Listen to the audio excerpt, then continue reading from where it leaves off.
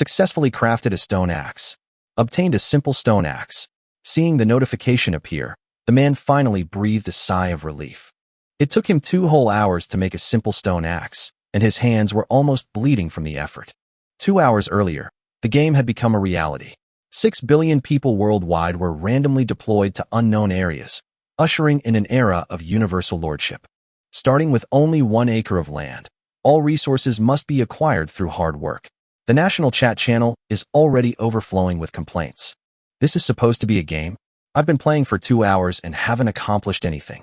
I was born in the desert, and I'm practically dried up from the sun. I'm in a poisonous miasma zone. It's full of toxic gas. My girlfriend was just swallowed by a sea monster. In comparison, the men were luckier. They had mountains, water, forests, and minerals. Just as he was feeling relieved, a notification suddenly popped into his mind. Intelligence system unlocked.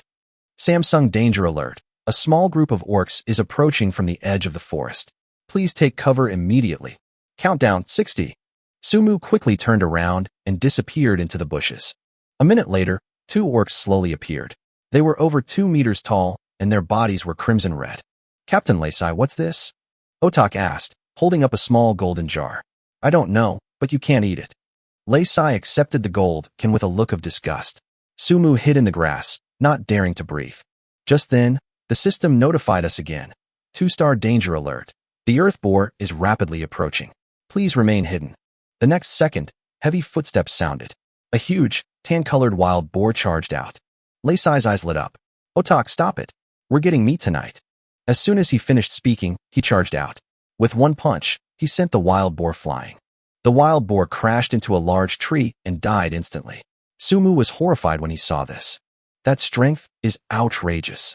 Let's go. A good haul today. Leisai laughed. Otak hoisted the wild boar, which weighed over 300 pounds, and followed him away. Only after the orcs had completely disappeared from sight did Sumu dare to crawl out of the grass. If it weren't for the intelligence system's prior warning, he probably would have already become the orc's dinner. Just then, he suddenly remembered the golden jar he had just thrown away. Soon, he found a golden light in the grass. Golden jar. Break it to randomly obtain gold coins. It turns out it's money. Sumu was somewhat disappointed. Now, gold coins were less useful than a tool. Immediately afterward, the system notification sounded again. Samsung Value Intelligence. The dark slave trader will appear on the eastern hillside in half an hour. If you have enough leverage, you can buy slaves from him. Note, dark slave traders are ruthless. Do not approach them without sufficient leverage. Sumu's eyes flickered. This was the 3rd intelligence alert already. Half an hour later, Sumu found the dark slave trader by the river. The other person was shrouded in a black robe and wore a black mask. Behind him was a huge unicorn chariot. As soon as Sumu approached, the dark slave trader Josena spoke coldly. Alien adventurer, if you want to trade, put up your bargaining chips. I don't have time for idle chatter. Sumu directly took out a gold coin. This was the one he obtained after breaking the orc's gold jar. There were 20 in total. Only with money did he dare to approach the slave traders. I want to buy slaves or tools. Upon seeing the gold coins, Jonathan's attitude changed visibly. He smiled and said, please sit down. Sumu didn't waste any words. Do you have tools like an axe, pickaxe, and knife? No tools. Jonathan shook his head. I'm a slave trader. I don't do that kind of small business. Sumu understood. Tools don't earn much, so this guy is too lazy to sell them. Then let's look at the slaves. Of course. Jonathan walked to the unicorn carriage and ripped off the black cloth. A huge iron cage was suddenly revealed. It was filled with all sorts of demi-human slaves. Ratmen, werewolves, minotaurs, vampires. Each of them wore a black collar around their neck. Jonathan pointed to the Ratman and introduced. These are Ratmen from the Angari forest. They are obedient and docile, and many male adventurers like them. As he spoke, he gave Sumu a meaningful smile. Sumu was speechless. He glanced around, his gaze finally settling on a catwoman. At least this one looked relatively normal. Jonathan immediately said, this catwoman used to be very wild, but I've tamed her, and now she's very obedient. Training. Sumu frowned. How much? 500 gold coins. Sumu turned to leave. Wait. Jonathan quickly stopped him. Others buy 500. You take it for 50 gold coins today. Sumu still didn't speak. Johnson gritted his teeth. 40 gold coins. I really can't go any lower. Sumu shook her head. I don't have that many gold coins on me. Do you have anything cheaper? Cheap ones. Jonathan thought for a moment and walked to a small cage next to him. When the black cloth was lifted, Su-mu was stunned. Inside was a fox spirit. She had pink fox ears, long, slightly curly hair, and an exaggeratedly beautiful figure. Even her tattered clothes couldn't hide her stunning curves, especially the large pink and white tail behind her. But her condition was clearly not right. She was huddled in a corner, her face pale, as if she had been seriously injured. Su-mu frowned. She has a problem. No problem. Jonathan waved his hand. She was disobedient a couple of days ago, so I used a little electric shock on her. Su-mu looked down. Sure enough, there were still burn marks on the fox woman's wrists and legs. Jonathan continued. The Red Fox clan has a strong regenerative ability, but she's disobedient, so I'm too lazy to keep her. 10 gold coins, you can take her with you. The fox woman was indeed beautiful, but he wasn't so easily blinded by her beauty. She looked like she could die at any moment. But Jonas only offered 10 gold coins. Even a fool could see the trap. Just as Su-mu was about to refuse, the intelligence system beeped again. 2-star value intelligence. The fox girl has been poisoned by the poisonous cloud mushroom. Remaining lifespan, 12 hours, 59 minutes, and 58 seconds. Intelligence hint. Cooling grass exists by the river 1 kilometer away. It can cure the fox girl's poison. Intelligence analysis. The fox girl has excellent combat abilities and high growth potential. It is recommended to purchase her. Upon seeing the prompt, Su-mu immediately changed his mind. Adventurer, what do you think? Jonathan asked again. Su-mu deliberately feigned hesitation. She's in terrible shape. I can't gamble. 5 gold coins, that's the lowest I can go. Jonathan was clearly getting impatient. Su-mu gritted his teeth. Fine, but you have to give me some tools. We need axes, pickaxes, and iron knives. Jonathan was secretly overjoyed. In his opinion, this fox spirit wouldn't survive the night. What's a few tools compared to that? Of course, no problem, esteemed guest. Soon, a series of notifications appeared. Obtained refined iron axe. Obtained refined iron pickaxe. Obtained refined iron knife. He obtained a torch. He obtained a firebox. He obtained a water bag. He then handed the 5 gold coins to Jonathan. Wake up. Stop playing dead. Jonathan splashed a bucket of cold water directly into the fox woman's face. The fox woman slowly opened her eyes. Her pale red eyes were filled with weakness. But when she saw Jonathan, her gaze instantly turned cold and hateful. You dare glare at me? Jonathan's face darkened, and he opened the iron cage, ready to attack. Mr. Jonathan. Su-mu's voice suddenly came from behind. She is my slave now. I can overlook the fact that you splashed water on her, but you want to hit her in front of me. Jonathan stopped abruptly. It's a misunderstanding, all a misunderstanding. He chuckled dryly and withdrew his fist. I just wanted to teach her manners. My slaves don't need your instruction. Su-mu walked directly to the iron cage and extended his hand to the fox woman. Come with me. The fox woman watched him silently. But the next second, her body went limp, and she fainted again. She's just too weak. Jonathan quickly explained. Su-mu bent down and carried the fox woman out. Her body was unbelievably light, clearly indicating that she had suffered long-term torture. Just before leaving, Su-mu suddenly turned back. Wait, she won't attack me, will she? Don't worry. Jonathan produced a parchment contract. The slave necklace around her neck contained a magic-resistant stone. Anyone who dared to disobey their master would surely die. This is a slave contract. It will officially take effect after the blood is dripped. Su-mu took the contract and glanced at him. Why didn't you give it to me willingly earlier? Jonathan's face stiffened. He'd forgotten. Su-mu was too lazy to expose him. In Jonathan's eyes, the fox woman was already dead, so whether or not he gave her a contract was irrelevant. After Su-mu left, Jonathan picked up the gold coin, took a bite, and sneered. 5 gold coins for a dying slave. What a fool. What a pity. This fox spirit could have sold for 50 gold coins. Territory member, +1. The notification appeared immediately upon returning to the territory. Su-mu breathed a sigh of relief. Finally, they had their first member. Even though he was a slave, at least it was the first step. He put the fox woman down and wiped the sweat from his brow. Carrying her all the way back had nearly exhausted him. Looking at the empty territory, Su-mu couldn't help but frown. Logically speaking, this kind of survival game should have things like crafting tables and crafting trees. Just then, the area chat channel suddenly became lively. Lord, Luo Tianchuan. Brothers, I've unlocked the item crafting tree. A screenshot is attached below. Torch crafting method. 3x wood, 3x gel. Lord, Guo Tianfei, there's a crafting tree? Why don't I have one? Lord Luo Wuxi. How did you unlock it? Luo Tianchuan spoke again quickly. I found a torch crafting scroll, and only after learning it did I unlock the crafting tree. Everyone suddenly realized. A scroll was needed to unlock it. Sumu quickly followed suit. Since there was a crafting tree, a crafting table, or something similar must also exist. It's just that no one has found it yet. The scroll's origin is most likely related to monsters, native inhabitants, or merchants. Just as everyone was discussing, a message suddenly popped up. Zhang Dahai, slave brothers, my territory's crystal was destroyed by skeleton monsters, leaving me a refugee. And now I've been captured by goblins and enslaved. The message immediately caused an uproar in the chat channel. Lord, Tianfei, everyone else is still a lord. How did you become a slave? Soon, Zhang Dahai sent another message. Slave, Zhang Dahai, I'm not talking anymore. The goblins attacked me again. I have to keep mining. Meanwhile, inside a stone quarry, Zhang Dahai was being brutally whipped by several female goblins. Get to work. If you can't, plenty of others will. Zhang Dahai was whipped until he grimaced, but he didn't dare to fight back at all. He could only desperately swing the hoe. He had witnessed those goblins kill people with his own eyes. He was already lucky to be alive. Sumu couldn't help but gasp. It turned out that after the territory crystal was destroyed, people would not only lose their lord status, but also become refugees. They might even be captured by the natives and enslaved.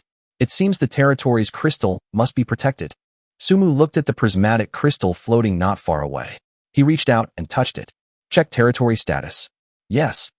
Unnamed territory. Level 0. Lord. Sumu. Lord's strength. 15.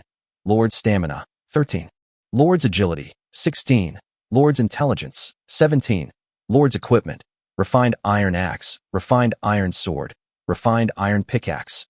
Sumu glanced at it, then quickly looked at the upgrade requirements. Territory upgrade requirements. 1. Have 10 territory residents, 1/10. 2. Craft a simple territory fence. 3. Reclaim wasteland and plant crops. 4. Build a small wooden house. Upon completion, the territory can be upgraded to level 1. Sumu frowned. These conditions were all very time-consuming. Ultimately, it came down to having too few people. Population is the true productive force. He casually covered the crystal in his territory with weeds and fallen leaves before turning back. But as soon as he returned, he discovered the fox woman had already woken up. Winstia huddled in the corner, watching him warily. Her eyes were full of suspicion and fear. Sumu said nothing, turned, and left. Winstia frowned slightly. She didn't understand what this human wanted to do. Normally, the first thing a master would do after buying a slave was to establish their authority. She had seen too much beatings, torture, and humiliation. Yet Sumu had done nothing. Just as she was wondering what was going on, Sumu returned. In his hand, he held a water bag full of water. Have some. Your lips are cracked. Winstia instinctively stepped back, not daring to take it. For more than 30 days, she hadn't had a full meal, let alone drunk clean water. Yet she still couldn't believe in humans. In her eyes, human kindness is often more dangerous than malice. Because all gentleness eventually turns into control. Sumu noticed her resistance and simply sighed. It seems you still don't trust me. He placed the water bag aside. You drink it yourself. I have other things to do. I'll be back before sunset. With that, Sumu turned and left. Not long ago, the intelligence system gave him a new hint. 2-star value intelligence. A random airdrop will appear 1 kilometer southeast of the territory in half an hour. Note, the airdrop will disappear automatically after 15 minutes and may attract monsters to fight over it.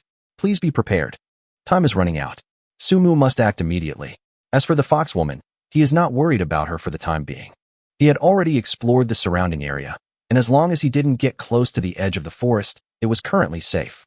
Only after Sumu's figure had completely disappeared did Winstia slowly lower her head and look at the water bag on the ground.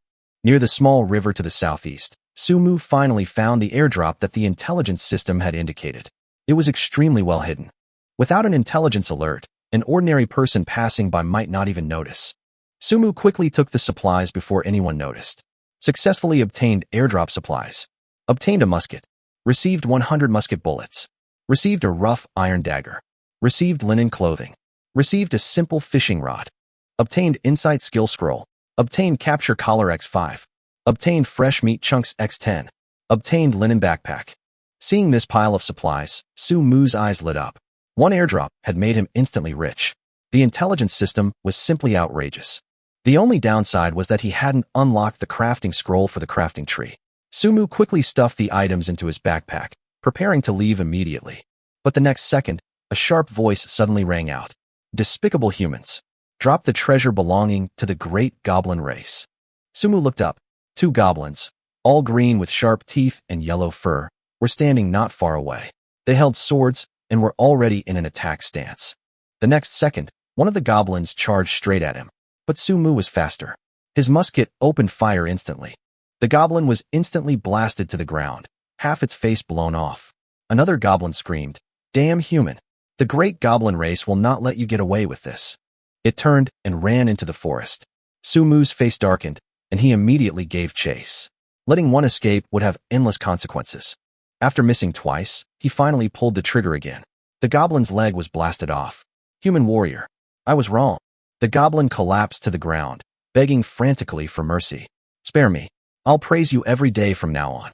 Sumu fired another shot, headshotting the second goblin. The surroundings finally quieted down. Sumu gripped the musket and slowly slumped to the ground. He was covered in cold sweat. He had only ever been an ordinary college student and had never killed anyone. After a while, Sumu slowly recovered. Then, he began to loot the corpse. Obtained a rough iron knife. Obtained 5 copper coins. I've obtained a wooden fence crafting scroll. A scroll. Sumu's eyes lit up instantly. He immediately chose to learn it. Successfully learned how to make wooden fences. Unlocked the item crafting tree. Sumu immediately opened the crafting tree. Wooden fence. Wood X20, fiber X10, requires a workbench to craft. There's a whole bunch of question marks below. It was clear that more scrolls were needed to unlock it. However, Sumu was already quite satisfied. He then ran back to the other goblin corpse. Received 1 silver coin. Received a rough iron sword. Received a map of the goblin cave. Sumu opened the map and took a look. The cave structure and route were clearly marked on it, and it seemed to be quite large. However, he didn't know the cave's location yet, so he had to put it away for now. Then, he took out a skill scroll. Insight skill scroll allows you to identify item information after use. Good stuff. Sumu didn't hesitate and immediately started learning it. Then, he checked the equipment he had just acquired. Linen backpack, has 5x5x5 storage space. Capture collar, can tame low-level life forms. Sumu became increasingly satisfied as he looked at it. And after putting the copper coins, silver coins, and gold coins together, he finally understood the exchange rate. 1 gold coin equals 100 silver coins equals 10,000 copper coins. Thinking about how he had spent 5 gold coins to buy the fox girl, Sumu's lips twitched. 50,000 copper coins. No wonder Jonathan was smiling so happily. Before leaving, Sumu dragged the goblin corpse into the bushes. The forest was teeming with wild animals, and the carcass would soon be devoured. After dealing with everything, he returned to his territory. The sun gradually set. The foxwoman Vinstia slowly awoke. Her lips were chapped, and her body was so weak that she seemed about to collapse at any moment. She knew she was dying. The poison had completely ravaged her body. She thought of her homeland, the Andes Mountains. Her people and her beloved younger sister lived there. Now, she could no longer protect her sister. Thinking of this, Winstia finally couldn't hold back her tears, which streamed down her cheeks. Just then, a rustling sound suddenly came from the quiet woods, accompanied by a low moan.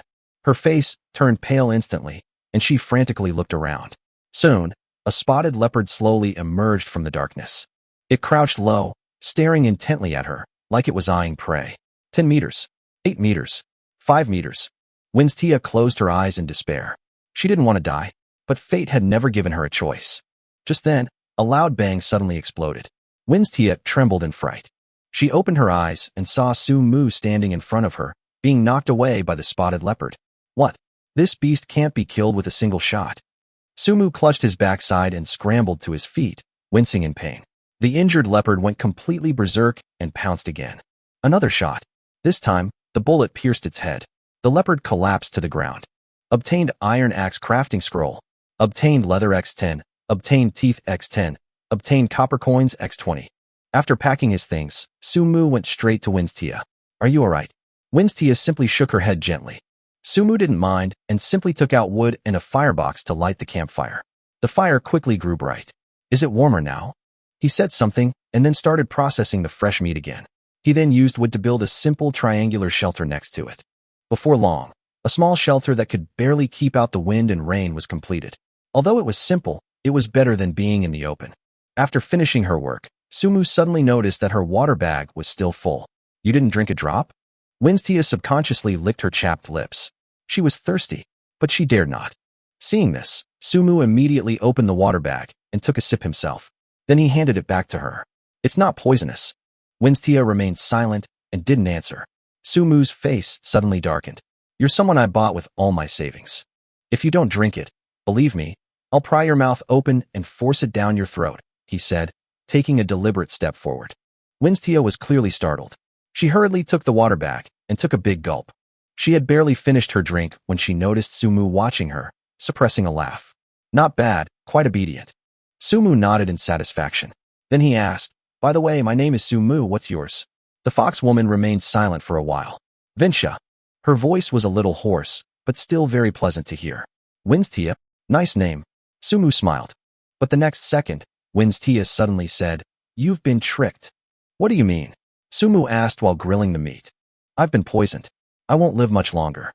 She gently bit her lip. The money you spent might be wasted. You should send me back to the slave traders. Sumu glanced at her. Even in this state, she was still thinking about preventing him from losing money. This vixen, she wasn't entirely bad at heart. Aren't you afraid of going back and getting beaten up again? I'm afraid, Winstia answered softly. But I'm going to die sooner or later anyway. She'd long since given up hope. Sumu didn't say anything more, but handed her the grilled meat. Eat up. Didn't you ask me to take you home? Consider this your last meal. Eat more. Winstia hesitated for a moment, but ultimately took the grilled meat and began to eat heartily. She hadn't had a full meal in far too long. Meanwhile, Sumu also casually opened the regional chat channel. Lord Luo Tianchuan. It's tough. I only managed to sharpen one stone axe in a whole day, and I don't even have a place to sleep at night. Lord Qin Sheng, you've done well. I'm still looking for wild fruit to eat. Lord, I built a makeshift shelter, barely enough to spend the night. The chat channel was full of complaints. Clearly, most people's progress was slow. Sumu was just about to close the chat channel when a different message popped up. Lord Guotianfei, you guys are so bad. A whole day has passed, and this is all the progress. Lord Luo Tianchuan, what are you pretending for? Show us your progress if you dare. But the next second, Guotianfei immediately sent out 3 screenshots. Inferior iron sword, rough iron spear, inferior iron axe. The chat channel fell silent. Lord Guotianfei, why aren't you saying anything? In the woods, Guotianfei picked at his toes, feeling incredibly smug. He actually found these iron tools by luck. Lord Luo Tianchuan, they were just found, weren't they? But just then, 3 new screenshots suddenly appeared. Refined iron axe, doubles work efficiency. Refined iron pickaxe, doubles work efficiency. Refined iron knife, a durable and sharp weapon for self-defense. In an instant, the entire chat channel exploded. Guotianfei's few pieces of junk metal were completely ignored. After all, one is of inferior quality, and the other is of high quality. They are not in the same league at all. Lord Luo Tianchuan, holy crap. Refined iron tools. Lord Muyi, we're still in the Stone Age, and you're already in the Iron Age. Inside the treehouse, a stunningly beautiful girl was gently pursing her lips. Her name was Luo Wuxi. After hesitating for a moment, she sent a message. Lord Luo Wuxi, how did you obtain these items? Unfortunately, her message was quickly scrolled down. She sent it again. Still no response. Sumu didn't appear again from beginning to end. Luo Wuxi clicked on Sumu's name with some disappointment. Meanwhile, Sumu, who had truly ignited the chat channel, was leisurely watching the show while eating meat. His posting of the screenshot was intentional. On one hand, they couldn't stand Guotianfei's boasting. On the other hand, it was also a way to establish their authority in advance. Most of the people in the regional chat were likely from the nearby area. They'll either be competitors or potential allies in the future. Demonstrating strength in advance can only be beneficial. What if someone actually decides to ally with us later? Zhang Zi, Lord Brother Sumu is so amazing. It's so hard for a girl like me to survive alone. Can you protect me? A selfie was attached. As soon as the photo was posted, the chat channel erupted in an uproar. Many male lords stared wide-eyed. Sumu glanced at them casually. They were indeed quite good-looking. But compared to Winstia beside him, he was still far inferior. He simply ignored her. But following Zhang Zi's lead, more and more female lords began posting photos. They all wanted to contact Sumu and seek cooperation. This scene directly provoked many male lords. Iron axes, iron pickaxes, iron swords. These had become the basis for choosing a spouse. Many male lords were instantly filled with fighting spirit, vowing to acquire ironware by tomorrow. Meanwhile, inside the treehouse, Luo Wuxi gently bit her lip. So many girls, and he didn't reply to a single one. She read the chat history over and over again. Sumu seemed to have appeared suddenly, and then disappeared just as suddenly. At that moment, Sumu was staring at Winstia in utter astonishment. You ate all 8 pieces of meat. He grilled 10 pieces of meat, ate 2 himself, and after watching the chat channel for a while, the rest went into Winstia's stomach. At this moment, Winstia blushed slightly and said in a low voice, "You said this was the last meal, so I accidentally ate too much." Sumu wasn't angry. She just smiled. No need for an apology. I was just thinking about something. What's the problem? Winstia asked softly. Sumu teased. With your appetite, how am I going to afford to feed you in the future? Winstia paused, then her expression fell again. I'm full. Take me back to the slave trader. He might not honor his promise any later. Who said I was going to take you home? Sumu shook her head. I was just teasing you. If I hadn't said that, would you have been able to eat so much in peace? Winstia looked up at him, her eyes trembling slightly. But I'm dying. My only value is that I can go back. Sumu stated directly. The dark slave traders left this forest long ago. Winstia fell silent. The next second, Sumu handed her a fragrant herb. These are the herbs I picked this afternoon. I almost got killed by a goblin squad because of them, but they can cure your poison, so it was worth it. Winstia stared at him, stunned. Thank you. Are you all right? Sumu patted his chest. How could someone as skilled as me get hurt? Eating it is the best way to thank me. Winstia took the herb and ate it without hesitation. The herbs tasted slightly sweet, but soon, she felt a sharp pain in her abdomen and collapsed to the ground. What happened? Sumu's expression changed, and he quickly supported her. The next moment, Winstia suddenly spat out a mouthful of black blood. The blood was foul-smelling and black, a horrifying sight.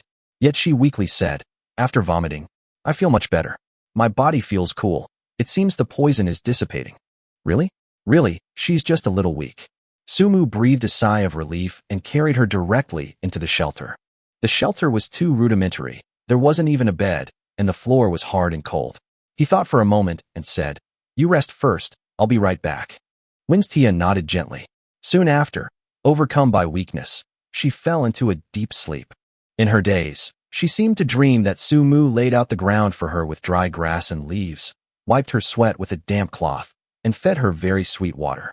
The next day, just as dawn broke and Sumu was about to go out to find something to eat, the intelligence system suddenly beeped. 1-star intelligence. 3 slimes are approaching your territory. They seem very interested in this place. Sumu was taken aback. A slime? Before he could figure it out, the system gave him another notification. 2-star danger alert. The scent of honey has attracted 2 injured roaring bears, and they are approaching your territory. Warning, roaring bear will arrive in 2 minutes. Please prepare for battle. Sumu's expression changed.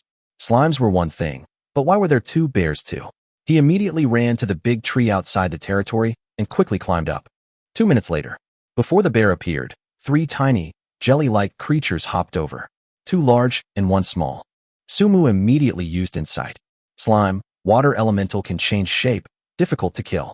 Gentle nature, suitable for territory work. Sumu was stunned. This little thing could actually work. Could slimes be considered residents of a territory?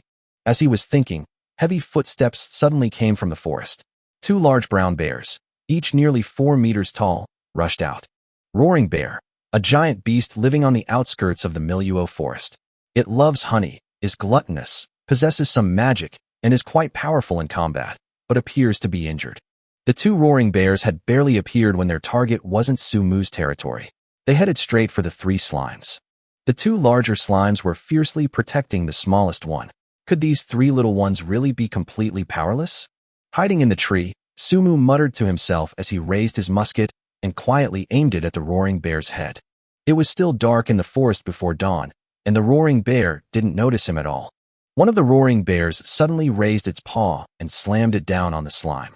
In that instant, Sumu decisively pulled the trigger. Gunshots rang out instantly.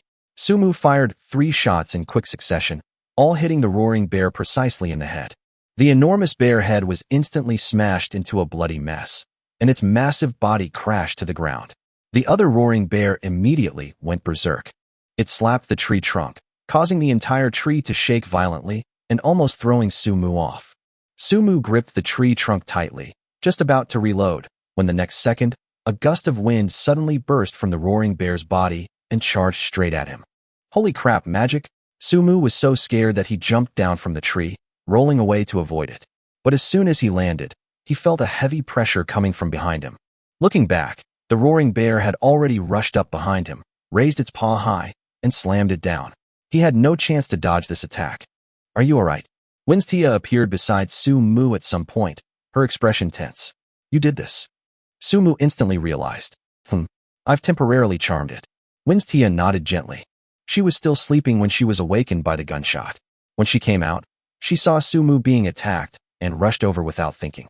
Keep me under control a little longer. I'll have a big use for me. Sumu immediately pulled out the capture collar. I'll try my best. Winstia bit her lip, a red glint flashing in her pink eyes. Capture failed. No way. Sumu's lips twitched, and he quickly added another message. The next second, capture successful. Gained the roaring bear's obedience. Seeing the collar appear around the roaring bear's neck, Sumu finally breathed a sigh of relief. It was all right. When he turned around, he noticed that Winstia's forehead was covered in a fine layer of sweat. Clearly, controlling it just now had taken a toll on her. Thank goodness for you. Otherwise it would have been really difficult to tame it. Sumu smiled. The fox woman's role has finally come into play. Winstia gave a soft but her expression was somewhat complicated. She could feel that the toxins in her body had truly been cleared. She had survived, and the human in front of her hadn't lied to her after all. Obtained 10 leather. Obtained 10 teeth. Obtained a crafting scroll for a standard workbench. Upon seeing the notification, Sumu's eyes lit up instantly. Finally, without hesitation, he immediately began studying it. Standard workbench can be used to craft various basic items. Crafting materials, 50 wood, 10 iron, or 20 leather. Just then, 3 slimes hopped and skipped to his feet, making woof woof woof noises. Although he couldn't understand their words, they were clearly thanking him. Sumu had originally intended to capture a slime to take back to his territory for research, but as soon as he took out the capture collar, he saw the message, cannot be used on advanced life forms. Sumu was stunned. This round, jelly-like little thing was actually a high-level life form?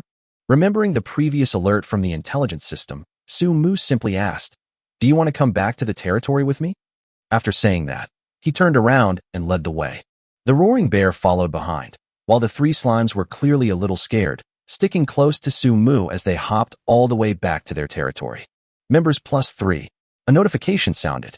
Sumu immediately checked the territory crystal. Absorbed 10 lives to become territory residents, currently 4 out of 10. Seeing this, he finally understood. Slimes are a true intelligent race, while the howling bear is merely a tamed creature. Who would have thought that my first residents weren't human? How are they feeling? He asked, looking at Winstia as he brewed honey water. Much better, but still a little weak. Winstia looked at the honey in his hand, then at the hay in the shelter. So last night's events weren't a dream. Here, sweet things help restore energy quickly. Thank you. Ventilla took a small sip. Just then, a small blue thing hopped to Sumu's side. It was the smallest slime. The little guy stared longingly at the honey water, his mouth practically watering. Want some too? Wow. Sumu smiled and fed it a little. The next second, the little slime's eyes narrowed into slits, and it jumped around happily. Seeing that it liked it, Sumu simply made another batch. After 2 bowls of honey water, the little guy became completely attached to Sumu, constantly circling around him and making wah-wah-wah noises. Samsung Value Intelligence. Blessed by the river spirit, fishing by the river within the next 2 hours will offer a chance for unexpected gains. Just after finishing breakfast, the intelligence system beeped again. Fishing? Sumu suddenly remembered that he seemed to have gotten a simple fishing rod when he picked up the airdrop yesterday. Winstia, you stay here and rest. I'm going out for a bit. Okay. Sumu left the roaring bear in the territory to guard the house, and took his fishing rod to the riverbank. The wait for the bait to bite was so boring that he simply opened the national chat channel. Upon entering, they found the place in complete chaos. It turned out that the territory of a Dragon Kingdom lord had been conquered by 2 foreign lords who had joined forces. The chat instantly erupted in debate. Some people wondered if they had misread the game and mistook a local for a foreign player. Some people don't understand why lords from different countries would appear on the same continent. But as more and more people came forward to confirm it, everyone finally realized one thing. This world is a true global war of attrition. Is the competition this fierce? Are there foreign lord players around me? Sumu murmured softly. However, he could understand. After all, how could a lord worth 6 billion not be ruthless? By the way, what happened to the river god's blessing? Why is it that half an hour has passed and nothing has taken the bait yet? Am I fishing wrong? Just as Sumu was pondering this, a response came. 1 silverfish caught. Before he could even check the item information for the silver scale fish, the fishing rod he had just cast reacted again. A giant's thigh bone has been caught. They come and go, one after another. A giant salamander caught. A tattered sheepskin map caught. A fish caught an iron hoe. A fish caught a wooden box to make a scroll. As the 2 hours drew to a close, Sumu finally got one last bite. A silver treasure chest caught. He reeled in the line. Suppressing his excitement, Sumu first checked his gains. Silver-scaled fish, a type of fish with silvery scales. It is filling and has a delicious flavor. Chinese giant salamander. Keeping them in water can purify the water, making it clean and sweet, but it seems there's more to it than meets the eye. Looking at the giant salamander in front of him, Sumu frowned. This giant salamander was different from the kind in his real world that could cry like a baby. They were completely different species. Its scales are golden red, its head is round, and its eyes are big, making it look quite like a goldfish. However, at this moment, the salamander was lying in his hand, its big eyes staring at him without blinking, looking very human.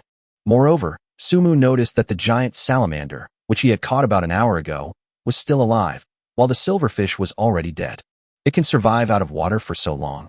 This giant salamander seems quite extraordinary. Sumu decided to keep it as a pet for now. Giant's thigh bone, the leg bone of a dead giant, somehow ended up in the river. It's very hard and might be suitable as a weapon. Looking at the thigh bone, which was almost a meter long, Sumu was slightly shocked, but it seemed that this thing could only be used as a weapon. He happened to lack something like an iron bar for self-defense, so he just grabbed a thigh bone frame, which looked rather odd. Holding the tattered sheepskin map in his hand, Sumu felt a surge of excitement. This must be the most valuable thing he had ever seen. In a time when no one can tell east from west, maps are incredibly useful. Most importantly, this damaged map is a map of their entire area. Sumu knew it when he saw the words Miluo Forest on the map. Then, he placed his hand on the gleaming silver treasure chest. No one can resist the temptation of opening a blind box. Gained 566 silver coins. Gained linking word. Gained charm potion. Gained lord talent. Pride of the leader. Obtained the complete crafting scroll for the exquisite wooden house. Obtained the crafting scroll for the repair table. Obtained furnace crafting scroll. Obtained campfire crafting scroll. Sumu quickly checked them. Link password. Allows you to designate a race, forging a close bond with them, enabling communication, and increasing racial affinity. Charm potion. Greatly increases your charm. Random 320. Lord's talent. Pride of a leader. You possess an innate leader's aura, and regardless of race, anyone can become a member of your territory. And you can easily discern their potential talents, allowing you to better motivate them. Pride's passive. Under your leadership, the combat power of all members within the territory increases by 10%. Note, you can only have 3 Lord talents at a time, and you cannot give them up. Choose carefully. Lord talents. Oh, get rich. Sumu felt a surge of excitement. Without hesitation, he chose to use it. Gained Lord talent. Leader's pride. Successfully used the charm potion. Gained a random charm boost of 18 points. The maximum is 20 points, and he got 18, so his luck wasn't too bad. After checking what he had gained, Sumu filled the silver box with water, kept the salamander inside, and then headed towards his territory. 2 hours had passed since he came out, and he was still quite worried about the safety of the territory. Before even reaching the territory, Sumu could see a large slime chopping down trees with a crackling sound. It conjured a large hand holding an axe, its movements swift and decisive. 2 other slimes, one large and one small, are working together to move the wood. Aren't these 3 slimes the 3 little ones who just joined his territory this morning? Wait, what's with that pile of wood? Looking at the pile of timber, 3 or 4 stories high, that had suddenly appeared out of nowhere on the open ground of their territory, they wondered if the slimes had worked tirelessly for 2 hours to create this. Sumu's gaze towards the slimes changed. Could it be that the slime race possesses innate divine bodies, the chosen working class?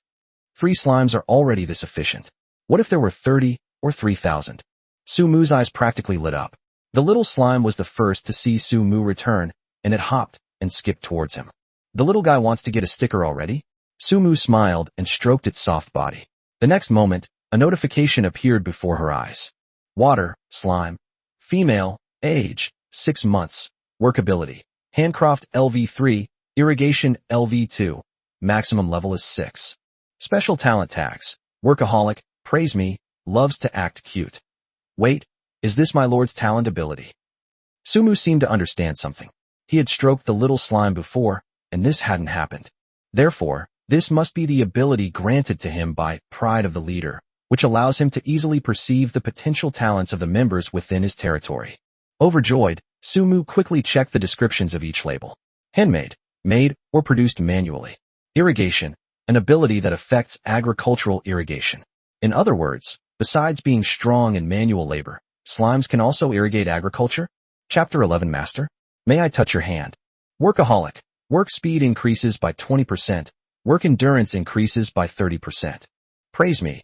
Your abilities will slightly improve after being praised. Adorable. The cute slime always easily receives special treatment. Upon seeing these tags, Su Mu's eyes lit up. Especially the combination of workaholic and praise me. It was practically a born workaholic. No wonder that little slime worked like a maniac whenever it was praised. Did you bring those timbers back? Su Mu rubbed the little slime's soft head, and the little guy immediately bounced twice with a duong duong, his big eyes full of anticipation. Su Mu took the opportunity to praise him. Well done, really great. I'll reward you with honey water later. Upon hearing this, the little slime was overjoyed. It spun around twice on the spot, then happily ran off to continue working, seemingly even more diligently than before. Su Mu was quite satisfied. This little guy was incredibly useful. Just then, a system notification suddenly sounded. Territory members increased by 2. Su Mu was stunned for a moment. He had just returned to his territory, so how come there were suddenly 2 more members? He quickly realized that the effect of Pride of the Leader was that any race could become a member of the territory, which meant that the roaring bear had already been counted. But who was the other one? Su Mu looked down at the silver box in his arms. The salamander was inside, wagging its tail and staring blankly at him. Seeing this, he couldn't help but twitch his lips. You don't count me too, do you? To confirm his guess, he immediately went into the shelter to check the territory crystal. But before he could go in, Winstia had already come out, her face slightly flushed, and she lowered her head. Master, welcome back. Her voice was very soft, and she was clearly extremely nervous. Su Mu paused for a moment, then smiled and said, Actually, you don't need to call me that.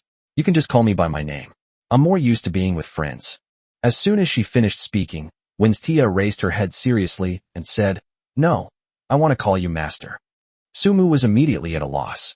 This little fox looks gentle and weak, but it turns out to be quite stubborn. Okay, whatever you like. After he finished speaking, he walked to the territory crystal to check the information. The current number of members had increased to 6. Vinstion, 3 slimes, a roaring bear, and a salamander. The number matched exactly. Su Mu casually checked the information about the giant salamander. Chinese giant salamander. Female. Age. 999 years, 10 months, 1 day. Workability. Irrigation LV2. Special talent. Purification, unique. Upon seeing the age field, Su Mu was stunned. 999 years old. He looked down at the tiny creature in the box. It didn't look like it had lived for nearly 1,000 years. At that moment, he realized that this giant salamander was probably no ordinary creature. Purification. When living in water, it can continuously purify the water source, and the purified water can restore energy. Su Mu stared at the introduction for a long time, and the more he read, the more outrageous it seemed. He might really have to dig an artificial lake for this little guy in his territory someday. Winstia, I am here, Master. You can take care of this giant salamander for now. Yes, I will take good care of it. Winstia carefully took the box, but the next second, Su Mu suddenly spoke up. By the way, give me your hand. She froze instantly. Winstia's mind went blank, and her face visibly flushed red. She had heard before that some humans bought demi-human slaves to satisfy their special needs. Could it be? Master, I'm not ready yet. She lowered her head and whispered something. Su Mu was completely confused. Do I need to prepare just to shake hands? As he spoke, he reached out and took Winstia's small hand. Huh? Just a handshake. What else? Winstia blushed furiously wishing she could disappear into the ground. It turned out she had misunderstood. Sumu didn't notice her reaction at all. His attention was entirely focused on Winstia's status bar. Red Fox daughter, Winstia female. Age, 17 years, 10 months, and 21 days. Job suitability, crafting LV2, planting LV2, logging LV1, mining LV1. Special talent, there's no escape, the alluring body. Chapter 12 Connect with the slime. Let's go mining. Sumu frowned as she looked at the 2 rows of question marks following the label. This was the first time he'd encountered such a situation. He studied it for a long time, but still couldn't understand it, so he simply gave up trying to figure it out. Then, he checked Winstia's talent tags. There's no escaping it. The Red Fox clan's charm success rate has increased by 30%. Sumu then realized why Winstia had been able to control the roaring bear so easily. It turned out she had a built-in charm effect. Alluring physique. As one ages, their attractiveness to the opposite sex gradually increases, and the success rate of their charm skills increases by 20%. How high is the success rate of your Red Fox clan's charm? Sumu asked. Winstia blushed slightly and answered softly. Actually, it's not high. If the strength is similar, it's only about 10%. If the opponent is weaker than me, it will be a little higher. Sumu nodded, finally understanding. Then he checked the tags of the other 2 slimes, and burst out laughing. Almost all 3 slimes had the workaholic tag, with the male slime responsible for chopping down trees having an even more extreme tag. Office workers. Eat less, do more, work stamina increased by 40%, work initiative increased by 30%. Sumu couldn't help but sigh. This isn't a slime, it's clearly a born workhorse. When he looked at Roaring Bear's side, his face immediately darkened. Lazy and gluttonous, a master of slacking off, clumsy, physically weak. Compared to slimes, they're worlds apart. At noon, Sumu successfully learned how to make scrolls over a campfire. From now on, as long as the campfire is lit and wood is continuously added, the fire will burn continuously, which is indeed much more convenient. Winstia sat opposite him, taking small bites of grilled fish, her nose twitching slightly. Does it smell good? Sumu asked with a smile. Winstia nodded slightly, looking rather adorable, completely unlike the hot fox woman she usually was. I'm going mining this afternoon. Is there anything you'd like to eat? Either is fine. Winstia answered obediently. Just then, the little slime suddenly hopped over, clutching a water bag and making incessant woof woof woof noises. Sumu then realized that slimes didn't need to eat meat or vegetables at all. They could replenish their energy simply by drinking water. After working hard for 20 hours, a sip of water from the river is all it takes to recover. Who wouldn't like an employee like that? Thinking of this, Sumu suddenly remembered the connection code in the silver treasure chest. Since that's the case, why not just establish communication directly with the slime? 1 minute later. Little one, you mean you don't need honey water anymore, right? Sumu asked tentatively. Yes, sir. The little slime finally stopped making woo-wah sounds and instead spoke in a soft, sweet little girl's voice. Sumu immediately perked up and began to inquire about the situation. Are those 2 outside your parents? Yes, sir. Are there any other slimes in that forest? After chatting, Sumu learned that slimes mainly live in family units and rarely contact each other. So, although the little slime family knew that there were other members of their kind in the forest, they had no idea where they were. However, he did receive an important message. Slimes and goblins are mortal enemies. If he could wipe out the goblin tribe, he could establish prestige among the slimes, and perhaps more slimes would volunteer to join him. Master, can you really understand what they're saying? Winstia asked, her face full of surprise. Certainly. Sumu smiled. Or was I just talking to myself? Winstia looked at him with even more admiration, and Sumu couldn't help but feel a little smug. In the afternoon, Sumu officially went out. His most important goal now is mining. Once the workbench is finished, the upgrade of the wooden house will not be far off, and then the territory will be officially upgraded to level 1. But after he finished looking at the map, he couldn't help but twitch his lips. The nearest mine shaft is a full 5 kilometers long. Along the way, the intelligence system triggered 3 consecutive danger warnings. Fortunately, Sumu was cautious enough to avoid them all in advance. After all, musket ammunition was scarce, and the most important thing now was to develop his character. There was no need to waste it on meaningless battles. The system notification sounded again when they arrived at the mine entrance. Samsung Danger Alert. 4 goblins are mining 10 meters down in the mine. Sumu paused, then immediately pressed himself against the wall and slowly moved deeper inside. The entire mine was eerily quiet. He didn't even dare to light a torch. Chapter 13 Murder and Robbery. Old 6 attributes are at their peak. Inside the mine, four goblins were wielding pickaxes and chatting idly. They talked about human slaves and women, becoming more and more excited as they spoke, even fantasizing about recreating the former glory of the goblin city-state. Sumu hid in the shadows of the mine and heard their words clearly. He had initially had some reservations about the sneak attack, but now, those concerns had completely disappeared. It's best if this kind of thing dies. However, he didn't act immediately. Instead, he quietly withdrew from the mine and began setting traps near the entrance. He made use of vines, weeds, and the terrain, spending a full 4 hours setting them up. The sounds from the mine gradually subsided by evening. It's getting dark, let's get ready to go back. Goblin B put away its pickaxe and led the other 3 towards the cave entrance. But as they approached the exit, it suddenly frowned. Wait, were those grasses by the entrance there before? Is there? Who cares? Can it block the way? Goblin C walked out impatiently. The next second, screams rang out. The 2 goblins had barely stepped out of the cave when they were suddenly hoisted into the air by hidden vines, struggling frantically. The remaining 2 goblins panicked, and Goblin B immediately drew his longbow. Enemy in sight. Prepare. Before it could finish speaking, a gunshot suddenly rang out in the darkness. Bang! Hidden in the shadows, Sumu decisively pulled the trigger, scoring a headshot. The remaining goblins were thrown into complete chaos, but with the traps and terrain restricting their movement, they had no chance to fight back. 2 minutes later, the battle ended. 4 corpses lay neatly at the mine entrance, while Sumu squatted beside them, skillfully looting the spoils. Oil obtained, 698. Obtained a fine longbow. Received 223 arrows. Or specific pouch obtained. Obtained cloth crafting scroll. Although the items were varied, what truly made Sumu's eyes light up were the more than 600 pieces of iron ore. For goblins worked hard for 4 hours, and now it's all gone to him. Comfortable. Sumu could barely suppress the smile on her face. He was especially pleasantly surprised by the ore capsule. Or specific clamp. Holds 1,000 iron ore blocks, regardless of weight. No wonder those goblins could run around carrying so much, or they must have some good stuff.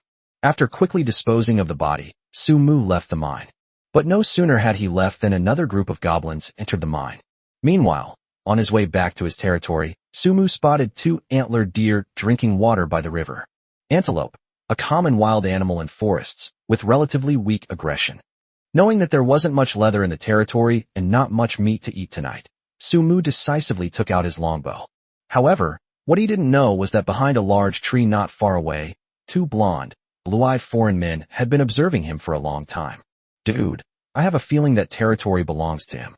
Shrek said in a low voice. Cook nodded, not in a hurry to act. Observe first, this guy doesn't seem like an ordinary person.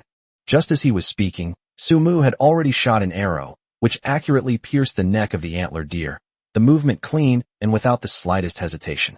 Seeing this, Cook's expression became noticeably more serious. For hours earlier, while searching for resources along the river, they stumbled upon Sumu's territory. Not only is it close to a water source, but it also has abundant trees and fiber resources. More importantly, there are 3 strange, jelly-like creatures in the territory helping with the work. Then they discovered Windstia and Roaring Bear. But the true owner of the territory has never shown up. So the 2 did not act rashly, but instead hid in the shadows and waited. Now, they have finally met Sumu. Chapter 14 Your deeds have spread throughout the slime community. Obtained 2 antlers. Received 15 pieces of venison. Obtained deer, antler velvet. Received 2 copper coins. Received 10 leather. After collecting his spoils, Sumu casually tossed the deer carcass to the edge of the forest. In his view, this was just a normal procedure, the same way he dealt with the roaring bear's carcass before, and there was no problem at all. Shrek, who was secretly observing, saw through their defenses immediately. Fuck, has this guy gone mad? They just threw away all that meat? Shrek was so angry he gritted his teeth. Cook, however, remained much calmer. He did nothing wrong. In this kind of weather, meat won't last long at all, and forcibly storing it might attract dangerous wild animals. This lord is not simple. He is very cautious in his actions. Shrek was displeased, but he still nodded. If it were our territory, we certainly wouldn't waste it. We now have 20 members. He was clearly quite pleased with himself when he said this. Cook waved his hand. Let's go back first. The territory will be upgraded to level 1 soon. As for that guy, Cook's eyes were slightly cold. He'll only live one more day. On the other side, Sumu had successfully created the workbench. Workbench successfully built. Learn how to make an exquisite wooden house scroll. Unlock the crafting of wooden flooring. Unlock wooden wall crafting. The materials needed for a log cabin are very simple, basically all wood. What Sumu has in abundance right now is timber. To his even greater surprise, the workbench could not only be used by himself, but also by Vinchin and the slime. Especially slimes. Their crafting LV3 efficiency is even higher than that of Vinchin. After arranging everyone's work, Sumu dismantled the makeshift shelter and officially began building the wooden house. The whole process is similar to a game. If there are enough materials, theoretically the entire territory could even be built into wooden houses. However, Sumu did not act recklessly. We'll need to upgrade our farming later, so we need to reserve some space. The wooden house is enough for now. Finally, before sunset, successfully built the cabin, fulfilling the territory upgrade requirements. An exquisite wooden house has been officially completed. Although it wasn't very big, it had almost everything you'd expect, and there were even candlesticks on the walls. At least I won't have to fumble in the dark at night anymore. In addition, Sumu specially partitioned off 2 rooms. One for the slime family of 3. Another. Unimportant. The campfire was lit, and dinner officially began. Just then, the intelligence system suddenly issued a notification. 2-star value intelligence. Your feat of slaying goblins for 2 consecutive days has spread throughout the slime community, significantly increasing the territory's attractiveness. Sumu was stunned for a moment. Slimes can actually send messages to each other? Just then, he suddenly noticed that Winstia had been secretly watching him, looking like she wanted to say something but couldn't. Is there something you want to say? Sumu took the initiative to ask. Winstia hesitated for a moment before speaking softly. Master, I want to go to the river to bathe. I sweated a lot today, and my clothes are all dirty. Sumu then realized what was happening. My bad, I was so busy I forgot. As he spoke, he pulled a linen garment from his backpack and handed it to him. Wear this for now, and I'll find you a new one later. Winstia took the clothes, clearly much happier. Thank you, master. While grilling the meat, Sumu casually glanced at the regional chat channel. Nothing major happened today. Most people are still struggling to survive. However, quite a few girls in the channel were still calling his name, hoping that Sumu could help them. Unfortunately, Sumu had no interest at all. He didn't want to be someone else's tool for no reason. After dinner, Sumu continued working on the territory fence. At that moment, Winstia came over with a torch. Master, I'm going to take a bath. Now she's getting more and more comfortable calling him master. Moreover, Sumu noticed that she was much more cheerful than when she first arrived, and was becoming more and more like a 17-year-old girl. Go. Remember to call me if you're in danger. Uh-huh. After Winstia left, Sumu continued to work diligently, until the last section of guardrail was installed. Achieve territory upgrade objective. Craft a simple territory fence. Looking at the enclosed territory, Sumu finally revealed a satisfied smile. Start from scratch and build your territory little by little. This feeling is really great. You've worked hard, get some rest early tonight. Sumu patted the little slime's head and then smiled at the slime couple. Chapter 15. 6 more members. I'm really just here to find treasure. The 3 slimes had indeed helped Sumu a lot today. From chopping trees and gathering fibers to crafting the workbench, they were involved in almost the entire process, working tirelessly without complaint. Sumu was increasingly satisfied, and a thought even popped into his head. What kind of people would the territory need in the future? Wouldn't slimes be just as good? You should rest early too, adults. The little slime was quite tired and nuzzled Sumu's hand before following its parents back to their room.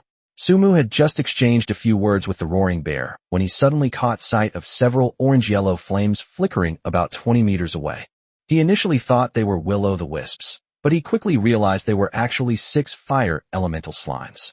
Fire elemental slime can change shape, split, and fuse, is hard to kill, has a fiery temper, loves fighting, and can also participate in work.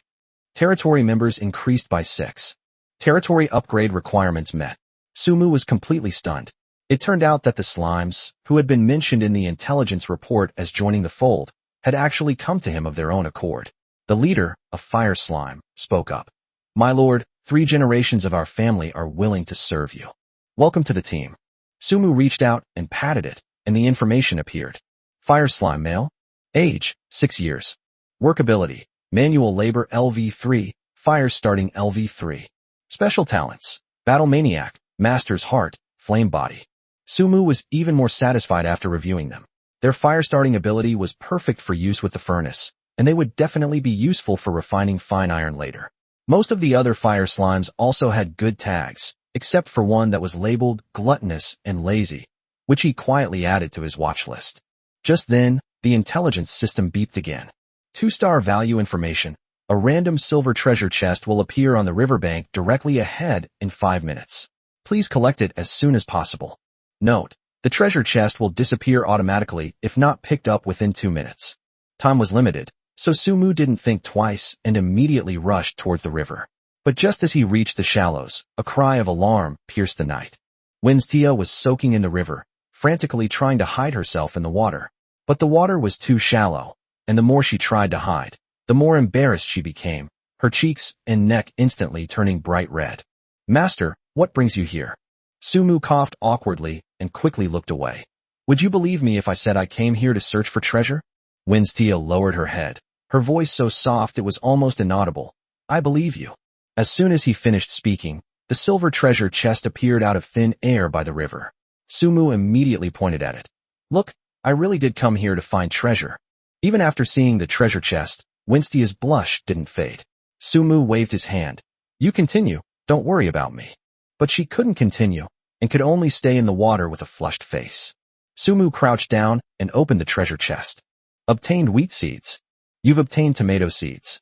Received 888 gold coins. Obtained ranch construction scroll. Obtained 10 capture collars. Acquired 10 slave collars. Received 100 musket bullets. The items weren't many, but they were all what he needed right now, especially the wheat and tomato seeds, which solved the problem of planting in his territory. Just then, Winstia's shy voice came from behind. Master, I'm ready. Are you going back? Sumu turned around and was slightly taken aback. After taking a bath, Winstia stood by the river, her wet hair clinging to her face, her linen clothes soft from the steam, and her exposed arms fair and slender. She looked even more stunning than usual. He coughed lightly and looked away. You go back first, I'll take a shower too. Okay, alright. Winstia noticed his gaze, blushed even more, and hurriedly turned and left. Sumu took a cold bath in the river to suppress those inappropriate thoughts. But as soon as he returned to the cabin, the fire that had just been extinguished suddenly reignited as if blown by the wind.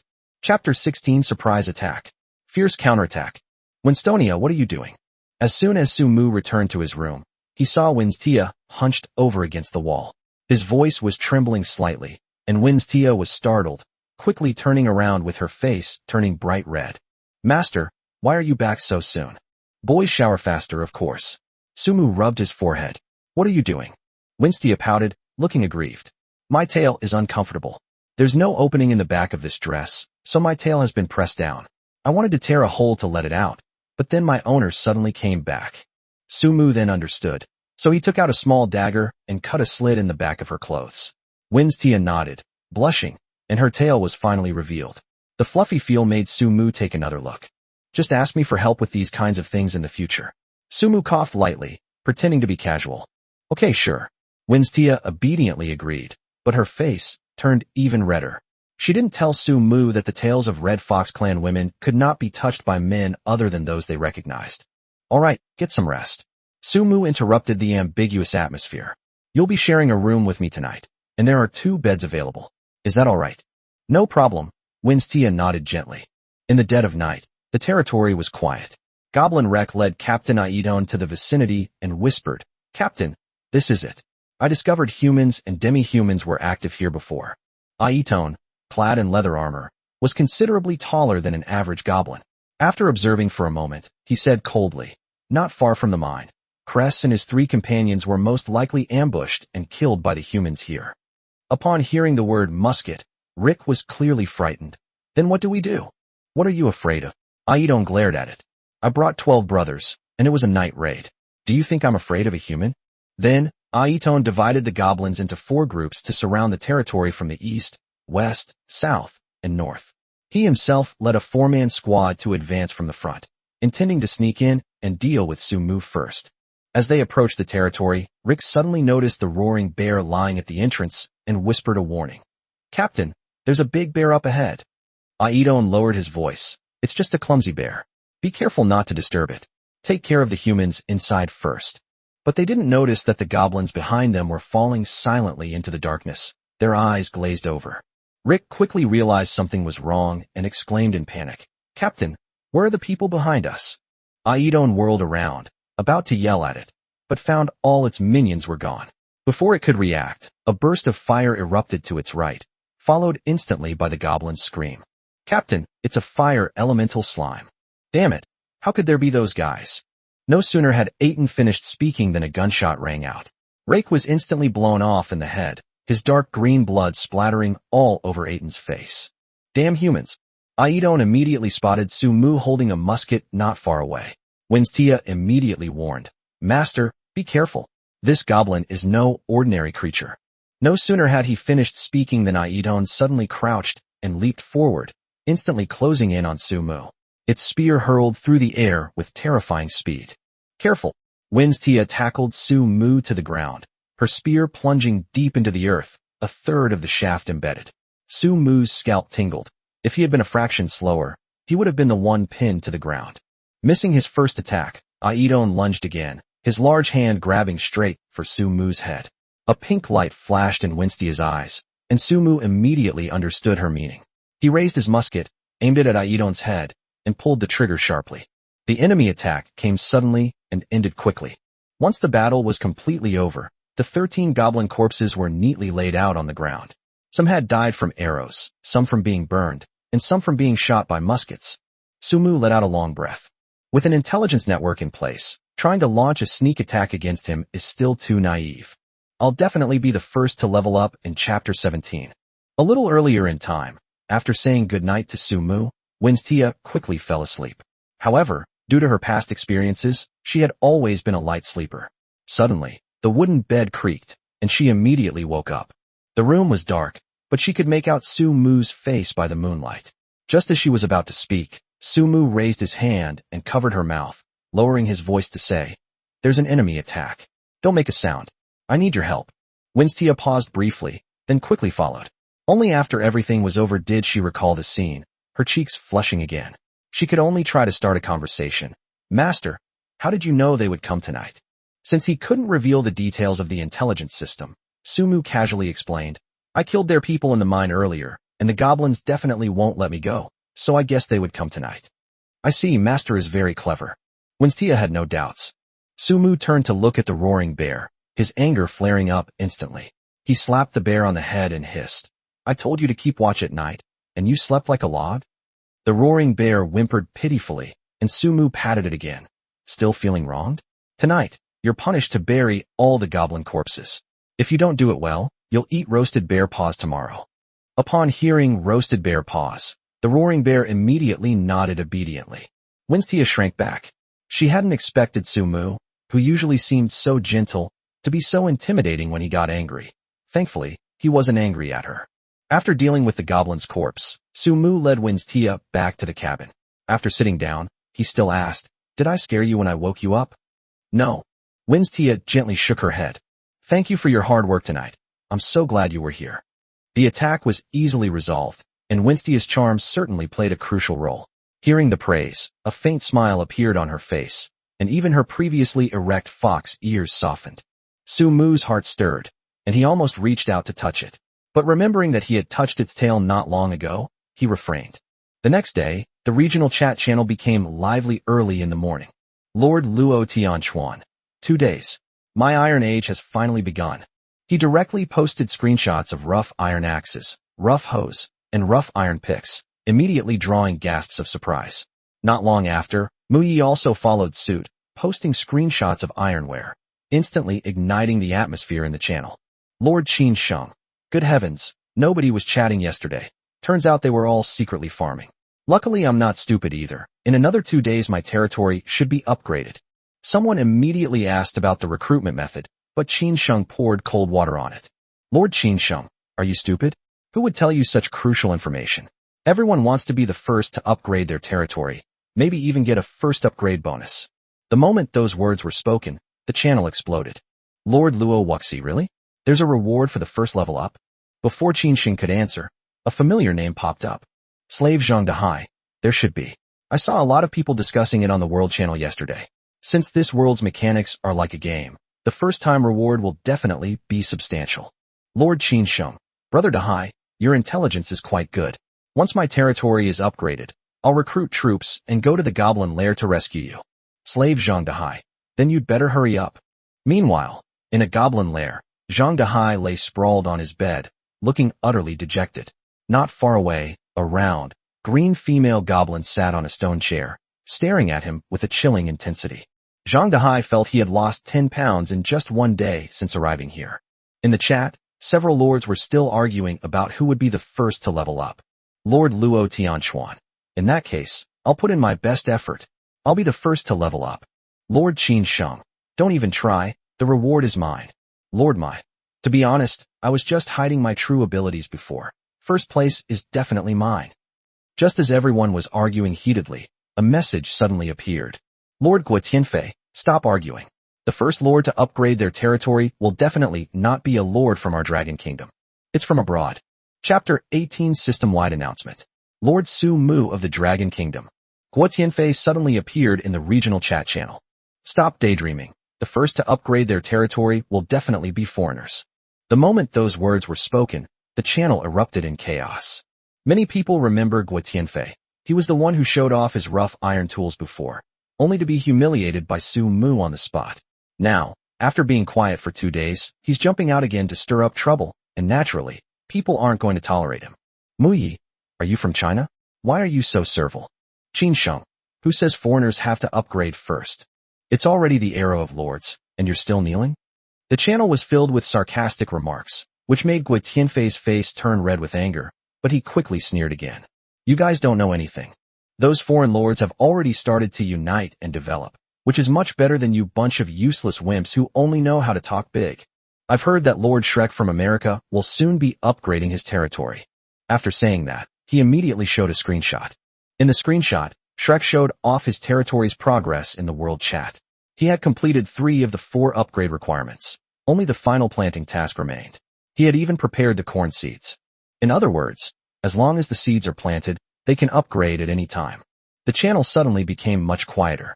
Guo Tianfei immediately became smug. Why aren't you saying anything? Don't you like to shout? Keep going. At this moment, a girl named Luo Wuxi spoke up. The system announcement hasn't come out yet, so maybe it'll be us, the players from the Dragon Kingdom, who will win in the end. With so many people in the Dragon Kingdom, there must be some powerful lords. But this statement clearly lacked conviction.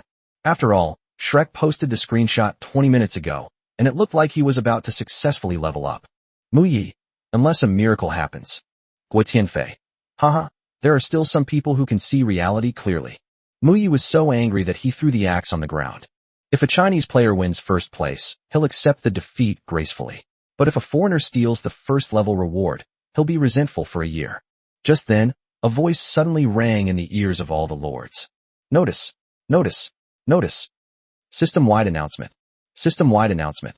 System-wide announcement. Everyone was stunned for a moment.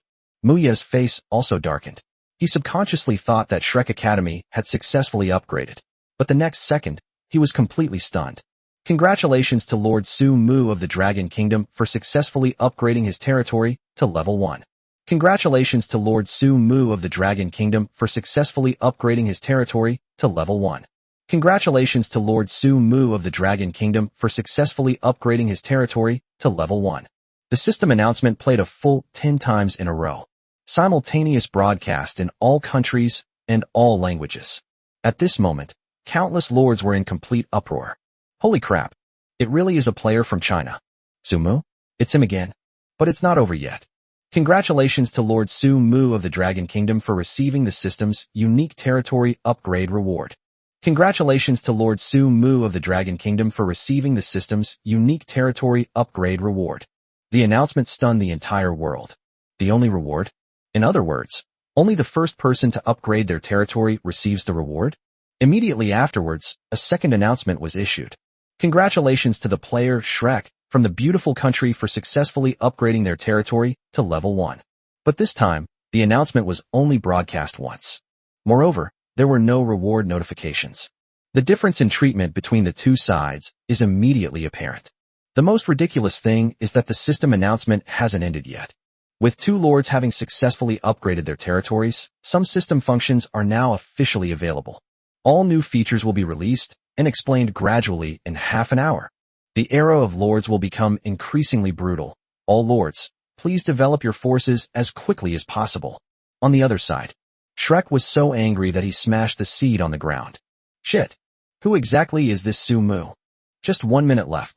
Cook and Bruce, standing nearby, also looked grim. If the gap is too large, they might be able to accept it. But it was just 1 minute off. One step behind leads to another. The first level up bonus is gone. Cook gritted his teeth, his eyes cold and menacing. It's best if we don't run into that Su Mu. Meanwhile, the entire regional chat channel had completely exploded. Chapter 19 Tianmu. Actively adding friends. The regional chat channel has completely exploded. Lord Mu Yi. Haha. The first one to level up is indeed our Dragon Kingdom's Lord. Lord Luo Tianchuan. Just 1 minute short, right? That Shrek from America must be furious. Lord Qin Sheng. Where's that guy? Didn't he say foreign lords were stronger? Why is he so quiet now? The channel was filled with mockery and cheers. On the other side, Guo Tianfei looked at the chat content, his face extremely grim, especially when he saw the name Su Mu. The veins on his forehead almost bulged out. It's Su Mu again. The guy who showed off his iron tools a couple of days ago. I think his name is also Su Mu. Damn it. I'll never forgive Su Mu. Guo Tianfei was so angry that he started cursing. Meanwhile, some people in the channel gradually realized what was happening. Don't you guys find the name Su Mu familiar? Hiss. The guy who showed off his iron tools before, isn't he also named Su Mu? Could it really be the same person? The channel suddenly became lively again. In a treehouse territory somewhere, Luo Wuxi was also staring at the chat interface, her beautiful brows furrowing slightly. Could it really be him? Meanwhile, Su Mu was in a state of utter annoyance. No way. The system just announced my name globally. He originally wanted to develop his territory discreetly, but the system didn't give him the chance at all. As soon as his territory was upgraded, his name was broadcast to the entire server. But thinking about it carefully, there should be quite a few people named Su Mu, so it's not necessarily possible to pinpoint him. This comforting reassured Su Mu, making her feel a little better. He then officially named the territory. The territory will be named Tianmu. Confirm. Naming successful. The village of Tianmu is born. Territory feature partially unlocked. A series of notifications popped up frantically. Su Mu directly opened the territory panel to check. Tianmu Village. Territory level, level 1 village. Lord, Su Mu. Lord's talent, pride of the leader. In addition, his strength, stamina, agility, and intelligence were all enhanced. Only at this moment did Su Mu fully understand that this world was not about leveling up by simply fighting monsters, but about strengthening oneself by developing one's territory. The stronger the territory, the stronger the Lord. The logic is immediately closed. He then immediately checked the criteria for upgrading a village to level 2. The number of residents has reached 300. Number of buildings reaches 30. Form a militia of 50 people. Build ranches, hunting grounds, blacksmith shops, and village outposts. Planning for 20 farmland plots. Su Mu couldn't help but gasp after reading it. There are quite a few things to do. However, what pleased him even more was the system reward. Scroll to enhance all attributes. Lord Talent Expansion Slot. Territory Expansion Crystal. Reputation Scroll. Furnace Upgrade Scroll. Magic Skill, Lightning Strike. Random crafting scrolls for 5 types of refined iron weapons. Although the number of rewards is small, their quality is quite high. The extra talent slots and lightning strike spell, in particular, are definitely rare rewards. Su Mu used them all without hesitation. The next second, his consciousness was suddenly pulled into the territory crystal. Centered on the cabin, the entire territory map appeared clearly in his mind. The territory, which originally had a range of only 1 kilometer, expanded to 2 kilometers after the expansion. Su Mu immediately incorporated a portion of the river into his territory. The reason is simple. You need water to grow crops. People from China have farming genes in their bones. As long as they can farm, they can make a living. Just as I finished doing all that, the system suddenly popped up another notification. Lord Luo Wuxi requests to add you as a friend. Su Mu was stunned for a moment. The friends feature has been updated? He clicked to view it. Luo Wuxi, can we add each other as friends? I'd like to ask some questions. Su Mu touched his chin. Judging from the name, she should be a girl. However, the main point is not that, but the newly opened friend, chat, and remote trading functions of the system. While remote trading is currently limited, prohibiting the trading of food, creatures, and weapons, crafted scrolls can be exchanged. This means that the development speed between lords will be greatly accelerated. Chapter 20. Lord Luo Wuxi's survival in the treehouse. After waiting for a long time without any response, Luo Wuxi felt a little disappointed. She curled up in the treehouse, gently hugging her legs, thinking that Su Mu had chosen to ignore her. But the next second, a system notification suddenly popped up. Lord Su Mu has accepted your friend request. Luo Wuxi's eyes lit up, and she immediately opened the chat box. Hello. Su Mu replied quickly. Hello, how did you find me? He had just tried it. There were many people with the same name in the friend system. Even the name Su Mu could bring up a bunch of results. So he was very curious about how Luo Wuxi had managed to find him so accurately. It really is you. Luo Wuxi exclaimed with delight. You're the first Su Mu to upgrade your territory. Su Mu then realized that she wasn't actually sure either. She had just scrolled through the chat history for a long time and found the Su Mu she had spoken to a couple of days ago. She added her as a friend on a whim. What do you want from me? Su Mu asked directly. Luo Wuxi didn't beat around the bush. I'd like to ask, besides crafting, are there any other ways to obtain refined iron tools? Yes, but very few. Refined iron tools require an intermediate level furnace to forge, so the most realistic way right now is to buy them from others or get them as drops from monsters, Su Mu replied patiently. Luo Wuxi was silent for a while before sending a message. I can't beat them. Those monsters are very strong.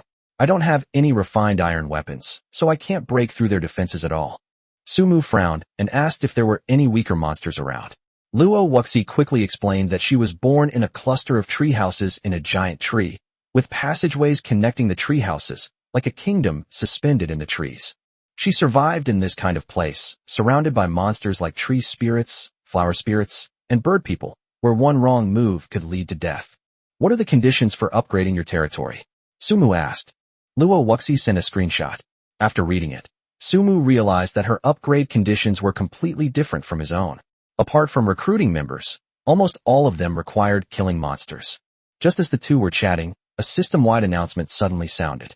Congratulations to Lord Taro Tono of the Sakura Kingdom for successfully upgrading his territory in the Frozen Lands. As a special map, the Frigid Lands have been awarded a system reward to Lord Taro Tono. The world chat exploded the moment the announcement was released. Everyone suddenly realized that in addition to the regular areas, there were special maps, and that first-time level-ups on special maps also yielded rewards. Su Mu immediately sent a message to Luo Wuxi. Did you see the announcement? Your area should also be a special map. Yes, I noticed that too, Luo Wuxi replied. At this point, Su Mu was ready to end the conversation. The trading system didn't support weapon transactions, so even if he wanted to lend her a musket, he couldn't. Besides, they had only just met, and he couldn't possibly reveal his most important trump card. Luo Wuxi sent another message. Su Mu, do you have anything like a skill scroll? I think only attack skills can deal with those monsters. Su Mu actually had one. Magic skill scroll, Lightning Strike. This was a reward he received for upgrading his territory. It could summon lightning strikes to attack monsters. Skill scrolls were extremely rare, and Su Mu originally didn't want to take them out. Luo Wuxi quickly sent another screenshot. Portal Crafting Scroll. This is something I found last night while looking for wild fruit, and it's the most valuable thing I have. I can trade it for something. I know skill scrolls are very valuable. If I find something good in the future, I will definitely repay this favor to you. Su Mu looked at the message and asked, Are you so sure I have a skill scroll? Luo Wuxi replied quickly, I'm not sure, but you're the first person to upgrade the territory, and I can't think of anyone else who could help me besides you. After reading it, Su Mu had already made up her mind. This woman is very smart, and she was indeed forced into a corner. He deliberately asked, If I said I don't have it now, but will give it to you when I find it, would you be willing to give me your portal scroll right now? Luo Wuxi didn't say anything more and sent a transaction request directly. The above is the portal crafting scroll. Su Mu could have gotten the scroll for free simply by clicking agree, and could even have blocked her directly. But he didn't do that. Inside the treehouse, Luo Wuxi waited anxiously. Soon, she saw the transaction accepted and breathed a sigh of relief, but a new transaction request popped up. Magic skill scroll, Lightning Strike. Luo Wuxi was stunned, and then immediately sent a message. Thank you, Su Mu. Thank you so much. Su Mu simply replied, No need to thank me. This was originally a transaction. After thinking for a moment, he added, "Keep it up." After closing the private chat, Sumu looked at the portal crafting scroll and felt quite satisfied. Trading a lightning strike spell for a portal was definitely a good deal for him. Once this thing is made, its strategic value, which allows for teleportation regardless of distance, far surpasses that of an attack scroll. After a busy morning, Sumu finally felt hungry. But just as he was about to go find something to eat, the little slime hopped and skipped over to him. Chapter 21: The Incredible Power of the Water Elemental Slime. "Little guy, I'll go get you something to eat. I'm starving." Sumu patted the little slime's head.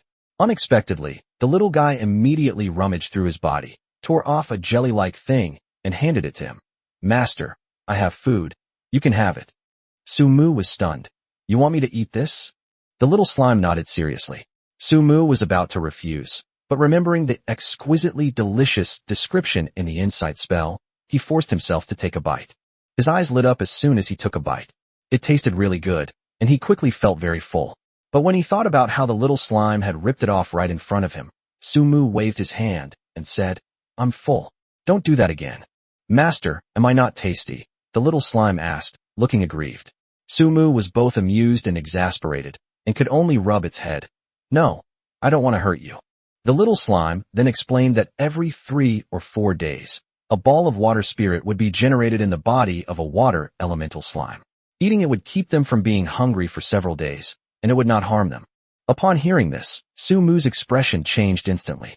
If water spirits can be produced stably, wouldn't the most troublesome food problem in future military campaigns be solved directly? To confirm, he specifically asked the slime couple, and their answers were exactly the same. They also said that this ability was rarely known to outsiders. Sumu then let Winstia try some more. "How are you feeling?" Vinshin gently licked her lips. "It tastes very good, and it's very filling." "Master, what is this?" "I'll tell you when we can mass produce it." Winstia didn't ask any more questions, and just nodded obediently. A plan quickly took shape in Sumu's mind. He activated the new features of his territory and issued a recruitment order directly. "Please set the talent categories and skills to be recruited." Reputation affects recruitment scope, while charisma affects talent's favorability. A recruitment notice can be issued once every 15 days. Sumu's goals are clear. First, to recruit more slimes, and second, to recruit people with reconnaissance and sentry abilities. Once the setup is complete, the recruitment order is officially issued. He then asked the fire elemental slime if they had anything similar to a fire spirit, but the answer was no. Although Sumu was a little disappointed, he didn't dwell on it and quickly arranged the work in the territory. "Winstia, come out with me." "Yes, master." This time, Sumu's goal was simple: capture combat-ready individuals. He still had 13 capture collars and 10 slave collars, which would come in handy. The two arrived at the habitat of the Thunderstorm King Kong, marked on the map, but the surroundings were unusually quiet at first. The map shows this is the place, so why isn't anything happening? As soon as he finished speaking, an intelligence alert popped up. 2-star danger alert. You have entered the habitat of the Thunderstorm King Kong. Beware of ferocious beasts. This time, the system only gave a warning, not an order to retreat. Sumu immediately understood that the danger level of Thunderstorm Vajra must have decreased after his strength improved. "Winstia, come closer, it's not safe here." "Yes, master." Winstia followed closely beside him. They hadn't walked far when Sumu suddenly grabbed her, led her behind a tree, and gestured for her to be quiet. Winstia immediately shut up, her fox ears twitching slightly as she heard a heavy crash and a low growl coming from ahead. "The targets have been spotted. Don't alert them." Sumu lowered his voice and looked ahead. He saw 2 Thunderstorm King Kongs locked in a fierce battle in the forest, making quite a commotion, which made his expression somewhat subtle. Winstia asked softly, "Master, are they fighting?" "Yes, it was a very intense fight." Sumu replied seriously, "The male Vajra is stronger and has completely gained the upper hand." "Is it that scary?" "Master, I want to see it too." "No, minors can't watch this." Sumu looked away and realized that the two of them were very close. He had almost blocked Winstia between the tree trunk and himself, and her cheeks were already slightly red. He quickly took a step back, but his gaze inadvertently fell on her soft fox ears. Chapter 22. Taking down the Thunderstorm King Kong. "Winstia, may I touch your ears?" Sumu finally asked the question she had wanted to ask last night. When Sisha was clearly taken aback, her little face instantly tensing up. She'd just been petted on the tail yesterday, and now she wanted her ears touched? She felt her master's requests were getting stranger and stranger. After hesitating for a moment, she nodded gently. Good. After saying that, she even obediently closed her eyes. Sumu almost laughed at her reaction. It's just touching an ear. Why does it look like you're about to be kissed? He reached out and gently pinched Winstia's fluffy fox ears. The texture was similar to that of a cat or dog's ears, but what truly made his heart race was the psychological thrill. All right. As soon as Sumu let go, he noticed that Winstia's face was completely red, and her pink eyes were watery and looked exceptionally alluring. Just then, a strange noise suddenly came from behind the tree. Sumu peeked out and was completely dumbfounded. No way. The thunderstorm had just ended not long ago, and now it had changed targets again. Sumu's worldview was shattered. Master, what are they doing? Winstia tilted her head, looking on with curiosity. Sumu looked down and saw that the little fox girl was actually peeking into his arms. He immediately realized what was happening and quickly covered her eyes. Little fox, you're not allowed to look. Unconvinced, Winstia reached out to pry Sumu's hand away, her body swaying slightly in response. Sumu suddenly felt overwhelmed. Don't move. If you keep twisting, I'll really bully you. Upon hearing this, Winstia immediately became obedient, shrinking into his arms and daring not to move again. Despite his playful antics, Sumu didn't forget his serious business. Based on observation, the most active thunderstorm King Kong in front of us is clearly the king of the pack. Once we take it down, the other thunderstorm King Kongs will be much easier to deal with. The information from the insight technique confirmed his guess. Taking advantage of thunderstorm King Kong's weakest state, Sumu and Winstia decisively made their move. The battle went more smoothly than expected. Now that his attributes have improved, Sumu clearly feels a surge in his strength and reaction speed. With a single kick, he was able to make the thunderstorm Vajra King, who weighs 700 or 800 pounds, take a step back. This is quite outrageous. But problems soon arose. Arrest collar failed to deploy. Capture collar failed to deploy. Capture collar failed to deploy. After failing 3 times in a row, Sumu's face darkened. Each time Winstia successfully charmed him, Thunderstorm King Kong would break free of control at the last moment, forcefully interrupting the capture. Resist one more time, and believe me, I'll shoot you dead. Sumu's temper flared up immediately, and he pulled out a musket and pointed it at Thunderstorm King Kong's head. This tactic proved effective. Apprehended successfully. Gained the submission of Thunderstorm King Kong. Sumu immediately breathed a sigh of relief. Let's go and catch more Thunderstorm King Kongs. But Winstia suddenly spoke up. Master, isn't that Thunderstorm King Kong? Then the other Thunderstorm Titans should all listen to it, right? Sumu was stunned for a moment. The next second, his eyes lit up. Winstia, you're so smart. In his excitement, he reached out and pinched Winstia's soft little face. Winstia was so embarrassed that she stomped her foot. Master. She noticed that her owner had recently become increasingly fond of touching her. However, Sumu couldn't care less about any of that. He immediately gave the Thunderstorm King Kong an order to bring its entire clan back to surrender. Not long after, a large number of Thunderstorm King Kongs reappeared. Each of them was over 2 meters tall, with bulging blackish-purple muscles all over their bodies, and they were extremely intimidating when they stood together. Sumu counted carefully. There are a total of 52 heads, including Thunderstorm Vajra King.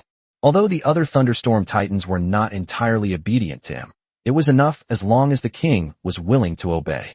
Sumu believed that it wouldn't be long before the entire Thunderstorm Vajra clan would completely submit. Just then, the intelligence system suddenly sounded again. 4-star value intelligence. A human merchant guild is passing through the Miluo Forest Road, 5 kilometers ahead.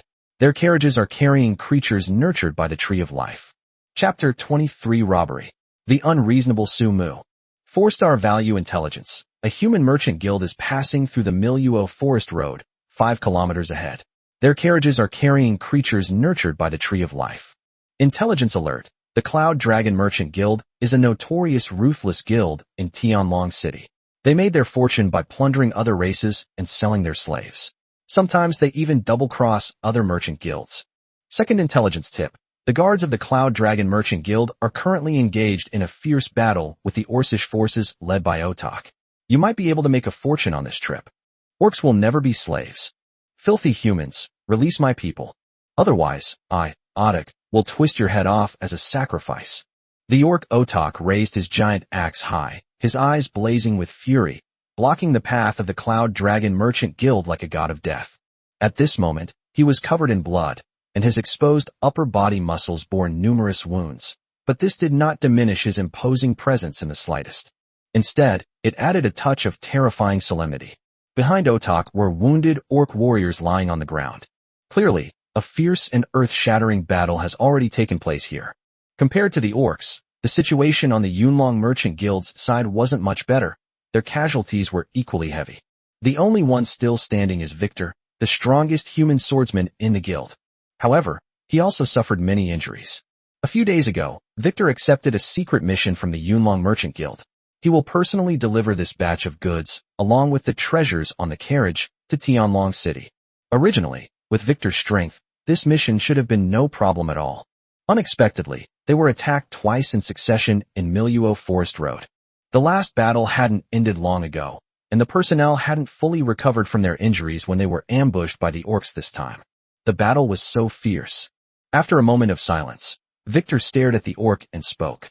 I can release this wagon of orc slaves, but if you dare to touch the goods on my wagon, I will make you suffer a terrible death. After some deliberation, Victor decided to back down and release the orc slaves on the cart. If he were to use forbidden techniques, he could wipe out the beastmen before him. But the price he paid was that he would be weak for several days in a row. The team has suffered heavy casualties, and they are still more than 100 kilometers away from Tianlong City. Victor's choice to use forbidden techniques was undoubtedly suicidal and would cut off their path forward. Therefore, he chose to seek peace for the time being and would come back to take revenge on the orcs later. Snort. Otik exhaled a mist from his nostrils. Who wants your filthy things? We orcs don't care. You'd better keep your word. Victor's eyes flashed with a sinister glint. He raised his longsword, intending to cut the chains binding the orc slaves and free them. Just then, a loud noise came from ahead, and Victor subconsciously stopped and looked in the direction of the sound. A 3-meter-tall thunderstorm King Kong was the first to come into everyone's view. Then 2 heads, 3 heads. Finally, it was all black. Victor's face instantly darkened. Even at his peak, encountering so many thunderstorm King Kongs all at once would be a problem. Not to mention now, Victor couldn't tell whether they were friend or foe, or whether these thunderstorm titans were the orcs' allies, or just some third party joining in the fun. Orc Otak also frowned, equally unsure of what these black King Kongs were there for. Do you want to pick a fight with them? Bang! Just then, a loud bang came from behind. Victor was thrown into the air and crashed to the ground 4 or 5 meters away, spitting out a mouthful of blood that stained the ground red. Yes. Who is it? You ambushed me. Victor looked back resentfully. A young figure with his face covered, making it impossible to see his features, came into view. The man was also holding a musket, which was the weapon he used to attack him. Your armor is really good. It didn't kill you even after all that? Sumu frowned and spoke. He wanted to unleash his full potential and deliver the final blow from behind, but unexpectedly, the powerful musket barely penetrated the armor. Who are you? Victor gripped his greatsword and struggled to get up from the ground. Robbery. As soon as Sumu finished speaking, he made a gesture to the back of his head. Thunderstorm King Kong understood, and with a leap, he slammed Victor to the ground before he could react. Damn it. Just as Victor was about to retaliate, the masked youth appeared in front of him with a musket. The dark, deep barrel of a gun was pointed directly at his unprotected head. Don't want. Victor was horrified. Bang! Sumu pulled the trigger without hesitation. The great swordsman Victor had his head blown off and was dead beyond any doubt. The surviving guild guards, witnessing this scene, realized the gravity of the situation and struggled to their feet. Big Black, kill them. Sumu issued the order. He's out robbing people, so he can't possibly be ruthless. Sumu knew very well that the essence of survival in this world was the law of the jungle, where the strong preyed on the weak and strength was paramount. If he were the one lying on the ground today, would others pity him? Obviously not. 5 minutes later, the battle ended, and all the human guards had been dealt with by Thunderstorm King Kong and its minions. Sumu's gaze fell on the orc Otak. He remembered this big guy. When he first arrived in this world, wasn't the orc squad he encountered Otak? There seems to be another guy named Lei Sai. Sumu quickly spotted Lei Sai among the orcs in his hands. It really was the two of them. Release all my people. Otherwise, the battle will not stop. Otak brandished his giant axe, attempting to threaten Sumu. In fact, he was already at his limit and wouldn't be able to hold out for long even if he fought. But the nature of orcs is to fight, and they are not afraid of death. Even if he dies in battle, Otak will never bow his head. Even if it means dying in battle, Otak cannot stand by and watch his people be taken away. Of course, my target is only the goods. Take these orc slaves with you. Little did they know, Sumu would say something even more astonishing. Otak was stunned. The human in front of him was unbelievably easy to talk to. He killed them without hesitation, yet he didn't make things difficult for the orcs. Otak couldn't understand why. He was prepared to sacrifice himself. But over there, Sumu had already picked up the great sword left behind by Victor and cut the chains in one swift motion. This sword, it's excessively sharp. Sumu was surprised and used an insight spell to scan the area. Victor's sword, the sword of the great swordsman Victor, forged by the master blacksmith Philip, using mithril, and incredibly sharp. No wonder. You really want me to take him away? Otak asked in disbelief. Stop talking nonsense and hurry up. Otherwise, I might change my mind. Sumu frowned and urged him on. Go help. Fearing that the other party would renege on their promise, Otak quickly went to the cage and cut the chains binding his people one by one. The orcs were completely liberated and poured out in all directions. Chapter 24 Huge Profit. The Fruit of the Tree of Life. Master, why did you let those beastmen go? Wouldn't it be better to keep them here to work for our territory? After the orcs left, Winstia, who had been hiding in the shadows, came to her master's side. Sumu smiled, as if everything was within his expectations and control. He turned to look at Winstia and replied, These orcs are violent and wild, and difficult to tame. Their intelligence is different from that of these gorillas. If we force them to stay in the territory, they might rebel against me. It would do me no good. Are we just going to let them leave like that? Winstia asked, expressing her doubts. Didn't they witness what you did, master? Doesn't that pose a threat to you? What if the human city-state's allies come back? You're so smart. Sumu looked at Wenschin beside her with satisfaction and smiled. But I've thought of everything you've thought of. Don't worry, they won't come looking for us. As Sumu spoke, his gaze fell upon the battle marks on the field, and he was absolutely certain in his heart. He had already planned ahead before letting the orcs go. It wasn't just a momentary act of kindness. Sumyuk isn't that kind of saintly. All right. Seeing her master's confident demeanor, Winstia chose to trust him as well. Big Black, twist their heads off. Sumu instructed Thunderstorm Vajra King. Especially punch that guy I killed with my musket a few more times, smash his head open. Don't let it show he was shot. Also, we don't want the carriage, it's too conspicuous. Everything I said I wanted to take, you all have to take back. There was no on-site inventory to determine the extent of the harvest. Sumu would let Thunderstorm King Kong take away anything he saw that was in a box and thought it contained valuable items. They happened to be strong, making them useful tools for doing hard labor. Moreover, Sumu was very clear that he had only one main purpose for this trip. The creatures nurtured by the Tree of Life.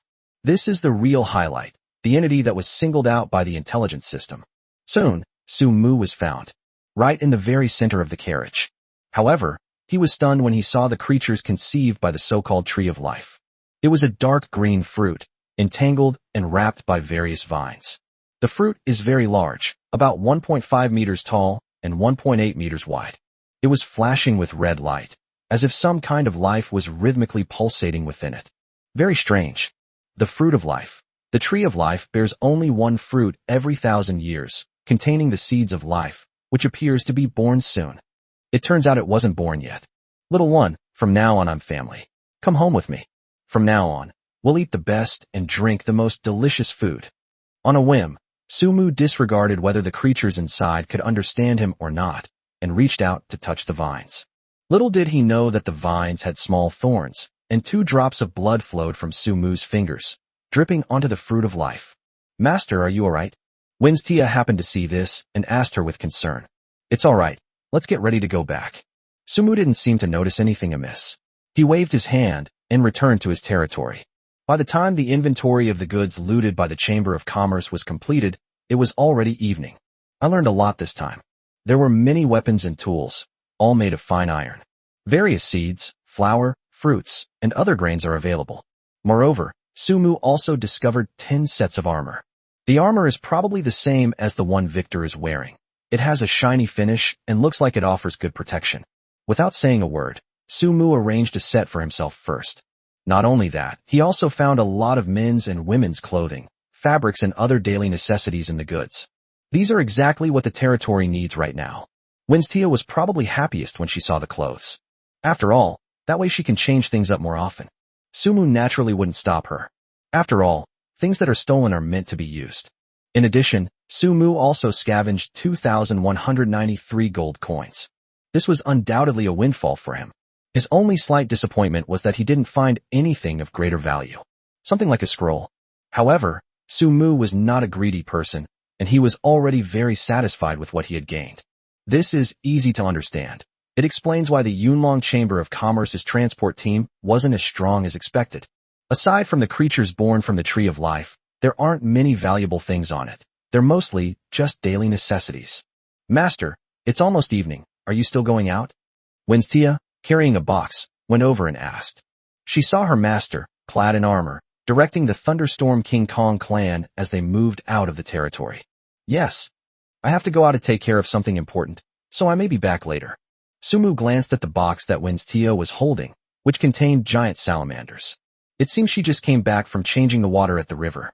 The salamander was playfully blowing bubbles, its big eyes also curiously observing Sumu's face. Then I'll put the little fish away and go out with you. Don't rush. Sumu pulled Winstia back. You stay here and watch the territory. I'll take Thunderstorm King Kong out, and we'll be back soon. All right. Then please be careful, master. Winstia gave him worried instructions. Don't worry, just wait for me to come back. Sumu smiled, and then, under Winstia's gaze, he climbed onto the back of Thunderstorm King Kong. We need to get going, so let's use this guy as our mount for now. Within Thor's territory, there are many buildings scattered here in a staggered manner. For example, log cabins, ranches, blacksmith shops, and so on. It has already taken the form of a small village and is very well built. Cook, I finally found that damn guy named Sumu. I have news about him. Come quickly. Shrek shouted excitedly. Real? Cook walked over with some skepticism. Of course it's true. Shrek explained. The message was given to me by a Dragon Kingdom Lord player. He said that damn Sumu had a conflict with him just 2 days ago, and they had talked in their respective countries' regional chat. He was absolutely certain it was someone from our area. Upon hearing this, Cook frowned. The area is too big. We can't find him anywhere. We can't just wander around aimlessly, can we? Wouldn't that be a waste of time? Cook waved his hand and said, Forget it. You should hurry up and get ready. I've already spoken with Bruce, and we're leaving in a bit. Let's go find that territory from yesterday. It probably has a lot of good stuff there too. Shrek, however, grabbed his partner. What if such a thing exists? Are we able to pinpoint the other party's exact location?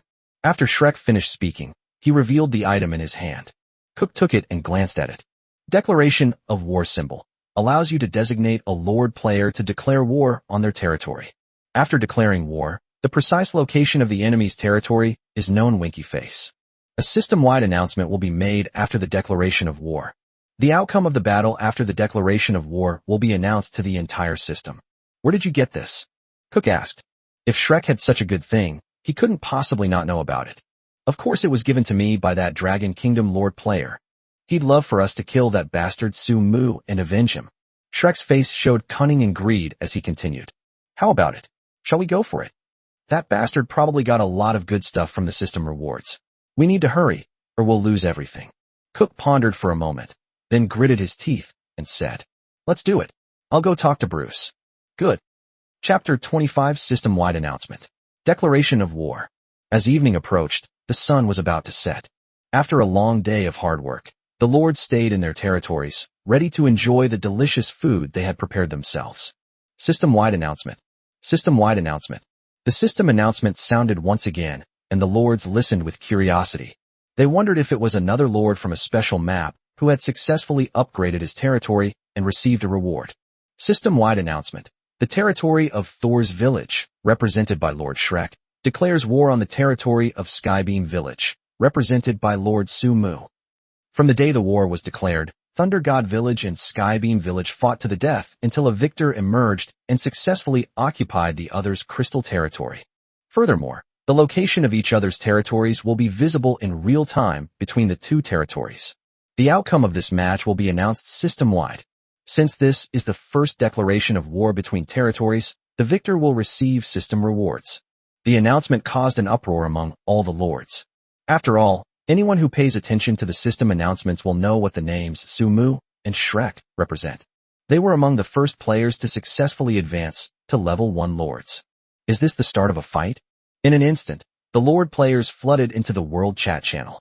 Good heavens, I'm still cutting down trees to build my cabin, and they're already fighting? The world of those big shots is simply unfathomable. I finally managed to recruit 2 goblins as laborers, and they already have armies capable of fighting. The betting market is open. Bet on the scrolls. I bet Sumu will win. I also support Sumu.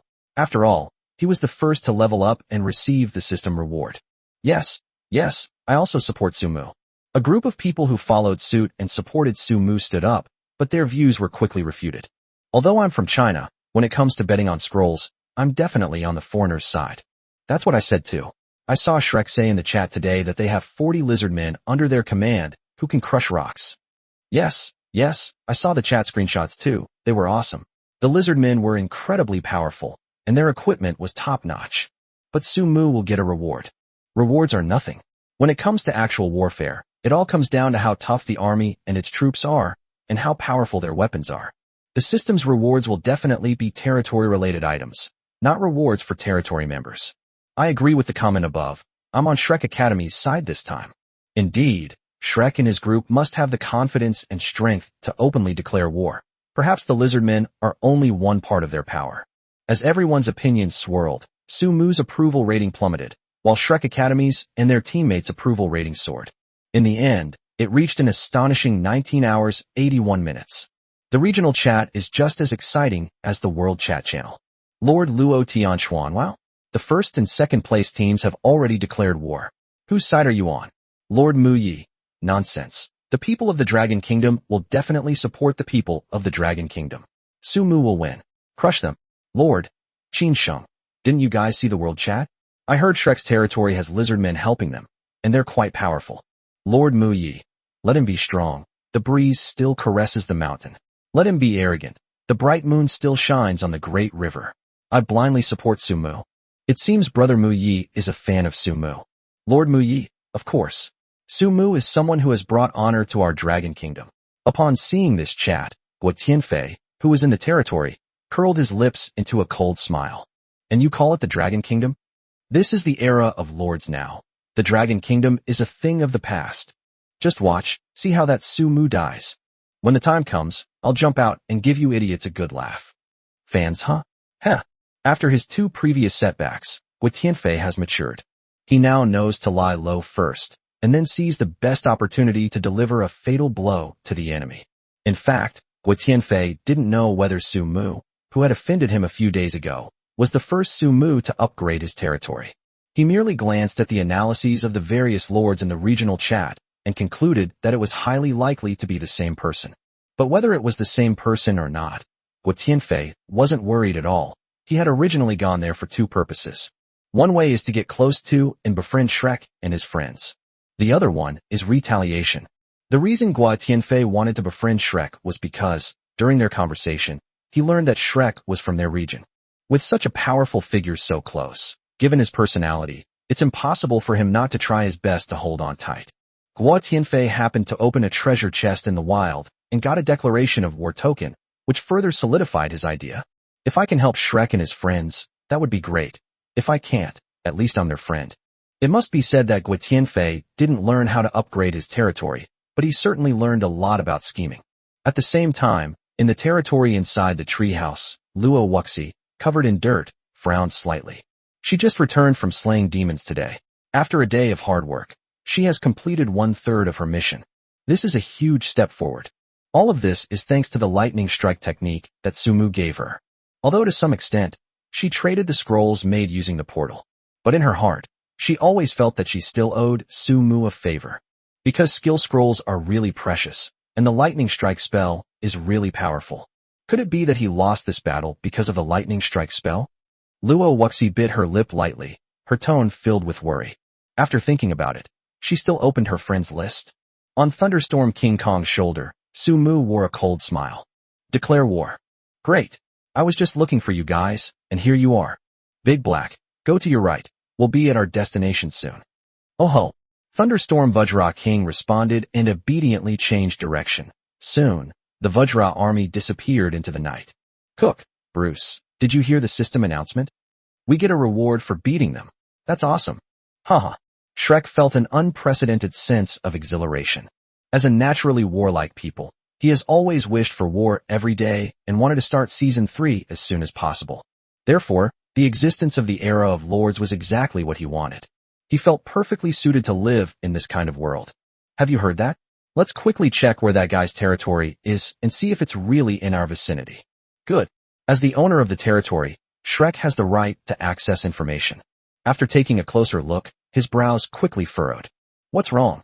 Is it very far away, not in our vicinity? Cook asked. Even Bruce, who rarely spoke, looked at him. It's nearby. It really isn't far away. Shrek scratched his head. But, this location feels somewhat familiar. Chapter 26, Sumu arrives. An overwhelming attack.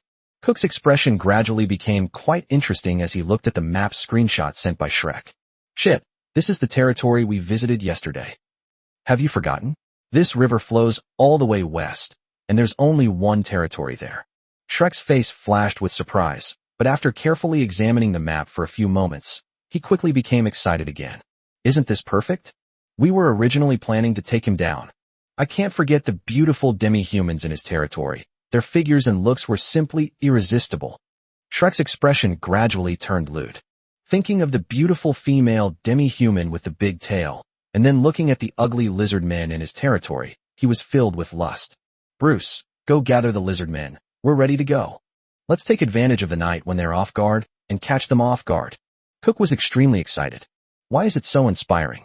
Having already assessed their opponent's strength yesterday, their confidence was now even greater. Only Bruce raised a question. You've already used the declaration of war talisman. How could the other side not be on guard? How about we reconsider this further? Bruce is an absolute conservative. He believes that for a territory, the best transition in the early stages is one of stable development. Only by developing well can we support plundering in the medium term. Therefore, he was the only one in the territory who did not support starting a war prematurely. But it couldn't overcome the 2 votes from Cook and Shrek. What a load of rubbish about long-term planning. Shrek shouted. Once that guy uses up the reward, we'll have nothing left. You should know that first place should have belonged to us, not to those damn Chinese. Right. Cook stood by Shrek's side and comforted him. Bruce, don't worry, we checked out that guy's strength yesterday, we can definitely crush him. Besides, only 1 day has passed, how much can he improve? We must strike immediately and not give him a chance to breathe. Bruce hesitated for a moment before nodding and saying, Okay, I hope you're telling the truth. No sooner had he finished speaking than a loud noise suddenly came from outside the territory. What's going on? Bruce stood up nervously and looked outside. My lord, something terrible has happened. Attack. A grayish-brown lizard man suddenly emerged from underground to report. What attack? Did you see the enemy clearly? Bruce's expression changed drastically. He is the leader of the lizard men and holds absolute military power within his territory. Most of the lizard men listen to him. Vajra, dark purple Vajra, there are many of them. At this moment, Blake's expression changed. Because he received a notification from the system. Not only him, but Bruce and Cook, as members of the territory, also received the notification. Your territory has been attacked by members of Tianmu village led by Lord Sumu. Please defend or counterattack as soon as possible. Before Blake and his companions could react, the wooden gate that had just been installed on the territory that day was forcibly smashed open by the corpses of 2 lizard men. Then, a giant Vajra, 3 meters tall, descended from the sky in front of them, kicking up a cloud of dust. The great King Kong roared to the sky, pounding his chest with thunderous booms, displaying his strength and ferocity. Not only that, right in front of Shrek and his friends, King Kong punched the lizard man who came to deliver the news, sending him flying into a bloody mess and turning him into a pile of fleshy bits and fertilizer. This visually striking scene almost scared the 3 of them so much they wet themselves. What the hell is this thing? Shrek and Cook retreated hastily, instinctively drawing their long swords to defend themselves, their legs trembling with fear. But what horrified them even more was yet to come. In the darkness, more and more King Kongs leaped into the territory from outside. Each of them was as strong as a small tower, and their roars filled the entire territory. Accompanying this were the screams and wails of the lizard men. The lizard men are no match for Thunderstorm King Kong. In terms of size alone, Thunder King Kong is equivalent to 2 lizard men. The tiny lizard man was held in Thunderstorm King Kong's hand and kneaded like a child, his bones almost crushed. The lizard men were so frightened that they scattered and fled underground, no longer thinking about protecting their territory. This war was almost a one-sided massacre. Witnessing what was happening, the three Shrek members realized the seriousness of the situation. They thought the lizard men who knew some earth elemental magic were awesome, but they never expected that the members of other people's territories were even more ferocious. Damn it! What kind of terrifying guy have you offended? This is the enemy you're talking about, the one you can crush? Where does your damn confidence come from? Bruce watched as the lizard men he had painstakingly recruited were killed one by one, and his heart was breaking. He was on the verge of collapse. These are all his soldiers. It took him a lot of effort to persuade them to join his territory. Now it's all gone. How is that possible? How is that possible? Shrek couldn't believe what he was seeing. Cook, what we saw yesterday was that his territory only had one female demi-human and 3 slimes. So what's going on now? How could things have changed so much in just one day? He's clearly not that strong, is he? Cook's face was grave, and cold sweat had already soaked the back of his clothes. Just then, a voice suddenly rang out behind them. I heard you guys are discussing why I'm so strong. Shrek and his 2 companions were startled. They instinctively turned around and discovered that a young man had appeared behind them at some point. Sumu? Shrek gritted his teeth, forcing out 2 words through gritted teeth. But he felt a deep fear of Sumu in front of him, as if he had seen a ghost. This demon is destroying his territory and killing its members. Behind them stood that terrifying black King Kong. When did you start coming here? Why did you appear so soon after we declared war? Did you have your eye on us all along? Compared to Shrek, Cook is clearly more intelligent. He identified the crux of the problem. Sumu's territory was clearly some distance away from theirs, so how did he appear in their territory so quickly? Unless he'd had his eye on them for a long time. That's a good question, but you don't seem to be qualified for me to answer it. One sentence was enough to make Cook and his 2 companions look gloomy and extremely embarrassed. The reason Sumu came to find Shrek and his 2 companions was naturally because of a notification from the intelligence system. Yesterday, while he was killing a deer by the river, he had already received intelligence that someone was secretly observing him and plotting to attack his territory. Sumu's idea was simple. He wanted to take the initiative and nip the enemy in the bud before he could develop his strength. But when the declaration of war appeared, everything became clearer. It was only then that Sumu learned that his enemy was actually the second one to upgrade his territory. Sumu naturally saw the chat in the chat channel, which further strengthened his determination to come and sweep through Shrek territory. If we don't seize the opportunity to eliminate enemies with development potential, how could he sleep peacefully while holding Winstia? Chapter 27. Battle over. Dare to make a bet. Sue, things might not be as you think. Please allow us to explain. Cook's expression changed rapidly. He forced a smile and spoke. He knew their current situation. They were clearly at a significant disadvantage. Only by begging for mercy and gaining the other party's forgiveness can they survive this time. Yes, Sue, let us explain. Shrek's survival instinct kicked in at this moment, and his mind raced as he tried to persuade Sumu. Wouldn't it be wonderful if we joined forces and the first and second place teams cooperated seamlessly? Who in the world will be our rival in the future? The whole world will be ours. No, they're not ours. We're your subordinates. The world belongs to you. My good brother Sumu. You deserve it. Shrek had barely finished speaking when he collapsed to the ground. Shrek is dead. Sumu blew his head off with a single shot, without hesitation. He fell to the ground, blood pooling around him. Reason. The thing I hate most in this life is a sycophant. Sumu spoke in a calm tone. Cook and Bruce were both startled. The Chinese don't play by the rules at all. He didn't say he would attack, but he really meant it. Sue, we can give you our territory, we can give you everything. We just hope you can spare our lives. Cook was terrified and soaked in sweat. It was the first time he had felt death so close.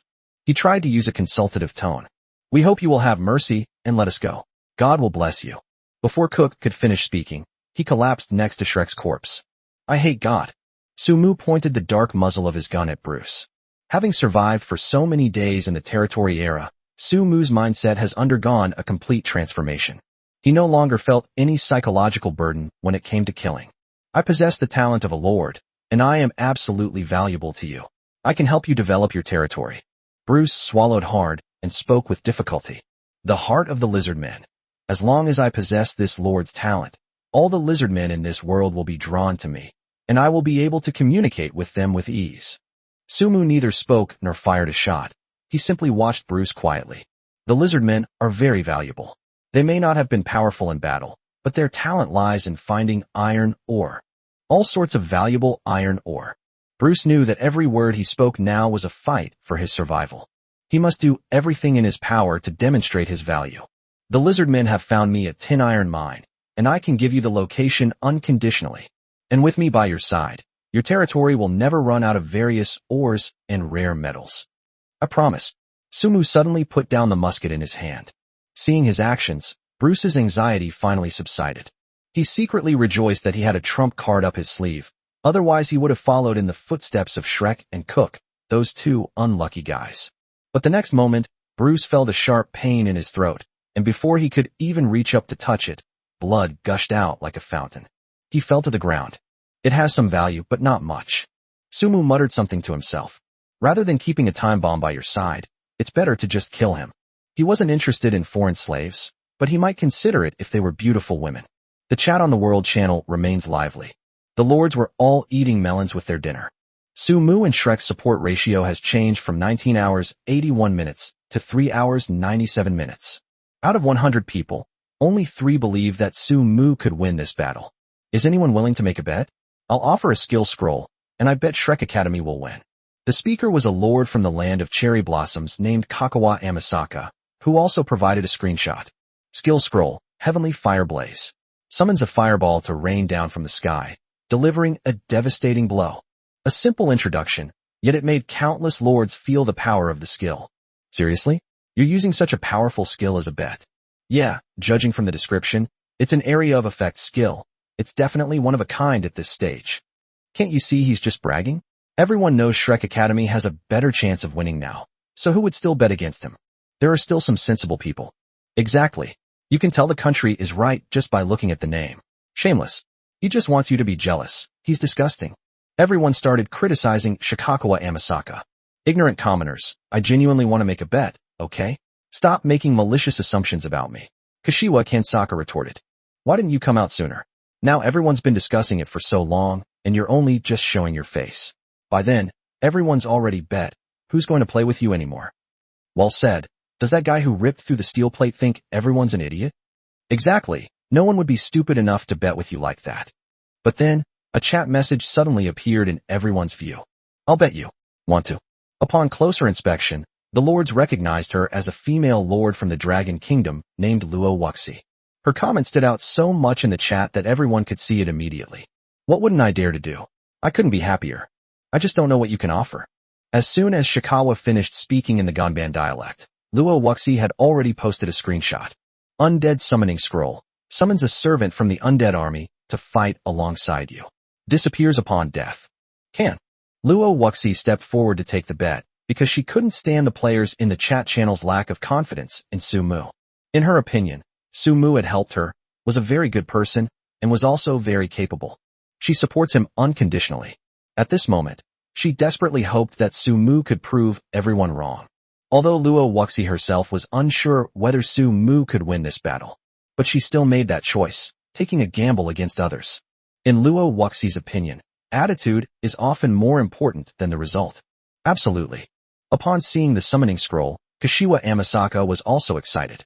Isn't this something given away for free? He was just saying it casually, but there really are fools who would bet against him. Girl, don't gamble. Didn't you see the chat? That Shrek Lord is incredibly strong. Yes, we mustn't fall into that little bastard's trap. The lords of the Dragon Kingdom were all offering kind advice. But Luo Wuxi ignored the warnings and took the initiative to initiate a betting agreement with Lu Chuan Ganban. This is a function that was temporarily updated by the system due to this declaration of war. Once the winner and loser are determined, the bet will automatically go to the winner. In Shrek's territory, Sumu had just found their territory crystal and happened to see the conversation on the World Chat channel. Chapter 28 is great. This woman is really something. Congratulations, Lord Luo Wuxi. The betting agreement has been completed. After the winner is determined, the reward will be sent directly to your trading account by the system. Please check back then. Inside the wooden house, seeing that the betting agreement had been completed, Luo Wuxi pursed her red lips. She didn't make the decision to gamble with Kashimagi on a whim. I just can't stand seeing Sumu being looked down upon like this. He was the first lord to upgrade his territory, after all. Why does everyone think Shrek Academy is powerful, while Sumu has no hidden cards? Is it because Shrek surfs often while Sumu doesn't?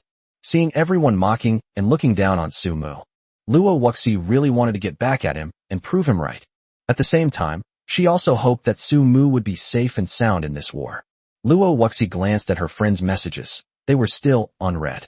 In other words, Sumu hasn't read the message she sent yet. I hope he's just busy. Luo Wuxi murmured softly. You silly girl. How stupid. Isn't this just giving the summoning scroll to that little bastard for free? We might as well have given it to our own people. Exactly. I'd rather have it for myself. Women are such spendthrifts. Immediately after the betting agreement was completed, the Lord spoke out in protest, saying that Luo Wuxi was too foolish and was basically giving away freebies.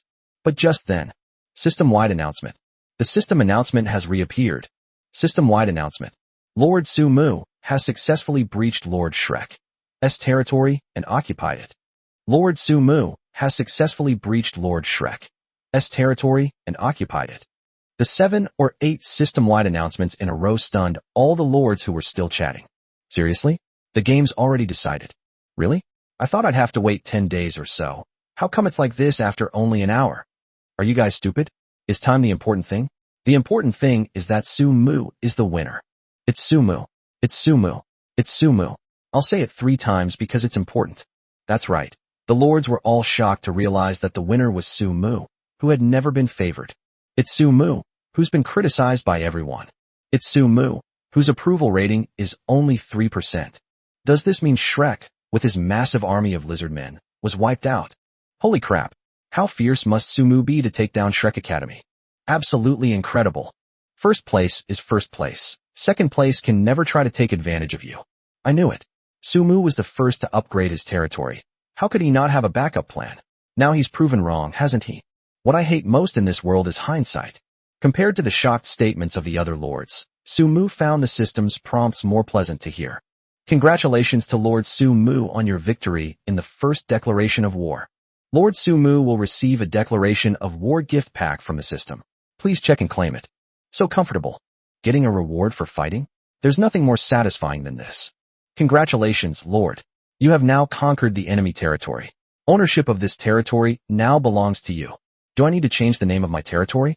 Let's not use it for now. Shrek's territory wasn't as good as they'd imagined. It was far inferior to Sumu's own. He doesn't really want to move here to develop his business right now. He'll keep the territory for now. I doubt anyone will attack this place. Inside the wooden cabin territory, Luo Wuxi's worried expression completely disappeared after hearing the system-wide announcement. Instead, a smile appeared. I knew he was strong. The performance-based agreement has taken effect. You have received your betting reward, Lord. Please check your account. Luo Wuxi received a system notification. Soon after, she also received a friend request from Kashiwa Amasaka, the Lord of the Sakura Kingdom. Beautiful lady, please forgive my joke for going too far. Could you please return the skill scroll to me? This is a special map, surrounded by monsters. I can't survive without it. It's my only lifeline. Please, please. Shikagawa Amasaka was filled with regret. I'm so regretful. He just wanted to show off a bit, and maybe visit Versailles while he was at it. Who would have thought that the outcome would be decided in less than 5 minutes of the betting? The World Channel was praising Shrek to the skies, saying he was incredibly awesome, but it turns out he's just a pile of crap. Shikagawa Amasaka's first reaction was to beg, hoping that the silly woman would have a change of heart and return the skill scroll to him. To his surprise, when he sent another friend request, he found that he had been blocked. That night, after a busy day, Sumu finally saw the small village of Tianmu right in front of him. After conquering Shrek's territory, Sumu took stock of what he had gained. It turns out that Blake and his family are really poor. They only had bows and crossbows as weapons, and even their silver coins numbered a paltry 389. The most valuable things in their territory were nothing more than materials, iron, ore, and timber. Those things are too heavy to move, so let's leave them for now. Sumu didn't see any scrolls or similar items. They were probably all used by Shrek and his group. It could be said that the most valuable thing Sumu gained from his trip was the system's reward. There are also 5 lizardman slaves. That's right.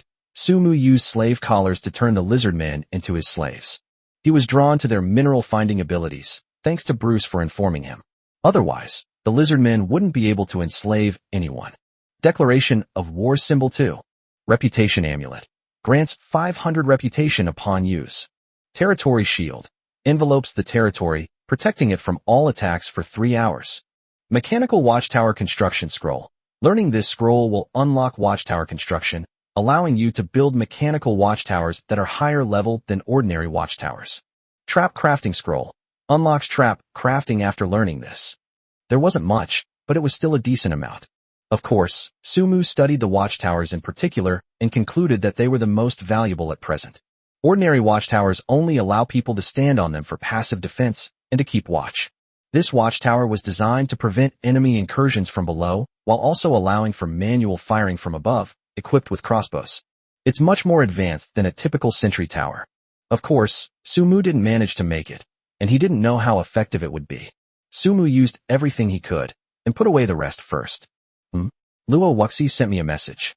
He had been busy and hadn't had time to look at anything else, but now he realized that Luo Wuxi had sent him a message before. He clicked on it and glanced at it. Sumu, you've been declared war on. Are you confident you can handle it? Be careful. This is the first one. About 10 minutes later, Luo Wuxi sent another message. Many people on the world chat say Shrek Academy is very powerful, so you should be careful. You can also check the world chat more often to learn about your opponents. Let me know if you need any help. This woman actually cares about me quite a bit. Sumu smiled as he read the message Luo Wuxi sent. Thank goodness I didn't help her for nothing. I'm not an ungrateful wretch. As soon as Sumu finished speaking, he received another message from Luo Wuxi. Are you done with your work? How did you know? Sumu asked a question subconsciously. Message read. Luo Wuxi replied quickly. Alright. Sumu rubbed his chin. The fact that the message had been read was already quite ridiculous. Oh, right, here you go? Luo Wuxi suddenly sent a message. Just as Sumu was about to ask what it meant, he received a transaction notification. Upon opening it, I was surprised to find that it was sent by Luo Wuxi. On it lay a scroll for summoning the undead. There is also a skill scroll for Heavenly Flame. Chapter 29 Recruitment Successful. Come give me a shoulder massage. What does this mean? They suddenly traded 2 scrolls to me. Thank you for your lightning strike spell. It made it possible for me to successfully kill monsters. I estimate I'll be able to complete the quest in another 2 days. The scroll is for you. Give me both scrolls. Are you sure? To be honest, Sumu was somewhat surprised. Is a portal crafting scroll valuable? In Sumu's opinion, it was actually very valuable. For example, if he occupies someone else's territory today, and there is a portal scroll, can he make a portal to allow teleportation between the 2 territories? The answer is yes. Therefore, in the long run, the value of a portal crafting scroll is definitely not low. Moreover, judging from the complexity of the materials needed to make the portal, this scroll is probably one of the more difficult to obtain. In Sumu's view, exchanging a lightning strike spell for a portal crafting scroll was actually a profit for him, and Luo Wuxi didn't know him anything. But she still felt indebted and insisted on repaying the favor by giving him 2 scrolls in return. This woman has a really good personality. She's open-minded, generous, and knows how to be grateful. She's worth getting to know better. Yes, it's all for you. Luo Wuxi replied quickly, clearly having made her decision without much thought. After a moment's thought, Sumu pressed the pick-up/drop-off button.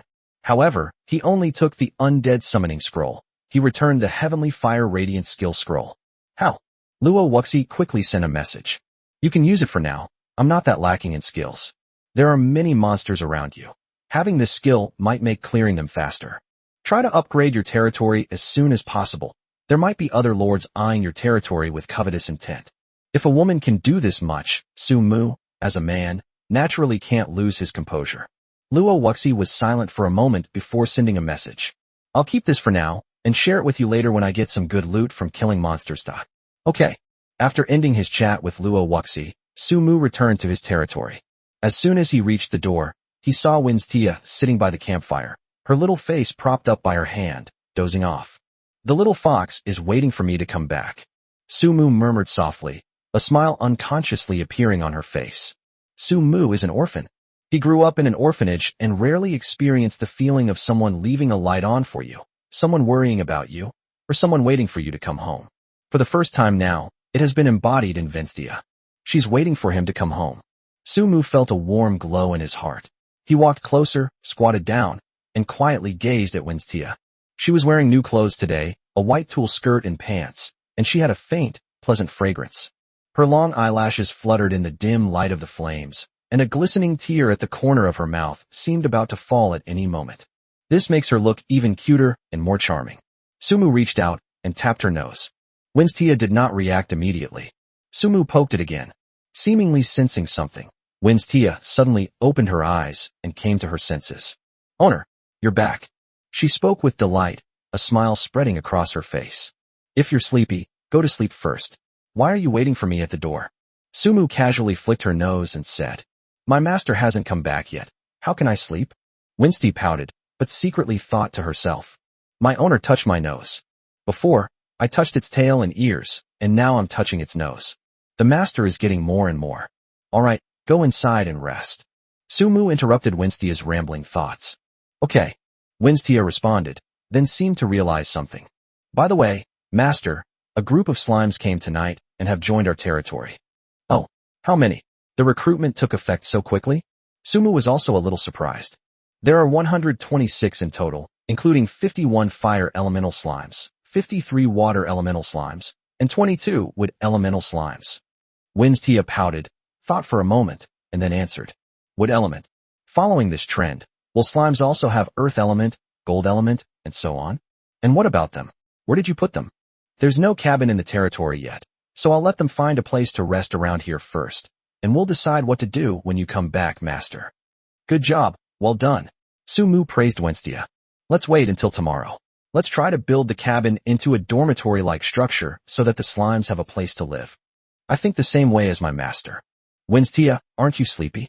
Lying in bed for a while, Sumu was planning the future development of his territory when he turned his head and saw Winstia staring at him with her eyes open. "I was very sleepy, but I don't know why I became much more energetic after my owner came back." True spirit. When Sumu asked for directions, a mischievous smile played on his lips, though Winstia didn't see it. "Yes." She answered blankly. "Come here, give me a shoulder massage." Sumu chuckled and lay down on the bed. Tonight, riding on Thunderstorm King Kong's shoulders almost shook his bones to pieces. Big Black is really not suitable as a mount. We need to find a professional to ride it. Sumu was making plans in her mind. "Huh? Hey, shoulder massage." Winstia suddenly realized that she seemed to have fallen into her master's trap. "Yes, come over here quickly." Oh.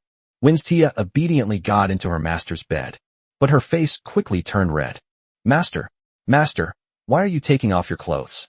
"Idiot, how can I massage it without taking off my clothes?" Sumu threw her shirt aside and lay back down on the bed. "Don't worry, I'll just massage your shoulders. I won't do anything else." Oh. Winstia suppressed her shyness and placed her hand on Sumu's shoulder. Not far away, the fruit of life, which was sitting in the corner, emitted a red light, and then its outer skin suddenly cracked open. From within the crack, it seemed as if a pair of eyes were peering out at everything. However, neither of the two people inside the house noticed this scene. Soon, Winstia heard her master snoring evenly. Master must be really tired. He fell asleep so quickly. Winston murmured softly as she carefully removed herself from her master and covered him with a blanket. After she finished everything, she went back to her bed and lay down. Chapter 30. I woke up one night to find myself a father. Sumu felt like she was dreaming. In my dream, a beautiful woman with big eyes and a small face. Just as Sumu was about to see what was going on. That's right. The dream is over. Sumu opened her eyes, then was completely dumbfounded. Am I dreaming? How come he actually has a beautiful woman in his arms? What's going on here? Startled, Sumu sat up in bed, and the little beauty with sky blue hair in his arms slipped and fell back onto the bed. A soft moan. The pretty girl woke up, her sky blue eyes wide open. She stared blankly at Sumu, a cute, slightly dazed smile on her face. The two stared at each other, and time seemed to stand still at that moment. After a moment, Sumu moved. He pulled the sheet over the pretty girl, covering her body. "You? Who are you?" At first glance, Sumu thought the pretty girl was someone he had recruited. But wouldn't it be too risky to recruit them? Did they get on the bed? Dad? The young girl spoke in a somewhat childish voice, but the two words she uttered sent chills down Sumu's spine. "Don't call me that. I'm not your father. I don't have a daughter as big as you." She looked to be only 15 or 16 years old, while Sumu was only 22. How could he possibly have such a grown daughter? Unless he was already 5 or 6 years old. Absolutely impossible. Sumu abandoned his absurd idea. Daddy, you are my father." Upon hearing his words that he didn't acknowledge her, the young woman pouted, looking as if she was about to cry. She crawled over on all fours, clung tightly to Sumu, and clung to him, unwilling to be separated for even a moment. What's going on? Sumu was even more confused and bewildered, until he caught a glimpse of the fruit of life in the corner of his eye. The large fruit had split open completely, revealing a bright red interior, resembling human veins. Could it be that? As if he had guessed something, Sumu used his insight technique on the little beauty in his arms. Unknown, the creature born from the fruit of life, the daughter of life, possesses mysterious abilities beyond your imagination. Really? Winstia, get up. Sumu sent a distress signal to Winstia, who was still sleeping beside him. He's going to suffocate if he doesn't call for help soon. When Winstia was woken up, she groggily opened her eyes and sat up. When she saw the little beauty in her master's arms, she became even more confused. Master, where did you go to snatch such a pretty little sister so early in the morning? I'll explain later. Hurry up and get her some clothes to change into. Sumu gritted his teeth. The little fox is so curious, asking so many questions. Doesn't he know he's having a hard time right now? After meeting Winstia, Sumu fled the cabin as if escaping to take a cold bath in the river. It was just dawn, and the water was still very cold. It must have been really tough on Sumu. 4-star danger alert. A goblin horde is plotting to attack your territory. They will begin their attack in 5 hours. Please be prepared to defend. Intelligence alert. This attack by the goblins is a full-scale invasion and should not be underestimated. Level 2 and Level 3 goblins are also participating. While Sumu was bathing in the river, he suddenly received a notification from the intelligence system. 5 hours later, the goblins are going to attack his territory? Why did those guys suddenly attack? There was absolutely no warning. Without delay, Sumu quickly changed his clothes and headed to the territory. Instead of asking why, he should immediately focus on building up defensive fortifications. But as soon as he returned to his territory, he heard a sound of crying. Master, it's no use. The little girl is crying so hard. She keeps saying she wants to see you. As soon as Winstia stepped out of the cabin, she bumped into Sumu, who had just returned. She quickly reported the situation. Have you dressed her yet? Sumu asked about the thing she cared about most. He didn't want to take 2 showers in a row first thing in the morning. You're dressed. Winstia nodded. Okay, I'll go check on her. Before Sumu could even step inside, the daughter of life had already heard his voice and ran out first. The moment she appeared, without a second thought, she pounced directly on Sumu. Then it clung to him like an octopus, burying its head in the crook of his neck. Daddy! Hug! The daughter of life had tears in her eyes, and her nose was red from crying. Seeing her pitiful and helpless appearance, Sumu sighed slightly and still reached out to hug her. Hug me, what else can I do? Who told him to bring back the fruit of life himself? The little girl was just born inside, and I guess she mistook him for her father? Now is the time when you need to be pampered. Seeing Sumu holding the daughter of life, Winstia, standing at the door of the wooden house, pouted slightly. She was originally the only girl in the territory, so naturally, the master cared for her the most. Now, one has appeared out of nowhere. Winstia suddenly felt a pang of disappointment. It seems she suddenly has someone to compete for her favor. After spending a short time together, Sumu had become quite familiar with the daughter of life. The little girl is just clingy, but otherwise she's quite obedient. Especially listen to him. Winstia spoke to her several times, but she didn't respond strongly.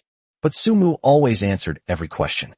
He tried using his lord talent, pride of the leader, to check her status, and the feedback he received was, daughter of life, unknown female. Age, 16 years 0 days. Work adaptability, unknown. Special talent tag, unknown. All of them are question marks.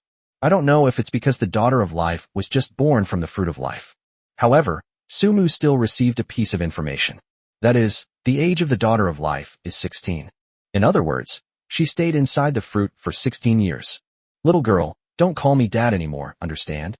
Sumu glanced at the daughter of life nestled in his arms and said softly, Why, Dad? The daughter of life raised her head, blinking her azure eyes, which were filled with questions and doubts. Because I don't like this title, you can just call me brother from now on. Elder brother. Sumu emphasized it again. The daughter of life clearly thought for a moment before tilting her head and calling out in a cute and endearing voice. Okay, brother and father. Sumu. It's my brother. The word father is not mentioned. Sumu's face hardened, and he corrected him, pretending to be angry. He knew that the daughter of life was very clever and couldn't possibly be unaware of his meaning. She was just deliberately teasing him. Elder brother. The daughter of life cried out in grievance. She was indeed very clever. Her ability to read people was exceptional. Sumu nodded in satisfaction and reached out to pinch her little cheek. Good boy, that's more like it. How could a virgin like him be called dad? Sumu decisively rejected this title. By the way, from now on I'll call you Susu. That's your name, understand? Sumu put his rare talent for naming things to good use. Okay. The daughter of life snuggled closer to him. It was hard to tell whether she genuinely liked the name or simply didn't care what it was called. But that's how her name was decided. Chapter 31. Arrangements and Deployment. Waiting for them to come. Daughter of life. Susu. Sir, what is your name? Just as Sumu had decided on the name for the daughter of life, the voice of the little slime suddenly rang out beside him. His attention was focused on Susu, and he forgot that the little slime was also clinging to him. So, what do your parents call you? This is the name. Sumu thought for a moment and then explained. What do my mom and dad call me? The little slime thought for a moment, its round eyes wide. Slime? Isn't there another name for it? No, it's just slime. Sumu was speechless. It seemed like he had known the little slime for almost 4 or 5 days, but he really didn't know its name. Not only him, but he didn't even know about the slime's parents. Suddenly, a scene flashed into his mind.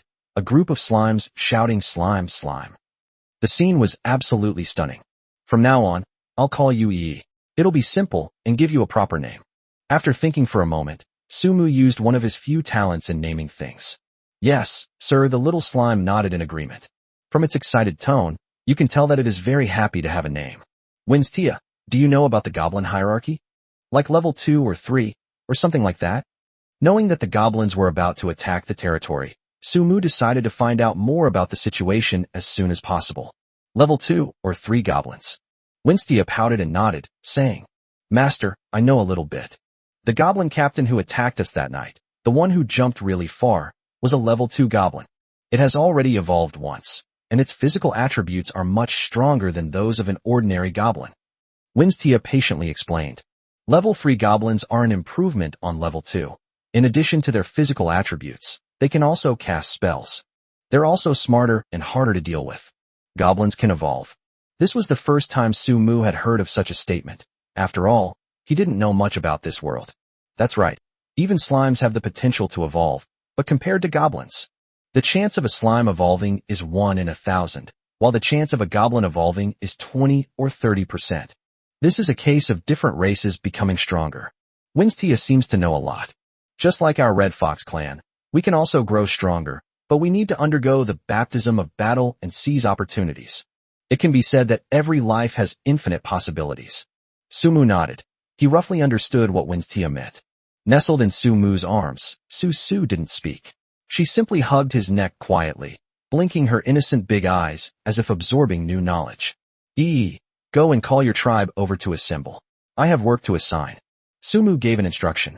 Yes, sir. They skipped and hopped away into the distance. Creating a successful learning trap. Unlock the spike trap. Unlock the fire prison trap. Unlock the quicksand trap. Sumu hadn't expected that simply learning how to make traps as a reward from the system last night would unlock 3 different types of traps. Moreover, each one looks incredibly practical. The wooden spike trap seems to be the simplest, and all you need is wood. The fire trap and quicksand trap are much more complicated, and 2 of the materials used in them are ones that Sumu has never seen before. They are, and respectively. Sumu asked Winstia, but she didn't know where the 2 materials came from either. Before understanding the goblin levels, Sumu might have thought that the wooden spike traps would be sufficient. But now he still feels it's not safe enough. Sumu decided to go out and try her luck. Soon, 135 slimes had assembled. Sumu divided them into 3 large groups, selecting 2 captains and deputy captains from each group to take charge, and then assign them tasks. The slimes' jobs are simple. One group is responsible for cutting down trees to prepare materials, another group is responsible for making the parts needed for the traps, and the third group is responsible for installing the traps. Sumu had no doubt about their work capabilities. After arranging everything, Sumu took Big Black and the 10 Thunderstorm Vajras out the door. Susu originally wanted to go out with him, but he persuaded her with kind words and promised to come back quickly, which finally got rid of the clingy person. Although Susu is clingy, she is still quite obedient and sensible, which makes Sumu very happy. The reason Sumu went out was very simple. Go find the fire tumor and the earthworm. Based on his past experience playing games, the ways to obtain basic materials should not be too complicated. Both the fire tumor and the earth tumor have elemental symbols in front of them, making them highly likely to appear on related elemental monsters. He decided to try his luck. Thunderstorm King Kong, male. Age, 10 years, 3 months, and 5 days. Job suitability, logging LV3, transporting LV3. Special talent tags, Battle Maniac, immense strength, commanding aura. Slimes with handcrafting adaptability can also be chopped down, but Thunder King Kong cannot be chopped down by hand, which is easy to understand. This also made Sumu understand the power of slimes even more. It's practically a cure-all. Immense strength, increases strength bonus by 20%. Leadership aura, unique to the king of the tribe, with overall abilities exceeding those of ordinary tribe members by 10%. Fire ape, a monkey that inhabits the outskirts of the Milieu forest.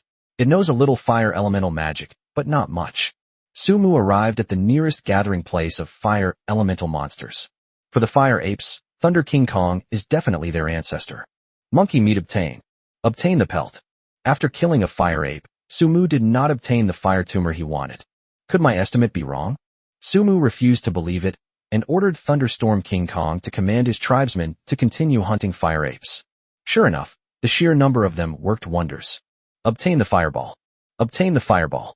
Fire tumor, a material formed from the solidified tumors on the bodies of fire elemental monsters. Fireball, a stone attached to a fire elemental monster that explodes when thrown. Etc. That fireball is interesting. Based on this description, isn't it similar to the function of a hand grenade? Sumu suddenly had an idea. Knowing that the fire ape could not only produce fireballs, but also explode fireballs, Sumu had an idea. And so, the fire monkeys in the forest suffered a horrific massacre today. The massacre lasted for more than 2 hours. If Sumu hadn't realized that time was running out, the massacre would probably have continued. After sorting through his loot, he found he had acquired a total of 68 fireballs and 108 fireballs. The drop rate of the fireball is much higher than that of the fireball. After returning to his territory with the supplies, Sumu hurriedly arranged for the slime tribe to assemble the traps. All preparations are proceeding at a rapid pace. We're just waiting for the goblin horde to attack. Chapter 32. How about making a bet with the master? Report. Chieftain, I've investigated thoroughly. The western side of the human territory is the weakest point. There are 2 large Vajra guarding their front gate, and they look quite capable. There's a slime squad guarding the east side, and 5 lizard men guarding the north side. It's not advisable to break through from the front. I suggest going to the west, which is their weakest point. The goblin scout reported the intelligence he had just gathered. In front of it stood a goblin, holding a skull staff, who was over 2 meters tall. Unlike other ordinary goblin soldiers. Besides being tall, this goblin also has 2 single horns on its head and long, yellowish-brown hair. Aside from its green skin, it looks very similar to a human. Level 3 goblin. Oka, the chieftain of the goblin tribe. The weakest point? Are you sure? Oka opened his eyes and glanced at the goblin scout in front of him. Its casual glance filled the goblin scout with dread. Right. The information I gather is absolutely accurate. Although, humans are unaware that we are about to attack their territory. Oka's voice was deep as it calmly analyzed the situation. But given the cunning nature of humans, how could they possibly let you easily spot the weakest point? Do you think what I said makes sense? The goblin scout thought about it for a moment and realized it made perfect sense. It nodded repeatedly. Chieftain, you are so wise. You are right. Humans are so cunning. They are most likely deliberately trying to mislead us. Their weakest point may be the most dangerous. Oka patted his people on the shoulder with satisfaction. Not bad. You have a high level of comprehension. Humans must have already set up many traps on the western side to lure the enemy in. Therefore, the seemingly safest place often represents the most dangerous place. We need to learn to think about things from a reverse perspective. The goblin scout's eyes lit up, and he immediately knelt on the ground. The clan leader is wise. The entire clan obeys. Oka turned around and raised his skull staff. Humans attacked and killed our people. Should we avenge this? Should. A unified, synchronized response. Before Oka stood a full 500 goblin warriors. This is the strongest fighting force of their clan. Each goblin raised its weapon in response, its emotions running high. All right, listen to my orders. Let's attack from the front. with the high-ranking goblin warriors leading the charge, followed closely by ordinary goblin soldiers. We are bound to sweep away human territory. Yes. The massive goblin army set off. In front of the wooden house in the territory, Sumu was eating small pieces of meat and drinking sweet river water, thoroughly enjoying himself. The meat chunks are definitely different after adding salt and seasoning. Sumu sighed with joy, feeling happy that he was tasting the flavor for the first time in so many days. At this moment, to his left was Susu, who was clinging to him tightly. To his right was a little slime with round, curious eyes. It doesn't eat meat or vegetables. It only drinks water, so it can't understand human appetites. Brother, I want more. I want more. Susu smacked her lips, her azure eyes falling on the piece of meat in Sumu's hand, and licked her lips. Didn't I feed you enough just now? Sumu glanced at Susu in surprise. This little girl can eat quite a lot. She had the same energy as Winstia on her first night. Little girl, eat until you're full, but don't overeat, or your stomach will feel uncomfortable. He reminded him. Not full, not full. I want more. Susu pouted and pouted, acting coquettishly. She's already pretty and cute, so who can resist her when she starts to act cute? Since Sumu couldn't resist, he couldn't possibly refuse her request. He quickly tore off a piece of meat and put it to her mouth. Susu opened her mouth contentedly and casually took it in. Little girl, be careful next time. Just eat meat. Don't eat my fingers, they're dirty. Sumu glanced at his fingers, which were still covered in Susu's saliva, and said with a hint of helplessness. Oh. Susu seemed to agree and understand on the surface, but in reality, this was the 10th time Sumu had reminded her. Across from her, Winstia secretly pouted as she watched the two interact affectionately. She took a bite of the meat, but found the usually delicious piece rather bland. Master, haven't the goblins arrived yet? Winstia tried to speak to get her owner's attention. Don't worry, I've made all the arrangements. We're not afraid of you if you come. The most important thing for you is to focus on eating well. As soon as Sumu finished speaking, the ground churned, and then a lizard man emerged from the earth. Owner, the goblin horde is here. The lizardman's name was Shisha, and Sumu considered him to be the most capable of the 5 lizardman slaves. They were also the ones he focused on cultivating. Sumu glanced at Shisha indifferently and said, I remember. Today is your chance to prove your worth, lizardman. Perform well and show your true value. If you behave well, I may pardon your slave status and allow you to recruit other lizard men into the territory. No. Shisha didn't linger. After responding, it returned the way it came. Before long, the deafening shouts of goblins echoed around the territory. Master, do we really not need to deploy some thunderstorm Vajra for defense on the western side of our territory? What if goblins invade from that side? Winstia asked with concern. She had done her research. The weakest point in the territory's defenses was currently the western side. There were almost no traps and no thunderstorm King Kongs guarding the area. In other directions, there are traps and fire elemental slimes guarding the way. Although Winstia supported her master's decision, she couldn't help but worry. Winstia, have you ever heard this saying? Sumu was not worried at all. Instead, he smiled mysteriously and spoke. What did you say? Warfare is based on deception. Therefore, when capable, feign incapacity. When active, feign inactivity. With a smile on his face, Sumu spoke of the great wisdom left behind by the ancestors of the Dragon Kingdom. Master, I still don't quite understand. Winstia pondered for a moment, then finally surrendered helplessly. She simply couldn't understand it. How about this? Sumu fed Susu a bite of meat, and a good idea was already in his mind. He kept talking. How about you make a small bet with your master? I bet the goblins won't invade from the west, but will instead attack us from the front. If I win, you'll grant me one request, okay? A bet with master? Winstia pursed her thin lips, hesitating slightly. Then, master, you must first state your conditions. If I win, you kiss me, Sumu said decisively. Chapter 33 Deception and Reality. The goblins suffer a crushing defeat. If I win, you have to kiss me. Sumu's conditions made Winstia blush, and she lowered her head in silence. Brother, what does it mean to kiss me? What does that mean? Susu's newborn child naturally didn't understand as much as Winstia, and she asked a question out of curiosity. Standing beside her, also looked on with wide-eyed curiosity. The slime didn't understand what it meant to kiss me. Children don't need to understand. Sumu chuckled, offering no further explanation. It doesn't matter if Susu doesn't understand, as long as Winstia does. Winstia, you're not scared, are you? Sumu used a clumsy attempt to provoke her. Master, what if the goblins attack from somewhere else? Would that also count as you being right? Only the front is right for me. All right then, Winstia agreed. The territory has 4 sides, and the western side is clearly the weakest. No matter how stupid the goblin tribe is, they can't possibly launch a frontal assault from the heavily guarded area where Thunderstorm King Kong stands, right? They're not that stupid, are they? This was what Winstia was thinking.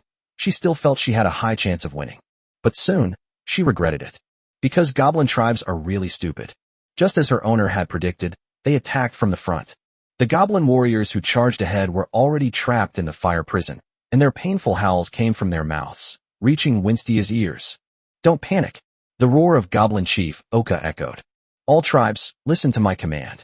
Ignore those goblins who have already fallen into the fire pit, lest you get burned as well. Continue the assault. Oka's roar did have some effect. The goblin warriors gradually calmed down, regrouped, and attacked again. They never expected that, having just escaped the fiery trap, they would immediately fall into a deep pit filled with sharp spikes. Many goblin warriors fell into the deep pit, their intestines bursting open, and they died beyond any hope of survival. The goblins with better physical abilities escaped the pit, but were also wounded by the spikes, bleeding profusely. In the blink of an eye, most of the level 1 and 2 goblins were lost. But what really sent chills down the goblins' spines was yet to come. The ground beneath their feet suddenly exploded violently. Many goblins were blasted into the air and then crashed down. This isn't just happening to 1 or 2 goblins. Moreover, it is extremely random, and you have no idea when or where the explosion will occur. Good. It seems that the lizard men, led by Shisha, have performed well. While the battle raged outside, Sumu inside the territory was enjoying a relaxed and comfortable shoulder massage from Ventilla.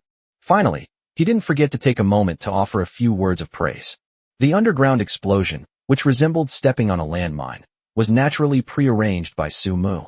He ordered 5 lizard men from the Shisha Islands to take firecrackers underground and detonate them randomly. They blew those goblins so badly even your mother wouldn't recognize them. At this moment, Sumu noticed that Thunderstorm King Kong had also started to make his move.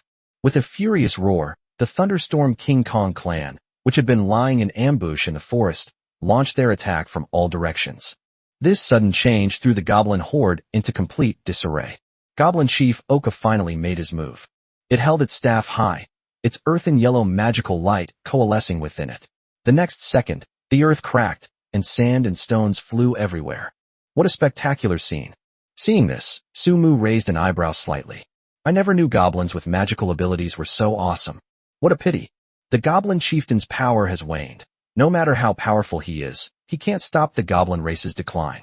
It's all its own fault for being too confident. Fire elemental slimes have also joined the battle. The battle became extremely fierce. Master, why were those goblins so stupid? They actually attacked from the front. While massaging her master's shoulders, Winstia pouted and asked, is this what you call dissatisfaction? Thunderstorm King Kong is clearly standing at the gate of our territory. Are they blind? How could they not see that there are heavy troops guarding the front? She has accepted the fact that she lost. But I still can't understand why the goblin tribe is so stupid. Winstia, if you look at it from God's perspective, you'll naturally think the goblin race is stupid. But in reality, this is the art of war. Anyone else would be confused by my elaborate and deceptive arrangements. Sumu squinted, enjoying the rhythmic kneading of Winstia's small hands on his shoulders, and continued speaking. I know that the goblin tribe has spies watching our territory. I deliberately created the impression that the west side was the weakest point for them. This forces the spies to spend a lot of time and energy verifying the information, thus causing them to overlook other areas. The scouts' first thought was probably the same as yours, that the west flank was weak and suitable for an attack. But after careful consideration, their chieftain would begin to wonder why the western flank was so weak. Is this reasonable? At this point, Sumu smiled slightly, having successfully adopted the goblin's perspective. Aren't humans very cunning? Would you deliberately expose your weaknesses? That must be a trap, right? There must be an ambush or traps laid on the west side. Compared to the front, it looks like it has a Thunderstorm King Kong handle, which is definitely just for the purpose of deterring people. Considering all factors, do you think the goblins will attack from the front or from the west? Frontline. Winstia blurted out those 2 words without even realizing it. At the same time, she also understood her master's meaning. Master, you're so clever. You've completely outsmarted them. Hehe. Sumu was still a little happy to be praised by Wenchen. Just a petty trick. The goblin tribe has been defeated. Under the direct confrontation with fire traps, wooden spike traps, lizardmen's fireballs, and the thunderstorm King Kong royal family and fire elemental slime race. They collapsed in disarray. Chief Oka was captured by the lizardmen led by Shisha and brought before Sumu. Winstia, take Susu and E back to the cabin. Sumu spoke up. Yes, master. Winstia roughly knew what was going to happen next, so she quickly and obediently led Susu and the others away. Shisha, well done. You've done a great job. Sumu praised him. He hadn't expected the lizardmen to be so resourceful, actually knowing to bring the goblin chieftain to him. They do have some strength. Sumu had initially judged people by their appearance, but now he has a new understanding of the lizardmen. These guys move freely on the battlefield. They're practically assault troops. It's worth cultivating at least until a better alternative is found. I'm just serving my master. Shisha placed one hand in front of his chest and returned the gesture with a gentlemanly bow. The goblin chieftain, is that right? Tell me, what is your value? The value of keeping yourself alive. Chapter 34 Susu's amazing abilities. Although the person remained within the territory, however, Sumu still noticed the strength of the goblin chieftain. This guy went head-to-head with Thunderstorm King Kong and held his own without being at a disadvantage. In fact, he even seemed to have the upper hand. In particular, the scene of it unleashing magic is magnificent and powerful enough. They are still very strong. If Sumu hadn't known in advance that they would come and hadn't made special arrangements, his territory might have really been breached. Therefore, the intelligence system is truly powerful and timely. On this point, Sumu was very clear about his own feelings. He was neither arrogant nor conceited. Cunning humans. Did you know we were coming to attack all along and deliberately set up this trap to mislead us? Tell me quickly, who is the traitor within our tribe? Oka's voice was hoarse, filled with hatred. It believed that its defeat in this battle was definitely due to the leak of information. There was a traitor within their group. Now it seems like I'm the one asking you about the value of your life, isn't it? And you, of course, are asking me a question in return. Sumu snorted lightly and said coldly, Despicable humans, the great goblins will never beg for mercy from you. Before Oka could finish speaking, a dark gun barrel was pointed at him. Go on. Sumu rolled her eyes. Good heavens, even as prisoners, they still don't realize their place. The muscles on Oka Green's face twitched slightly as it pondered for a moment. I have a lot of my treasures deep inside the goblin cave. If you promise to let me go, I can take you there to get them. By the way, the goblin cave is very complicated. You won't be able to find it at all without my guidance. Even if you look for other goblins, they might not be able to find it either. It's very likely that all our efforts will be in vain, and we won't get any treasure in the end.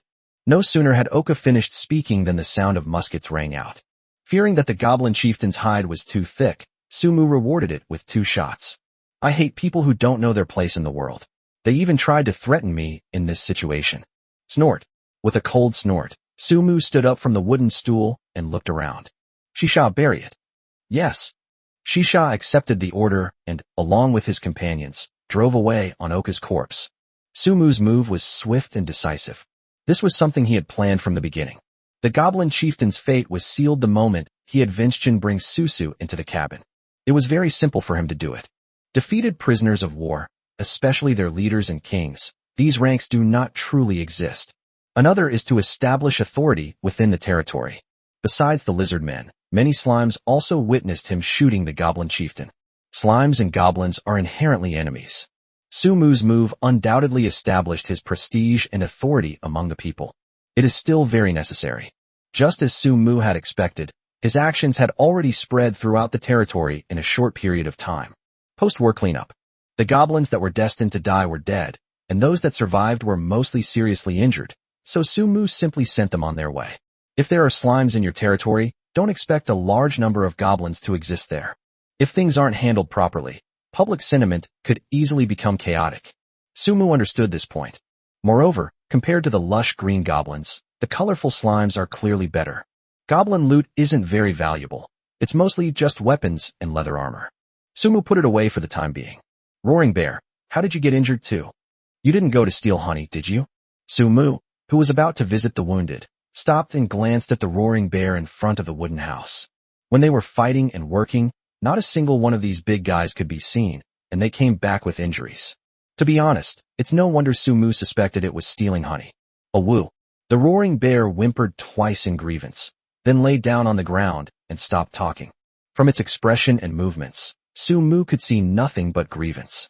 Good grief. I only said one thing to you, and you're already acting all wrong.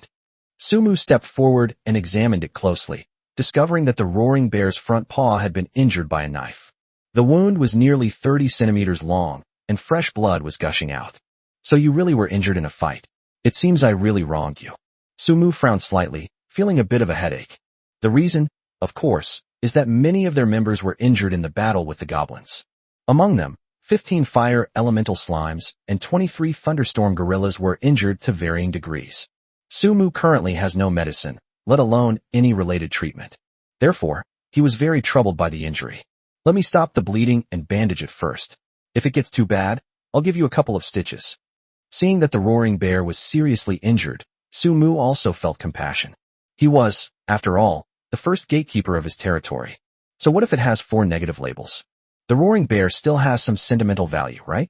Just as Sumu was about to turn around and go into the wooden house to get the cloth, Susu suddenly came to the side of the roaring bear. Susu, don't touch it. Seeing Susu reach out to touch the roaring bear's wound, Sumu couldn't help but remind her. But the next second, he was stunned. A faint green light appeared in Susu's hand. The light was very pale, yet extremely dazzling. The green light then wrapped around the roaring bear's wound. A miraculous scene unfolded. The roaring bear's previously bloody wounds have actually scabbed over. Oh my god, Susu, what did you do? Sumu grabbed Susu's little hand in surprise, marveling at her incredible performance. How did you do that? When Winstia, standing at the door of the cabin, saw this scene, she slightly opened her mouth. She was equally surprised and taken aback. Susu actually possesses the power to heal. Brother, I don't know either. But it seemed like I could stop the wound from bleeding, so I did it. Susu's confusion was even greater than Sumu's. Alright.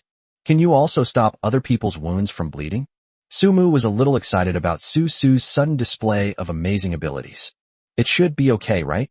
Next, Sumu took Susu to visit, comfort, and praise the wounded. Susu used her powerful abilities to heal all the wounded. This move was naturally intended to allow Sumu to once again garner positive reputation and increase the loyalty of the members. Susu, are you alright? Do you feel unwell? Sumu touched Susu's pale face and spoke with concern. He could see that Susu's treatment was consuming a lot of her energy. With each treatment, her face grew paler. Although he and Susu hadn't known each other for long. But deep down, he had long considered this little girl who climbed into his bed early in the morning as family. I do feel a little unwell. Susu gently bit her tender lips, looking rather listless. What's wrong? Can you describe it? Sumu immediately tensed up.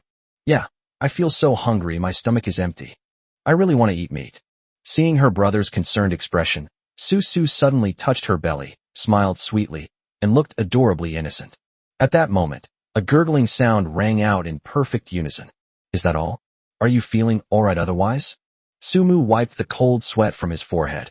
He was almost scared to death by Susu. I thought she was really unwell. No, I was just really hungry. Susu shook her head. Okay, as long as I'm hungry, that's fine. I'll get you something to eat right away. Okay. Chapter 35, Raiding the Goblin's Lair. Sumu cooked a barbecue feast for Susu. After Susu finished eating, she quickly fell asleep in his arms. Sumu carried her back to bed and covered her with a blanket, then touched her face, which had regained much of its color. This little girl has really helped me a lot. Winstia, please keep a close eye on her for me. I need to go out for a bit. He looked at Winstia and gave her instructions. Master, where do you want to go? The goblin's lair. Sumu did not conceal his whereabouts. There must still be people in their lair. To prevent them from retaliating again, I must resolve this matter completely today. I know, Master. Please be careful. 40 minutes later. Sumu, accompanied by 10 thunderstorm Vajras and 3 lizard men led by Shisha, appeared around the goblin's lair. He had a map of the goblin's lair in his hand, so he found it easily. The map was obtained when he first killed a goblin, and now it's finally coming in handy. Shisha, take some men in first to scout out the situation and see how many goblins are still inside. Just to be on the safe side, Sumu instructed. Yes, Master. Shisha accepted the order and quickly set off with 2 lizard men to carry out the mission.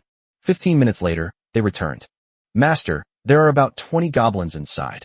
Most of them are old and weak. Shisha reported. Humans were also found there.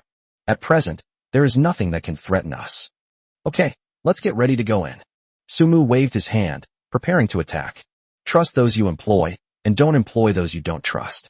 Since he chose to use Shisha to gather information, Sumu naturally chose to trust him. Goblin lairs have many passageways, and the narrow branch passageways are even more likely to confuse people. Many times, after walking nearly 500 or 600 meters, you'll find that it's either a fork in the road or the end of the road, which is very frustrating. No wonder the Goblin Chieftain said that without its guidance, they wouldn't be able to find the treasure. However, none of this could stump Sumu. Besides the Shisha Islands, he also had a map. Soon, Sumu led his army to wipe out the remaining forces in the Goblin's lair. He will keep the valuable items and decisively discard the worthless ones. This is the Goblin Chieftain's room. Could these be the treasures he spoke of? Looking at the unidentified materials placed alongside a box of gold coins and iron armor, Sumu frowned, then cast an insight spell on them. Mine metal, a mysterious metal, perhaps only the cleverest goblins know its uses. There was a lot of mechanical metal, enough to fill 3 large boxes, but unfortunately, we didn't know what it was for. What is this? Obtain the blacksmith shop construction blueprints. Outpost construction blueprints obtained. Obtain stealth skill scroll. Obtain the Gale/skill scroll. Obtain the dragon horn blade. Sumu picked up the demonic dragon horn knife and examined it carefully. Dragon horn blade, orange quality. It is said that they made this weapon from the horn of the dragon Rakanth. It is incredibly sharp, and perhaps it also contains the dragon's resentment. In the small column below, there are also notes. Weapon quality, plain, orange, blue, purple, epic, legendary, ancient, and primordial. Sumu once robbed a caravan and stole a sword. The Sword of Vic. That sword was incredibly sharp, but unfortunately it had no quality description on it, so it could be classified as a blank slate. And this dragon horn blade in front of us actually has different colors and qualities. This comparison clearly shows who is superior and who is inferior, right? However, the only thing that puzzled Sumu was that it wasn't made of dragon horns. Why is it only at orange quality? Logically speaking, even without legendary status, it should still be of epic quality, right? So what exactly is the reason? Is this weapon only at the orange quality level? This is probably the Goblin Chieftain's real treasure. If he couldn't figure it out, so be it. Sumu gripped the demon dragon horn blade, finding it increasingly easy to use. Alright, from now on this will be my personal weapon. Sumu was in an exceptionally good mood after acquiring such valuable items. He sorted through the gold coins and found that he had over 1,000 of them. When he saw the human skeletons laid out inside the nest, he knew where the gold coins came from. All of it is in my pocket. Master, what should we do with the humans inside the cave? Shisha stepped forward and asked in a low voice. How many people are there in total? 5 women and 1 man. Sumu thought for a moment. Bring them all to me. Let me see them. Yes. Shisha responded and went to do it. This also made Sumu realize how good it is to have people you can communicate with. For example, Big Black. It's true that Thunderstorm King Kongs are good at fighting, but they can't carry out orders for him. Therefore, it is still necessary to have more people or demi-humans in the territory. Soon, Shisha brought over 5 women and 1 man who were bound in shackles. 3 of the women were blonde and blue-eyed. 2 women and 1 man with yellow skin and black hair. Are you the lords or people from that city? Sumu asked. The main reason he had Shisha bring people here was to see if they were natives or lord players. Me. I am the lord of the Dragon Kingdom, brother. When Sumu's words reached Zhang Dahai's ears, he was incredibly excited and struggled to crawl forward 2 steps. My name is Zhang Dahai. I was captured by goblins and brought here. Good deeds will be rewarded. Please let me go. Your name is Zhang Dahai? Sumu focused her gaze on Zhang Dahai. He still had some recollection of the name Zhang Dahai, the lord player who was previously a lord but was turned into a slave in the regional chat channel. Sumu hadn't expected him to be so close to her. Yes.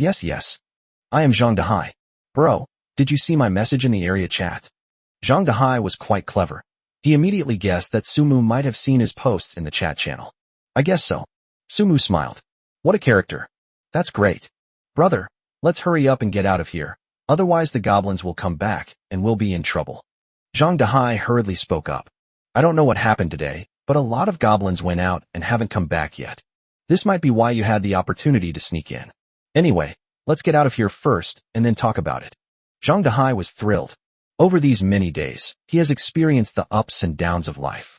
Every night, he was pinned down and abused by the hateful goblin princess. But he didn't give up and kept enduring it silently. He firmly believed that it didn't matter if his body was dirty, as long as his soul was clean. Zhang Dehai doesn't believe in fate. He only cares about seizing every moment. He would fight for even the slightest chance to turn things around. Finally, taking advantage of the goblin princess's deep sleep and the cave's laxest guard, Zhang Dehai picked up his longsword. A red knife goes in, a green knife comes out. Zhang Dehai killed the goblin princess. He thought he was free, but then the lizard men appeared, extinguishing his hopes for freedom once again. He thought he was going to be a slave again. It turned out that the mastermind behind the lizard men was actually a lord player, just like him.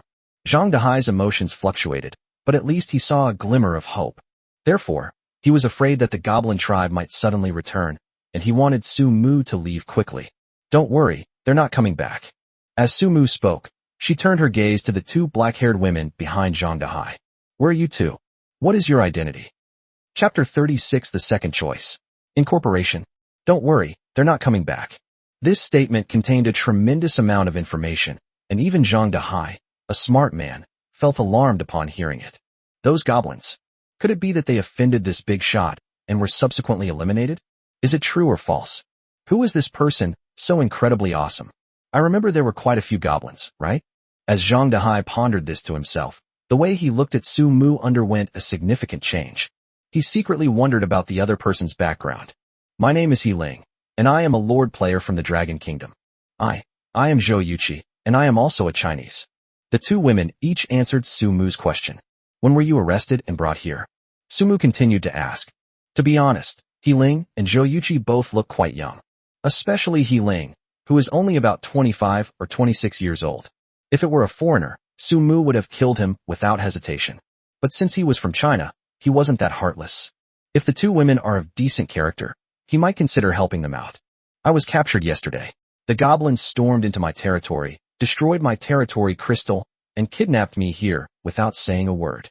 He Ling replied excitedly. She seemed to have a more lively and outgoing personality. Seeing that Su Mu also had black hair and yellow skin, and that he had no intention of harming them, her tension lessened considerably. Me too. Zhou Yuqi, who is rather introverted, raised her hand. Perhaps because of her experience of being captured by goblins, she was still shaken, her voice trembled, her hair was disheveled, and she always kept her head down, afraid to look at people. Since you are all Chinese, I will give you a choice. As Su Mu spoke, he turned his gaze to Zhang Dehai. I will let you leave, but you cannot establish territory in this area. If you can agree to my request, then you can leave. If developed well, the resources in this area will be a great asset to Su Mu's future development of his territory. He didn't want the people he let go to become potential enemies in the future. After all, while the game is said to have come to life, some resources don't respawn, such as iron or in wood. Resources, to a large extent, are also a trigger for war. For example, I have oil here. Boss, could you give me a second option? Zhang Dehai rubbed his hands together and spoke awkwardly. A second option? What second option do you want? Su Mu looked at him with amusement. Zhang Dehai has a comedic touch. Looking at him, Su Mu can't help but recall what he said on the regional channel. I think. Zhang Dehai hesitated visibly, but finally gritted his teeth. I know you're the first lord to upgrade your territory and defeat Shrek Academy, right? I want to stay by your side and help you develop your territory. I'm sure you're lacking someone to run errands, Boss Su Mu. I'm willing to follow you around, doing whatever you need. Having said it aloud, Zhang Dehai felt no shame and volunteered. Boss Su Mu, my loyalty is absolutely top-notch. I'm also incredibly capable at my job. When I used to play survival games, I would grind for 72 hours straight, just to farm resources. My friends called me Black Slave Bro, and I was even more of a slave than a slave. Anyway, boss, if you trust me, I'll show you what I'm capable of. Etc. Su Mu raised his hand to interrupt Zhang Dehai, his face hardening as he prepared to trick him. Su Mu? Who is Su Mu? To be honest, I really don't know what nonsense you've been spouting. Hey, Su Mu, stop messing around. Zhang Dehai smiled confidently and said, although you only said one sentence in the regional chat channel, no, to be precise, you sent one picture. But you brought out tools made of fine iron. And it was only the first day. Who could achieve that level of skill? The first person to upgrade their territory right after that was also named Sumu. Do you think there could be such a coincidence in this world? I admit it, it will happen. Zhang Dehai spoke eloquently and analyzed the situation rationally. But anyone in our area chat channel who knows my name, Zhang Dehai, must have spoken in the channel before. The most obvious one is the lizard man next to you, boss. Aren't those former members of Lord Shrek's territory? It's just that now I'm your subordinate, boss. The more Zhang Dehai talked, the less confident he became. Because he noticed that Su Mu's expression remained completely calm, without any change in emotion. You could even see confusion and bewilderment in them, and their complexion grew increasingly grim. Did they really mistake one person for another? No way. Boss, are you really not Su Mu? Zhang Dehai felt a little uneasy and began to doubt himself. Haha. Su Mu suddenly burst into laughter twice. How? Aren't you very confident? Why are you suddenly feeling weak? I knew it. Zhang Dehai patted his chest. Boss Su Mu, your acting skills are amazing. You almost fooled me. I'm starting to seriously doubt myself. Wow, you're amazing. Zhang Dehai gave a thumbs up repeatedly. All right, you can stay with me for now. Su Mu settled down. Zhang Dehai is good at reading people and has a strong ability to react. He also has good logical thinking skills, so he can be considered a talented person. Su Mu already had a plan in mind regarding how to arrange things for him. Shrek's territory, which he has occupied, needs someone to reclaim it, and Zhang Dehai is clearly the perfect candidate for the role. After all, Su Mu couldn't very well let Winstia go and start clearing the land, could he? He couldn't bear to part with it. Furthermore, what if someone with ulterior motives targets the area if no one cultivates the land there? After much deliberation, Su Mu decided to bring Zhang Dehai over to use for himself. Thank you, Boss Su Mu. In his excitement, Zhang Dehai blurted out. From this moment on, I, Zhang Dehai, am Su Mu's USB port. You can plug me in wherever you want, and I'll be ready to use any time. Su Mu pondered Zhang Dehai's words, but something just didn't seem right. Was he too crooked? And you? Su Mu turned his gaze to He Ling and the other person. I want to stay by your side too. I'll do anything for you. He Ling understood what had just happened, and she was deeply shocked. She never expected that the handsome young man in front of her was Su Mu, the first person to upgrade his territory. This is a godlike being. What do you think the name Su Mu represents at this stage? Absolute strength. Any lord who pays attention to the chat channels would know the significance of those two words. He Ling had long recognized the difficulty of upgrading one's territory. Now that a powerful figure has appeared, her first reaction is to cling to him. I can cook. Can I be by your side? Zhou Yuqi finally looked up and uttered her first words. However, her face was covered in black grime, making it impossible to see her features clearly. You can vaguely see that the eyes are very large, with a lot of white in them. Being able to cook is fine, but I don't want a stutterer. Su Mu, rarely in a playful mood, made a small joke. I don't stutter. Zhou Yuqi quickly waved her hand. I just haven't recovered yet. Can I join your territory? I may be good at cutting down trees. Mining is no good, but I'm really good at cooking. Just having delicious rice isn't enough, Su Mu continued. Will it warm the bed? I really need someone who can warm my bed. As soon as Su Mu said this, Zhang Dehai next to him had an ambiguous look on his face. A warm bed is great. He also wanted someone to warm his bed. Only He Ling's expression remained unchanged. No, that won't do. Zhou Yuqi waved her hands repeatedly and spoke in a flustered manner. I really can't do this. But everything else can be learned. Look, you've stopped stuttering now, and you're speaking quite fluently, Su Mu suddenly said. Zhou Yuqi was stunned. She quickly understood his intention. Chapter 37 Su Mu, are slimes all you have in your territory? Night. Tiamu Village. The campfire has been lit. Xiaozhou, the territory was just built recently, and it's a bit shabby. I haven't set up a kitchen or anything like that. You'll have to make do with this tonight. Su Mu pointed to the campfire in front of him and a black bull that Thunderstorm King Kong had hunted, and said, he has temporarily taken Zhou Yuqi, and He Ling back to his territory. The other 3 women were natives of Tianlong City, and Su Mu let them go back. I see. Zhou Yuqi was no longer nervous. She picked up a small knife from the ground, squatted down, and began to dissect the meat from the cow carcass.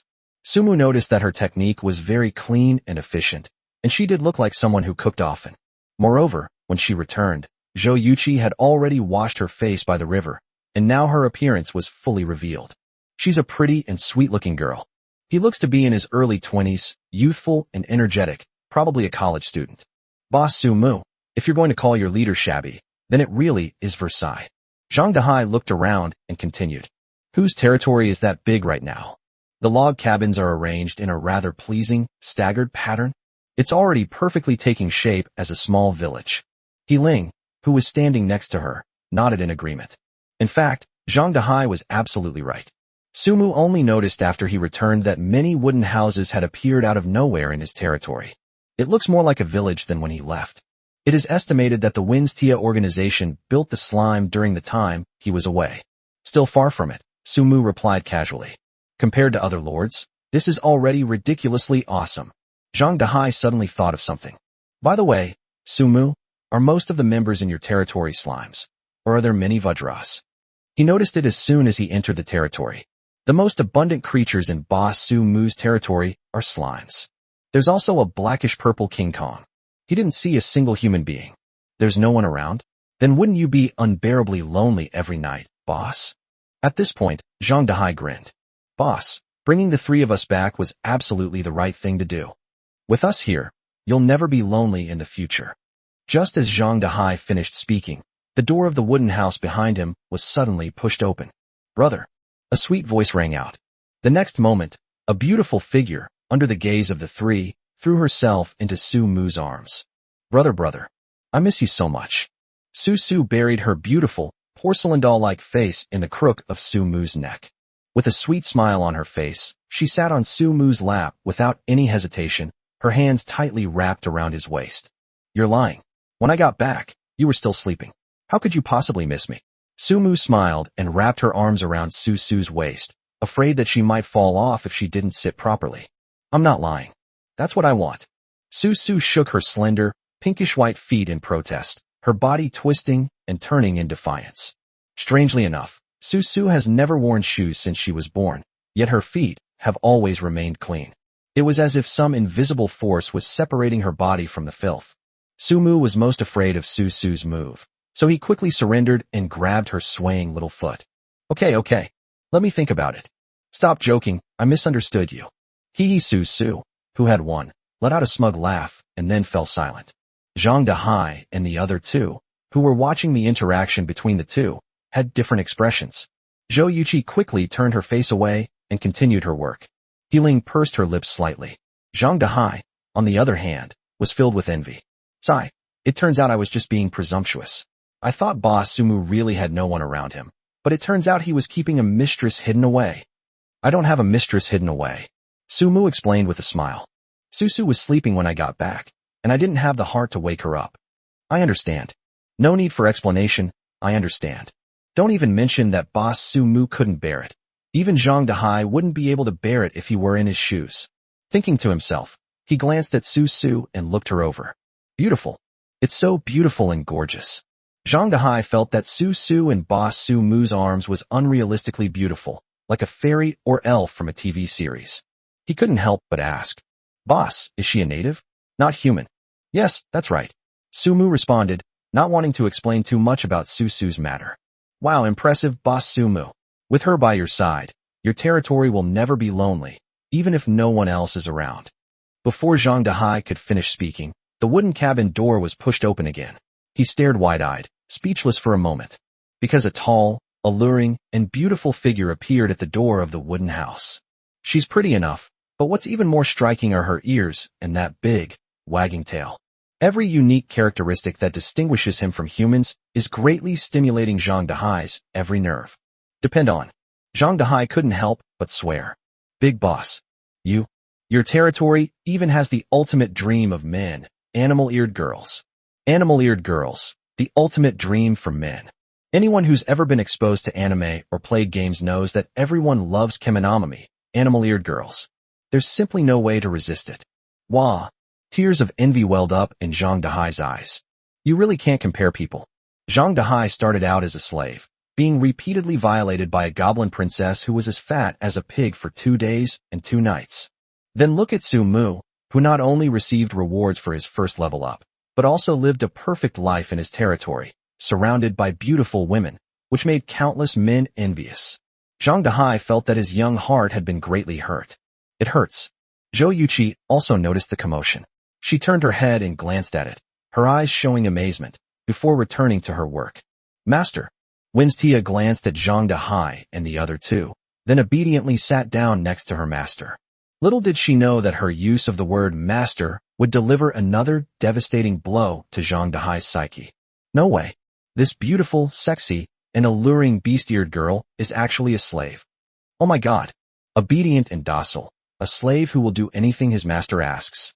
At this moment, Zhang Dahai, who had read countless hentai comics, felt that the humiliation he suffered at the hands of the Goblin Princess was nothing compared to this. He's hurting more now than that. It really proves that saying. Some people are born into Rome, while others are born into poverty. Ignoring Zhang Dahai's envious gaze, Sumu looked at Winstia and asked, "You and the others built all the wooden houses, didn't you?" "Uh-huh." Winstia nodded. "Great job. Our Winstia is really capable." Sumu smiled and gave a thumbs up. "When I'm not around, you have the right to lead them in building their territory. I approve." "Thank you, master." Winstia was initially worried that her master would be unhappy if he saw this, and would blame her for acting on her own initiative. She had been concerned about this. But no. She even received praise for it. Winstia was very happy, her eyes crinkling into crescent moons with laughter. "Oh, right, master, another slime has joined us. They arrived the moment you left. There were a total of..." Winstia reported on the situation in the territory after Sumu left. Chapter 38. Winstia, you don't forget our bet, do you? 1. Recruit 300 lives to become residents of the territory. Currently 345/300 completed it. Looking at the status displayed on the territory crystal, Sumu was somewhat surprised. Surprisingly, quite a few slimes came today, quickly filling up the empty spaces in the territory. 2. Own 45/30ths buildings on land within your territory, completed. With both conditions met, all that's needed is to complete the other 3, and upgrading the territory to level 2 is just a matter of time. Master, the wooden houses are built on a family-by-family basis. I will allocate more land to the larger families so that they can build bigger houses. Furthermore, I've arranged the rooms for the various elemental slimes in different directions, making them look neater. Winstia was reporting from the side. That's right, your idea is very good. If it were me, I would do the same. Honestly, Sumu was very satisfied. Winstia has a bit of a housekeeper vibe to her. Moreover, her ideas and thinking are very economical and practical. Receiving her master's continued approval washed away all of Winstia's fatigue from the day, leaving her only with happiness. Boss Sumu, may I ask you a question? Zhang Dahai hesitated for a long time before finally speaking. Ask away. Why are you recruiting so many slimes in your territory? Is there something special about these little things? Zhang Dahai witnessed firsthand the battle between slimes and goblins.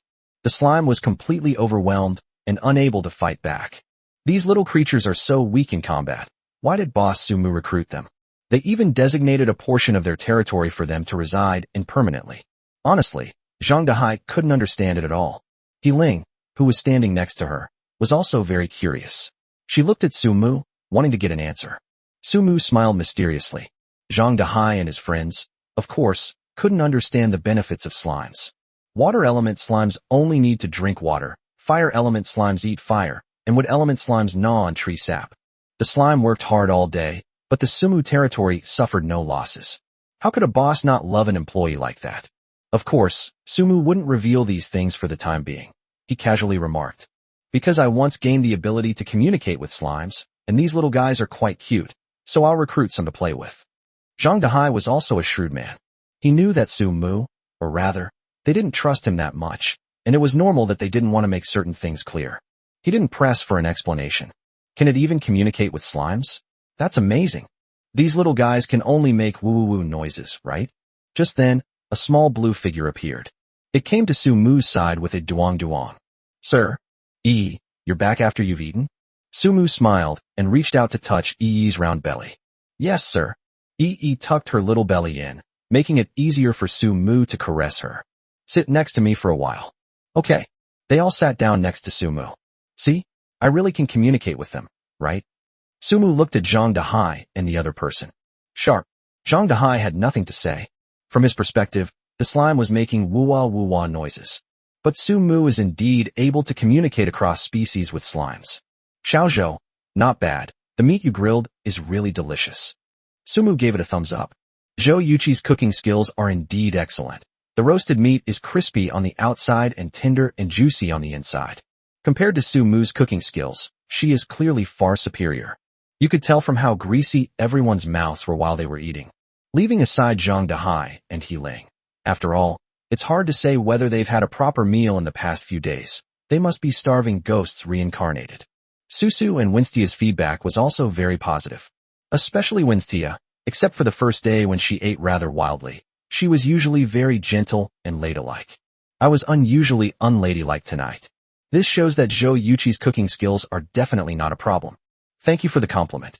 Zhou Yuqi smiled, wiping the sweat from her forehead, feeling that all the hard work of the night was worth it. For someone who loves cooking, this is the most enjoyable moment. Xiao Zhou, you'll stay in my territory from now on. I need you for my daily needs. Su Muxin wiped the grease from his mouth with satisfaction and said, "It's all about food and drink, not about shelter and daily life." Zhou Yuqi blushed slightly, muttered something under her breath, and nodded. She was more than happy to stay. She probably knows very well what the outside environment is like now. Boss Su Mu, we can't cook. You're not going to abandon us, are you? To be honest, Su Mu's words made Zhang Dehai a little flustered. Compared to women, Zhang Dehai felt he had absolutely no advantage. He can't exactly stick his butt out, can he? Even if he were willing, would Boss Su Mu be willing to use him? He Ling, who was standing next to Zhang Dehai, was also a little nervous. She doesn't want to lose her support. In such an environment, forget about being a lord. It's practically like a post-apocalyptic survival scenario. She doesn't want to be abandoned. I am not abandoning you. Instead, I want you to develop in the territories I've occupied, which have become my vassal territories. Su Mu explained. Zhang Dehai, do you remember when I defeated Shrek Academy? Their territory is still empty. I haven't had time to develop it. For now, we can only leave the development to the two of you. Of course, this is also a time to test your abilities. So that's how it is. Zhang Dehai's heart, which had been hanging in suspense, finally settled down. Don't worry, Boss Su Mu. I will definitely do my best to show you my abilities. That would be best. After dinner, Su Mu arranged 2 small wooden cabins for Zhang Dehai and the other 2 to rest and stay temporarily. Zhou Yuqi asked him if he had any clothes or something, as she wanted a change of clothes. Su Mu found her a few sets to take back. Zhou Yuqi was going to stay in the territory, so naturally he was more generous. That night, Su Mu had to put in a lot of effort to coax Su Su to sleep. He gently picked her up and placed her on Winstia's bed. They could make do for the night. He'll expand the cabin a bit more tomorrow. He's supposed to be a big shot in his territory, yet he doesn't even have his own private space and no chance to do anything he wants. Owner. Su Mu turned around when he heard Winstia's voice behind him. Finished showering? He sniffed. Even though there was no shower gel or fragrance present, Winstia always had a pleasant scent after taking a shower. It seems to be her natural body fragrance. Su Mu couldn't quite describe the feeling of this fragrance. It smells really good. It made him want to smell it more. Winstia nodded. Perhaps because it was just her and her master, she felt slightly nervous and shy. Su Mu noticed Winstia's shy and charming demeanor. He felt his heart inexplicably quicken and quietly moved a little closer to her. Winstia, have you forgotten something? Did I forget something? Winstia pondered deeply, and after a while, she frowned her pale pink brows and shook her head. Su Mu reminded. Winstia, you haven't forgotten our bet from noon, have you? Chapter 39 The Little Fox Raising Plan is still a long way off. This reminder brought it to Winstia's mind. She had made a bet with her master when the goblins attacked at noon. If her master wins, she will kiss him. Thinking of this, Winstia's face flushed red instantly. Su Mu naturally noticed this change. Looks like you've remembered. Winstia responded softly, barely daring to look at her master. Aren't you going to hurry up and fulfill your bet? To be honest, Su Mu was somewhat looking forward to it. Master, could you please close your eyes first? Winstia came up with a compromise. If the owner had their eyes open, she would definitely be too embarrassed to bite. Closing your eyes might make you feel much better. Knowing that Winstia was shy, Su Mu agreed to her request. Okay, I'll close my eyes. Su Mu closed her eyes naturally. He waited a moment. There's nothing there. Su Mu couldn't help but speak. Return. Before he could finish speaking, he felt a chill on his lips. Su Mu shuddered and opened his eyes. All right. Winstia had already turned away, not daring to look at her master again. A rosy blush adorned her fair and slender neck, adding a touch of allure to her beauty. After hesitating for a long time, Winstia finally mustered up the courage to kiss him. She was so embarrassed. No. Winstia. I thought you were going to kiss my cheek. Sumu blurted out. Oh. Winstia froze, blinking her pink eyes as she looked at her master. Master, didn't you say you'd kiss me? All right, it's come to this, so let's leave it at that, Sumu said with a smile. Since he's the one who benefited, there's no need for him to act innocent. No wonder when Sisha was so shy, she had misunderstood. Master, I'm going to rest now. Feeling both shy and embarrassed, Winstia hurriedly ran to the bed. Wait a minute. Sumu tried to grab her hand, but Winstia moved too quickly, and he couldn't catch her hand at all. In the end, he could only grab her tail. Winstia shuddered and froze on the spot. Host. Master, what are you doing? It's all right, go to sleep. Sumu let go of her hand. He had originally intended to tease Winstia, but seeing that her face was flushed, almost like a boiled shrimp, he gave up on the idea. The plan to raise a little fox who can respond to everything has a long way to go. Sumu sighed inwardly. Learn stealth techniques. Learn the Gale Slash. Lying in bed, Sumu studied all the skill scrolls he had acquired that day. At the same time, he also received a notification. Gale Slash is a wind elemental skill. The Lord has successfully learned a wind element skill for the first time and is now bound to the wind element attribute. They will no longer be able to learn other elemental skills. What's going on? Is the first time you learn a skill, you're already binding it to an element attribute? Is there such a saying? Sumu felt a bit of a headache when he received the notification. If he had known about this, he would have wanted to learn some really powerful elemental properties on his first try. For example, lightning, light, darkness, space, and so on. Isn't this a bit too much of a ripoff? Sumu glanced at the world chat channel and saw that almost no one was talking about this issue. That's true. Right now, those who have skill scrolls are probably making a fortune in silence. They don't have time to chatter on the world chat. Not everyone is Shrek. Thinking of this, Sumu opened his friends list. He remembered that the first skill scroll he gave Luo Wuxi was the lightning strike technique. Yesterday's item was heavenly fire illumination, which belongs to the fire attribute. So, is she able to study? After Sumu posted her question, Luo Wuxi replied quickly. I forgot to remind you, I'm sorry. I've already activated the Lord's talent, which allows me to learn 5 elemental skills, so I immediately forgot about this issue. I'm so sorry. Luo Wuxi took the blame upon herself and kept apologizing. Sumu's original intention was not to question her, but simply to find out the truth about the matter. Having received a definite answer, Sumu accepted it. Well, if you've learned it, then so be it. Wind element is better than nothing, right? It's nothing. I just wanted to confirm something with you. You don't need to apologize. You didn't do anything wrong. Luo Wuxi always replied very quickly. I was thinking of giving you the skill scroll as soon as I found it, and then telling you, but I didn't expect you to find it yourself first. But don't worry, I don't think that's necessarily true. Maybe some treasure will emerge in the future that can break this rule. If I had any treasures in this field, I would give them to you first. Then I'll say thank you in advance. Communication with Luo Wuxi is always so simple and direct. This woman has such high emotional intelligence and knows how to be grateful. She's truly remarkable. To be honest, Sumu really wanted to meet her in person. On the other side, after Luo Wuxi said, "You're welcome," she smiled slightly. Soon, a piercing howl rang out. Luo Wuxi quickly closed her friend chat window. She took a few deep breaths, wiped the blue liquid from her face, then picked up the withered tree staff from the ground and went into another tree hollow. There, a group of withered blue butterfly banshees awaited her. The battle that belongs to Luo Wuxi continues. Stealth attack. Suddenly strike from behind the enemy to deliver a fatal blow. The skill's effectiveness is minimal when the skill level is too high. Gale Slash. Unleashes a powerful arc of wind forward, dealing terrifying area of effect AoE damage. Even more powerful when used with the right weapon. Both skills were pretty good, and Sumu was quite satisfied. He remembered he still had a undead summoning scroll he hadn't used, but at that moment. 2-star value intelligence. An airdrop crate will appear 1 kilometer southeast in half an hour. Information alert. The treasure chest will disappear in 10 minutes. Please plan your time to collect it. Another airdrop crate? Sumu shook off her sleepiness and got up. Master, it's so late, are you still going out? While Winstia was tucking Susu in, she saw her master get up and walk out. Okay, I'll be right back. You take Susu to sleep first. Then be careful. Winstia gave her instructions. It's fine. Sumu smiled at her, closed the wooden door, and left. Bake! Zhang Dahai sprang from the bed. looking in surprise at Su-mu appearing at his door. Boss Su-mu, you scared me to death. What are you doing in my room so late at night? Why aren't you at home sleeping with sister-in-law Winstia? No way could it be you, boss. As he spoke, Zhang Dehai shrank back, looking terrified. Get lost. Why are you making such a fuss? Su-mu rolled her eyes at him. Get up quickly. I'm going to take you somewhere. All right, Zhang Dehai quickly got up. Chapter 40 Alien Race. The Crown of the Night Demon.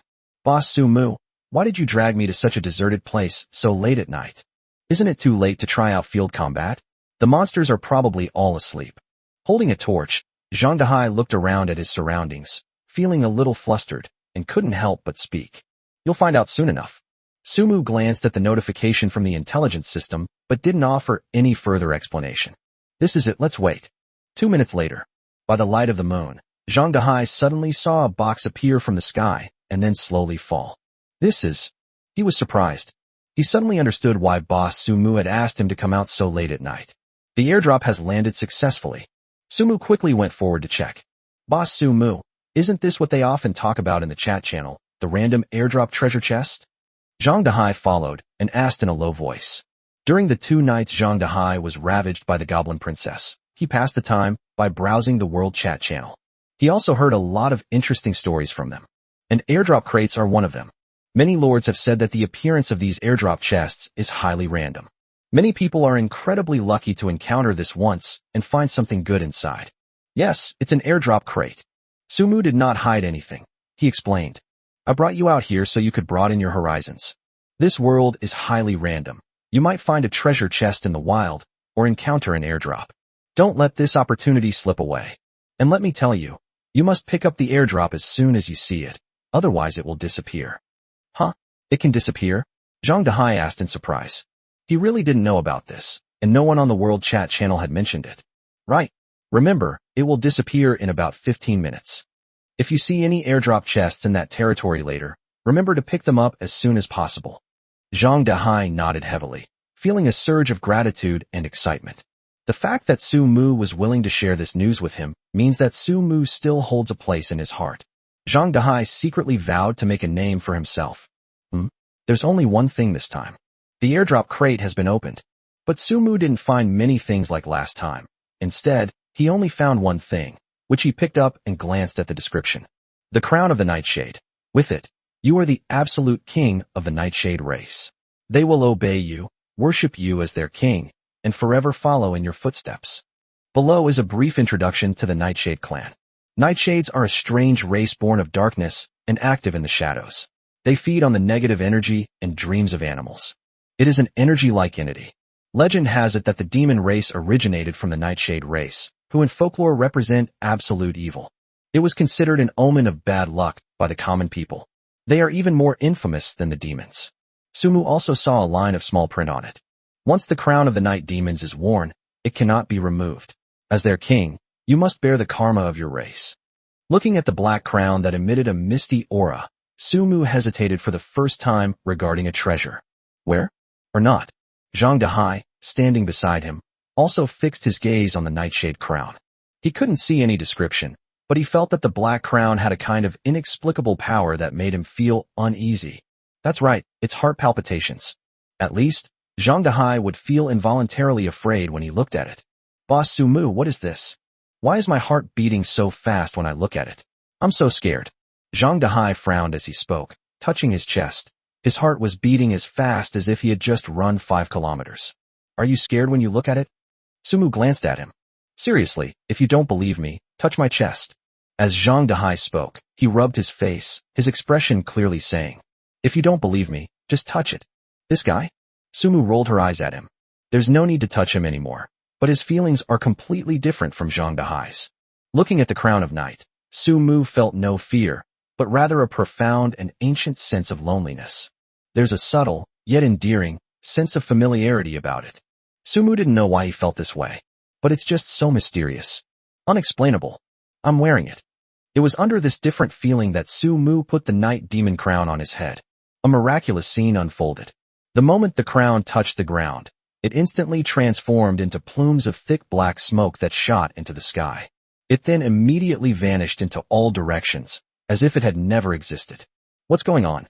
Zhang Dehai was stunned and looked around. Sumu didn't know how to explain it to him at this moment. Samsung Danger Intelligence. The airdrop has attracted the attention of the White Fox clan of the Miluo Forest. They are forming a small team and heading this way, and will arrive in 10 minutes. The intelligence system's notification sounded again. Walk, put out the torches, and let's hide first. Sumu patted Zhang Dehai on the shoulder, then climbed up a big tree using both hands and feet. Zhang Dehai's movements weren't exactly swift and decisive, but they weren't sluggish either. He quickly followed Sumu and hid. 10 minutes later, a clan of white foxes with fluffy pointed ears and long white tails appeared. 4 women and 1 man. They, like Venshin, belong to the demi-human race, but they are far less beautiful than Venshin in appearance. This is why Sumu chose to stay and observe secretly. He had just heard the intelligence system indicate that it was the White Fox clan, and he couldn't help but connect it with the Red Fox clan of Vinstiania. He wanted to confirm whether there were also fox-like demi-humans living in the Miluo forest. Really, everything before his eyes confirmed his suspicions. Zhang Dehai watched from the tree, his mouth watering. 4 animal-eared girls. Although she's not nearly as pretty as Sumu's sister-in-law Venstia, she's still a beast-eared girl, isn't she? Moreover, it was in the forest near the territory. Zhang Dehai suddenly felt hopeful about the future. The White Fox clan circled the area, and only after confirming that there was nothing amiss did they turn around and walk into the forest. Dehai, you go back to your territory first. I'll follow them and see what happens. Sumu whispered from the tree. All right, then be careful, boss. Zhang Dehai dared not enter the Miluo forest late at night. He knew his own limitations and did not want to become a burden to Sumu. Okay, be careful on your way back. After giving a word of advice, Sumu jumped down from the tree and quickly followed the White Fox clan into the Miluo forest. The White Fox clan wasn't very fast, and Sumu followed them closely without losing them. However, to his surprise, the White Fox clan came out at night to hunt and find food. Chapter 41 Nightshade arrives beside you. Sumu couldn't quite understand. Do white foxes not go out to look for food during the day? Why do we have to wait until evening to come? If we're talking about being afraid of danger, then nighttime is far more dangerous than any other time. Are they nocturnal creatures? The doubts in his heart only strengthened Sumu's determination to continue following along. Soon, he followed the White Fox clan to their cave.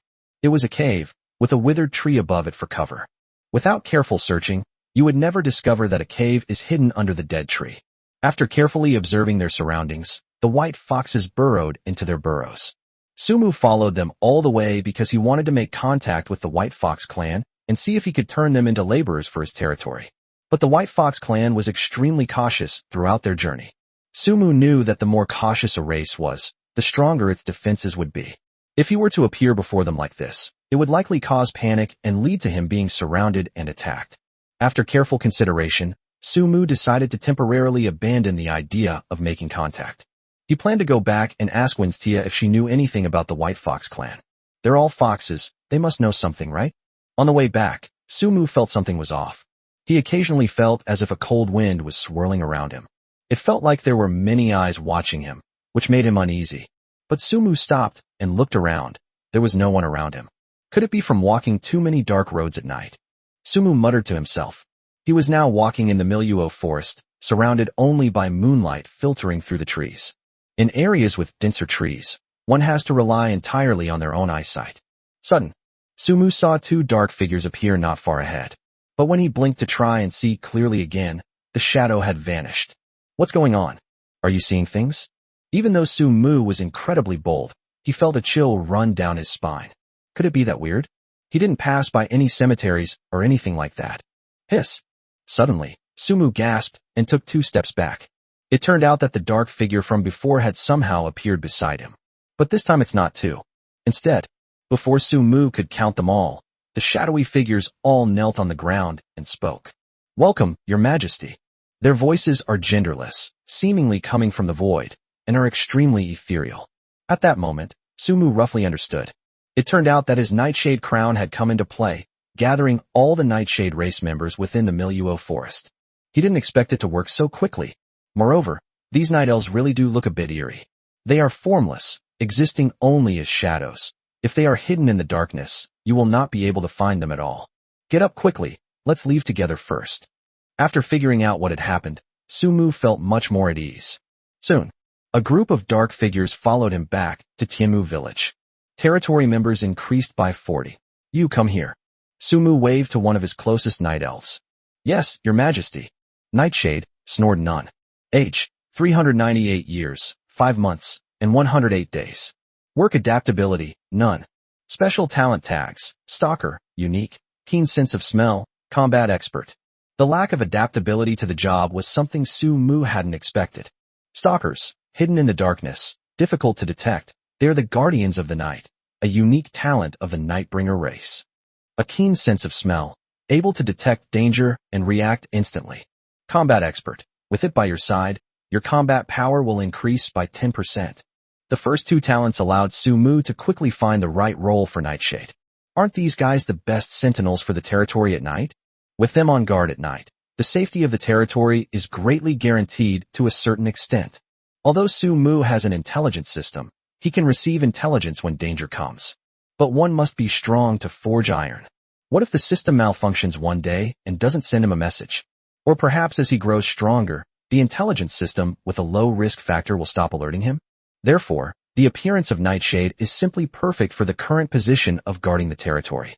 As for the talent of combat expert, it's easy to understand. It's largely similar to his passive ability, Pride of the Leader.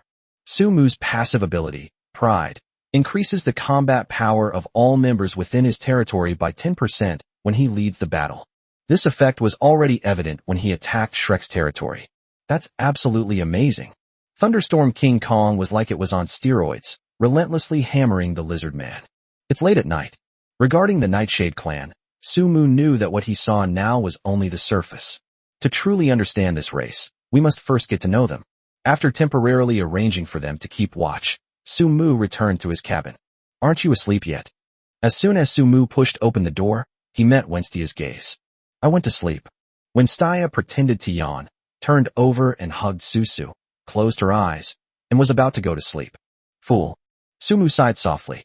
He went over to tuck the blankets that had slipped off Wenstia before returning to his own bed. He's not stupid. How could he not know that Wenstia was waiting for him to come back and make sure he was safe before going to sleep?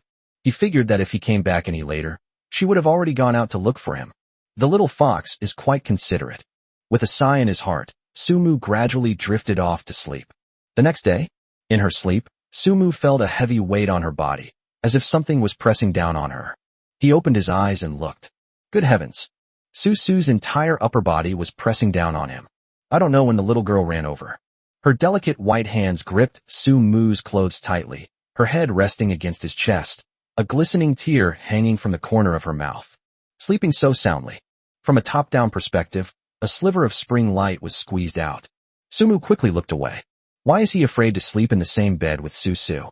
To a large extent, Susu is no longer a little girl. In some of the areas where she was beginning to take shape, she put considerable pressure on him. Sumu quickly got up. Perhaps his movements were too loud and disturbed Susu. The little girl opened her blurry eyes and glanced at him, mumbling sleepily. Be good, brother, stop fooling around. Susu is still sleepy. As Susu spoke, she wrapped her little arms around Sumu's neck and snuggled her head into his arms. Sigh. Forget it. It's already daylight, so let the little girl sleep a little longer. Thinking to himself, Sumu lay down and patted Susu's back. The little girl is very well behaved and cute when she's asleep. After watching for a while, a smile unconsciously crept onto Sumu's lips. Chapter 42 Auxiliary Villages. Accelerate infrastructure development. After breakfast, Sumu sent Zhang Dahai and He Ling to his subordinate territory. The mount that carried us on our journey was still Thunderstorm Vajra King. This further amplified Sumu's desire for a normal mount. He secretly decided that after settling Zhang Dahai and the others, he had to get himself a mount. To Sumu's surprise, a notification suddenly appeared before his eyes the moment Zhang Dahai touched the territory crystal. Zhang Dahai, a slave, is attempting to seize your territory. Boss Sumu, this screen asks if I should occupy this territory. What should I do? Zhang Dahai glanced at Sumu. Don't rush, let me see. After some searching, Sumu still couldn't find the option to invite the other party to temporarily manage the subordinate territory. Zhang Dahai then spoke up. Boss Sumu, could it be that the territory level is not high enough, or the system for rights and responsibilities hasn't been updated? So it's impossible to appoint a proxy administrator for subordinate territories? Possibly. Sumu thought about it and agreed. Some Lord-type games allow players to set official titles and authority. They certainly can too. The reason why Zhang Dehai cannot become the administrator of the subordinate territory is likely due to the territory level not being high enough and the system permissions not being updated. After all, the last trade chat was the result of a system update after the territory was upgraded. System-wide announcement. System-wide announcement. Sumu and Zhang Dehai were chatting when a system announcement suddenly appeared. Congratulations to the beautiful kingdom's lord, Asali, for successfully upgrading her territory to level 2 in the poisonous miasma land. The poisonous miasma land exists as a special map. Asali has received the system's initial level 2 territory reward. Because a lord has successfully upgraded their territory to level 2, the system will update in real time, unlocking some features. Level 2 territory. Those people from America are really something. Zhang Dehai smacked his lips and sighed. Sumu was surprised that someone had successfully upgraded their territory to level 2 so quickly. However, with 6 billion lords worldwide, surely there must be no talented individuals or extraordinary encounters. To be honest, Sumu could accept it. By the way, Boss Sumu, I heard that the upgrade conditions for special territories are different from those for our regular maps. Are you aware of this? Zhang Dehai said. I've heard about it. From Luo Wuxi's story, Sumu already knew that special maps were different from their ordinary maps. As expected of a big shot, just as Zhang Dehai finished his reflection, a notification appeared before his eyes. Lord Sumu invites you to be the village chief of his subordinate village. Accept? Reject? Boss, what's going on here? Updated. Sumu's gaze fell on the newly updated system announcement. This update is instantaneous. Just as you expected, the authority system has been updated. Now I can invite you to manage the subordinate territories on my behalf. Not only has the authority system been updated, but temporary shop gold coin trading is now also possible. For example, you can hang a scroll up and set a price. If the other party can afford it, they can take the item, rather than being limited to exchange. Zhang Dehai has been appointed as the village head of the affiliated village. The village still belongs to you. You have the right to use all resources within the village. Holy crap, boss. Zhang Dehai seemed to be agitated by something, and suddenly blurted out a curse. I'm now the lord of a level 1 territory, awesome. I've finally escaped slavery. Ha ha. The entire territory was filled with Zhang Dehai's hearty laughter. Can you change the name of a territory? Sumu asked. Can. Zhang Dehai gave it a try. Do you have any good name suggestions? Take it yourself. I'll temporarily entrust this territory to you for management and development. Anyway, I brought you a lot of tools and weapons today. I'll come back in 10 days and see how you've developed them. Sumu waved his hand, ready to become a hands-off manager. Entrusting the territory to Zhang Dehai was largely a way for him to assess Zhang Dehai's capabilities. Don't worry, boss. Come back in 10 days, and I, Zhang Dehai, will surely show you a completely new territory. I swear on my status as a lord. Zhang Dehai pounded his chest loudly. He Ling, standing to the side, watched him and Sumu chatting and laughing, feeling incredibly envious. However, she knew that Zhang Dehai did indeed seem more capable than herself. He Ling gritted her teeth secretly. She decided she also wanted to show off her abilities. At least 10 days from now, Sumu needs to see her value. After arranging matters concerning the subordinate territories, Sumu left. Back to Tiamu village. Sumu immediately gathered all the slimes together. He separated the slime with the work blessing tag from the rest. Then they sent some slimes with negative labels, those that weren't so good, out to cut down trees. After everything was in place, Sumu began to undertake large-scale construction projects. With the Lord upgrading his territory to level 2, the pressure on Sumu has increased considerably. The log cabins are sufficient for the current needs. Because of their small size, slimes can't live in much space. Because Sumu already possessed the ranch construction scroll. So the ranch was quickly and successfully built under his leadership. Ranch. You can keep animals in enclosures to obtain the resources and materials you need. The function of a ranch is actually quite simple. It's just that if you want to drink milk, you have to raise a cow, right? Do you need eggs? You have to raise chickens, right? Blacksmith shop. Outpost. Under Sumu's leadership, the 2 buildings were completed quickly. The importance of the blacksmith shop is self-evident. The purpose of the sentry post is to serve as a place for sentries to work and rest in the village. Sumu will temporarily use this place to house the Night Demon clan. Anyway, the 2.5-story wooden house looks quite imposing, and the space is not small either. Before the sun set, Sumu successfully built 4 mechanical watchtowers at the 4 corners of his territory. Fortunately, these buildings were mainly made of wood and metal, without the need for other materials, which allowed him to carry out construction so quickly. At night, a campfire was lit. Tomorrow, we'll plow up the farmland, get the militia organized, and then repair the village gate, putting up the 4 big characters, Tiamu Village, and we'll be done. Sumu was planning what she would do tomorrow. Brother, you didn't spend any time playing with Susu today. Susu snuggled up to Sumu, her little mouth pouting so much it could hang an oil bottle on it. She's so bored today. They were all looking for their older brothers to play with. Unfortunately, her brother was always busy and had no time to take care of her. Susu was also afraid of disturbing her brother. That's why she only dared to grumble a little next to him at night. Susu, be good. After your brother finishes these 2 days and upgrades the territory, I'll take you out to play properly. Sumu pinched Susu's little face and comforted her with a smile. Really? You can't lie to me. Little girls are easy to coax. Hearing his words, Susu's pouting lips stopped. I'm not lying. Real. Brother is so good. Susu hugged Sumu's arm tightly, shaking it and acting coquettishly. Those bright, smiling eyes seemed to be filled with the stars of the night sky. Seeing this, Winstia pursed her lips slightly. Sometimes she's quite envious of Susu. Innocent and carefree, cheerful and lively, able to freely express their thoughts. She couldn't keep up. By the way, Vinciana, do you know anything about the White Fox clan? Sumu suddenly asked. Chapter 43 The Past of the White Fox Clan. Urgent Intelligence? The White Fox Clan. Master, have you ever seen the White Fox Clan? How do you know about them? Winstia glanced at her master in surprise. Is that strange? Is there anything special about the White Fox Clan? Sumu looked at her, puzzled. Of course it's strange. Winstia began. Master, our Red Fox clan has lived in a place in the Andes Mountains for thousands of years. The Andes Mountains are shrouded in mist year-round, and the vegetation is tall and lush. It is also known as a sacred mountain by many, a place that nurtures numerous races and creatures, yet is fraught with countless dangers. The White Fox clan is one of the racial branches within this group, and they originally numbered quite a few. But because they keep a low profile, few people know of their existence, unlike the renowned Red Fox clan. Winstia recounted what she knew of the past in a low voice. Until one day, humans suddenly invaded the Andes Mountains and began capturing and hunting the members of the White Fox clan. The arrival of humans has disrupted the peace of the Andes Mountains. Therefore, the creatures within the mountains believed that the White Fox clan was responsible, and they joined forces to drive the White Fox clan out.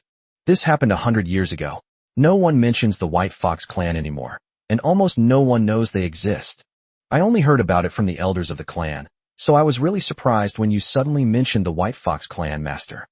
The White Fox clan has such a past. Sumu hadn't expected this either, but quickly realized the key point. Why do humans hunt and kill white foxes? Is there anything special about them? If the White Fox clan didn't possess any special abilities, they wouldn't be hunted so extensively by humans. Therefore, it's only possible that they possess significant value and benefits. Winstia nodded. Really? The White Fox clan is also known as the Spirit Fox clan. I've heard that each of them can cultivate spiritual energy within them. Where they are, spiritual energy gathers rapidly, and this gathered energy allows plants to grow quickly. This ability has also been confirmed. Since they left, the Andes Mountains still have abundant spiritual energy, but the growth of plants is extremely slow. Therefore, the foundation for plant growth is not only spiritual energy, but also the existence of the White Fox clan. The White Fox clan actually possesses such abilities. This is incredible. If what Winstia said is true, then the White Fox clan's abilities are simply too powerful. The wheat seeds that Sumu planted 2 days ago haven't even sprouted yet.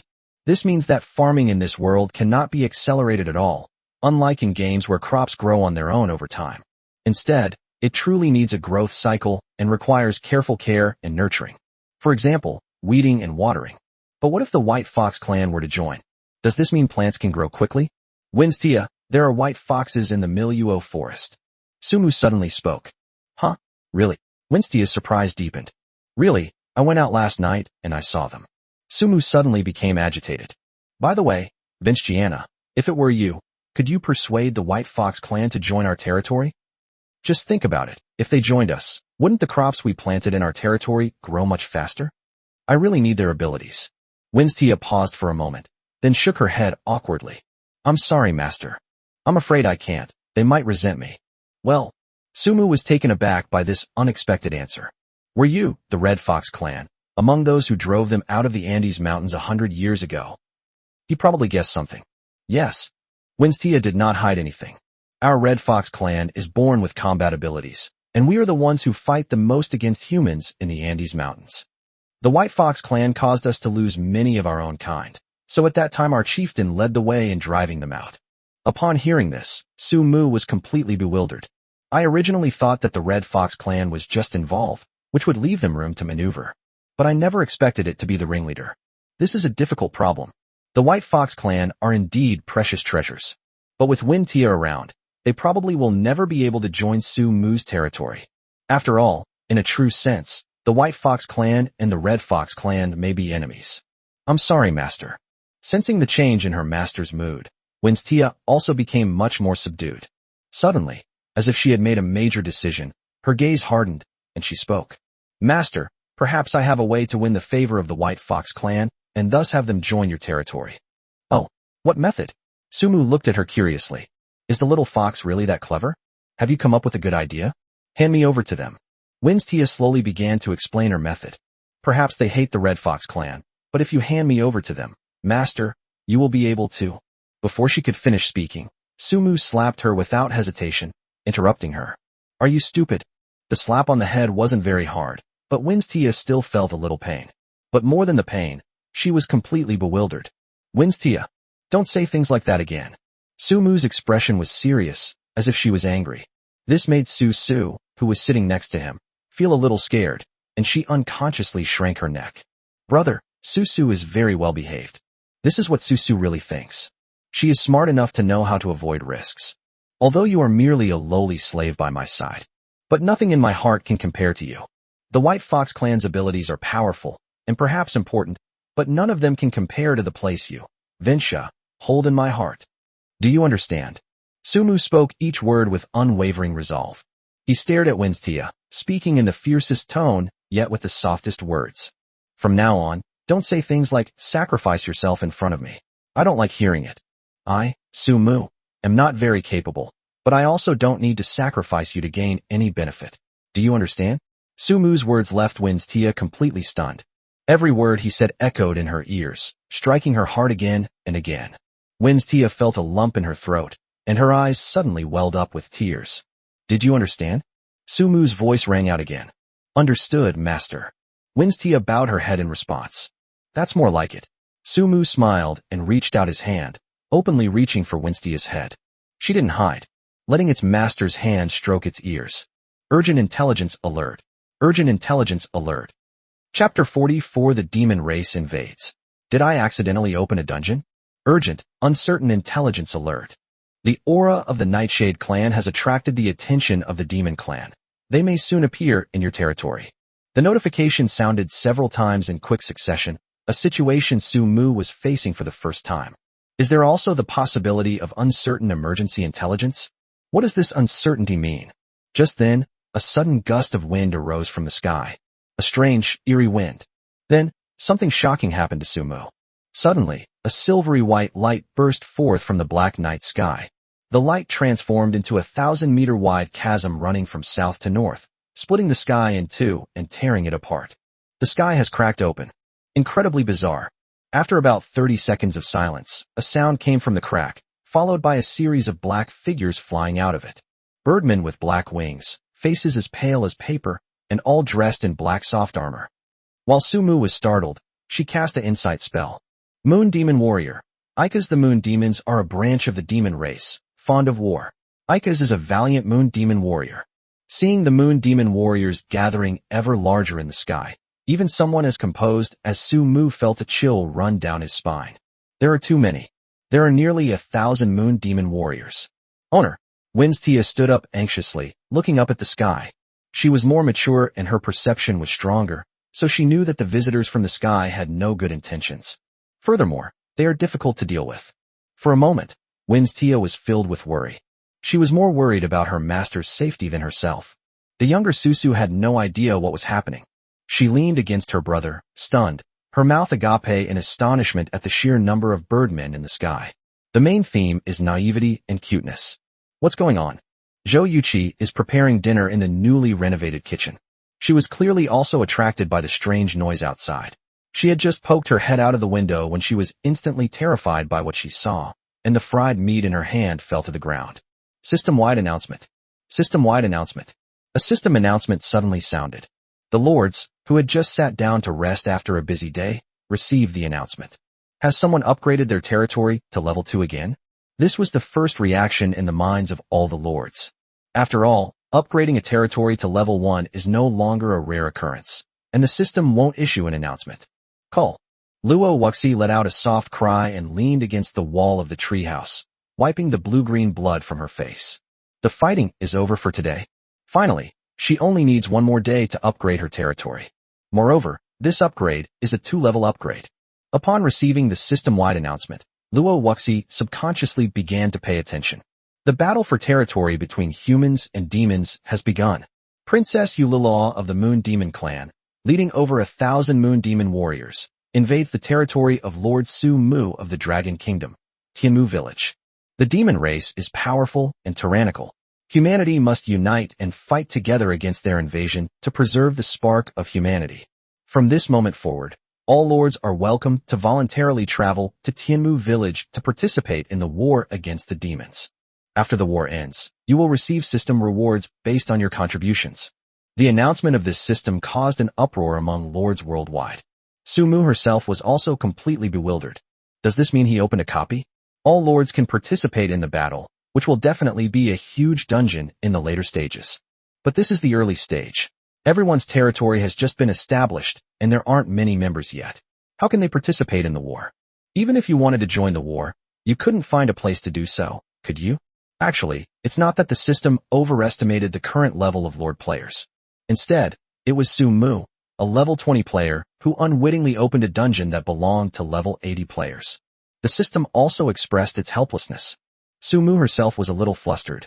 Needless to say, the strength of the Moon Demon Clan is beyond their capabilities. They definitely can't defeat them. The fact that the system can issue these announcements proves that their strength is definitely not comparable to that of 1 or 2 goblins. Most importantly, the moon demons can fly in the sky. Can Su Mu's attack reach the sky? Obviously not. Even if the night demons alone can't defeat the moon demons. The opposing team has an overwhelming numerical advantage. At this very moment, the World Chat channel is buzzing with activity. But many people were gloating and making sarcastic remarks. Oh dear, now the world's #1 territory is going to become the world's #1 ruin. Tsk, Teske, Hiske. Haha, did Su Mu touch the Moon Demon Princess's butt? Why are they targeting him? I think either he touched her butt or he peeked at the Moon Demon Princess taking a bath. Otherwise, why would she suddenly hit him? Wow. To die beneath the peony blossoms is to die a romantic death. Awesome. Su Mu is a role model for us all. I'm a fan now. This type of malicious speculation is not uncommon. It seems that Su Mu's achievement of being the first to upgrade his territory and receive the reward did not earn him the admiration of the Lord players. On the contrary, they are a thorn in the side and a nuisance to many people. God, honestly, I really want to help, but there's nothing I can do. I can only wait until he's finished and then mourn for him for 2 seconds. It's obvious that Su Mu is overestimating himself. They stole the first upgrade and defeated Shrek Academy, who was in 2nd place, and now they think they're invincible, daring to offend the Demon Princess? Indeed, the Moon Demon Clan, just the name sounds awesome. Who can argue with that? There were sarcastic remarks from various countries, with everyone thinking that Su Mu was definitely finished this time, and his territory would be doomed as well. Within the regional chat channel, Lord Muyi, does anyone know where Su Mu's territory is? I want to go and help. Lord Luo Tianchuan, help? You want to go up there and die? Don't you know your own limitations? Lord Qin Sheng, Brother Luo's words may be rough, but the reasoning is sound. Forget about it, bro. By the time you get there, the fight's already over. You're not even in the same league. Just watch the show. Yes, they're definitely not on the same level right now. I wonder how Su Mu offended any Moon Demon Clan members. Could it really be like what's being said in the world chat, that he spied on the Moon Demon Princess taking a bath? That's a steal. I just wonder what the Moon Demon Princess looks like. If she's beautiful, it's definitely a steal. Serves you right. That guy named Su Mu deserves to die. The Moon Demon Clan should kill him right now. Looking at the regional chat channel, Guo Tianfei was incredibly excited and happy. Guo Tianfei had never met Su Musu, but had been repeatedly thwarted by him, and cursed him in his heart every day. Today, the curse has finally come true. Nothing could be brighter than his mood at that moment. Guo Tianfei really wanted to shout to the sky, "Awesome." But we have to wait until the system announces the battle results before we can say anything. But at this moment, a conspicuous chat message appeared in the regional chat channel. Zhang Dahai, subordinate lord, stop making wild guesses about Boss Su Mu. He's a really nice guy, okay? Even if he really did see the Moon Demon Princess bathing, it must have been accidental. The Moon Demon Princess forced him to watch. Chapter 45.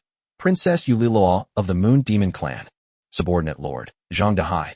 Even if Boss Su Mu really touched the Moon Demon Princess's butt, it must have been because the Moon Demon Princess offered herself up and forced him to touch it.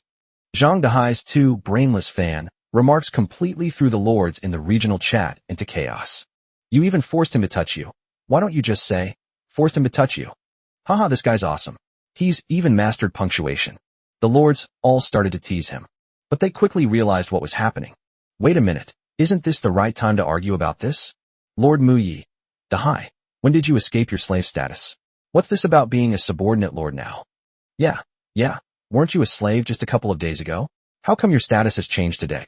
I was just about to say something, but you guys keep pressuring me. Can't we talk about something healthy? The lords still have a very deep memory of Zhang Dahai.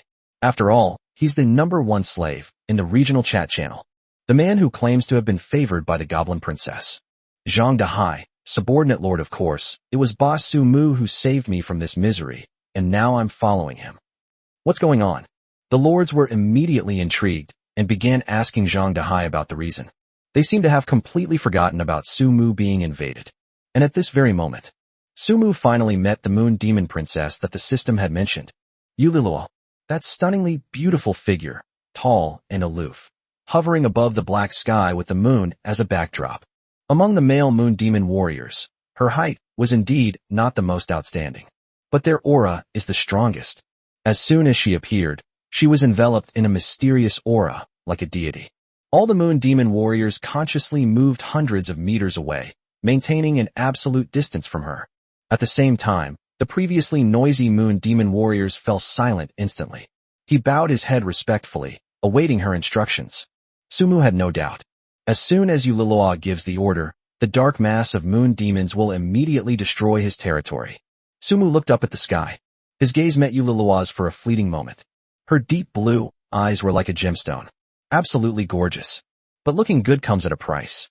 With just one glance, Su Mu felt as if his soul had been inexplicably impacted, and a strong sense of dizziness washed over him. He had a strong, metallic taste in his throat. Su Mu gritted his teeth and clenched his fists, desperately relying on his willpower to resist Yuliloa's terrifying pressure. Let's look again. Unable to withstand the oppressive aura, Winstia turned her face away, choosing not to meet Yuliloa's gaze. At Su Mu's feet, Su Su sat in a chair, staring blankly at the sky. She was completely unaffected. Seemingly sensing Su Mu's discomfort, Su Su reached out her small hand and grasped her brother's large hand. Elder brother. She called out softly, and a barely perceptible pale green light danced in her hand, seeping into Su Mu's body. It was so sudden. Su Mu felt her dizziness lessen. The metallic taste in my throat was temporarily suppressed. Hand over those filthy scum. Above the sky, Yuliloa spoke, her voice indifferent yet chilling. Even at an altitude of nearly 1,000 meters, Su Mu could still hear her voice clearly. Otherwise, my Moon Demon clan will destroy this place tonight. Oh no, they've come with absolutely malicious intent. What should I do? Winstia nervously watched her master's profile. Inside the kitchen, Zhou Yuqi was so frightened that she collapsed to the ground. But she didn't regret joining Su Mu's territory. She was just thinking about how to get through this difficult time. Will Su Mu hand over what those terrifying guys want? But Su Mu's next sentence almost made Winstia and Zhou Yuqi faint. If you have the ability, then take action. Stop just flying around spouting nonsense. Destroy it quickly. Let me see your strength. If it doesn't work, then get out of here and stop embarrassing yourself. Su Mu shouted towards the sky. He's not as strong as Yuliloa, so all he can do is shout. Damn it. Su Mu's behavior made Zhou Yuqi, who was slumped on the ground, swear. No way, bro. Even if you refuse to beg for mercy, don't provoke her. Why are you doing this?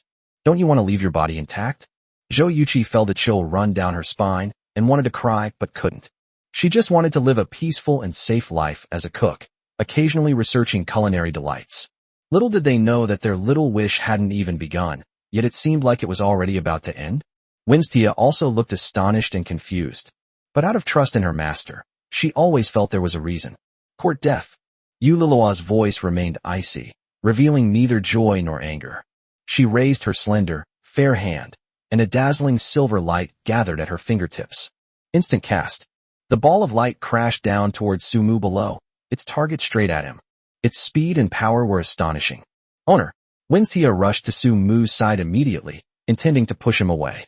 But then something shocking happened. Bang! The ball of light struck the sky 20 meters above the territory and was neutralized by a layer of light shield. Yulilua's attack had no effect whatsoever and suddenly dissipated. Above the sky, Yulilua frowned slightly. What's going on? Her attack landed below and had no effect whatsoever, as if it had been blocked by something. Below, Sumu pulled Winstia, who had run over, into his arms, feeling her soft, boneless body. Rest assured, everything is under my control. He smiled slightly at Winstia. Sumu appeared calm and composed, but in reality, he had been somewhat flustered and even nervous just now. 2 minutes ago, the moment the system issued the announcement, Sumu immediately took out the territory shield that the system had previously rewarded him with and chose to use it. Without hesitation, the territory shield can withstand attacks from the outside for 3 hours. For 3 hours, his territory was invincible, and he could not be harmed by any attack. However, Sumu had never used it before and had doubts about the function of the territory shield. Seeing that Yulilua's attack had not caused any actual damage, he felt relieved. Hey, you can't do that, Yulilua, either. You still want the things from my territory? Stop talking nonsense and attack. Destroy my territory. Let me see your strength. Holding Winstia in his arms, Sumu shouted at Yulilua, the moon demon princess, in the sky. Damn it! Sumu's smugness and arrogance enraged Yulilua, who raised her right hand high. Moon demon warriors, all of you attack. Destroy it. Yes. A deafening roar erupted as the moon demon warriors, fueled by their princess's fury, charged towards the small village of Tianmu below. Chapter 46. I want to make her angry. I want to drive her crazy. Yulilua. Thousands of moon demon warriors continued to launch attacks on the territory of Tianmu village. A barrage of crimson and black light crashed down, carrying an awe-inspiring power capable of destroying everything. Regardless of the type of elemental magic, when it struck 20 meters above Tianmu village, it was all blocked by a mysterious force. It was like an invisible giant hand, isolating all the attacks from the Moon Demon clan, protecting the safety of Tianmu village. The scene before her eyes gave Zhou Yuqi a feeling of escaping a disaster. She breathed a sigh of relief, and her legs, which had gone limp from fear, finally regained some strength. Although it's unclear what happened, it seems safer for now. Xiaozhou, where's dinner? Why isn't it ready yet? You're such an unprofessional cook. What time is it? Sumu's voice came from the kitchen doorway, where he found Zhou Yuqi slumped on the floor. Huh? Why are you sitting on the floor? It's nothing. Zhou Yuqi quickly stood up from the ground. I'm tired. I'll sit down for a bit. She naturally couldn't let Sumu know that she was so frightened she collapsed. That would be so embarrassing. What about dinner? Haven't you made it yet? The three of us starved to death. Seeing that she was all right, Sumu asked her. Oh, in this situation, you can still eat dinner? Their attack isn't over yet. Zhou Yuqi looked up at the sky as she spoke. Above the sky, the Moon Demon clan's attack was still fierce, with various lights and noises constantly appearing. Under these circumstances, Sumu actually said he wanted to eat. How can he still eat? What else? Do you expect me to starve to death because of them? Sumu shrugged, completely unaffected, and urged. Nothing is more important than eating. Hurry up and serve the food. I'm starving. 5 minutes later. Zhou Yuqi has truly witnessed what it means to be carefree. The battle in the sky remained intense and tense. Sumu on the ground exudes a relaxed and leisurely vibe. He not only ate his dinner, but he also enjoyed it immensely. Not bad, Xiaozhou. You've cooked the beef on a hot stone slab today, and it tastes just like steak. The ingredients really limited your creativity. I'll take you to the city another day so you can choose the materials and utensils yourself. That's really good. Sumu ate with gusto, her mouth greasy, and she didn't forget to offer a few words of praise. Susu was doing the same thing beside him. The little girl had already gotten the hang of it. Winstia was somewhat better, But she wasn't exactly a lady either. Clearly, she was starving after a day's work. This is insane. Madness is contagious. Seeing Su Mu and the other two wolfing down their food, Zhou Yuqi felt a chill run down her spine. That was the first thought that flashed through her mind. Xiaozhou, aren't you going to eat? Su Mu suddenly stared at the meat patty in Zhou Yuqi's hand and spoke. I'm not hungry. Zhou Yuqi swallowed hard. She was terrified as long as the battle in the sky wasn't over. So how could she possibly eat? She's not that brave. If you're not hungry, then give it to me. I'll finish it for you. As Su Mu spoke, he took the patty from Zhou Yuqi's hand. Brother, I want one too. Su Su licked her little lips, her face clearly conveying two sentences. Want to? I'm a foodie. Where's Winstia? I can have just a little bit too. Touching her already round belly, Winstia felt a little ashamed to say those words. Xiaozhou, there's not enough to eat. Go and get some more. Zhou Yuqi. Zhou Yuqi couldn't understand it. What kind of environment did she live in? Su Mu. Big brother. Lord's son. They've invaded your territory. Why are you still acting like nothing happened? Can't you get nervous? What if the Moon Demon clan attacks later? Zhou Yuqi felt like she was going crazy. She felt a sense of helplessness, like the emperor wasn't worried but the eunuch was. She reluctantly got up and hid in the kitchen. Out of sight, out of mind. Zhou Yuqi was afraid that if she stayed any longer, she would have a mental breakdown. Above the sky, Yu Lilu could see everything that was happening below very clearly. The despicable human who had provoked her was now enjoying his meal with relish. Not only was he enjoying the food, but he also interacted with his female companion with a broad smile. You feed me a bite, I'll feed you a piece. Yu Lilua's eyes narrowed slightly, gathering murderous intent. Despicable humans. He didn't take the Moon Demon clan seriously at all. They didn't take the Moon Demon princess seriously at all. His facial expressions and every movement he made were extremely irritating to Yu Lilua. She wanted nothing more than to tear his smug face apart. Looking at the light shields that kept appearing below, the clever Yu Lilua seemed to realize what they were. A ray shield. Yu Lilua had heard that there was an ancient race on the continent. The high-intelligence elite race. This race is very intelligent. They are not good at fighting, but they are good at setting up all kinds of formations. One of them is called a formation shield. The array's protective shield can withstand any attack and protect the safety of a certain area of land. But Yu Lilua also knew. The protective array is not invincible. Once the attack reaches a certain intensity, the protective shield of the formation will naturally shatter. At that time, everything inside will be unprotected and can be destroyed. Increase the attack power. That shield isn't invincible. Destroy it. Yu Lilua's icy voice came through, subtly suppressing her anger. She raised her hands high, and once again a huge silver-white sphere of light condensed. Seemingly sensing their master's anger, the Moon Demon warriors attacked even more fiercely. Below, Su Mu caught a glimpse of Yu Lilu, gathering her power out of the corner of his eye. His heart couldn't help but pound. Good heavens, is that Moon Demon princess about to go crazy with anger? You better hold up the territory shield and don't let it fall apart. In truth, it would be a lie to say that Su Mu was not nervous. He was just pretending to be relaxed and carefree. Su Mu's intention was to provoke the Moon Demon princess, to make her angry, agitated, and unstable. All he did was try to escalate her attacks. Intensifying the attack can, to a certain extent, greatly deplete the Moon Demon clan's strength in a short period of time. After all, if Yu Lilua didn't go crazy, wouldn't she be doomed if she really went toe-to-toe with Su Mu for 3 hours? The territory shield will disappear in 3 hours, and their territory will then lose all protection. It can be said that everything Su Mu did within the territory was not without basis. He wanted Yu Lilua to see his smug face. He wanted to make her angry and crazy. He still wants to gamble. The Moon Gambling Demon clan won't be able to hold out for more than 3 hours before they retreat. Boom. A loud noise.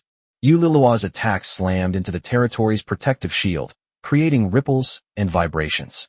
Somewhat terrifying. But the territory's protective shield remains intact. The attacks of the Moon Demons are ineffective. Yu Lilua really doesn't believe in superstition.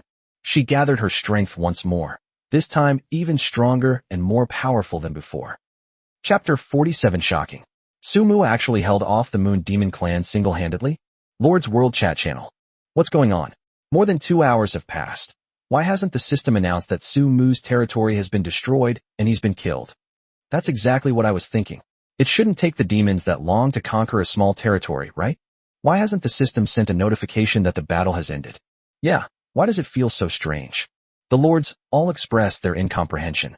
In their minds, the Moon Demon clan was equivalent to adults, and Su Mu was equivalent to a newborn baby. An adult hitting a baby is clearly an unequal fight. Isn't it possible to decide the winner in a matter of moments? Therefore, when the Moon Demon clan invaded and attacked Su Mu's territory, they felt it was too late to get results in 10 minutes. But more than 2 hours have passed, and there's still no sign of an announcement from the system. The restless lords couldn't help but start talking again. Do you think it's possible that Su Mu managed to withstand the Moon Demon clan's attack? That the Moon Demon clan couldn't do anything to him? A rather incongruous chat log appeared. Its appearance immediately made the chat channel lively. Are you crazy? You actually dared to think that? Su Mu can withstand the invasion of the Moon Demon clan. They're demons, bro. Not some chicks, ducks, or rabbits outside your territory. Exactly. If they didn't have some real skills, would they need to issue an announcement like this? Would they need to gather the strength of human lords to resist the demon invasion? I'm fucking crazy. I wouldn't even dare to think like this. This chat channel is for chatting, not for having a fit of madness. Dude, I suspect you have delusions, and I have solid evidence. Are mentally ill people allowed to become lords these days? If all else fails, go to sleep. You're already daydreaming in the middle of the night. The lords all began to mock him. No one believed that Su Mu would survive this battle against the demon invasion. No one believed he could withstand the Moon Demon clan's attack. Deep down, they didn't want Su Mu to live either. It's very simple. Su Mu's existence already puts them far ahead of the competition. He is currently the most likely person to obtain the level 2 territory reward on a normal map. If he were not here, the mountain that stood in the way of the lords would also be gone. Everything will become possible. Nobody wants him to live. This is reality. Just as the lords were mocking each other, the system announcement finally arrived. System-wide announcement. System-wide announcement. System-wide announcement. Repeat it 3 times as always. It's very classy. The Moon Demon clan invasion campaign has ended. Congratulations to player Su Mu on conquering Tianmu village. I knew it. The system announcement was late, but it finally arrived. How could Su Mu possibly stop the Moon Demon and the others? The system announcement said congratulations? What's going on? You should at least explain things clearly in the system announcement. What does congratulations mean? All the lords were puzzled. However, the system announcements continued. Congratulations to Tianmu village for successfully repelling the invasion of the Moon Demon clan and achieving final victory in the battle. Tianmu village achieved a perfect defense in the battle against the Moon Demon clan, with a loss rate of 0%. The Moon Demon clan invasion campaign has ended, and rewards will be distributed according to the battle casualty rate. Because the casualty rate is 0, the reward is doubled. Congratulations to Lord Su Mu for single-handedly resisting the demon invasion and achieving the single-handedly resisting the demons achievement, for which you have received a special medal from the system. The system announcement is finished. The world chat channel has gone crazy. What happened? Su Mu won. Holy crap. How is this possible? Is he cheating? I'm reporting him. Damn it. Are the Moon Demons really just chickens, ducks, and rabbits at the gates of my territory? They can't even handle a newbie village. Demons, my foot. A spineless bunch. That's laughable. Is nobody paying attention to the fact that the casualty rate was 0%? Was it all done by one person? This is utterly absurd. Does it mean the Moon Demons glanced at their territory, triggered a dungeon, and then left? Their territory was completely unaffected? Not even a single soldier was mobilized? They just got a free reward? This is outrageous. It's outrageous that his mother would open the door for him. It's utterly outrageous. Just as the lords in the chat channel were arguing fiercely, inside the small village of Tianmu, Su Mu, soaked to the bone, slumped into a chair. Just 10 seconds short. There are only 10 seconds left before the territory shield expires. Since he was born into this world, Su Mu has never been so close to death as he was tonight. The feeling was like a sharp knife pointing at his throat. The sharp blade had already cut through his skin and could easily slit his throat. But suddenly the incision cut open. This is how Su Mu felt about the recent invasion by the Moon Demon clan. He narrowly escaped death. I dare not imagine what would have happened if Yulilua hadn't led her Moon Demon warriors to retreat 10 seconds before the territory's protective shield expired. What does the sky above Tianmu village look like now? He, Su Mu, is probably already gone. Going back a little, Su Mu sat leisurely at the door of the wooden house, drinking plain water. His expression appeared calm and composed, but in reality, he was extremely anxious. 5 minutes left until the territory shield expires. The Moon Demon warriors still showed no sign of stopping their attacks on the territory's protective shield. Not only did she not stop, Yulilua also showed no intention of leaving. This crazy woman was attacked by her men for a full 2 hours and 55 minutes without them stopping. The sheer madness of it sent chills down Su Mu's spine. He was racking his brains trying to figure out what to do next. However, a turning point seemed to have arrived in the sky. Princess, the outer shield is completely impenetrable. The warriors have been attacking with all their might, and they haven't been slacking off at all. Captain Wenderson, drenched in sweat, approached Yulilua. Why don't we call it a day? His Majesty has already sent a message telling us to go back immediately. No. Yulilua didn't even glance at Wenderson. That human is deliberately provoking me. He's more disgusting than those filthy scumbags. I will never let this go. Tonight, we must break his protective magic array. Wenderson frowned, but still patiently reported. Princess, the Yang Demon clan has arrived. His Majesty commands us to return immediately. We cannot delay any longer. The bastards from the Yang Demon clan are here. Upon hearing the words, Yang Demon clan, Yulilua finally looked directly at Wenderson. Right. Just received the message. Yulilua lowered her eyes and pondered for a moment before opening them again. I understand, you may leave. Yes. Wenderson quickly stepped aside. All warriors, cease fire. Yulilua has spoken out. At that moment, her icy voice sounded like heavenly music to Su Mu. But he had to pretend to be calm and indifferent. She even glanced indifferently at Yulilua in the sky. This is the most crucial moment. Su Mu knows. Damn humans. You even dare to stare at me. Yulilua's voice remained as cold as ever. Interesting. This princess will return. You better be alive and well before I get back. Next time we meet, I'm going to gouge out your eyes and cut off your tongue. Yulilua was very decisive in her words and actions. With a wave of her hand, the spatial rift and chasm were torn open once again. Thousands of Moon Demon warriors plunged into it. Yulilua hadn't left yet. She stared at Su Mu with a melancholy gaze. The territory shield's duration is rapidly fading. Second by second. Su Mu was anxious, but still fearlessly met Yulilua's gaze. Wait. Yulilua gave a soft snort and disappeared into the spatial rift. The moment she left, the territory shield's duration completely expired. Su Mu slumped into the chair. He had no interest in paying attention to the system announcements ringing in his ears. Owner. A soft, delicate body gently embraced Su Mu from behind. Winstia, have Xiaozhou boil a bucket of hot water for me. I'm going to take a bath tonight. Chapter 48 The Reward. Luo Wuxi's Gift. Su Mushu soaked comfortably in the wooden tub, enjoying the most comfortable bath she had taken in many days. The previous high level of mental stress has been greatly relieved at this moment. By the way, what are the system rewards? Su Mu quickly clicked to view. All territory resources have been quadrupled. Already doubled. 2,000 gold coins. Undead Summoning Scroll 40. Random Lord Talent Scroll 2. Sky Screen Shield 2. Magic Crystal 10. Brick Kiln Construction Scroll 2. Blue Brick Crafting Scroll 2. Exquisite Stone Bridge Construction Scroll 2. Exquisite Stone House Construction Scroll 2. Irrigation Water Wheel Crafting Scroll 2. Marcona's Infantry Phalanx Training Method 2. Refined Iron Shield Crafting Scroll 2. Many of the system rewards are related to stone products. Su Mu also sensed a lot from this. After he upgrades in one step, will their houses have to start upgrading to brick houses? Su Mu picked out a few things she didn't understand and looked at their descriptions. Random Lord Talent Scroll. Randomly grants 1 Lord Talent Scroll upon use. Celestial Shield. Creates a horizontal shield above your territory, preventing attacks from the sky from damaging it for 24 hours.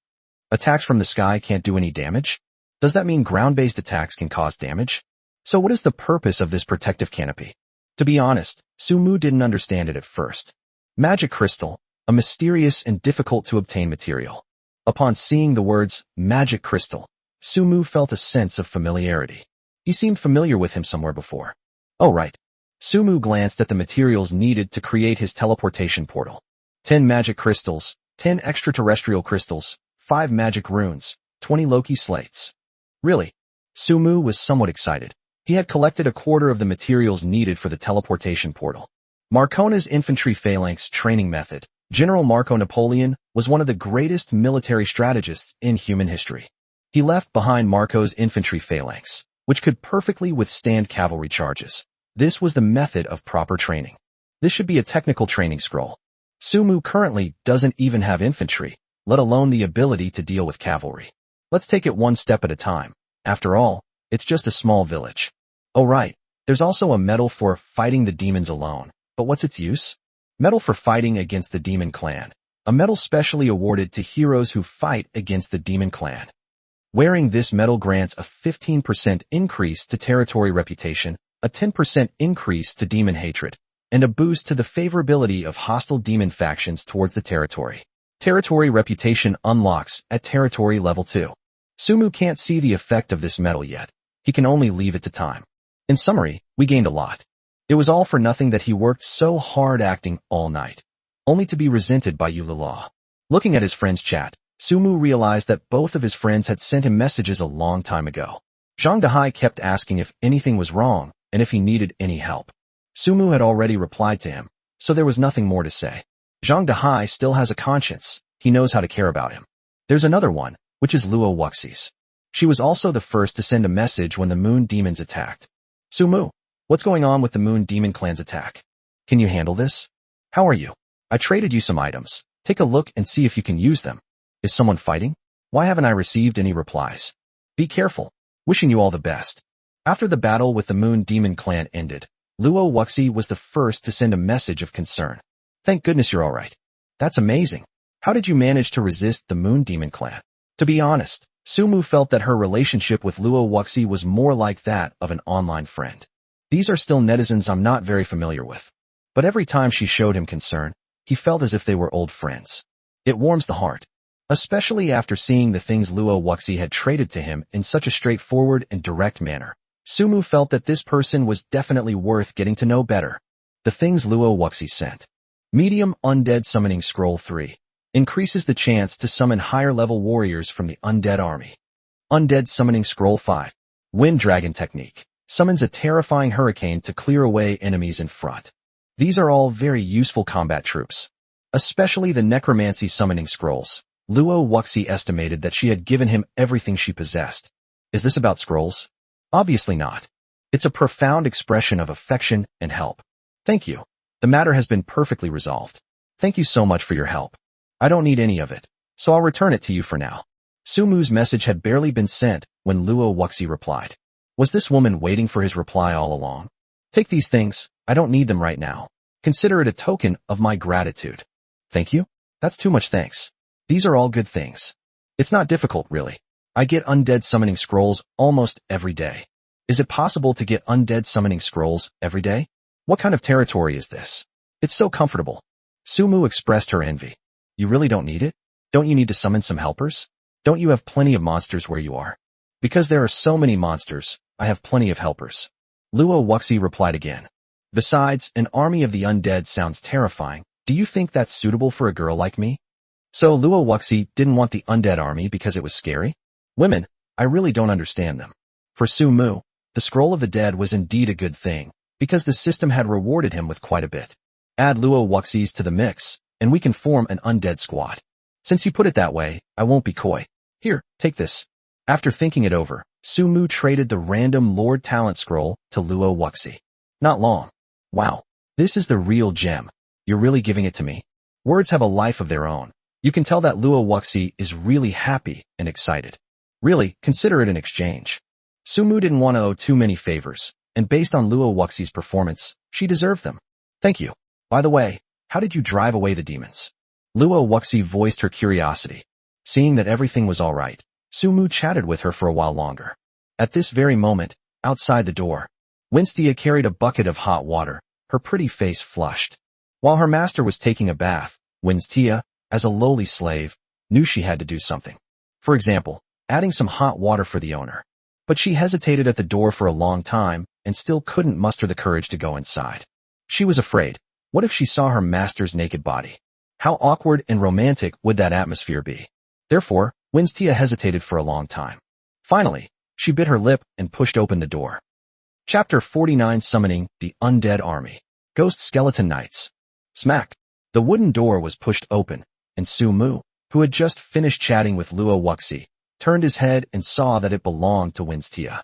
Master, is the water cold? I'll add some hot water for you. Winstia was so embarrassed that she didn't dare to look Su Mu in the eye, and only dared to look at the ground sideways. The little fox looks so cute when she's shy. Su Mu sighed inwardly and waved with a grin. Here you go, my water is indeed cold. Thank you. As Su Mu spoke, he casually dipped his hand into the water and adjusted his baggy shorts. Luckily, he was wearing shorts, otherwise he would have been too embarrassed to ask Winstia to come and get him water. What if his little Su Mu is naughty and scares her? Oh, okay. After Winstia responded, she carried the bucket over and was about to pour the water into Su Mu's large bucket. Little did she know that she was too nervous and not looking where she was going, so she stepped on Su Mu's clothes that she had thrown on the ground.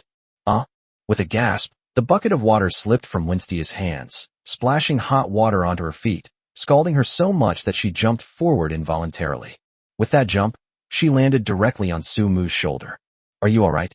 Su Mu suddenly stood up from the bucket and casually put his arm around Winstia's small waist. And nothing, it's nothing. Before Winstia could finish speaking, Su Mu had already swept her up in his arms. Owner. Winstia was startled and reached out to touch Su Mu's chest. He was not wearing any clothes on his upper body, and her hand was pressed against his strong chest muscles. When has she ever seen a man with his upper body completely naked? Not to mention, she was even carried in his arms in a princess carry. Winstia felt even more flustered, her face flushed even more, and she became even more shy. His whole body was trembling slightly. She thought her master couldn't hold back anymore and wanted to do something to her. For example, mandarin ducks playing in the water. Winstia had heard of such things before. In fact, options were already popping into her mind. What to do? Reject? Or agree? Idiot. You're still okay. Su Mu suddenly spoke, interrupting Winstia's reverie.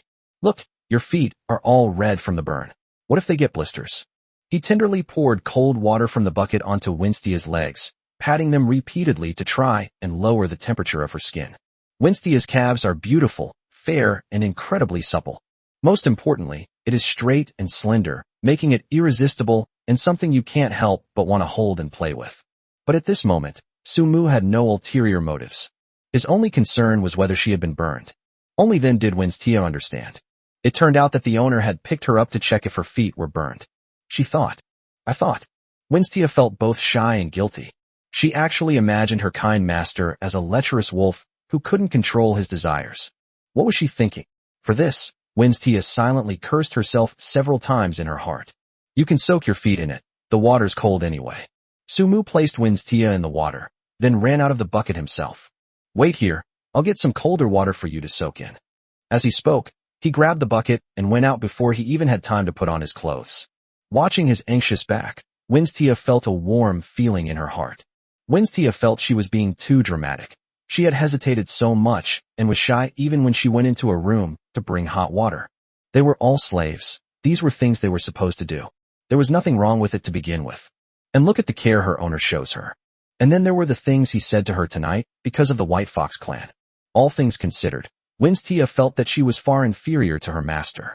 Her master treats her very well. From now on, I will treat my master even better. Come on. Winstia. Winstia secretly encouraged herself, and her mindset changed once again. How are you feeling? Soaking in cold water makes you feel much better, right? Su Mu said with a smile. Much better. Winstia nodded. Remember, if you get scalded by hot water, the first thing to do is to cool the surface with cold water. Don't think it's nothing, understand? Blisters are very painful and troublesome. If all else fails, I'll have Su Su take a look at you in a bit.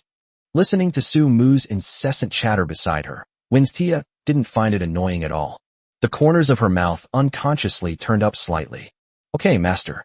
I'm fine. Without realizing it, her tone had become much gentler, though she herself hadn't noticed. In fact, Winstia knew she wasn't that fragile. She had been grazed by fireballs and survived unscathed. But who could refuse such care and tenderness? I can't refuse. Not only will they be unable to refuse it, but they will also become addicted to it. All right, soak for a while, change your clothes, and then come out. I have some things to do. Okay, master, you can go ahead and do your work. I can manage on my own. Call me if you need anything. After giving those instructions, Su Mu went outside. After being invaded by the Moon Demon clan tonight, and witnessing Yulilua's power, Su Mu's understanding of this world has been refreshed once again. This is an extremely dangerous world. We must develop rapidly and develop our military branches. Sumu felt like he had developed a fear of insufficient firepower, and he planned to use all the undead summoning scrolls.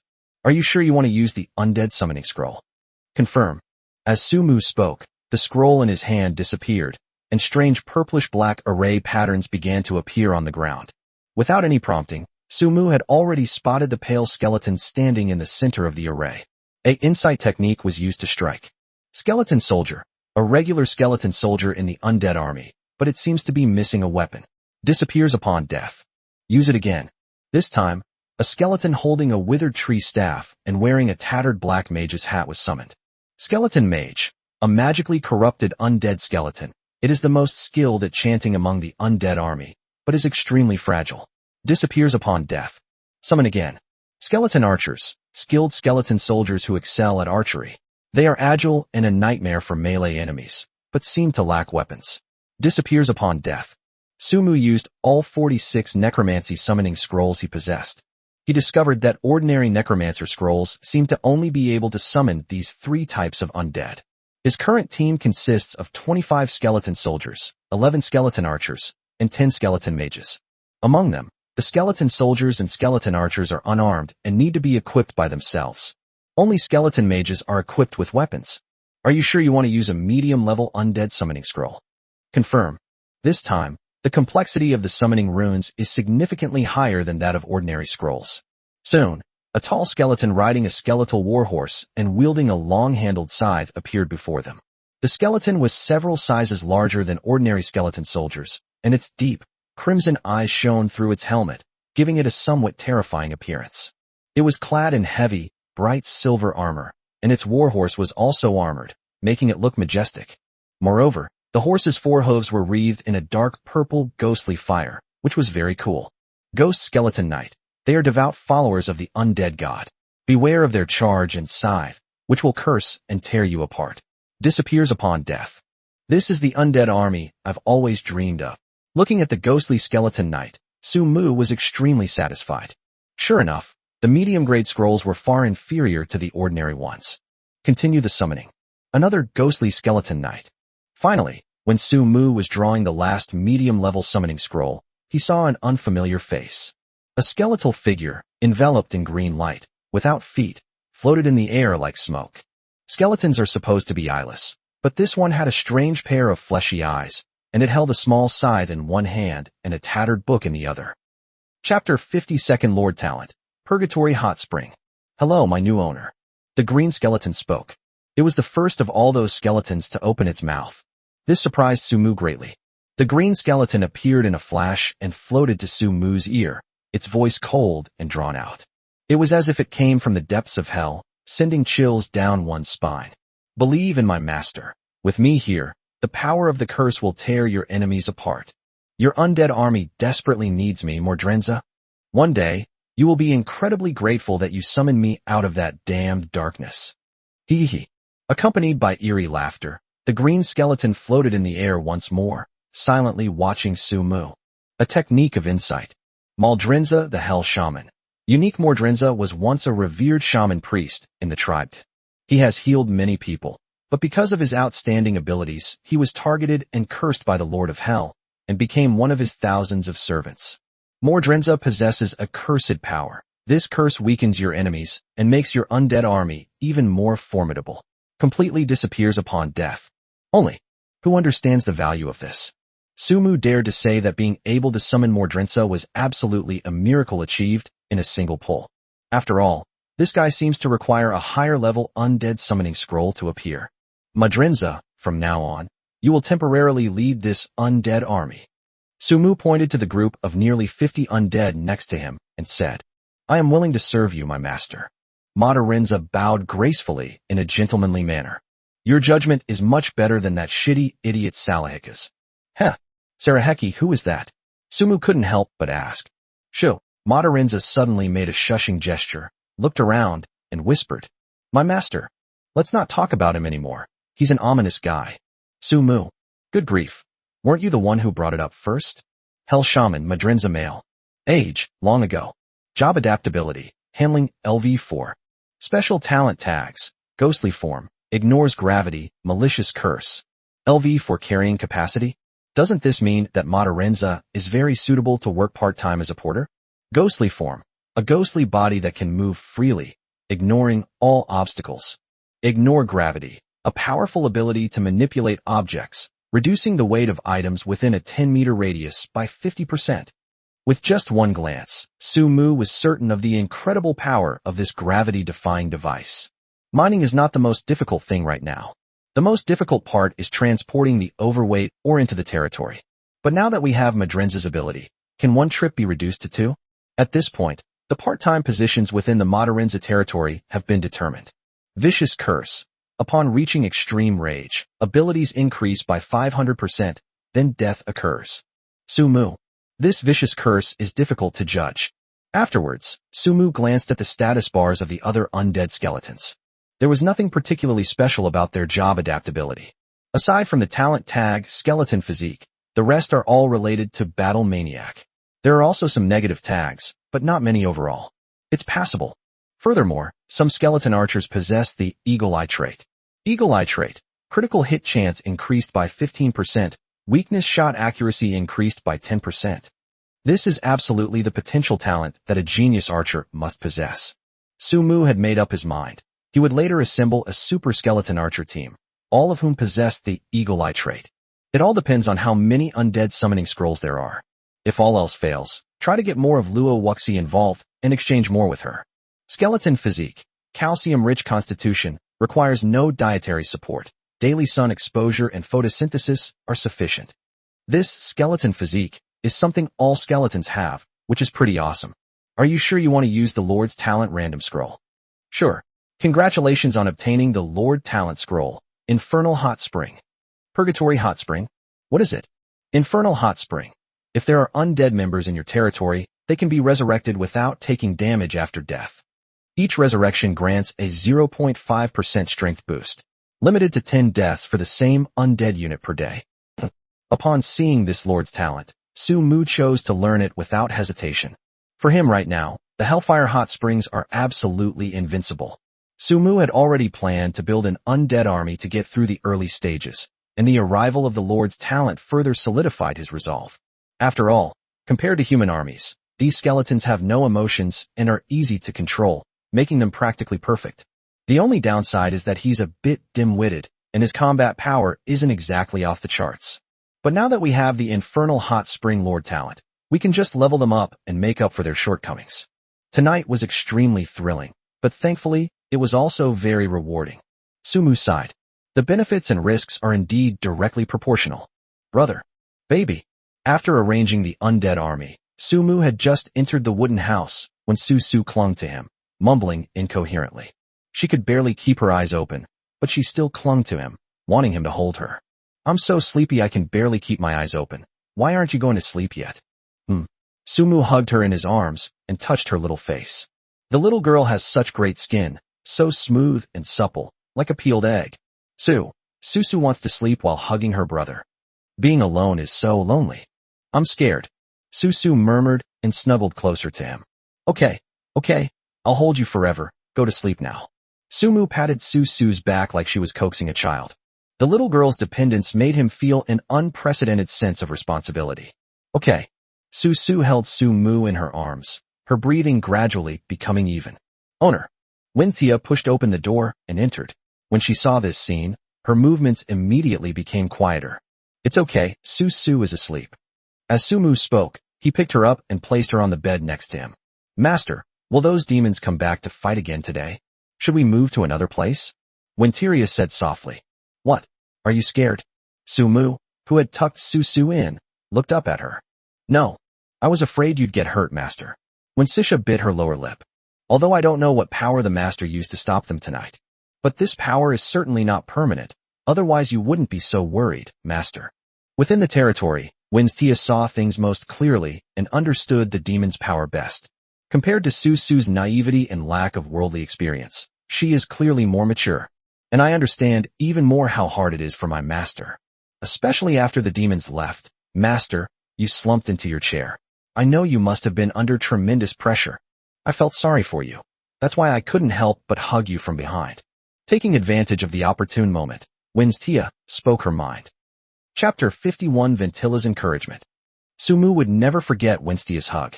It was that hug that calmed his restless heart. He hadn't expected that Winstia was so observant. She was more perceptive than he had imagined. Winstia, you're right.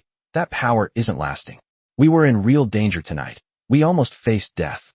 But we can't leave this territory. We must continue to develop here. Even if the demons return to fight again. As Sumu spoke, he couldn't help but reach out and grab Winstia's hand. Don't worry. No matter when, where, or under what circumstances, I will do my best to protect your safety. Because you are very important people to me. As he spoke, he glanced at the adorable Susu, who was already asleep.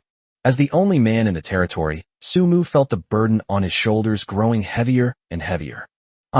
Winstia suddenly grasped Sumu's hand, her eyes resolute, and said, Winstia can also protect Master, and I don't want Master to get hurt either. Because my master is also a very important person to me. Winstia's words gave Sumu a jolt, and then he felt very gratified. Sincere effort will be rewarded. At least, from Winstia's words, he knew that she had fully accepted his identity. From initial resistance to current acceptance. It went through a process that was neither too long nor too short.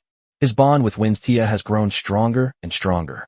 The surrounding dim yellow light created an ambiguous and alluring atmosphere. Sumu gazed at Winstia's stunningly beautiful face so close to his own, and his heart suddenly skipped a few beats. Suddenly, Winstia's alluring fragrance returned, and Sumu couldn't help but sniff. Master. Her voice was very soft, more like a soft murmur, adding a touch of allure to the enchanting atmosphere. Winstia, may I kiss you? Whoosh. Winsitia's face turned bright red. She wasn't famous before. But once that question was asked, she couldn't help but become famous. If her master wants to kiss her, he can. At most, she just won't resist. But why ask such a question? Doesn't he know how embarrassing that is? This is what Winstia is thinking. She hummed a single word softly through her nose. After the kiss, Sumu was still somewhat unsatisfied, her mind a little dizzy and unclear, as if she had been manipulated by something. Owner. Winstia's voice was sweet and gentle. Susu is still here. Sumu has regained consciousness. Something's not right. He's not usually such an impulsive person. What's wrong with him tonight? Even if he really wanted to kiss Winstia, he could still stop short of kissing her. But he was completely out of control just now, wanting to do something bad to her. Sumu found it a bit strange. He's not such a lustful person, is he? Although being a little lecherous is a man's nature. But this is too strange. Suddenly, he seemed to have thought of something. Winstia, is there something strange about the scent you're wearing? Why do I feel like I can't control myself every time I smell it? Would that be? Winstia frowned, then quickly relaxed. She didn't look at Sumu, but said softly, I don't know why either. Actually, Winstia remembered something her mother had once said. The women of the Red Fox clan, after having contact with a man they like, they experience an uncontrollable sense of pleasure, which naturally causes them to emit a fragrance that attracts mates. This fragrance is an excellent aphrodisiac for the opposite sex. The more a woman of the Red Fox clan likes someone, the happier she is, the stronger her fragrance will be, and the more potent its effects will be. However, Winstia didn't know how to tell this embarrassing little secret. Okay. Sumu scratched his head, muttering to himself. Could it be that I've been suppressing my lustful desires for too long lately? Wait a minute. I'm the kind of man who can JS for a year. Sumu began to have extreme self-doubt. Master, shall I give you a shoulder massage? To hide her guilty conscience, Winstia brought it up.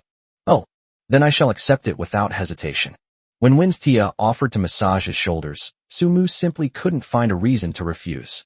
Their brief encounter has already deepened their relationship. Winstia seemed less shy than before and more relaxed. Thank you for your hard work. The field needs watering. Sumu's voice rang out. In the middle of the afternoon, he still had to work under the blazing sun. However, hard work pays off. He led the hard-working slimes and spent the whole morning clearing and planting 20 plots of farmland not far from the river. Once you've successfully watered the seeds and planted them in the ground, the task is complete. I'm here, sir. Its entire body was bulging. Its blue form was considerably larger than before, and it was filled to the brim with river water. Phew. It stood in the middle of the land, spewing a jet of water upwards from its mouth. Water jets sprayed in all directions, like rain, nourishing the newly turned land. This is the unique watering method that makes slimes adaptable to different tasks. Absolutely perfect. Well done. Sumu's praise triggered E's praise me message, and the little guy vomited even more vigorously. Upgraded territory planning for agricultural land has reached 20 out of 20. A system notification appeared. Sumu glanced at the list. The only task left to complete was establishing a militia force of 50 people. He had already tried it. The skeleton army was counted in number and could be considered a militia force. However, even including Madrenza, he only has 49. One more. Moreover, the system is very tricky. The militia must be of the same race, so it's impossible to include just one. Unless Sumu is forming a slime militia. Just as he was considering whether to temporarily upgrade, a system announcement sounded. System-wide announcement. Congratulations to Lord Luo Wuxi of the Dragon Kingdom for successfully upgrading her territory to level 1. Because of the special map where the Nightmare Treehouse is located, a special map upgrade reward has been obtained. System-wide announcement. Congratulations to Lord Luo Wuxi of the Dragon Kingdom for successfully upgrading her territory to level 2. Because Nightmare Treehouse is a special map, you will receive special map upgrade rewards. 2 promotions in quick succession? Sumu was astonished by Luo Wuxi's actions. Thinking about it, he pulled up his friend's chat and sent them a message saying congratulations. Luo Wuxi replied instantly with a simple and direct response. I've sent you some good stuff for trade. Thanks for the Lord's talent scroll. I got some great items randomly. There is a smiley face next to it. Sumu glanced at it. High-level undead summoning scroll. Has a chance to summon a general-level character from the undead army. Chapter 52 The Soul-Capturing Doll, Frenna. The high-level undead summoning scroll was a godsend for Luo Wuxi. This is exactly what Sumu needs most. After expressing his gratitude, Sumu chose to accept the gift. He needed to buy some time to upgrade his territory to level 2 as soon as possible, and then he could think about how to express his gratitude later. Luo Wuxi's 2 consecutive promotions have already put some pressure on Sumu. If he doesn't hurry, the level 2 reward on the normal map might be stolen. Is the use of a high-level undead summoning scroll confirmed? Confirm. Just as Sumu finished speaking, a dark cloud suddenly appeared in the sky. The surroundings darkened, and there was a faint rumble of thunder in the sky. A strong wind is blowing. Immediately afterwards, a complex array of runes appeared on the ground, indicating the summoning of an army of undead. The power of space was tearing this area apart.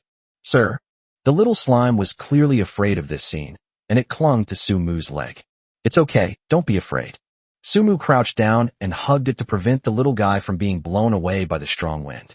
He fixed his gaze on the center of the array pattern, wanting to see what it was. Soon, under the tearing force of space, something appeared in the center of the array pattern. Sumu was stunned. No way, bro. The special effects were all maxed out, and all you did was summon a black rag doll? That shouldn't be happening. At the very least, there should be a skeleton undead dragon or the Lich King, right? Frenna the soul-capturing doll, unique. The rag doll, imbued with the power of the undead, is named Frenna, and her story is very long. She completely disappeared after death. Flyna? The description of her perception ability wasn't clear. Sumu patted Yi's little body. Yi very sensibly let go of him, and he got up and walked over. Sumu wanted to get closer and see clearly. The array patterns had disappeared, and a black rag doll lay on the ground. The rag doll looked very worn and old, about 40 or 50 centimeters tall. She was wearing a small dress, and you could vaguely tell from her face that she was a girl. Moreover, she must have been a very beautiful female doll before. Sumu reached out and picked up Flyna, examining her quietly. Is this the legendary general-level being among the undead army? What's the point of it anyway? Thinking to himself, he reached out and patted the yellow mud off Frenna's face. This is what she got on her when she was first summoned. Sumu discovered a problem. He tried using Lord's Pride to check Frenna's status bar, but nothing appeared. That's very strange. What's going on? Is it just a doll I'm supposed to play with? Or is it that it needs to be activated under certain specific conditions? Sumu was fiddling with the Frenna doll, feeling utterly overwhelmed. But he soon thought of returning to his territory to ask Mordrensa. Could this guy know something? When Sumu brought Yi back to the wooden house, he found that the treehouse they lived in had been expanded to more than twice its original size. The original one-story log cabin has now been expanded to 2 stories, and it looks great. All of this is thanks to Win's Tia and Susu. They worked hard all morning to expand the cabin. Frenna the soul-capturing doll. Matarenza stared at the ceiling in thought for a moment, then glanced several times at the black dress doll in Sumu's hand. I'm sorry, Master. Mordrince's understanding is unable to answer your questions. The realm of the dead is vast, with 109 ordinary cities of the dead alone, each containing hundreds of millions of undead. I know quite a few undead generals, but your soul-capturing doll, Frenna, happens to be one I don't recognize. All right. Sumu didn't get the answer he wanted from Matarenza, but he discovered something. The militia has grown to 50 people. In other words, the soul-stealing doll Frenna in his possession is considered one of the members of the territory. Moreover, it was automatically categorized into the undead ranks. Sumu casually placed the Frenna doll on the bed. He needed to quickly click on the upgrade button in the territory crystal. Little did Sumu know, just after he turned around, the Frenna doll mysteriously sat up from the bed. Her dark, dull eyes stared at his departing figure until he disappeared. She then slowly climbed onto the wooden pillow and lay down to sleep. If Sumu were to witness this bizarre scene, he would probably hurl a scathing rebuke at him. System-wide announcement. System-wide announcement. Congratulations to the player from the Sakura country, Luchuan Ganban, for successfully upgrading their territory to level 2. Upon hearing this news, all the lords put down their tools, weapons, and the world chat channel immediately became lively. Holy crap! The first upgrade to a level 2 territory wasn't even for Sumu. Thank goodness. This guy, Shikakawa Amasaka, is amazing. Awesome. Sumu failed to get his first level 2 upgrade? Haha, that's great. I don't feel envious of anyone else taking my things, except for Sumu, who takes them without saying a word. Who can argue with that? All the good stuff went to that Sumu guy. Isn't that outrageous? Luckily, someone beat him to it this time. Awesome. I haven't been this happy in ages. If there were champagne, I'd definitely open a bottle. The chat channel was filled with gloating voices from both China and other countries. The lords insisted that anyone could take it, but Sumu couldn't. Ultimately, Sumu's name has been appearing too frequently in world announcements lately, and almost everything good seems to be associated with him. In particular, lords around the world are still resentful about the fact that the Moon Demon Clan's invasion last night failed, and Sumu was rewarded instead. Why is this kid acting like he's cheating? The demons are giving him free reward dungeons? That's going too far. As a result, Sumu's reputation on the chat channel plummeted, making him even more enviable. The lords even gave Sumu a nickname, the favored son of the Lord era. They all joked that if the era of lords was being manipulated by someone, then Sumu must be that person's illegitimate son. Amidst this wave of excitement, the lords were overjoyed and thrilled to receive news that someone had leveled up before Sumu. But they seem to have celebrated too soon. System-wide announcement. System-wide announcement. Congratulations to Dragon Kingdom player, Sumu, for successfully upgrading their territory to level 2. World Chat Channel. What's the meaning? Why isn't there a system-wide announcement for those who aren't the second to upgrade? What's wrong with the system? Damn it. Could it be that they suddenly changed the system again, making the first 2 upgrades rewardable, and are using this as an excuse to give rewards to that Sumu? Huh, you can do that. That confirms he's the biological son. Damn, this is terrifying to think about. Did Sumu bring us to this ghost world? Just as the lords were confused and the chat channel was filled with insults, the system announcement reappeared in 1 minute. System detection shows that players from the Dragon Kingdom, Sumu, and the Sakura Kingdom, Luchuan Ganban, submitted requests to upgrade their territories to level 2 at the same time. Both lords leveled up at the same time. Chapter 53 Reward Acquisition Method, Territory Battlefield. What does that mean? It means you can upgrade your territory at the same time? Does the system mean that both breaking through the steel plate and Sumu will grant the territory level 2 reward? Holy crap, this is way too fake. Could the system have given Sumu a backdoor? How did all of this happen? Do you believe it? I certainly don't. As if in response to the questions, the system announcement sounded again. Second test confirmed no errors. The confirmation time for both Dragon Kingdom Lord Sumu and Sakura Kingdom Lord Luchuan Ganban was 13 hours 58 minutes and 48 seconds. Because there is only one reward for the first upgrade to a level 2 territory, the system has now decided to determine the rewards based on territory battlegrounds. Lords, please check the homepage for details. Inside the wooden house in Timu village, Sumu frowned slightly as he listened to the system's announcement. Is this even possible? He quickly clicked on the homepage to see the system's explanation. Within an hour, Sumu must prepare 100 combat-ready troops within his territory. An hour later, he and 100 soldiers will be teleported by the system to a virtual territory battlefield to engage in a virtual battle against the Lord of the Sakura Kingdom, Kashiwa Amasaka. The winning side will receive the first upgrade reward for this Tier 2 territory. Moreover, Sumu noticed that in the virtual battlefield, Lord talents and skills could be used. Aside from the Lord not dying, the members brought into the battle will suffer casualties. The battle continues until all troops are exhausted. The side whose Lord has no troops left loses. To a large extent, this is also to prevent the use of the tactic of capturing the leader first in order to catch the thief. It can be said that this was a battle that truly tested the strength of a territory. If the fighting strength within the territory is weak, even the most powerful lord may not be able to win the battle. It can be said that the system is comprehensive enough. Are you confident? Luo Wuxi sent a greeting to Sumu. It's a pity I didn't go out to fight monsters today, so I didn't get any undead scrolls. Otherwise, you might have had more options.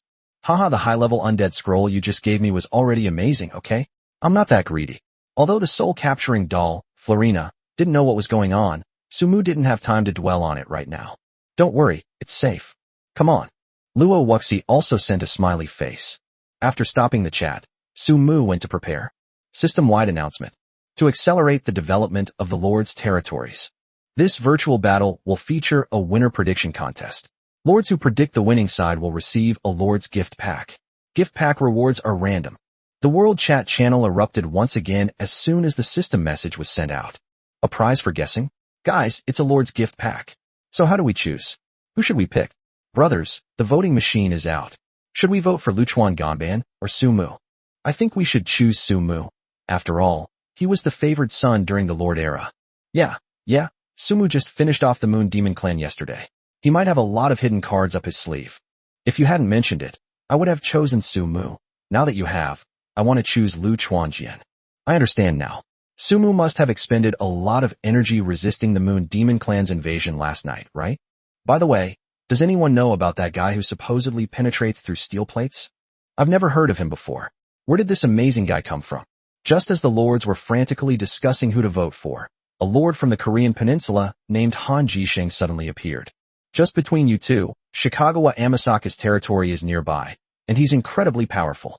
The territory is teeming with orcs.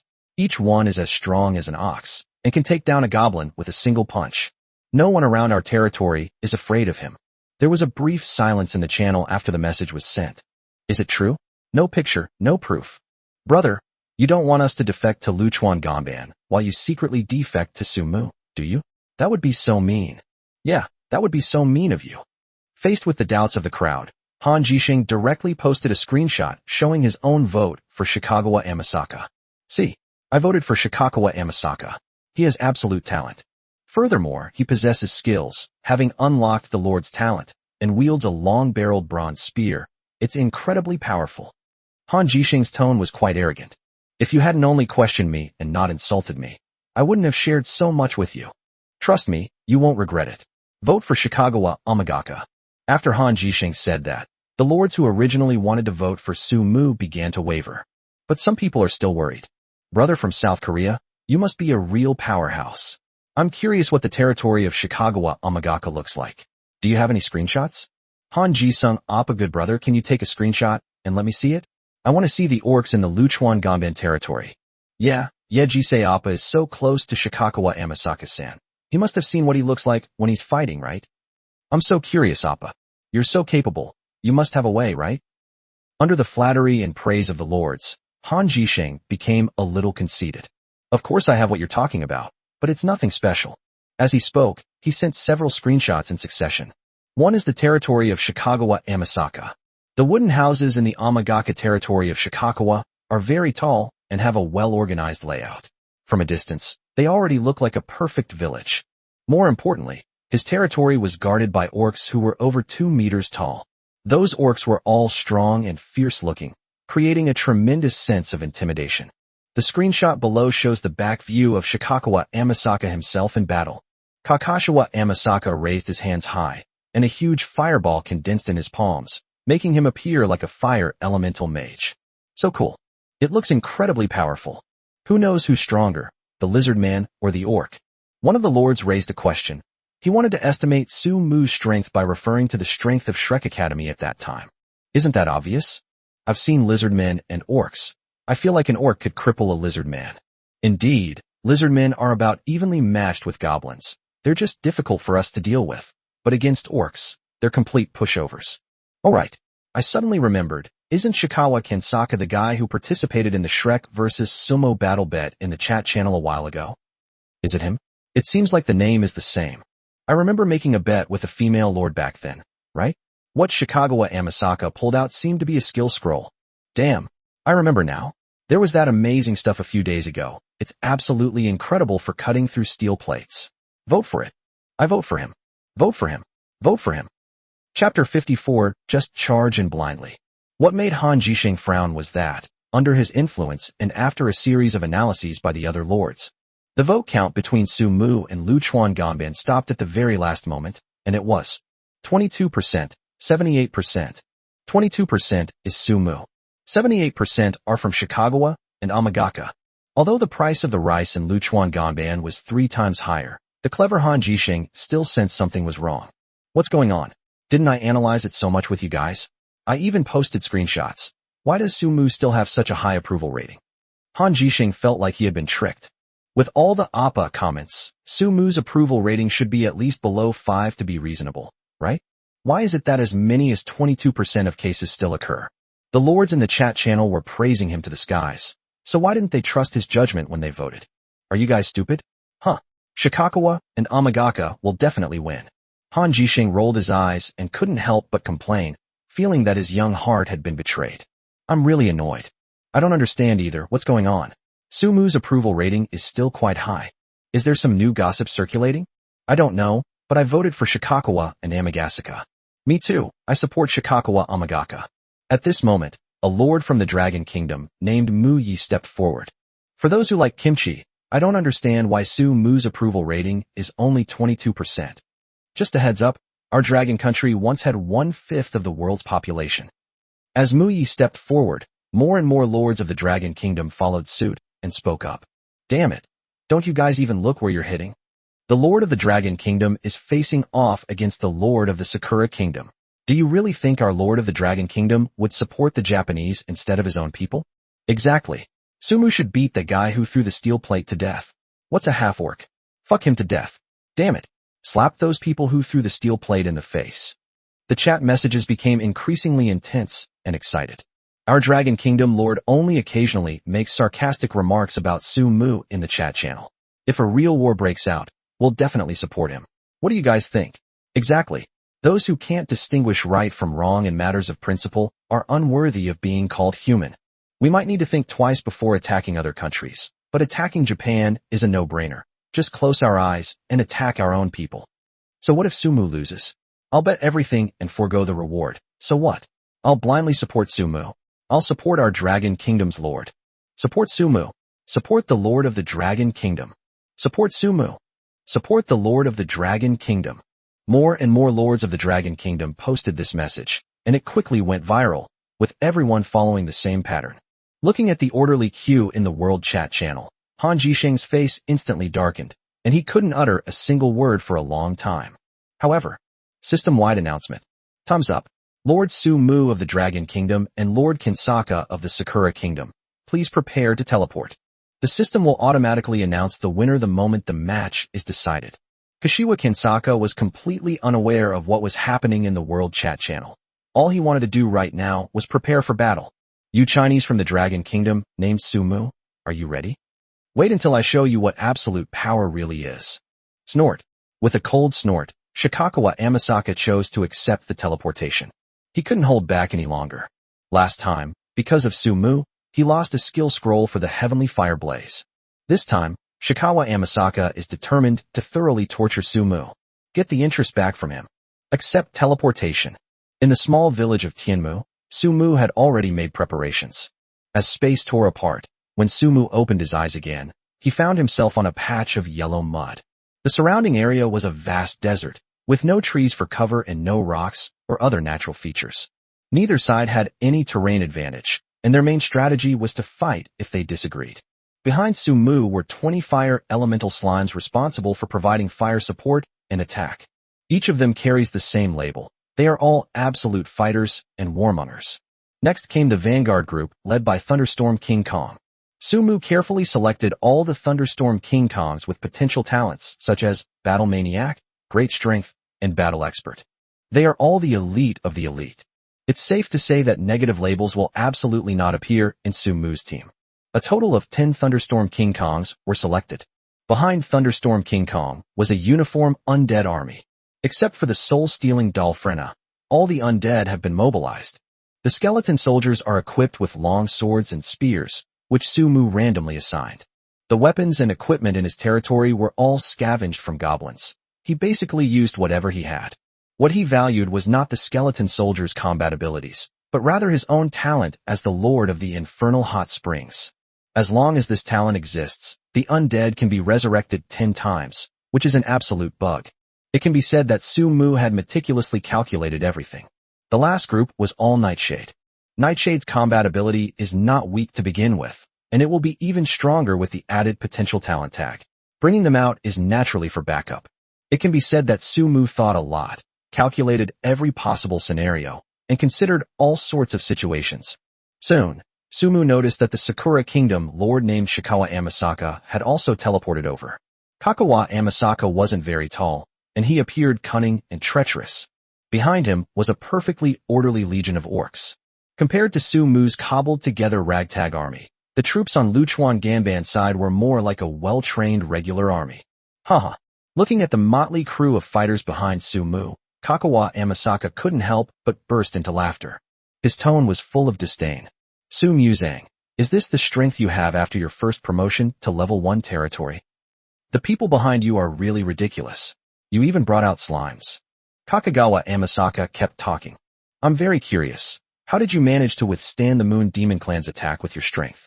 You didn't agree to become their slave, did you? He sized up Sumu's combat strength, his smile becoming even more unrestrained. Apart from the giant King Kong in front, who seems somewhat presentable, you are truly pathetic. So noisy. Sumu curled his lip, not arguing with Kashiwa Kinsaka, and continued to calmly analyze the situation on the field. To be honest, Shikagawa Amasaka seems to be quite strong. Sumu felt that this battle might be a bit difficult. Both sides prepare to launch an attack.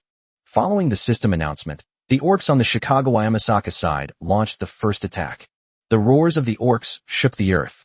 Kakashi Kimanaka verbally mocked Sumu, but when it came to the fight, he put aside his arrogance and took it seriously. He's quite a character. Sumu gave his first evaluation. Ready for battle. Sumu roared and leaped onto Thunderstorm King Kong's shoulder. Roar! The reliable Thunderstorm King Kong pounded his chest and launched the first charge. Battle is about to break out. However, what happened next surprised Sumu. 2 ghostly knights broke out of formation and charged forward. They were incredibly fast, kicking up a cloud of dust behind them.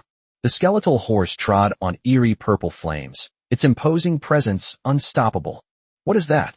Kagawa Amasaka was startled as he watched the orc army charge. Because of the presence of Thunderstorm King Kong, he had no idea that there were 2 other things in Sumu's group. Madarenza, have been itching to get back to work. The Hell Shaman Mordrensa, who had been at the very back of the group, suddenly shot into the air. He burst forth in the air like a green orb of light. Green energy instantly radiated downwards. Charge! Undead army. Tear apart the enemy who dares to provoke us. Curse them. Chapter 55 Little Deer River Amagaka. Take it. Take it. Curse it. Curse it. Lord Mordrensa will show you what true despair is. Above the virtual battlefield, Madarenza's slightly manic voice echoed. As the green light shone down, the orcs, who were still charging forward, all stopped in their tracks. Immediately afterwards, their pace slowed down, and their roars were no longer as fierce as before. What's going on? Shikagawa Amasaka noticed this detail. What did that damn thing in the sky do to my orc army? Sitting on Thunderstorm King Kong's shoulder, Sumu knew best what Madarenza had done. The power of a curse is an amplification for the undead. However, it weakens non-undead targets for a certain period of time. The orcs were weakened. It was time to attack. Sumu seized the opportunity and waved his hand. Long-range target attack. The fire elemental slimes behind them had already taken their positions, and upon receiving the command, they continuously spewed fireballs from their mouths. Amidst the overwhelming barrage of fireballs, the arrows fired by skeleton archers also rained down. The orcs charging at the front were all hit, and cries of agony filled the air. Are fire elemental slime strong? It's not actually that strong. But Sumu's fire elemental slime is different. Those who can fight here are all elites among elites, and their strength is absolutely beyond doubt. But what truly terrified Amagaka was far more than just this. The ghostly skeleton knights had already charged into position, and with the power of the curse, the two of them were incredibly brave. With a swing of their scythes, they chopped off the heads of the orcs charging at the front. Driven by the sacrifice of their comrades and the bloodshed, the orcs also began a fierce resistance. The bloody battle has begun. However, the cursed orcs were far less powerful than in their prime, and while the skeleton soldiers were not difficult to deal with, but they faced not only skeleton soldiers, but also long-range fire support and surprise attacks from the shadows. Several times, the orc was almost able to finish off the skeleton soldier in front of him, but a shadowy figure suddenly appeared from behind and struck him, completely turning the tide of the battle. Nightshade launched a surprise attack. They always appear at just the right time where support is most needed. A complete rout. When he arrived, Kashiwa Kinsaka knew that dealing with Sumu would not be easy, and he never underestimated his opponent. He didn't even pay attention to the World Chat channel, focusing solely on preparing for the battle. He just didn't expect that his invincible orc army would be so suppressed in front of Sumu. Attacks are coming from the sky, and firepower is covering the ground. Sumu really schemed and planned everything. Kashiwa Amasaka gritted his teeth. Even in such a desperate situation, he did not give up. He summoned the power of fire elementals, constantly maneuvering to help his orc army, trying to turn the tide of the battle. But with Shikawa Kansaka's meticulous preparations, Sumu was clearly going to take it even more seriously. He not only carefully selected and dispatched his strongest combat force, but he also made a special trip to familiarize himself with his skills before coming. Stealth attack. With 2 consecutive leaps, Sumu landed next to Luchuan Ganban. Shikagawa and Amagaka are shocked. He had just noticed Sumu on Jingang's shoulder. How did she end up next to him in the blink of an eye? What kind of skill is that? Sumu did not answer. He had already drawn his demon dragon hornblade. The strangely shaped weapon exudes a chilling aura. Gale slash. The answer to Shikagawa Amagaka is these 3 words.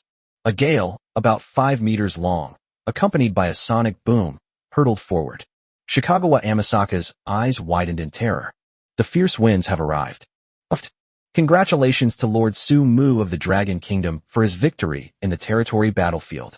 Lord Sumu of the Dragon Kingdom will receive the reward for his first territory level 2 upgrade. Congratulations to the winning lord in the voting contest. The reward pack will be airdropped to your territory soon, so remember to claim it. As soon as the system announcement was released, cries of despair filled the world chat. Fuck.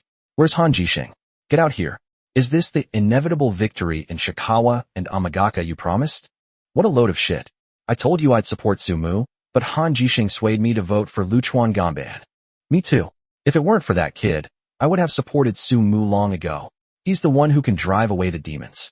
Exactly, the first person to achieve the first ascension, the one who could withstand the demon invasion. He is the strongest man. Okay. And don't forget, he also defeated Shrek, who came in second. In the chat channel, the foreign lords all started angrily criticizing Han Jisheng. On the contrary, Sumu was elevated to a whole new level by them. He became the man the foreign lords spoke of. But the problem is far more serious than that. Some lords harbored extreme resentment because they did not receive the system's gift pack rewards. Fine. Han Jisheng, right? The lord of South Korea, right? You just wait. From now on I'll invade every South Korean territory I see. Support. Those damn Koreans, you just wait. The territory of a lord from the Korean peninsula is right next to me. I'll join forces with the surrounding lords and take him down. Let's do it. We have to do it.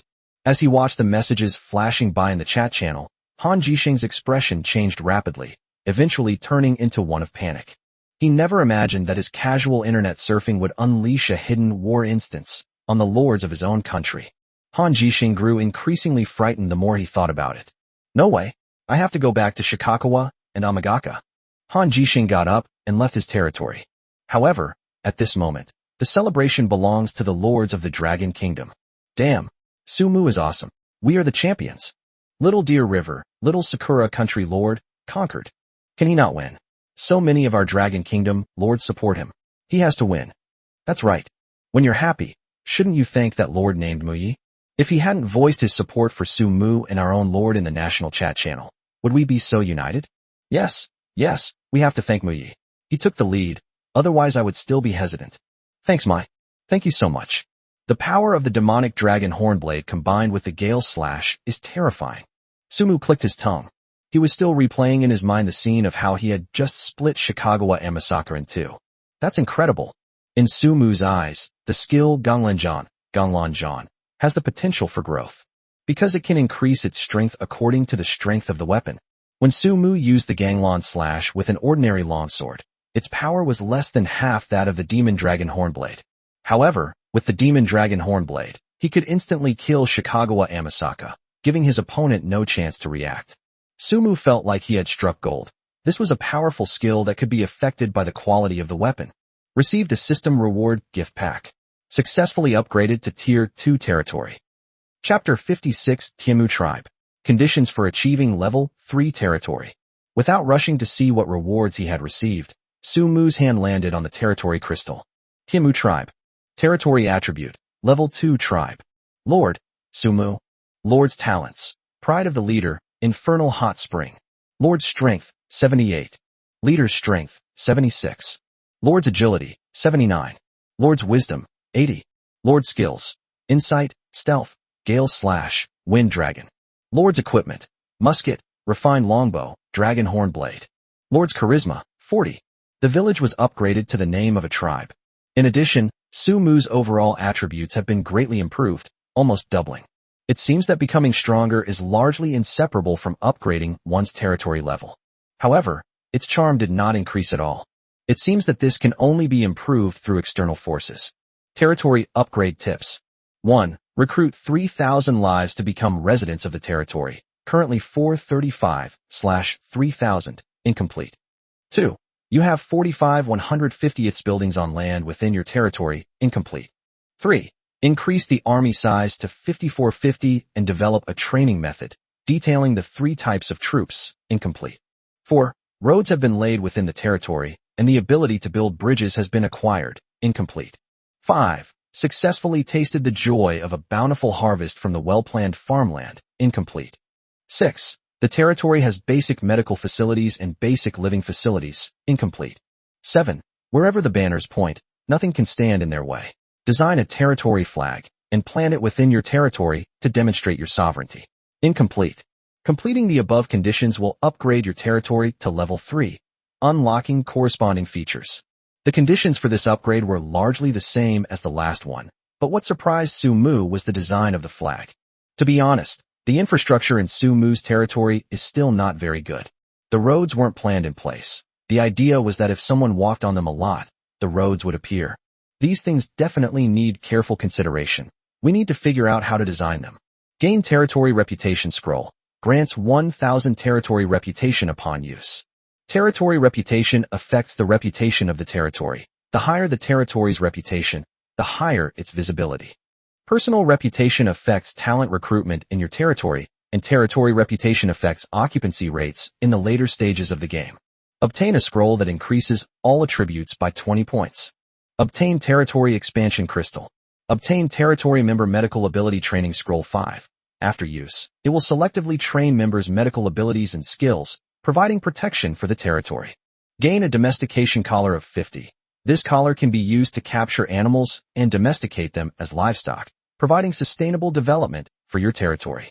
Received 100 Slave Collars. Obtained 100 Capture Collars.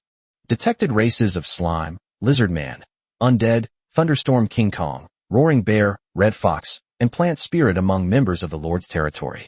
Randomly selected Undead race. Obtained 100 Undead Summoning Scrolls. You can play it like this. Sumu was also somewhat surprised by the system's final reward.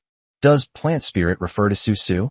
The system's rewards were quite generous, and Sumu wasn't greedy. He was quite satisfied. It's a pity he can't participate in the prediction contest. Otherwise, he could at least take advantage of the system's features. After using the scroll that boosted all attributes by 20 points, Sumu's attributes were improved again. He clenched his fist slightly, and his knuckles cracked, exuding a sense of power. He felt he could kill a roaring bear with a single punch. After the territory was upgraded from a village to a tribe, Sumu saw the current extent of the territory on the territory crystal. The territory has expanded from 2 kilometers to 5 kilometers. In other words, after using the territory expansion crystal, the territory's range has doubled to 10 kilometers. What does 10 kilometers mean? The town where Sumu used to live was only 7 or 8 kilometers from south to north, and his current territory is larger than a small town in his previous life. He dares to say that his territory is absolutely the largest it has ever been, because no one else had used the territory expansion crystal twice in a row like him. After planning the approximate land use, Sumu found the lizardman Shisha. Shisha, have you found any other lizardman companions recently? You could try introducing them to us, because we'll need your help a lot in the future. Sumu spoke up. Previously, wood was the primary material used, so the slime tribe had always been the ones doing the work. But now Sumu wants to plan a road made of blue bricks, and to make the houses as close as possible to stone houses. His territory will need a lot of stone quarries in the future, and this is the perfect opportunity to use the lizard men, who are skilled miners. Some masters, I know of a group of lizard men who are also active in the Miluo forest, but I can't persuade them to join in the short term, because they encountered some trouble. Shisha replied. His owner had asked him to keep an eye out for things before, so he probably knew some of the information. Oh, how many members are in the tribe, and what trouble have they encountered? Sumu remembered that Shisha's crafting adaptability was LV3 in mining. Because of his specialization, he could mine very quickly. This is why Shrek was so optimistic about the lizards at the time. Besides timber, minerals are also very important resources. There are probably around 100 members. They are waging tunnel warfare against the Jew Rabbit clan. Shisha then offered an explanation. It turns out that Tulin, the chieftain of another tribe of lizard men, had a son named Tugobo. A few days ago, Tugobo and his tribe discovered a crystal mine in the wild, and they immediately wanted to bring the news back to the tribe. Little did they know that they would be ambushed and killed by the Ju-Tu tribe on the way. Tugobo died, but another member of the tribe escaped and brought the news back to the tribe. Thus, the lizardmen and the rabbit clan declared war. The two tribes have been locked in fierce fighting for the past few days. What are the characteristics of the rabbit clan compared to you lizardmen? After thinking for a moment, Su Luo still asked. The Jew rabbit tribe, like us, likes to live in underground pits, and they are also very good at mining. Also good at mining? Sumu's mind immediately started racing. That's great. What he needs most right now is free labor for mining. Can you contact their chieftain, Tulin? I'd like to see him. Yes, master. I can help you contact Tulin and ask for its opinion. Yes, just tell it that I can avenge its son. Yes. After Shisha left, Sumu wasted no time. He immediately began using necromancy summoning scrolls to further increase his undead army. In his battle against Kashiwa Amasaka, Sumu successfully tasted victory. With the existence of the infernal hot spring, the skeleton soldiers who died as cannon fodder were truly resurrected and became stronger. With such a huge bug, it's impossible for Sumu not to get stuck. He had already planned that from now on, Mordrensa would lead the undead army out to fight every day, and they wouldn't come back until they died 10 times. If this continues for a long time, won't his undead army become invincible? Sumu wanted to give herself a thumbs up for her quick thinking. Chapter 57 Frena couldn't help but jump up. 99. 100. Too little. 100 necromancy scrolls aren't even enough to fill a tooth gap now. Sumu glanced at the now-grown undead army and couldn't help but sigh. As his territory expands, the population he needs will also increase. This time, 50 skeleton soldiers, 25 skeleton archers, and 25 skeleton mages were summoned. After letting Mordrensa take the undead army out to level up, Sumu finally had some time to rest. Susu, where's your sister Winstia? Where did she go? When Sumu returned to his room, he didn't see Winstia. Only Susu was in the room, so he couldn't help but ask. My sister said it's not good for us to eat meat so often lately, so she's going to go to the edge of the forest to pick some wild fruit for our dinner. As Susu spoke, she fiddled with the flint soul-capturing doll in her hand. She said to assure you if your brother asks. She will be back soon and will only be active on the edge of the forest. All right. Hearing her answer, Sumu felt much relieved. Winstia is very quick-witted and intelligent. She shouldn't have much of a problem if she stays only at the edge of the forest. Susu, this doll isn't for playing with. Seeing that Susu was still playing with the flint doll, Sumu sat down next to her and patted her head with amusement. I haven't played yet, brother. I'm helping her clean up a bit. She's a little dirty. Susu's voice was soft and sweet. When Sumu came to her side, she stopped fiddling with the Frena doll and opened her arms wide, frantically gesturing. Brother, hug me. Hug. Okay, Hug me, hug me. Sumu was completely helpless against her coquettishness. He pulled her into his arms and placed her on his lap. Only then did Su continue to play with the Frena doll in her hands, saying in a sweet, coquettish voice, "Brother, her little dress is so torn. Shall we get her a new one?" Sumu glanced at it. In fact, he had noticed it long ago. The little black dress that Frena was wearing had many patches, the kind that had been sewn and patched up again. "Show me." Sumu took the flint doll from Su's hand. After examining it closely, he suddenly lifted up the black dress the doll was wearing and looked at its internal structure. This skirt can actually be taken off. Sumu muttered to himself as he continued to fiddle with the Frena doll, examining its structure thoroughly. Su watched her brother's movements without blinking. "Su, do you really want to help her change her dress? It seems like it can really be taken off. We can make her a new dress." Before he could finish speaking, Sumu froze, because Su lifted up the little skirt she was wearing. "Are you stupid, Su?" Sumu felt a chill run down his spine. He reached out and grabbed Su's little skirt, then pinched her little face hard. "Silly girl. Wah, brother. It hurts, it hurts." Su pleaded pitifully. Sumu didn't use any force at all, so he knew Su was pretending. Besides liking to act cute, the little girl seems to have made great progress in pretending to be pitiful. Remember this, you're not allowed to make that gesture in front of anyone again, understand? Sumu tapped Su's nose and gave her a heartfelt lecture. Lifting up a skirt in public, isn't that something only 3 or 4-year-old girls would do? Su has only recently emerged from the fruit of life, and to a large extent, her mind is no different from that of a young girl. Sumu felt it was necessary to teach her something. "But you did the same thing, brother." Su pouted, looking adorably on the verge of tears. She nestled in her brother's arms, sniffling pitifully. There's no way she'll cry. The little girl just wants to be pampered and comforted. "How is mine the same?" Sumu was speechless. "I was flipping the doll's things."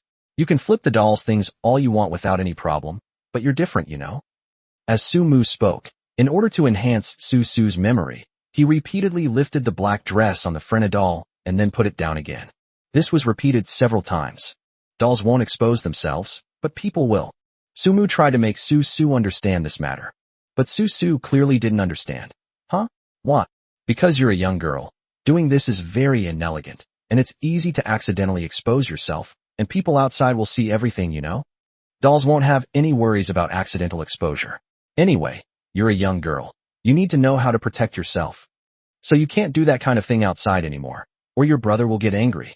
Sumu pretended to be stern as he lectured her, and he reached out and tapped Su's head.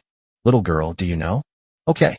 Su nodded her little head earnestly, then added, "Su understands. Brother, you mustn't be angry." "That's more like it." Sumu patted her little face, feeling very gratified. The little girl finally listened. "Brother, Su has another question." Su suddenly raised her little hand. "What other questions do you have? Go ahead and ask." Sumu's tone also softened. "Can't Su lift her skirt, even in front of her brother?" "Sumu, that won't work either." I actually hesitated. "My apologies, Sumu." Sumu silently berated herself in her heart. "Okay, fine." Su blinked. It was unclear whether she had heard him or not. "Getting back to the point, if you want to help the doll change her dress, then we'll help her change, okay?" Sumu decided that he would do nothing else for the rest of the time, but spend playing with Su. After all, the little girl had been pestering him to play for quite some time now. Okay, let's take off the doll's dress now, and then measure the size with the fabric." Sumu started to take action, intending to remove the dress from the Frena doll. But then, something unexpected happened. The Frena doll escaped from Sumu's grasp and flew into the air, hovering there silently, staring at him. "Sumu. Su. W. Degree O degree W. Brother." The doll flew away. "Amazing." Su clapped her little hands and excitedly wriggled in Sumu's arms. Sumu knew, of course, that the doll had flown away. He wasn't blind or stupid. However, no one knew the origin of the Frena doll better than him. "You can move after all. Why didn't you respond when I called you before?" Sumu spoke up. The doll Frena shifted slightly, reaching out to pat her dress and straighten it. It has to be said that this scene is both bizarre and adorable. A doll rolling up her skirt. Who in the real world could imagine such a scene? Hateful. The Flint doll spoke. It was a female voice. They've been asleep in their doll form and have no idea what's going on. Besides, who would go to such lengths to lift up a baby doll's skirt? That's outrageous. After speaking, The doll Frenna spun around in a 360-degree circle, and then a strange cloud of black smoke enveloped her. The next moment, before Sumu, Flint's true form appeared. Chapter 58: The Arrogant Undead Doll, Frenna. Wow. Brother, the doll has turned into a person. That's amazing. Susu's eyes shone brightly, as if she had seen something incredible, and she was very excited. Sumu quickly reached out and grabbed her flailing little hand, his gaze fixed ahead. Do you know what it's like when beauty and the bizarre are combined? Sumu knows. Because Frenna, who had already taken human form, showed him what a combination of beauty and the bizarre truly meant. The floating figure, Frenna, is about 1.65 meters tall. She has a small, girlish face and looks quite young. She was slender and graceful, wearing a tattered dress that resembled her doll-like form by about 70 to 80%. Her long, ink-black hair cascaded down, giving it an impeccably silky smooth texture. Sumu didn't know if it was because she used too much Pantene or Vidal Sassoon, but her long hair was incredibly silky smooth. However, at this moment, Frenna's face showed a hint of dissatisfaction. She stood with her hands on her hips, puffed out her cheeks, and her dark eyes fell on Sumu's face, looking just like a sulking little girl. Flipping through the doll dress is my problem. Facing Flina's questioning gaze, Sumu spoke. But I don't know what you are either. If you're like this, do you think I can still lift your skirt? Do you think I can lift it repeatedly? So you mean it's my problem? Flina suddenly floated in front of Sumu. What else? Sumu shrugged, indicating that he was also innocent and helpless. If you had shown up sooner, I definitely wouldn't have done this. Damn it. Frenna gritted her teeth, revealing a set of bright, white teeth. In fact, Frenna had been awake since the moment she was summoned. However, she didn't know what kind of being summoned her, or what their personality was like. The suspicious Frenna decided not to reveal her true form, and instead observe everything from the perspective of a doll.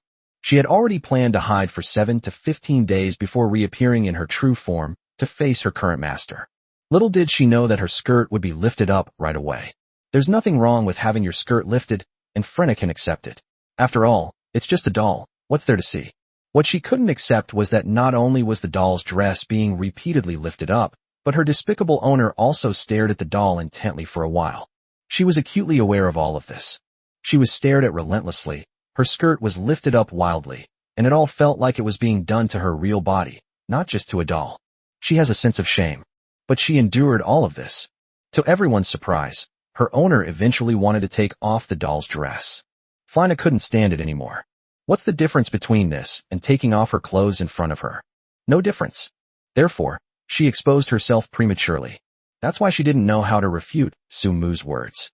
She did play with fire first, but unexpectedly ended up burning herself. Alright, if you're still not satisfied, I'll just let you take it off again. Is that alright? Seeing that Felina was still sulking, Sumu teased her. No way. Flina turned around abruptly and raised her face. She's not stupid. Isn't she the one who suffers this loss? I want it. I want it. Brother, I want it.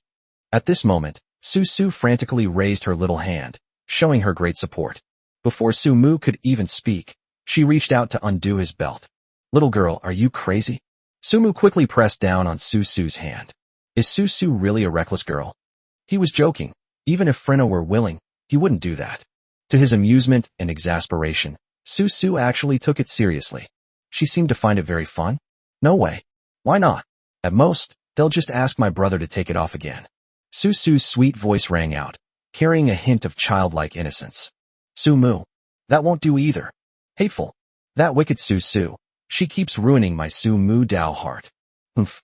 Seeing the two bickering, Frenna snorted softly, then turned and disappeared into the wall.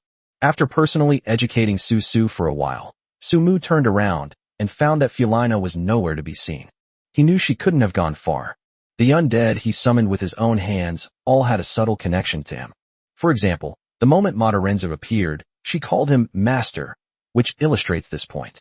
Thinking of this, Sumu hugged Susu and chatted with her, teasing her until she fell asleep. What? You've gotten used to this place.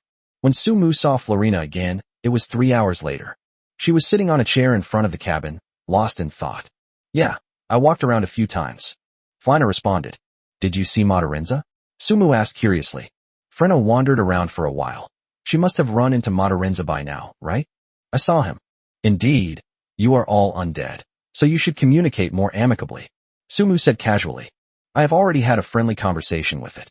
As Flina spoke, her pale face inexplicably flushed. Master, I want to report this. Don't let her deceive you. Madrinsa appeared, and it cried out. She wasn't trying to communicate with me in a friendly way at all. She was trying to kill me.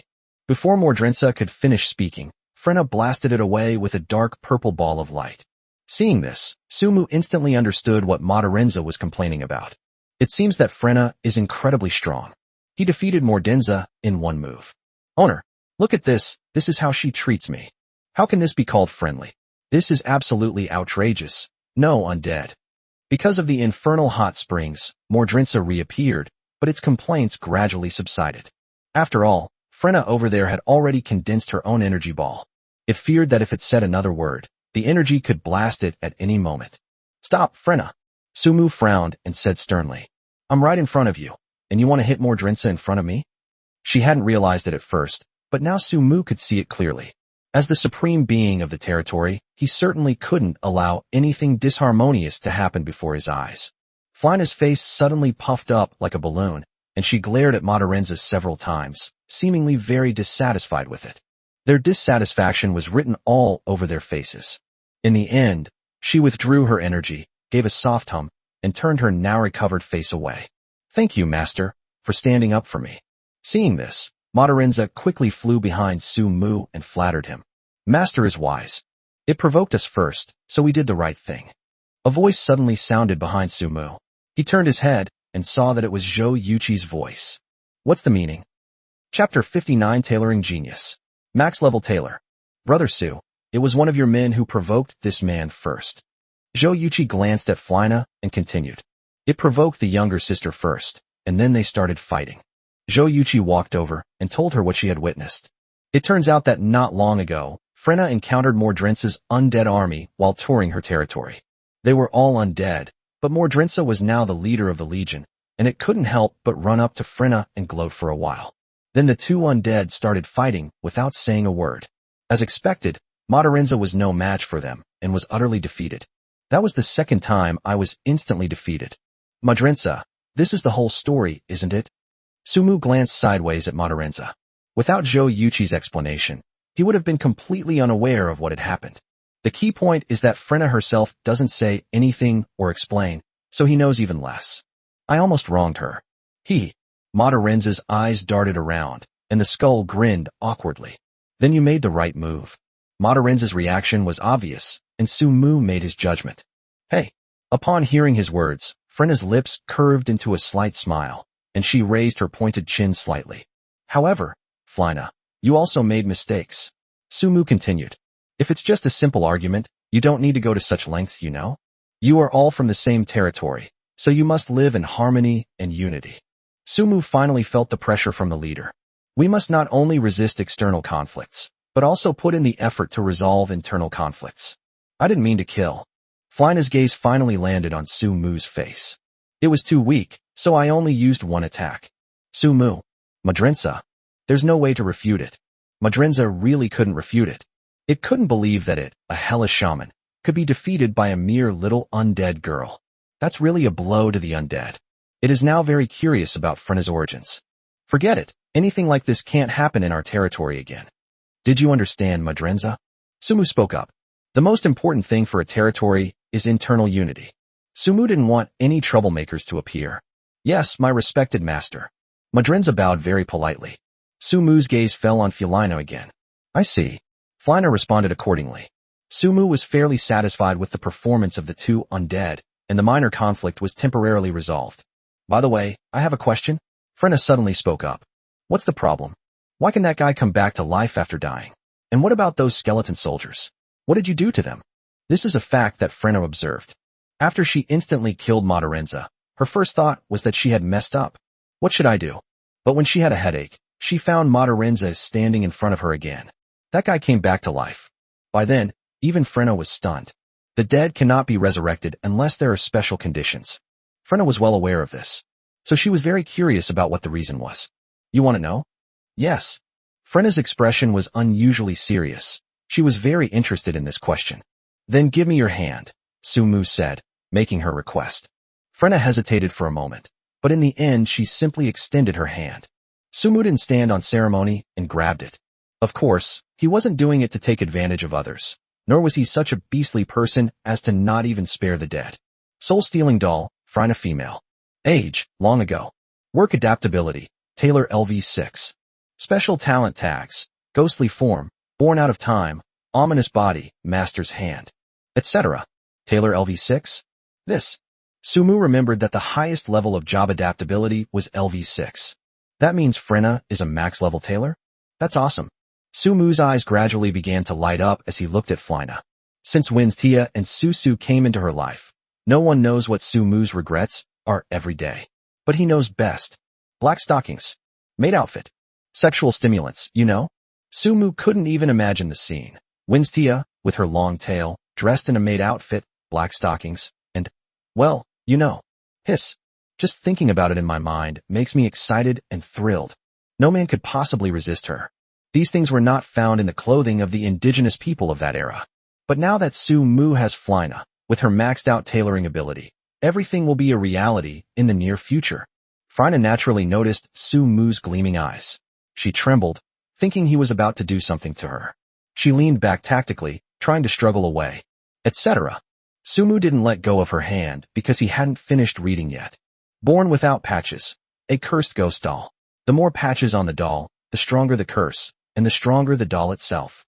Ominous body. Those who kill her will suffer a vicious curse. The curse is ominous. Master's hand. Items crafted have a 15% chance of being imbued with a special power. Aside from her ghost form, Frina's other 3 potential talents are all excellent. Sumu said without exaggeration that, in his territory at present, Felina's strength is definitely the number 1. This does not require verification. You've been holding it for a long time, Florina prompted. Sumu smiled and let go of her hand. Frina, you know about tailoring, right? How did you know? Frina asked in confusion. She's never mentioned this before, has she? How did he know? I have my own methods. Sumu feigned mystery. But you'll have to sew some clothes for me later. Is that all right? Although both Frina and Mordrinsa were summoned by him. However, the 2 undead were clearly different in nature. A qualified lord must adopt different approaches when dealing with subordinates of different personalities. Sumu had never been a lord before, but he had read the romance of the 3 kingdoms. Governing a territory was a skill in itself. I can make clothes, but you have to answer my questions first. Flana's request wasn't unreasonable, and Sumu had originally planned to tell her the same thing. After all, Madrinza already knew this, so it wasn't anything new. Because I possess the power that allows any undead within my territory to be resurrected if they die no more than 10 times in a single day. Resurrecting the dead. For the first time, Frina showed a look of surprise. This is an ability that only the Lord of Hell possesses. She looked at Madarenza beside her and said, right? Well, Madarenza rolled her eyes. It seems so. A power possessed only by the Lord of Hell. To be honest, Sumu didn't even know who the Lord of Hell was. Just from the name, it sounds pretty awesome. There's another effect. Every time I die, the undead in my territory get strengthened. As Sumu spoke, his gaze suddenly turned to Madarenza beside him. When Madarenza was suddenly stared at like that by her master, a sense of foreboding rose in her heart. The kind that's extremely ominous. Chapter 64 Star, Dangerous Intelligence. Deadly Acid Rain. Within the Tianmu tribe, the wails of Mordrinsa echoed continuously. All right, that's 10 times enough. If you kill me again, I won't be able to resurrect. Frina, stop. Sumu shouted, quickly calling for a halt. In the sky, Frina stood with her hands on her hips, a rare smile on her face. She withdrew the shadow energy from her hand, raised her chin triumphantly, and then landed next to Sumu. Frina, this is more or less related to personal grudges. Sumu spoke helplessly. In order to make Mordrinsa stronger, Sumu transformed into the divine Bamboo King and had Frina kill it 10 times using the Kakabyuji. Frina obeyed the order and actually did it. The scene was somewhat bloody and violent, and not suitable for children. Sumu felt a little sorry for Madarenza. I kill them with a single blow. They don't experience pain. If she hadn't almost burst out laughing, Sumu would have actually believed it. Master, my respected master, you must do me justice. Madarenza, dressed as a skull, lay on Sumu's lap, sobbing and lamenting. The scene was simply too beautiful to describe. All right, Mordrinsa, stop crying like a grown man. Killing you is for your own good. Sumu said earnestly. You will become stronger in the near future. There's an old saying in China. When heaven is about to bestow a great responsibility on someone, it first turns off their phone, stops their data usage, deletes their game, and unplugs their internet cable. Only then can they bid farewell to being a slacker and become a top student. As a leader, all he could do was try to comfort Madrenza. Winstia, why are you only just getting back? It was evening when Sumu finally saw Winstia hurrying back to the territory. Master, I'm going to pick some tree fruit. Vinchin opened the bundle in her arms, which was filled with sweet fruits. However, there were no fruits I recognized at the edge of the forest, so I didn't dare to pick them. Instead, I walked further in, which took up some time. Are you alright? Were you in any danger? Sumu walked to her side and reached out to wipe the dirt off her face. There were no signs of fighting on Winstia, only some dirt on her face. It might have gotten on it accidentally while picking fruit. No. Winstia shook her head, her face slightly flushed from Sumu's gentle movements. Call me next time, okay? The Milieu forest is vast, and I'm afraid you might encounter danger. Sumu gave instructions. Yes, master. Winstia smiled, then noticed Frenna not far away. Master, who is she? Her name is Frenna. She is an undead I summoned, and will be a member of the territory from now on. You two should get along well. As soon as Sumu finished his introduction, Florina turned and slipped away, giving him no time to introduce Winstia. She might be shy, please don't mind. He said helplessly. Oh, Winstia nodded, watching Frenna's departing figure. Dinner that evening was once again prepared by Zhou Yuqi. Brother Su, do we have anything that can help preserve meat for a longer period of time? While they were having dinner, Zhou Yuqi suddenly spoke up. In our territory, there are only the three of us and the lizard men who need to consume meat every day. It doesn't seem like a big problem at the moment, but it certainly can't go on like this in the long run. Because we have no way to preserve fresh meat, we need Thunderstorm King Kong to hunt for us every day. What if we encounter a situation where hunting is impossible, or we can't hunt at all? Zhou Yuqi continued her analysis. Moreover, even if you can hunt every day, the meat that you can't consume will rot overnight and have to be thrown away, which is a real waste. It's fine if there are only a few people, but it's very energy-consuming if there are many people. But if we have a way to preserve fresh meat, we can reduce waste, and that's what sustainable development is all about. The question Zhou Yuqi raised was indeed very crucial. Sumu didn't go into the kitchen, so he couldn't sense it. Now that it's been brought up, he thinks it makes a lot of sense. It's impossible to use only slimes within a territory indefinitely. There will always be some other demi-humans. For example, if the lizard men from Tulin join in, their food needs to be taken care of, right? Moreover, the target number of members for a level 3 territory is 3,000. We must start thinking about the future. If you make meat into jerky, it can be preserved, and I can make it, but it definitely won't taste as good as fresh meat. It depends on whether you can accept that. Seeing Sumu lower his head in thought, Zhou Yuqi spoke up again and gave her opinion. Seemingly aware that her brother was lost in thought, Su, sitting close to him, carefully nibbled on the sweet tree fruit, not daring to make a loud noise. It took them half a day to gnaw out a small hole. Master, I have an idea. Suddenly, Winstia's voice came through. Sumu looked up at her and smiled. You mean I should find a being that understands ice elemental magic, right? Yes. Winstia smiled as well. She knew that her master was so smart that he would definitely figure it out. The temperature in the Milieu forest is over 30 degrees Celsius every day, so it's unlikely that any creatures that understand ice elemental magic will be found there. Moreover, Sumu estimated that even in winter, it probably wouldn't snow here. It's just like the weather in southern China. It seems I'll have to go into town. Sumu made a decision. Let's go into town and see if any slave traders know any slaves who can use ice magic. While we're at it, we'll buy some good fabric and make you some clothes. Master, we have clothes to wear. That's different. I'll get you some really nice clothes. Sumu chuckled mischievously. What else could be different? How much more beautiful can it be? Winstia was unaware of her master's thoughts. She simply assumed that her master wanted to treat them better. 4-star danger alert. Deadly acid rain will fall over the skies above the Milieu forest in 1 hour. Intelligence analysis. Deadly acid rain is extremely corrosive. Ordinary wooden houses will not be able to withstand its erosion and will be melted. Only stone houses can withstand the onslaught of acid rain, but the crops in the fields will be completely destroyed. Intelligence alert. Deadly acid rain is extremely dangerous. For your safety, Lord, please immediately seek refuge in the cave. What? Deadly acid rain? Upon receiving the notification from the intelligence system, Su-mu stood up from the bathtub. Master. You splashed water on me." Winstia pouted and looked helplessly at her upper body, which was already half wet. She was just shyly massaging her master's shoulders. Little did she know that his sudden movement, which caused such a strong reaction, would soak her clothes completely. "Excuse me, Winstia, I have something urgent to attend to right now. Why don't you go and change your clothes?" If it were before, Su-mu would have stopped to admire the scenery of Winstia. But he clearly has more important things to do now. Chapter 61. Lords all over the world are experiencing terrible weather. Su-mu glanced at it, and saw that the stone ore reserves in the territory were only 789. Not to mention that the reserves were already limited. The brick kilns for firing blue bricks cannot be completed at present. Therefore, even with the building scroll for the stone house, he was unable to complete its construction within an hour. Needless to say, besides the blue bricks, building a stone house also requires one more thing. Mixed clay? It's something similar to cement. The preparation of mixed clay requires 3 ingredients: clay, iron or powder, and crushed calcium powder. The clay itself is not complex. It can be found in sedimentary rocks in the wild. The only way to make crushed calcium powder is to use a lot of bones, animal teeth, and other materials to crush and grind them into powder. Therefore, it is quite difficult to build a stone house. Hopefully this acid rain won't last too long.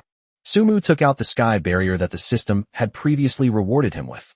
He was initially puzzled, wondering what use this thing was since it could only defend against attacks from above, but not from below. Now we've finally found a use for it. Cope with severe weather. Where are you now, Ocean? Su-mu sent a message to Zhang Dahai. Zhang Dahai was a subordinate lord under him, and to a large extent, he was also his subordinate. Now that deadly acid rain has appeared, he definitely needs to find out about the situation on his end. Hey boss, I was just about to give you a report. I raided a goblin lair today and got a lot of good stuff. I'm still inside their lair now. Zhang Dahai's tone was very excited, as if he was intentionally showing off his abilities to Su-mu. Oh, you managed to raid the goblin's lair. Su-mu was a little surprised. As the first person to raid a goblin's lair, he certainly knew the difficulty involved. When Zhang Dahai went to develop his territory, he had no troops other than basic tools and weapons. So how did he do it? Sigh. Of course I can't compare to the big shots. Mine is just a small nest, with only a dozen or so goblins. Besides, I'm just a bystander who reaps the benefits. Zhang Dahai briefly recounted his experience. It turns out that a couple of days ago, Zhang Dahai went out hunting and encountered an injured bearman warrior being chased by goblins. Remembering his unbearable experience of being pinned down by a goblin princess weighing over 200 or 300 pounds, this time, he raised his knife. The goblin who was chasing the bearman warrior has been killed. Zhang Dahai rescued the bearman warriors and won their favor. To express their gratitude and seek revenge, the bearman warriors joined forces with Zhang Dahai to attack the goblin's lair. Ocean, tonight just stay peacefully in the goblin cave and don't go anywhere. Su-mu replied with a message. On the other end, Zhang Dahai had doubts in his heart, but he didn't ask any more questions. Understood, boss. It's still quite a distance from here to the territory, and it's too late to go out safely, so I don't plan on leaving anyway. Yes, you'll soon find out why. After chatting with Zhang Dahai, Su-mu received a message from Luo Wuxi. I haven't congratulated you on your midday match yet. Congratulations. Thanks. Su-mu had just replied with 2 words when Luo Wuxi's message arrived. Huh? Replied instantly. Who were you just chatting with? That damn sixth sense of women. Su-mu admired Luo Wuxi to some extent, and he didn't hide it. Right? Luo Wuxi paused for a moment. Oh, by the way, we have another necromancer scroll today. Here, take it. She quickly sent over the transaction. 51 undead summoning scrolls, 2 medium undead summoning scrolls. Did you go to rob someone? Su-mu expressed surprise. Haha, I wanted to. Thank you again. I really need the undead scrolls because I'm planning to build a dedicated undead party. After thinking it over, Su-mu decided to lay his cards on the table. If you have any undead scrolls later, you can give them to me, and I can trade with you. You can tell me what you need, and I'll see if I can get it for you. Luo Wuxi's side is able to reliably obtain undead scrolls. The monsters on Su-mu's side don't produce this at all, so cooperating with her is undoubtedly the best choice. Yes, that's fine. Luo Wuxi agreed without hesitation. By the way, will the rain affect your area? 1 hour. The moment Su-mu erected a protective canopy over the entire territory, the deadly acid rain alerted by the intelligence system arrived as predicted. Sumu stood at the edge of the territory, silently observing the world outside. At first, the acid rain falling from the sky was just a few raindrops and not noticeable. But soon, Sumu saw the changes in the acid rain. A piece of wood gradually turned charred black under the constant pounding of the rain, as if it had been corroded by something, and soon became pitted. Sumu deliberately placed this piece of wood outside. He wanted to test the intensity of acid rain and see if it was as abnormal as the intelligence system had said. Now his claim has been proven. That's true. Not only the wood, but even the grass outside has suffered varying degrees of corrosion. The rain was getting heavier. A faint sour smell seemed to linger in the air, and Sumu covered her nose. After this acid rain, the weather outside is probably going to change drastically. Hopefully it won't rain for too long. Sumu sighed softly, turned around, and left. At the same time, in a cave 40 kilometers away from the Sky Curtain tribe, Zhang Dehai witnessed a horrifying scene. The 10 goblin corpses he had just thrown out of the cave were now gradually turning into pus and blood in the rain. The flesh and blood were completely eroded by the rain, and the bones gradually appeared before him. The overwhelming stench, a mixture of fishy and sour smells, sent chills down Zhang Dehai's spine. Now I finally understand why Boss Sumu wouldn't let me leave. This is definitely not an ordinary rain. At the same time, the severe weather was not limited to the Sumu area. Lords all over the world are experiencing their own kind of terrible weather. Of course, this excludes lords in certain special maps. Suddenly, the world chat was filled with complaints from many lords. Can you believe it? It's raining sulfuric acid right here. If I had slowed down even a second, I would have been dead. Me too. One of my brothers was slow, and now his scalp is gone, and his body is covered in corrosive wounds. It's all over. All the crops I just planted are gone. My newly built wooden house melted before I even had a chance to enjoy it. I thought it was just like this in my area. I didn't expect it to be the same where you are. I've worked so hard for so many days, and one rainstorm has wiped out all my hopes. Damn it. Just as the lords were cursing the acid rain, a message from one lord successfully caught their attention. You think sulfuric acid is anything special where you live? We're getting fireballs here. Chapter 62 5-Star Value Intelligence. The Fallen Pegasus. Fireballs. Really? In the past, I would never have believed in fireballs falling from the sky, but now that it's raining stones here, what reason do I have to doubt it? We're playing ice hockey here. It's terrifying. I personally witnessed a guy get hit and killed by an ice hockey puck. The rain here is even more terrifying. It can cut you straight away, and if you're not fast enough, you'll die. My situation is even worse. It's like being hit by piles of shit. Can you imagine what it feels like to have blobs of shit being pelted on your head? Yeah. The roast session turned into a competition of who had the worst time. The lords in the World Chat channel recounted their hardships, determined to see who had suffered the most. There were also some lords who couldn't speak, and they were frantically trying to salvage all the efforts and accumulation they had made over the past few days. Compared to them, at this very moment, the Sky Curtain tribe is filled with peace and tranquility. With the protective canopy in place, acid rain has no effect on the territory. The members of the territory have received a message from the Lord, instructing them not to step out of the territory without orders. Put work aside for now and wait for the latest orders. Only Mordrence's undead legion continued to roam outside the territory, leveling up as always. But if we're talking about the person who enjoys life the most in the entire Sky Curtain tribe, then Sumu is undoubtedly the one. While the other lords suffered so much, he indulged in the pleasures of women. Winstia, please massage me harder. It's very difficult for me. Inside the wooden house, the firelight flickered, and Sumu's slightly ambiguous voice rang out. He was receiving a massage from Winstia, feeling relaxed and invigorated. He was thoroughly enjoying himself. After a moment, Sumu sat up from the bed and stretched his body. No wonder ancient emperors had so many eunuchs and maids around them. Who wouldn't like to be served like that? He's currently only having Winstia massage his shoulders, and he already feels great. Winstia, are you alright? Sumu turned around and glanced at Winstia. He saw that her forehead was covered with fine beads of sweat, and reached out to wipe them away for her. It's alright. Winstia waved her little hand in front of her owner. Her charming and adorable appearance made Sumu unable to resist, and he reached out and pulled her into his arms. Winstia's body trembled, and her pink tail swayed involuntarily before settling on Sumu's lap. She didn't struggle, but simply asked softly, Master, did you smell my fragrance again? How did you know? As Sumu spoke, She took a deep breath and buried her head in the crook of Winstia's neck. The little fox didn't use any shower gel, so how come she smells so good? Even her hair smells wonderful. Seemingly anticipating what was about to happen, Winstia closed her eyes and slightly raised her head. But she never got to see the moment she had imagined. Instead, she heard Sumu's voice in her ear. Freyna, don't go through walls like that at night. That's scary. Winstia suddenly opened her eyes. Following her master's gaze, she immediately spotted Freyna hanging upside down from the ceiling. Freyna only showed half of her body, her long, beautiful hair cascading down, which looked very eerie and strange. Winstia couldn't help but snuggle closer to her master. You guys continue. I was just curious and came to take a look. You don't need to worry about me. Freyna's voice rang out. Sumu was speechless. Is this a matter of whether or not we can control you? If you hang a 100W light bulb over someone's head, who would want to continue? Master, you two chat. I'll go check if Su has woken up yet. Winstia gently pushed Sumu away, and being shy, she made up an excuse and left. Is something wrong? Sumu looked up at Freyna helplessly. Can't we find a more normal way to chat? Freyna was quite cooperative. She floated to the opposite side of Sumu. Hey, why is it raining outside, but we can't feel anything here? Freyna asked. We haven't been affected at all. Did you do something? Sumu frowned slightly. What do you mean, hey? You should call me master, like Mordrinsa.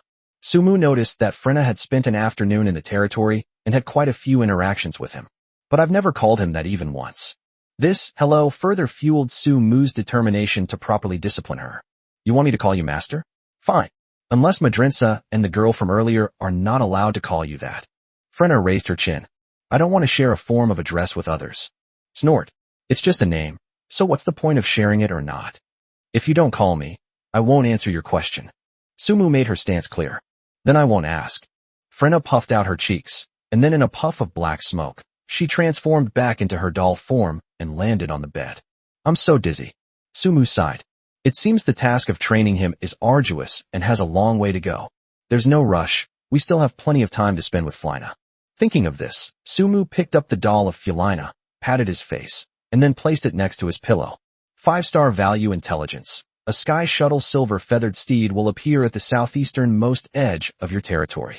Intelligence analysis. The sky shuttle silver feathered horse is a rare beast spirit on the continent, extremely precious, and only appears once every 100 years. Intelligence alert. The sky shuttle silver feather horse is already injured and has been forced to remain on the edge of your territory due to acid rain. Seize the opportunity. Just as Sumu was about to cover his head and go to sleep, a notification from the intelligence system sounded in his mind. Tizot silver feather horse. Isn't Sumu in dire need of a mount? Upon hearing this intelligence, how could he possibly sleep? He quickly got up and slipped out. Chapter 63 The Heavenly Shuttle Silver Feather Steed. The divine steed I've always dreamed of. Late at night, Sumu hurriedly rushed towards the southeastern edge of the territory.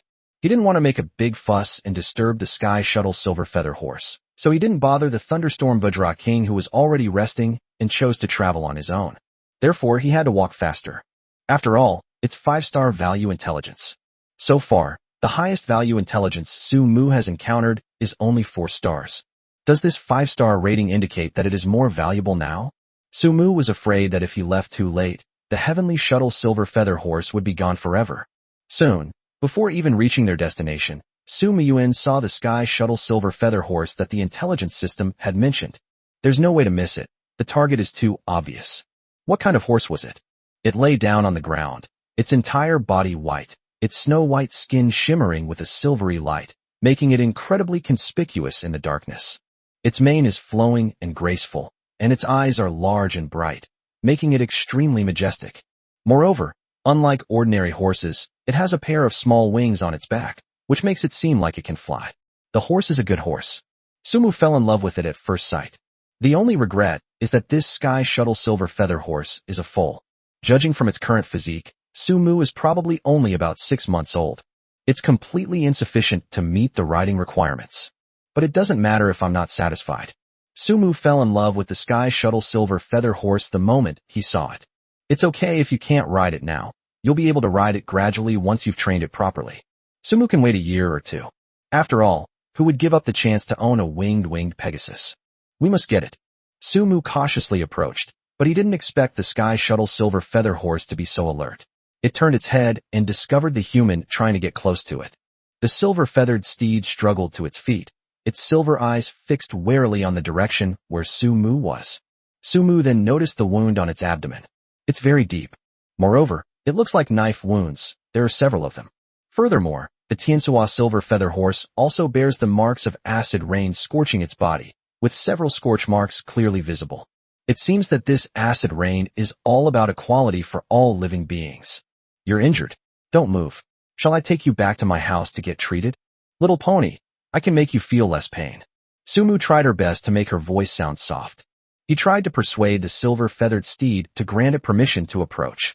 After all, a beast spirit that can get a 5-star rating from the intelligence system must be quite intelligent, and it should be able to communicate normally, right? But Su-mu never expected that the Sky Shuttle Silver Feather Horse would show him no respect whatsoever. It suddenly let out a howl towards the sky with its still bleeding mouth, its entire body enveloped in silver light, and wind magic elements instantly gathered around it.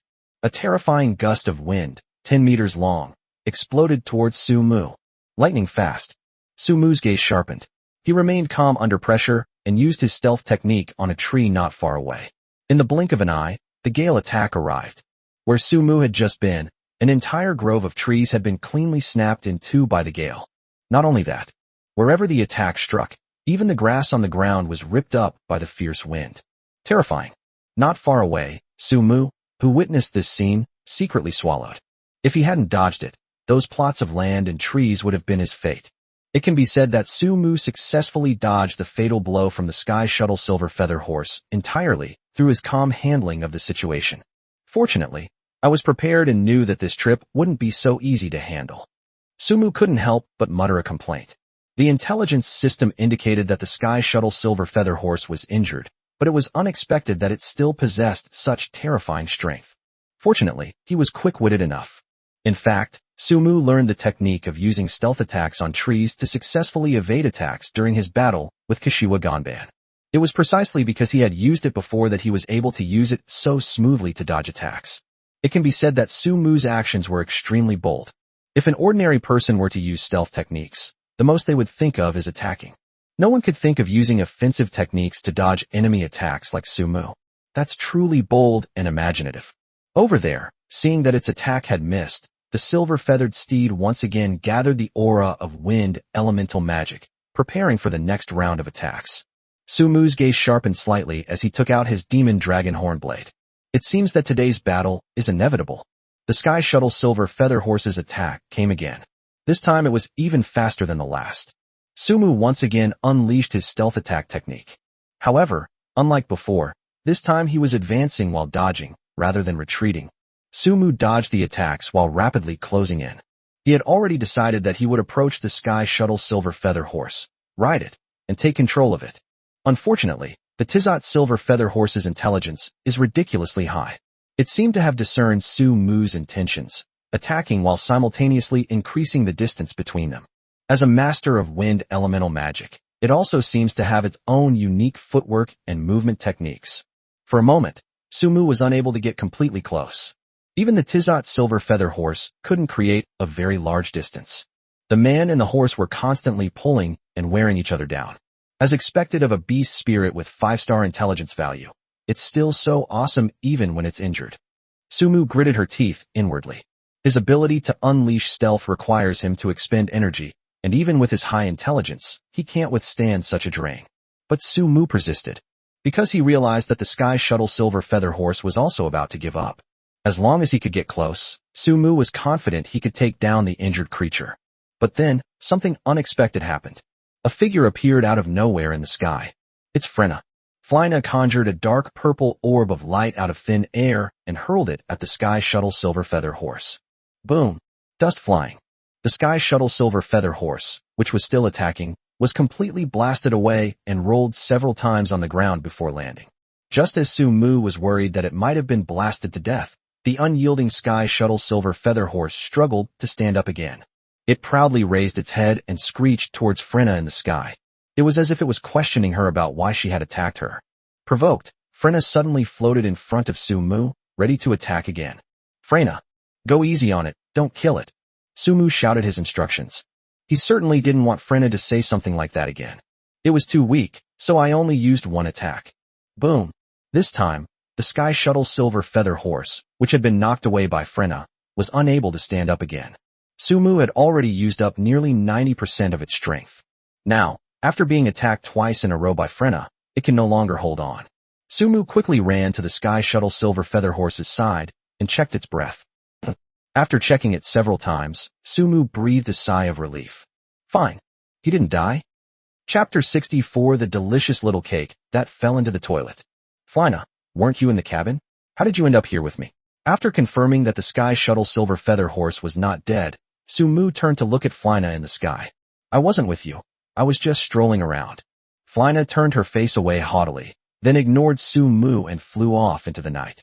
Watching her departing figure, Sumu couldn't help but smile. Why did Flyna suddenly appear? No one knows better than him. Without wasting any time, Sumu took out the taming collar he had just acquired and prepared to use it on the Sky Shuttle Silver Feather Horse. He wanted to see if he could tame the Sky Shuttle Silver Feather Horse into a horse, since a celestial horse could be considered a domestic animal, right? They're all for riding, aren't they?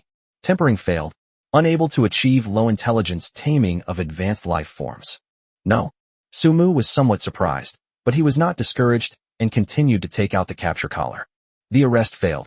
Cannot be used on advanced life forms. Is the same situation as with slimes occurring? Sumu thought for a moment, and finally took out the slave collar. I'm counting on you, bro. If you can't handle it, I'll have to take this horse back and lock it up for training. This was his last glimmer of hope. Attempt at enslavement failed. This time, the system's prompt was different from the previous two. It only said it had failed, without saying it was ineffective. Sumu is very thin, even thinner than enoki mushrooms. He noticed this detail and chose to continue using the slave collar.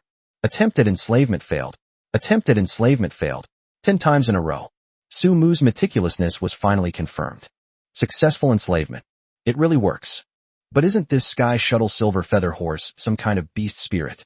Why did the slave collar work? Isn't this slave collar used to enslave humans and demi-humans?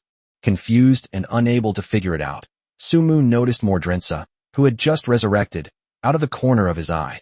With the help of the undead army, the unconscious Sky Shuttle Silver Feather Horse was moved to the door of the wooden house where Sumu was. Tizat Silver Feather Horse, Flow Male. Age, 13 years, 2 months, 20 days. Workability, riding LV5, crafting LV2. Special talent tags, Wind Chaser, arrogant, and self-important. The riding skill at level 5 is really high. It's almost at the maximum level. But what's with this arrogance and self-importance? These are two labels that are clearly negative. Arrogance and overconfidence. Blind self-confidence often leads to failure at crucial moments, reducing one's original abilities by 10%. Overconfident and self-important. Those who consider themselves of unparalleled superiority find it difficult to cooperate at work, resulting in a 20% decrease in work adaptability. Just as Sumu had predicted. Chasing the wind and shadows, extremely fast, speed boost increased by 30%. After the first two negative labels, Sumu suddenly felt that the idea of chasing shadows and following trends wasn't so appealing anymore. He has a feeling right now. He held a sweet and tempting little cake in his hand, but unfortunately, being in a stinking toilet, no matter how delicious the cake was, he couldn't bring himself to eat it. That feeling is really unpleasant. At the same time, located tens of thousands of miles away from the Tianmu tribe, at the Holy Spirit Roya Peak, a middle-aged man with wings on his back, a strong and tall build, and a full head of silver hair slowly opened his eyes from the ice crystal throne. Zora, did you sense his presence? Below, Aina, who also had silver hair and wings, rushed forward anxiously to ask, as she was Zoroya's legal wife. Yes, I sensed it. After responding, Zoroya's gaze suddenly swept over the figure kneeling at the bottom. His youngest daughter, Effia. Unlike the snow-white wings on Zoroa's back, Effia's wings are black and white. But more striking than her heterochromatic wings were the bloodstains covering her snow-white body. It was created little by whipping with a thorn whip imbued with the magical power of wind element. Each lash tore through flesh and blood. At this moment, Effia endured the pain in her body. Her gaze was fixed firmly on her father, who sat on the ice crystal throne, her high-raised face filled with stubbornness and defiance. Effia, regardless of whether your brother was harmed or not, your current task is to bring him back to me safely. Is it possible? Soroya spoke, his brow furrowed. He disliked Ifia's current gaze and expression, as it greatly challenged his authority and royal prestige. I don't want to. Ifia refused without even thinking. Father, you taught us from childhood that we must never leave the Holy Spirit, because the outside world is dangerous. I have always followed this teaching. So I'm not going out this time either. Sophia's cold, stubborn voice echoed throughout the palace. My brother ran away on his own. It has nothing to do with me, and I have no obligation to complete any so-called mission. Still dare to talk back? Aina suddenly rushed to Effia's side as if she were possessed, and wildly swung the thorn whip in her hand. The immense force of the impact sent Ifia flying 20 meters away, crashing into an ice pillar. Her white dress, covering her abdomen, was stained crimson. The whip of thorns is a product formed over 100 years by a withered flower spirit, and is one of the most durable items on the continent. No matter how strong your defenses are, or how tough your body is, it's still no match for it. You bitch. My son left the Holy Spirit Roya because he was misled by you. Otherwise, how could he have dared to leave so easily? Aina's noble face was now contorted with rage. It's so dangerous outside. If anything happens to him, I'll make you pay with your life, you bitch. He ran away on his own. It has nothing to do with me, came Ifia's pained voice, but she remained stubborn. Still talking. Still talking. Aina lashed out with her whip again, this time striking Ifia's wing. Smack. Another lash, this time striking his leg.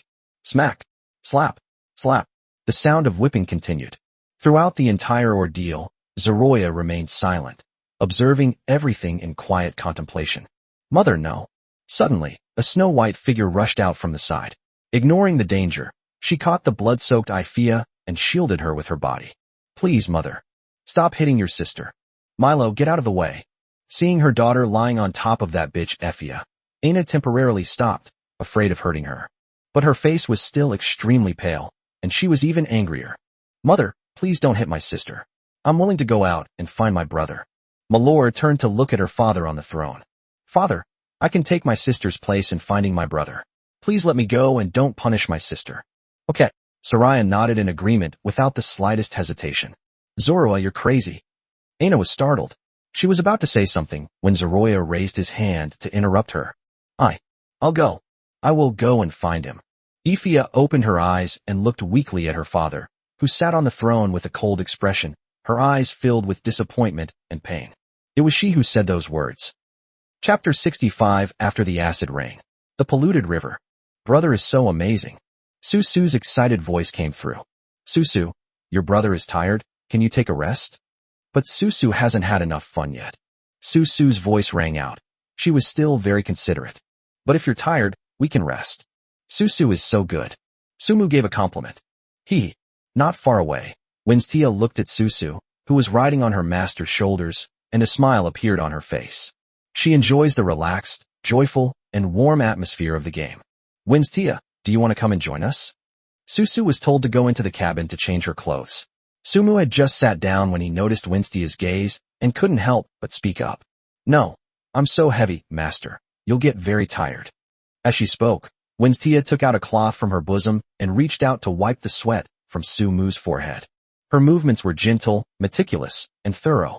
Sumu did not refuse, enjoying her service while saying, You underestimate your master too much. I was exhausted after running around for almost half an hour carrying Susu. You're so small, you're not much different from Susu. I've carried you before. The phrase, it's not like I haven't hugged them before, successfully brought a blush to Winstia's face, and she said in a soft voice. Then next time, Master, you must be tired today. Okay. Sumu glanced at the slime beside him as he spoke. Have you notified the slime clan to stop drinking the water in their territory? My lord, as I said, the tribe's people already know. Looks cute and innocent, but it's actually very reliable, so Sumu naturally trusts it. He patted its head. Well done, Thank you, sir. Master, how do we solve the problem of our river being polluted? Should we look for water sources elsewhere? Winstia said worriedly from the side. Water elemental slimes can go 3 or 4 days without eating, but only for 3 or 4 days. After that, they still need to eat water. Furthermore, we need drinking water, and the fields need watering. Earlier, Sumu received a report from Nightshade Snod, who was patrolling the territory, saying that the river in the territory had been polluted. He only discovered this when he went to investigate. Although their territory is protected by a protective canopy, a large section of the river flows outside their borders. And it's an upstream river. Acid rain continues to fall, and it shows no signs of stopping. The pollution of upstream rivers indirectly caused the downstream rivers to suffer as well. When the water elemental slime went to drink water this morning, it was almost killed by the river water, which had a corrosive effect. Fortunately, Susu was there, and her healing abilities cured the injured slime. This is why Sumu played with her for so long. Let's talk about everything after the acid rain stops. Sumu sighed. He knew that lords all over the world were experiencing various extreme weather conditions. Compared to other lords, he was actually very fortunate. Even the Nightmare Treehouse map, where Luo Wuxi was located, was not spared. She was surrounded by poisonous gas, and her skin would immediately dry out, dehydrate, and age as soon as she went outside. Terrified, she hid in the treehouse and dared not go out at all. Sumu was aware of all of this. Oh, Winstia responded, without saying anything more. She knew that her master, as the highest decision-maker in the territory, must be very troubled right now, and she didn't want to add to his pressure. But at that moment, Zhou Yuqi suddenly walked over carrying a box. Brother Su, are you keeping this fish as a pet or to eat? How about we make braised fish tonight for a change of pace? No, Sister Zhou, this is a giant salamander that my owner gave me to raise. You can't eat it. Upon seeing the box, Winstia immediately knew what was inside, and she quickly got up. These are fish that the owner told her to take good care of. How could she just eat them? Winstia was afraid her owner would blame her for not taking good care of the salamander. Little did Sumu know, his eyes lit up when he heard the words, giant salamander. Right? How could he forget about this? The giant salamander possesses a unique potential talent. Purification. Purification, unique living in water, allows it to purify the water source, making the purified water drinkable and restoring energy. I just don't know if the giant salamander's purification function can clean up the river water polluted by acid rain. Winstia, how long has it been since you changed the water for the salamanders? Looking at the crystal clear water inside the box, Sumu couldn't help but ask a question. When the giant salamander first arrived in the territory, Sumu would occasionally feed it some small pieces of meat. But later on, it was Winstia who took care of him, and he rarely had any contact with her. However, judging from the salamander's reaction of surfacing and blowing bubbles at him, the little guy has more than just a 7-second memory. It remembers him. Master, I change it every day, but I can't change it today. Winstia replied. However, I noticed that the water for the little fish is always very clean, no matter when it is changed, and there is no impurity at all.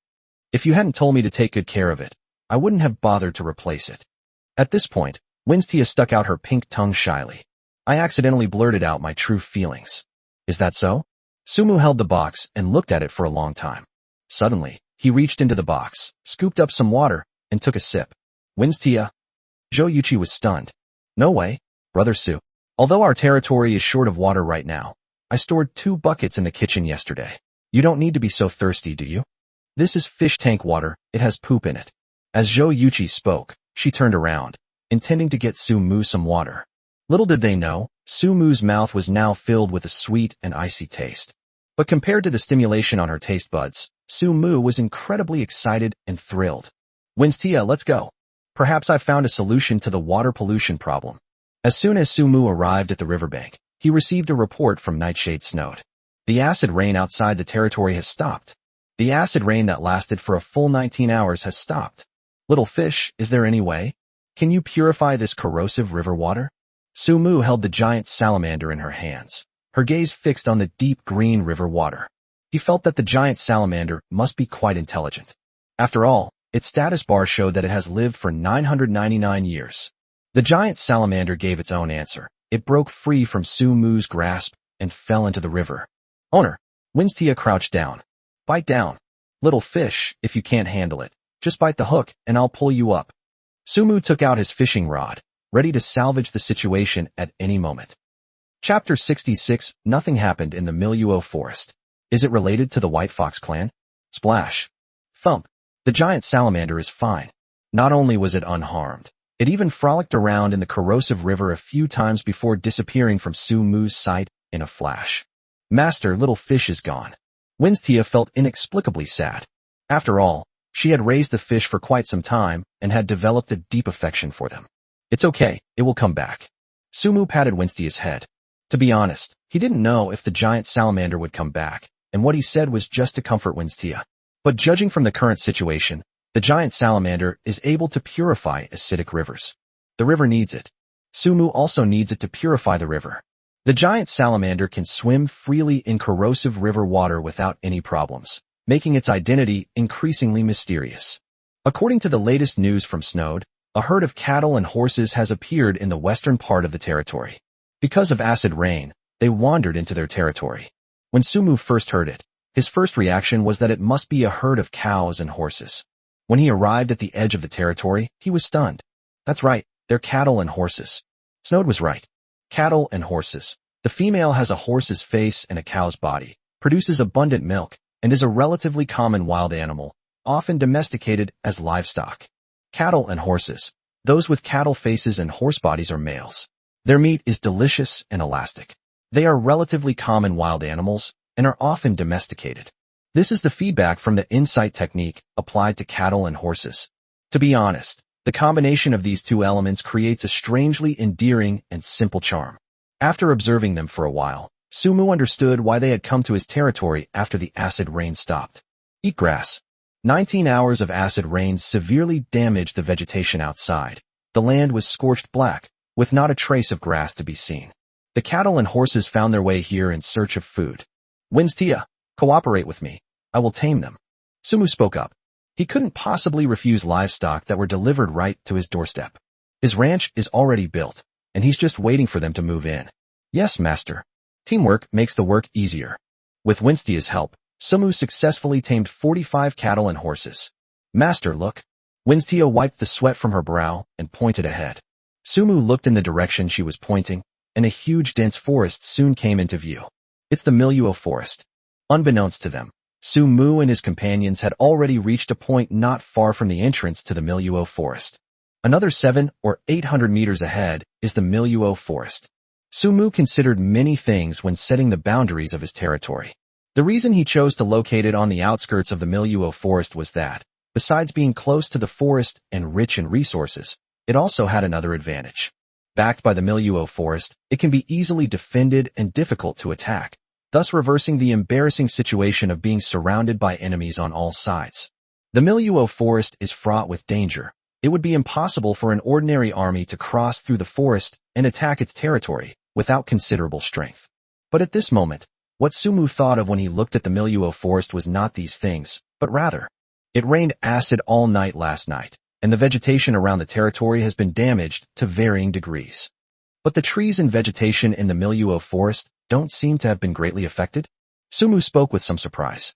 It's not entirely without impact. There is some, but not much. Winstia said from the side. It's almost negligible, Sumu said, pursing her lips. Master, could it be related to the White Fox clan? Winstia's gaze fell on her master's face. The White Fox clan? Are they that powerful? Sumu raised an eyebrow, looking surprised. If Winstia hadn't mentioned it, he wouldn't have immediately thought of the White Fox clan. I don't know. I'm just saying it's possible. Winston said. If it really is them, then the White Fox clan's abilities are truly remarkable. Sumu smacked her lips, a hint of longing on her face. Winstia naturally saw all of this. She turned her head to look at the Miluo forest, her eyes filled with determination. Let's go. Let's not worry about it for now. Sumu turned to leave. He still needed to take the cattle and horses back to the pasture. With cattle and horses present, people can drink milk and eat beef and horse meat within the territory, ensuring adequate nutrition. Moreover, the male-to-female ratio of these cattle and horses is 1:3, making them suitable for breeding. Successful mating can lead to cattle and horses producing more cattle and horses, ensuring the continuous and sustainable development of the cattle and horse industry. Sumu has taken his first step in the livestock industry. He checked, and the only work adaptability of oxen and horses is livestock. Nothing else is particularly noteworthy and not worth mentioning. If I had to pinpoint one thing, it would be that one of the innate potentials of cows and horses is nutritional overload. Drinking its milk after an injury increases the body's recovery speed by 10%. Not stackable. The meaning is easy to understand. It simply means that the milk from these cows and horses is very nutritious and can promote physical recovery. If the Sumu territory becomes populated in the future, this overnutrition label will be useful. But right now, his territory clearly doesn't need the face of capitalism. Master, the horse you brought back last night has woken up again. Tia rushed over and reported. It was very irritable and wanted to break free of the chain around its neck. Can't break free, can you? Sumu asked. The silver-feathered steed had woken up once in the morning. However, even after being enslaved by Sumu, it still maintained an arrogant attitude, as if to say, I'm your father. Can Sumu indulge it? Awesome, huh? Then I'll test your patience. So, Sumu used the iron chain he found in the goblin's lair to tie the Sky Shuttle Silver Feather Horse to a tree outside the ranch. That tree was so big it would take 5 people to hug it. The iron chain was as thick as an adult's wrist. Not only that, Sumu also sent Big Black and Roaring Bear to watch over it, so he wasn't afraid that it would suddenly turn on him and leave. After all, its wounds haven't fully healed yet. They probably can't break free for now, but they've disturbed the cattle and horses in the pasture. It's alright, just have Thunderstorm King Kong pull it to the other side, so it's not facing the cattle or horses. Understood, Tia replied, then hurried off to make the arrangements. Night. Flina, I suspect you did this on purpose. Sumu gritted his teeth and said to the Frenadol, who can be so lucky every time? Utterly despicable. Tonight, just after Sumu had tasted Tia's sweet little mouth. Just as he was preparing for his second attack, to practice his lung capacity with a French 360-degree wet kiss, Frena appeared again, interrupting his good time once more. The Frenadol did not respond. Sumu had no choice but to place Felina next to his pillow and lie down. His current routine is to lull Susu to sleep every night, then take a bath, spend some time with Tia, and give her a massage. The next morning, Susu would inexplicably appear in his bed again, hugging him. He didn't know when Susu arrived. She just showed up. This kind of lifestyle is simply too good for Sumu. If only Frena could join in sometime without interrupting him. Turning off the lights and using a ghost doll or something doesn't seem like a bad idea. The next day, with the help of Shisha, Sumu met Tulin, the chieftain of the lizard people. Chapter 67 Blitzkrieg against the Rabbit Clan. The bunny girl's dream shattered. Outside a cave in the southeast of Miluo Forest, 2 rabbit warriors with an astonishing 3-to-1 leg-to-body ratio were patrolling outside when suddenly a demi-human with a pink tail appeared in their line of sight. Who is it? The 2 rabbit warriors immediately became alert, grabbed their spears, and rushed forward, ready to snipe the enemy. But the next moment, their eyes glazed over, and they quickly collapsed to the ground. Well done, Tia. Sumu leaped down from the tall tree above and praised it. Tia smiled. She was already very happy to receive her master's praise. Master, if you ask me, we should just charge in and wipe them all out. There's no need to take them down one by one, is there? Madrinza floated out from behind. It received a mission from its master today, to launch a blitzkrieg against the Rabbit Clan. This wasn't a big task for Madrinza. He just had to bring out the undead army and have a fight. I haven't leveled up yet today anyway. Besides, it now has nearly 200 undead subordinates. That won't do. Sumu waved his hand and said, I asked the lizardman chieftain Tulin, and the only demi-human race in the vicinity that can mine is the Jew Rabbit Clan. Therefore, the purpose of this trip is not to kill them, but to enslave them. The mining that Sumu was talking about was mining with his own magical skills, not the traditional way of mining with tools. Using tools to dig is something any subhuman race could do. Moreover, mining is a demanding task, and tools have durability. Some of the ore we mine is used to repair our tools, which is really not worth it. Therefore, any demi-human with mining capabilities within the territory is essentially getting something for free.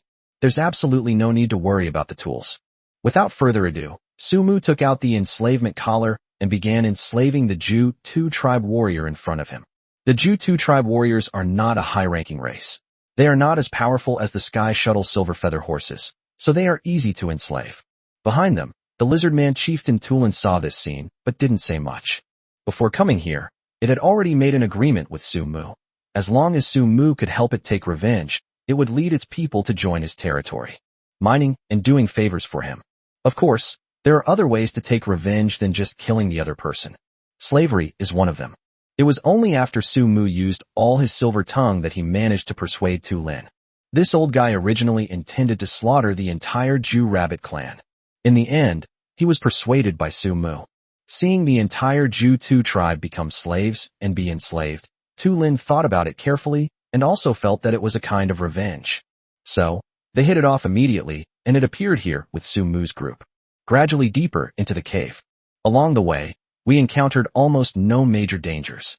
The Jew rabbit warriors usually travel in groups of 3 to 5, making them easy to deal with. The only thing that disappointed Sumu was that the female demi-humans of the Ju-2 tribe were not good-looking at all. In other words, it didn't grow at all, because they all have rabbit faces and human bodies.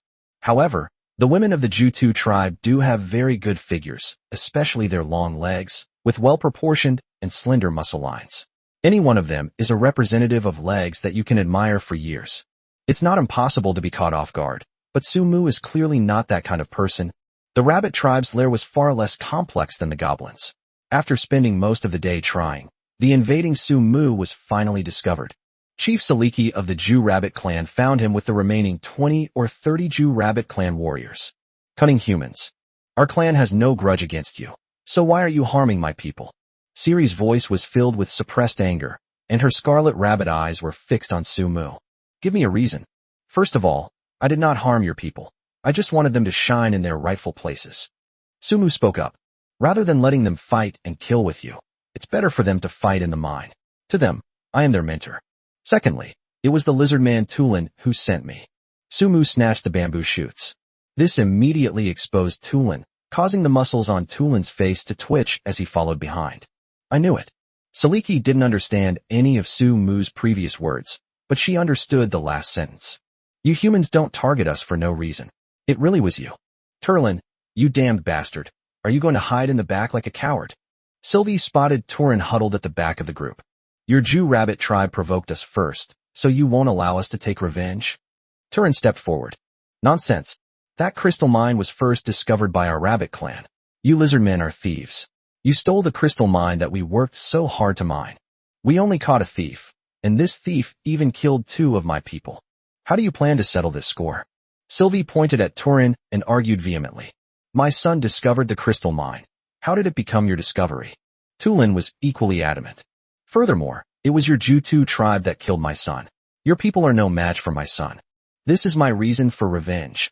Thieves deserve to die, Sleeky said, launching an attack on Turin with a sudden leap. But Sumu suddenly appeared and blocked their path, forcing Sariki to stop. All right, I don't want to say any more about the grudges between you two. Sumu looked at Siliqui. Sariki, as the chieftain of the rabbit clan, I am now giving you a choice. Lead the rest of your people to join us, or be defeated by me and enslaved. Turin watched Sylvie with a cold smile from behind.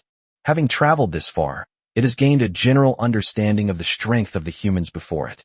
It is worthwhile for the lizard men to follow them. Most importantly, he is now on their side. However, Tulin still frowned when he heard what Sumu said to Siliqui. Didn't we agree to enslave everyone? How did it become that? But what made Tulin frown even more was what followed. Surprisingly, the usually strong-willed Sylvie nodded in agreement.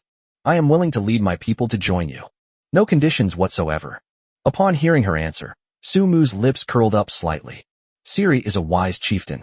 It seems he really needs to find out what happened. Let's see if it's the lizardman's problem or the rabbit tribe's problem. However, it seems that Sumu already has his own ideas. Then let's go back to our territory. Sumu waved his hand and prepared to leave. My lord, you promised me. Tulin stepped forward at this moment, concealing its discontent. I have already enslaved some of the Jew rabbit tribe members. Go back first. But Silasishi. All right. Sumu raised his hand to interrupt Tulin. Don't question my decision. Let's go back to the territory first. I know what I'm doing. Following behind the vast procession, Turin's scaly face was filled with discontent and calculation. Chapter 68. My cunning is 1,000,000,000 times deeper than yours. Night. Within the Tianmu tribe, several figures were stealthily moving through the darkness. Have you figured it out? Those Jew rabbit tribe people were put in this row of wooden houses. Turin's voice rang out. We've definitely found out who the clan leader is. It's this row.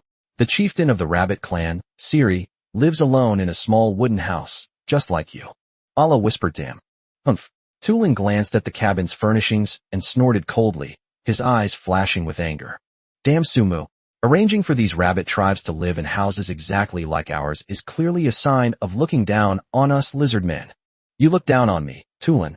The illustration shows someone verbally abusing others. I actually believed he would help me get revenge, but it turns out he tricked me. Chieftain, why don't we just leave? Why do we have to stay in his territory and work for him? Allah asked from the side. If you knew why, wouldn't you be the clan leader? How could it be my turn? Turin glanced at him and laughed. Allah scratched his head sheepishly, forcing a smile. I've already observed this. There's only one human in this territory. The rest are demi-humans. Tulin began to speak. Moreover, this place is very well developed and rich in resources. If we can seize land to develop into our own territory, why would we need to hide and live like rats? But chieftain, aren't we also inadequate in our abilities? Allah spoke from the side. Although it was a subordinate of Tulin, it knew the worth of its own chieftain and its people. Their strength is simply insufficient to conquer this place. Idiot, I wasn't talking about now, I meant later. Tulin cursed under his breath, then a cunning glint appeared on his scaly face. And do we really have to take them over head-on? Can't we use our brains a little? For example, by adding the poison of the Milluo flower fairy to their food? That odorless and tasteless toxin can gradually erode his sanity, until he is completely under our control and manipulated. Upon hearing about the Milluo flower demon's poison, Allah unconsciously shrank back, his expression changing, for he was very clear about the effects of this poison. The Milluo flower fairy is a relatively uncommon race of flower fairies in the Milluo forest. They possess a toxin that, when ingested, causes extreme excitement, pleasure, and hallucinations. If this toxin is taken by a person for a long period of time, it will cause strong dependence and even addiction. Once addicted, if one can no longer continue taking the medication, they become lethargic, listless, and may even contemplate suicide. Allah once saw his people poisoned by the Milluo flower demon. Unable to find the toxin to continue ingesting, they committed suicide by crashing their bodies against rocks right in front of it. Therefore, it is well aware of the horror of toxins, which can indeed be used to manipulate people. Allah never expected that his chieftain would use this to deal with humanity. That's truly terrifying. But chieftain, even if we can subdue the humans, what about the undead in the territory? They must be tough to deal with too. Allah raised his own doubts. Don't worry, when the tree falls, the monkeys scatter. Tulin sneered, his calculations reaching their peak. Those who are not of our kind will surely have different hearts. Do you think that now that he's gone, those undead will still be foolish enough to target us? You overestimate their loyalty. Allah nodded, seemingly lost in thought. Chief, what do we do now? Of course we'll go in and kill that bitch Sylvie. Tulin said with a sinister look. I can't let this go until it's dead. What if the adults blame us? Won't they take their anger out on us? Allah thinks quite a lot. Oh. Turin patted Allah's shoulder forcefully and whispered. That's why I brought 10 of you with me. You are the most loyal to me. It's also the one I trust the most. In a moment, Allah, you will do it yourself. Upon hearing this, a shadow fell over Allah's eyes. Well, Tulin, I considered you my most respected and beloved chieftain, yet you want to use me as a scapegoat. No wonder you told me so much. You bastard. Of course, these are all Allah's innermost thoughts, which he will not speak aloud. Let's go. Let's make our move while no one's watching. Turin gave Allah a push and led the group toward the wooden hut ahead. Who is it?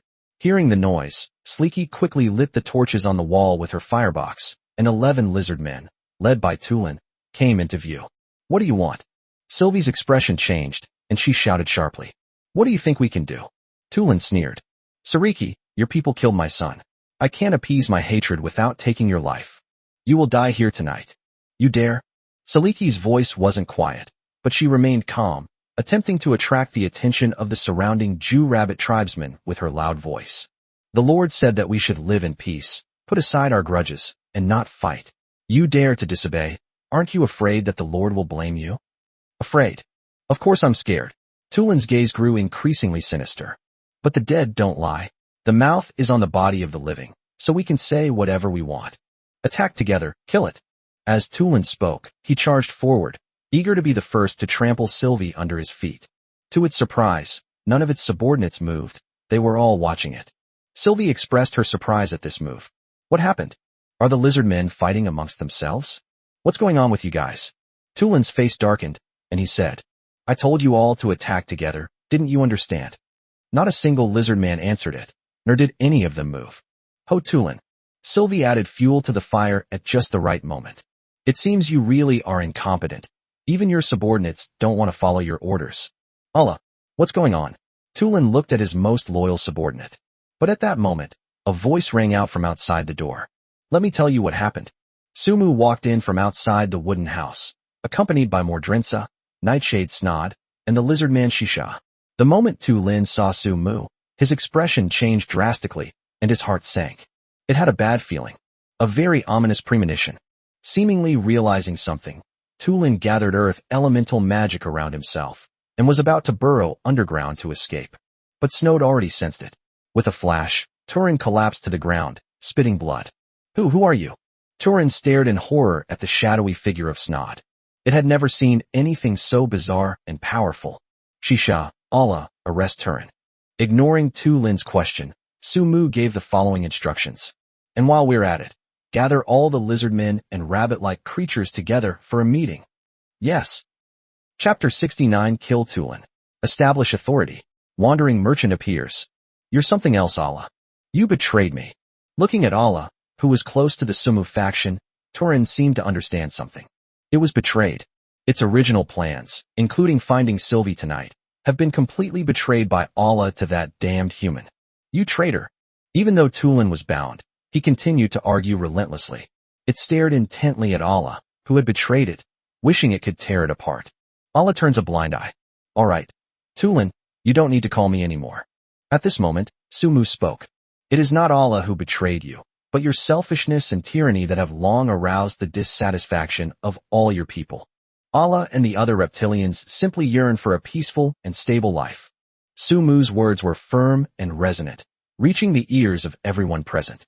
They don't want to be your tools for revenge, oppressing other races, or starting wars. Nonsense. Tulin roared indignantly. I didn't. I'm talking nonsense. Sumu shook his head and recounted what he had done that evening. In fact, after bringing the Jew rabbit clan back to his territory, Sumu tried to pull some of the lizard men out for questioning. His initial idea was to figure out the feud between Tulin and the Jew rabbit clan and mediate between them. But to my surprise, we unearthed quite a lot of things. As Silly had said, it was their rabbit tribe that first discovered the crystal mine. While they were mining, a large piece of crystal ore was stolen by Turin's son, Tugab, who sold it to a wandering merchant in exchange for weapons and equipment.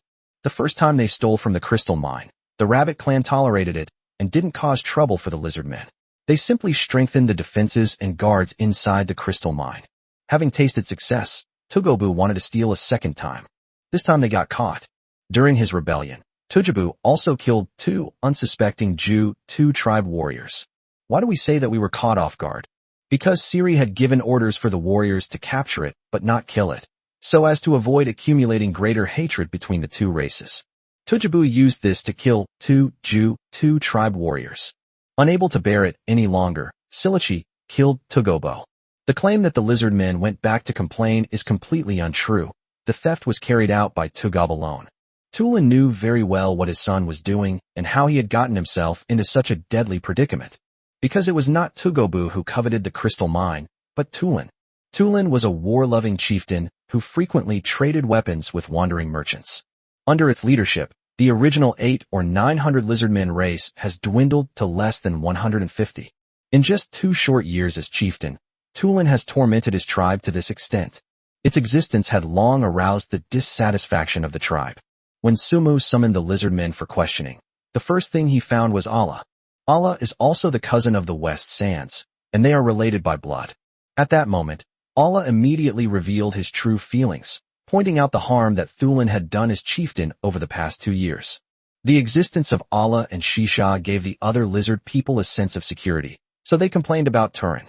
According to Sumu, if Thulin had not led the reptilians to join his territory this time, Allah was prepared to revolt against Thulin's rule. Compared to the tyranny of Thurlin, Allah only desires that his people live peacefully and stably around the Miluo forest. This is not only its wish, but also the wish of all reptilians. In the past 2 years, they have witnessed too many deaths of their loved ones and have long been tired of war. And Allah is the lizard man who has won the hearts of the people. 90% of the reptilians in the tribe are supporters of Allah, and 10% are neutral. In fact, their rebellion is already in the works. Of course, Sumu was also worried about Tulin. He kept Nightshade hidden in the shadows, observing Turin. It could be said that Tulin's every move was inseparable from Sumu's surveillance. Even the conversation he had with Allah not long ago reached Sumu's ears. Good heavens, They even want to use some Miluo flower demon poison to deal with him. Sumu had already been filled with murderous intent when he heard this. Turin must not be allowed to remain. They must be killed. It could be said that Tu Lin is very shrewd, but Sumu is only a little more shrewd than him. Not much. When Sumu told everything in front of Tu Lin, the lizardmen, Si Liqui, and the Jew rabbit tribe, they all suddenly realized. So that's what happened. Sylvie was truly kept in the dark. Neither she nor her people knew anything. Tu Lin had already collapsed to the ground, and with his considerable cunning, he clearly knew his fate. Turin, don't be so hated in your next life. One shot. Sumu pulled the trigger of the musket without hesitation. The musket's close-range power shattered Turin's skull, his brain splattering everywhere. The loud noise startled both the lizardmen and the rabbit-like creatures. When had they ever seen such a terrifying weapon? Their gazes towards Sumu unconsciously held a hint of awe and fear. From this moment on, I declare that Allah is your new patriarch. Sumu raised Allah's right hand and proclaimed, I know what you lizard people want. All you want is a peaceful and stable life, and I can grant your wish. All you need to do is work diligently for me every day and complete your tasks. I guarantee you'll have plenty to eat and live in. Standing in the center of the crowd, Sumu's voice was firm and resolute, his aura perfectly controlled. Coupled with the contrast with Tu Lin's corpse, his lordly authority was palpable at this moment. This is my promise to Allah, and also my promise to your lizard people.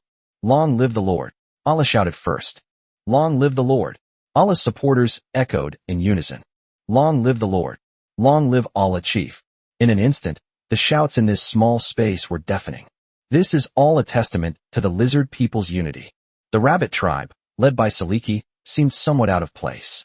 At this moment, Sumu turned his attention to the Ju-Tu tribe. I do not wish to see strife and scheming in my territory. Therefore, I hope that you, the rabbit clan, can put aside your past grievances and cooperate well with the lizard men, working together diligently. I will treat you the same way I treat them, without discrimination. Sumu continued. If a situation like Tu Lin's were to occur again, I would not hesitate to kill the instigator, regardless of which race it is. Because any attempt to sow discord in our territory is not permitted. Did you understand? I understand. This time, it wasn't just the lizard men who answered, but also the rabbit tribe. Thank you, my lord. Long live the Lord. Sylvie was also very good at reading people's expressions, and she quickly shouted a couple of times. Thank you, my lord. Long live the Lord. The deafening shouts rose again. After the rabbit tribe and lizard men had all dispersed, Sumu breathed a sigh of relief.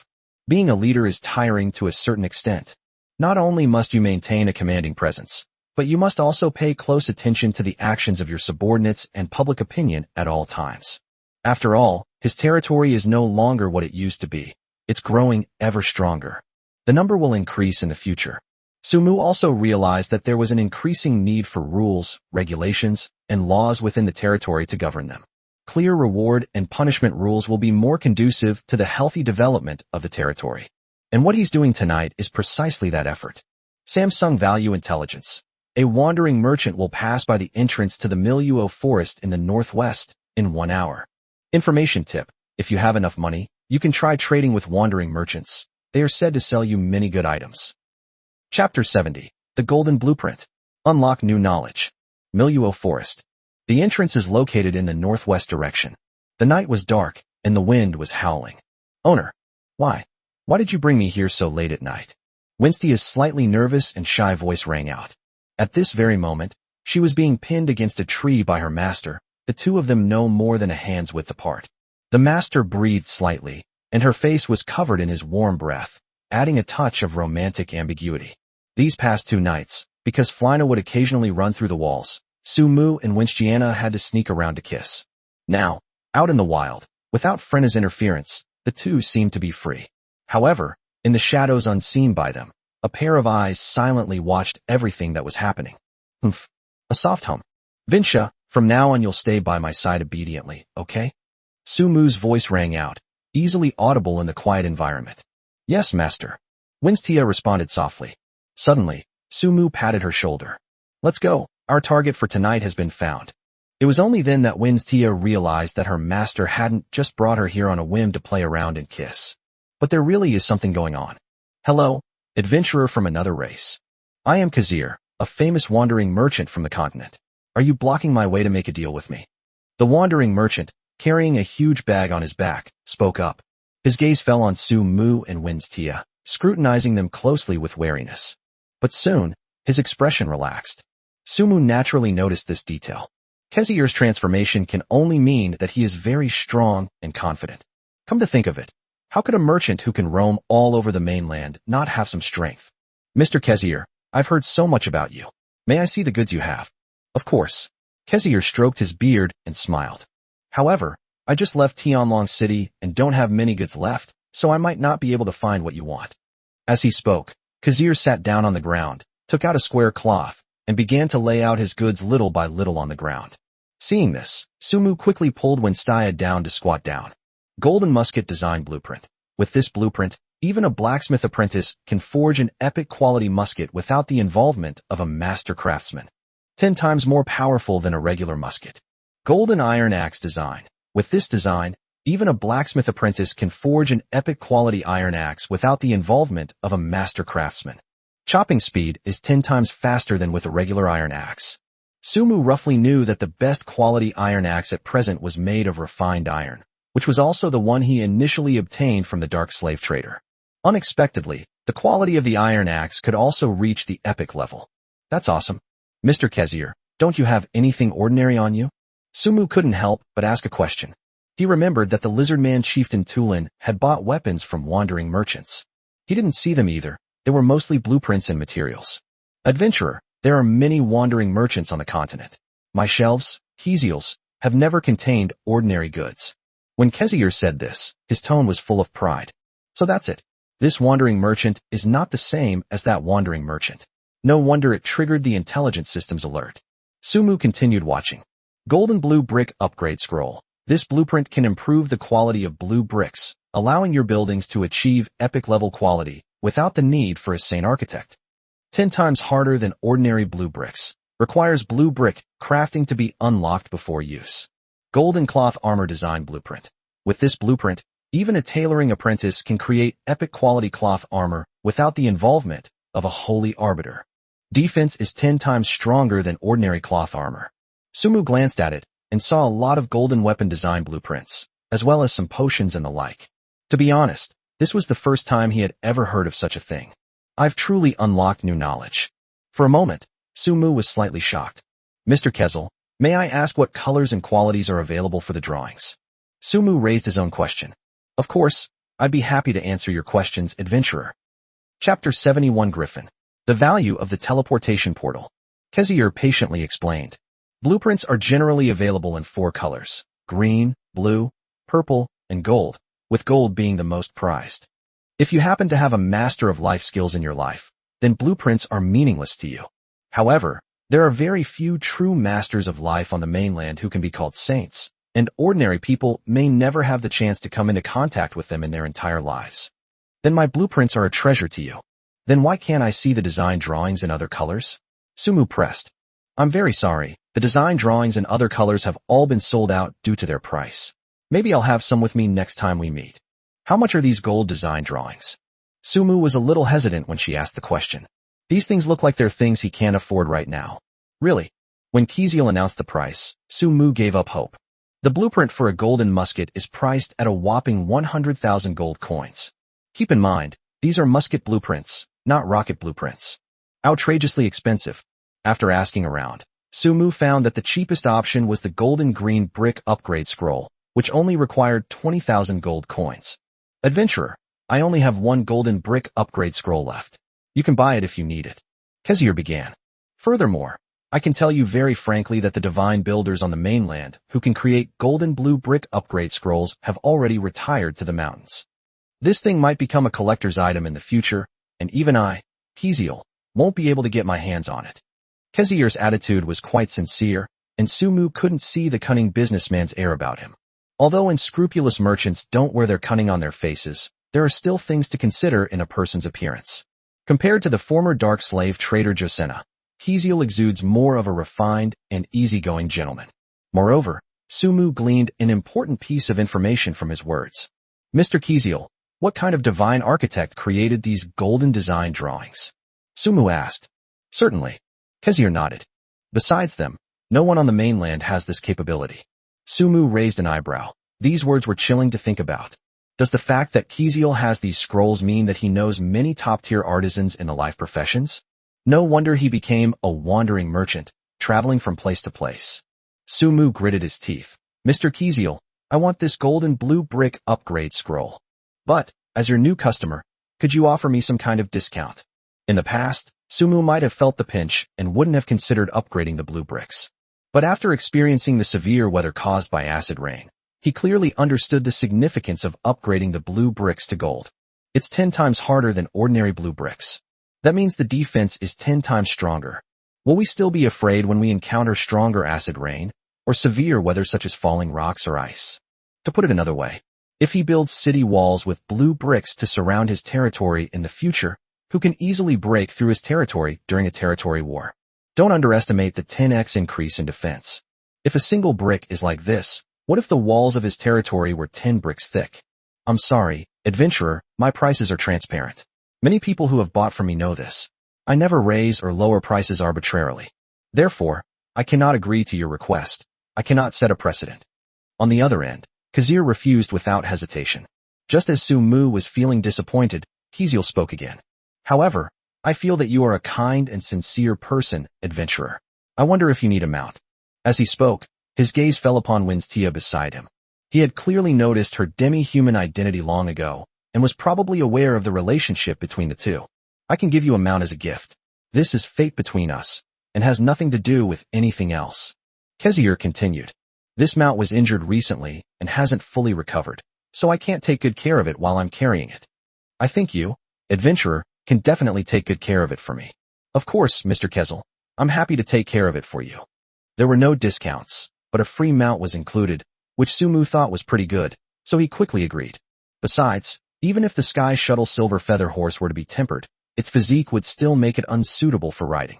Sumu desperately needs a mount right now. After the deal was finalized, Kezir and Sumu chatted for a while. Sumu also told Kezir his name, and then he received a golden blue brick upgrade scroll and a cloth bag. Mr. Sumu, you can summon the griffin inside the bag later. It's very docile and won't hurt you. Please take care of its injuries. After speaking, Kezir bowed sincerely to Sumu. Please treat it well. Griffin? That sounds impressive. Sumu patted his chest and quickly agreed. I will, Mr. Kezel. This is a promise between us men. I like what you said. Kezir smiled. By the way, Mr. Kezel, I actually wanted to ask about some materials, to see if you have them, or if you know anything about them. Please speak. Extraterrestrial crystals, magical runes, Loki stone tablets. Sumu repeated the list of materials used to create the portal. When Kiziel heard this, his eyes lit up slightly, and then he said, Mr. Sumu, are you planning to collect materials for making a portal? Mr. Kezel, you know? Although Sumu had already guessed that Kiziel might know, he was still surprised. Look at this.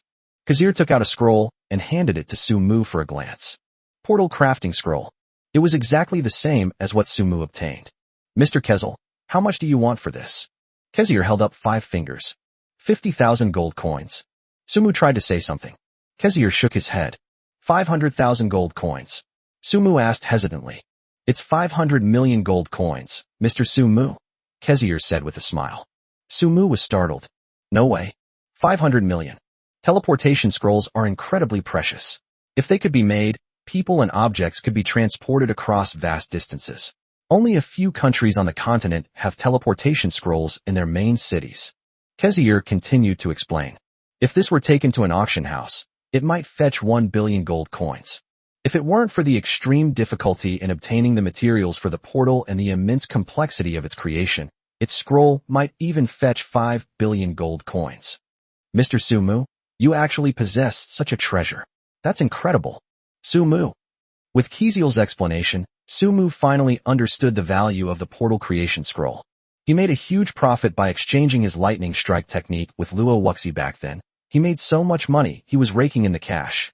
Is a simple lightning strike spell comparable in value to a teleportation portal? What about the materials, Mr. Kezel? Do you have them? Sumu rubbed his hands together excitedly.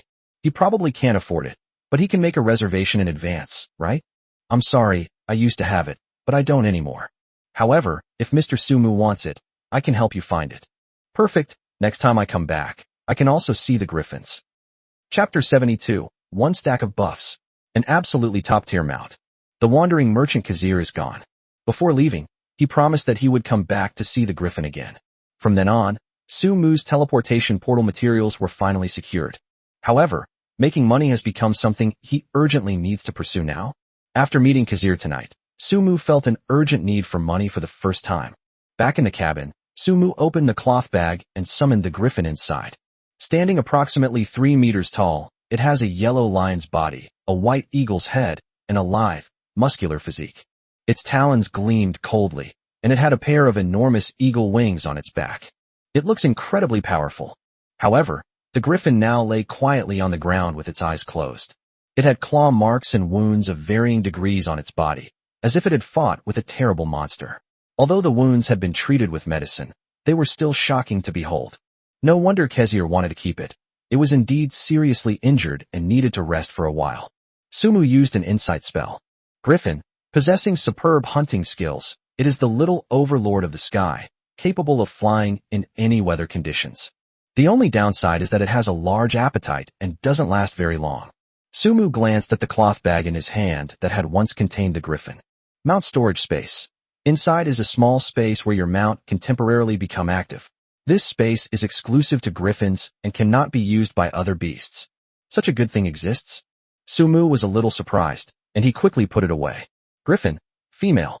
Age, 5 years, 10 months, and 21 days. Work ability, riding LV3, hunting LV3. Special talent tags, wind chaser, workaholic, ignores wind resistance, master's heart. After glancing at the griffin's status bar, Su-Mu couldn't help but swear. Damn, this is top-notch. It's true that the riding skill is only level 3, but the griffin's value is definitely more than just level 3.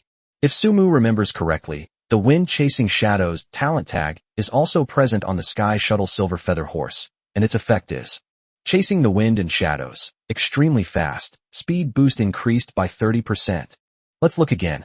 Ignore wind resistance. Exclusive to winged flight wind resistance is nothing to worry about. Winged flight speed increased by 15%. When these two are combined, the speed is increased by 45%. Even at LV3, the riding speed is probably similar to that of LV4. But the griffin has 2 other talent tags, workaholic and master's heart. Workaholic, enjoys work, finds pleasure in work. Work speed increases by 20%, and work endurance increases by 30%. Master's heart, strive for excellence in both work and combat, boosting your performance by 10%. Once this buff is stacked up, what else could it be but the best? It rivals the prestige of the Tizat Silver Feather Horse, and may even surpass it. Su-Mu felt a surge of excitement. Kiziel really left him a good mount. Winstia, do you think Susu will scold me for waking me up in the middle of the night? Su-Mu secretly observed from outside the wooden house and found that Susu was sleeping soundly inside. He asked in a low voice. He wanted to wake Susu to heal the griffin. Because it's worth it. It's important to know that Su-Mu didn't ask Susu to treat the Sky Shuttle Silver Feather Horse. This shows how much he values and likes griffins. No, but she will definitely cling to you, master, and want you to hold her while you sleep. Winstia said with a smile. But it's about the same. Anyway, when Susu gets up in the middle of the night, she always runs to your bed, master. How do you know? Su-Mu glanced at her. Good heavens. So the little fox saw Susu climb into his bed? Of course. Winstia covered her mouth and chuckled secretly. She could see a hint of guilt on her master's face. Did I see it wrong? Griffin, cooperate a little. We're healing you, understand? You will soon stop feeling pain. While Susu was treating the griffin, the big guy woke up. Upon seeing this, Su-Mu quickly went over and stroked its head to comfort it. Lee. The griffin let out a weak cry. It then glanced at Su-Mu several times with its eagle eyes, did not resist, and cooperated fully with the treatment. Perhaps it sensed that the human before it meant no harm, and its injuries were indeed healing. Good boy/girl. Su-Mu continued to soothe it, while pondering in her mind. When upgrading his territory, he obtained a territory member medical ability cultivation scroll from the system. The scroll's function is to grant the user the ability to heal the wounded. As for the strength of this healing ability, it depends on the talent and ability of the learner. In other words, the more talented a person is, the greater the value of learning scrolls can be realized. With this thing in existence, Su-Mu already has the ability to train medics for his own territory to a certain extent. However, he has not yet found a suitable candidate. Because Sumu didn't know whether the medical ability existed in the job adaptability section. If it exists, wouldn't it be best to give it to members who have this ability? It was based on these considerations that Sumu did not use the scroll. For now, the only way to help with the healing in the territory is to rely on Susu. Under Susu's treatment, the griffin's wound, which was still oozing blood, has gradually scabbed over and is showing signs of peeling off. Looking at the griffin's condition again, it seems to be much better. Alright Susu, that's enough. Sumu quickly called for Susu to stop. He noticed that her face was pale, and she looked much worse than the griffin. Susu's treatment largely depletes her own strength. The faster the griffin recovered, the more it drained her energy. Sumu called for a halt to protect Susu, and because he felt sorry for her. Brother, hug me. Susu opened her little hands, her face full of exhaustion. Even without her saying anything, Sumu had already quickly stepped forward and pulled her into his arms. The little girl wasn't heavy to begin with, and now she looks even lighter. Are you hungry, Susu? Would you like some meat? Sumu asked in a gentle voice. Not hungry. Susu shook her little head, smiling brightly in Sumu's arms. Susu wants to sleep. My brother promised me he would hold me tight while we sleep tonight. Otherwise I'll sleepwalk again in the middle of the night. The little girl squeezed herself closer to Sumu, clinging tightly to his waist.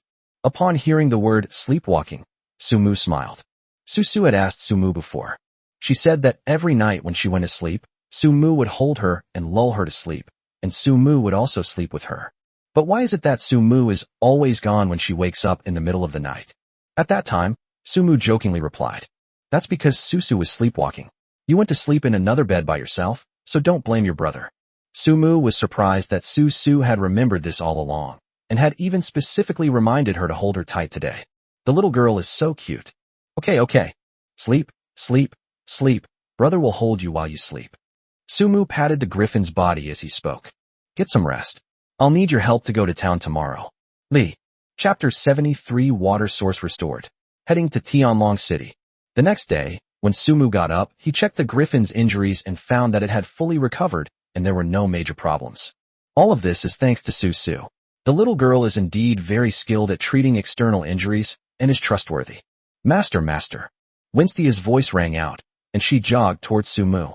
The river pollution problem has been solved. Go and take a look quickly. Really? Without hesitation, Sumu grabbed Winstia's hand and prepared to run towards the river. Screech. The griffin next to it suddenly raised its head and cried out, spreading its wings.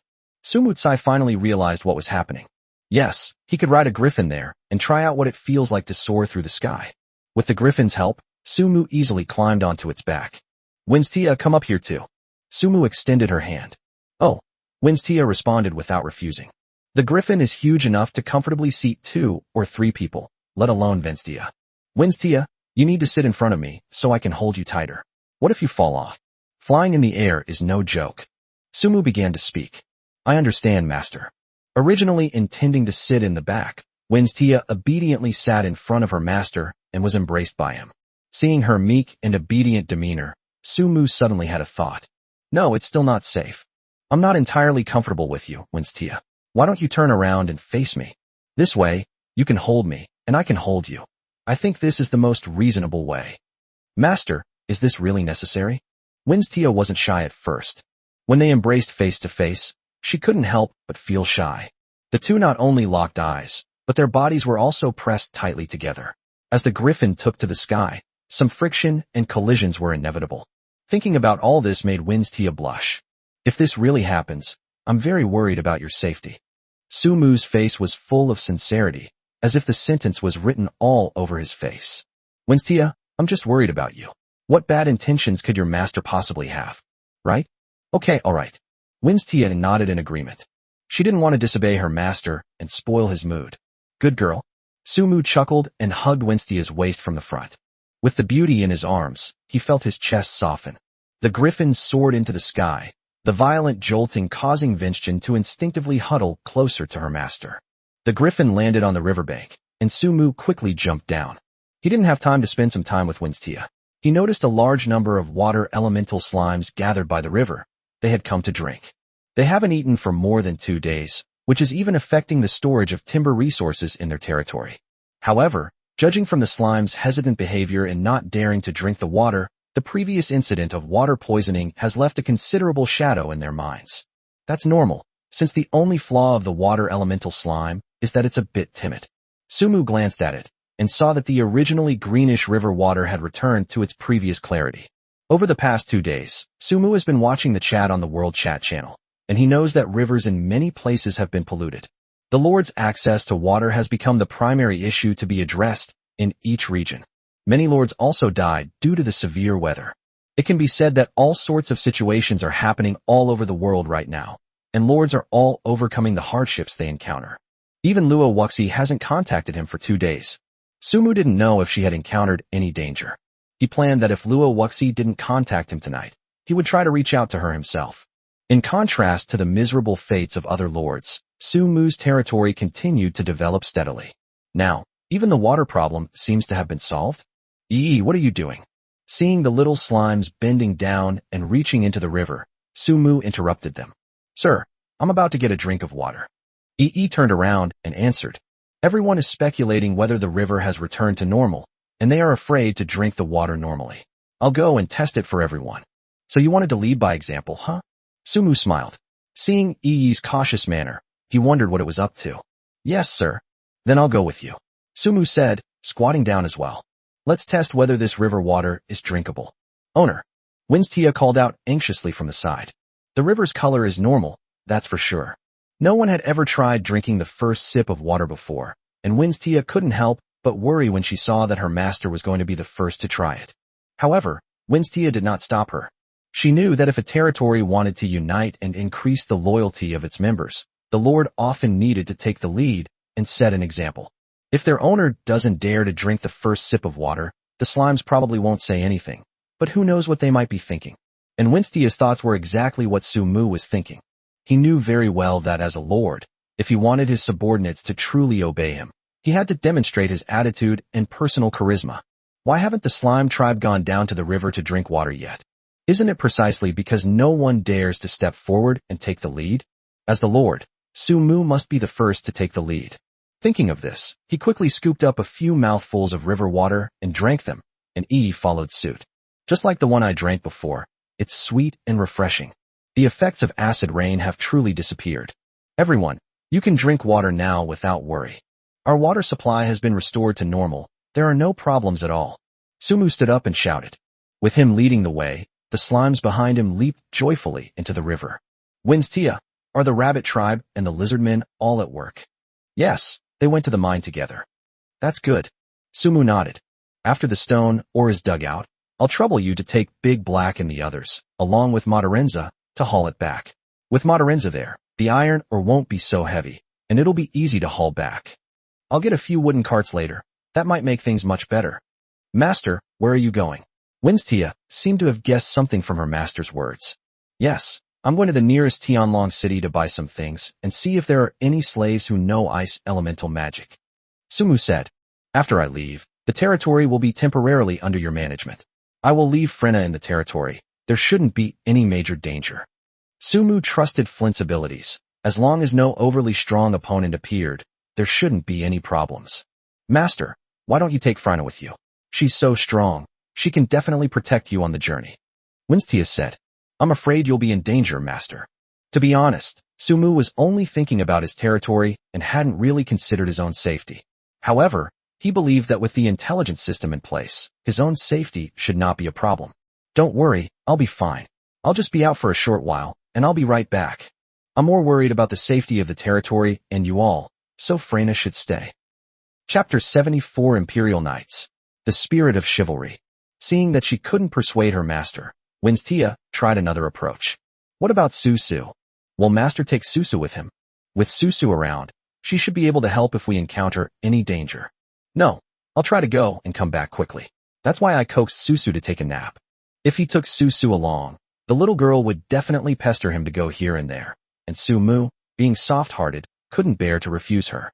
So it's better to be more decisive and travel alone.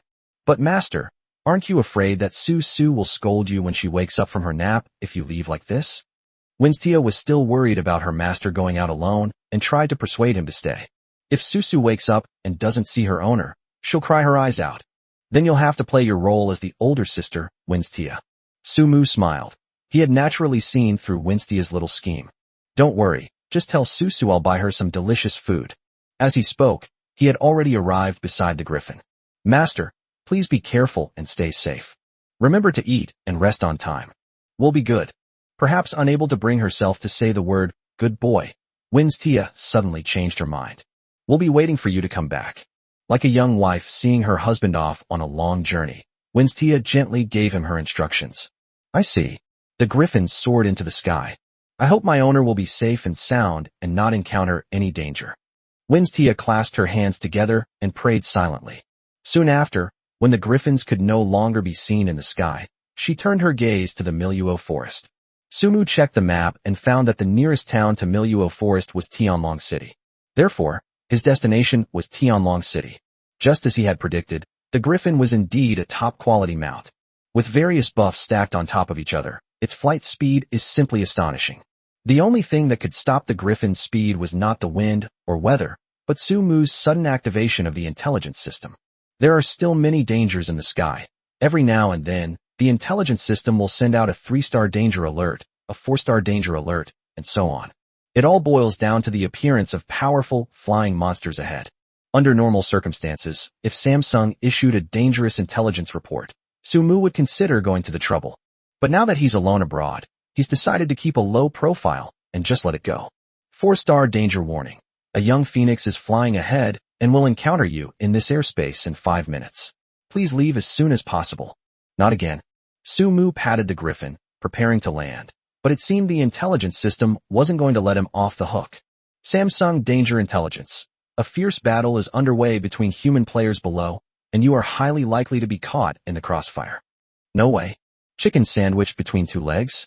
Sumu was just about to turn the griffin around and fly it away. 4-star Danger Intelligence. Another phoenix chick has appeared in the airspace behind us.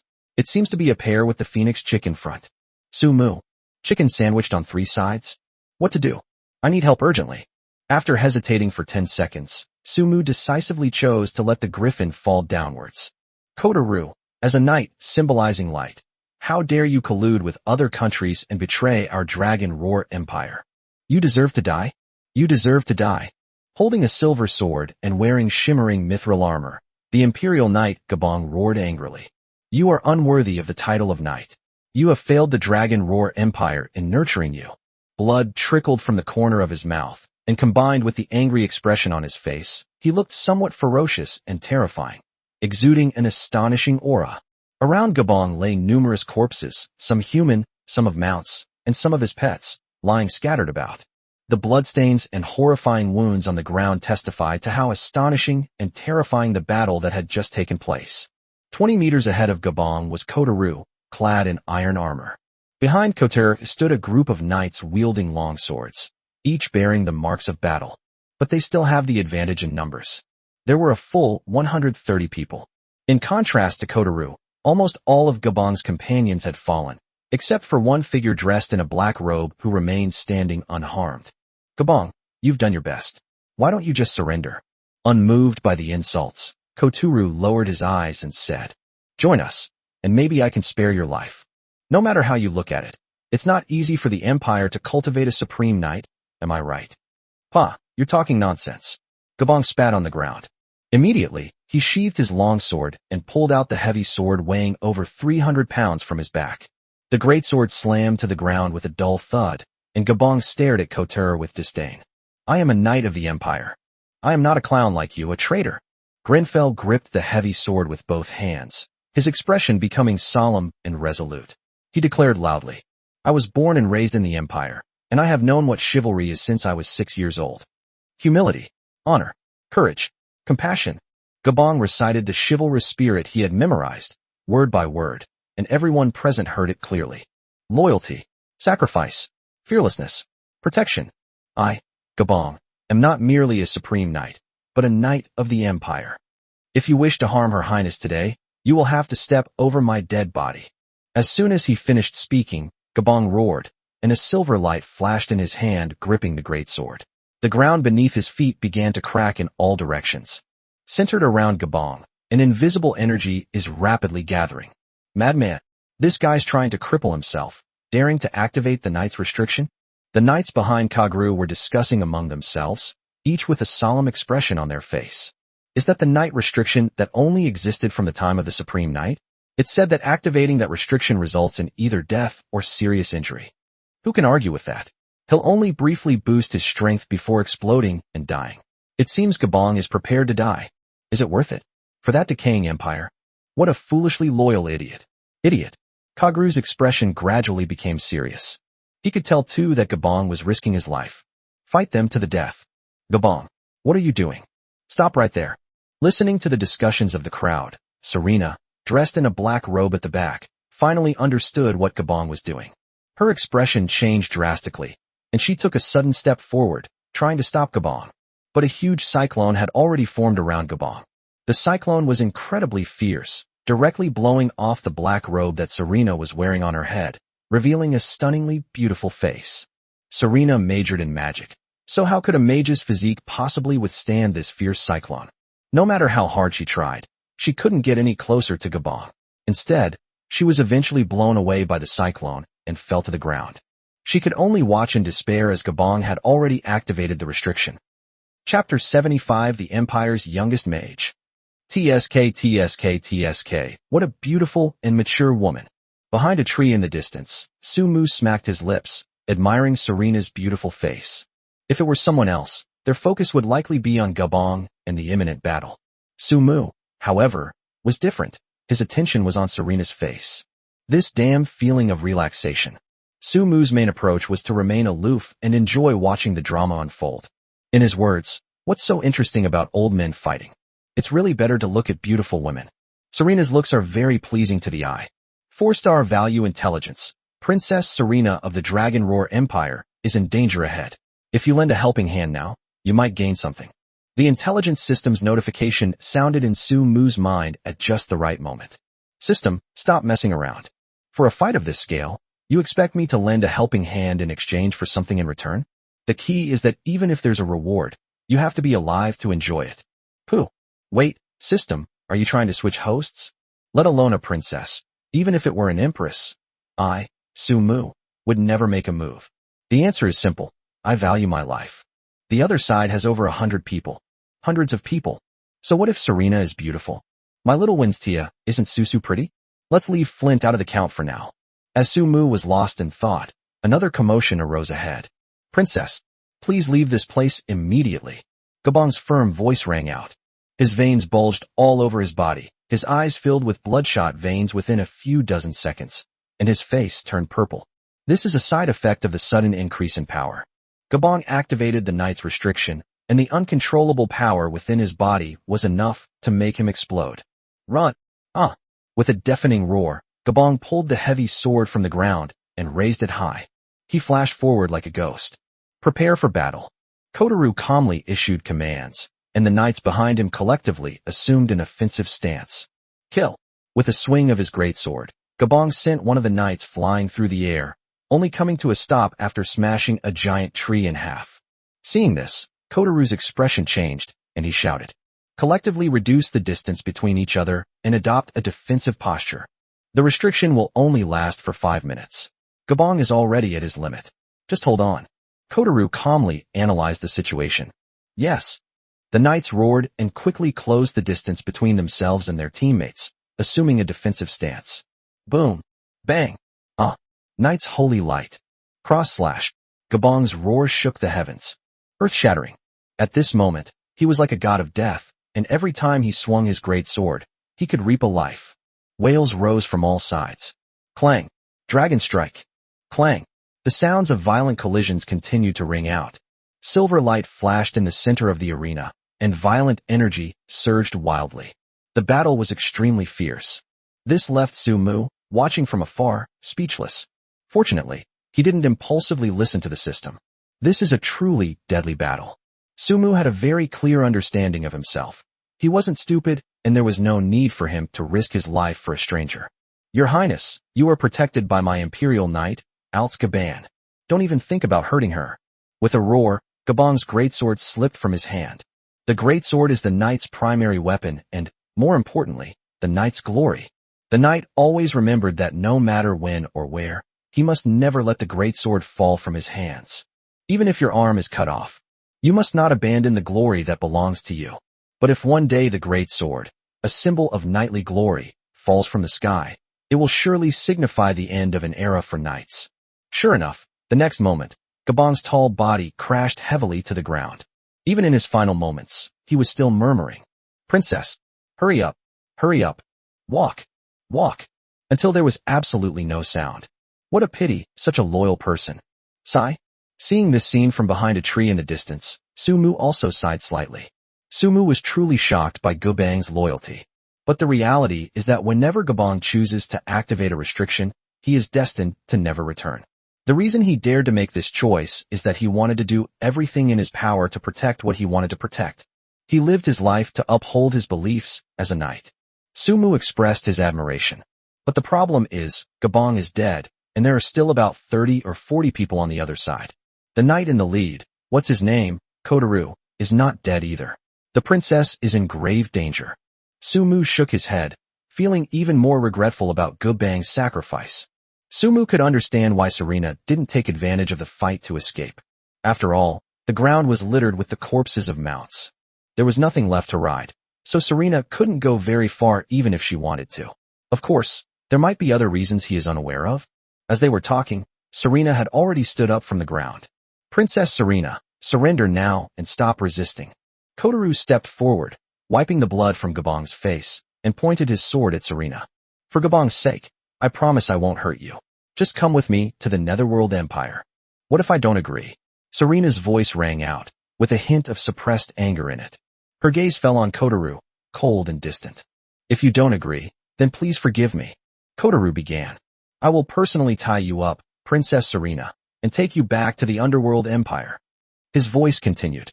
"I know, Princess Serena, you are a genius magician and the youngest mage in the Empire. But your previous injuries haven't healed, so you can't use magic right now. There's no point in putting up a futile resistance. It will only cause you more damage. In the end, I was once a member of the Imperial Knights, and I don't want to hurt you." "Kotaru, why?" Serena spoke, saying, "Why did you betray our Dragon Roar Empire? I'm very curious." Kotaru is a knight whom the Empire has always trained, and he has always been loyal to the Empire. Serena simply couldn't understand why he would betray her. A corrupt empire will eventually decline. Kotaru looked at Serena and said in a deep voice, "For nearly a century, the Dragon Roar Empire has revered magic, which has compressed the living environment of us knights. The current king is a great magician. He is fanatically devoted to magic and has even forgotten that his ancestors were knights, who exactly fought alongside his ancestors to carve out this vast and boundless empire. It's our knights, not that damn mage." Kotaru became more and more excited as he spoke. "But now, we knights are not being treated the way we deserve. He is attempting to erase the glorious achievements of our ancestors. I will absolutely not allow this to happen." Kotaru raised his arm and said hatefully, "Rather than let a corrupt empire exist, let us be the pioneers and overthrow it completely." "Overthrow! Overthrow!" The knights behind him all chimed in agreement. Clearly, discontent was the root cause of their defection. Is it because of the establishment of the magic boundary marker? Serena seemed to understand something. "Princess, you are very clever." Kotaru smiled, holding his silver sword, and walked step by step towards Serena. Chapter 76 Magic Scroll, Ice Prison, Eternal Frost Imprisonment. "Princess, please forgive me." Kotaru found himself holding a shackle the thickness of a baby's wrist, and he walked step by step towards Serena. But then, a bizarre scene unfolded. Serena reached up and placed her hand on the collar of her black robe, then slowly began to unbutton it. "What's going on? Is this princess taking off her clothes?" Sumu, having seen the situation clearly from behind a tree in the distance, stopped in Bungbu. Not only Sumu, an outsider, but even Kachula stopped in his tracks, his face showing surprise. "Princess Serena, what are you doing?" Serena didn't answer his question, but instead gave a cold, irrelevant reply. "Kotaru, you will pay the price for your disloyalty to the Empire. And all of you." These words made Kotaru frown slightly. The next moment, Serena had already taken off her black robe, revealing her body underneath. Sumu. Kotaru and the knights behind him were all shocked. Shock quickly turned into horror. But whatever the emotion, it's definitely not because of seeing a beautiful naked woman or anything like that. It's because Serena's body was covered in blue and white ice crystal-like scales. Scales covered her entire body, gleaming like armor. These scales are definitely not armor or anything like that. They are more like scales growing from flesh and blood. Snake scales. Sumu murmured. This princess isn't human. Clang. Over there. Seemingly realizing something was wrong, Kotaru drew his longsword and charged towards Serena. But he was still too late. A terrifying burst of frost power erupted around Serena, forcefully sending Kotaru flying as he charged forward. Immediately afterwards, amidst a burst of frost and ice crystals, Serena's body was suddenly propelled into the sky. She had transformed into a being with a human head and a snake's body. She looked down at the knights below, the elemental power of frost gathering around her like mist. At this moment, she was like a goddess with an ice crystal serpent body, sacred and inviolable. An alternate world version of Baisujin? Sumu blurted it out. Seeing this, Kotaru, who was lying on the ground, showed a solemn expression, but before he could react, Serena made another move. She somehow acquired a scroll-like object in her hand. A magic scroll?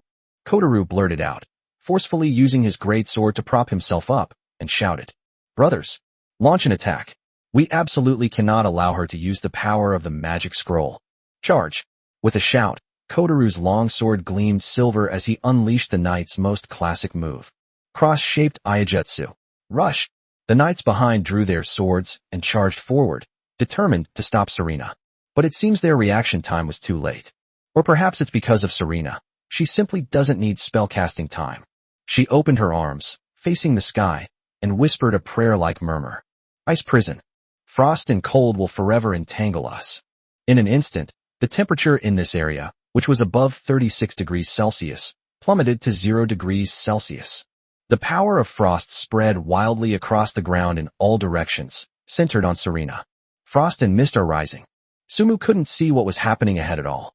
He felt as if he were in a frozen wasteland, surrounded by cold air, and couldn't see any direction. The only thing that can be confirmed is that, apart from being cold, he should not have been affected by the attack, and is still safe. Time passed second by second. The thick, icy aura is gradually dissipating. Sumu's vision finally returned, and he could see clearly what had happened. The knights still charging forward were frozen in time, their figures preserved like ice sculptures in the postures they had before death.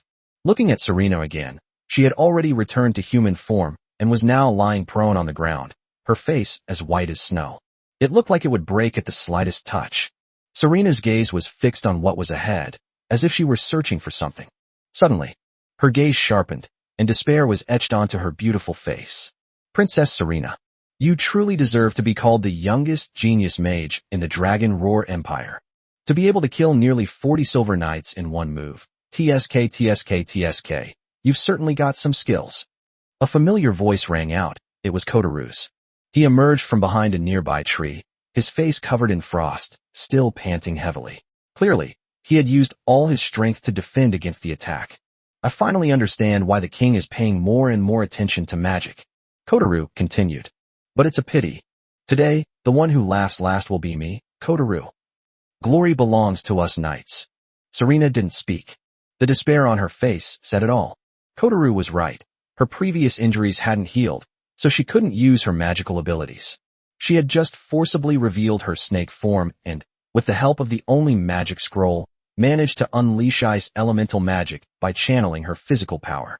Without the aid of a magic scroll, she simply couldn't do it. The ability to instantly kill 40 silver knights is already the limit of what she can do. Her best estimate was that Kotaru was also taken away. But now it seems she clearly underestimated her opponent's strength. He survived. If Serena hadn't been injured, perhaps Gaban wouldn't have needed to sacrifice himself. She didn't need to end up in such a situation. But there aren't so many what-ifs in this world. Serena was now extremely weak and didn't even have the strength to answer. Kotaru continued speaking to himself. Now I understand why the king of the underworld empire insisted that we take you back. I always thought the legends were just rumors, but I never imagined they were true. You have the frost dragon sealed within you. The king truly loves you. Ha ha. Kotaru laughed wildly, and he took out the shackles that had appeared before, approaching Serena. Sudden. Kotaru frowned, as if he had sensed something, and suddenly swung his long sword backward. Clang. The sound of swords clashing. Who are you? Kotaru gritted his teeth and resisted, staring intently at the young man with black hair, black eyes, and yellow skin in front of him. Gale slash. The answer to Kotaru was just 3 words. Bang! The immense impact sent Kotaru flying 5 meters away. Take advantage of his illness and kill him. Sumu added a new motto. Without thinking twice, he used his stealth technique to rush forward again and slashed at Kotaru once more. After continuous battles, Kotaru's energy was no longer what it used to be. Under repeated attacks, he struggled to defend himself. Ultimately defeated, his long sword fell to the ground. Stop! As soon as Kotaru shouted, Sumu's demon dragon hornblade had already switched to a musket and was pressed against his head. Bang! Without hesitation, pull the trigger. From the moment Sumu appeared to the moment he pulled the trigger, only a mere 30 seconds had passed. Chapter 77. Isn't it a pity to bury him like this? 4-star value intelligence. Princess Serena of the Dragon Roar Empire is in extreme danger ahead.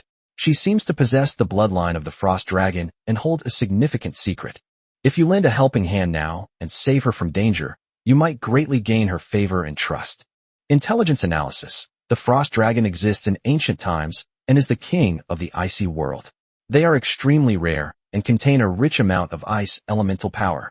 Intelligence tip. Frost dragons shed their scales every year, and their scales are excellent forging materials. The essence blood of the Frost Dragon contains the purest ice elemental power. Using it can enhance the strength of ice elemental magic. This is why Sumu acted decisively. Unfortunately, the system has prompted us for the second time, and this time the analysis is too extensive and too detailed. Seeing that it was only Kotaru alone and he posed no real danger, Sumu decisively chose to take action. Are you alright? Sumu approached Serena and asked her. Serena's gaze fell on Sumu's face, and she silently observed him for a while before remaining silent. Are you unable to speak right now? Sumu tried asking a question. Serena nodded with difficulty. She didn't know who he was or why he was helping her. Everything was currently unknown. But she was too weak to speak or ask for the truth. The only thing she could sense was that the young man in front of her didn't seem to have any ill intentions towards her. Then you can lie down for now. Sumu stood up. I'll search myself and see if there's anything good.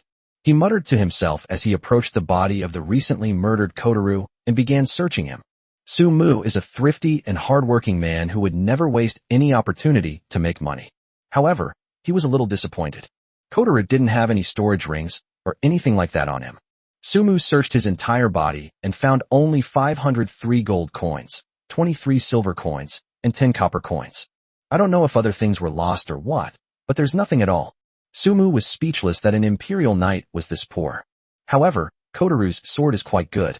Knight's sword, Koter, a knight's sword engraved with the user's name, blue quality. A blue quality sword, which is also the highest quality weapon Sumu has seen so far.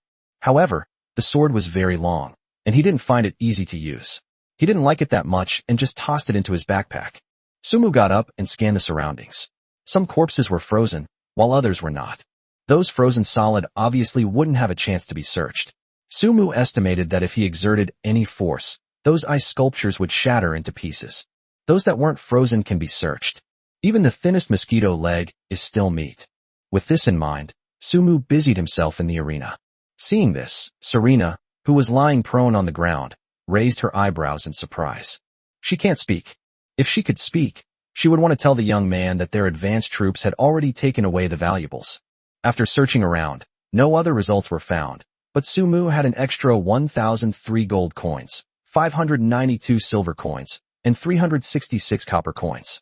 Feeling great. One mosquito leg may be small, but what about hundreds or thousands of mosquito legs? That's quite a bit of meat. Hey, isn't that where the Supreme Knight Jibang died?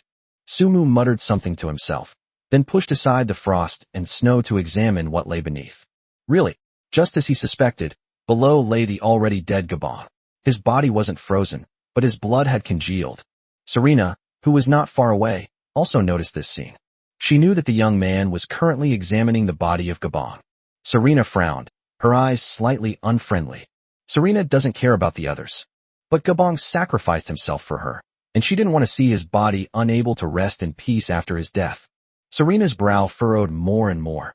She longed to reprimand the young man for interrupting her. But soon, Serena's brow relaxed, and the hostility in her eyes completely disappeared. Instead, I feel gratitude. Sumu is a person with principles. Searching for corpses is not a shameful thing in itself, but a loyal knight like Gabong would really not do it. Spiritually speaking, Sumu didn't think he could do that, so he respected such people. Glancing at the sky and realizing there was still time, Sumu took out his pickaxe and began digging a hole in place. The speed of his hands, honed from being single for over 20 years, was on full display at this moment. Before long, he had dug a hole with all his might. Due to limitations in the tools, it wasn't very in-depth, it was just enough to get by. This isn't usually my job, okay? Sumu sighed, wiped the sweat from his forehead, and dragged Gubang's body into the pit. Glory Greatsword, Gabong. The Glory Greatsword of Supreme Knight Gabong, weighing approximately 300 pounds, was forged by his own hands. The greatsword is engraved with Gabong's name and has accompanied him in countless battles. It's a purple quality weapon. With just a glance, Sumu struggled to pick up the heavy sword with both hands and threw it into the pit. Not far away, Serena's gaze softened as she watched everything unfold. But at that moment, a familiar voice suddenly rang out from behind him. Hey, are we just going to bury him like this? Isn't it a pity? Hiss. Upon hearing the sound, Sumu abruptly turned around. Freyna, why did you follow me here when you weren't in the territory? What? That's right. Right now in front of Sumu is the soul-capturing doll, Flint. The moment Sumu saw her, he was completely overwhelmed. He was being followed the whole way without even realizing it. I can go wherever I want. There's no reason why. Flina slightly raised her face, as arrogant and haughty as ever. I'm truly defeated by you. Despite saying it, Sumu did not blame Flint. For example, that night, when facing the Sky Shuttle silver-feathered horse, Frena would suddenly appear. Sumu knew best why she had followed her. It's simply because I'm worried something might happen to him, so I'm following behind to protect him. She didn't say it, but Sumu understood that this time it was almost certainly true as well. There's no way around it. Frena is just that kind of hypocritical, stubborn, and soft-hearted little undead. Sumu couldn't really blame anyone. Hey, answer my question now. Flina spoke again. Isn't it a pity to bury him like this? Otherwise what? Sumu expressed his confusion regarding Flina's question. Do you think I can bring someone back to life if they're not buried? But even though he's dead, his soul hasn't perished. Frena stared at the pit and suddenly said something. Sumu. Chapter 78 Resurrect. Undead Guardian Knight, Jurban. Frina, what do you mean by that? Sumu's voice was somewhat excited. He was clever. He sensed something unusual in Frena's words. What do you mean by the soul hasn't perished yet? I can resurrect him, so that he may exist as a ghost. Flina spoke again, dropping another bombshell. His soul hasn't died yet. It's attached to his weapon, and I can see it clearly. Hearing this gave Sumu goosebumps. He wasn't afraid of ghosts, but when Florina casually said something, how could he, who had just been searched, bear it? Doesn't that mean that the souls of other dead people are also watching him plunder their belongings? Even if we take a step back and assume that Gabong's soul was watching Sumu dig the pit, then watching him pull his corpse in and throw his sword in, what would that mean? This is terrifying to think about. Don't worry. Only those with deep enough obsession can have their souls wander in the world after death. Ordinary people won't. Flina said something. This girl. Could it be that you've seen through his thoughts? Sumu pondered this in his heart and straightened his back. How can you bring him back to life? I can sew him into a ghost doll, just like me. Flina's face remained completely expressionless as she spoke. Such a loyal and brave person is well suited to be a spirit after death. Making him into a ghost doll to accompany you would be a great help. And don't worry, his loyalty after his resurrection will only be directed towards you. Flina had been observing from the shadows, so she naturally knew what Gabong had done and said. Sumu roughly understood what Fulina was saying, but his only worry was, Frina, has the tailor's undead doll caused any harm to your body or your powers? If there is one, then forget it, I don't really need it. Frina was clearly taken aback, then she swayed in midair, her eyes crinkling, and hummed. What harm can a mere tailored ghost doll do to me? Frina pouted, her face displaying a rich array of expressions. You really underestimate me, Frina. I just don't like to act rashly. Not everyone deserves to be tailored into a ghost doll after death. If I didn't find this guy pleasing to the eye, I wouldn't have bothered with him. As she spoke, Flina came to the top of the pit. She waved her slender hands in a practiced manner, as if she were performing a ritual, forming obscure and incomprehensible hand seals. Before long, a blood-purple array pattern appeared above the pit. Beside the great sword, the soul of the dead Gabong appeared. Sumu was also deeply shocked when he saw Gabang's soul. Flynna's got some skills. Gabang's soul was absorbed into the array pattern in midair. The spellcasting continues. A thick, black shadow needle appeared in Flynna's hand, and she began threading it through Gabang's corpse as if sewing a doll. Sumu was puzzled but impressed. He was afraid of upsetting Flint, so he didn't dare to speak and observed silently. Not far away, Serena watched in shock as everything unfolded before her eyes. She had no idea what was happening. She wanted to ask, but unfortunately, she couldn't speak. But soon, Serena saw Gabang's body rise from the pit and then disappear into the strange array patterns in midair. A rag doll resembling Gabang fell from the array and was caught in the hands of the strange girl. Serena was deeply shocked. Here you go. Use your blood to bind it to your master, and then you can summon your own undead doll. Flyna handed the Gabang doll to Sumu. Good. Sumu took the doll and examined it closely. He now vaguely understood why Frenna's title was Soul-Stealing Doll. This girl's max-level tailoring isn't making clothes for living people, it's making clothes for undead dolls. She infused her soul into the doll, creating her own unique ghost doll. This ability is simply heaven-defying. With her around, Sumu felt that his undead army would continue to grow stronger even without the undead scroll. The premise is that using this ability will not actually harm Frenna. Sumu glanced at Flyna, and seeing that she was alright, he cut his finger and dripped 2 drops of blood onto Gabang's doll. The next moment, the doll in his hand seemed to come alive, breaking free from his grasp and flying into the sky. Just like Frenna's transformation from a doll into a human, Gabang's undead doll also completed its metamorphosis within the black mist. The undead guardian knight, Jerban, is at your command, master. The moment Gabang appeared, he knelt on one knee in front of Sumu with the highest knightly etiquette, bowing his head. Unlike Gabang, who was still human, the current Gabang presents a state of nothingness, and he carries the same deathly aura as Mordrensa. The death aura manifested as a tangible black mist that enveloped him, and his armor faintly glowed with a ghostly green light, giving him a somewhat ghostly skeleton knight-like appearance. That's pretty cool. Moreover, it's obvious at a glance that it's not human. Get up, Sumu said, raising his hand. Yes. Gabang's voice was strong and clear. After he stood up, his gaze remained fixed on the crater at his feet, as if deep in thought. Sumu noticed this detail. That's your sword, take it. Yes, master. Gabang raised the great sword with one hand, and at that moment, a ghostly green light surged from his body, unleashing an astonishing aura. From this day forward, the fully fledged undead guardian knight, Gabangsheng. Sumu watched with delight. Not bad. We've already made some gains before even reaching Tianlong City. After putting away Gabang, who had transformed back into a ghost doll, Sumu prepared to set off for Tianlong City again. It was getting late, and we were still about 20 kilometers away from Tianlong City. Hey, this thing is pretty good. Sumu discovered something good. Magic-suppressing shackles, forged from a meteorite from outer space, incredibly sturdy and difficult to break free from. Once bound, one cannot use magical power. It was the very thing that Kotaru had planned to use to bind Serena. Sumu hadn't expected that it would be the most valuable thing he had seen so far. He quickly put it away and then said something. I'm going to Tianlong City. Will you come with me? Sumu looked at Serena and said. Serena nodded. She naturally had to go along. Putting aside the fact that there are many wild animals here at night, what if Kotaru has other pursuers? In her current condition, she simply cannot survive on her own. It just so happens that Tianlong City is also the place she's going to, so that couldn't be better. Alright then. Sumu took out the cloth bag and summoned the griffin. He glanced around and found that Fiolina had disappeared. I was hoping to invite her to ride the griffin with me, but she didn't even get the chance. Shrugging, Sumu picked up Serena from the ground. Serena. Before long, the griffin soared into the sky. Chapter 79: Serena's brutal way of expressing her gratitude. This was the first time Sumu had ever seen a city since he came into this world. Tianlong City was much larger than he had imagined, stretching as far as the eye could see in midair. Moreover, the surrounding city walls were a full 30 meters high, enclosing the entire city. Looking down from above, it's incredibly spectacular and breathtaking. This also made Sumu's heart burn with excitement.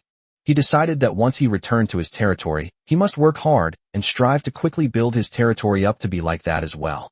This is the kind of atmosphere a city should have. His current territory is still far from enough. Sir, flying is prohibited in the airspace within Tianlong City. Please land immediately and enter through the city gate. Two guards on flying mounts stopped Sumu. I'm sorry, I didn't know there was such a rule.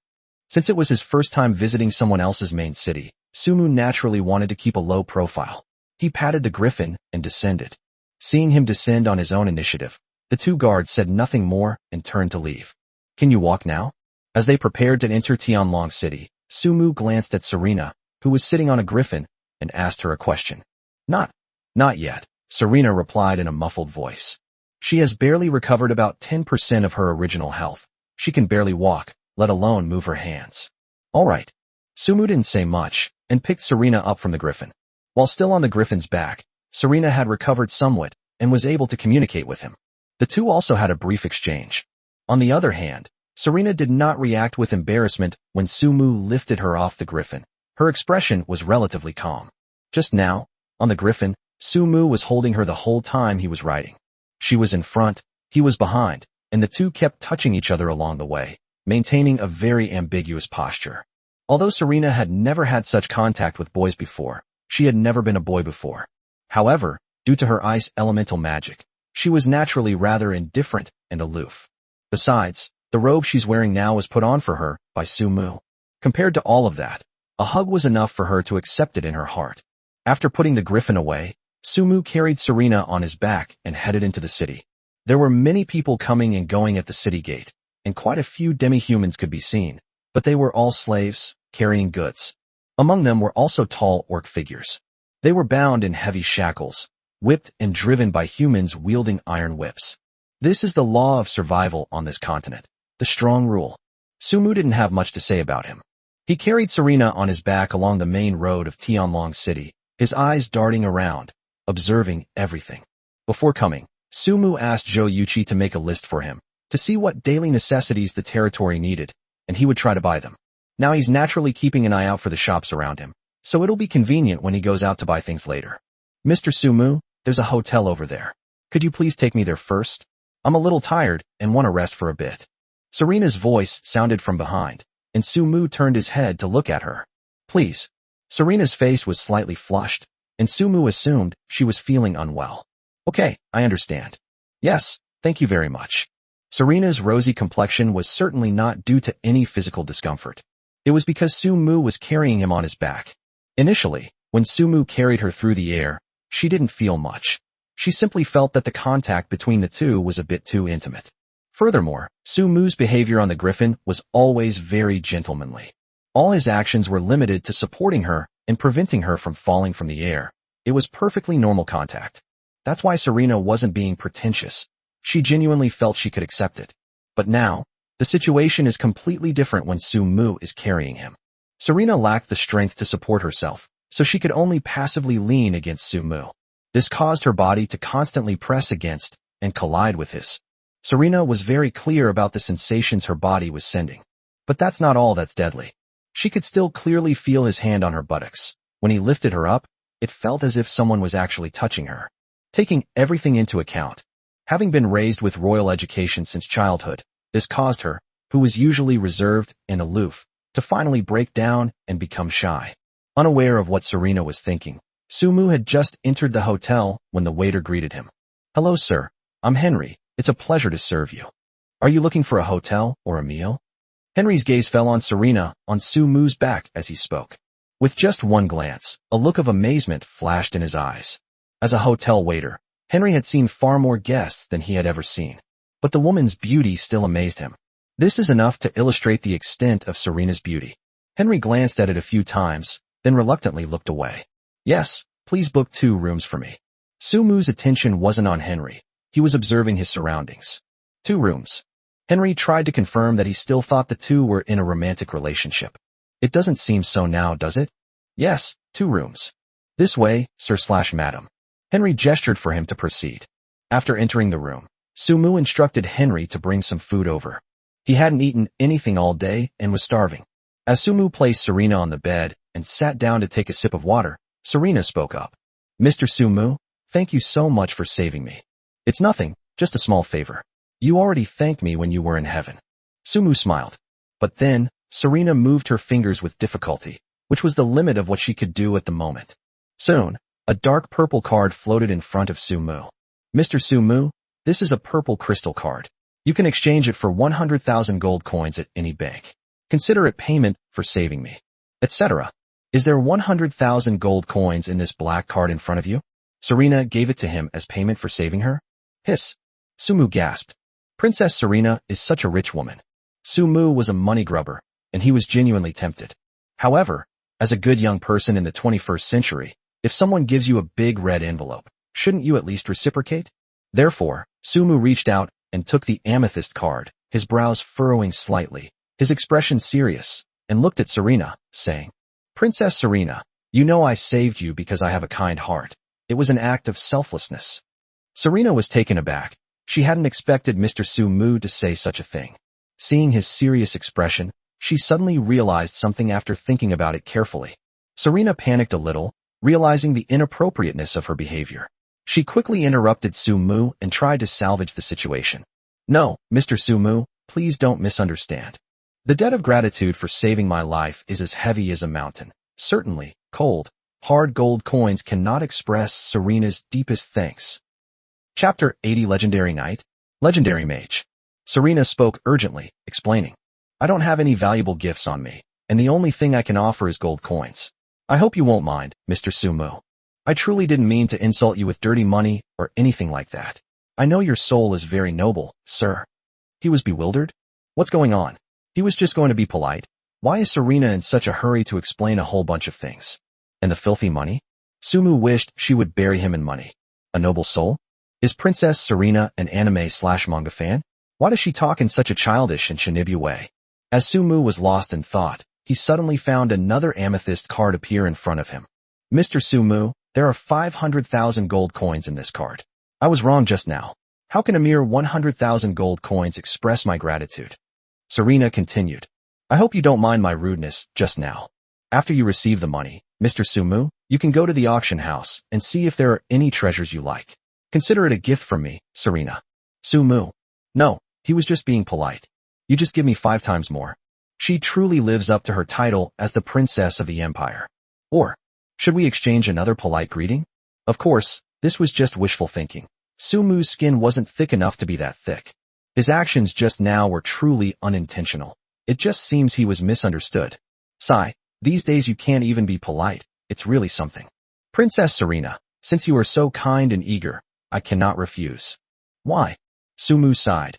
You know, money is just an external thing, I don't value it. As she spoke, Sumu had already carefully put away both cards. Serena smiled but didn't say anything. Her gaze towards Sumu softened considerably. Mr. Sumu's character is truly upright. Luckily, I reacted quickly enough, otherwise I would have really hurt Mr. Sumu's feelings. After all, he saved me, and I tried to insult his character with money. I really am. This is what Serena is thinking at this moment. Unbeknownst to her, Sumu's image in her heart had been elevated for the second time. The first time Gao was naturally when he helped Gabong dig a hole to bury him. Having lived in the palace the entire time, Serena rarely went out, and she was not very adept at social skills. That's why I did something so straightforward, accepting money as a way of expressing my gratitude. When Sumu uttered the words, I don't expect anything in return, Serena immediately realized what was happening and tried to salvage the situation. However, if Serena knew what Sumu was thinking, she would probably be completely dumbfounded. Princess Serena, are you hungry? Sumu was enjoying the food Henry had brought her, and she didn't forget to ask a question when she had a moment. It's all right. I'm not hungry, Mr. Sumu, you can eat. Serena lightly licked her red lips, looked away from the food, and said, Also, you can just call me Serena, no need for the title of princess. By the way, Serena, I heard from that dead knight that you were some kind of mage. Does that mean you're a magician of a certain rank? During the meal, Sumu didn't forget to ask about the issues she was concerned about. Sumu had a general idea of the items and equipment on this continent, and knew how to distinguish their quality. He couldn't tell the difference in terms of strength. What supreme knight? What kind of mage? Completely confused and bewildered. With Serena by his side, he naturally wanted to ask her about it. Serena was somewhat surprised by his question, but she patiently explained. Yes, magician means the level of a magician. On this continent, the ranks of mages are divided into apprentice mage, magic servant, mage, archmage, grand archmage, holy archmage, legendary god of mage. Each major stage is comprised of 9 minor stages. Sumu nodded, roughly understanding. So, Serena, what kind of mage are you? And what stage are you at? Me? Serena pursed her lips, thought for a moment, and then didn't hide anything. 2 years ago, I became a mage, but because of an injury a year ago, my strength has been stuck at the 9th level of mage. So that means you would have been a grand magus long ago if you hadn't gotten injured. Sumu didn't know if being a mage was considered powerful, but when he saw Serena casting spells before, she was very strong. Moreover, she was a mage 2 years ago. This is truly impressive. More or less. Serena's expression was calm, without any arrogant reaction. What level is the strongest mage in the Dragon Roar Empire? Sumu asked curiously. Earlier, when Sumu was carrying Serena on his back walking on the streets of Tianlong City, he heard some news from the street vendors. Tianlong City is a second-tier city under the jurisdiction of the Longyin Empire. The land he is standing on now belongs to the Dragon Roar Empire. Moreover, it is highly likely that Sumu's current territory is also within the Dragon Roar Empire's borders. If he grows powerful one day, he might be targeted again. Our empire's magic has only existed for a little over 100 years, and its foundation is not strong enough. Therefore, the strongest magician at present is only the Archmage. Serena said softly. And he was also my mentor. Grand Magus? So there are 2 more major stages to come. Having never witnessed it, Sumu didn't know whether it was impressive or not. He would only know after seeing it for himself. Finally, Sumu asked some questions about professions on the continent, which Serena answered patiently. The main professions in this continent are swordsman, knight, and mage. Other classes like summoners, bards, rune masters, and potion masters also exist. However, those are only professions for a small number of people. The ranks of knights are apprentice knight, squire, bronze knight, silver knight, gold knight, supreme knight, holy knight, divine knight, legendary knight. Gabong is a first-tier supreme knight. Kotaru, who was killed by Sumu earlier, was a golden knight. As a supreme tier 1, Gabong is actually very powerful in combat. Otherwise, he wouldn't be able to exist as the princess's guardian knight. However, before the battle, Gabong was ambushed by Kotaru and ingested food containing poison, which greatly reduced his strength, lowering him to around the level of a gold knight. And Kotaru is a ruthless person. To dispel any suspicion that Gabong had taken poison, he also ate it himself. Therefore, a large part of the reason Sumu was able to kill Kotaru was because his strength had been weakened. Based on a comprehensive assessment, Sumu felt that his current strength was somewhere between a bronze knight and a silver knight. But what he's more curious about now is just how powerful Gabong's undead doll really is. Has it reached the level of the Supreme Knight? If so, he'd be rolling in money. Chapter 81 Yunlong Merchant Guild. Purchasing slaves again. Of course, Serena told Sumu about Gabong and Kotaru. Sumu didn't know why the princess trusted him so much. Maybe it was related to his charm? After all, he's a man with 60 points of charm. Mr. Sumu, I have a question for you. Serena suddenly spoke. Is it about Gabong? Sumu already had a guess. Right. Is Gabong currently following you as a spirit? Yes. Sumu had no need to hide it. I greatly admired Gabong's character, so the undead under my command resurrected his soul. Does he still have any memories? There should be some degree of loyalty, but he is now loyal to me. Sumu's words were clear. Gabong was now his ghost and would no longer follow you. I understand. Serena breathed a sigh of relief, as if a heavy burden had been lifted from her heart. She nodded solemnly. Road. To be able to follow Mr. Sumu as a ghost is also an excellent end for Gabong. I hope you will treat him well. Serena seems to have a very open-minded attitude, and she even seems to know something about the undead. If an ordinary person heard that someone had become a ghost, they would probably want to know the reason behind it. Her reaction was rather indifferent. Sumu thought to herself, but said aloud. I will, don't worry. Thank you. Serena had barely finished speaking when a glug sound suddenly rang out. Huh? What's that sound? Sumu looked at her curiously. He could hear that the voice was coming from Serena's side. Soon, there was another glug sound. Serena, her round eyes sparkling, blushed slightly as she met Sumu's gaze with a hint of unease. Haha. Sumu patted his head. I'm sorry, Serena. I've been so busy eating by myself. You must be hungry too. Let me feed you. The gurgling sound was naturally Serena's stomach protesting. After all, Sumu had been enjoying his meal the whole time, and Serena had been watching. It would be a lie to say she wasn't hungry. She is just physically weak. All other bodily functions are normal. Thank you for your help, Mr. Sumu. Serena wasn't being pretentious at all. Sumu fed her, and she ate naturally. Moreover, she ate in a very ladylike and elegant manner, chewing slowly and deliberately, without getting any food on her lips. As expected of a princess raised by the royal family, she has the perfect poise and elegance. Indeed, some aristocratic airs simply cannot be faked. Throughout, Sumu observed her with an appreciative gaze. A stunningly beautiful and mature woman like her.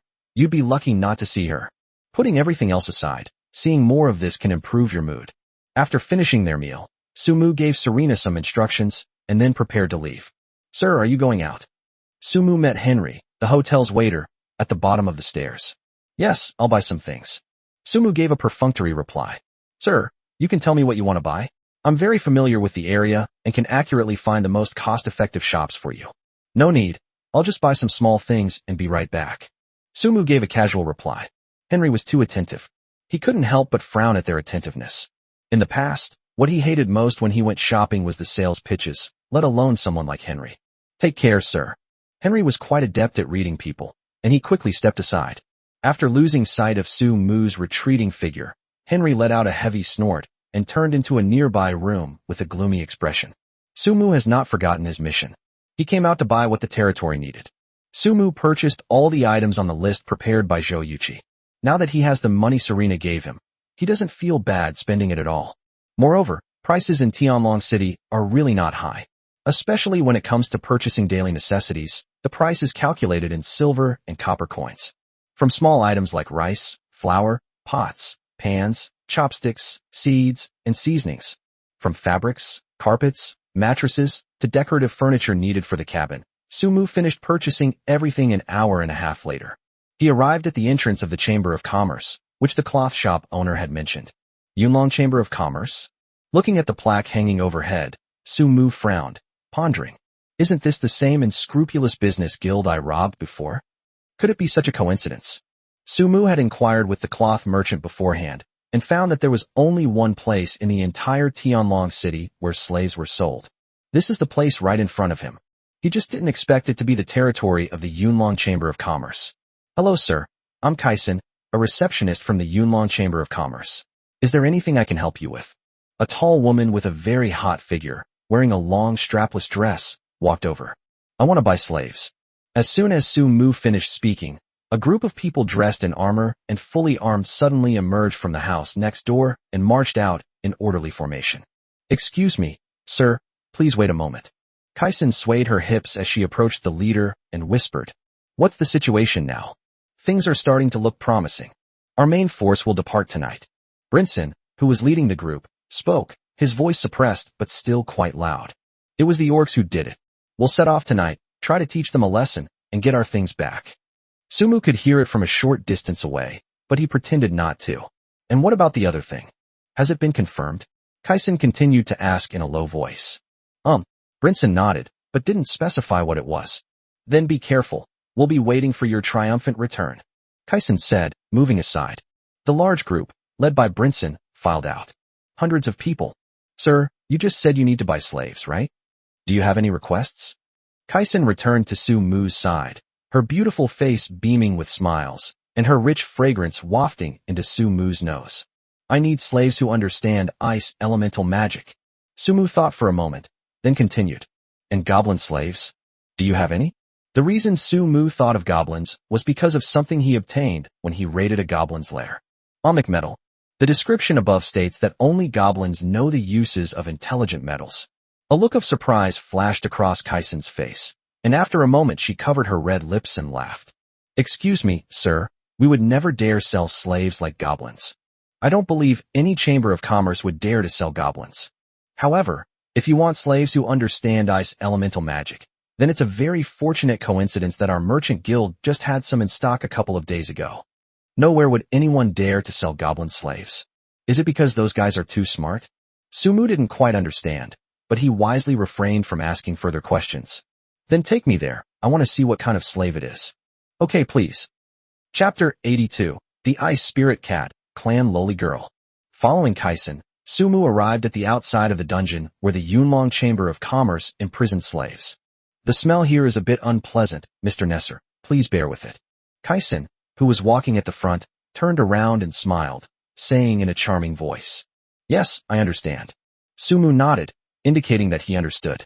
The name Nasser that Kaisen used was just a name he made up, since this woman kept trying to subtly probe his identity. Then let's go. As she spoke, Kursin gestured to the guards to push open the heavy cell door.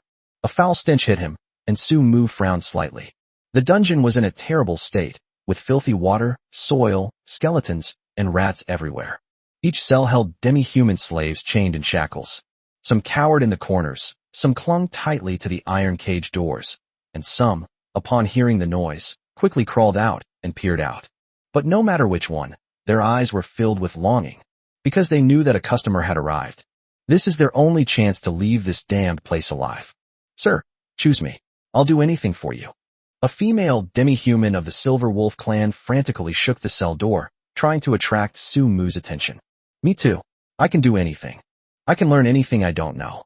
A female tiger tribe subhuman also demonstrated her value in the same way, even striking a seductive pose and constantly throwing flirtatious glances at Sumu. Please choose me, please. Please. Some were more reserved, clinging tightly to the prison door and pleading softly. Kursin, who was walking at the front, seemed unfazed by these situations and didn't say anything. Sumu remained silent. These demi-human slaves did look pitiful, but he couldn't completely free them. Besides, he's not some savior. Why think so far ahead? Miss Kaisen, are all the people imprisoned in this dungeon female slaves? Sumu asked casually. Certainly. Our Yunlong Chamber of Commerce is quite particular. Our guests don't like their female slaves, whom they buy to serve them, being defiled by other men. Look at the guards in our dungeon. They're all women, no men, right?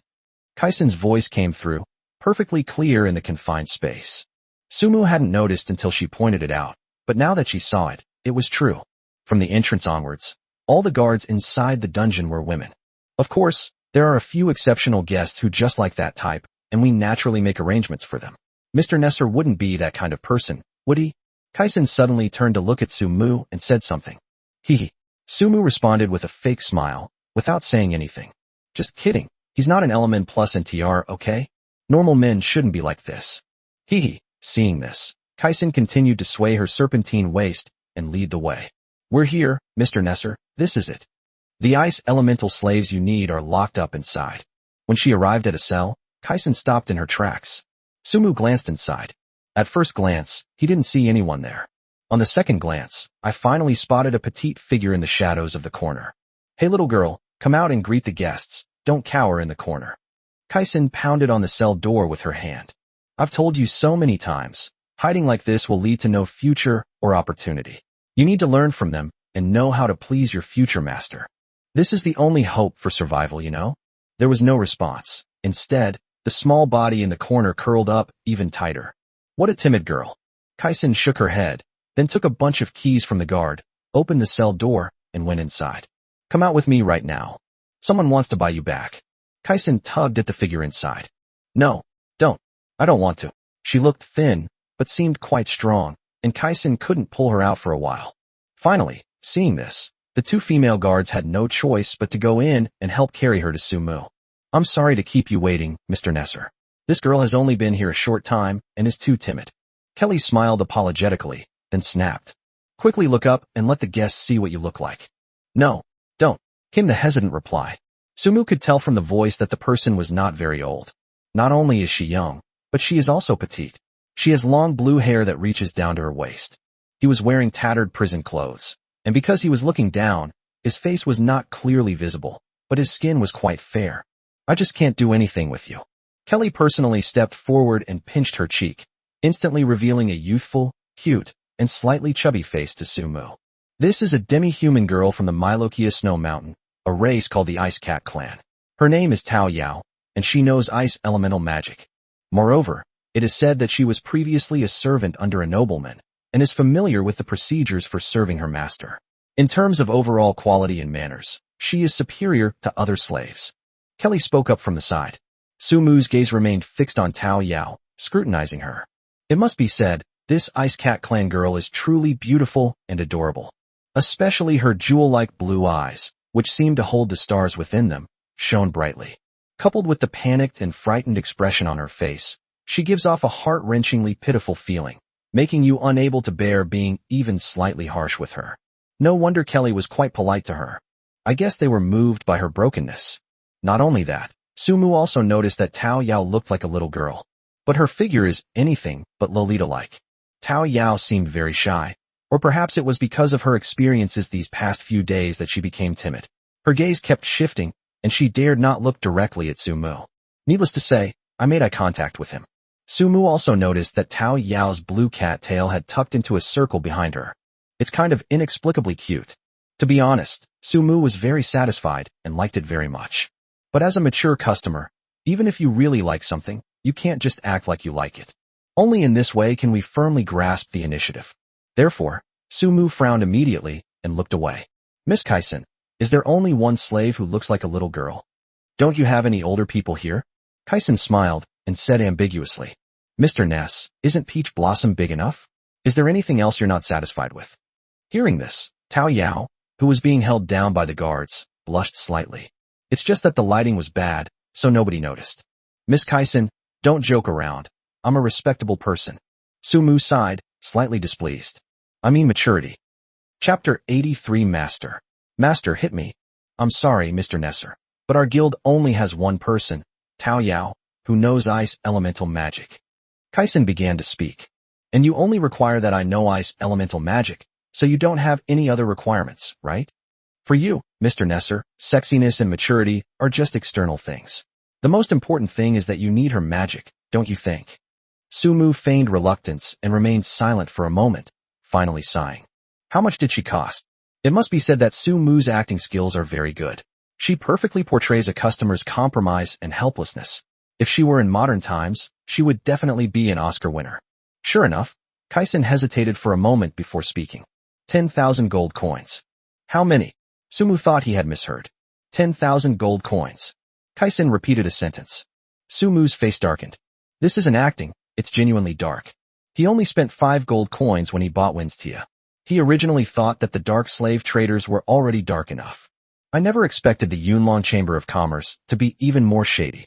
They actually dared to ask for 10,000 gold coins. Miss Kaisen, do you think I've never bought slaves before? After leaving those words behind, Sumu turned and left without hesitation. Wait, Mr. Nesser, let me explain. Kaisen hurriedly followed, saying, I believe you have just heard me say that Tao Yao was born into a noble family, and her qualities are inherently higher than those of other slaves. Moreover, the Ice Cat clan is a relatively rare race. Slaves who understand ice elemental magic are extremely rare even in city-states within a radius of 10,000 miles of us, so their prices are naturally much higher. Sumu walked ahead. Kaisen chased after her, desperately trying to explain. Most importantly, Tao Yao was originally an item we planned to auction in a few days, and her price would definitely not be less than 10,000 gold coins. Mr. Nesser, you're definitely making a profit by buying now. If it were an ordinary slave, it would only cost around 50 gold coins here. We really, absolutely did not trick you. Kaisen had already blocked Sumu's way. Is she really going to be auctioned off? Sumu stopped and asked. Real. As she spoke, Kaisen pulled a poster from her chest and opened it. With just one glance, Sumu understood. It was a promotional flyer for the Yunlong Chamber of Commerce auction, prominently featuring the auction of Catwoman Tao Yao, along with her portrait and other details. Sumu hadn't expected that this other world would know how to use gimmicks to attract people to participate in auctions, and they even had flyers. Awesome. It also says that the starting bid is 10,000 gold coins, and Kaisen wasn't lying about that. What she gave him was the starting bid. Miss Kaisen, if you sell Tao Yao now, what will happen to the auction? Sumu asked a question. Kursen smiled and said, then you don't need to worry about it, Mr. Nesser. You just need to treat Tao Yao well. In that last sentence, Sumu saw the word sincerity on Kai Xian's face. They say prostitutes are heartless. Kaisen is a slave trader, so she must be a madam, right? How could she be so kind? Why is that? Sumu hesitated for a moment, then turned around and walked back. Little girl, from now on, follow your new master well. Behave yourself and be smart. Did you understand? While removing Tao Yao's shackles inside the iron cage, Kai Xian gave her a fierce warning. She spoke very softly, but Sumu outside could still hear her slightly. Sister, didn't you say you wouldn't sell to me these next couple of days? Tao Yao mumbled something, her face still showing that pitiful, timid look. I'm selling you now for your own good. I think you're a decent owner. Kaisen patted Tao Yao's face. Besides, you don't want to be bought by those fat nobles who are as fat as pigs and become their little plaything or pet in a couple of days, do you? Then you really won't have any freedom at all. As she said this, a hint of sadness appeared in Kaisen's eyes. Okay, all right. Tao Yao nodded, then turned her small face slightly, cautiously glancing at the figure waiting outside the cell. Today's guest is tall and thin and looks good. This is much better than the previous guests who came to see her.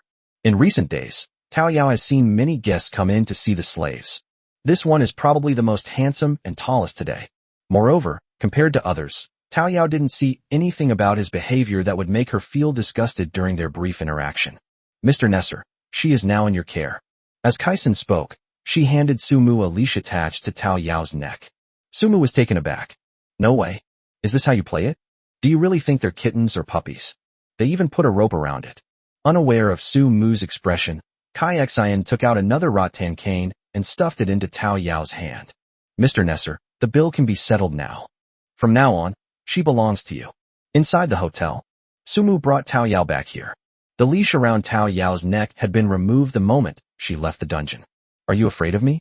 Looking at Tao Yao kneeling before him with her head bowed, Sumu spoke with a hint of helplessness. On the way back to the hotel, Tao Yao followed closely beside him with her short legs, not daring to say more than a few words. If Sumu walks a little faster, it's like she's running.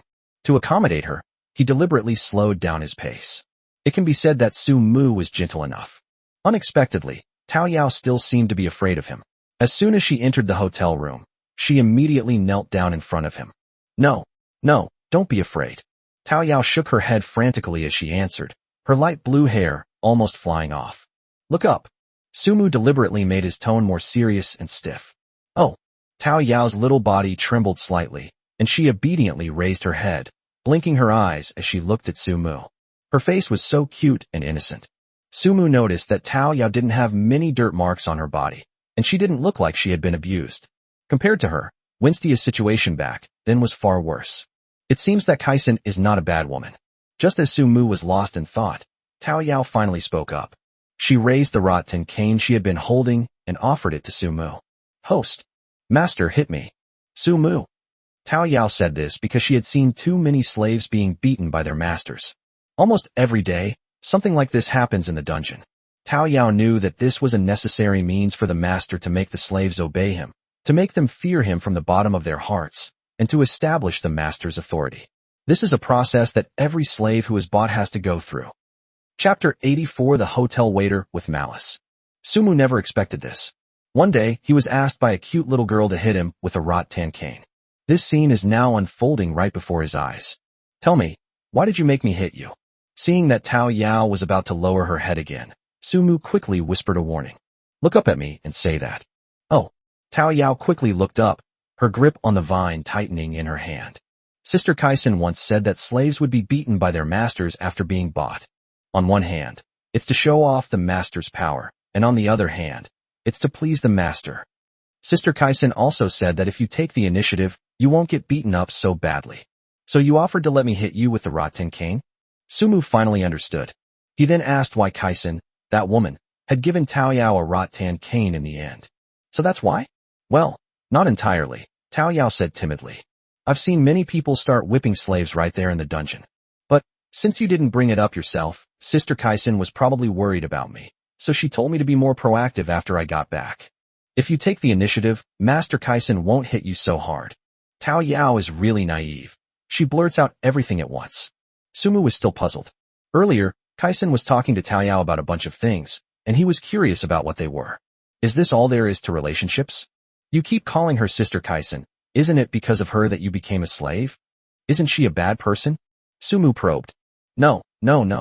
Tao Yao shook her head frantically again. I was arrested by someone else, not Sister Kaisen. And when I was in the dungeon, she was very kind to me. Many slaves bullied me, but she locked me up alone, gave me a bath, and bought me good food. She's a really nice person. Idiot. Sumu muttered under his breath. Isn't she only nice to you because you're valuable? You're ridiculously expensive. An ordinary slave costs 50 gold coins, while a peach blossom costs 10,000 gold coins.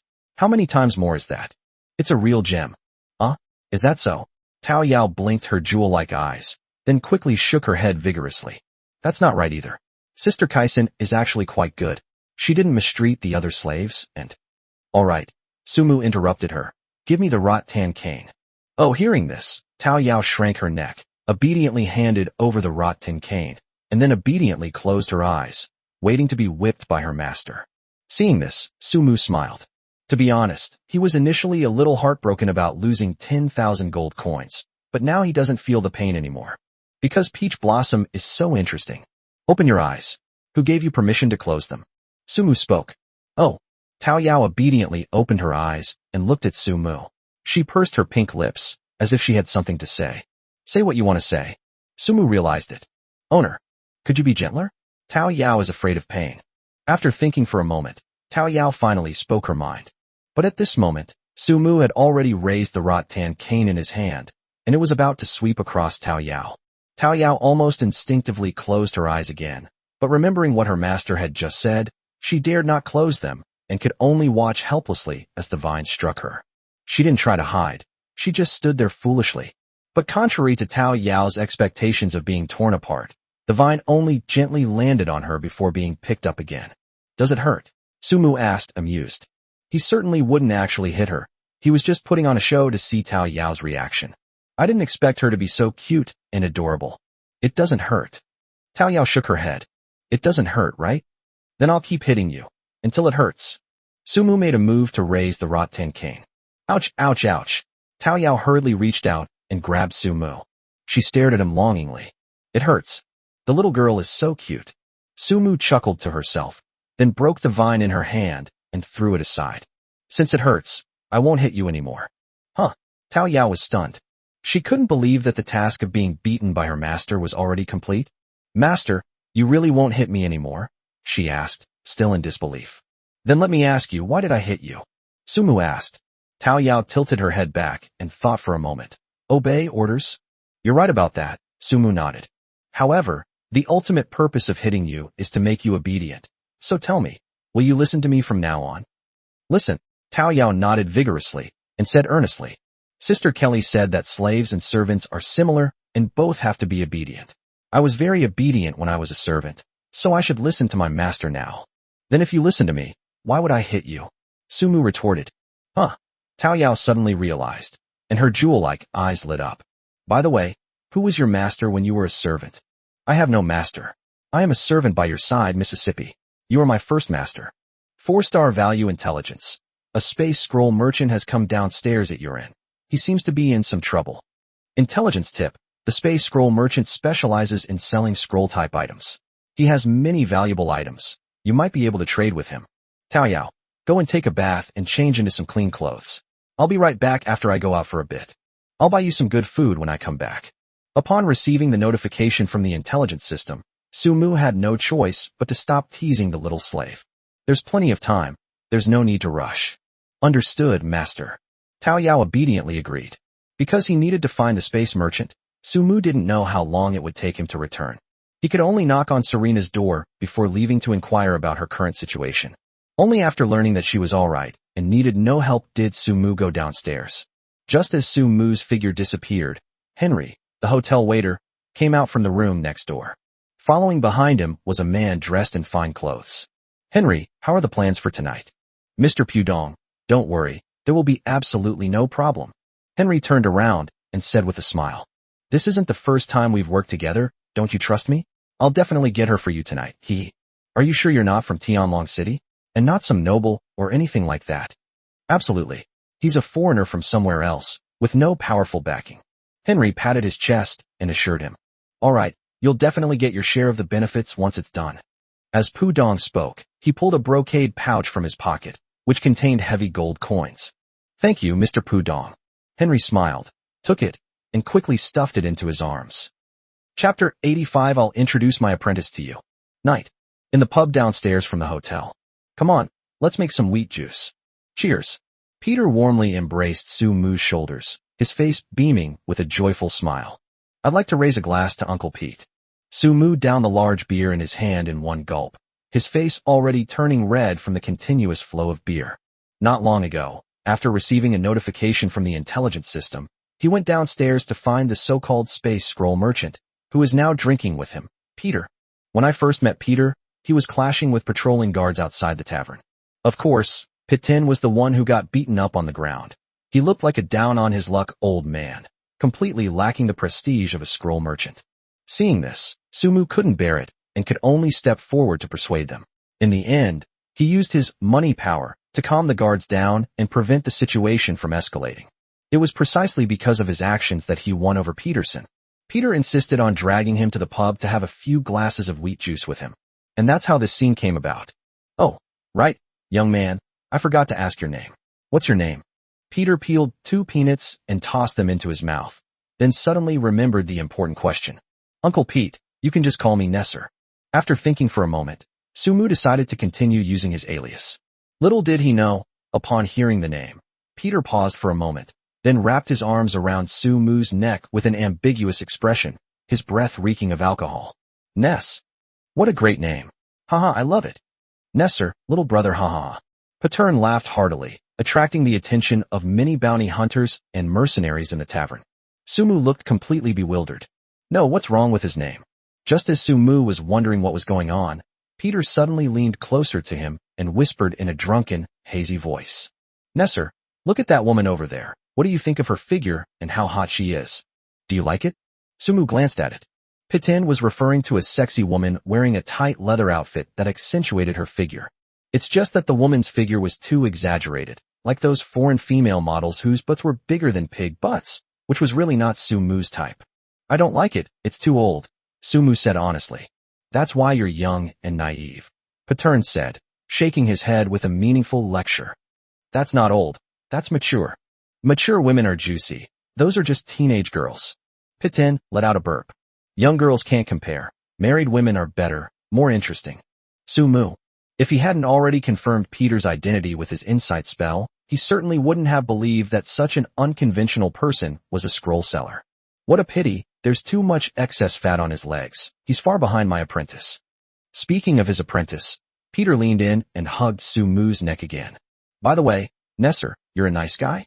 How about I introduce you to my apprentice? She's a master blacksmith and a demi-human too. Especially her legs. They're just so long and beautiful. Pitin kept talking. It's because of her that I'm now completely uninterested in anyone else's legs. How about I introduce you to her? If you can win her over, we can drink together every day. With his master being so unreliable, Sumu didn't even dare to imagine what his disciple would be like. He quickly shook his head and said, Uncle Pete, forget it. I'm not interested in women. Stop pretending, you brat. Peter slapped Sumu on the chest, squinting and laughing as he scolded. Your name is Nesser, and you still say you're not interested in women? Who are you trying to fool? It's settled then. I'll have my apprentice come to you next time and introduce me to you. As he spoke, he picked up the large glass of beer the bartender handed him and drank it all in one gulp. Sumu. No, what's wrong with him choosing a name that he thought sounded nice? And also, Uncle Pete, you've already decided to introduce him. Why did you ask for my opinion? Will my answer or not change the final result? Sumu expressed her frustration. It was already past midnight after we finished drinking. Peter's eyes were blurry from drinking, and in the end, it was Sumu who paid the bill. Nesser, I'm very happy today. Let's have another drink another day. Walking down the street, Peter was swaying unsteadily, unable to stand, and Sumu helped him up. Originally, Sumu only wanted to buy a scroll, but Patern didn't play by the rules. He didn't mention the scroll at all, and even took him out for drinks. Sumu expressed his helplessness, admitting that he was genuinely a bit drunk. Uncle Pete, I'll get you a room at the hotel. Go in and rest. Sumu shook his head, trying to clear his mind. No, I want to go back. Patern waved his hand. I remember you said you weren't from Tianlong City, right? Where are you going back to? I have a method. Patern let out another hiccup, rubbed his hands together, then pulled out a small bag and handed it to Sumu. Nesser, the scroll you told me about before. I haven't been in the business of selling scrolls for years, but I'm happy today, so I'll give you some. When Sumu mentioned the scroll earlier, Patern hesitated and didn't give a direct answer, so he thought the other party was drunk. It turns out he stopped selling scrolls a long time ago. No wonder that's the case. Uncle Pete, then I won't stand on ceremony. Next time you ask me to drink, I'll definitely be there. Sumu was not one to be pretentious or polite, so he put the cloth bag away. Don't be so polite with me. I'll look for you again next time. Peter patted Sumu's shoulder hard, then staggered forward, looking like he was about to fall. Sumu was about to go up and help him, A bizarre scene unfolded. Patern simply vanished into thin air. Sumu. Space travel? Sumu immediately thought of this word. Is Peterson really that awesome? After standing on the street for about a minute, he walked into the hotel. Welcome back, sir. As soon as Sumu entered the door, he was greeted by Henry. You've had so much to drink. Why don't I take you back to your room? No need. I can manage myself. Sumu refused Henry's help. Okay. Henry smiled and didn't say anything more. But after Sumu went upstairs, he still secretly went upstairs. At the same time, Patern, who had left Sumu's side, appeared on the southernmost street of Tianlong City. At this moment, the drunkenness and dazed look on Peter's face were no longer visible in front of Sumu. He stared coldly at the patrolling guards ahead. A bunch of rotten scum. Not very capable, but he certainly knows how to put on airs for me. Of all people to mess with, I, Peter, am not one to let grudges go unpunished. As he spoke, Patern had already conjured a dark purple energy in his hand. Soon, a patrol team will mysteriously disappear within Tianlong City. Chapter 86 Florina, are you trying to scare me to death? Master, is the water temperature still suitable? Sumu soaked in the wooden tub, and Tao Yao's sweet and gentle voice rang in her ears. Yes, that's fine. Sumu responded, her mind much clearer than before. Sumu was surprised to find that Tao Yao hadn't slept when he returned, and was still waiting for him. Not only that, she also specially prepared a hot bath for him. In Tao Yao's words, she had prepared the hot water for a long time. Every time it got cold, she would fetch more hot water to add to it, until the owner returned and it was ready to use. Sumu felt a warmth in his heart when he heard her explanation. Tao Yao only came to his side on the first night, but he didn't expect her to be so sensible and clever. As Curson said, a slave who has served noble servants has far more experience than an ordinary slave. At least Sumu could sense it. The void left by Winstia's absence was temporarily filled. Tao Yao, I brought back some chicken frames. They smell delicious. Go ahead and eat them. Don't worry about me. Sumu said to Tao Yao, who was standing behind him. The little girl's face was flushed, as if she was a little shy and nervous, but she still didn't leave his side and waited for his command. No, that won't work. Master, you haven't finished showering yet, so I can't eat anything. Tao Yao fiddled with her little hands, answering somewhat flusteredly. Her gaze wandered, and she didn't dare to look at her master's back. After all, this was her first time serving a man a bath, and it would be a lie to say she wasn't nervous. Girls and boys are different.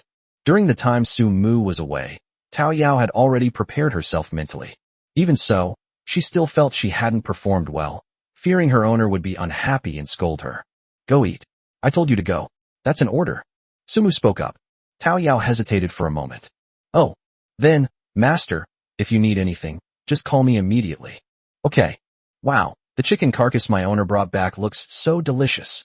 I'm so happy. Tao Yao muttered to herself, licked her fingers, picked up another chicken carcass, and began to eat heartily. It seems, being a servant and being a slave are pretty much the same, and being a slave isn't so bad. My owner is still doing well, and even remembered to bring me delicious food as promised, and actually did. Tao Yao felt immensely satisfied, her eyes narrowing into slits with happiness. But soon, her happy little face immediately fell. Tao Yao sniffed, her eyes slightly red. Because she still has someone she cares about. How have you been these past 2 days? Let me know if you need any help, and I'll try to figure something out. It was already past midnight, but Sumu still sent Luo Wuxi 2 messages of greeting. While taking a bath, he also glanced at the scroll that Peter had given him to see what it was. Random Teleportation Scroll 15. Tears open space upon use, instantly teleporting you to a random location hundreds of kilometers away. Can carry 5 people. Fixed Location Teleportation Scroll 20. After use, set a frequently used location. Using the scroll again will teleport you to that location. Limited to 1 person. Upon seeing the Fixed Location Teleportation Scroll, Sumu's first thought was of a Return to Town scroll. The Random Teleportation Scroll, however, is highly random, and Sumu has not yet found a way to use it. Having learned from his previous experience with the Wandering Merchant, Sumu sensed that these scrolls were quite valuable, so he quickly put them away. Henry, what time is it? Haven't you finished yet? Inside the room, Pudong's impatient voice rang out. He had been waiting all night, and Henry still hadn't finished off their prey for tonight. Mr. Pudong, please don't be in a hurry. That foreigner went out drinking tonight, and didn't come back until quite late. The light in his room is still on. Let's wait a bit longer. Henry opened a crack in the window and looked out, and soon saw that the lights in the opposite room had just been turned off. He exclaimed excitedly, "Mr. Pudong, that's enough. That foreigner is resting. Wait for me. The prey will be delivered to my door soon. It would be best if it were as you said."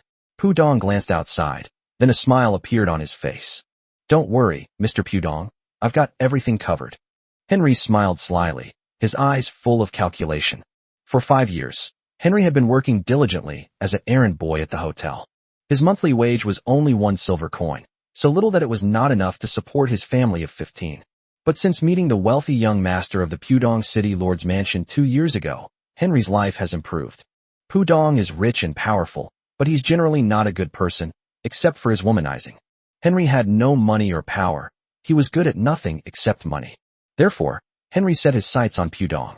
Taking advantage of his position as a waiter at a high-class hotel, where he could see all sorts of guests, he helped Pudong find prey to sleep with. They used this to make money off him. Because Henry knew some swordsmanship, ordinary people couldn't defeat him. In the past 2 years, at least 20 or 30 young and beautiful women had been harmed by him. Each time, it went very smoothly. This is why Henry became increasingly audacious and lawless. When he first saw Serena on Su Mu's back today, he was completely stunned by her stunning beauty. Henry contacted Pudong immediately.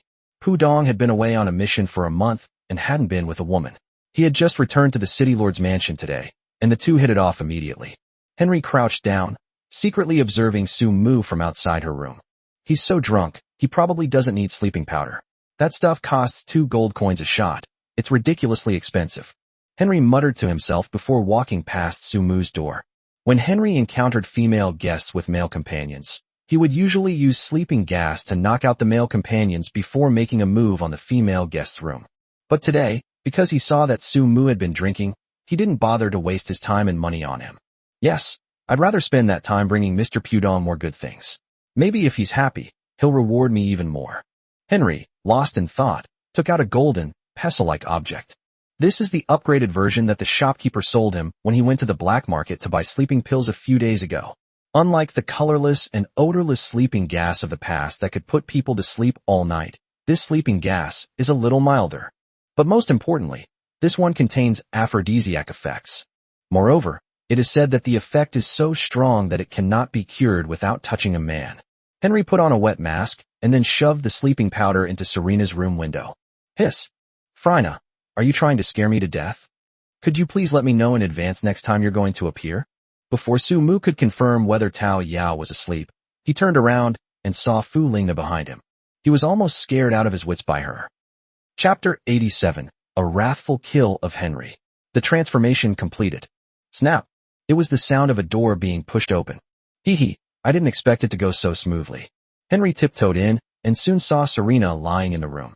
I didn't look at it carefully before, but now that Henry is looking at it closely, he realizes that this face is indeed stunningly beautiful. There is absolutely no flaw in it. Moreover, her temperament is absolutely outstanding. TCH, what a pity. She's truly a gem. That lecherous guy from Pudong got a good deal. Henry spat and tried to bend down to lift Serena off the bed. But his outstretched hand quickly stopped in midair, and then panic and fear appeared on his face. Because Serena, who was lying on the bed, suddenly opened her eyes. She was staring at him coldly. Who are you? Why did you come into my room? Despite the waves of discomfort coursing through her body, Serena spoke, her voice loud enough to reach her physical limit. Clearly, she was trying to make a commotion to attract Su Mu's attention in the next room. However, because her body hadn't fully recovered, she couldn't shout very loudly. Damn it! What kind of crap did that black market boss sell me? I waited so long, and still couldn't fall asleep completely. Henry cursed under his breath. But soon, seeing Serena's weak state, Henry's panic quickly turned into ruthlessness. Without further ado, he took out the remaining poison gas and sprayed it at Serena on the bed. Moment. Thick smoke filled the entire room. The black market boss said to use only half the dose, but I'm giving you the whole thing now. Are you worried I can't handle you? Henry had just finished speaking. Suddenly, a scream rang out. It also belongs to Henry. He was kicked away by Su Mu, who barged in from outside and crashed into the wall. Fuck your mother. Su Mu didn't have time to pay attention to the thick smoke around him. He grabbed Henry by the neck and lifted him up. Not long ago, Su Mu received a warning from Fulina that there was danger in the next room. Just as he was wondering what danger he could be in, he vaguely heard noises coming from the next room. It was Serena who sent it. Without thinking twice, Sumu rushed over. As soon as he reached the room door, he saw a dark figure spraying something at Serena on the bed. Can Sumu still tolerate this? He promptly kicked the shadowy figure. Let me see who you really are. Sumu ripped off his face mask and quickly saw Henry's familiar face. Damn it. I knew you looked like a sleazy guy, and you were always trying to curry favor with me. You were definitely up to no good. As expected, you're courting death. A hint of ruthlessness appeared in Sumu's eyes. Serena was the one he brought to this hotel. Besides, having taken so much money from her, shouldn't he at least ensure her safety? As a result, that bastard Henry sabotaged everything and even tried to harm Serena. For Sumu, this was an absolute provocation. That's a slap in the face. Sumu turned his head and glanced at Serena on the bed, noticing that her face was flushed and she was curled up, fidgeting restlessly. She was breathing very heavily, as if she couldn't breathe at all, and she looked like she was in great pain and discomfort. He frowned immediately upon seeing this. What did you do to her? Sumu released Henry's neck. Speak quickly. Seeing that he didn't speak, Sumu twisted his arm and broke it. She's been drugged by my sleeping powder. She'll be fine after a good night's sleep. Just let me go. Henry took a few hard breaths of fresh air and began to explain. Why did you do that? Sumu continued to press for answers. I was attracted to her beauty and became lustful. Henry wouldn't dare drag Pudong into this as a scapegoat. Is that all there is to it? You weren't sent by someone else. No. It's myself. Henry pleaded. I'm sorry, I was confused for a moment. Please forgive me. Please let me go.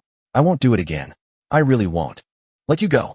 Seeing that he couldn't get anything out of him, Sumu lost his patience, and his eyes suddenly turned fierce. With a single twist, he snapped Henry's neck, then opened the window without hesitation and pushed his body out. When Sumu went shopping before, she had already familiarized herself with the environment below. He pushed Henry down into a closed alley. Moreover, it's the kind where both sides are completely sealed off. It's safe to say that if the body hadn't started to decompose, no one would have ever discovered Henry's body. There was nothing about Henry, a scoundrel, that Sumu should pity. If you don't cut the weeds at the root, they'll grow back in the spring. Since becoming a lord, Sumu has already lost quite a few souls under his command. Therefore, one more is definitely not too many. Serena, are you alright? Sumu came to the bedside and tried to help Serena sit up. Why is it so hot? Sumu frowned. He felt that Serena didn't seem to have been drugged, nor did she seem to be fine after a good night's sleep. She seemed very uncomfortable and very uneasy. There was something being suppressed. Even her voice sounded a little coquettish and she was panting. It's as if she's fallen in love. Go and close the door. Serena gritted her teeth and managed to squeeze out a sentence. At a time like this, you're still concerned about whether the door is closed or not. Sumu glanced at the open door and didn't understand her meaning for a moment. People can barely breathe, and you're still worried about whether a door is closed or not. Let me take you to see a doctor. As Sumu spoke, he tried to pick her up. Don't. Serena stood stiffly, unwilling to cooperate. Her voice sounded like she was about to cry. Go and close the door quickly. I'm fine. Helpless, Sumu could only get up to close the door and return to the bedside. But then he suddenly realized something was wrong. If Serena's body was burning hot, then his body also started to feel hot. Moreover, he was breathing very rapidly, his heart was beating unusually fast, and he seemed as if his soul was about to leave his body. The worst part was that Serena was still squirming restlessly in bed. These scenes greatly stimulated Sumu's mind. His thoughts gradually became disordered, and his eyes gradually became bloodshot. Finally, Sumu completely lost his mind and climbed up. Serena's rationality was completely overwhelmed. Compared to Sumu, her situation seemed even more uncontrollable. Her eyes were as if they were filled with water. The toxicity of the smoke was eroding her consciousness. She reached out and hugged Sumu. This contact was like dry tinder meeting a raging fire. It ignited instantly. Due to uncontrollable reasons, 25,000 words of detailed description have been omitted here to avoid you accusing me of padding. Laughing emoji for protection. Chapter 88. I don't care. I'm not losing out. Since arriving in the Lord's world, Sumu has already developed his own biological clock, so he got up very early in the morning. My head hurts so much. Sumu patted his head, slowly opened his eyes, and turned his head slightly to find Serena's pure and beautiful face nestled in his arm. She slept soundly and sweetly, like a graceful sleeping princess. It makes you want to sneak a kiss. Soon, memories of last night's passionate encounter flooded back into Sumu's mind. In my memory, he was a serf in the first half of the night and a landlord in the second half. My memories are very fragmented, but very vivid. Is this how I transformed from a boy into a man? Sumu's heart skipped a beat. A sense of responsibility, typical of men, suddenly arose in his gaze as he looked at Serena. This was his first woman.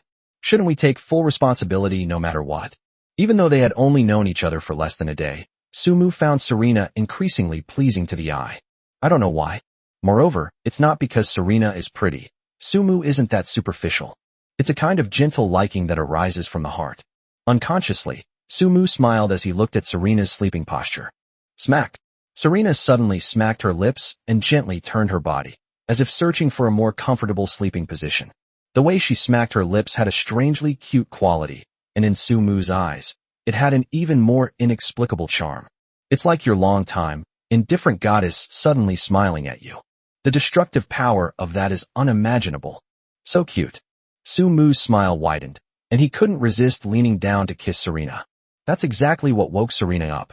She stared wide-eyed at Sumu, the warmth on his face telling her what had just happened. She got kissed. Sumu stared at her with wide eyes as well. The two locked eyes, neither blinking. An ambiguous and awkward atmosphere filled the air. 10 seconds. 20 seconds passed just like that. Serena was the first to stand up. Her face was calm, revealing no emotional reaction. Mr. Sumu, I know that what happened last night has nothing to do with you. Serena spoke, her tone extremely indifferent, making Sumu feel as if the two had never met before, creating a terrifying sense of distance. We were all tricked by evil people and poisoned with aphrodisiacs or similar drugs. It was a mistake in itself, so I won't hold you accountable. But I hope that after today, you can completely forget what happened last night and never mention it again, let alone to anyone else. I don't want to hear any rumors or gossip in other people's ears. Serena was still talking to herself. Also, I am very grateful for your help yesterday, but from now on we are even, and neither of us owes the other anything. Serena's words made Sumu's brows furrow tightly, and the smile that had been on his face instantly vanished. After a moment, he shrugged, smiled nonchalantly, and got up to put on his clothes. As you wish, Your Highness Serena. What does Sumu care about? Anyway, he's a guy and he's not at a disadvantage, so what's there for him to worry about? Although there's a common saying in modern society, men should also protect themselves when they're out and about. But Serena had already drawn a clear line, so there was no need for him to shamelessly pester her.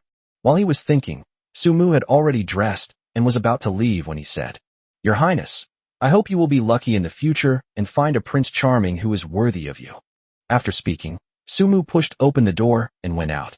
After he left, Serena's calm face finally showed emotion, her crescent-shaped eyebrows furrowed. She originally thought she wouldn't have much of an emotional reaction and could remain calm and composed. But she clearly overestimated herself. That's normal. After all, the most important thing was lost in a confused environment. Any woman would probably not be able to remain calm. Serena felt she had done a good job. She hadn't broken down. For a long time. Serena's brows relaxed, and her gaze fell on the messy bed. The faint pink stain on the bedding was quite jarring. Serena's eyes dimmed slightly. The man who took her away left without a second thought, without any hesitation. Serena didn't know how she felt. All she knew was that his last words as he left caused a sudden pang of pain in her otherwise indifferent heart. It was a strange, stinging sensation. Serena didn't know why either. After sitting there for a while, Serena prepared to get up and put on her clothes, but the discomfort she felt made her frown. She was indeed drugged, but her memory remained remarkably clear. Even the images and feelings from that time remain in her memory. Finally, Serena forced herself to endure the discomfort, gritted her teeth, and got up to wash. Just as she was about to leave to find something to eat and replenish her energy, the hotel waitress brought her a meal. Hello, this is the food your friend ordered for you. Please enjoy your meal. The guy left. Serena stared blankly at the steaming food on the table. At the same time, the room in the corner opposite. Did I actually fall asleep while waiting? Pudong rubbed his sleepy eyes, sat up straight in bed, and looked around to find that it was already dawn. Where's that bastard Henry? It's already the second morning. Why haven't we seen him make a move yet? Pudong muttered to himself. He didn't go and enjoy it himself, did he? He became increasingly upset, so he went downstairs to ask the hotel owner. Only then did they learn that Henry hadn't come to work early that morning, and the other workers hadn't seen him either, so they didn't know where he had gone. Damn it. He actually dared to swindle my money. Pudong slammed his fist on the table, his face full of anger. He wasn't angry that he'd been cheated out of 100 gold coins, but that Henry had dared to make fun of him. I'll settle the score with you after I finish what I'm doing today. Asshole. Chapter 89 Master. No, Tao Yao. Inside Su Mu's room. He was comfortably enjoying his lunch. Serving him was, of course, the lovely, obedient, and well-behaved Tao Yao. Master Tao Yao used chopsticks to pick up some meat and put it into Su Mu's mouth. Su Mu's mouth dropped open, her face filled with enjoyment. Who understands? Being fed like this feels so good. Indeed, having an obedient, well-behaved, and sensible little slave is a real treat. An absolutely amazing experience. Snort. A cold snort rang out. Sumu looked up.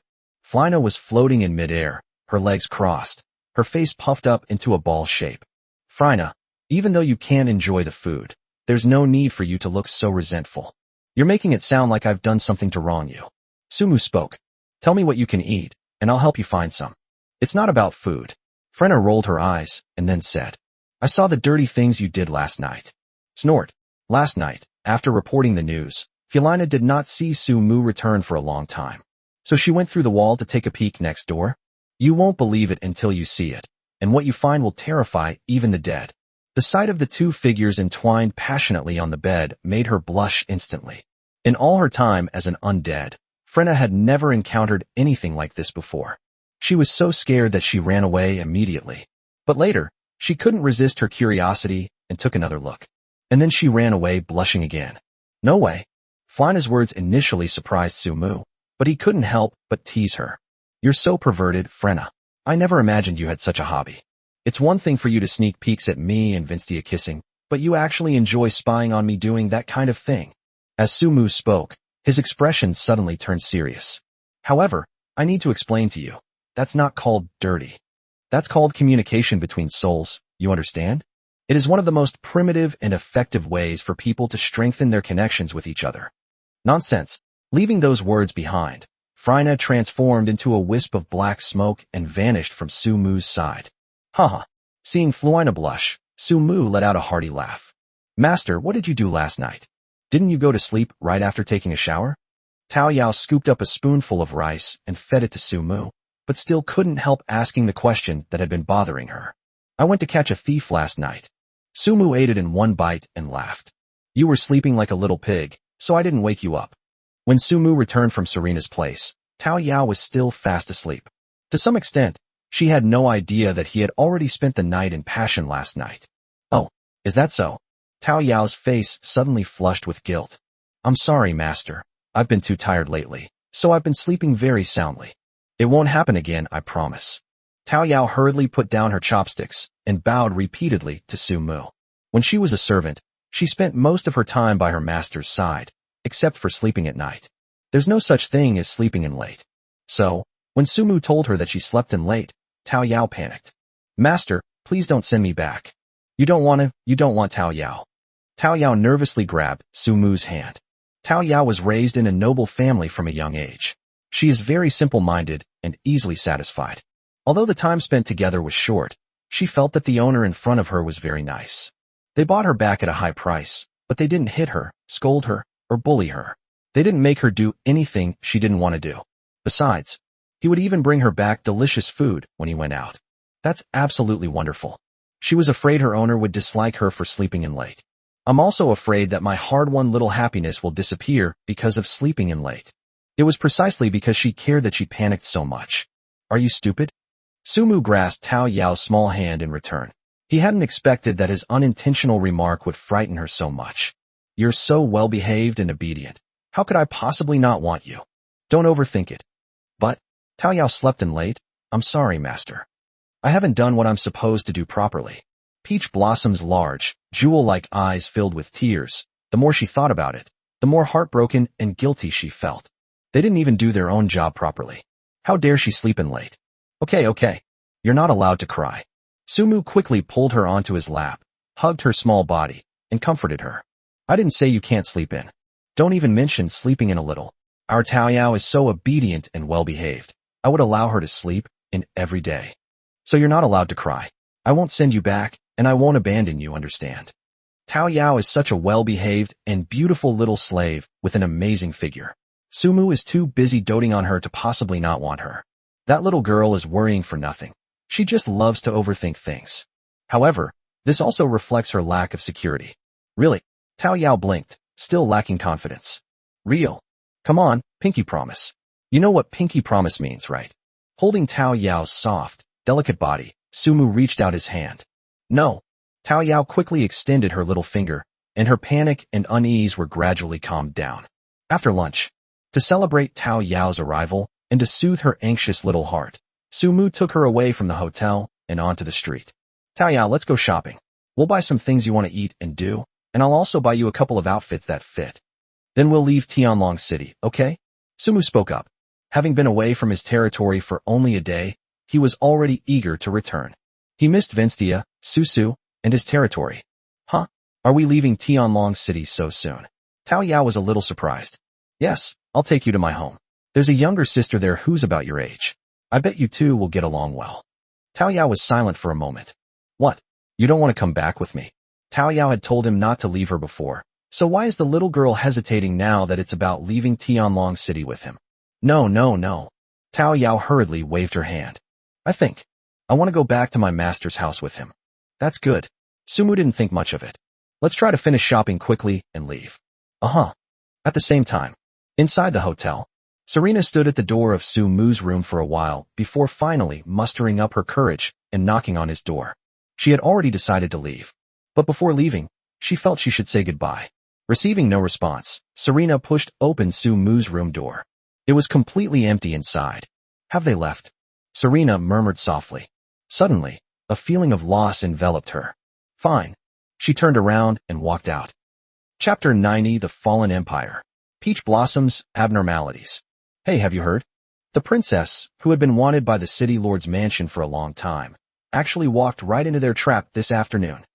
On the main street, passerby A was chatting with his friend about gossip. Which princess? Passerby B asked curiously. Are you really that out of touch with the world? Which princess could it be? Of course, it's our Dragon Roar Empire's third princess, Princess Serena Inova. Passerby C began to speak. Exactly, all the others are long dead. If it wasn't her, which princess could it be? Why would she be so stupid as to walk right into a trap? If it were me, I would have run far away by now. Passerby B asked, puzzled. According to reliable sources, Princess Serena has been away for some time. It is estimated that even she herself does not know that her father was killed during the time she was away from the Empire. Huh? No way. Is this surreal? Speaking of which, the king of the Underworld Empire is really ruthless. He actually started planting his own spies and traitors around him 5 years ago. Who can argue with that? But it's all because of lust. The more beautiful a woman is, the more wicked she is. I don't think so. It's all the fault of that magic boundary marker. Otherwise, why would the knights around the king rebel against him? In the end, he brought this upon himself. That's right. Without knights protecting him, what power can a mere magician like the king possess? Shoo, don't talk nonsense. Our city lord is also a magician. Yes. Tianlong City is in a lot of chaos right now. We might get implicated if we're not careful. We'd better not say anything carelessly. A, B, C, and D stopped chatting and gossiping. However, at this very moment, in the small corner of the clothing store not far from them, Tao Yao, who had heard everything clearly, turned pale. What's wrong, Tao Yao? Is it because the clothes in the store don't suit your taste? Why are you hiding here? Sumu's voice rang out, and he reached out to rub the adorable baby fat on Ro Tao Yao's face. No, master. Tao Yao quickly shook her head. I like it. If you like it, come in. We'll leave after we buy it.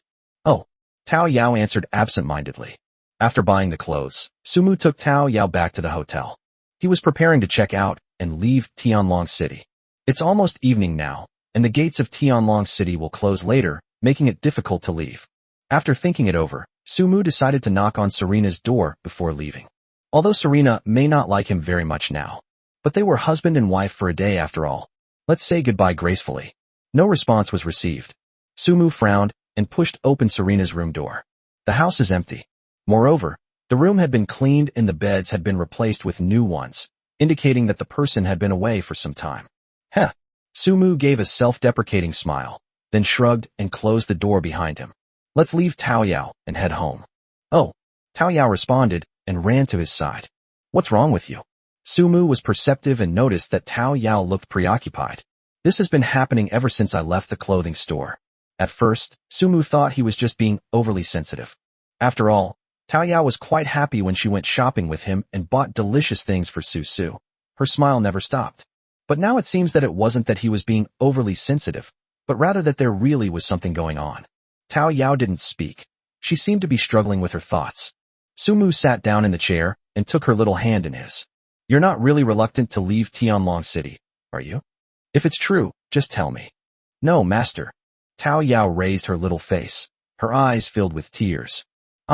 I wasn't born in Tianlong City. How could I possibly be reluctant to leave this place? Then tell me, what exactly is the reason? Something's fishy going on. Tao Yao's reaction successfully piqued Su Mu's curiosity. What happened to her? After hesitating for a moment, Tao Yao finally spoke and explained the reason. It turns out that Tao Yao was born in Vannos, the main city of the Dragon Roar Empire. From the moment she was born, she was a servant specially trained by the king of the Dragon Roar Empire to take care of his children and descendants. Her task was to serve and take care of the princess's daily life and to grow up with her. As a servant of absolute nobility, Tao Yao has always diligently completed her tasks and stayed by the princess's side since childhood. Because the royal family itself has weak kinship ties, it is surrounded by strife. The princess didn't get along well with her other siblings, but she was very kind to Tao Yao. It could be said that the relationship between the princess and Tao Yao was more like that of sisters.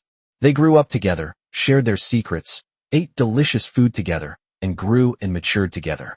That's why Tao Yao has always been grateful to the princess. But things changed a year ago. The princess is injured. Because of her injury, she has been unable to break through to the next level.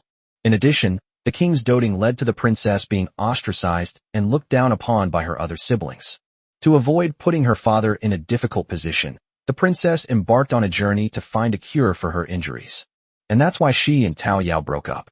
6 months ago, a coup d'état has been launched in Vannos, the capital city of the Dragon Roar Empire. The empire's strongest knight, Manhwa, led his entire order in a defection to the Underworld Empire, turning their swords against their own king. Vannos launched a civil war overnight, and blood flowed like rivers. The army, led by the king, resisted fiercely inside the castle for 10 days and 10 nights. Manhwa's knights have been unable to break through his defenses for a long time. Ultimately, the war came to an end because of Queen Raphrodite. The king was murdered by his own bedmate. On the same day, other princesses and princes also died. The royal family of the Dragon Roar Empire has been completely purged. Tao Yao escaped during the chaos. Because she grew up by the princess's side, Tao Yao also knows magic, so her survival ability is stronger than that of ordinary demi-humans. Stumbling and faltering, Tao Yao traveled across half the empire, determined to find the princess and tell her the words the king had entrusted to her before his death. This sense of mission has sustained Tao Yao all the way. Until one day, she finally learned news of the princess. Just as Tao Yao was excitedly preparing to set off to find the princess, she was captured by the Yunlong Merchant Guild. Then came the encounter with Sumu. Sumu listened to Tao Yao's story with a frown throughout, simply because he felt that this princess was very familiar. Tao Yao, what's the name of the princess you're with? Serena. Tao Yao spoke. Serena and Nova. Sumu was startled. It really matches up. Master, I overheard some rumors at the shop entrance earlier. They said that Princess Serena was arrested by the city lord's men this afternoon. The princess must not know the situation in the main city. The city lord's mansion is full of bad people who want to take her head. The empire is now fragmented, and the Netherworld Empire is just waiting to annex us. The princess has been captured. She's so pitiful. Moreover, I heard that the king of the Underworld Empire has put a bounty on the princess, and they want to capture her because she has something they need. Wah! Tao Yao became more and more heartbroken as she thought about it, and she started to cry. However, Sumu, who was listening to everything, felt extremely heavy-hearted at the moment. Chapter 91 Desperate Serena. Tianlong City, City Lord's Mansion. In the dungeons specifically used to hold prisoners. Serena wore magic-suppressing shackles, the kind only slaves wore, and stared blankly ahead.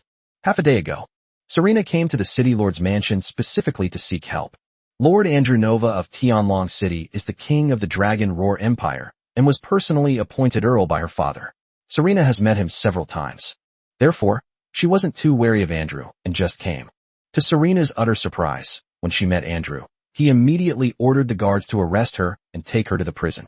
Serena questioned why, but received no answer. After thinking for a long time in the dungeon, only one possibility came to her mind. Andrew, the city lord of Tianlong City, like Kotaru and the others, rebelled against their Dragon Roar Empire. But for some reason, Serena had a lingering, uneasy feeling that kept lingering in her heart. Disgusting. These damned prisoners are filthier than sewer rats. They stink. At this moment, a tall, thin man slowly approached with his guards. He covered his nose, his face full of disgust, until he saw Serena, at which point a glimmer of light appeared in his eyes. Princess Serena, it's been a long time. Do you remember me? I am Pudong Nova. We met when we were children. Pudong returned to the city lord's mansion soon after leaving the hotel. He was burning with desire and felt sorry for the two maids. It wasn't until recently, when he came out of his room, that he learned from the servants that Serena had been captured. Pudong residents were incredibly excited upon hearing the news. He knew perfectly well that Serena was a renowned beauty in the Dragon Roar Empire. She was the most beautiful of all the king's 13 daughters. Now that he's seen Serena, Pudong's soul has been completely captivated. I want to see Andrew. Serena didn't remember anything about Pudong. All she wanted to do now was see Andrew and get the answers to her questions. Pudong felt displeased when he saw her cold attitude and the way she looked down on him. To see my father? Pudong sneered, his gaze sweeping over Serena with unbridled ferocity. Princess Serena. No, Serena. Don't you understand your current situation? You're a prisoner now. Do you still think you're the high and mighty princess you once were? Serena did not answer. She knew that arguing with Pudong would be pointless. However, her behavior was seen as indifference by Pudong, which greatly displeased him. Serena, do you know that your Dragon Roar Empire is finished? If you want to live, treat me better, understand? Whether our empire is finished or not is not something that you traitors can decide with a few words. Serena spoke up, but her answer made Pudong burst out laughing. It seems that the rumors about you being outside seeking a cure for your injuries are true. You haven't been to the city for a very long time. As Pudong spoke, he pushed open the prison door and went inside. Serena, you probably don't know, do you? Your Dragon Roar Empire is finished. Your father, Ortonanova, was killed by Princess Lafroya herself. His head was hung on the magic boundary marker at the city gate by Knight Commander Mwise, and remained there for a full 30 days. Nonsense, Serena interrupted Pudong. Do you think I believe your nonsense? As she said this, Serena's heart pounded wildly for no apparent reason, and she could no longer remain calm and composed. Don't you believe me? Pudong shrugged, his face full of mockery. It doesn't matter. I'll take you out and ask anyone I know. Right now, in the entire Tianlong city, who doesn't know about this, except for you, Princess Serena? Pudong licked his lips as he spoke, a glint of light flashing in his eyes. But before that, hey. Pudong chuckled and lunged forward, trying to grab Serena, but she had already reacted and easily dodged him. You still dare to hide. I think you don't understand the situation. You'll have a chance to live if you flatter me, and I can plead for you in front of father. Pudong lunged at Serena again, but she once again deftly dodged him. From childhood, the king had invested a great deal of effort in nurturing her, and Serena knew very well what was most important for a fragile magician: movement and positioning. Only by dodging the enemy's close-range attacks can she buy herself time to cast spells. Hateful. Pudong pounces again, Serena dodges again. Pudong's face gradually turned violent as he was being pulled and tugged repeatedly. Finally, because of the cramped cell, Serena was cornered. At this moment, she had nowhere to hide. Try hiding again, came the arrogant voice from Pudong. Pudong, how dare you treat me like this? Aren't you afraid your father will hold you accountable? Even the usually calm Serena started to panic. She knew what kind of situation she would face if she were caught by Pudong. Or rather, even if he doesn't catch her, her life won't be easy going forward. Because no one will help her. No one knows about her current predicament. She was like a lone boat on the vast ocean, lonely and desperate. Accountability? Pudong scoffed. What can my father do to me as long as he doesn't kill you? I'm his only son. After saying that, Pudong stepped forward and tried to forcibly pull Serena into his arms. Stop! A loud shout. Pudong was thrown against the wall. Hathaway, do you want to die? Pudong's angry voice rang out as he glared angrily at his half-sister. You idiot with a brain full of mush. I'm here on my father's orders. Get out of here right now. Hathaway glared at Pudong with disgust, then pulled Serena away. Damn bitch. I'm going to find a chance to teach you a lesson. Watching Hathaway's beautiful figure disappear into the distance, Pudong's eyes filled with a sinister glint. Father, that's how it is. Hathaway reported to her father what had just happened in the dungeon. It seems Pudong has already told you, right? Andrew showed no intention of punishing his son. Instead, he looked at Serena. Is my father really dead? Right. Andrew nodded slowly, his gaze deep. Serena trembled, her already pale face turning even whiter.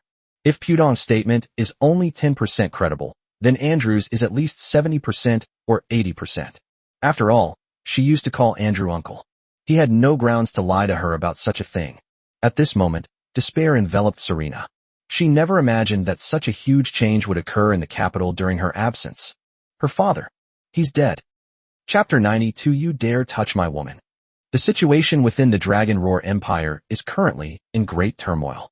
Most of its territory has been annexed by the Netherworld Empire, and the remaining half has fallen under the control of Queen Rayflora. The king of the Underworld Empire said that whoever can capture Serena, whoever is outside, will gain control of the other half of the Dragon Roar Empire. Andrew's ambitions, of course, go beyond this. He sent people to inquire why the king of the Underworld Empire was so determined to capture Serena. That's why he also learned that Serena possessed the bloodline of the Frost Dragon. To be precise, the Frost Dragon is sealed within Serena. Ordinary people may not know how powerful the Frost Dragon is. Andrew, however, understood perfectly. On the continent, magical beasts are monsters that have been corrupted by evil. There is a kind of being that is different from magical beasts, and that is the beast spirit. Beast spirits exist only in ancient legends. They are beings at the very top of the pyramid, both in terms of power and rarity. Their appearance inevitably sparks conflict, with empires fighting bloody battles over them. No one would not want their power, because they can make you rule the world. Frost Dragon is a beast spirit. Moreover, Andrew has already learned about it. The Frost Dragon was sealed inside Serena by King Orton and the Grand Mage of the Empire 20 years ago, when Serena was 2 years old. With the bloodline of the Frost Dragon, Serena's ice magic power will be several levels stronger than that of an ordinary ice mage. Serena was born a genius. With her invincible talent and the Frosty Dragon Flood Dragon, she maximized the effect of 1 + 1 = n. She is a genius among geniuses. Moreover, the effects of the Frost Dragon's bloodline are not limited to this. It can also grant knights the power of frost, combining elements with the blade to become incredibly powerful. Andrew was only 46 years old, and he felt that he could become even stronger with the power of the Frost Dragon. Serena, you now only have 2 choices. One option is to cooperate with me and hand over your Frost Dragon bloodline. One option is for me to send you to the Underworld Empire in exchange for most of the Dragon Roar Empire's territory. Andrew spoke, glancing at Serena with his eyes lowered. The Frost Dragon is something my father gave me, and you can't take it away from me. I will absolutely not hand it over. Serena responded quickly, speaking calmly. The news of her father's death and the fall of the empire filled her with despair and sorrow from the bottom of her heart. But she suppressed her grief and didn't show her vulnerable side. Because Serena knew she was still fighting. Andrew didn't speak. His gaze fell on Serena's face, and he pondered for a moment. He knew that the bloodline of the Frost Dragon could not be forcibly taken away. Otherwise, the power of bloodline will be damaged. Serena herself must hand it over willingly. This is the most troublesome thing. Father. Just then, Pudong pushed open the door and entered. He glared resentfully at Hathaway beside him and bowed to Andrew. The moment Andrew saw his son, his eyes lit up instantly. He has an evil plan. Pudong, I heard from Hathaway that you really like Serena. Is that right? Andrew spoke with a smile. Pudong was taken aback at first, but when he saw that his father didn't seem to blame him, he grew bolder. Right. Serena is the most beautiful princess in the empire, and I have long admired her. Boom. Boom. A loud explosion was heard. Oh no. Enemy attack. Be on defense. Ah. What's going on? The commotion made Andrew jump up from his seat. Father, it seems we've been attacked. Enemies have come this way. Hathaway, standing by the door, heard it most clearly. Where are the guards? Are they eating shit? How could the enemy have managed to sneak this far? Andrew is currently in the very center of the city lord's mansion, not on the periphery. So when he heard that assassins had attacked the area, he was furious. After all, there are quite a few guards in his city lord's mansion. Father, Last night we lost a patrol of guards, a total of 120 men. They all mysteriously disappeared in the city. Hathaway replied. That's probably why General Legg sent people out to investigate earlier. Today, the security in the manor wasn't tight enough, which gave the villains an opportunity. 120 fewer patrol guards? Why didn't I know? Andrew's brows furrowed deeply. As the city lord, he did not receive any news of the guard's disappearance. Didn't General Legg report to you? Hathaway also expressed her surprise. Asshole. Andrew slammed his hand on the table. Come with me. Let's go see who has the audacity to dare to cause trouble at the city lord's mansion. As Andrew spoke, he glanced at his son. Pudong, please give Princess Serena a proper welcome here. Teach her the principles of not being so stubborn and argumentative, understand? Andrew gave his son a wink and smiled knowingly. Hathaway frowned slightly behind her, but she didn't say anything. Yes, father. Don't worry, I'll definitely complete the mission. Andrew's words left Pudong utterly bewildered with excitement. He certainly knew what his father meant by his implication. Serena, you didn't expect this, did you? After all this time, you've still ended up in my hands. Pudong rubbed his hands excitedly, his eyes once again gleaming with lust. Serena's voluptuous figure and angelic face far surpassed her maid's. He couldn't wait to pounce on her, pin her to the ground, and love her fiercely. Pudong, if you dare take a step closer to me, I'll kill myself right now. Serena stared intently at Pudong, her voice cold and resolute. Die. Die if you dare. Pudong is getting closer step by step, and they keep talking about it. I don't care. Even if you're dead, your body is still here, and I can still enjoy the beauty of Princess Serena. It was worth it. The smiles in Pudong are becoming increasingly perverse. But let me tell you, now you are the only heir in your Ivano family. If you die, there will be no one to avenge your father. His head was personally taken by Lafroya and hung on the magic boundary marker for a full 30 days. 30 days. TSK. This is a blood feud.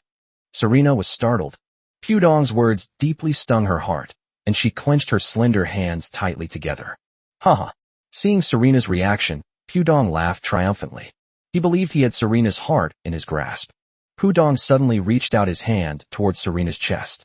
But at that very moment, the study door was kicked open. The loud noise startled Pudong so much that he trembled all over.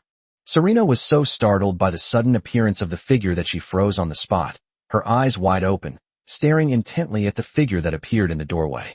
Damn it! You want to lay a finger on my woman? Chapter 93 Kill Pudong. A last-minute escape. 2 hours ago, after listening to Tao Yao's story, Sumu felt very conflicted. He already knew that the Serena he met yesterday was the princess Tao Yao had mentioned. Serena Anova. Moreover, and most importantly, Serena was his first woman. He was already angry because of what she said that morning.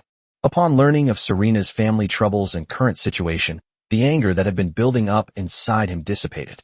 Most importantly, Sumu learned from the hotel staff that Serena had paid for her room before leaving and had inquired about his whereabouts. She left only after receiving no answer. The guy also said that Serena had been in Sumu's room. With all these factors combined, Sumu decided that he had to come to the City Lord's mansion to rescue Serena. Even if the City Lord's mansion is a den of dragons and tigers, he will still go there today for Serena. After spending a significant amount of money, Sumu finally managed to get through to the guards at the City Lord's mansion. Furthermore, with the help of Frenna, he successfully located Serena's whereabouts. The assassin attack inside the City Lord's mansion was a feint orchestrated by Sumu. Sumu used the undead guardian Knight Gabong to create a huge commotion, drawing out most of the guards inside the City Lord's mansion. Taking advantage of the chaos, he arrived at Serena's study and witnessed Pudong trying to reach for Serena's chest. The phrase, "You want to lay a finger on my woman," was what he blurted out. Sumu didn't even dare to think that if he had been a step later, a huge cuckold buff would have been placed on his head. Although Serena did not agree to have any relationship with him. However, as Sumu's first woman, she still holds a very special place in his heart. Therefore, at this moment, Sumu was extremely angry. "Who are you?" Pudong looked at Sumu with apprehension and reached for the long sword at his waist. Gale slash. Pudong's response was Sumu's attack. His face was filled with anger, which turned into an attack. Clang. Pudong defended itself with a sword. But the young man in front of him was so strong that he was forced to retreat several steps. An assassin. Someone come quick. The moment of impact caused Pudong's expression to change drastically. Knowing he was no match for the young man before him, He quickly shouted towards the door, pleading for help. But Sumu was very clear about the current situation of the city lord's mansion. There were no guards outside the gates anymore, and they wouldn't be able to get back for a while. Without hesitation, Sumu once again combined stealth technique and gale slash. Two screams rang out as Pu Dong's chest was cleaved open, his clothes stained crimson with blood. As the only male heir of the city lord's mansion, Pu Dong was spoiled by Andrew from a young age. His talent for cultivation was average, and his diligence was even more so. So, after 25 years, he was still just a lowly third-tier bronze knight. Sumu's strength is even higher than his. With the added buff of rage, Pu Dong was completely overwhelmed and soon collapsed in a pool of blood. Don't. If you kill me, my father will not let you get away with it. Pu Dong lay on the ground, barely alive, yet he still struggled desperately. So noisy. His answer was Sumu's swift and decisive slash. Are you alright? Sumu approached Serena and, after hesitating for a moment, asked her a question. But at this moment, Master, run. That old guy is back. Tao Yao, who had been keeping watch at the door, rushed in. Peach Blossom, Serena exclaimed in shock. She never expected that Tao Yao would appear in front of her. As they were talking, Tao Yao's small body was already sent flying. And the one who did all this was Andrew, who had left halfway and then returned. After walking halfway, Andrew suddenly realized something was wrong. We just captured Serena today, and now there's an assassin attack on his city lord's mansion? What a coincidence. The coincidence is more than just a tiny bit. Upon closer inspection, Andrew realized something was wrong and quickly returned to his study. Pu Dong. Looking at his son lying in a pool of blood, Andrew's eyes were bloodshot and rage burned within him. He summoned his magic staff, and terrifying ice elemental energy instantly blasted towards Su Mu and the others. Boom! The terrifying ice elemental power that was about to strike Su Mu was completely blocked by the suddenly appearing Frenna. However, due to the immense power, Frenna clearly also suffered considerable damage. She had just moved away from Gabong and onto Su Mu's side. He also lost a lot of his strength because of fighting the guards. Undead. Andrew gripped his staff, his brows furrowed tightly. Without hesitation, he launched another attack. Run. I'll hold this straight for now. Don't worry about me. Flina's voice rang out, and she was more serious than ever before. This is enough to prove Andrew's absolute strength. Tao Yao, come here quickly. Without time to think, Sumu roared. He was also worried about Frenna, but he understood even more clearly that if they didn't leave, they would all die. But Frenna still has a chance to be reborn. A choice has to be made. Tao Yao crawled to her master's side using both hands and feet and tightly grasped his big hand. Without hesitation, Su Mu grabbed Serena's waist and took out the random teleportation scroll. This was the escape method he had planned long ago. They were teleported directly to a distance of over 100 kilometers using a random teleportation scroll. Boom! A terrifying surge of ice elemental power struck, and a scene that terrified Su Mu unfolded. Flina was unable to withstand Andrew's attack and was blasted away. This old guy is terrifyingly strong. As they were talking, several ice crystals suddenly attacked Su Mu.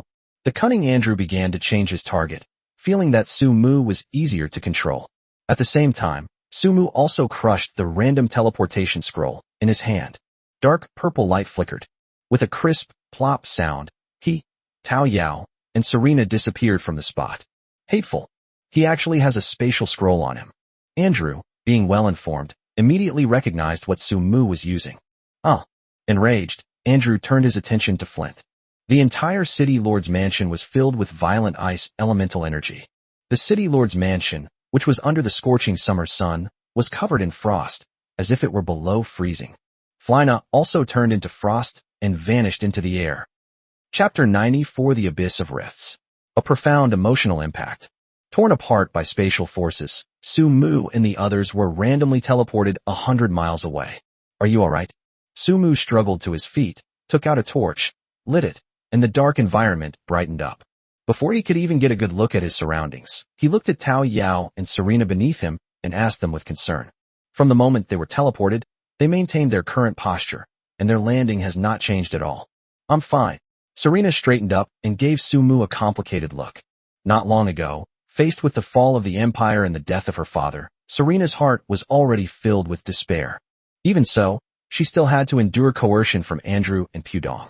Especially in Pu Dong, she knew all too well the dirty things he wanted to do to her. At that moment, The despair in Serena's heart was beyond description. If she wants revenge, she has to submit to Pudong and to Andrew. She wanted to die, but she couldn't avenge her father's death or the Empire's hatred. Either choice would be painful for her. Therefore, she was utterly desperate. But just when she was at her most desperate, Sumu burst through the door like a savior. At that moment, Serena was stunned. Her heart trembled violently. Sumu's kick shattered her despair and panic, bringing her a glimmer of hope. For some reason, seeing Sumu's appearance gave Serena a warm sense of security. Just like when she was about to be captured by Kotaro. Just like that night, when she was about to be carried away by the hotel staff. This time, she encountered danger just like before. However, without exception, he appeared by her side again. Master, you're bleeding so much. Wah! Tao Yao sat up from the ground. By the firelight, she saw a bloody mess behind her master and cried out in worry. It's nothing. You won't die. You'll just get a little hurt. Why are you crying? Sumu forced a smile as he comforted Tao Yao, enduring the pain, and touched her little face. He knew he had been hit by Andrew's magical ice spikes and was injured just moments before the teleportation. At the time, he didn't think much about it. He just wanted to protect Serena and Tao Yao beneath him. Even though he's in excruciating pain right now, at least he did it. Upon hearing Tao Yao's words, Serena quickly came over to take a look, and her expression immediately turned grim. She recalled the scene just moments before the teleportation, when Sumu had tightly shielded her and Tao Yao in his arms. Perhaps at that time, he thought of protecting them with his own body at all costs. Serena was deeply moved, and she bit her lip. Tao Yao, quickly take off his clothes and use the ice element magic I taught you to stop his bleeding. I'll guide you from the side. Oh. Tao Yao quickly wiped away her tears, then went to Sumu's side and began to help him take off his clothes. Sumu didn't struggle and cooperated with her. After all, he didn't want to die like this. His wonderful life had just begun. Fortunately, the wound wasn't very deep. Seeing the wound on Sumu's back, Serena breathed a sigh of relief. She quickly instructed Tao Yao to use ice element magic to temporarily seal the wound. Do you have a clean white cloth? They took my storage ring, so I don't have any of those things on me. It was Serena who spoke. When she was captured, the ring on her hand had already been taken away. Sumu's backpack didn't have much in it, mostly just fabric. Soon, Sumu's wound was bandaged up. Not bad. Ice elemental magic can heal wounds. I don't feel any pain at all right now. That's not treatment, Serena replied, glancing at him. That only temporarily seals up your wound to prevent it from bleeding further, and at the same time, numbs your sense of pain. The ones who can truly heal injuries are not us mages, but priests and priests, with the moon priest being the best. Moonlight ritual? What's that? Sumu asked curiously. To him, Serena was the know-it-all of this continent. She knew many things that he didn't. Moonlight priests are believers in the moon goddess and the goddess of life. They are the profession with the strongest healing abilities on the continent. Serena patiently recounted. But there are very few people in this profession, and the moon elves are the most numerous. The moon elves worship the moon goddess, and they are naturally suited for this profession. How are you feeling about your wound now? It's all right. Sumu tried to stretch his muscles and bones. Master, I'm sorry, it's all my fault that you got hurt. Tao Yao took the initiative to hug Sumu's arm and said guiltily, if I hadn't tripped and fallen, we would have run away long ago, and you wouldn't have gotten hurt. Her jewel-like eyes were filled with guilt. Are you stupid? Sumu pinched her cheek hard. You were knocked away. You didn't fall down on purpose. By the way, you were also attacked. Are you all right? Are you injured? Come here quickly so your master can give you a thorough checkup. As he spoke, he embraced Tao Yao's small body and began to examine her. No.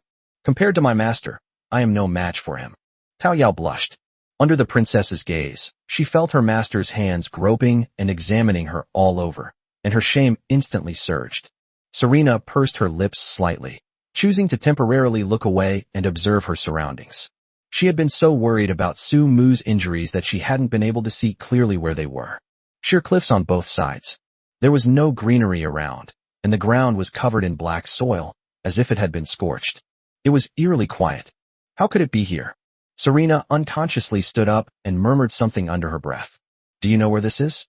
Sumu also began to observe his surroundings, worried that he might get lost and not be able to find his way back to his territory. I know. This is the abyss of rifts at the edge of the Miluo forest. I've been here before, more than once. Serena spoke up. Her voice was very soft, but because the place was so open, it could be heard very clearly. Why did you want to come here? Sumu couldn't help but ask. Because the princess needs to find a way to heal her injuries. It was Tao Yao who answered. She came to Sumu's side, reached out to support him, and became his crutch. Master, you're still injured, you need to be careful. Thank you. Sumu smiled and patted Tao Yao's head.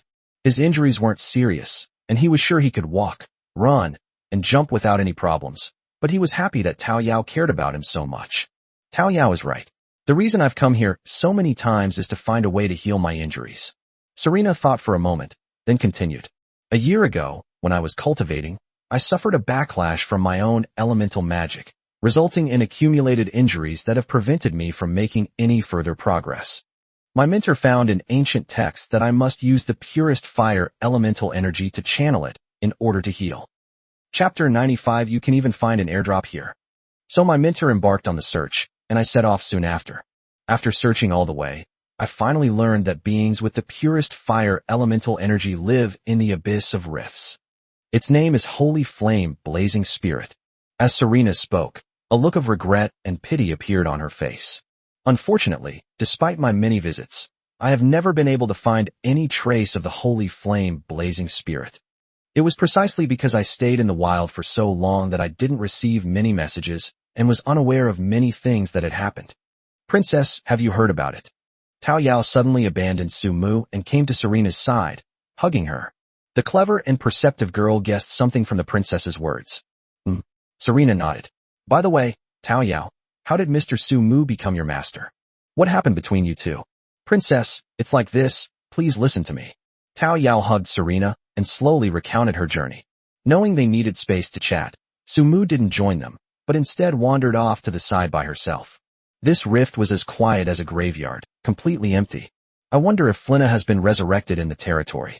Although Sumu knew that Flynna had a chance to be resurrected, he was still worried about her.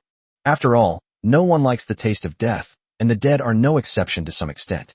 Therefore, Sumu felt somewhat guilty about leaving Flynna behind to cover their retreat. Samsung Value Intelligence. Blessed by the Lord of the Abyss, an airdrop will fall 500 meters ahead in 10 minutes. Intelligence alert. The airdrop will disappear in 10 minutes. Lords, please plan your looting accordingly. There are airdrops to pick up in this godforsaken place. Glancing at Serena and Tao Yao, who were still chatting and embracing each other behind him, Sumu took a step forward. At the same time, Kimu tribe.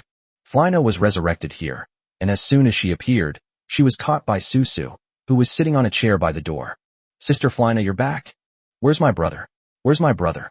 Did your brother come back with you too? Susu excitedly stood up from her chair and ran around, her eyes darting everywhere, trying to find the figure she had longed for. But soon, disappointment appeared on her face, because she didn't see it at all. Hasn't my brother come back? Susu pouted in disappointment, sat back down in her chair, and kicked at the weeds with her little feet. The poor little grass was used as a tool to vent her anger. The master hasn't returned. He'll probably be back soon. Seeing Susu looking like she was about to cry, Flynna unusually stayed by her side and comforted her. But my brother has been gone for 2 days, a total of 38 hours, 21 minutes, and many breaths. He told Sister Winstia that he would come back soon and bring me delicious food, but he hasn't come back yet. Susu misses her brother. All right. Florina sat down next to Susu and patted her shoulder.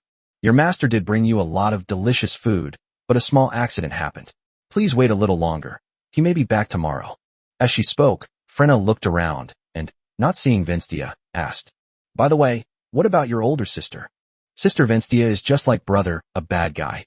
She also said that she had something to do tonight and couldn't come back, and told me to go to sleep and rest by myself.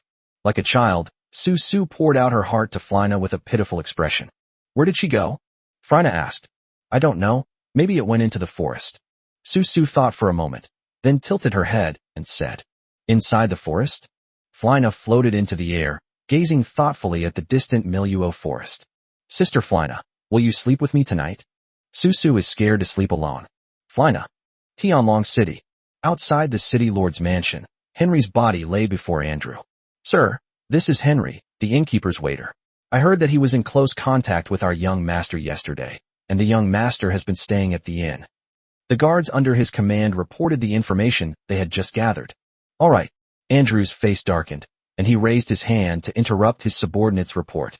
What I need to know isn't these things, but whether the hotel staff and those damned merchants remembered what the guy looked like. Andrew knew that even though many guards were sent out to guard the city lord's mansion, ordinary thieves would not be able to freely enter the mansion. Even if he could get in, he wouldn't be able to pinpoint the exact location of the study. How could they still clearly know Serena's whereabouts? Based on all the evidence, Andrew felt that the only possibility was that the thieves had been brought in by their own people. There's a traitor within their city lord's mansion. Otherwise, the thieves wouldn't know them so well. Andrew found the guard on duty that night, and after a beating and pressure, the guard who had taken money from Su-mu finally confessed.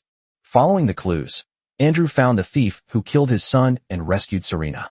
It turns out that he had also traded slaves with the Yunlong Merchant Guild, and even with many merchants in Tianlong City. He said he remembered. Immediately have an artist paint his portrait.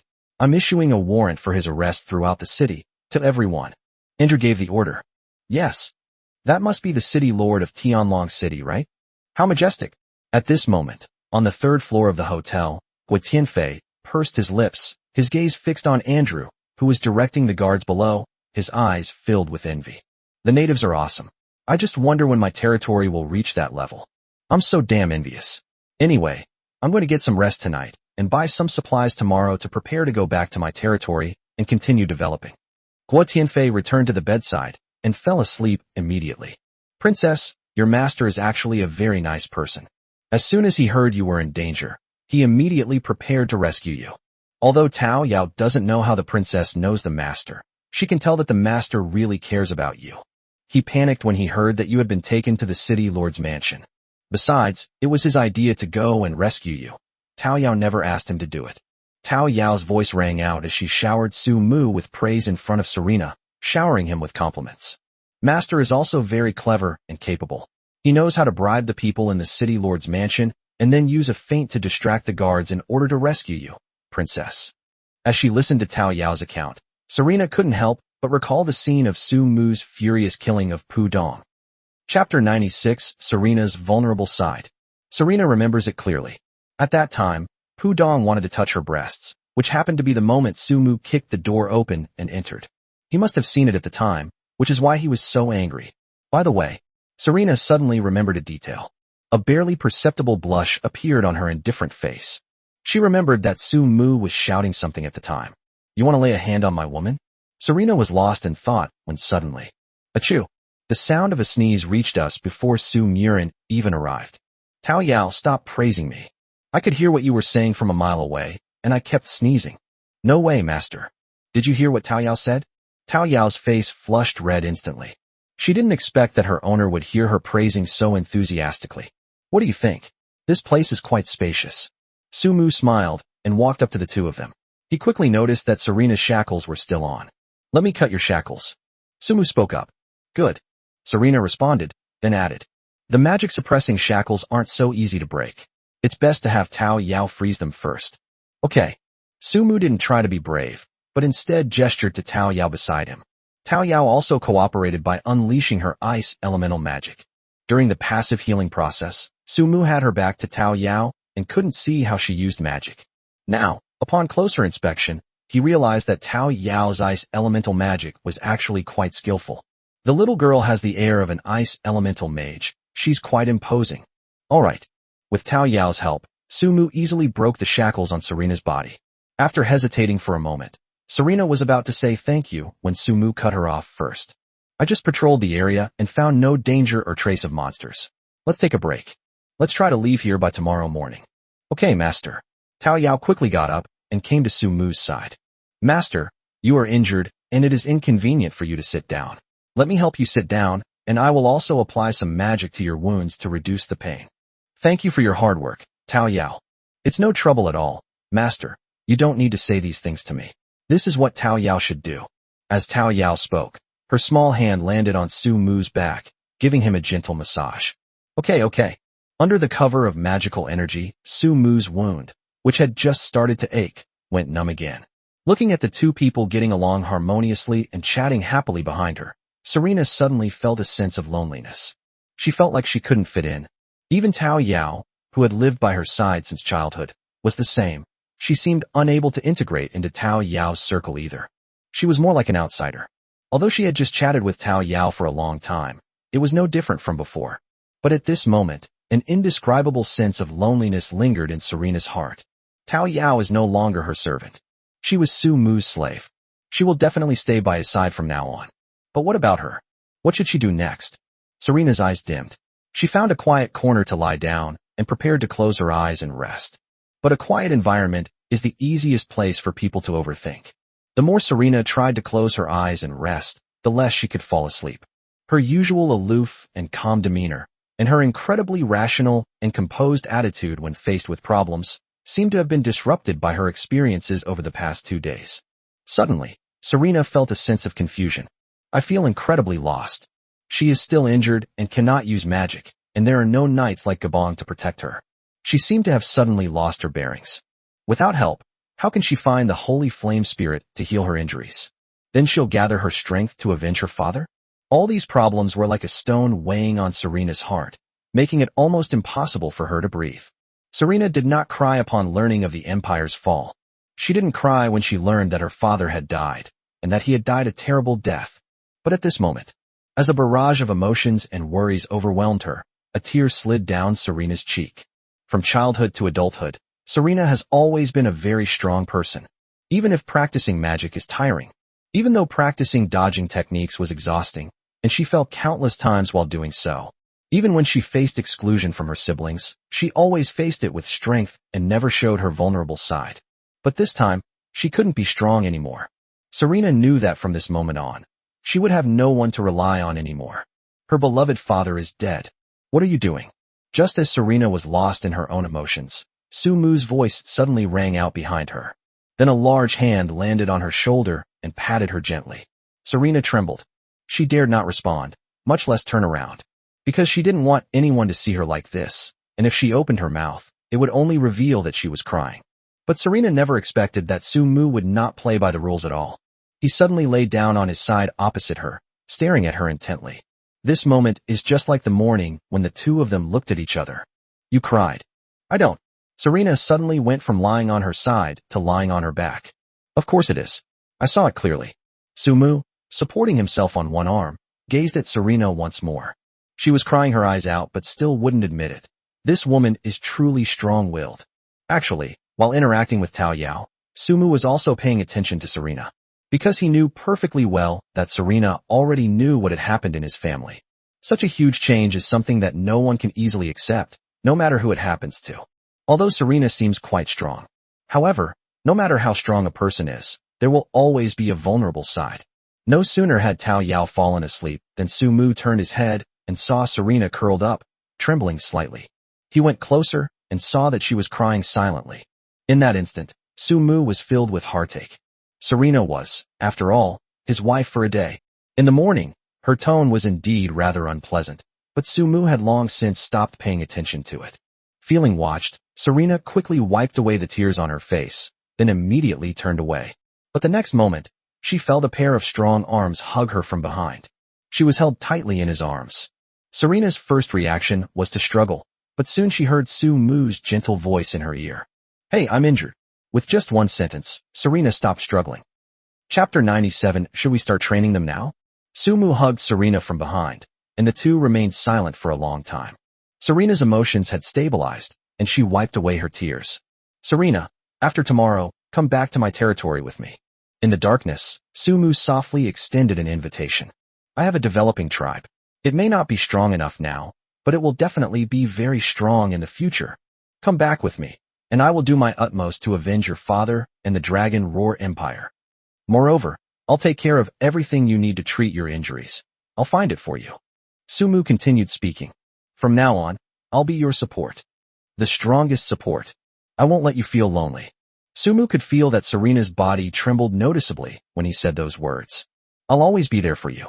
The strongest support. These words, spoken by Su Mu during Serena's most vulnerable moment, truly touched her deeply. After a moment of silence, Serena tried to turn herself around. Sensing this, Su Mu did not stop her, but loosened his grip slightly to allow her to turn around more easily. Serena stared into Su Mu's eyes. Are you pitying me? Why should I pity you? Su Mu retorted. Then why did you tell me all this? Faced with Serena's question, Sumu smiled. You haven't forgotten what we did last night, have you? As a grown man, I should take responsibility for you, shouldn't I? Otherwise, why would I run in to save you when the city lord's mansion is so dangerous? Sumu was still talking. Also, if it weren't for what you said this morning, I would have already told you that I wanted to take responsibility for you. I'm not just pitying or sympathizing with you. I'm genuinely sincere. Serena fell silent. She remembered what she had said to Sumu that morning. What I said this morning was just to make you feel less burdened. What else could we do? None of these are things that you or I want to happen, and I don't mean anything by it. I understand now, Sumu said, already reaching out to touch Serena's waist and pulling her close to him.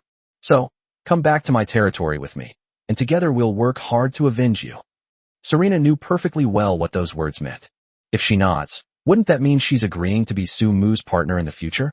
But we have no feelings for each other, and you don't like me, right? Serena was still somewhat hesitant. She and Sumu haven't known each other for very long. But from beginning to end, she had a good impression of him. Not to mention, Sumu has once again pulled her out of the abyss of despair. That feeling of redemption was overwhelming. No woman could refuse to be treated like this. In the past, Serena might have refused. Sumu didn't fall in love with her, and she didn't fall in love with her either. Her personality is such that she won't compromise. But now, Serena hesitated. She wanted to agree, but she also had reservations. What she feared was that Sumu only wanted to take responsibility for her, and she didn't want to become a shackle binding others. Serena has a strong sense of pride, and Sumu obviously knew and could see that. I just haven't fallen for you yet. We'll have plenty of opportunities to get to know each other in the future, so how could I not fall for you? Besides, there's a saying in my hometown. Familiarity breeds affection.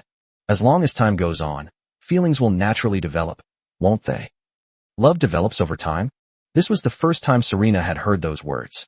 After thinking about it carefully, she realized that it made sense. Her father's and mother's marriage was also decided by her grandfather, and they never met. But after they got married, didn't they still love each other and have her and other brothers and sisters? Just as Serena was about to respond, Sumu spoke again. If all else fails, let's try to build a relationship now. As he said this, a smile appeared on his lips. Train them now. How to train them? Serena clearly didn't understand Sumu's meaning. The next moment, Sumu made her understand, and he took the initiative to step forward and kiss her lips. Serena trembled slightly, her eyes wide open. Her body instinctively wanted to struggle, but the desire she had just expressed surfaced in her mind. Deep down, she had already agreed to go back with Sumu. If that's the case, what is there for her to struggle or resist? Serena obediently closed her eyes. Last night, because she was drugged with sleeping powder, she didn't even know what kissing was like. I didn't feel anything at all. But what's happening now is something she's truly experiencing. Absolutely so realistic. With a soft moan, Sumu released Serena. He was about to suffocate if they didn't let go. That's how you build relationships, you know? Sumu spoke with a mischievous grin on his face. Serena blushed, a rare sight for her, and her gaze darted away. She's shy. Or, shall we train him again? Sumu pulled her closer to him and whispered. Serena's figure was truly amazing, with a perfect hourglass shape and incredibly toned muscles, making him reluctant to let go. It's too late, let's rest. Okay, shall I hold you while we sleep? Serena remained silent for a moment. 5-star danger alert. The holy flame spirit that went out will return to the abyss of rifts in 1 hour. Intelligence alert. The holy flame blazing spirit is highly aggressive and currently beyond the Lord's capabilities. Please leave immediately. The next day, just as Sumu finished breakfast and was preparing to leave the abyss of rift with Serena and Tao Yao, the intelligence system beeped at just the right moment. Princess, are you and your master in a relationship? Tao Yao helped Serena up, but couldn't help but gossip curiously. She couldn't help but be curious. She woke up early in the morning to find her master and the princess sleeping in each other's arms. Tao Yao was stunned. But soon, she smiled happily. In Tao Yao's eyes, the princess is in a terrible state now. The empire has fallen and her family has been killed. If she could have someone to rely on, Tao Yao, as her servant, would be very happy and gratified. In Tao Yao's heart, her master must be good-looking, capable, and have good character. He couldn't be better. He's a perfect match for the princess. I don't know, you'll have to ask him. As she said this, Serena secretly glanced at Sumu's back. She still hasn't recovered. She still couldn't quite believe that she had actually slept with him in her arms all night, as if by some strange twist of fate. Even when Serena woke up in the morning, she found his hand on her breasts. Thinking of this, Serena, who rarely blushed, broke down in her composure once again. Let's go. Let's leave here first. Sumu walked over. Chapter 98. Capture of the Holy Flame Blazing Spirit. An hour and a half later, Sumu had the griffin land temporarily in a place that seemed relatively safe. He took out some food and drinks and handed them to Tao Yao. Tao Yao, you and Serena eat something here first. I have to go out for a bit. Master, where are you going? Tao Yao asked. Will there be any danger? Serena also looked at Sumu, clearly wanting to know the answer as well. I'm fine. I just used a space scroll to go out for a bit. I'll be back in a little while. Don't worry. Sumu did not explain it very clearly. Tao Yao, take good care of Serena. I'll let the griffin go with you. Okay, master. Tao Yao obediently agreed. Just as Sumu was about to use the spatial scroll, Serena spoke up. Be careful. Sensing her worried gaze, Sumu smiled. Good. Not long ago, when Sumu received a notification from the intelligence system, he immediately made a decision. He used the fixed location teleportation scroll to record the coordinates of the Abyss of Rift, and then took Tao Yao and Serena to a safe place. Finally, he teleported back to the Abyss of Rift and tried to capture the Holy Flame Spirit on his own. This was Sumu's plan. What he wanted to do was very simple. First, protect Tao Yao and Serena's safety. Upon returning to the Abyss of Rift, Sumu immediately spotted a figure about 2 meters tall, roughly human-shaped, and covered in flames, 500 meters away. The moment he saw it, he understood why the land inside the Rift Abyss was all black. The Holy Flame Blazing Spirit was engulfed in flames, its body spewing forth like molten lava. It radiated intense heat, distorting the very air around it. With each step it took, the ground beneath its feet turned to scorched earth. Sumu used an insight technique. Holy Flame Blazing Spirit. For the first time, the insight spell failed to provide a clear response. This shows that the 5-star danger rating given by the intelligence system is absolutely true. The Holy Flame Blazing Spirit is extremely dangerous. It is definitely not something Sumu can handle at this stage. But why did Sumu dare to risk his life to run back? Is he stupid? No. He gained his courage to be here from last night's airdrop. Blessing of the Abyss Lord 2 summons an avatar of the Abyss Lord to fight for you for 1 minute. Despair Cage 2, the cage used by the Lord of the Abyss to imprison criminals. Set up your territory on the ground, lure the enemy into it, greatly weaken their abilities, and imprison them. After 10 days of confinement, the creatures within will be utterly plunged into the abyss, to be used by you. These 2 items are what Sumu obtained from the airdrop, blessed by the Abyss Lord last night. With these, Sumu was very confident that he could deal with the Holy Flame Blazing Spirit. Without hesitation, Sumu began deploying the Despair Cage on the ground. It's like setting a trap. It's not that difficult. The only difficulty is that you can't be discovered by the Holy Flame Blazing Spirit, and you have to lure it into the area. Wind Dragon Technique. After setting up the Cage of Despair, Sumu used his only ranged skill on the Holy Flame Blazing Spirit from afar. A tornado-like gale swept forward, disturbing the resting Holy Flame Spirit. This guy jumped 10 meters high in an instant. It really jumped up there, it didn't fly. The ferocity of the Holy Flame Blazing Spirit is terrifying. This is absolutely the most powerful monster Sumu has ever seen. Come here. Sumu had already begun provoking them from afar. The Holy Flame Spirit did not become angry. It remained remarkably calm, unleashing terrifying fire elemental power in its hands, and a wave of heat swept towards Sumu.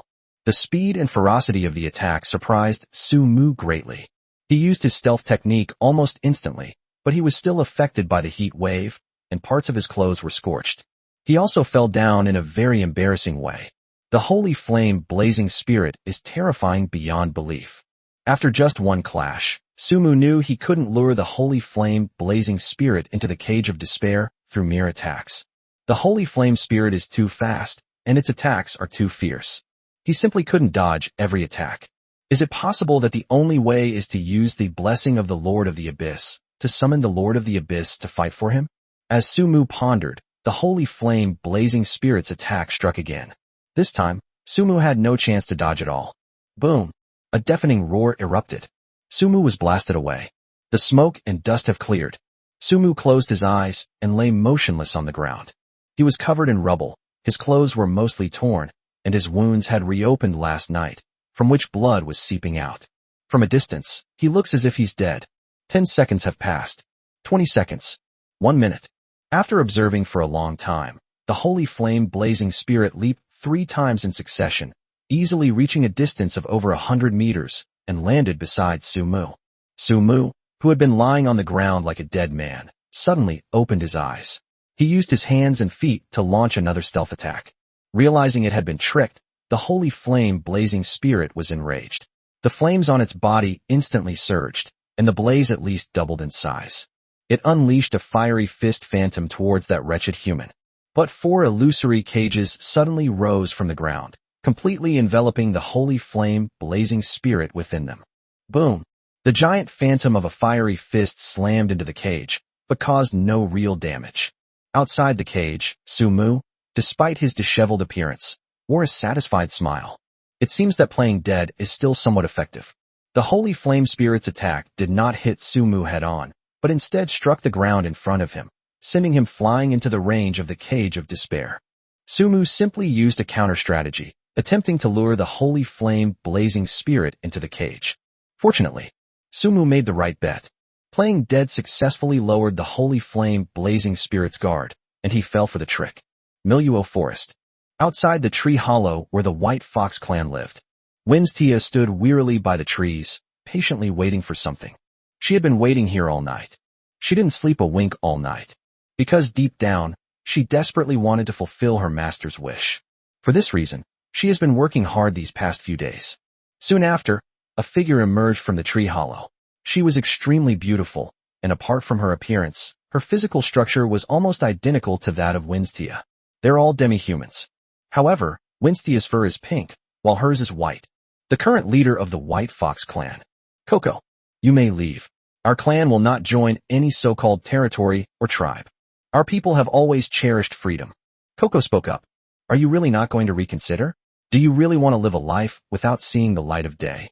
Winstia began by attempting to persuade. Anything is possible as long as you join our territory. All right. Coco's expression changed, and she sharply interrupted Winstia. You need to understand why our White Fox clan left the Andes Mountains in the first place. If you hadn't saved Kokolu, do you think I'd be having a fair conversation with you right now? Don't even think about telling us what to do. Get out of here immediately. As Kokona spoke, she turned and entered the cave without looking back. Watching her resolute back, Winstia sighed softly. She planned to leave first, thinking there would still be a chance to persuade Coco. On her way back, Winstia discovered that humans had come to the Manhwa Forest. Still a huge group. Chapter 99: The Perilous Situation of the White Fox Clan. Manhwa Forest. The Yunlong Chamber of Commerce members gathered for lunch. Captain, I didn't expect those big, clumsy orcs to run so fast. I thought they would fight us to the death. Aidon munched on his dry rations and said casually, the orcs are not a threat, but our situation seems to have changed. It appears that the fruit of the tree of life was not taken by the orcs. The man called Captain had a deep look in his eyes as he calmly considered the situation. If Sumu were here, he would definitely recognize this man as Brinson, whom he had met once at the Yunlong Chamber of Commerce. Last night, Brinson led his troops in a night raid on the orcs' stronghold. The battle was swift and sudden. The orcs had no chance to retaliate and were forced into a retreat, eventually abandoning their stronghold and fleeing in disarray. The battle was a great success. Brinson won with very few casualties and captured 15 orcs. But he soon discovered that the fruit of the tree of life was not there. Not to mention the fruit. Even the creatures that were nurtured within it are gone. It's important to know that one of Brinson's goals this time was to find the orcs, take revenge, and reclaim what belonged to their merchant guild. He discovered that the orcs seemed to be a shield used to mislead their merchant guild. The ones who actually stole their guild supplies were not orcs at all, but someone else entirely. Helpless, Brinson had no choice but to regroup his team and start afresh. They had other purposes this time, not just regarding the tree of life. What's the big deal, Captain? We have orc prisoners. We can just interrogate them a bit and see if they know anything. Aiton said from the side. That's all we can do. Brinson glanced at the orc prisoners behind him and continued. Our focus right now isn't on that. Let's capture the White Fox clan first. They already know its value. Hearing this from a distance, Winstia, who was hiding behind a tree, was startled. She never expected that these humans' purpose in appearing in the Manhwa Forest was actually to recruit the White Fox clan. Winstia knew that they were not far from the tree hollow where the White Fox clan lived, and they probably already knew the exact location. Captain, are you sure there's a White Fox clan among them? Hasn't this race disappeared a long time ago? We haven't heard of them in recent years. How can we be so sure? As a henchman, Aiton naturally knew less than Captain Brinson. We're almost there, so it doesn't matter if I tell you now. Brinson gestured as he spoke, and a demi-human flower fairy slave wearing shackles was pushed out from behind. The flower demon slave of Miluo? Are the White Fox clan related to them? Aiton asked, puzzled. Brinson ate his dry rations while explaining the reason to him. 2 weeks ago, a hunter captured a Miluo flower fairy in the Miluo forest and sold it to the Yunlong Merchant Guild. As one of the few flower fairy demi-humans in the Miluo forest, the Miluo flower fairy is not particularly outstanding in appearance. However, because it can secrete the Miluo flower demon toxin, it is still loved by many people. In exchange for her freedom, the captured Miluo flower fairy proposed to exchange an important piece of information with the Yunlong Chamber of Commerce. The important information is the location of the White Fox clan, and she can personally lead them there. At first, when Brinson and the others learned of this news, they did not believe the words of the Miluo flower fairy. The White Fox clan has disappeared for many years. How could they possibly be in the Miluo forest? Brinson believed the Miluo flower fairy was trying to lure them to her territory so she could ambush and kill them. So much so that they didn't take it seriously, thinking it was a trick by the Miluo flower fairy. Until a few days ago, a strange heavy rain occurred, causing varying degrees of damage and destruction to most of the plants outside Tianlong City. The plants in the Miluo forest were completely intact. It's like a completely different world from the outside. It was this anomaly that piqued Brinson's interest. He remembered what the Miluo flower fairy had said. Perhaps a clan of white foxes truly exists in the Miluo forest. So here they come. The purpose of this mission is to locate the White Fox clan. Behind the trees in the distance, Winstia had no interest in listening to their stories anymore. She had already run towards the location of the White Fox clan. She had to tell them this news so they could leave the tree hole quickly. Princess, it seems like Master has been gone for a long time. Why hasn't he returned yet? Could he have encountered some danger? Tao Yao, who was chewing on dried meat, looked around anxiously, afraid that she would miss the chance for her master to return. Serena was also worried, but she still offered words of comfort. Don't overthink it, Tao Yao. Your master is very powerful. He might have been held up by something, but he'll definitely be fine. Okay, Tao Yao agreed verbally, but her eyes were still darting around. By the way, Tao Yao, please don't call me princess anymore. I'm no longer a princess. Serena spoke up. The Dragon Roar Empire has fallen, and she learned more details from Tao Yao last night. Now that she has decided to go back to the territory with Su Mu, she feels somewhat awkward if Tao Yao calls her princess again. How could you? Tao Yao waved her little hand. Princess, in Tao Yao's heart you will always be princess. No matter what happens, that will never change. Hearing Tao Yao's words, Serena was also deeply moved. But she still insisted.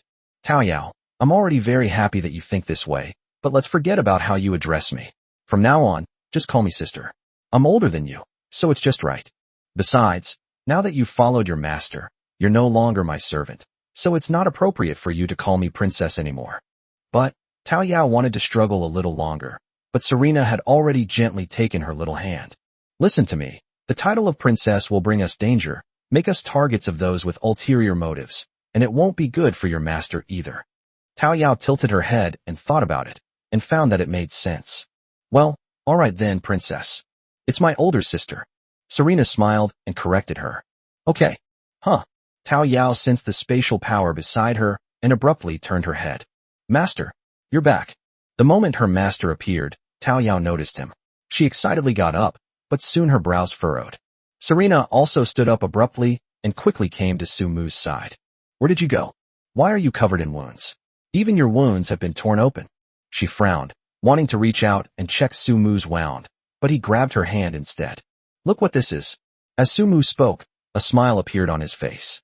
He took out the cage of despair containing the holy flame blazing spirit. The moment the cage appeared, it quickly expanded and then landed safely on the ground. Serena. Chapter 100 Serena's Way of Expressing Love. Serena was completely stunned. Gazing at the figure locked in the cage, burning like a human torch, she remained speechless for a long time. Serena knew perfectly well that it was the holy flame spirit she had been searching for so long. And now, It's right here in front of her. The only one who could summon the holy flame blazing spirit was Sumu, who was standing right in front of her. At that moment, Serena's heart was deeply touched once again. She bypassed the holy flame blazing spirit in front of her and went directly to Sumu's side. What are you doing? Seeing that she was staring at him, Sumu was taken aback for a moment. Then he pointed at the holy flame blazing spirit. What you desire most, holy flame blazing spirit. Aren't you happy at all? Sumu thought Serena would be overjoyed to see the holy flame spirit, but to his surprise, she not only didn't, but also had a calm reaction. This left him speechless. Isn't this too calm? Serena didn't speak, but simply reached out and wiped away the dust and pebbles from Sumu's face. She moved very gently, even using her own sleeves. Tao Yao, who was standing next to her, thought that this should be her job, not the princess's. But being clever, she didn't disturb them and quietly stayed to the side. Where's the clean cloth? Take it out, and I'll rebandage it for you. Serena spoke, but still didn't mention a single word about the holy flame spirit. Hey, holy flame blazing spirit. Aren't you going to give me any response? Sumu waved his hand in front of her eyes. This was completely different from what he had expected. He had gone through so much trouble to capture her, hoping to make Bozarina smile and cheer her up so she could forget all those annoying things. But she didn't say a word. To be honest, Sumu herself was quite disappointed. A clean cloth, your wound is bleeding. Serena repeated the same statement. All right. Helpless, Sumu could only take a clean cloth out of his backpack and hand it to Serena. Come and sit down. Serena took Sumu's hand. Sumu cooperated with her. For Tao Yao, just do it like this, then tie a knot, and that's it. Serena's wound bandaging skills were clearly a level above Tao Yao's. Sumu could even see a pretty bow. That's great. Serena, you must be a professional doctor, right? Sumu couldn't help but exclaim in admiration. No, master. Princess. Noticing Serena's gaze, Tao Yao quickly changed her words. Sister Serena trained very hard when she was young and often got injured, so she has a lot of experience in treatment and bandaging. The palace is so big, why aren't there any doctors inside? Sumu asked in confusion. Given Serena's status, why would she need to bandage her own wounds? Aren't there plenty of people eager to help? That's because, just as Tao Yao was about to say something, Serena stopped her. All right, Tao Yao, go to the river and fetch some water. I need to talk to your master. Okay, Tao Yao said sensibly without asking any questions, picked up the still full water bag, and left. Just say what you want to say. Why are you staring at me like that? I'm getting a little nervous being stared at by you. After Tao Yao left, Serena remained silent, her eyes fixed on Sumu. Sumu couldn't help but speak first. Do you remember what you told me last night? Serena finally spoke. Last night. Sumu and Serena hadn't said much last night, so how could he know what she was trying to say? A woman's heart is like a needle at the bottom of the sea.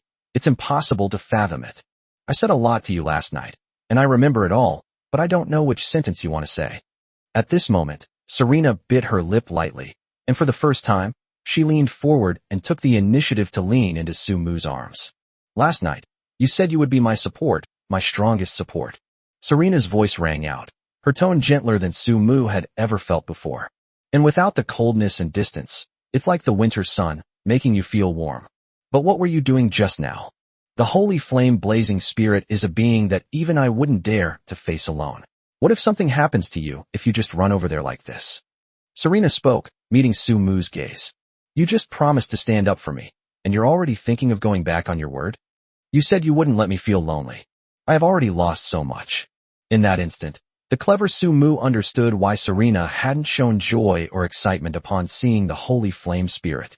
Compared to those emotions, she might be throwing a tantrum because of his adventurous behavior. The reason for these little tantrums is that she's worried about him. I also feel sorry for him. This is her unique way of expressing emotions. I'm fine, aren't I? Sumu's expression softened. He reached out and put his arm around her waist, smiling as he said, Besides, if I weren't confident, would I dare to go and confront the holy flame blazing spirit? I'm not stupid or foolish. I must have something to rely on. Don't be angry, he said, patting Serena on the back to comfort her. I'm not angry, just a little emotional. Serena shook her head and leaned back into Sumu's arms. I hope that no matter what danger you encounter in the future, you will remember to take me with you. Compared to the holy flame blazing spirit, I would much rather you be safe and sound. I can wait for treatment. I'll be fine. Okay, I understand. Sumu smiled. What else could he say? At this moment, only by holding Serena tightly can one respond to her feelings. Manhwa Forest. In the tree hollow of the White Fox clan. Ignoring the guard's attempts to stop her, Winstia barged in. Coco, if we don't leave now, we'll miss our chance. Humans have their eyes on your race. They are nearby, and your current situation is extremely dangerous. Enough, Winstia. Coco interrupted impatiently. You don't really think that just because you saved Kokoloo and did us a small favor, and I promised I wouldn't do anything to you, you can act recklessly in front of me, do you? Do you know that you have trespassed on our territory? Even if you have done me a favor, I can still kill you. The surrounding members of the White Fox clan all stared intently at Winstia in the center. The reason their race left the Andes Mountains and ended up here is largely related to the Red Fox clan. Therefore, they are very hostile towards Winstia. Auntie, please don't hurt Sister Winstia. A petite figure appeared. It was Kokoloo, whom Winstia had rescued from the jaws of the Czech dragon hunter a couple of days ago. The little girl was about 11 or 12 years old, a cute little fox-eared girl with a bun hairstyle. She was short, and her complexion was not good. She appeared and immediately stood in front of Winstia, protecting her. Chapter 101 Winstia. Danger. The moment Coco saw Kokoloo, the sternness on her face vanished, replaced by a smile. Kokoloo, I didn't mean to hurt her. Can you go inside first? Now is the time for adults to talk. Good boy/girl. Coco gestured to the guards around her, instructing them to take Coco away. Don't want. Coco ran up to Winstia and hugged her, showing her fierce protectiveness at such a young age. Winstia, you should leave. Coco was also very helpless when she saw this. You can leave. I won't hold it against you for trespassing on our territory. Kokonai, I'm really not lying. There really are humans outside looking for you. Winstia said anxiously. You should quickly take your people and evacuate with me. Let's return to our territory for now. Is that okay? Back to your territory? Coco glanced at Winstia with a cold smile. You've really got a good plan.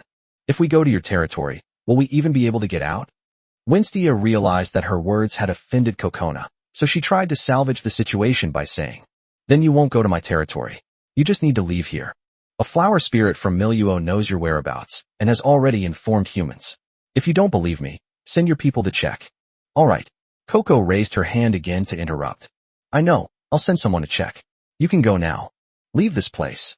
As soon as Coco finished speaking, her tribesmen on patrol outside came running in, stumbling and scrambling. Chieftain. Oh no. Humans have been spotted. They're moving very fast. Everyone's on horseback. They'll be here soon. Just as the patrolling clansmen finished their report, a violent roar entered the tree hollow and reached the ears of every member of the White Fox clan. Boom. Boom. Then came 2 or 3 more consecutive booming sounds. Coco's expression also turned ugly. The members of the White Fox clan also showed signs of panic. Over the years, they have lived in constant fear, having to move to a different tree hollow every so often. Sometimes they even have to migrate thousands of miles to live in different forests, just to avoid being discovered by humans. Therefore, the White Fox clan does not even go out to forage during the day, but chooses to do so at night. Because traveling during the day increases the chances of being discovered by other demi-humans. If they are discovered by the demi-humans, they are not far from being discovered by humans. It can be said that, in order to avoid humans, the White Fox clan has many rules that prohibit. In fact, after meeting Winstia, Kokona had already held a meeting with her tribe and planned to move out of the tree hole in the next 2 days and choose a new place to live. Before they could even make a move, the humans came knocking on their door. Beside her, Winstia clenched her fists tightly, her haggard face filled with seriousness. Coco is human. Do you have any other exit routes? Yes, it exists, but... This time, it was Winstia who interrupted Coco, her gaze resolute. Take your people and leave quickly. I can help you hold them off. I am not from your White Fox clan, and my features are quite distinctive. Even if those humans capture me, they will probably think they have been tricked. You all need to take this opportunity to evacuate through the rear passage. Coco gave Winstia a deep look. Hurry up, take Coco and go, don't waste time. I'm so anxious, Winstia said, picking up Kokoloo and trying to shove her into Kokona's arms. Don't want. Sister Winstia, I don't want you to face those bad guys alone. Can't we go together? Although Kokoloo was young, she knew what it meant to be discovered by humans. After all, this is an ancestral precept passed down from generation to generation by their White Fox clan. To the White Fox clan, humans are nothing short of a monstrous threat. Walk. Without hesitation, Kokona waved her hand, knocked out the struggling Kokoloo, and carried her towards the back passage. Having interacted with humans for many years, the White Fox clan always knows how to leave themselves a way out. This is the passage behind. The members of the White Fox clan followed their chieftain's lead. Their tribe was small, so their evacuation was relatively quick. Boom!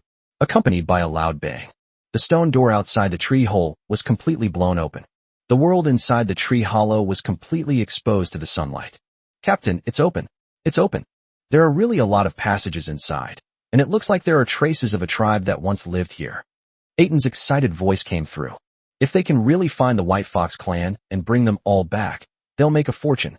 It should be noted that slaves of the White Fox clan are extremely rare and highly sought after among the wealthy and noble. Each slave of the White Fox clan could probably fetch a staggering price of tens of millions.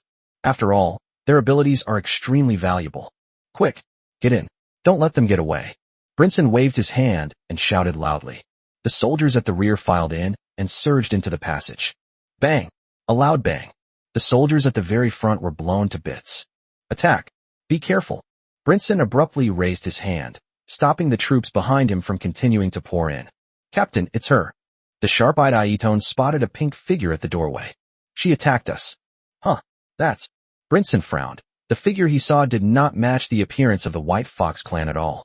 But this is no longer the time to think about these things. Quick, go up and help her grab it. The people inside might be evacuating. Brinson is quite clever. He had barely opened his mouth when Winstia threw another fireball, and another explosion rang out. The fireball was a weapon that Su Mu once used to fight goblins. This thing is easy to obtain and very powerful, so they have been intentionally accumulating it in their territory. This time, the terrifying explosion ripped a hole in the cave. Seeing this opportunity, Winstia rushed towards the gap without hesitation. She didn't have many ideas. She just wanted to buy the White Fox clan enough time to leave. But the shrewd Brinson had clearly seen through her intentions. Never mind her, let's go into the cave. The White Fox clan might be evacuating. Yes. The main force immediately surged into the tunnel, which greatly alarmed Venshin. She had intended to lure the human pursuers away, but to her surprise, they didn't fall for it. Winstia could only grit her teeth and launch another fireball at Brinson and his group. Oh shit. You little subhuman, you're asking for death. Enraged, Brinson leaped onto his horse and charged towards Winstia. The horse's speed was breathtaking. As a 7th-tier gold knight, Brinson's strength is far beyond what Winstia can currently contend with. Not to mention, he even rode a warhorse. Within a few rounds, Winstia was knocked to the ground and injured. Despite her stubbornness, she gritted her teeth and pulled out the last fireball from her pocket, throwing it into the cave. Boom! Another cloud of dust billowed up, once again halting the advance of the main force. Court death. Winstia's actions undoubtedly enraged Brinson. A fierce glint flashed in his eyes as he raised his long sword and charged once more. This time, he was determined to kill the other party. Just then, a dark purple light suddenly appeared from the sky. Chapter 102 War. We've had enough of this dreary, hopeless life. Boom! A burst of dark purple light erupted, and in order to dodge it, Brinson had to abandon his attack on Winstia and turn his horse around to charge in the other direction. Flina. Winstia couldn't help but murmur something. She looked at Frenna, who had appeared in midair, her face showing disbelief, excitement, and warmth. She couldn't believe that Frenna could be here. How did she know she was here? Also, didn't Frenna never like her? How did I end up here? What are you still spacing out for? Get up right now. Flina called out, then stared intently at Brinson in front of her. Oh. Winstia realized what was happening and quickly got up from the ground. Undead. That's interesting. Brinson spurred his horse forward. Just as he was about to reach Frenna, he suddenly leaped off his horse and swung his longsword. Holy light cross I slash. Facing the enemy attacking her, Frenna dared not be careless and unleashed her shadow energy to counterattack. Boom! A terrifying burst of flames rippled through the air. In the initial clash, Frenna was at a slight disadvantage. Brinson seemed much more relaxed and comfortable as he landed back on his horse. Frenna, let's fight him together. Winstia shouted. Knowing the enemy was formidable, she didn't let Frenna fight alone, but instead planned to fight alongside her. Frenna, still with that arrogant demeanor, launched the first attack. After several rounds, with Winstia and Frenna fighting together, Brinson found it difficult to find a breakthrough for the time being. Seeing this, Aiton quickly led his warriors over to help in the battle. In a short time, Winstia and Frena's advantages quickly disappeared. The demi-human and the undead were forced into retreat under heavy attacks. Brinson seized the opportunity and once again charged at Winstia on his warhorse. In his view, the demi-human in front of him was the one who was causing trouble, and she was his primary target for revenge. Damn it! Frena seemed to have sensed Brinson's intentions, and she swiftly flew towards Winstia, wanting to temporarily disengage from the battle. But the knights, led by Aiden, didn't give her a chance at all. Winstia was busy dealing with the attacks from the others and didn't notice Brinson's fatal blow.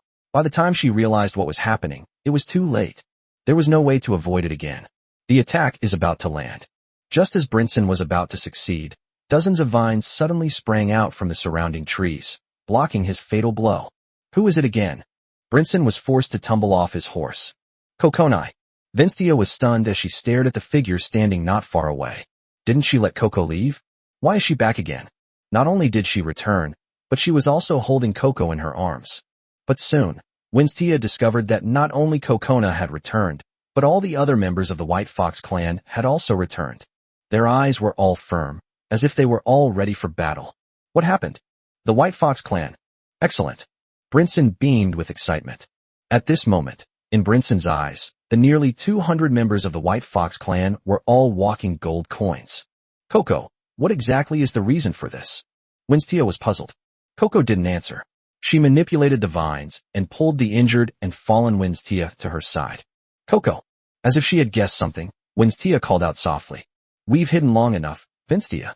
Coco spoke, her expression calm and composed. More than 100 years. We've had enough of those dark, dreary days, living like rats in the sewers, constantly hiding and running. Her eyes revealed determination and fearlessness. Did our ethnic group do something wrong? No. So this time, we must fight, we must resist.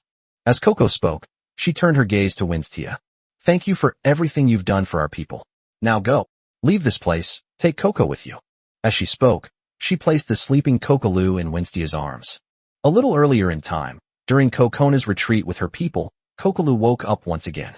At that time, the little girl cried and shouted that she wanted to go back and help Sister Winstia fight the bad guys. Coco, of course, wouldn't allow it. Kokoloo then posed a soul-searching question. Auntie, how long are we going to keep hiding like this? What exactly did our race do wrong? Why keep hiding like this? Why? You're all cowards. You might as well hide for another 100 years. I want to go back and save Sister Winstia. I want to fight as bravely as she did. I'm not afraid to die. A child's unintentional and naive words are like bullets, striking the soul of an adult. At that moment, Coco was stunned. Not only her, but all the white foxes felt the same way, and they were all stunned. Yes, it's been over 100 years. Their clan had been living in hiding for a long time, leading a life of darkness and despair. They only dare to leave the tree hollow at night when they are looking for food. But is such a life meaningful? Rather than groveling for survival, Coco made a decision. Fight. We must resist. Kokona raised her hand, allowing the cowardly tribesmen to leave first, while those who wanted to fight could stay. What deeply moved and shocked her was that not a single member of her tribe left, nor did any of them flinch in the fight. At this moment, all members of the White Fox clan reached an absolute consensus. If you want war, then let's fight. They've suffered those damn days too. Hiding is no substitute for fighting to the death. And so, the White Fox clan, led by Kokona, turned back from the other side. Brothers, get together right now. The entire White Fox clan is here. Brinson raised his arm and shouted. Capture them all alive. But remember, don't kill them. 10,000 gold coins for every one caught. With such a generous reward, brave men were sure to emerge. Hundreds of knights picked up their long swords and prepared to launch an attack. Run.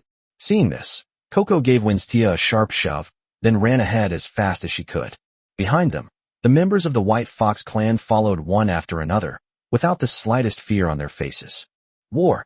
Kill them. It's because of these guys that we live such a humiliating life. Damn it. Let me show you the might of our race. I've had enough of hiding, you damn bastards. A major battle has begun. The knights who had rushed into the tree hollow also turned back and joined the battle.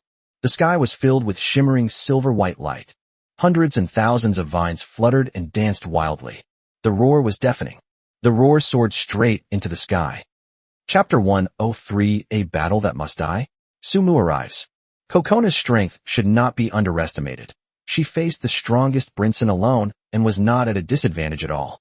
Unfortunately, there were still too many knights. That's almost 3 times the number of the White Fox clan. Moreover, each of them is quite powerful. Almost all of them have reached the level of a silver knight. With sharp weapons, they are even more formidable. At first, the battle was evenly matched.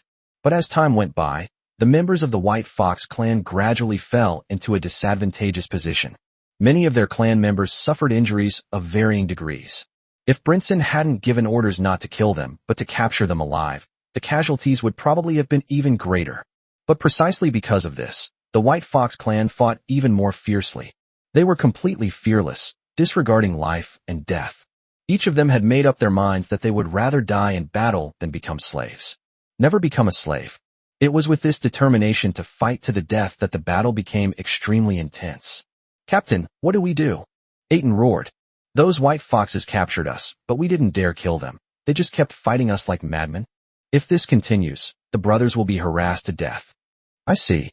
Brinson gritted his teeth, his gaze falling on Kokona, before taking out a red pill and swallowing it.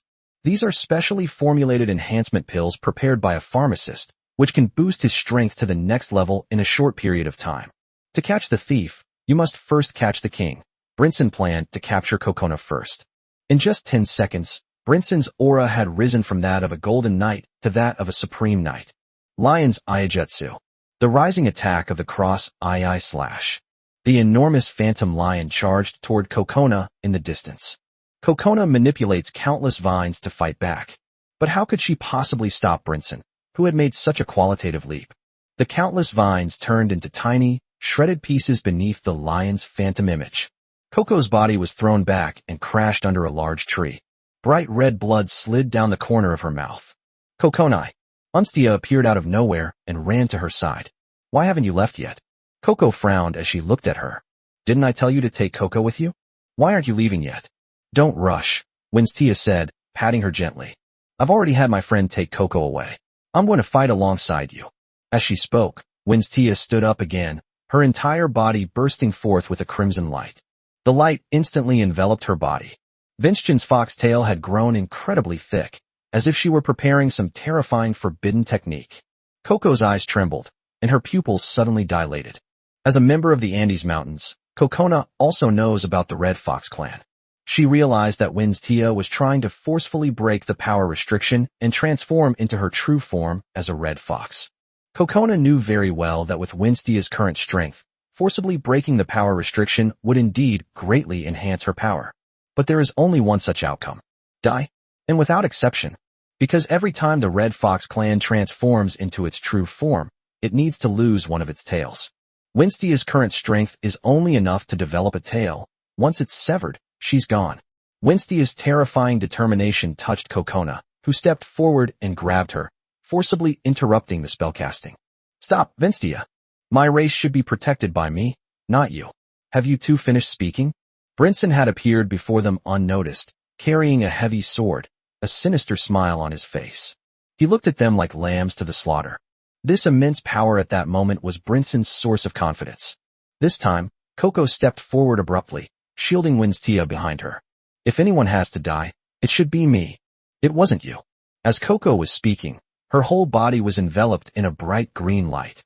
She suddenly rose into the air and shouted, "My people, lend me your strength." Yes. Below, the members of the White Fox clan responded enthusiastically. Instantly, the green light emanating from their bodies surged towards Coco. The White Fox clan also possesses its own set of restrictive powers. That involves gathering all the spiritual power of the clan members into one person, forcibly increasing their power. The consequence of doing this is that all of them have the chance to die because their power is completely absorbed. The root cause is that their power is constantly being absorbed during battle. Moreover, the key is the person who absorbs the power, namely Kokona. At the very least, her strength will be completely stagnant, making it difficult for her to advance. In severe cases, the force can rupture the meridians, leading to death. However, the White Fox clan no longer wanted to think about the consequences. At this moment, all they want is to enjoy a resounding victory, even if this victory results in many, many casualties. They were also tired of those days when there were no casualties, but they had to hide and run away. Winstia didn't know what the White Fox clan's restrictive power was, but she could roughly guess that it wouldn't end well. Just as she was anxiously trying to figure out how to stop Coco, a familiar cry suddenly rang out. Screech. Winstia abruptly turned her head, her eyes instantly reddening, because she saw that familiar figure in her field of vision. He was riding on a griffin, rushing towards us at top speed. Owner! Winstia exclaimed excitedly. That's right. At this critical moment, Sumu arrived. It was Frenna, who was flying at the very front, who led the way. After she returned Coco to her territory, she happened to run into Sumu, who was returning. Winstia, are you alright? Master, I'm fine. Please stop her quickly, or she will die. Winstia anxiously pointed to Kokona in midair. Without asking why, Sumu spurred his griffin forward and pulled Coco into his arms, forcefully interrupting her spellcasting. Bang! Brinson's fully charged attack arrived just in time. The griffin was attacked, lost its balance, and plummeted downwards. Damn it! Sumu jumped down with Kiki nigh in his arms, his face filled with barely suppressed anger. Sumu still remembered Brinson. People from the Yunlong Chamber of Commerce. Without the slightest hesitation, Sumu put Coco down and then decisively took out the blessing of the Lord of the Abyss. The power of space is gathering above this forest. The sky, which was just bright a moment ago, suddenly went dark. A terrifying pressure descended. Chapter 10 For the Lord of the Abyss appears. Suppress him. Under the pressure, the knights of the Yunlong Chamber of Commerce were instantly enveloped in it. Sweat poured down their faces, and their legs trembled. Those with a weaker mental state simply collapsed completely. Compared to them, the White Fox clan isn't necessarily any better. Under the oppressive force, they were equally helpless. The sky, as if chasm had been torn apart, seemed to rip open, and an ancient voice, as if from the depths of the abyss, echoed from within. Lucky boy, was it you who summoned me? Speak. Whom do you want me to kill for you? The Lord of the Abyss hasn't appeared yet, but his voice has. Kill all those armored bastards. Sumu pointed. As you wish. Without any wasted time or haggling, a giant, phantom-like black hand appeared from the spatial rift. Suppress. Like crushing an ant, the phantom giant hand pressed forward. The oppressive force was instantly maximized. Uft, uft, bang, blood splattered. The Silver Knights of the Cloud Dragon Merchant Guild had no chance to resist the Lord of the Abyss. They all exploded and died. Even their hard armor was crushed into pieces. The same was true for Brinson, the Supreme Knight, who had taken the drug. His resistance led to an even more gruesome death. Bloodshed spread across this land. The people of the White Fox clan were utterly shocked. But at the same time, they felt incredibly happy. Compared to them, Sumu was equally shocked. The Lord of the Abyss sounds impressive, but I never expected his strength to be so terrifying. It looks exactly like crushing ants. Powerful. That's incredible. Kid, you'll remember this. If you summon me again and it's still some ants, I'll be angry. Just as the spatial rift was about to close, the voice of the Lord of the Abyss rang out once more. The battle was completely over in just 2 minutes after Sumu arrived. Winstia, how are you feeling? Sumu quickly came to Winstia's side. He arrived in such a hurry that he had no idea what had happened. Why is Winstia involved with the White Fox clan? But that's not what he cares about right now. He's more concerned about Winstia's injuries. Master, I'm really alright. I'll tell you what happened later, okay? Winstia ran over to Coco's side as she spoke. Having just had her spellcasting forcibly interrupted, Coco is still in a weak state.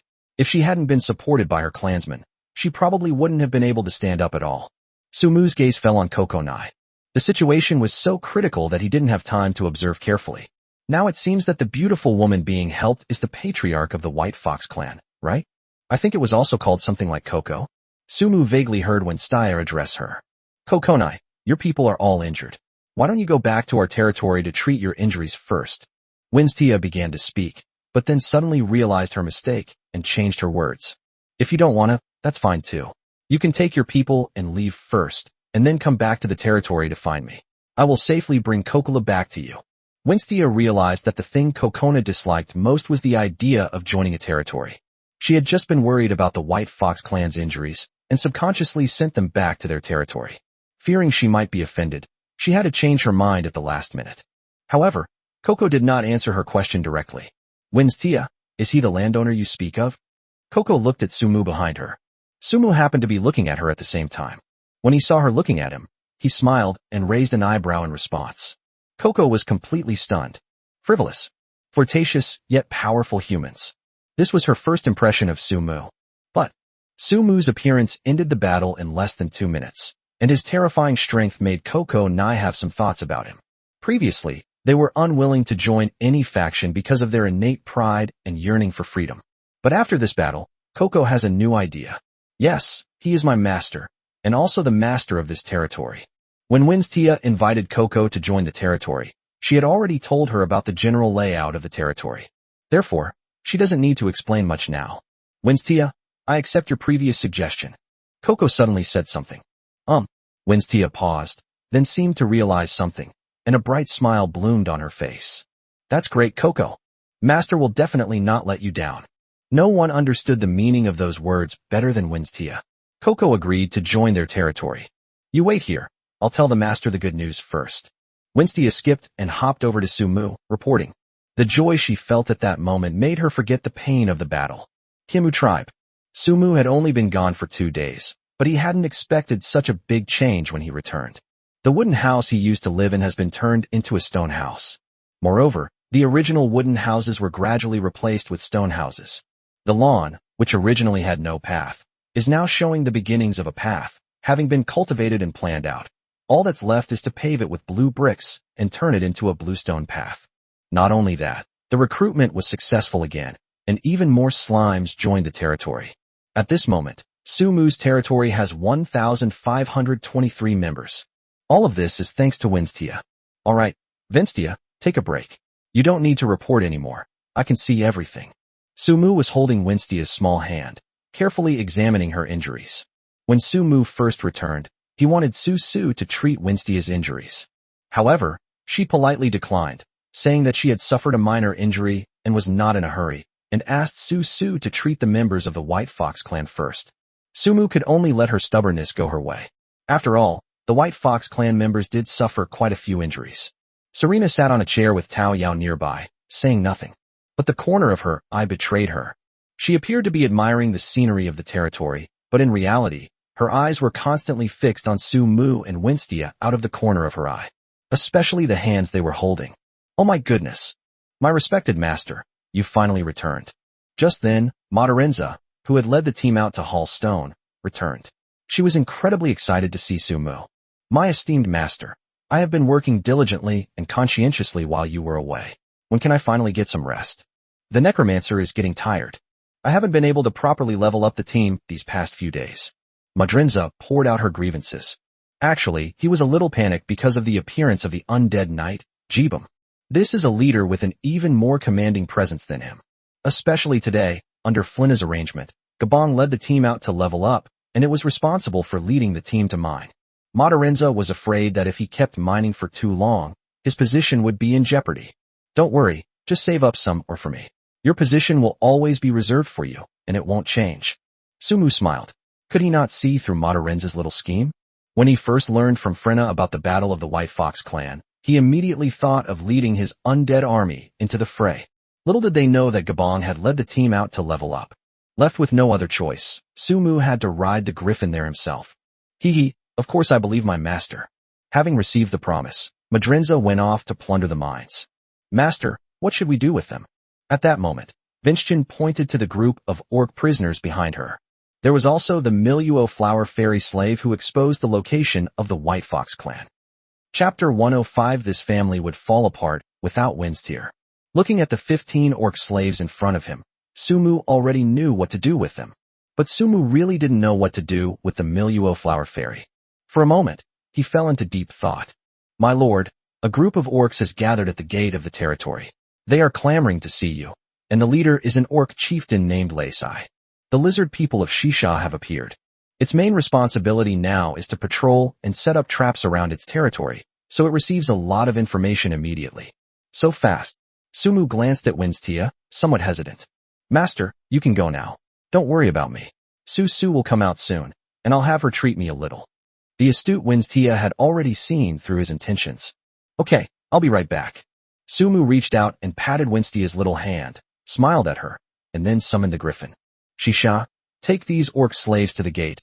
I'll wait for you there. Hurry up. Yes. After Sumu left, only Winstia, Serena, and Tao Yao remained sitting on the chairs by the stone house entrance. None of the three spoke, and the atmosphere became a little awkward. Serena was aloof and not good at socializing, so she just sat there quietly, not really paying attention. On the contrary, Tao Yao, who seemed more outgoing, was rather uncomfortable. She wanted to speak first, but every time the words reached her lips, she didn't know what to say, and could only keep glancing at Winstia beside her out of the corner of her eye. Little sister, your name is Tao Yao, right? Winstia was perceptive and knew that Tao Yao was secretly watching her. She smiled kindly and took the initiative to speak. Yes. Tao Yao was a little reserved. Sister, how did you know my name? You don't need to be nervous. Vincent took Tao Yao's small hand in hers. My owner told me all this on the way here. You are Peach Blossom's sister, and she is Serena's sister, right? Yes. Tao Yao nodded vigorously, a smile spreading across her face. I've heard Master mention you too. You must be Sister Vinstia, and there's also Sister Susu and Sister Yuchi. Right. Serena, who was listening to the two's pleasant conversation, unconsciously clenched her slender hand. She knew that to integrate into Sumu's life, she needed to take the initiative to chat and interact with the members of the territory. She has already decided to integrate herself into this big family. But when it came to actually doing it, Serena still didn't dare to take that step. Serena felt that killing a monster was easier than dealing with interpersonal relationships. But her predicament seemed to have been noticed, and Vincia took Tao Yao's small hand and came to her side. Sister Serena, I heard from Master that your ice magic is very powerful. Is that right? With you and Sister Tao Yao in the territory from now on, we won't have to worry about the meat spoiling anymore. When Sisha took the initiative to build a small bridge of friendship between the three of them. This just proves what Sumu said. This house doesn't have Winstia's presence. On the other side, when Sumu was on the back of the griffin, he could already see the orc race in the distance. Their procession was quite large, numbering 400 or 500 people. The quantity greatly surprised Sumu. He remembered that the last time he saw an Orcish tribe, there weren't this many people. So what exactly happened? I want to lead my people to join your territory. As soon as Sumu landed, their leader, Lei Sai, stepped forward and explained their thoughts and purpose for the trip. To be honest, Sumu wasn't surprised at all. Since stealing the supplies from the Yunlong Merchant Guild last time, Sumu had already laid the groundwork for his actions against the orc race. Why did he let the orcs go? On the one hand, Sumu was well aware that the clues and traces from the battle that led to the ambush of the Yunlong Chamber of Commerce could easily be traced back to the orcs. If the Yunlong Chamber of Commerce investigates carefully, they will find out that it was the orcs who did it. The orcs stole their supplies and released all the orc slaves. Therefore, the Yunlong Chamber of Commerce would definitely go after the orcs first, and wouldn't suspect that it was Sumu who did it. He can buy a lot of time. This is one of Sumu's schemes. The second one. Sumu was drawn to the orcs' bravery and labor capacity. He didn't need to use the Lord's Pride talent to know that orcs were definitely very suitable for carrying things. Their towering stature and explosive strength make them a perfect fit for porters. The future development of the territory will greatly require stone and iron ore, which are very heavy materials and cannot be separated from orcs. Thunderstorm King Kongs are creatures that can only fight and are not very intelligent. They are not as suitable for this job as orcs. Taking all factors into consideration, Sumu decided to kill 2 birds with 1 stone. By using the Cloud Dragon Merchant Guild, he would help encourage a wave of orcs to join their territory. Under the pressure of retaliation from the Yunlong Merchant Guild, there is a very high chance that the orcs will choose to join their territory. However, things were somewhat different from what Sumu had expected. He had originally thought he would need to bring it up himself. But it was the orcs who proposed it. I remember your name is Lei Sai, right? You're their leader? Can you represent them? Sumu pointed to the vast Orcish procession behind them and said, Can. Lei Sai pounded his chest. I have a question. I remember your Orcish forces weren't this large before, were they? From Wintia, Sumu learned that the Yunlong Merchant Guild had already found the orcs. So he was also puzzled. If the orcs had their current numbers, they wouldn't be afraid of the Cloud Dragon Merchant Guild, would they? Since I've chosen to join you, I'll be frank. Lei Sai glanced at his brothers behind him. We were attacked by humans yesterday. Many of my people died in battle, and some were captured and enslaved. Most of the orcs you see here are those who migrated from the Whale Fall Mountains. As he said this, a fierce glint appeared on Lei Sai's beastly face. They were also chased all the way here by humans. We have had enough of being oppressed and driven like slaves. We want to rebel and join a powerful tribe to develop. Neither I nor my people want to hide in the forest and flee any longer. So you chose me? Sumu said. Right. Leisai nodded his big head. I noticed you soon after your territory began to develop. We met again during the last battle when we saved our people, and you let us go then. I know you mean no harm to our race. Chapter 106, a race skilled in cooking? Leisai's words surprised Sumu. Did they notice it from the very moment their territory began to develop? Does that mean there are many people, demi-humans, secretly watching the development of their territory? Lies, let me tell you. Sumu said seriously. Joining my territory comes with conditions. It's not something you can just do whenever you want. What are the conditions? For example, you need to complete your work at fixed times every day, and you need to contribute when the territory needs to fight. Furthermore, you must abide by the rules and laws within the territory. You are not allowed to act recklessly. Sumu explained. I can understand everything else, but what's with this fixed time, fixed location work every day? Wouldn't that make them no different from slaves? Leisai's beastly face scrunched up, looking troubled. Of course I have to work. That's the most important thing. Sumu rolled her eyes and said. The buildings within the territory, including the houses you live in, all need to be constructed, right? Building it requires materials, right? And materials need to be dug up, chopped down, and hauled away, right? Of course, your daily work won't be too difficult, and you just need to do your job well. Your meals will be taken care of by someone else. Seeing that Leisai didn't seem very bright, Sumu could only try his best to explain. There are many solutions to the food problem, such as your people organizing special hunting groups. Before he could finish speaking, Leisai excitedly interrupted him. No need to say anything. I want to join your tribe. Work is work, we're perfectly fine with that. Etc. Just a moment ago, Leisai had a troubled expression as if he had swallowed a fly, but now that the problem of food could be solved, his expression changed so quickly. Anyway, it just goes to show what that saying means. Orcs will never be slaves, unless it includes meals and accommodation. Joining is fine, but you must tell your people what to be careful about in our territory. If you don't comply, I have the ability and the right to make you leave. Don't worry, I understand. Leisai waved his arm. Just then, Shisha appeared with 15 orc slaves. What's going on? Leisai was completely confused about what was going on. The people of my tribe that are appearing before me, weren't they just captured by humans? How did I end up here? At first glance, given Leisai's simple mind, he wouldn't have thought that Sumu was in league with the humans who persecuted them. In the afternoon, I ran into the group of guys who captured your people and fought with them. Sumu spoke slowly. Then what? Leisai asked instinctively. They're all dead.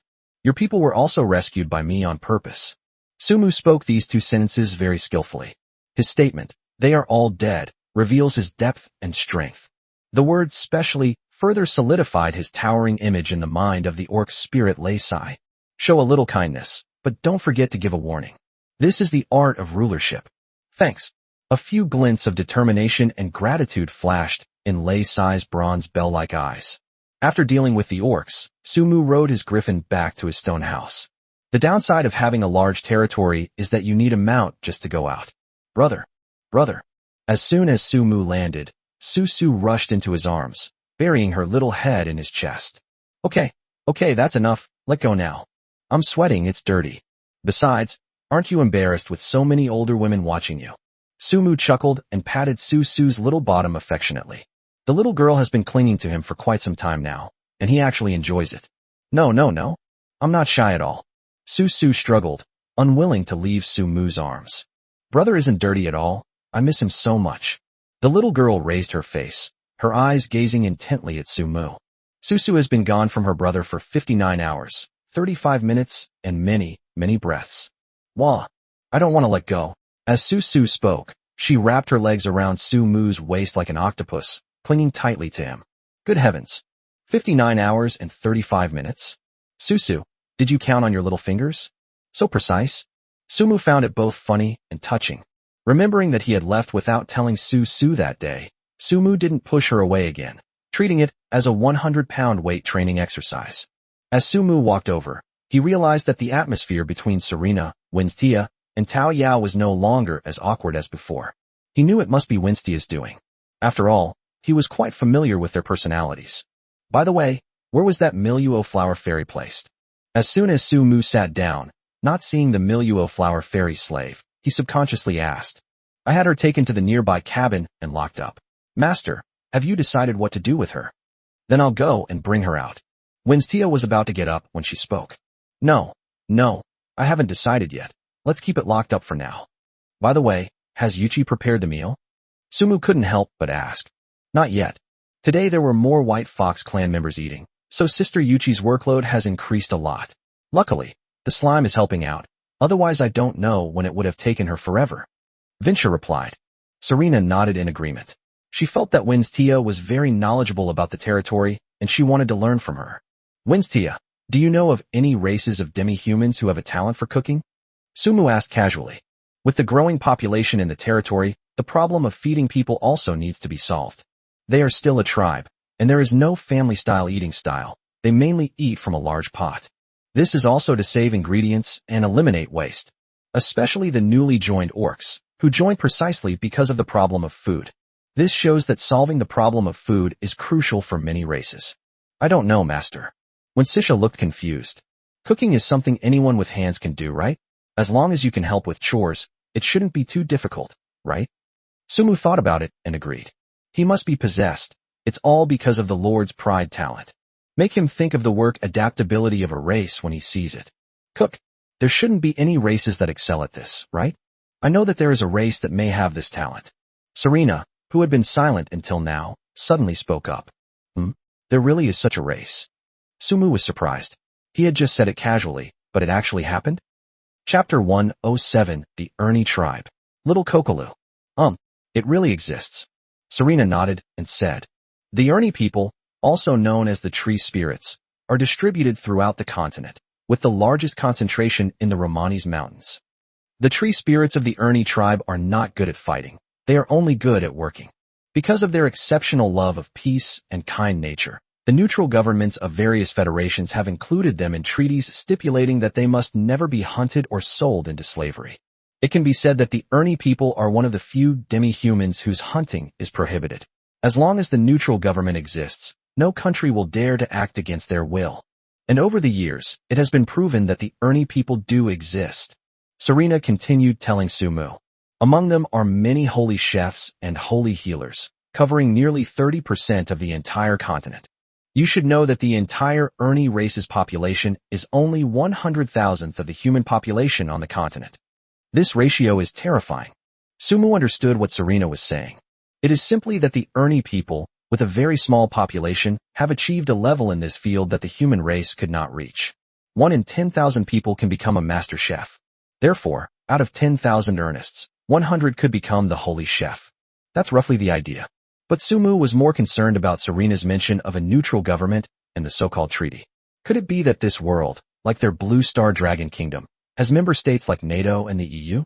Does that mean there are also 5 constant virtues? Serena, have you ever seen the demi-humans of the Ernie tribe? Certainly. When this was mentioned, Serena's eyes visibly dimmed. Our palace's former head chef was a demi-human of the Ernie tribe. Serena had barely finished speaking when she noticed Sumu reach out and grasp her hand, even giving it a squeeze. She knew what it meant. Serena smiled slightly at him, indicating that she was all right, and continued. In fact, almost every nobleman longs to have a professional Ernie demi-human by their side to serve them. Because the Ernie people cannot obtain it through illegal means, they can only do so through formal and legal channels. Therefore, to hire them to work for you, you must have a certain social standing and wield considerable power. Generally, only dukes or royalty have the opportunity to hire the demi-humans of the Ernie tribe. Of course, I'm referring to those Ernie people who have cultivated to the highest professional level, not ordinary Ernie demi-humans. Sumu nodded. Serena, do you know how far the Romanis Mountains are from here? It's very far, probably 1,000,000 kilometers away, Serena answered without hesitation. That's no longer within the territory of our Dragon Roar Empire. Sumu scratched his head helplessly. He was also thinking that since it wasn't far away, he should go and see what the Ernie people looked like. But Serena said it's already 1,000,000 kilometers, so there's no need to go see it. With his Griffin's current flight speed, it won't get through in less than 6 months. Actually, there is also a small tribe called the Ernie people near the Miluo forest. I have seen them before. Serena suddenly spoke. Sumu had just finished feeling down when Serena's words gave him new hope, and he was a little excited. Is it in the Miluo forest? But to be precise, it's not the Miluo forest, but rather the Whale Fall Mountains, which are further along the Miluo forest. Whale Fall Mountains. Isn't that the mountain range that the other orcs from his territory migrated from? Serena, do you know the exact location? No. As the two were chatting, Susu muttered something. Brother, I'm hungry. The little girl touched her belly and patted it as she spoke, making a crisp sound that made Sumu chuckle. Oh right, Susu has been saying she's hungry ever since she finished her treatment. I'll go see if Sister Yuchi has anything to eat and bring some over. As Winstia was about to get up, Sumu grabbed her arm. It's okay, I have something for Susu to eat. As he spoke, he took out the snacks he had prepared for Susu from his backpack. Guling honey candy skewers. A small snack similar to candied hawthorn berries from China. It's not particularly rare, but it's said that the honey is produced by a magical beast called the Valley Spirit Bee, and it's sweeter than honey produced by ordinary bees. Therefore, even a small snack can be sold for 1 gold coin per skewer. Ordinary families can't afford it. Susu, this is the delicious food your brother promised to bring you. Taoyao, and I personally picked it out for you. Would you like to give it a try? Sumu spun around in front of Susu to show her off, and it immediately caught Susu's attention. Brother, I want it. The little girl immediately reached out her hand and held it like a precious treasure, her pink tongue already licking her lips. It seems they were attracted by the sweet aroma. Then you should eat quickly, Sumu said with a smile. Susu didn't answer. She had already impatiently torn open the outer package and started licking it. Is it tasty? Sumu couldn't help but ask. A deep red. It's so late. Susu's little mouth was stuffed full, and her eyes were full of smiles. Winstia, here's a skewer for you. Sumu took out another string of them and handed it to Winstia. The food isn't ready yet. Let's have some snacks first. Thank you, master. Seeing that she also had a share, Winstia couldn't suppress her smile. Master, can Taoyao be eaten? A weak voice sounded from the side. The little slave Taoyao, who hadn't spoken until now, raised her hand. This honey candy skewer from Guling was the first one she had eaten since arriving in Tianlong City. It said that this is only available here. You can't find it anywhere else. Taoyao had tried 2 skewers and had long been craving the taste. How could you possibly be left out? Sumu also handed her one. Thank you, master. My master is the best. Taoyao and Susu look about the same age, except that Taoyao looks older in some ways. But putting all that aside, the two of them were just young girls and couldn't resist the temptation of candy and honey skewers. And Serena, yours too. Sumu naturally didn't forget to hand one to Serena. He knew that if he didn't offer it, Serena was the type who wouldn't actually ask. Even if she really wanted to eat it, she wouldn't say so. Thanks. Serena took it. She was the oldest among them, and at that moment she was enjoying the same treatment as the others. Serena's eyes were gentle, and the corners of her mouth were upturned as she focused intently on the skewers in front of her. While everyone was enjoying the delicious skewers, Sumu noticed a small figure at the entrance of the stone house. She was hiding behind the wooden door, secretly watching Susu and the others eating honey skewers outside. The words, drooling with desire, were written all over her little face. Coco. She was practically drooling. If Susu and Taoyao are considered little girls, then this one is definitely a tiny little girl. Winstia, what's her name? Sumu pointed and asked. He had seen the little girl once when she was brought back by Florina. She was unconscious at the time. We've been discovered. Coco quickly hid behind the door, completely concealing herself. By the time Winstia turned around, she was already out of sight. Wait a minute. Sumu smiled secretly and said softly. Winstia understood and smiled too. The clever girl seemed to have guessed something. Sure enough, not long after, Coco poked half her head out again. When she realized that Sumu and Winstiana were still watching her, she quickly hid again. Haha. Sumu was amused by the childlike scene. Kokoloo. Her name is Kokoloo. She is Kokona's little niece. Chapter 108, Coco's Amazing Talent. Coco. Coco, what are you doing here? Coco's voice rang out. After recovering from her injuries and resting for a while, she was just about to go out to see Winstia and Sumu when she saw Kokoloo hiding by the door. The little girl seemed to be looking around at something. Aunt. Coco responded crisply, then quickly changed position, hiding behind Kokona and secretly peeking out half of her head to look outside. What are you looking at? Coco followed her gaze and saw Sumu and the others outside. Little girl, do you want some? After finally putting Susu down, Sumu took a skewer of honey and headed towards Coco Delight. Kokoloo was so shy that she hid behind Kokona, this time not even daring to show her head. Coco, come out and call for help. Coco reached out and tugged at her arm. No, no. Coco held tightly to her aunt's clothes, refusing to move an inch. I'm sorry, my lord, she's a little shy. Coco said helplessly. It's all right. She's just a young girl. It's normal for her to be shy. Sumu smiled. She's not usually like this. She's quite lively. Maybe there are too many people today, and she's a little shy. Coco stroked Coco's head and explained. She could understand Coco's current state. After all, growing up in a tribe, it was inevitable that she would be active. The environment is different now, and it's normal for her to feel shy and timid when facing so many strangers. Coco, would you like some? It's delicious. Look how happy those ladies are eating it. Sumu tried to make his voice sound as gentle as possible as he handed the honey skewers forward. If you come over, I'll give you one too. How about it? Perhaps it was the aroma of Guling honey candy that successfully attracted Coco, for she finally poked her little head out again and gently sniffed the skewers. The nostrils twitched slightly. The little girl's actions were so adorable and endearing that Sumu couldn't help but smile like a doting aunt. Want some? It smells very sweet. Really for me? Coco licked her lips, her big eyes filled with desire, longing, and craving. For you.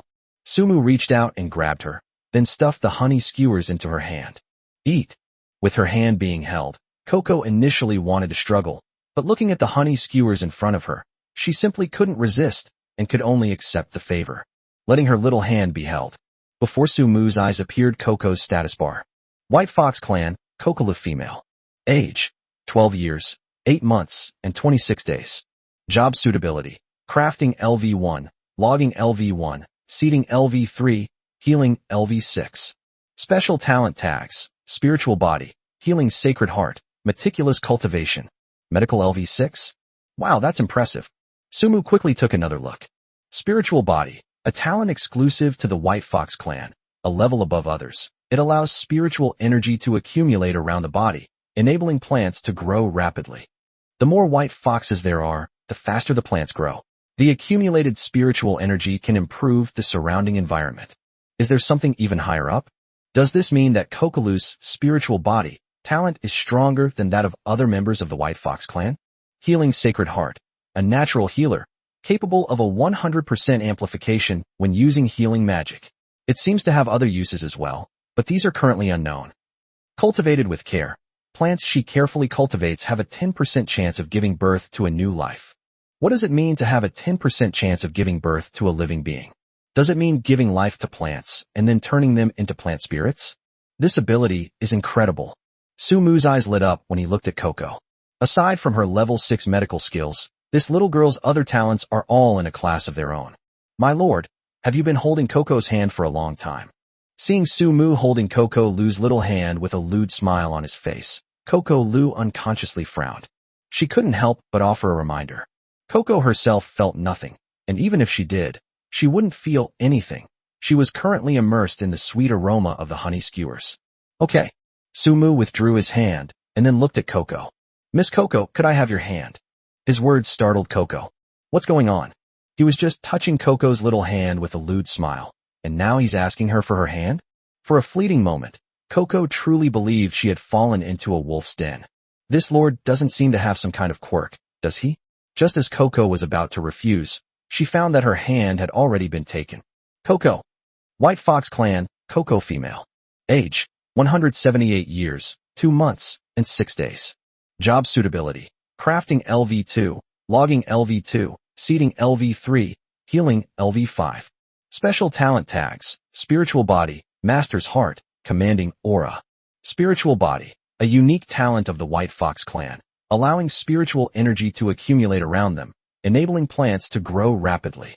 One is the spirit-nourishing body, and the other is the spirit-nourishing treasure body. It seems that among these talents, Kokolu is the most outstanding. Moreover, she has 2 talents that have not yet been activated. This shows that Kokolu's talent is truly amazing. Coco's medical skills have reached LV5, which is excellent. This makes Sumu curious whether all white foxes have such high medical skills. However, Sumu did figure out one thing. It seems that potential talents emerge regardless of age, but rather require a trigger to activate them. That seems to be the case. What Sumu couldn't tell was that Coco looked to be only 23 or 24 years old, but was actually over 100 years old. Fear. Over here, Coco was held by Sumu's hand for a long time, and her brows furrowed more and more tightly, as if she was brewing anger. But just as she was about to lash out, Sumu let go. Suddenly, Coco felt like a deflated balloon, wanting to lash out but having nowhere to vent. He could only wear a sullen face. Can I have one more? Coco spoke timidly. The little girl raised her eyes and cautiously observed Sumu for several moments before daring to speak. One more? Given the current situation, Coco is practically a gold nugget in Sumu's eyes. Don't even mention one. You have to give me 100. However, Sumu just wanted to tease the little girl. Of course I can give it to you, but you have to call me Brother Sumu first. When a young girl asks someone for something, she should at least use a form of address, right? Otherwise, it's very impolite. Your aunt must have told you that too, right? Sumu said with a smile. Humph. Upon hearing this, Frena, who had just flown overhead, immediately turned pale. Chapter 109, he probably has some kind of idea about Kokolu. Frena, do you want her? Sumu didn't notice her dark face. She only noticed that she had appeared. Want? Flina took the honey skewers directly from Sumu's hand and slipped away without looking back. Can the dead eat candy? Sumu had originally intended to tease Fulina, but he didn't expect her to actually do it. Call me Brother Sumu, Coco Lu. Sumu turned around and continued to tease Coco. Compared to the others, the little girl is the most fun. Su. Coco clenched her little fists, mustered her courage many times, and finally let out a soft, almost inaudible shout. Brother Sumu, brother. Haha. Sumu secretly chuckled to herself. No wonder so many people prefer to raise a daughter in real life. Sumu used to raise his daughter virtually online, but now he realizes how fun it is to tease a little girl. It's too quiet, speak louder. Who could hear you speaking so softly? Coco clenched her little fists, puffed out her cheeks, and finally shouted out loud. Brother Sumu. This time it was loud enough that Winstia and the others heard it, and they all smiled. However, after shouting, Coco hid behind her aunt again. The little girl is shy again. Here you go, come out now. Sumu tapped her little fist with the honey skewers. Oh. Coco poked her head out again, and after getting the honey skewers, she proudly handed them to her aunt. Auntie, here, have some. It's delicious, you should try it. She wasn't nervous at all when she spoke to her aunt, and she didn't stutter. It's so much fun. No, you keep it for yourself. Coco's brows relaxed. Her gaze softened, and she reached out to touch Coco's head. Coco, you can have it. Sumu spoke. Coco is so obedient and sensible. I'll give you another skewer. This one is for your aunt. As he spoke, he took out another string of skewers and stuffed it into Coco's hand. Sumu originally thought that Coco asked for another skewer because she wanted to eat it herself, but he didn't expect it to be for Coco Nai. He liked this sensible and cute little girl even more. Thank you, Brother Sumu. Looking at the skewers in her hand, Coco Nai's words of thanks came out much more fluently this time than the previous 2 times. Good boy/girl.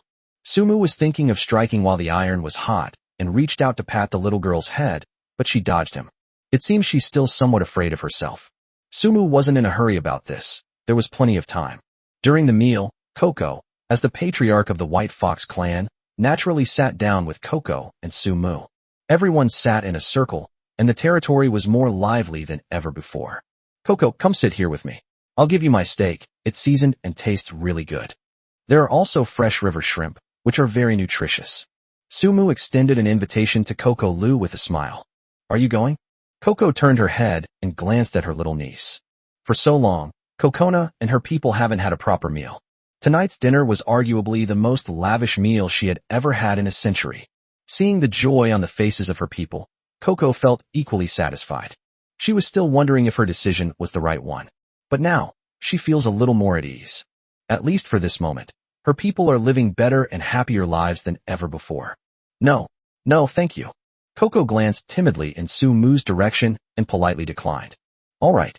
When his attempt to lure the little girl failed, Sumu tried again, this time taking out the herbal drink he had bought in Tianlong City.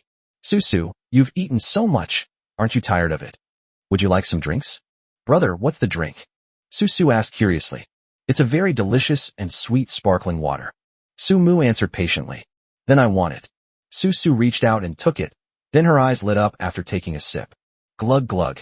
Susu immediately finished the bottle and stretched out her little hand again. Brother, I want more. Okay.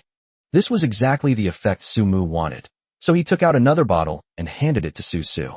It wasn't just given to Susu, but also to wins Tia, Serena, Taoyao, Zhou Yuqi, and Fiolina. Sumu gave them all. Only when it came to Coco did the corners of his mouth curl up slightly again. Cocoloo, come and get your aunts. It's too far. I can't make it there. Coco hesitated for a moment, but in the end she stood up and walked cautiously towards Sumu.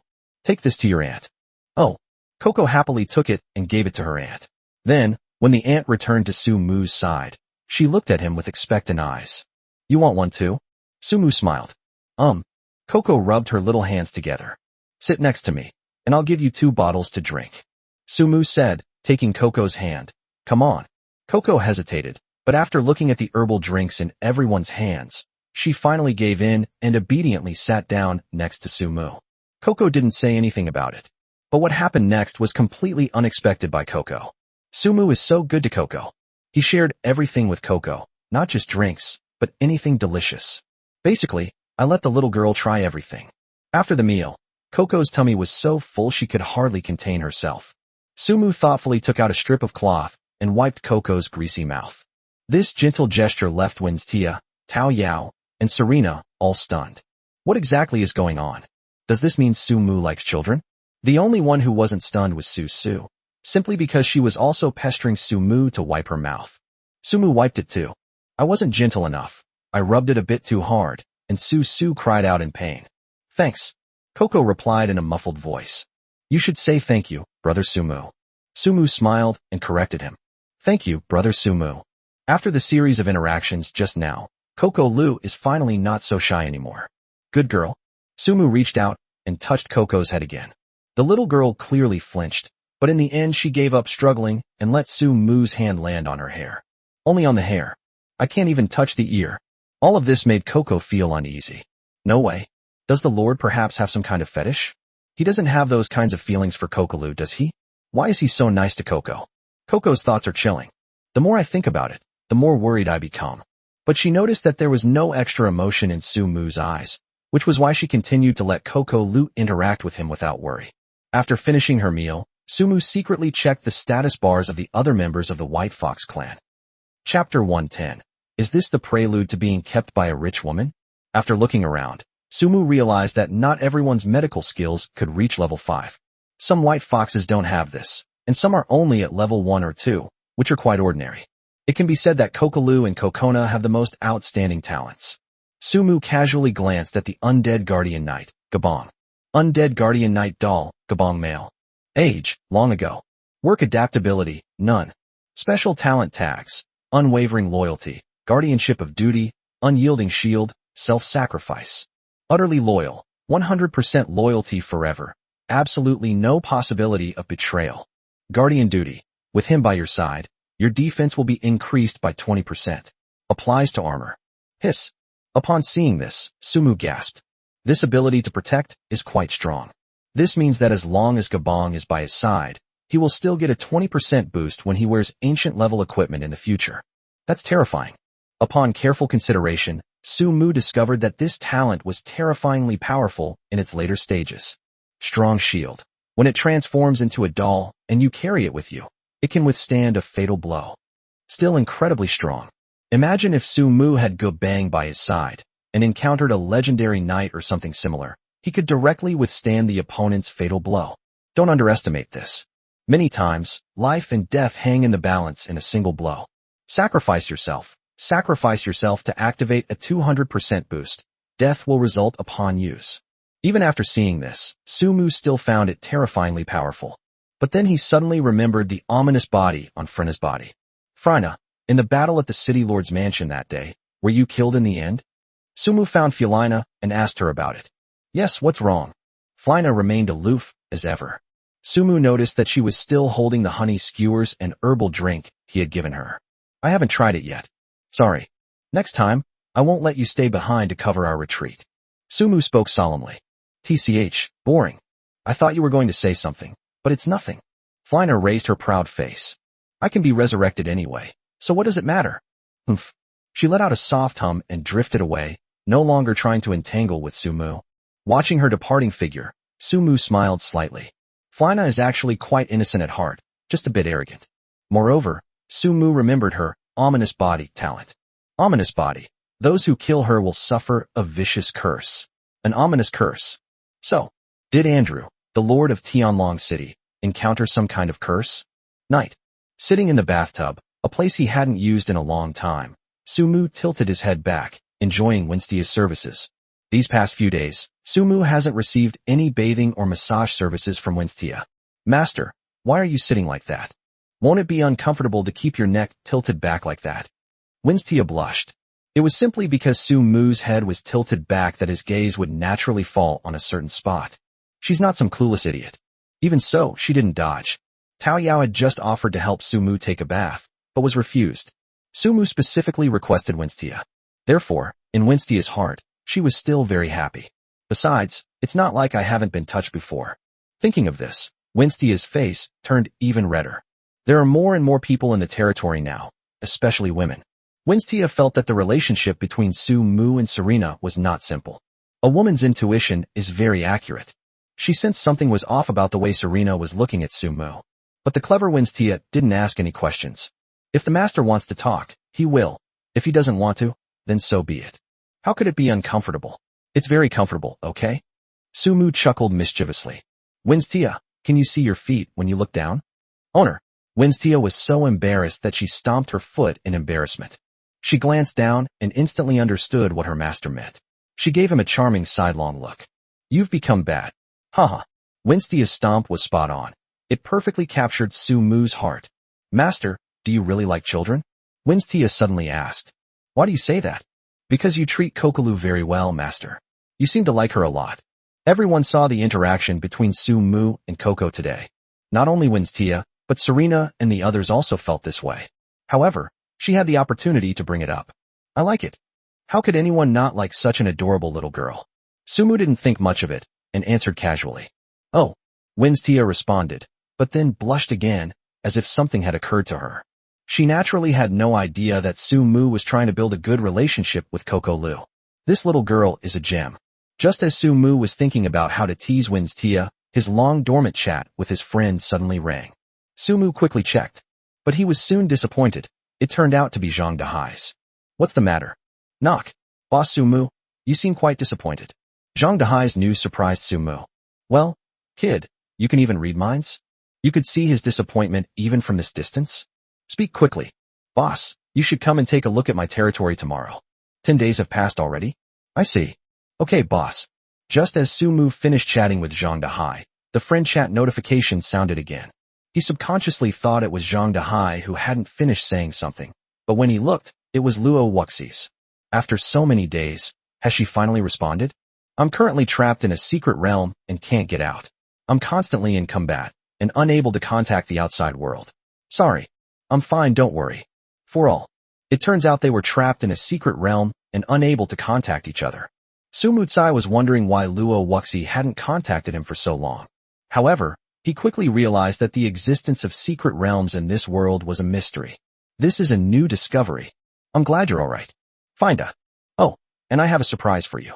As soon as Luo Wuxi sent the message, Sumu received a transaction notification, which he clicked on to take a look. Undead Summoning Scroll 1359. Medium Undead Summoning Scroll 152. High-level Necromancer Summoning Scroll 2. Sumu. Did you go and rob the undead? The sheer number of them shocked Sumu. Haha. Otherwise why do you think I disappeared for so many days? It's a pity, high undead scrolls seem to be extremely rare. Luo Wuxi expressed her regret. Tell me, what do you want me to do? I'm afraid I can't repay so many scrolls. How about I repay you with my body? Sumu made a joke.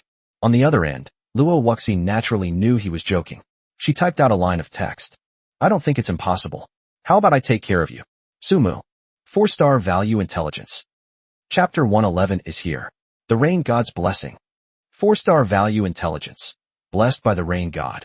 Heavy rain will fall within the next half hour. Intelligence analysis. This heavy rain will benefit the physical strength of living beings. Feel free to go out and get soaked. Intelligence alert. Heavy rain will last for 1 hour, with an increase only in the middle half hour. Please be mindful of when you get caught in the rain. While chatting with Luo Wuxi, Sumu's intelligence system suddenly beeped. A blessing from the Rain God. After carefully reading the intelligence tips, Sumu quickly understood. This means that the heavy rain is generally good for the body. But it seems that the dead are not included? Winstia, go and notify everyone in the White Fox clan to assemble. I'll go call the others.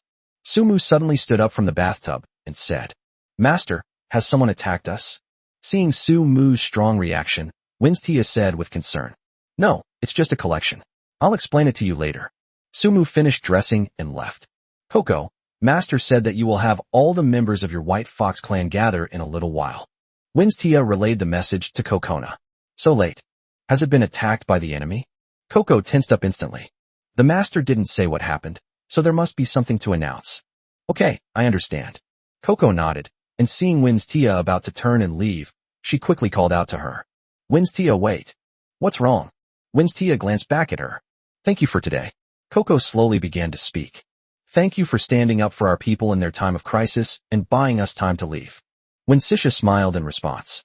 Then I thank you for leading your people back in the end. You saved me. Also, when we first met, you went against everyone's wishes and let me go without hurting me, and I thank you for that too. A few days ago, Winstia noticed Sumu's desire for the White Fox clan to join the territory. So she kept searching for the location of the White Fox clan. For this reason, she happened to save Kokolu, who had run away. When she returned Kokolu to her territory, the members of the White Fox clan saw Winstia and all said they wanted to kill her. It was Coco who defied everyone's objections and let her go. Kokona's reason was that she saved Kokolu. But Winstia knew it wasn't just because of that. Okay, I'll go call them to gather. Coco gave Winstia a deep look, then turned and left. At this moment, in the regional chat, Lord Luo Tianchuan, it's raining again. Luckily, I learned from my previous experience and cleverly hid inside a cave. Lord Qinsheng, I've developed a fear of rain, but luckily I built a simple shelter yesterday using stone slabs, specifically for keeping out the rain, huh? Lord Muyi, who isn't? This world isn't just raining, it's killing people. Even wooden houses aren't safe. Similarly, I had already set up a special shelter from the rain. This is no Lord world. It's practically a post-apocalyptic survival game. In the regional chat channel, everyone was thankful that they had somewhere to shelter from the rain. Having learned a painful lesson from the last acid rain, everyone has now not only learned to store water, but has also built special shelters for rain. This is to prevent it from raining suddenly again. Just as the lords were ranting and raving, a chat message suddenly popped up. Zhang Dahai, subordinate lord, this rain might not necessarily be acid rain, right? Maybe it'll even be beneficial to us? Why are you all so afraid? After Zhang Dahai's message was posted, there was a brief silence in the regional chat channel, and then, Lord Qinsheng, Dahai, you've gone bad after 2 days. You can't stand seeing the brothers having fun, can you? Trying to trick us into getting soaked in the rain. Lord Luo Tianchuan, I never imagined, Dahai, that you were this kind of person. Lord Muyi, Dahai, even I'm not helping you this time, you've turned bad. The three of them still joked around a bit, but then Gua Tianfei, who hadn't spoken for a long time, appeared. Zhang Dahai just can't stand to see us doing well. So many people died from the last acid rain, and he's telling us that maybe this rain will be good for us. Don't you feel ashamed to say that? Gua Tianfei lay on the hotel bed, a sinister smile on his face, and added, Zhang Dahai, you're up to no good. Gua Tianfei already knew about Zhang Dahai being recruited by Sumu. He'd never had a chance to say anything in the chat channel before, and now he finally got his chance. He can't handle Sumu, but he can handle a small henchman, right? Sure enough, as soon as Gua Tianfei opened his mouth, many people in the chat channel came out to curse Zhang Dahai. Zhang Dahai, you deserve to be a slave on your very first day. You really want us all dead, so you can have less competition, right? Who can argue with that? Later development requires a lot of resources, and everyone in the regional channel is a competitor. Zhang Dahai would love for us to die. Although I don't want to speculate about people's true feelings, it's true, Zhang Dahai, you disgust us. Faced with a group of people criticizing him, Zhang Dahai was dumbfounded. He felt wronged. Zhang Dahai, subordinate lord brothers, I was just saying it casually. Is it really that serious? Why don't you go outside and get soaked in the rain yourself? You just casually mentioned it. Do you even have the guts?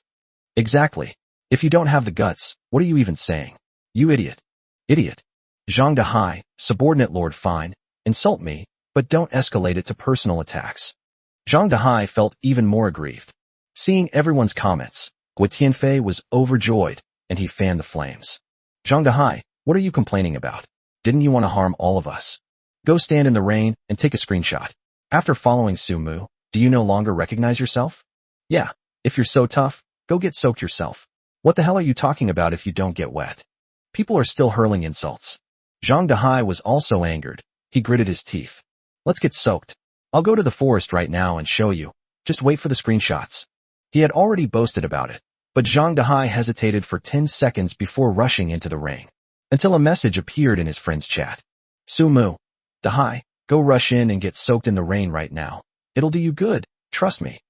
A simple message from Sumu gave Zhang Dehai boundless courage. He took off his shirt and rushed forward under He Ling's astonished gaze. At the same time, Sumu, who had just sent a message to Zhang Dehai, also led all the members of his territory into the rain. He didn't see the message in the regional chat channel. He just remembered it and notified Zhang Dehai. Chapter 112 has nothing to do with me. It's all thanks to Boss Sumu. At the same time, other Lord players in the World Chat channel did the same. They all started chatting, taking screenshots, and sharing how they took shelter from the rain. Some have already moved into houses built of stone bricks. Some houses are built into caves. Everyone learned from their mistakes, and the chat channel became quite lively and enjoyable for a while. Time flies. Until a screenshot appeared. Blessings from the rain god. Congratulations on bathing in the holy rain for 2 minutes. You have gained a 10-point boost to all attributes. All injuries have been healed, and all fatigue has been eliminated. This screenshot was posted by a Dragon Kingdom lord named Wu Fan. The moment the screenshot appeared, the World Chat channel went crazy. Holy crap. Really? Damn it, isn't this acid rain? How did it turn into holy rain? Getting rained on can boost stats and fully heal injuries. This. I was just feeling relieved I hadn't gotten wet in the rain. And then you pull this on me? MMB. The lords cursed and swore. Until a chat window appears. Hey everyone, the rain still hasn't stopped. This chat alerted the lords, who immediately abandoned their crafting and plunged into the rain. 10 minutes have passed. Where's the promised blessing from the rain god? Why am I completely fine after being soaked for 2 minutes? You're perfectly fine, but I caught a cold. I'll beat you up, you beautiful woman. My little brother's all shriveled from the cold. What kind of rain god's blessing is this? Who's that lord in the screenshot I just took? You son of a bitch. You're kidding me, right? The prices will always go up when your mom goes grocery shopping. Your grandpa will always get criticized when he plays chess. And when you play Do-Diju, a card game, you'll never get a 7 out of 3, 4, 5, 6. You bastard. Does anyone know where Lord Wu Yufan's territory is? I'm going to issue a warrant for his arrest and kill him. He dares to lie. Support the Jianghu kill order. The lords were soaked in the rain for more than 10 minutes, but the yarn had no effect. They began to breach the defenses. This also made Wu Yufan, the Dragon Kingdom lord who initially posted the screenshot, tremble with fear. His initial thought was simply to give everyone a heads up and, incidentally, show off a little. He didn't know why it worked for him, but it didn't work for others. Just as everyone was preparing to raise funds to have nearby Lord Snipe, Wu Yufan, another screenshot appeared. Blessings from the rain god.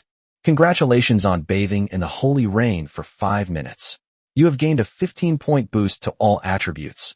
All injuries have been healed, and all fatigue has been eliminated. The screenshot was also posted by a lord from the Dragon Kingdom.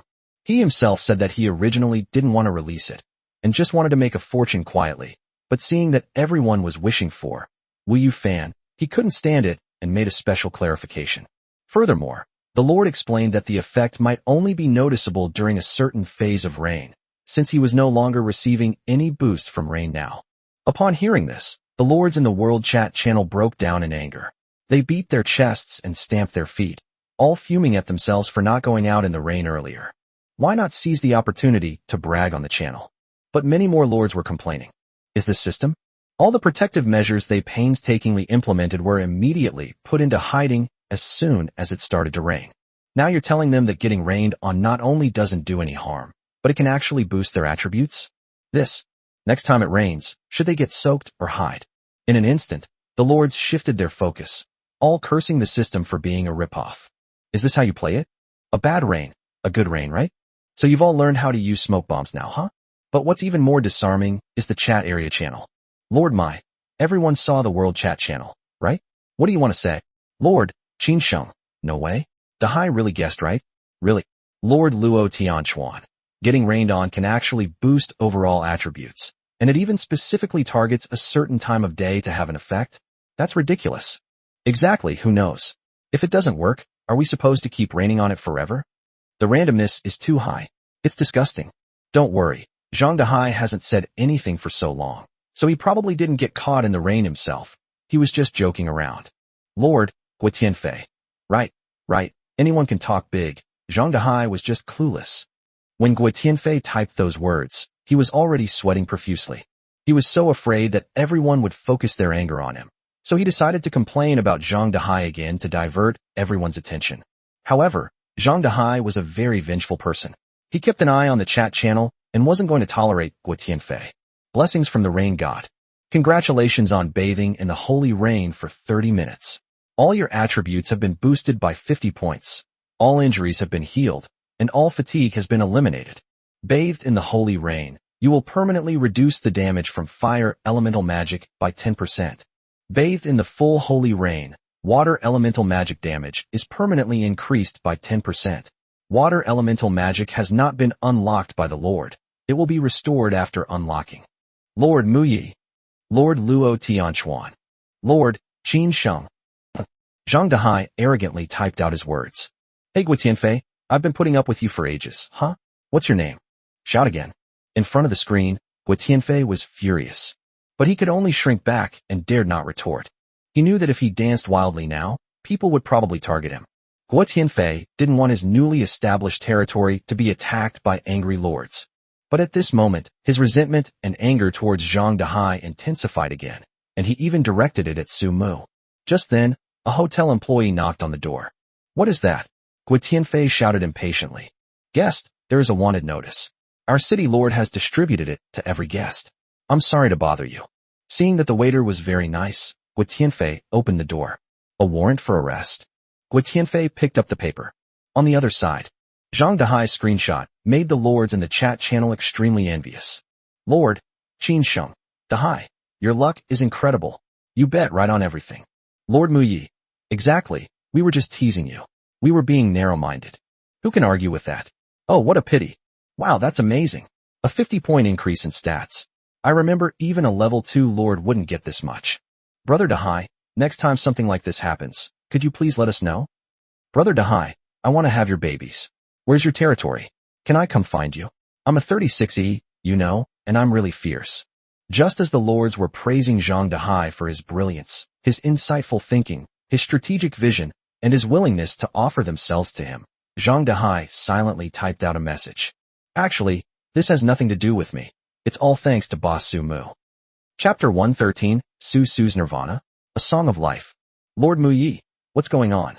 Why are we talking about Boss Su Mu? Yeah. Lord Qin Sheng, could it be that Su Mu made you go out in the rain? Just as the lords were discussing among themselves, Zhang Dehai responded. I admit that what I said in the chat channel before had an element of gambling involved. When I told you guys I was going to rush in and get soaked in the rain, I hesitated, but because of one sentence from Boss Su Mu, I rushed in without hesitation. Then I took a shower for half an hour, and I improved. Zhang Dehai became more and more excited as he spoke, and couldn't help but embellish his story. Su Mu's unconventional thinking is simply unbeatable. He said, since it was acid rain last time that caused us such great harm, it can't be the same this time, right? As you probably know, there are many random events in territory survival games, so could rain be one of them? Since it's a random event, a 50% chance is normal, right? Anyway, Su Mu is awesome. Zhang Dehai was expressing his admiration and respect for Su Mu in the chat channel. Unconsciously, Su Mu's image in the chat channel was portrayed as an omnipotent god. I knew it. The mindset of those who can instantly ascend to the first or second level of a territory is beyond the comprehension of ordinary people like us. Exactly. If we had that kind of mindset, would we still be treated like animals? I'm so envious. Zhang Dehai is so lucky to have such a powerful backer. He'll be soaring to great heights in no time. Damn it, I want thighs too. I'm so envious, Wah.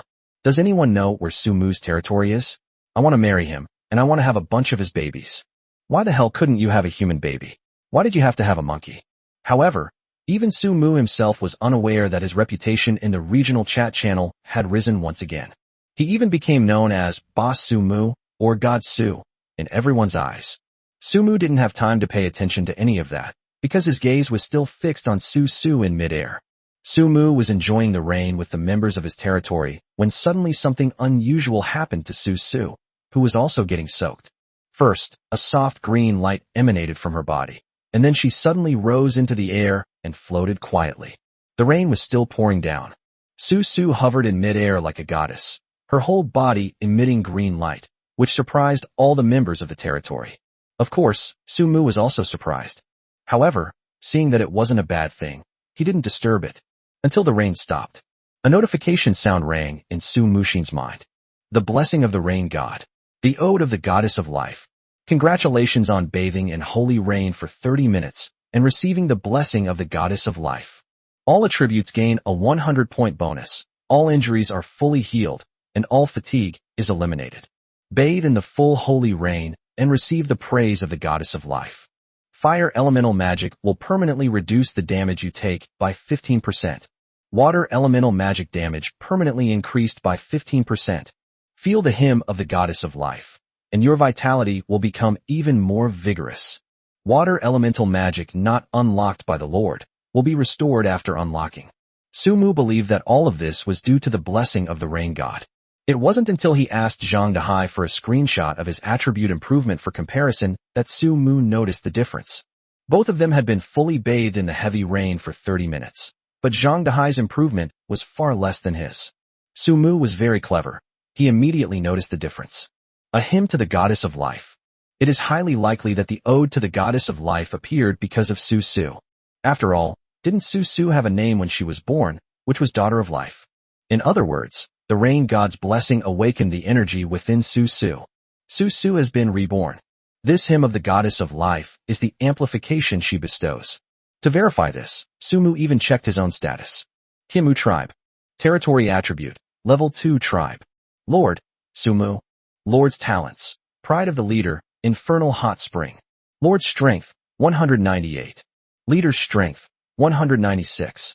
Lord's agility. 199. Lord's wisdom. 200. Lord's skills. Insight. Stealth. Gale slash. Wind dragon. Lord's equipment. Musket. Refined longbow. Dragon horn blade. Lord's charisma. 60. Elemental boost. Water element increased by 15%. Elemental resistance. Fire element plus 15. Really? All the attributes have been added, making it twice as many as Zhang Dahai's. It even added 2 more items, elemental enhancement and elemental resistance.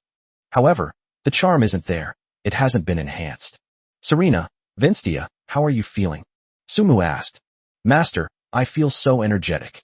My strength seems to have been amplified. Winstia said. Serena, who was standing next to her, nodded in agreement. Yes, I couldn't cast spells before because of my injury, but now I feel like my injury has healed and my magic power is surging. Serena spoke as she attempted to condense ice elemental magic. She actually managed to condense some frost. Okay, don't push yourself.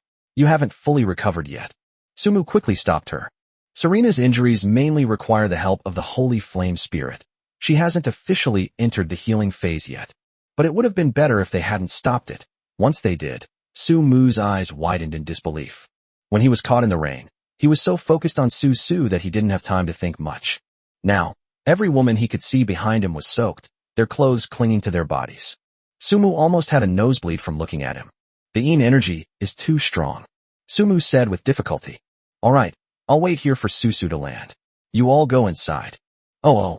Winstia seemed to have figured something out, and she quickly turned and left. Serena gave Sumu a meaningful look before turning and pulling Tao Yao away. After they all left, Sumu bowed awkwardly and sighed deeply. Since experiencing various events, Sumu has found that her resistance is getting lower and lower. Indeed, once some things are said, there's no going back. Brother. Sumu was lost in thought when Susu's voice rang out beside him. Susu, you're down here. Do you know what just happened to you? Brother, hug me. Susu seemed very tired. She took the initiative to hug Sumu and squeezed her soaking wet little body into his arms. Brother. Susu, are you alright? This startled Sumu. He immediately grabbed her small hand, thinking something had happened to her. But in that very instant, Susu's status bar reappeared in front of Sumu's eyes. Chapter 114 Skull, Earth Dragon. Kamabone Warrior. Daughter of Life, Susu female. Age, 16 years, 0 months, 12 days. Work adaptability, manual labor level, medical level. Special talent tag, Life's Lament, unique. Ode to Life, unique a hymn to the goddess of life. Under her baptism, living beings receive healing, increased power, and various other enhancements. Susu's status was full of question marks before, but now it's better. There are fewer question marks, but they still exist. The special talent tag has also been unlocked. This life aria looks pretty strong, and the effect should be just like before. Sumu's only curiosity was about what kind of timing was needed for the release. Also, can they be stacked? Brother, I'm sleepy. Just as Sumu was thinking, Susu's voice rang out. He glanced down and saw that the little girl in his arms could barely open her eyes. Okay, I'll have Winstia change your clothes, and then you can go to sleep. Susu temporarily put the stick incident out of her mind. After putting Susu to sleep, Sumu did not rest immediately. Instead, they went to an open area and began using the undead summoning scroll. After much effort, the necromancy scrolls summoned a total of 489 skeleton soldiers, 420 skeleton mages, and 450 skeleton archers. It can be basically confirmed that the undead summoning scroll only summons these 3 types of units. When using a medium-level undead summoning scroll, the first 10 summons will all be undead ghost knights. Finally, on the 11th one, something different appeared. A skeletal dragon about 3 meters tall with exceptionally sharp teeth. It looks like the bones of a Tyrannosaurus rex, but not nearly as large. Like Matarenza, it has 2 scarlet eyes, giving it an eerie and evil feel. For this reason, it has considerable deterrent power whether viewed from afar or up close. Sumu used an insight spell to strike. Skeleton Earth Dragon, a replacement for the Morius Earth Dragon after its death. They are the fastest land-dwelling beings among the undead. They excel at surprise attacks. The Skeleton Earth Dragon is summoned by a medium-level undead scroll. Its combat power should be similar to that of the Undead Knight, but it is far less special than Mordrenza. But Sumu's perception of it is completely different. The 3-meter-tall Skull Earth Dragon can basically be ridden. So, could he combine Skeleton Earth Dragons and Skeleton Soldiers to create a unit of Skeleton Earth Dragon Riders? Without hesitation, Sumu immediately began to try. His idea was quickly proven true. Skeleton Soldiers can indeed ride on the Skeleton Earth Dragon, but due to their lack of skill, they inevitably stumble and bump into things. More practice and familiarization are needed. With this verification, Sumu could directly announce that his Earth Dragon Knight team had taken shape. Continue summoning. Whether he was bewitched or something else, Sumu kept summoning only undead ghost knights and skeleton earth dragons. I haven't seen anything else. However, he still managed to accumulate 91 skeleton earth dragons and 61 undead knights, with 152 medium undead summoning scrolls. Sumu has made up his mind. Tomorrow, he will select all the undead skeletons with positive talent tags and train them to become skeleton earth dragon knights. The last 2 are high-level undead summoning scrolls. Amidst the glow of the array patterns, a giant appeared, standing approximately 6 meters tall, even taller than the cave dragon. It wielded enormous bone shields in both hands, the shields being an astonishing 5 meters long. The enormous bone shield was formed from individual skulls, giving it an invisible, awe-inspiring power. The skeletal giant's empty eyes stared ahead, its entire body shrouded in solid, dark, undead energy. The black mist strangely formed the shape of armor, enveloping it. Skeleton warriors, shield form in life. They were the incarnations of the Thoni giants. In death, they are powerful skeletal giant warriors, their shields imbued with the resentment of those who perished beneath their grasp. To be honest, when this General Kamabone stood his shield up in front of him, it looked like a small mountain. Sumu didn't know how those attacks would even get through. That's incredible. However, Sumu, also gained an important piece of information from this. Among the high-level necromancy summoning scrolls, the chance of summoning someone like Frena is extremely low. Compared to the Kamabone warrior, Freya possesses a unique quality. Continue the summoning. This time, it's Kamabone warrior again, but in a different version. Skeleton warriors, axe form in life. They were the incarnations of Thoni giants. In death, they are powerful skeletal giant warriors, their giant axes imbued with the resentment of those who perished beneath their blades. It's about the same height as Kamabone warrior, shield form. Except that in axe form it wields a massive bone axe that looks like it could split the heavens and the earth, which is quite exaggerated. One is a defensive form, and the other is an offensive form. Sumu finally understood. After entrusting the summoned undead to Mordrenza and the undead knight Gabun for temporary management, Sumu went to sleep.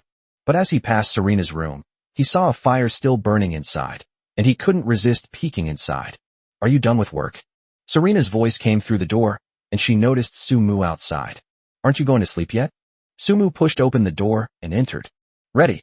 Serena turned gracefully as she spoke, taking off her small shawl and placing it aside. When she turned around, she found that Sumu had already come closer. What are you doing?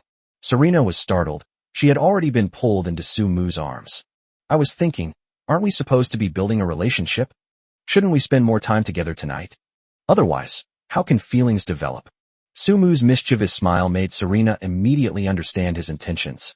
Even with her usually indifferent nature, a slight blush rose to her cheeks, and she spoke. There's still plenty of time to get to know each other. Tomorrow during the day is fine too. Go back to your room tonight. It's getting late. How could you do that? Tonight is tonight, and daytime is daytime. They are all different, okay? As Sumu spoke, he lay down on the bed, his face clearly saying, Don't even think about kicking me out. I'm sleeping in this bed tonight. Serena was so angry at his somewhat shameless behavior that she laughed. Suit yourself, but don't touch me.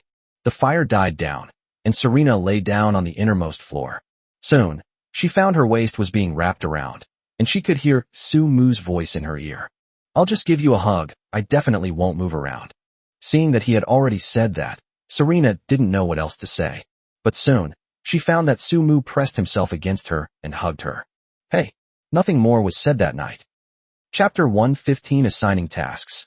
Getting on track. The long night. Winstia was exhausted after a long day and had just drifted off to sleep when she was suddenly awakened by a strange noise. At first, Winstia wondered if an enemy had attacked their territory. She was suddenly jolted awake. Soon, Winstia realized that the sound was coming from the next room. Winstia remembered that Serena lived in the next room. What was she doing? Why does it make that sound? That's so strange. It seems like you're deliberately suppressing it. It seems like you're in a lot of pain, but it also feels particularly comfortable. Pain and pleasure intertwined. Winstia couldn't figure out the source of the sound. She had never heard of it before, and she found it very strange. Even after listening for a while, her face unconsciously began to turn red, and her whole body became hot. Ultimately, she was too tired, and Winstia drifted off to sleep. The next day, just as dawn was breaking, Sumu walked out of Serena's room, feeling refreshed. Inside the room, Serena lay sprawled on the bed, her slender, white hands exposed, her shapely body covered by a blanket, to obscure her beautiful scenery. Upon closer inspection, her face showed slight fatigue, yet a hint of contentment lingered at the corners of her lips. She was sleeping soundly and deeply. It seems like last night was quite an ordeal. Sumu's life is back on track. He also needs to get the work in the territory back on track quickly. Allah, Sarichi, your task today remains the same. To mine for stone. I need a large amount of stone quarrying, and I need you to upgrade all the wooden houses in the territory to stone houses as soon as possible, and then lay blue brick floors on them. Did you understand?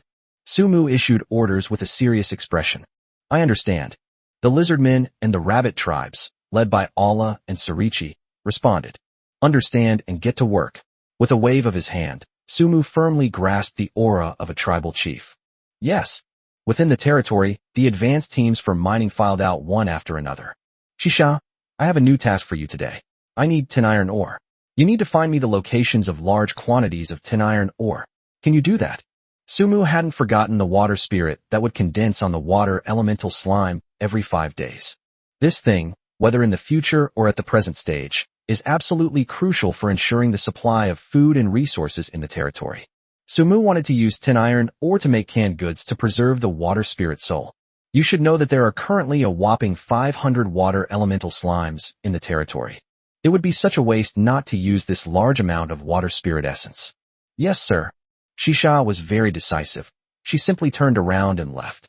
Mordrensa, Gabong, your task today is to lead the undead army to continue leveling up, but you will now split into 2 teams. Sumu instructed. One will be led by Matarenza, and the other by Gabong. One of you will go to the west, and the other to the east. Don't let yourselves meet. Yes, master. At your service, my esteemed master. Matarenza and Gabong responded simultaneously. Of all the excited creatures, Matarenza was the most thrilled. Finally free from the back-breaking work of hauling coal, it could lead its large herd out for some fun. Shaw, I'm leveling up. Madrenza had been looking forward to this day for a long time. The undead forces, in particular, are much stronger now than before. Previously, Mordrenza had at most commanded 100 or so undead. Now, it is the supreme leader commanding thousands of undead.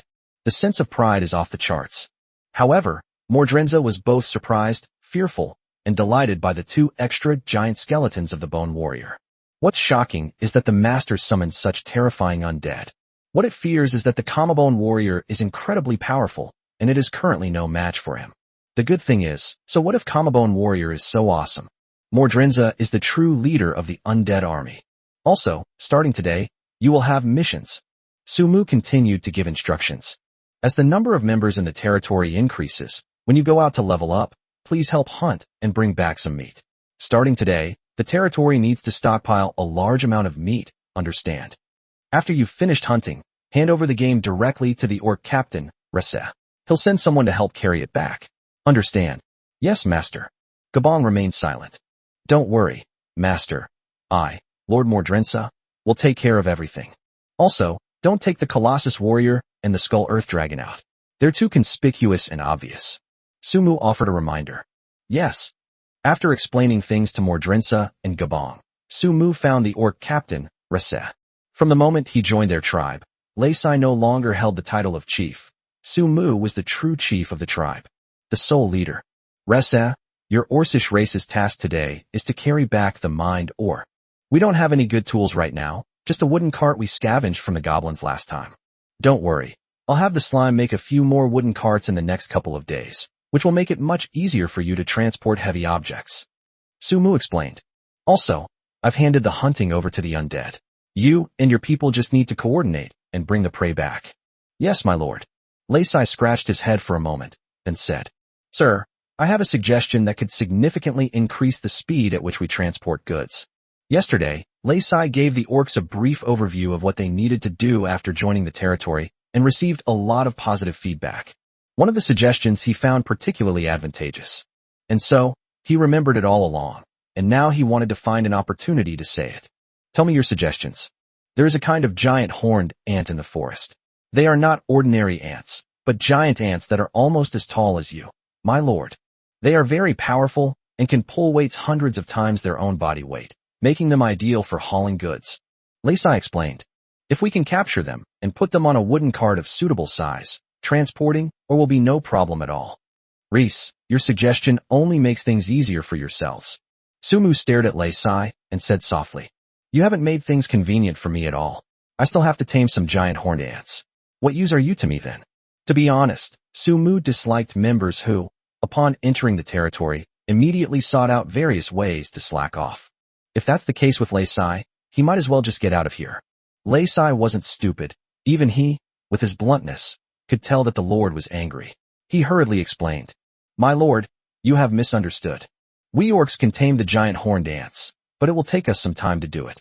As long as you agree, we can tame it immediately without delaying the mining operation.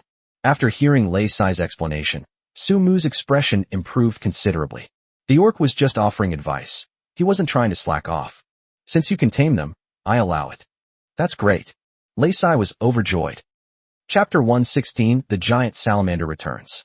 Preserving Youth and Extending Lifespan. Territory Upgrade Tips. 1. Recruit 3,000 lives to become residents of the territory. Currently 3532/3000 completed. 2. Own 181/150 buildings on land within your territory completed. 3. Increase the size of the army to 450 to 450 and develop a training method incomplete. 4. Roads have been laid within the territory and the ability to build bridges has been acquired incomplete. 5. Successfully tasted the joy of a bountiful harvest from the well-planned farmland incomplete. 6. The territory has basic medical facilities and basic living facilities incomplete. 7. Wherever the banners point, nothing can stand in their way. Design a territory banner and raise the flag that belongs to your land. Incomplete. Completing the above conditions will upgrade your territory to level 3, unlocking corresponding features. Sumu glanced at his territory upgrade requirements. Only requirements 1 and 2 were completed, and requirement 3 was only half completed. Actually, completing steps 4, 6, and 7 isn't difficult. Only 5 is truly remarkable. Experiencing the joy of a bountiful harvest from planned farmland is rather difficult.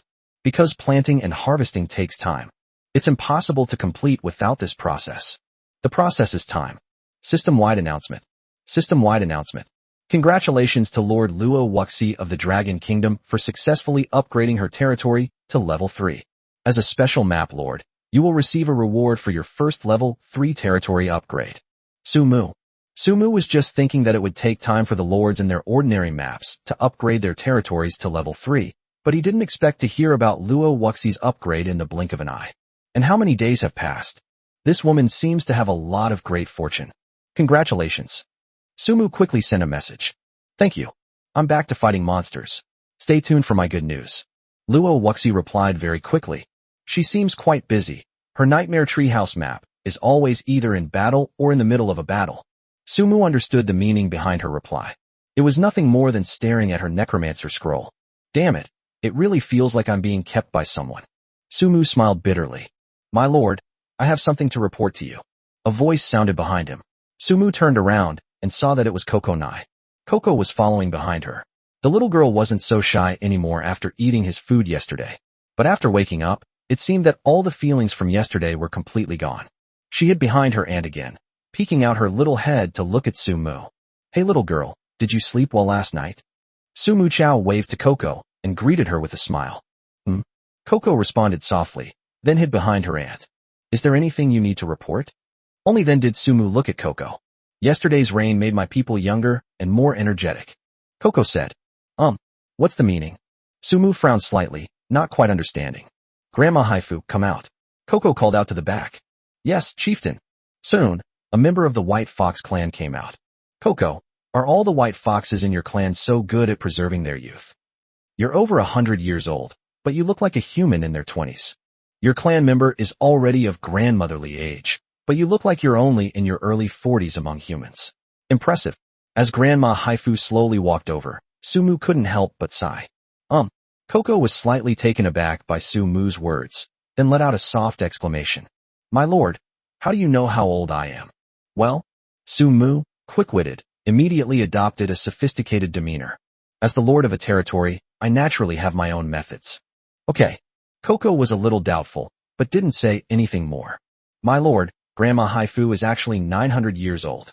Our White Fox clan is similar to that of ordinary elves. We all have long lifespans, but 1,000 years is an extremely long lifespan for us. Coco became more and more serious as she spoke. You may not know this, but Grandma Haifu didn't actually look that young yesterday. She still had a lot of wrinkles on her face and looked about the same as a 70-year-old human. But after getting caught in the rain last night, she suddenly looked younger. It's not just her, all the elders in our clan are like this.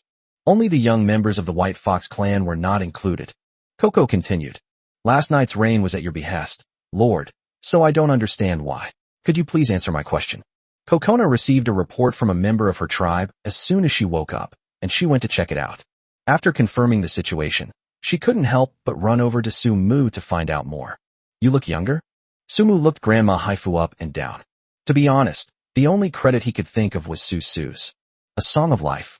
If Sumu remembered correctly, the system had a sentence at the time that said, feel the hymn of the goddess of life, and your vitality will become ever more vigorous. Therefore, the problem lies entirely with Susu. This little girl can not only increase strength, but also extend lifespan and make people younger.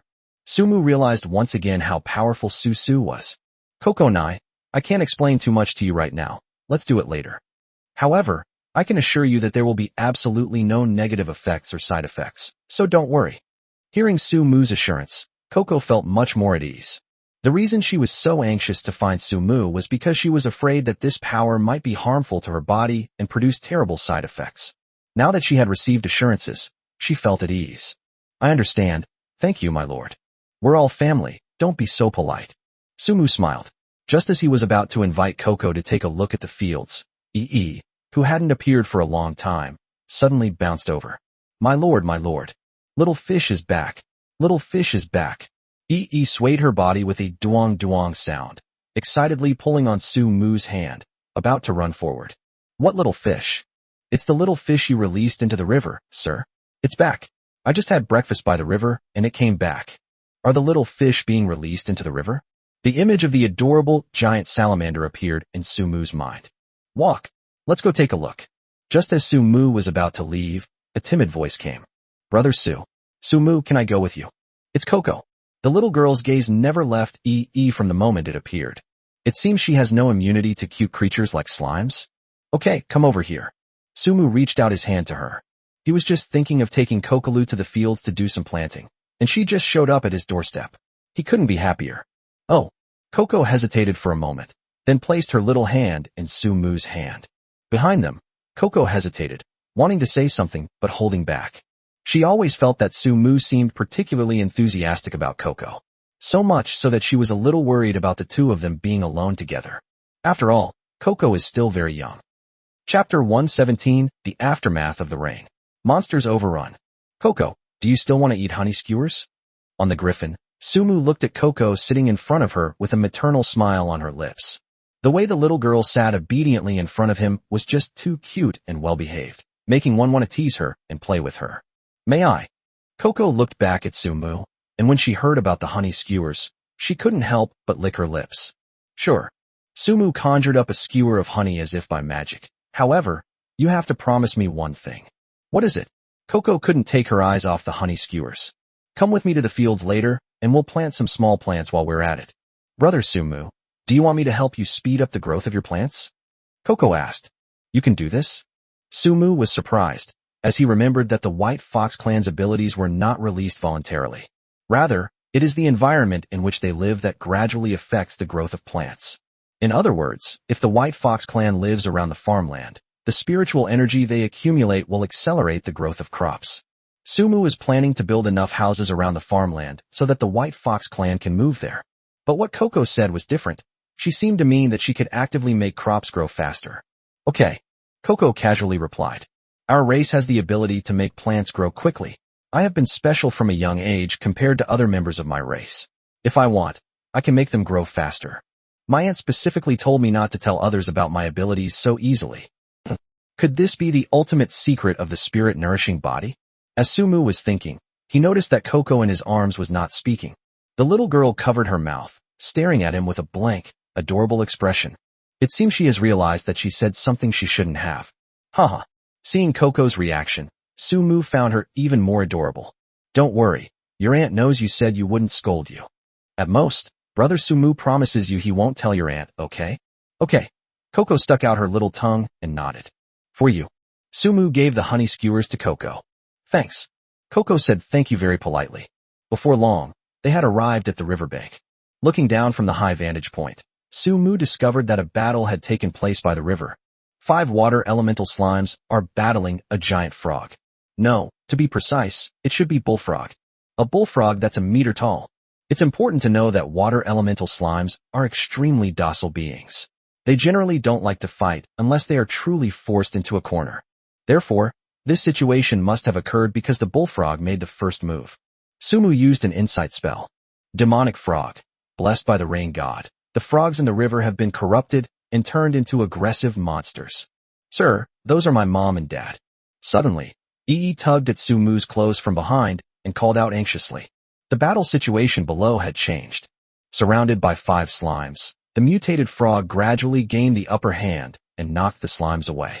Seeing this, Sumu quickly urged the griffin to fly downwards. Before he even hit the ground, he leaped high into the air and landed, easily slaying the mutated frog. Sumu was startled by his own actions. He can now easily jump 7 or 8 meters, which is equivalent to the height of a 3 or 4-story building. They weren't even giving it their all. Moreover, the demon dragon horn blade now felt weightless in his hands. It seems that the attribute boost of 100 points last night was truly incredible.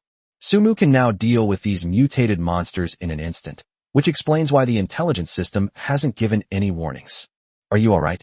Sumu looked at the 2 slimes that had just been knocked away and asked them with concern. It's nothing. Thank you, sir. That's good. Tell the slimes that come to the river to be careful. Things might not be peaceful there lately. Sumu gave instructions. Okay. The 5 slimes left together. Sir, the giant salamander is right there. Pointed in a direction, and when Sumu looked over, she indeed saw the salamander she hadn't seen in a long time. The little guy was leisurely blowing bubbles by the river. When it saw Sumu, it wagged its tail and quickly swam towards him. Long time no see, little one. Sumu greeted him. He knew that, given the salamander's intelligence, it would definitely understand what he meant. What adorable little fish. Coco also squatted down. She wanted to reach out and touch the salamander, but she was afraid that she would scare it. After hesitating for a moment, the little girl still didn't dare to reach out her hand. But the longing in her eyes couldn't be faked. Seeing this, Sumu directly took her small hand and put it into the river. The salamander, with remarkable intelligence, came over and touched Coco's hand with its head. Coco smiled happily. The little girl was so easily satisfied. Little one, do you want to come back with me? Sumu patted the treasure chest filled with water next to him. He had prepared it before coming. If the salamander was willing, he would make an artificial lake and keep it in it. It's important to know that the next acid rain is uncertain, and if the water becomes polluted again, we'll need the purifying abilities of the giant salamander. With it around, Sumu can largely be unafraid of water pollution. This is a real treasure. The giant salamander blew bubbles in a dazed manner, without answering, but its actions spoke volumes. It leaped ashore. Sumu quickly picked it up and put it in the treasure chest. There was no need to be so excited if she wanted to go with him. But the next alert from the intelligence system made Sumu realize that the salamander wasn't excited, but rather waiting to escape. 4-star danger information. Due to the blessing of the rain god, many animals and fish have been corrupted by demonic influence. In 15 minutes, a large number of mutated monsters will appear along the riverbanks. Please prepare to defend against the attack. Intelligence alert. Demonized monsters will appear intermittently. Please be prepared for continuous combat and defense. Hurry back and tell the other slimes not to come to the riverbank, because a lot of mutated monsters will appear here soon. No one is to come here today without my order. Sumu gave the instructions. Sir, I understand. They skipped and hopped away. Watching it leave, Coco pouted her little mouth. I guess she really wants to spend more time with the equally adorable Yi. 15 minutes later. Under Sumu's arrangement, Mordrensa first led the first wave of undead legions back to defend. As the intelligence system reported, the mutated monsters along the river are becoming rampant. Many fish-headed monsters, frog monsters, and turtle monsters frequently appear. Chapter 1:18 Monster Rampage. The Terror of General Kamabone. There were many mutated monsters, which kept climbing up the riverbank. Sumu rode a griffin through the sky and looked down, gaining an even more direct perspective. The entire riverbank stretched into the distance, filled with endless mutated monsters. So densely packed, it's enough to make your scalp tingle. It's quite normal. With so many fish in the river corrupted by demons, it would be a lie to say there aren't many monsters. Moreover, the combat power of the mutated monsters is by no means weak. They are much stronger than goblins. Fortunately, the skeleton soldiers now are not the same as the skeleton soldiers of the past. After these days of death training, their strength has increased considerably. The only thing that dissatisfied Sumu was that the cooperation between the skeleton soldiers, skeleton archers, and skeleton mages did not reach the ideal state he had imagined. In Sumu's eyes, the role of the skeleton soldiers was to serve as cannon fodder in the front lines, engaging the enemy in close combat, and holding back the main enemy force. Their purpose is to buy time for the skeleton mage to cast spells. Skeleton mages, on the other hand, serve as the second tier of firepower support. Skeleton archers are even more obvious. They should be used as the third echelon for fire support. Cut off the enemy's advance. However, Sumu did not see such a performance from his own undead army. The overall battle looked very chaotic, relying entirely on sheer intensity. It seems that Sumu needs to teach Mordrensa some combat skills and how to train the undead army. Wind Dragon Technique. Wind Dragon Technique. Sumu, atop the griffin, continuously used his magic to attack downwards. Some remaining demonized monsters attempted to break out of the encirclement of the undead army. Sumu's mission is to intercept these guys. Coco, hold on tight, don't fall. Even during the attack, he didn't forget to give a few words of advice. Just now, he was in such a hurry to find Madarenza that he didn't remember to put Kokolu back in the house. The little girl always stayed by his side. I know, Coco replied in a sweet voice. She gripped Sumu's clothes tightly around his waist, but her eyes were fixed on what lay below without any fear. Wind Dragon Technique. Seeing another wave of demonized fish-headed monsters about to attack, Sumu unleashed his magic once more. He initially felt that the Wind Dragon Technique was quite powerful, but it was still somewhat ineffective against the large number of demonized monsters. Wind Dragon is a small area of effect magic skill, far from being able to cover a large area. Therefore, there are always some who slip through the net during each attack. Fortunately, at this moment, Gabong appeared with the rest of the undead army. His arrival greatly relieved the pressure of the battle on the river. Moreover, Sumu discovered that the undead army led by Gabong was much better than Mordrence's. Their attack patterns were exactly the same as the attack patterns Sumu had envisioned. Thinking back to Gabong's previous identity, Sumu suddenly understood. Gabong used to be the captain of the knights, a regular soldier with experience in leading troops. He's nothing like Mordrenza. But Mordrence's strength lies in her ability to buff the undead army and weaken enemies with curses. Therefore, both Mordrenza and Gabong have their own advantages and disadvantages. Owner, Sumu was watching the battle below when he suddenly heard Winstia's voice. He turned his head and saw Winstia appear below with members of the White Fox clan, led by Kokona. Master, Coco and I heard that many monsters have appeared by the river, so we quickly gathered people to come and help. Gazing at the vast horde of mutated monsters, Vinchin frowned slightly and spoke. You should have told us. We can fight too. This territory is our common home, and we can protect it together. When Winstia received the news from EE, her first action was to gather the White Fox clan and rush over. At the same time, she was also a little unhappy. As members of the territory, they witnessed a difficult battle unfolding within its borders, yet their master failed to inform them immediately. In Winstia's heart, she knew that this was her master's way of protecting them, not wanting them to be harmed. But she also desperately wanted to do something for the territory, and she wanted to protect her master. Even if we take a step back and say that this is their shared home. Yes, Winstia is right. You can tell us that we can fight together. Coco chimed in from the side. This time, it was clear that she and Winstia were united against a common enemy. Sumu understood what they meant, and he smiled. It's not that I didn't want to tell you. It's just that I don't need your help right now.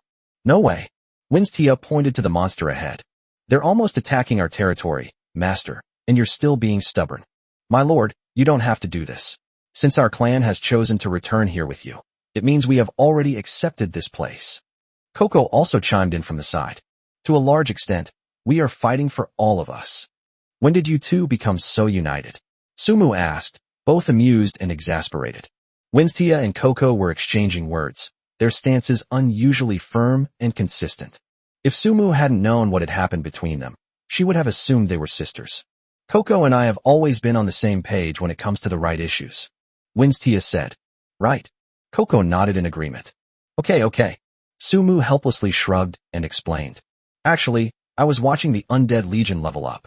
I wanted to see what their shortcomings were so I could correct them. If I were to get serious, these monsters wouldn't stand a chance, and I wouldn't need you at all. Seeing the doubt on Winstia and Coco's faces, Sumu shook his head. Since you all doubt me so much, I have no choice but to unleash my ultimate weapon. Madrensa. Sumu shouted something towards the sky. My esteemed master, what are your orders? Go and bring the Horsebone Warrior and the Skeleton Earth Dragon over. Yes, master. Madarenza sped away. Before long, a sandstorm rose. The Skull Dragon has appeared as the vanguard of the raid. Wherever they go, the mutated monsters are sent flying. But what shocked Winstia, Kokona, and the members of the White Fox clan even more than the Skeleton Earth Dragon were the two bone giants, each over 5 meters tall. What kind of undead is this? How could someone look so fierce and terrifying? Bang! A terrifying tremor followed. Suddenly, the Bone Warrior, axe form, took a big step forward, and the giant bone axe in its hand fell to the ground. A dark beam of light erupted from the ground, instantly annihilating the demonized monster. Moreover, it's a wide-ranging and precise instant kill. The Cobra Warrior, shield form, was equally impressive. Sumu had originally thought it could only passively defend. Little did they know that when this guy slammed his large shield down on the ground, the monsters below were either crushed or destroyed. Compared to the axe form, the shield form's attacks are more violent and direct. Chapter 119 King of the Rivers. Mutant Fish Seed. With the addition of the Bone Warrior and the Skeleton Earth Dragon, the mutated monsters along the riverbank are being wiped out at a terrifying speed. The tense battle situation was immediately relieved. See? We really don't need you. I told you it was to train my undead army. I wasn't lying or showing off. Seeing the surprise and shock on Winstia and Coco's faces, Sumu smiled. Master, when did these big guys come to our territory? The powerful output of the Kamabone Warrior did indeed frighten Winstia, and she blushed slightly because of what she had just said. She thought her master was just putting on a brave face.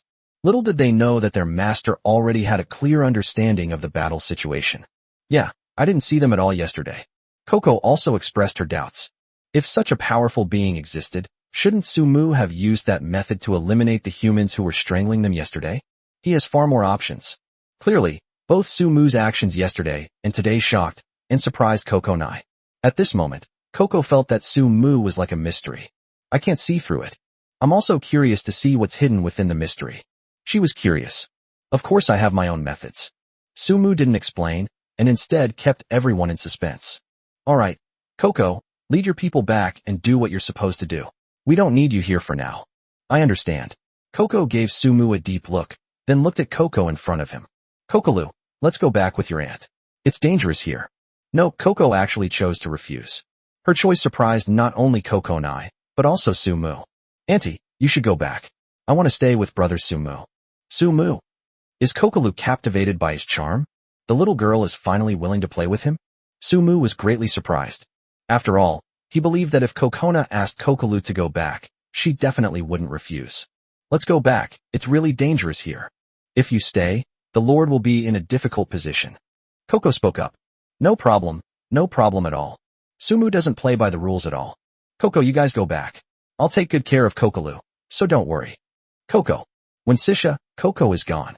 Before leaving, Coco Nai took one last, deep look at Sumu. There was a deep meaning in that little look.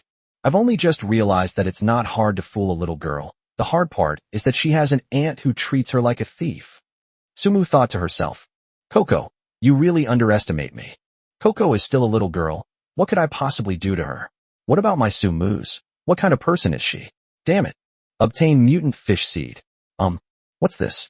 Sumu looked at the thing she had picked up out of curiosity. Mutant fish seed, the core of a demonized fish head monster. It is said that if planted in moist fields, it can grow into a fruit with flesh comparable to fresh fish meat. Fish flesh fruit. You can play it like this? It has to be said that this was truly the first time Sumu had ever seen something so strange and unusual. Very magical. However, the mutant fish seeds still have value. The territory will need a lot of food in the future, and this stuff can make up for the large amount of protein reserves. Sumu decided to plant one. Madrinsa, find a squad of skeleton soldiers to help me collect this thing that has fallen on the ground. Sumu handed the mutated fish seed to Madarenza, instructing it to pick it up as it would. Yes, my esteemed master. Madarenza is very efficient. He immediately went to make arrangements.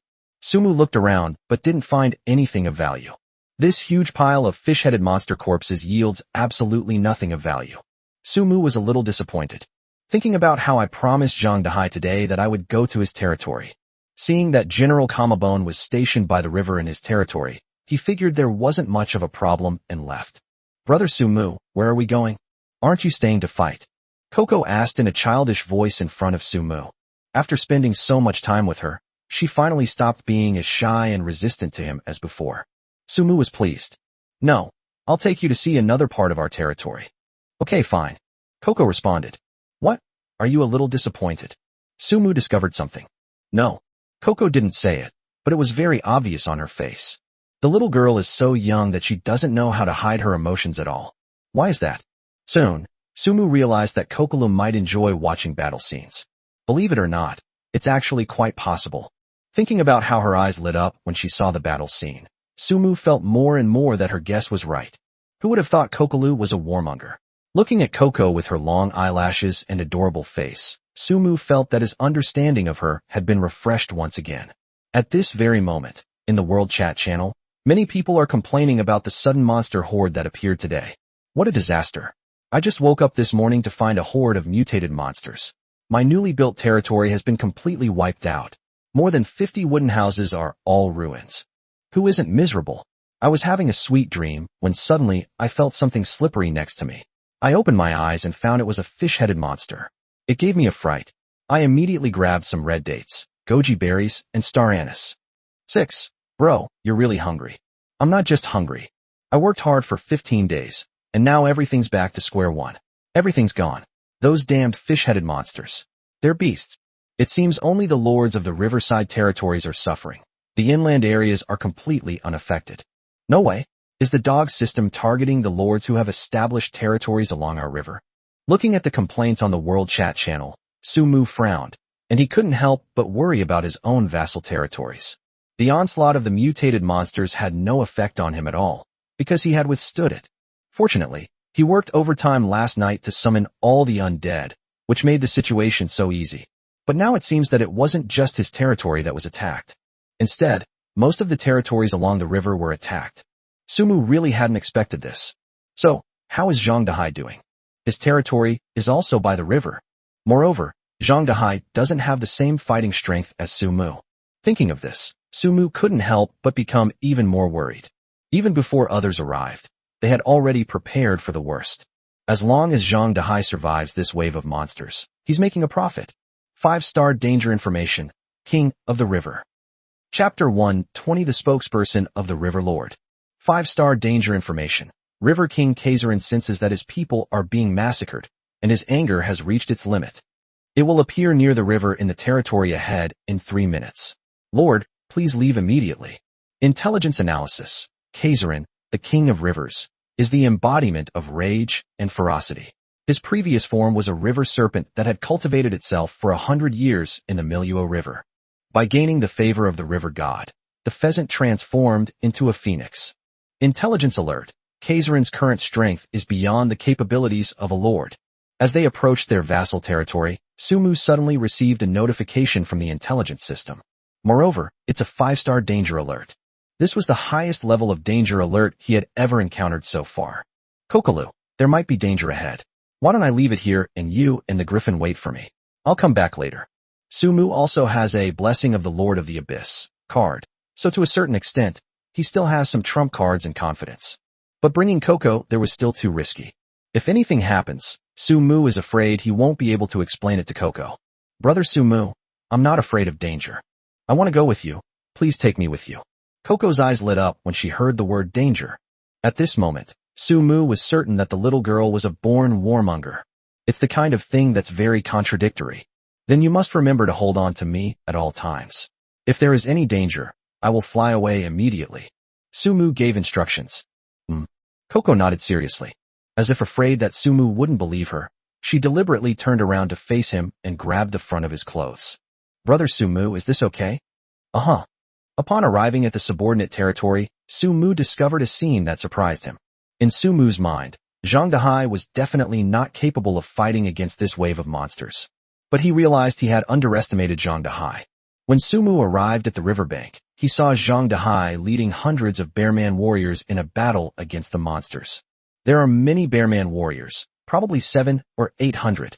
Under Zhang Dahai's leadership, they were all brave and skilled in battle and extremely valiant. Moreover, Zhang Dahai also stationed Bearman archers on the watchtowers, so that whenever a monster successfully broke through, the archers would immediately follow up with arrows. With this coordinated effort, the monster tide was unable to advance an inch for a time. Although, to a large extent, there are not as many mutated monsters in the rivers of Sumu's area. However, Zhang Dahai's performance still earned Sumu's approval. Zhang Dahai, you're awesome. He showed no mercy when killing monsters, and his murderous aura was so palpable that it's no wonder so many Bearman warriors respected him and were willing to follow him. After all, most demi-human races are born to worship strength and the strong. My lord, there are humans in the heavens. They might be the enemy. Suddenly, a Bearman warrior spotted Sumu's griffin and roared at Zhang Dahai. The Bearman archers immediately changed the direction of their arrows, etc. Don't shoot him. After Zhang Dahai saw Sumu on the griffin, he was both excited and panicked. He quickly told the Bearman archers to stop. Don't shoot him. He's my older brother, one of our own. As soon as Zhang Dahai finished speaking, a long, dark shadow suddenly appeared in the river. Then, with a plop, a python thicker than 2 men leaped out of the water. With its greenish-brown scales and cold, serpentine eyes, it silently watched all the Bearman warriors below. The moment it appeared, all the monsters on the riverbank stopped attacking. Holy crap! Boss! Upon seeing the python, Zhang Dahai couldn't help but burst into a traditional Chinese song. The Bearman warriors cautiously raised their weapons. Only Sumu knew that this was probably no ordinary python, but the so-called King of Rivers, Kaizerin. King of the Rivers, Kaizerin, the absolute king of the Manhwa River. He governs all living beings in the Miluo River and is the representative of the river's lord. Really, although the Caesar line below had the body of a serpent, it spoke human language. You lowly humans, are you the ones who slaughtered so many of my people? Gazing at the corpses of the mutated monsters around him, Kaiserin's eyes grew increasingly cold, revealing that he was suppressing his rage. Hearing Kaiserlin's words, Su Mu felt inexplicably guilty. Compared to his territory, Zhang Dehai's territory is probably less than half of his own. If Zhang Dehai's actions are considered numerous, then Su Mu's sins are even more grave. However, judging from the direction Caesar Lin had just appeared, it probably hadn't reached the section of the river where Su Mu's territory was located yet. Otherwise, it should have been looking for Su Mu. Zhang Dehai was clearly the scapegoat. What kind of monster are you? It can actually speak human language? Zhang Dehai frowned as he spoke. The surrounding Bearman warriors were all watching him. As the highest-ranking being in the subordinate territory, Su Mu remained silent, so only he could speak up. If he backs down, the Bearman warriors might underestimate him. Therefore, especially in situations like this, Zhang Dehai must not allow himself to appear cowardly. Despite his heart pounding, despite knowing that the talking serpent before him was no ordinary creature, and despite knowing he couldn't defeat it. But Zhang Dehai still mustered up his courage and spoke up. In his heart, he knew he couldn't beat them, but wasn't there still boss Su Mu sitting in the sky to keep things in check? You lowly humans and the ugly bear men, you have no right to know my name. Kaiserin refused to answer and had already gathered terrifying water elemental energy. Instantly, blue light radiated outwards from it towards the straight wrinkles. Boom! The violent energy exploded, blasting the bearmen on the riverbank away, where they crashed to the side in disarray. Terrifying. With a single strike, nearly a third of the bearmen were instantly killed. Although he wasn't killed, he was still seriously injured. Wow! That giant snake is amazing. On the griffin's back, Coco suddenly clapped excitedly. No way. Seeing this, Su Mu quickly grabbed her small hand. Little girl, you can't even tell friend from foe anymore. Don't clap your hands at the giant snake. Su Mu lowered his voice and scolded Coco Lu in her ear. Watch out, the bearmen will beat you up later. Okay. Coco pouted, feeling wronged, and dared not say anything more.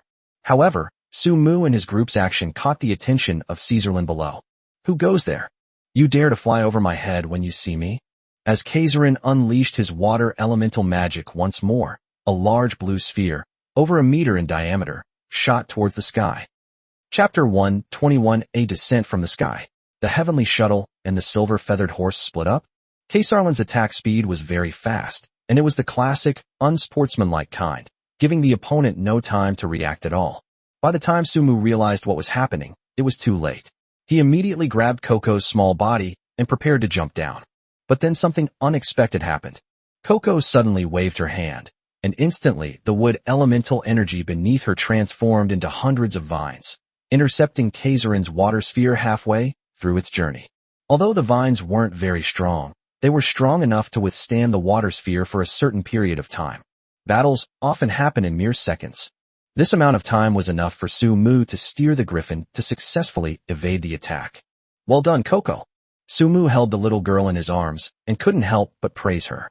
Cocola's counterattack caught his eye, and she seemed to have a lot of fighting talent, unlike someone who was only 12 years old. Coco proudly flashed her two little white teeth, completely unaware of the danger below. Frina, you really did follow me again. Looking at Frina appearing in midair, Su Mu smiled slightly. Why does he always seem so confident when he goes out? That's the reason. Frina was always by his side. Frina did not answer. She looked down with a solemn expression, knowing that the giant python below would be difficult to deal with. Damn humans. They still have time to joke around at a time like this. They really don't respect me at all. Su Mu's actions clearly alarmed Caesarlin below, whose body flashed with blue light and underwent a change.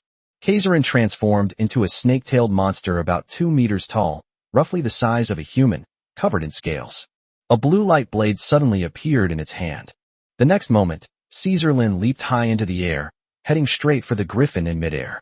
The sheer magnitude of the jumps was terrifying. Boss Su Mu, watch out. Below, Zhang Dehai shouted anxiously. But he clearly overlooked the presence of Frina. With Frina around, it's clear that Kaisarlin's attacks won't be able to reach Su Mu immediately. Frina showed no fear. Facing the powerful Kaiserin, she charged forward without hesitation. An overwhelming surge of shadow energy rushed downwards. A dense, black aura of death enveloped Kaiserin, obscuring the view of the battle unfolding within. 10 seconds have passed. 20 seconds have passed. 30 seconds. Flina was sent flying like a cannonball, crashing heavily to the ground. Soon, she rose from the ground once again. For the dead, she no longer felt pain. I don't even know what the pain of battle is like. Meanwhile, Caesar Lin landed easily. Frina, don't surround it with black death energy. Let's attack it together. Sumu leaped down from the griffin. He is not good at aerial combat either, but he could give ground combat a try. Although the intelligence system says there's no way to defeat Kaiserin, that's only in terms of him personally. Now, isn't it true that there's strength in numbers? No. Flina went to meet her again. Brother Sumu, I'll help you tonight. Coco also got involved. She used the vines formed from wood elemental energy to try and bind Kaiserin's hands and feet. This idea once again received a remote approval from Sumu. This little girl has amazing fighting talent and awareness. She knows exactly what she needs to do. Just for her willingness to lend a hand, Sumu deserves to praise her highly. Don't just stand there, everyone. Attack it together. Zhang Dehai shouted. Especially the archers, prepare to fire. With Zhang Dehai leading the way, the bearmen, who were initially frightened by Kaiserin's power, once again unleashed their fighting spirit. They charged at the enemy together. Under the combined attack of the crowd, Kaiserin was thoroughly enraged. With a roar, violent water elements once again rippled out from its body. The terrifying power instantly sent the bearmen around him flying. Even Sumu and Zhang Dehai were not immune. This guy is terrifying. Sumu rubbed his chest and couldn't help but marvel at the power of the 5-star danger intelligence. You despicable scum. You have completely enraged me, Caesar. Kaiserin roared.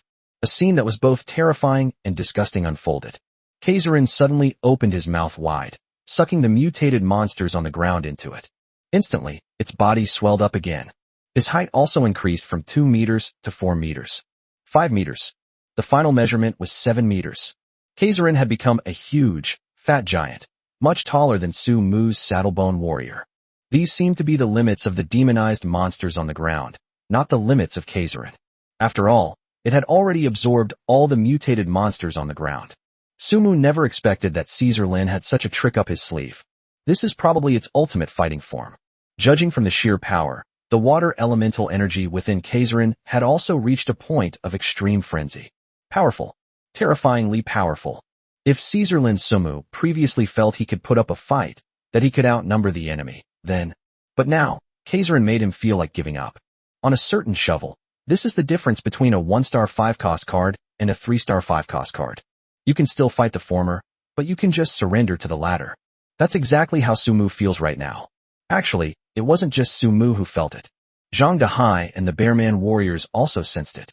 A look of solemnity and apprehension appeared on their faces. You all need to get out of here. I'll try to hold it off. Frina spoke, glancing at Sumu with a resolute look in her eyes. Need not. This time, Sumu grabbed her arm. You can't beat it. Going up against it is just suicide. Sumu continued. I told you. I won't let you cover my retreat again. He can run away with Coco, but what about Zhang Dehai and the Bear Clan? And what about his dependent territories? Judging from Kaiserin's attitude, it absolutely had to find the Tianmu tribe. After all, its people there also suffered a massacre. Thinking about this, Sumu decided it would be better to just leave the fight here. He doesn't need Frena to sacrifice herself to buy him time. But, Flina wanted to say something more. No buts. Sumu had already grasped the blessing of the Lord of the Abyss in his hand. But at the critical moment, a screech came from the sky, followed by a flash of golden and silver light, and a figure appeared. Sumu was stunned. Because what appeared before him was the Sky Shuttle Silver Feather Horse. How did the Sky Shuttle Silver Feather Horse end up here? Shouldn't it be in the Tianmu tribe's pasture? Sumu had recently visited the Sky Shuttle Silver Feather Horse, and that guy still had that arrogant look on his face. That's why Sumu didn't even bother to look at it again and just left. Therefore, he clearly remembered where the Sky Shuttle Silver Feather Horse was. Wrong. Isn't that his legendary silver-feathered steed? Chapter 122 Slaying. The Innocent Ephia. Wrong.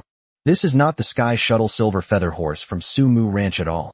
They are very different in both appearance and physique. Just like horses may be of the same breed, but their markings and mane can always distinguish them. The Tizat Silver Feather Horse in front of me looks more noble and elegant, and its size is also much larger. Moreover, its fur was smooth and snow-white, and its whole body shimmered with a faint glow, like a glass horse, very sacred. Sumu fell in love at first sight. This is the horse of his dreams. If he could ride that silver-feathered steed, I wonder how awesome that would be. What monster? Looking at the sky shuttle silver feather horse that suddenly blocked his way, Caesar Lin let out a low groan of dissatisfaction. But Caesar Lin was not answered with any words, but with a beam of silvery white holy light emanating from the sky shuttle silver feathered horse. Damn it! Enraged by the opponent's sudden attack, Caesar Lin immediately retaliated, unleashing a terrifying burst of water elemental energy towards the sky shuttle silver feathered horse in midair. The great battle has officially begun. Sumu withdrew the hand that was holding the blessing of the Lord of the Abyss. He didn't understand why the sky shuttle silver feather horse was attacking Caesar Lin. However, for now, it seems that scrolls are no longer needed. The battle was fierce. Different elemental lights constantly shimmered in the sky and on the ground. Terrifying elemental power coalesced in this area before violently exploding. What was originally one river channel was forcibly divided into several river channels. Those trees that several people might not be able to hug together were directly cut in half. Rockfall. Sumu then noticed that the intelligence system had recently sent him information about the arrival of the Sky Shuttle Silver Feather Horse Club.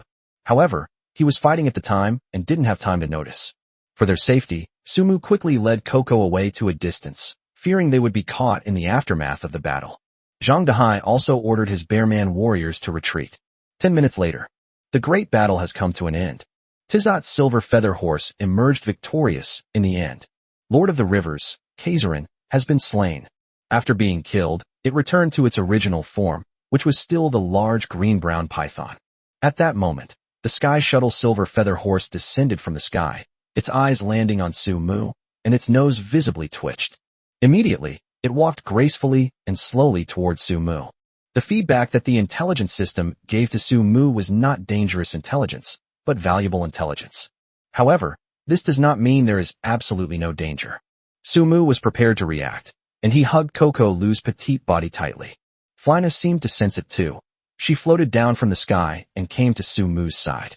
In the distance, Zhang Dehai and his Bearman warriors were slowly approaching. He didn't know whether the celestial horse was friend or foe. All he knew was that it was terrifyingly powerful. But Zhang Dehai's subconscious reaction was also to protect Sumu. Tizot's silver feather horse, Effie. This is feedback from Sumu's insight technique. He could even discern the River King Kaiserin, yet he showed no reaction whatsoever to the silver-feathered steed before him. This shows just how powerful this Tizot silver feather horse named Ifia is. It's definitely not something he can handle right now. The Tizot silver feather horse's steps were very small, but he still walked up to Sumu. You smell like Flo. Where did you hide it? The silver-feathered steed spoke, uttering human language, a woman's voice. He doesn't sound very old, like he's around 23 or 24. But after experiencing Coco, Sumu no longer had a strong concept of age in this world. Even someone over 100 years old can look like they're in their early 20s. The Sky Shuttle silver feather horse in front of us might even be an ancestor. Flo. Sumu repeated the sentence. He suddenly remembered that when he checked the information about the Sky Shuttle silver feather horse before, wasn't there a Flo in parentheses? Sumu suddenly became a little nervous. He conjured up the blessing of the Lord of the Abyss once again. Sumu finally understood that the Sky Shuttle silver feather horse in front of him had come looking for a horse. Who knows if she might hurt him? Flo? You mean the name of that silver-feathered steed, the Sky Shuttle? Sumu spoke. He did not deny it. Sumu knew that since the Sky Shuttle silver feather horse could find him so accurately, it meant that the other party had already obtained information that he had met Flo. Instead of denying it, you should think about how to better fool her. Yes, that's it. Hand it over. It's not something you should have with your current strength. You'll only bring disaster upon yourself. Effia spoke up. A death sentence? Forget it. Flo has been on his ranch for so long, and no one has ever looked for him. If Sumu hadn't been relatively free these past few days, he might not have even thought of the Tizot silver feather Marfro. I'm afraid I won't be able to pay you back. I have already made it my slave, and it is now my personal mount. Sumu straightened his back and said those words. Ifia's strength is terrifying. But Sumu was not intimidated. At times like these, the more cowardly you are, the worse things will get. On the contrary, if you pretend to be confident and know what you're doing, you're more likely to mislead the other party. You actually made Flo your slave through a contract. Effie's voice deepened, seemingly suppressing her anger. An aura of power emanated from her, as if she were about to explode at any moment. Is that strange? Sumu stood tall and proud, showing no fear whatsoever. Aren't horses meant to be ridden? Isn't it normal to make them slaves through contracts? Besides, when that Flo came to my territory, it was seriously injured, even fatally. If I hadn't saved it, it would have been dead long ago. Do you think it's your place to come looking for it? Sumu said this without batting an eye. If Flo were there, he would probably jump up and argue with Sumu. How despicable humans. How dare you say you saved me? Not only did you not save me, you also tied me up like a dog on a pasture to live with the cows and horses, and their poop was practically falling on my face. These are the heartfelt words of poor Flo. What? Flo is seriously injured. And also you saved him? Effie seemed surprised, but her aura remained undiminished. Right. Sumu, shameless and brazen, continued to deceive. So don't even think about hurting me. I'm bound by Flo's slave contract now, and if I die, it will die with me. Upon hearing this, the imposing aura that had been building up around Effie vanished instantly. Seeing her reaction, Sumu was delighted. This Sky Shuttle Silver Feather horse named Ifea seems quite simple. But what does simple mean? What a ripoff. Chapter 123 The River King's Top-Grade Scales. I want to see Flo. Effie stated her request. Hearing her words, Sumu pondered for a moment. Effie had just said that he has Flo's scent on him, but she can't find Flo by relying on the scent. Does that mean that Flo's presence has disappeared? Thinking of this, Sumu breathed a sigh of relief. Fortunately, that's the case. If Effie hadn't directly stormed his territory, things would have been much more difficult to handle. Now, Sumu can see that Ifea is a very simple-minded person. He didn't know why she was so naive, but that wasn't his concern. All Sumu wanted to do was figure out how to fool her. After all, whether he can successfully persuade Ifea is crucial to his ability to perfectly resolve the final outcome of the Sky Shuttle Silver Feather Horse incident. Sumu spoke up. You want to see Flo? Sure, but it depends on whether you cooperate. I need to do some things in this territory right now, and Flo isn't here either. You'll have to wait until I've finished what I need to do. How long will it take? Effie asked directly. Tonight, perhaps. Okay, I will come to find you before the sun sets. As she spoke, Ifea flew into the sky. She was so fast that Sumu could no longer see her in the blink of an eye. That speed is comparable to a rocket, isn't it? Sumu sighed inwardly. After Ifea left, Sumu turned around to visit his subordinate territory. Sudden. 4-star value information. The scales of the River King Kaiserin are excellent forging materials. Now that he is dead, why not make use of them? The intelligence system's notification tone suddenly sounded. Sumu then focused his gaze on the serpentine body of Kaiserin. The intelligence system is probably referring to the scales on Kaiserin's body, right? Kaisarlin's python scales, an extremely precious forging material, capable of creating soft armor of exceptional quality. This is feedback from the insight technique. Dahai, find a few Bearman warriors to skin all the scales off this giant snake for me. You can take the meat and share it. Sumu pointed at Kaiserin's corpse and said, I understand, Boss Sumu. Zhang Dahai didn't ask why. He went down and ordered the Bearman warriors to do their work. Taking advantage of this time, Sumu led Zhang Dahai on a tour of the entire territory.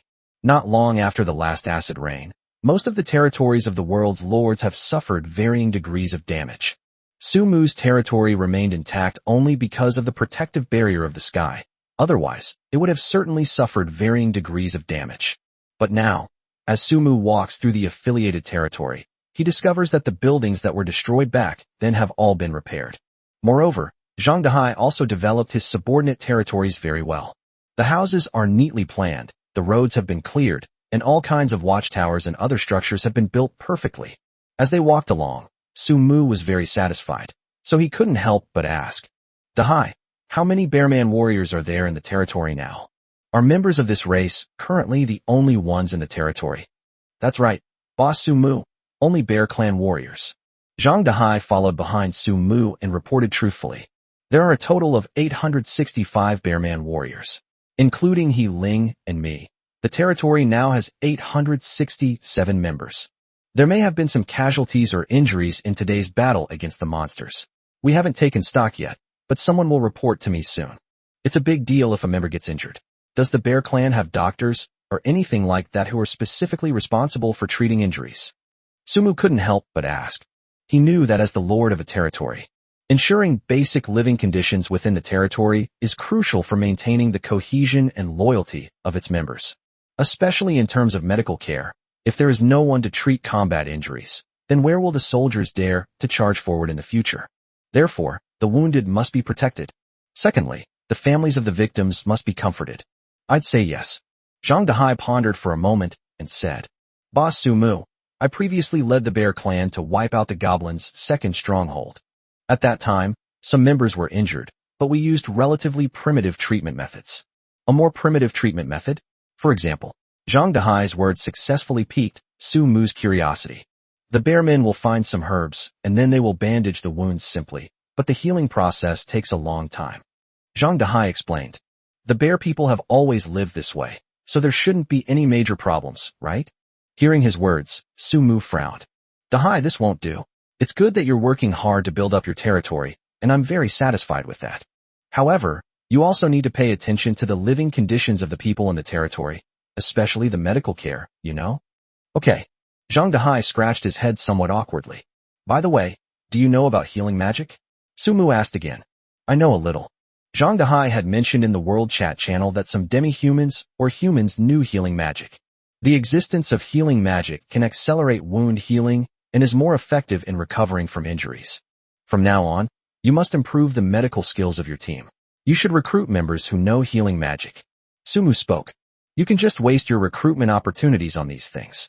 There's no need to recruit other talents. Medical talent will be the most scarce in the future. Whether you can do this well is an important indicator of the cohesion within your territory. Zhang Dehai nodded. I understand, Boss Su Mu. Yes, I went to Tianlong City before and bought a lot of healing potions. I'll give you some later, and you can keep them for later use. Su Mu continued. Zhang Dehai was very satisfied with the development of the subordinate territory, and he considered the healing potion as a reward. Boss Su Mu, have you already entered the city? That's awesome. But when he thought of the griffin that Su Mu had just ridden over, he immediately understood what was going on. With a mount like that, you can go wherever you want, let alone enter the city. Zhang Dehai expressed his envy. Yes, and this too. As Su Mu spoke, he magically produced 5 sets of silver armor. This is the armor he obtained when he robbed the Yunlong Merchant Guild. Now he's producing 5 sets. Keep one of these 5 sets of armor for yourself.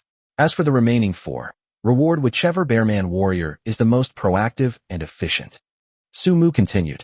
A territory must have clear rewards and punishments, and it must have something to offer. The reason Su Mu did this was because he found the Bearman warriors' clothing and equipment to be too shabby. Zhang Dehai has clearly been focusing his time on building up his territory, and hasn't even started refining weapons and equipment yet. Su Mu could only lend him a hand. Chapter 124 is finished. This little girl has gone astray. Thank you, Boss Su Mu. Looking at the gleaming silver armor, Zhang Dehai was incredibly excited. Anything produced by the Master Su Mu is bound to be of high quality. These are all high-quality steel armor, and blue quality at that. Zhang Dehai had done a lot of research before, and naturally knew that blue quality was extremely rare and precious at present. Sir, the number of wounded soldiers has been counted. At this moment, a Bearman warrior came over and reported. What's going on? Zhang Dehai looked at his subordinate who came to report. In this battle, a total of 26 soldiers were killed, and 456 soldiers were injured to varying degrees, of which 286 were seriously injured and the rest suffered minor injuries. So many serious injuries. Zhang Dehai frowned immediately. Right. The subordinate continued. That giant snake was terrifying. Some of the brothers who were knocked away by it are still coughing up blood and may have suffered internal injuries, so they are considered seriously injured. Normally, only those with missing limbs can be considered seriously injured within the territory. Now, having inexplicably acquired an internal injury, Zhang Dehai is at his wit's end. Remembering that Su Mu was still with him, he quickly asked for help. Boss Su Mu, will the healing potions you purchased work for internal injuries? It should be somewhat effective. Have the soldiers gather the wounded together. That's great. Zhang Dehai quickly waved for his men to follow him away. The healing potions that Su Mu bought were actually substitutes for healing magic. The energy it contains can heal injuries. As for the extent to which he could achieve it, Su Mu himself didn't know. Moreover, the treatment drugs are extremely expensive. 10 gold coins per bottle. In this world, the average family's annual expenses are only around 1 gold coin. It's easy to imagine that healing potions are not something that can be easily afforded. Sumu bought 2,000 bottles with a single stroke of his pen. I have to thank Serena for those 500,000 gold coins. Without Serena's example, Sumu really couldn't have been so generous. However, it was precisely because of this that a bold idea began to take shape in Sumu's mind. Once his territory is fully developed and he becomes powerful, he will attack Tianlong City. The day he stepped into Tianlong City, his first act was to rob the pharmacy. Damn, that's outrageous. Oh right. Thinking of medicine, Sumu's gaze suddenly fell on Coco Lu. The little girl was sticking out her pink tongue, licking the honey skewers he had given her. She sat on the box, swinging her little feet back and forth, having a wonderful time. The scene of her little tongue sticking out and retracting, in particular, made her look extremely cute. Seemingly sensing Sumu's gaze, Coco looked back, then smiled, before continuing to focus on eating her skewers. She felt that being with brother Sumu was quite good. Every day I can see conscious battles, fly around, and even eat snacks. Life couldn't be better. Coco was unaware that Sumu had already set his sights on her. Coco, focus on eating, don't move. Sumu took out the Territory Member Medical Ability Cultivation Scroll. This scroll was a reward he received for upgrading his territory system to level 2, and it couldn't be more perfect to use it on Kokolu now. Coco had no idea what she was about to face. All she saw was her smiling brother, Sumu, suddenly casting a scroll on her. That moment, Coco shuddered. Her petite body trembled. Then he stared blankly ahead. Kokolu, this is a medical scroll that can help you develop medical magic. Don't struggle, just feel it. Sumu's voice rang out from the side. Oh. Coco adorably wiggled her toes. However, a system notification appeared before Sumu's eyes. Scroll successfully used. Because the target student doesn't have a desire to become a doctor, the targeted training program has mutated. What's going on? Doesn't anyone have the desire to become a doctor? Did the culture result in a mutation? Does this mean failure? Sumu felt a sense of doubt. But soon, the system notification appeared again. Targeted training program successfully completed. The target member has already mastered some healing magic. Coco, how are you feeling? Sumu quickly took Coco's little hand and asked worriedly. This mutation happened, and then it suddenly succeeded. He was afraid that something might go wrong with Kokolu. Brother Sumu, my head is so itchy. Coco's face fell. It looks like something is about to grow. Sumu. He guessed that Kokolu had gained extra memories of healing magic in her head. That's why she said her head was itchy. Wow. Do I seem to have mastered healing magic? Coco scratched her head, her eyes suddenly lighting up. Brother Sumu, was the scroll you just gave me for learning healing magic? More or less, how are you feeling now? Can it heal people? Seeing the first wounded Bearman warrior being carried over at the entrance, Sumu asked. It should be okay, right? As she spoke, Coco jumped off the box. Alright, try healing this warrior. Sumu pointed to a Bearman warrior lying on the ground, groaning in pain. The soldier had a broken leg, the bone was protruding, and it looked terrifying. However, a broken leg is a physical injury, which is far less serious than internal injuries. As we all know, in a hospital, the patients who cannot cry or scream are the most seriously ill and in need of treatment. Those that can still make a sound usually don't die, but there's no one else around.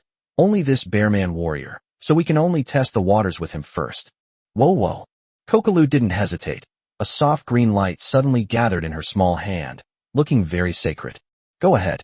Kokolu even added her own voiceover, pushing the green light towards the Bearman warriors. The next moment, a scene unfolded that surprised, astonished, and even sent chills down Sumu's spine. The Bearman warrior, shrouded in green light, showed no improvement whatsoever. He coughed up a mouthful of blood, then lay back on the ground, completely silent. Right. The Bearman warriors, who had been screaming and crying out in pain, stopped howling. Not only that, his face was ashen, and there was no trace of life on his face. Sumu. Coco, did it work? But why didn't that Bearman uncle stand up? Did I fall asleep because it was too comfortable? At this moment, these are the thoughts in Coco's heart. The little girl had no idea what was happening. 5 seconds. 10 seconds. Realizing something was wrong, Sumu went over and checked the Bearman warrior's breathing.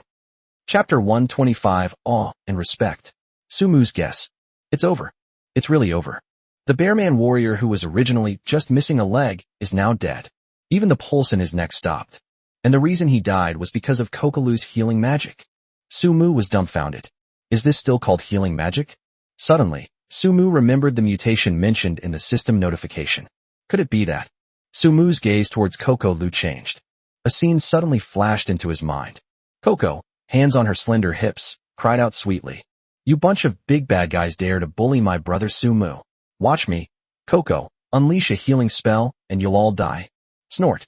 Then, Coco cast a healing spell, and all the enemies on the other side were wiped out. Sumu shivered. Hey, it's Boss Sumu. When this Bearman warrior was first brought here, wasn't he missing a leg? How did he die? He was the least injured among them. Zhang Dahai's voice rang out. He noticed something was wrong as soon as he got back. He carried this Bearman warrior over himself, and he was the least injured of all the warriors. How come he died less than 3 minutes after he left? And his face even turned black. It looks like he hasn't been breathing for a long time. Zhang Dahai was immediately depressed. Cough, cough. Sumu coughed guiltily.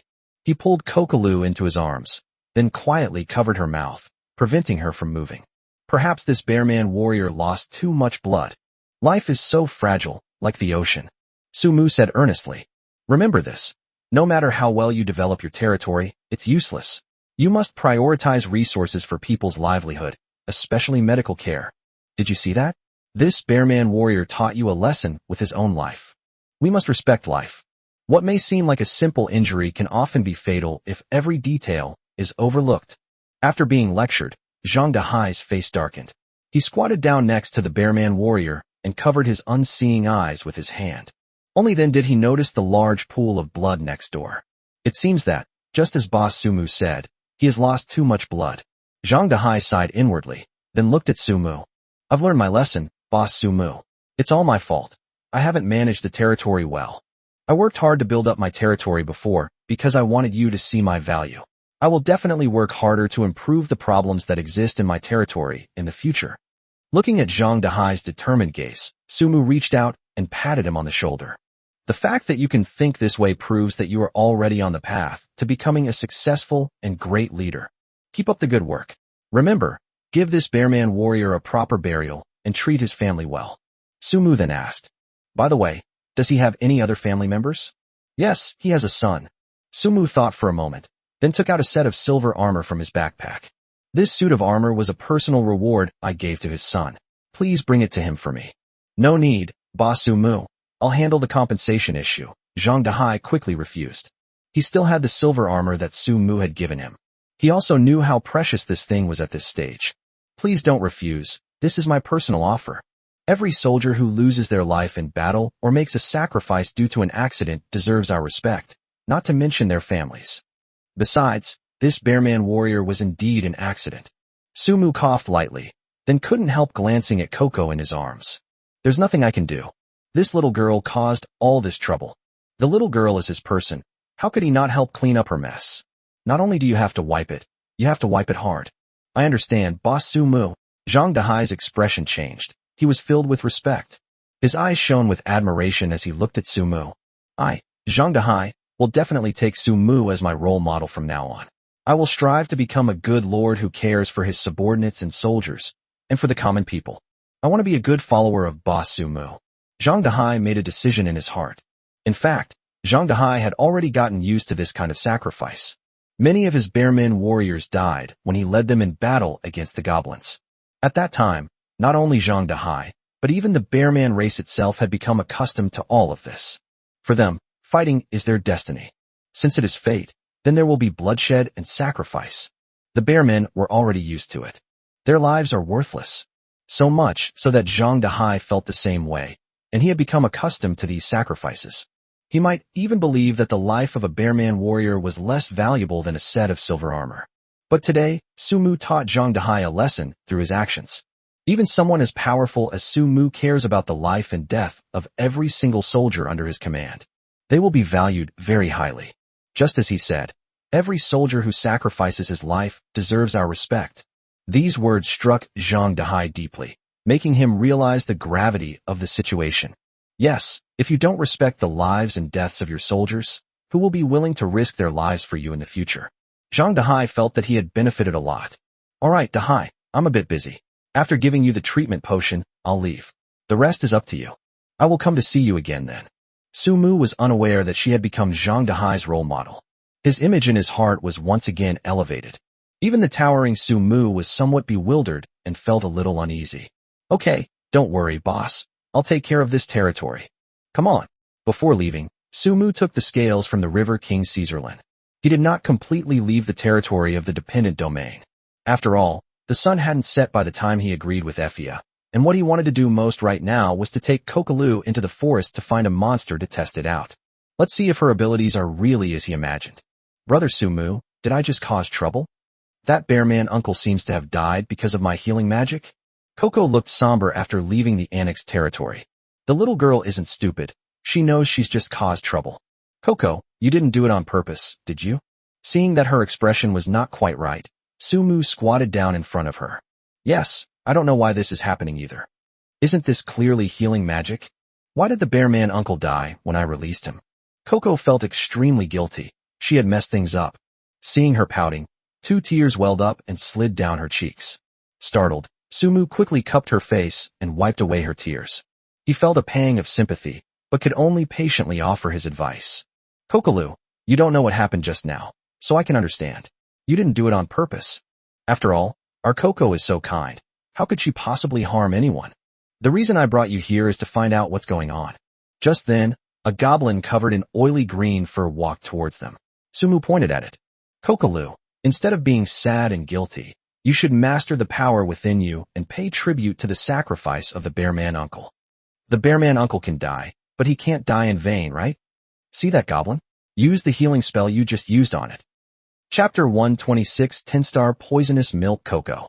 The goblin, walking through the forest, wondered, why does it sound like someone is talking about me? The next moment, the goblin was enveloped in a green light. A terrifying feeling of suffocation washed over the goblin, and he felt as if a massive boulder had struck his chest.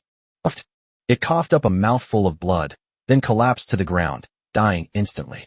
Even in death, the goblin had no idea which bastard had ambushed it. Seeing this from behind a tree not far away, Sumu felt a chill run down her spine. It's confirmed now that Coco is indeed a healer, but she's a toxic healer. Brother Sumu, it seems I killed that goblin again. Coco opened her eyes wide and looked at Sumu pitifully. Little girl, you're really using the cutest tone to fight the fiercest. Looking at Coco, Sumu sighed. Kokoloo killed the goblin in one hit. That's incredibly violent. However, Sumu also expressed his understanding. After all, Kokoloo possesses a talent. Healing Sacred Heart, a natural healer, capable of a 100% amplification when using healing magic. It seems to have other uses as well, but these are currently unknown. Healing magic is amplified by 100%. What does that mean? It can double the effectiveness of treatment. But Coco grew up wrong. Her milk is poisonous. Therefore, its effect naturally becomes doubling the toxicity of milk. It was already poisonous enough, but it was doubled in poison. No wonder the goblins died. It's a pity that Kokoloo, who has a level 6 medical skill, can't use it for healing. Coco clearly didn't understand Sumu's words, and she scratched her head. Kokoloo, let's try other monsters together. I want to see how far you can go. Next, Sumu searched for prey in the forest. Goblins are no match for me. They're too weak. Sumu found some monsters such as saber-toothed tigers, swamp frogs, and green-scaled pythons for Coco to test their strength. She discovered that when she faced the strongest green-scaled python, a single healing spell caused it to collapse. It wasn't exactly dead, but it looked close. In the end, after 3 healing spells, even a monster as powerful as the green-scaled python, which had received 3-star intelligence from the intelligence system, was instantly killed. It's important to understand that, currently, goblins are no longer strong enough to warrant alerts from the intelligence system. Therefore, for Sumu, the green-scaled python is a level of danger equivalent to 3-star intelligence. Coco killed the green-scaled python in 2 hits. That's terrifying.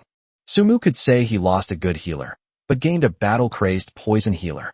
Moreover, Coco became increasingly decisive and skilled in killing monsters. This little girl is a born fighting maniac. Sumu is no longer surprised that Coco grew up to be so distorted. A nanny with a fighting spirit, a natural-born warmonger. How could she not go astray? An afternoon passed, and as the sun neared sunset, Sumu had accepted Coco's identity as a poisonous milk. Alright. Although Kokoloo is a level 6 healer, she is not really qualified to be a nurse. She is still young, not fully developed, and too flat-chested. He should find a proper wet nurse with a 36E bust later. If all else fails, isn't there still Kokona in the territory? LV5 is not bad either.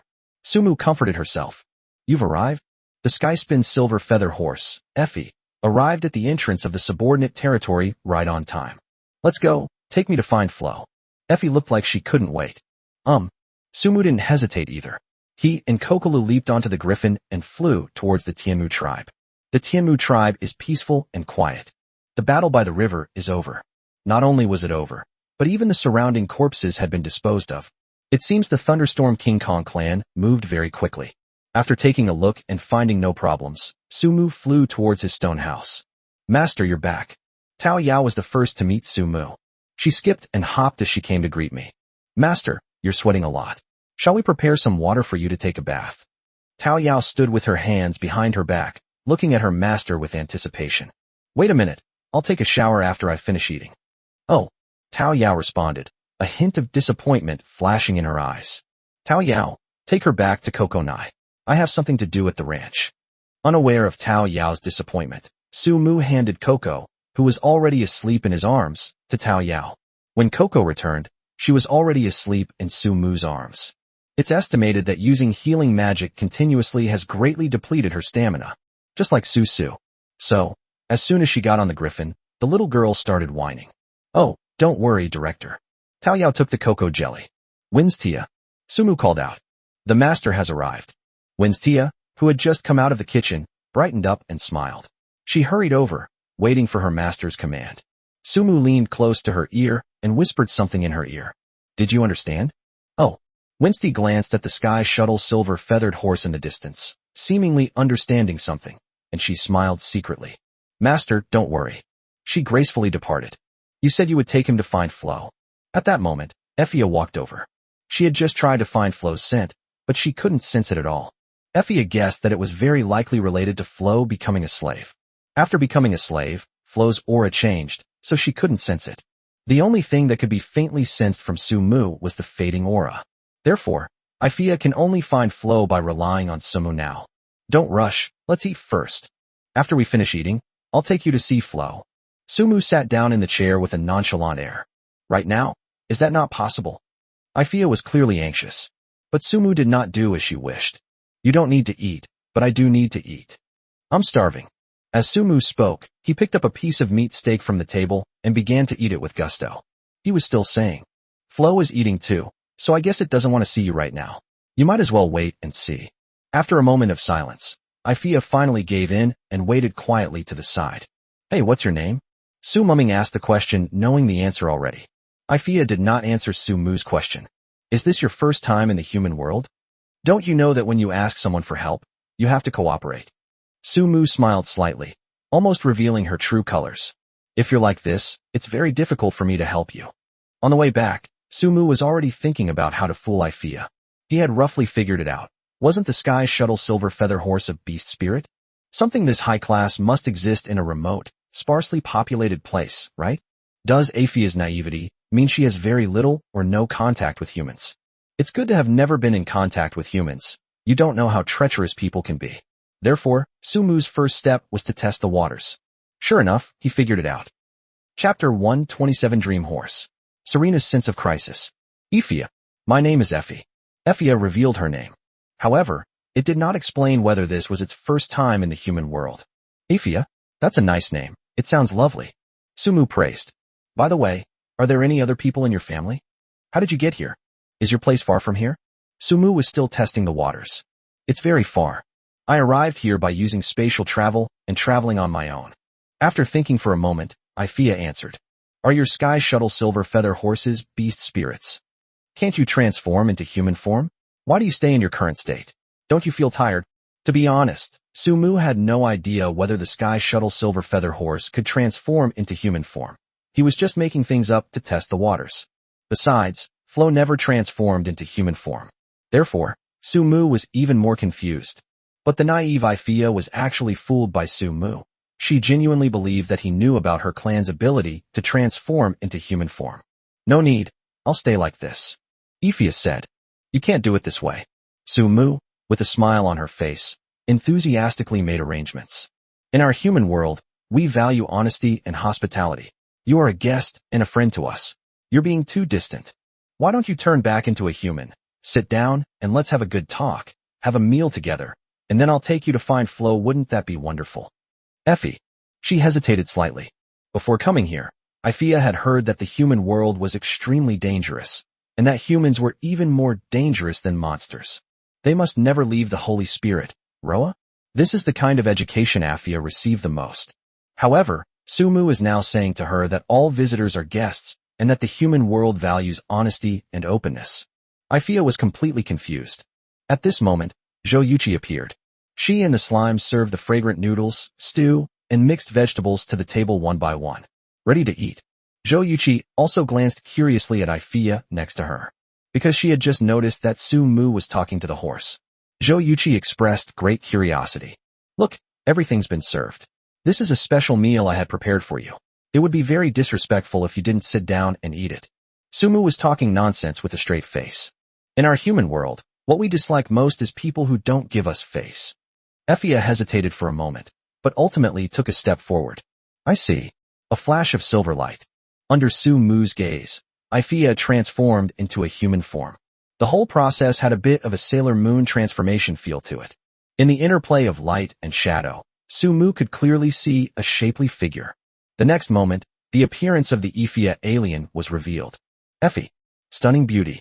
Her eyes held a melancholy yet slightly pitiful look, and she appeared clean, simple, and innocent. She also has white feathers on her head. With a pair of black and white wings and clothes that resembled feathers, she looked just like an angel. In particular, her high, full breasts are on par with Tao Yao so far. You should know that Tao Yao is someone even Serena can't compare to. There's no need to say anything about Winstia. Winstia's beauty lies in her innate allure. She doesn't need these qualities to be displayed. Sumu gasped slightly, marveling at Ifea's beauty. This is simply the horse of my dreams. How could someone not feel an immense sense of accomplishment riding on it? Come on, sit next to me. Sumu withdrew her gaze and spoke with a smile. Ifea hesitated for a moment before finally choosing to sit next to Sumu. Looking at the table full of food, Ifea gently sniffed the air. These were all foods she had never eaten before in Holy Spirit Roa. And it smells really good? Don't be shy. Sumu placed the bowl and chopsticks in front of Ifea, then picked up the chopsticks, stuck a piece of meat into her bowl, and put it in her bowl. Eat if you want. We don't have that many rules here. He noticed Ifea sniffing and quickly became more enthusiastic. Ifea didn't eat. She glanced at Sumu and found that he was no longer looking at her. He was happily eating, his mouth full of oil. They seemed to be enjoying their meal. A sense of doubt arose in Effie's mind. Her gaze returned to the steak.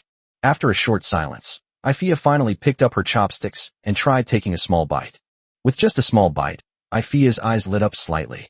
She is indeed a sky shuttle silver feather horse, but in Holy Spirit Roya, they are not entirely vegetarians. They still eat meat occasionally. Although sometimes it's only once every 6 months or so. But Ifea didn't really have a concept of it, because she felt that eating grass and wild fruits was much tastier than eating meat. But now, as Ifea ate the steak in front of her, she found it incredibly delicious. She felt that this meat was different from any meat she had eaten before. But as for what the difference was, Effie couldn't say. It's so delicious. It tastes pretty good, doesn't it? Sumu said from the side. Your accommodations probably don't have any seasonings, but our patties are seasoned, so they'll definitely taste better than anything you've ever had before. Sumu's confidence in saying this was based on solid reasoning. In the first few days after he transmigrated to this world, the roasted meat he ate had no taste at all. It felt like chewing wax. The main goal is simply to be fed enough so you don't starve. When Sumu ate the meat again, seasoned with salt, chili powder, cumin powder, and other seasonings, he almost swallowed his tongue. It's so delicious. Having flavor and not having flavor are like heaven and earth. Ifea responded softly and increased the frequency of her bites. Her actions speak for themselves. Sumu smiled slightly, her fox-like smile reappearing. Sumu. A call came from above. Sumu didn't need to turn around to know whose it was. Within his territory, there is currently only one person who dares to address him by his full name. Serena. Sure enough, Serena quickly sat down next to Sumu. Her gaze fell on Ifea next to Sumu, scrutinizing her closely. When did you wake up? As Sumu spoke, his hand naturally landed on Serena's long legs. When it comes to legs, Serena is currently the only one in the territory who can rival Venstiania. Sumu felt it even more deeply last night. After all, only he knows best what it's like to carry someone with such long legs. I woke up a long time ago. Even with her usually aloof and indifferent nature, Serena's face flushed slightly when she said this. Scenes from last night unconsciously flashed through her mind. Although she had already tacitly accepted her relationship with Sumu. But she still thought it was too crazy. She seemed completely unable to refuse him. I woke up when Winstia went out to look for you. I wanted to go look for you, but I found that you had already left. Where did they go this time? Is she the one you brought back today? Chapter 128. Let it go. I'll take its place. Serena took a long walk around the territory after getting up today. She was already familiar with the territory and knew roughly what kind of members lived there. Moreover, there was another phenomenon that Serena had also noticed. The territory is severely imbalanced in yin and yang. Almost all of them are women. The proportion of men is not large. Aside from orcs, there are hardly any men. The entire territory is full of women, and most of them are beautiful women. Needless to say, those closest to Sumu were even closer. So, after walking around for a while, Serena found herself feeling somewhat threatened. She used to think she wouldn't have to worry about relationship issues. But now she's troubled. Serena's sense of crisis intensified, especially upon seeing Effia. The Dragon Roar Empire does not practice monogamy. Especially those with titles and status were often surrounded by beautiful concubines and female slaves.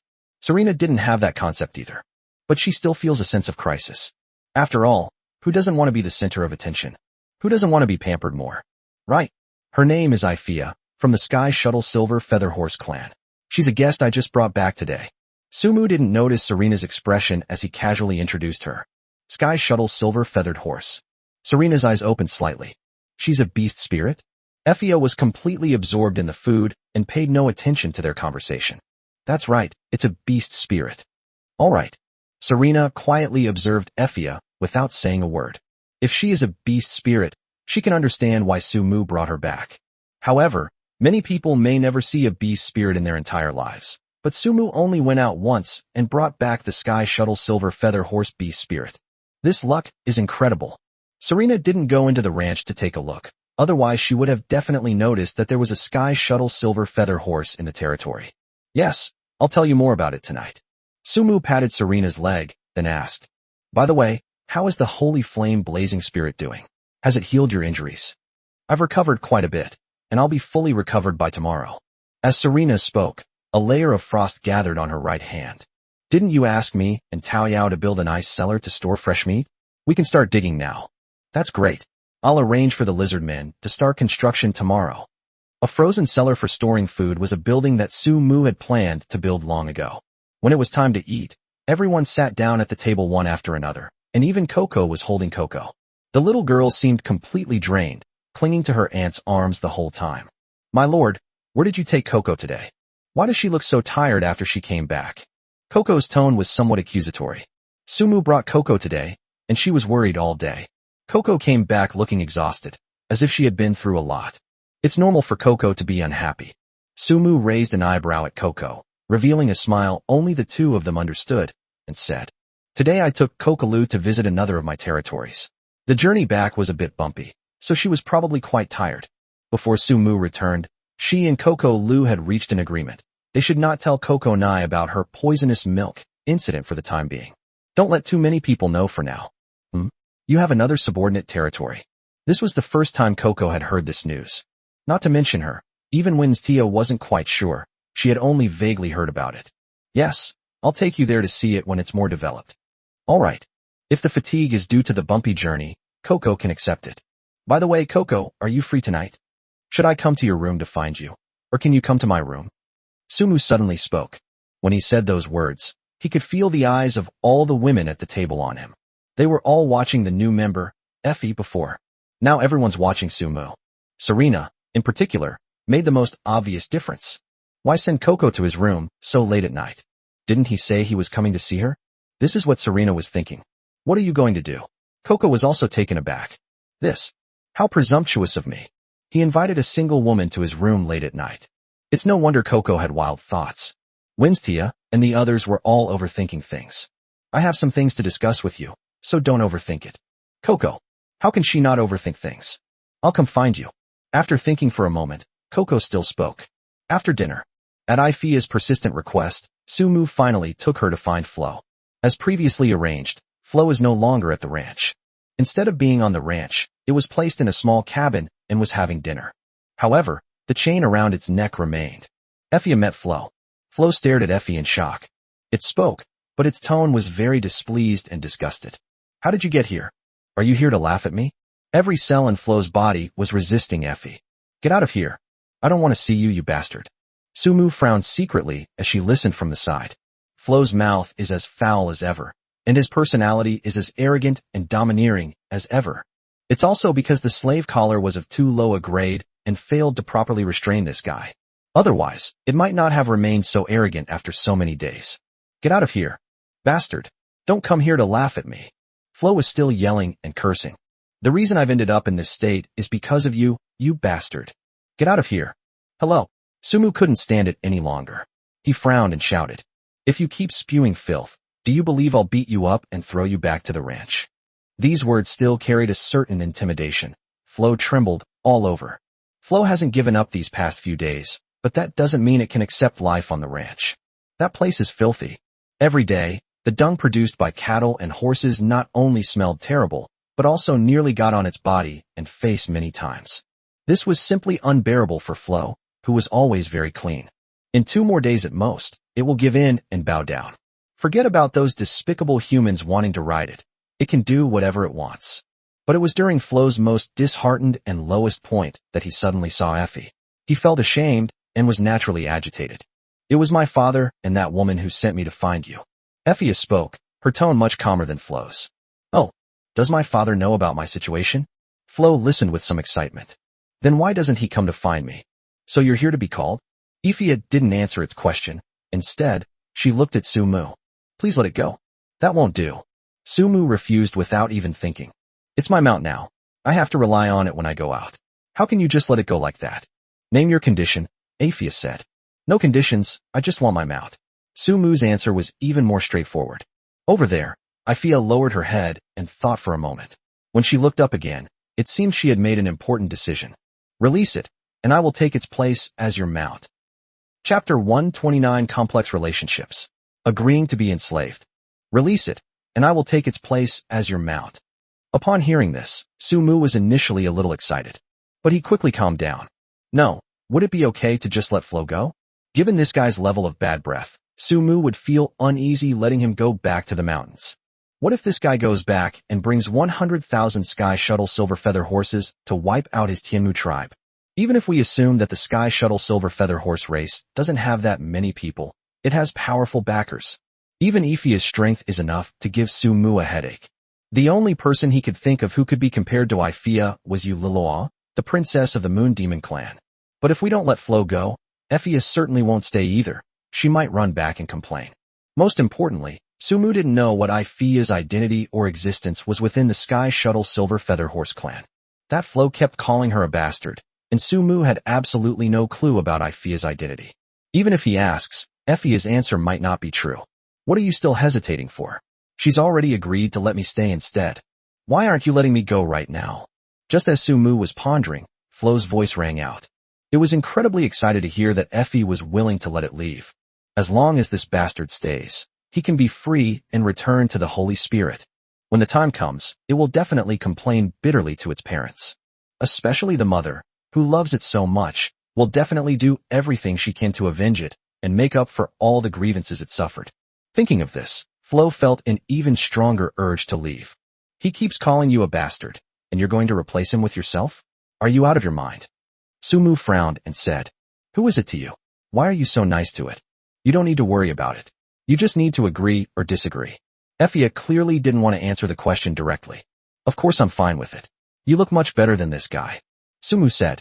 If it weren't for the fact that it was known as the Sky Shuttle Silver Feather Horse and was a famous beast spirit on the continent, I would have replaced it long ago. Despicable humans. They actually think that I, this young master, am inferior to that lowly bastard. Just you wait. Snort. Flo was quite shrewd. It knew it couldn't offend Sumu at this time, much less anger him, otherwise it would be difficult for it to leave.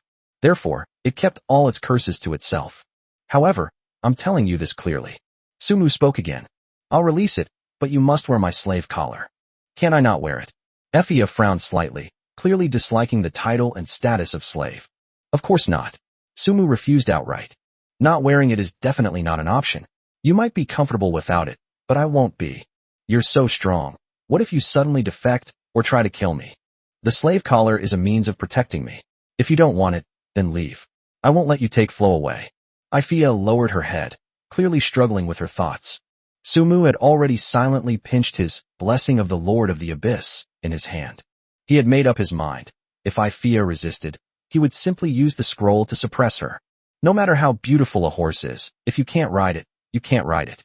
It's not as important as your life. Effia, you idiot. Before Flo could utter the word, bastard, it quickly stopped and tried to appeal to emotions. Effia, sister, you're my good sister. Please say yes. The slave collar is nothing. I wear it around my neck all the time. It's just a status symbol. Besides, you're a girl, and you're so pretty. As long as you're obedient, he won't make things difficult for you. Flo was talking nonstop from the side. I'm different. I'm a man. If he's unhappy, he might really kill me. You wouldn't want your father and mother's only son to die, would you? You know how difficult it is for our bloodline to survive. Good sister, please say yes.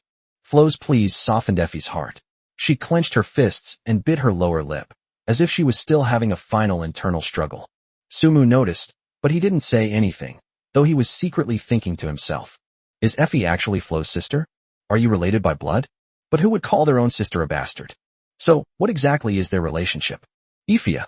Seeing that Effie hadn't answered for a long time, Flo exploded again. You bitch. You should know what will happen to you if I can't return to Holy Spirit Roya. When I die, you bastard will be buried with me. The world is vast. Where do you think you can escape to? Flo neighed loudly, its neck crisscrossed with bright red veins. My mother will never let you get away with this. You bastard. You must agree. Right. Now, Flo's words were very hurtful. If it were a normal sibling relationship, the older sister would probably turn around and leave after hearing such words. However, when Flo's words reached Effie's ears, they turned her face pale and became the last straw that broke her back. Yes, Flo can't go back. Where else in this vast world can she go? Flo is dead, and she will be buried with her. No matter where she went, that woman would find a way to locate her. This led Effie, who grew up in an unfair environment, to accept her fate. Her desire to struggle, her yearning to defy fate, died at that moment. Slaves it is. It's better than going back to that damned place of the Holy Spirit, where I'd be bullied and beaten every day. I promise you, you can wear a slave collar. Effia raised her head and gave her answer. Sumu could clearly see the sadness and sorrow in her eyes, and the lingering lifelessness. I see. You wait here. I'll go get the slave collar first. As Sumu spoke, he turned and left the wooden house. Ifia, you're smart to know what's good for you. Seeing that Sumu was not there, Flo immediately became arrogant. Once I return safely to Holy Spirit Roa, I will call for help to rescue you. Don't worry. Your efforts have been worthwhile. I am the future king of our people. I possess the purest bloodline, and only I can guide our race. Flo unleashed a barrage of attacks, but Effia remained oblivious. On the other side, Sumu first arrived at the place where the Miluo flower demon was imprisoned. He then found Nightbringer Snod, Mordrinsa, and Jerben. You'll do it like this first, then like this, and finally like that. Sumu arranged their next tasks. Chapter 130, Enslaving Ifia. Coco comes to the door. Ifia, this is a slave collar. Put it on first, and then I will immediately untie Flo's slave collar and release him. Sumu's voice rang out, and fearing that Ifia might pull on him, he even went out of his way to explain. You have no choice but to trust me and put on the collar first, otherwise I won't take Flo off first. Ifia seemed to have no intention of engaging in any negotiation with Sumu. She nodded indifferently, then took a step forward, raising her long, slender, fair neck. Her neck is very long, like a swan's, and it's truly a sight to behold. From this vantage point, Sumu could even see a panoramic view of the mountain peaks. He quickly looked away. I didn't put it on you. Just don't struggle and wait for the contract to be formed. With Sumu's slave collar, it's generally impossible to successfully form a contract with someone of Ifia's strength. But if she had taken the initiative herself, the outcome would have been completely different. Before long, Sumu's slave collar was placed around Ifia's neck. She herself also sensed that she had a certain contractual connection with the human in front of her. Okay, I will keep my promise. After Su-mu finished speaking, he completely destroyed Flo's slave collar in front of Ifea. From the moment it was destroyed, Flo was free, and it couldn't wait to leave this damned place. But Su-mu stopped him first. What are you doing? Do you want to back out? Flo's voice was filled with displeasure and impatience. Don't worry, I haven't gone back on my word. It's just for your freedom, and for my newest member, Ifea. Let's have a drink to celebrate. As Su-mu spoke, she took out her herbal jelly drink. This is something we call a beverage from our human world. I bet you've never had it before. It's incredibly delicious. Why don't you give it a try? Su-mu opened a bottle and handed it to Flo. Drinks. Flo had never heard of such a thing before. Despite its young age, it brought its nose close and sniffed it. A sweet aroma wafted over. It seemed to have a very refreshing smell, one that he had never smelled before.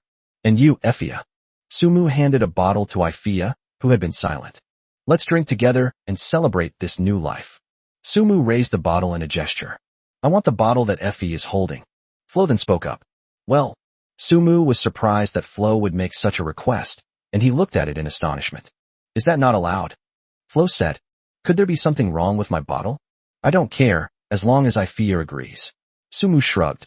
Let's change it. Ifea swapped her bottle with Flo, then downed the drink without even glancing at him. When Ifea tried this for the first time, her eyes lit up at its unique flavor. The same goes for Flo. It thought the drink was delicious, but it was also eager to run outside because it desperately wanted to be free.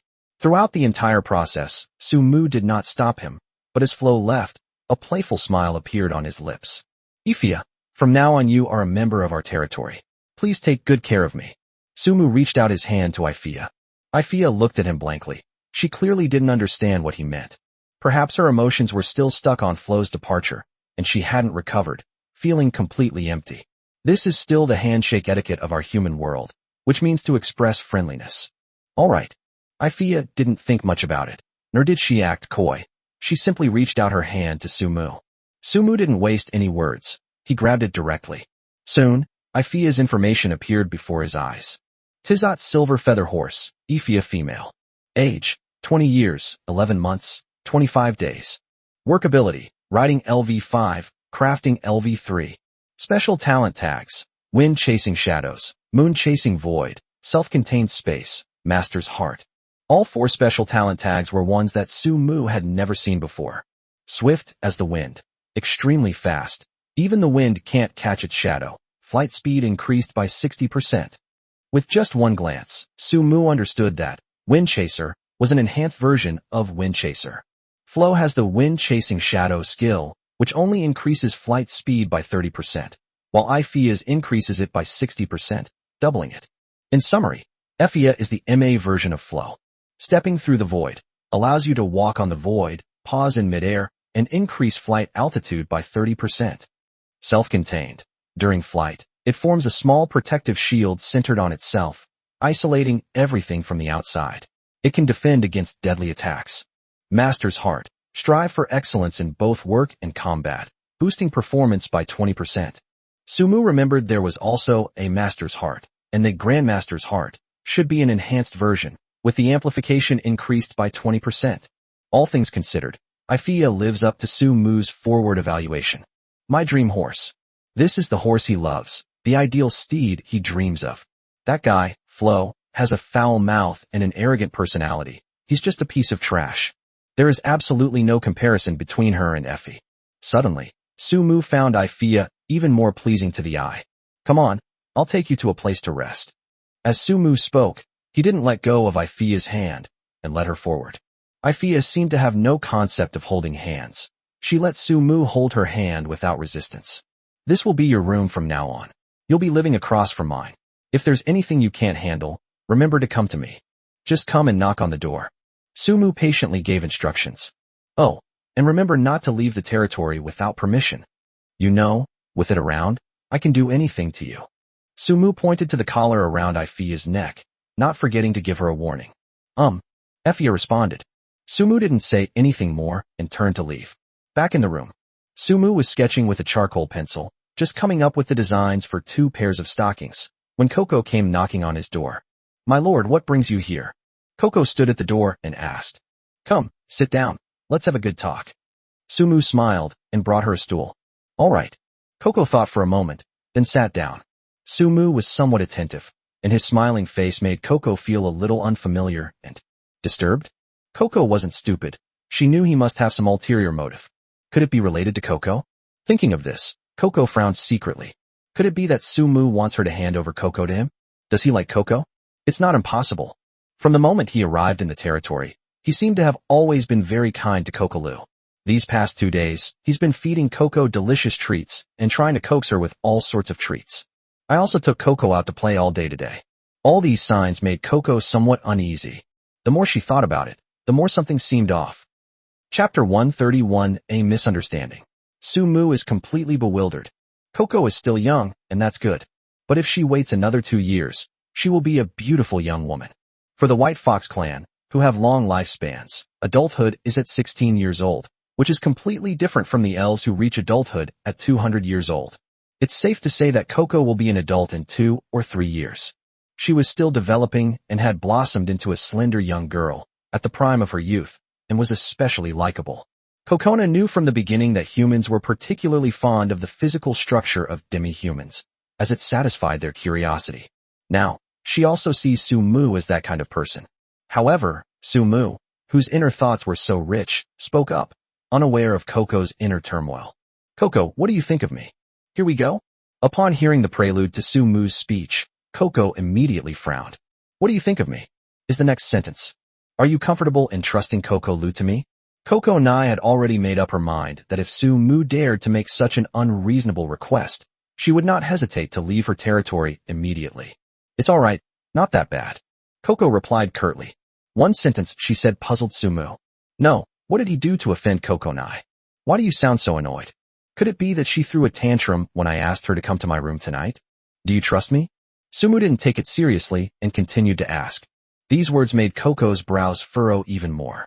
It seems we're getting closer to her guess. And then, what do you want to say? Coco looked at Sumu with a leisurely gaze. Are you comfortable in trusting yourself to me?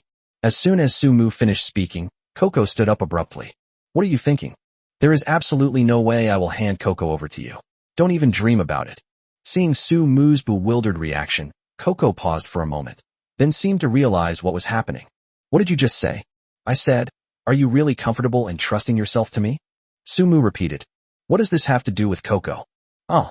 Coco was stunned. Is Sumu's target not Coco, but her? After going around in circles, returning to his original purpose, it turned out to be because of her? That makes sense. She is Coco's aunt and her closest relative. To please Coco, to be nice to Coco, isn't that the same as pleasing her and being nice to her? That makes perfect sense.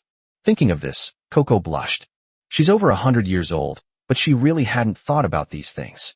Now that it's been brought up, she can't help but feel a little embarrassed. No, we've only known each other for a short time, and there's no emotional foundation between us. In Coco's mind, Sumu's words, hand yourself over to me, were understood within their tribe as, it means to court or to seek sexual intercourse.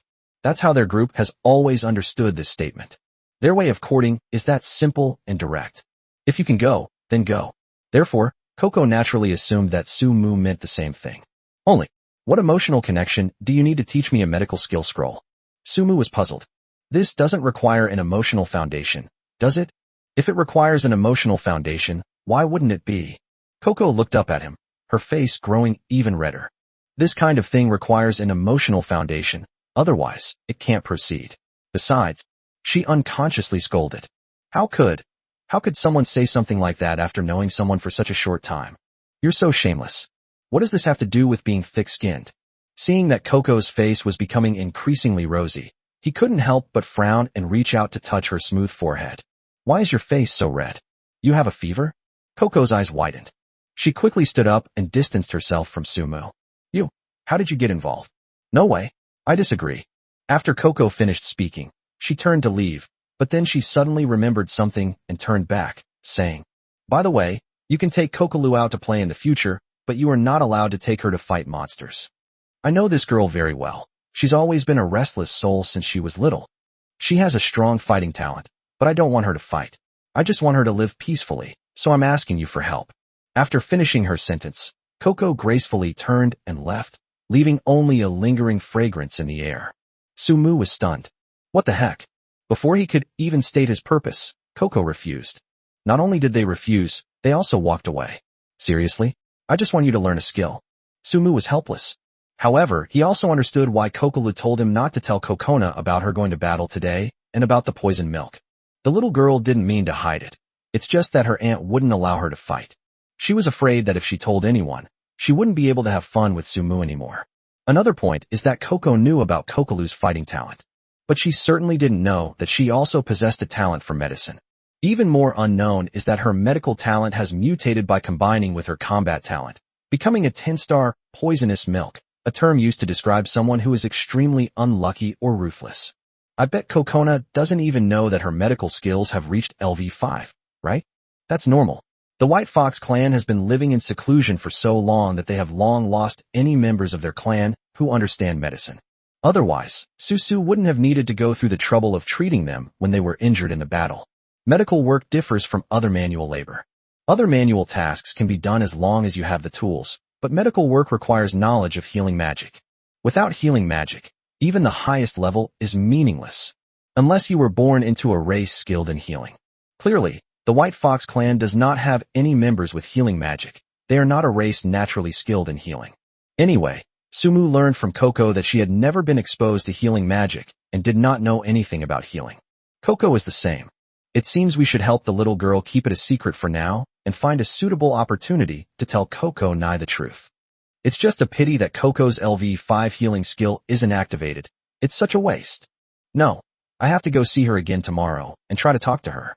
At the same time, in the air above the Miluo forest, 10 kilometers away from the Tianmu tribe, having just gained its freedom, Flo stopped flying.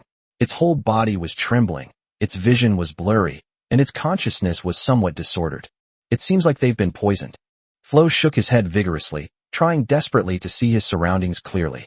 Before it stood a group of shadowy figures, led by 2 undead, their ranks orderly and numerous. Flo immediately became alert. Who are you people? Who is it? You guess. Flo was surrounded. Chapter 132 A Formation Alliance? Forced to develop. Late at night. The Tianmu tribe is far away. For figures were silently observing everything around the territory. This territory is quite impressive. It's much larger than our level 2 territories. What's going on? The man at the head, named Male, spoke up. He was a lord player from the Kingdom of France. They must have found some treasure that can upgrade the territory's range. A man named Moro next to him spoke up. He was a lord from the beautiful country. I think so too. I found an airdrop before, and it was because of it that I got the vampire as my unit. The lord on the far side spoke up in a low voice. He was a lord player from the Eagle Kingdom named John. John continued. I've already investigated this area. There are members of various races around it, including thunderstorm King Kongs, slimes, lizardmen, rabbits, and orcs. Their overall strength doesn't seem that great. Actually, I noticed this territory a long time ago, about 4 days ago. What about today? You didn't come to see me today? The one who spoke was the last female lord, the lord of the Beer Kingdom, named Eileen. You know, the territory changes every day. Maybe he recruited some powerful troops today. No, not at all. John shook his head and whispered. I've been busy dealing with monsters today. I haven't had time to come here. That's why I came with you guys tonight. John and his 3 companions were lords of 4 different nations, and they had reached an agreement long before they were born into this world. Let's develop together and achieve prosperity. Their method of getting rich was to invade other territories, kill other lords, and seize their resources for their own use. Through seamless cooperation, the 4 of them expanded their influence through arson, murder, and looting. Currently, their respective territories are nearing the upgrade requirements for level 3 territories. The only thing I'm not satisfied with is experiencing the joy of a bountiful harvest. This obviously needs time to build up. John and his 3 companions were not in a hurry. They had a plan to continue plundering other lords and stockpile their resources into their own territories. Once the resources are gathered, upgrading is just a matter of time. John discovered the lizardman's movements a few days ago on his way to the mine. So he followed along and discovered the location of Su Mu's territory. Seeing such a large territory, John was immediately tempted. How about it? Should we attack this territory together? John began. This territory is quite large. 2 people probably can't cooperate. We'll need 4 people together. Normally, John and his men would work in pairs, but this time the territory they wanted to attack was very large, so working in pairs was clearly not an option. First, We need to know if there's anything in this territory worth our attention. We can't just attack blindly, can we? It was Mara who spoke. He was a cautious man. I think so too. Moro nodded in agreement. I've investigated. The lizard men are the people who come and go most often in the territory every day. I estimate there are quite a few stone and iron mines inside. Moreover, the lizard men are one of the few races in the Milieu forest that can find iron ore. With them around, how could we possibly have trouble finding a mine? John spoke, glancing at Moro beside him. And Moro, one of the materials in the magic rocket launcher blueprints you found last time was crystal, or wasn't it? We've been searching for crystal mines for a long time, but with the lizard men around, are you still worried about not finding them? Moro thought about it and realized that it made sense. Although the blueprints for his magic rocket launcher require not only crystal ore, but also other materials. But at least there's some progress, isn't there? Then I support it. Let's fight if we want to. That's great, John said with a smile. Eileen, Emma, what do you say? I'm fine with it. If you want to fight, I'll play along. Amar shrugged. Hearing John's words, he was also tempted. As long as they can get the magic rocket launcher out, the benefits outweigh the drawbacks. Do you think the lord of this territory could be that player from the Dragon Kingdom who first upgraded their territory to level 1 or 2, whose name is something like Su? Eileen tossed her big, wavy hair. What's your name, Sumu? His territory is more than twice the size of ours. I think he must have received some kind of system reward or something. Eileen was very clever. She thought of a possibility. As you know, I heard that Sumu is also from our area. If we attack his territory, it would be a loss. Moro laughed upon hearing this. Wouldn't it be perfect if it were Sumu's territory? He must have a lot of treasures on him, right? The four of us together have a combined fighting strength of about 7 or 8,000. How could we possibly be no match for a mere Sumu?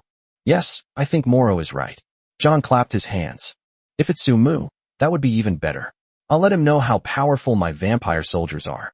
My undead race's troops are just as formidable, Moro laughed.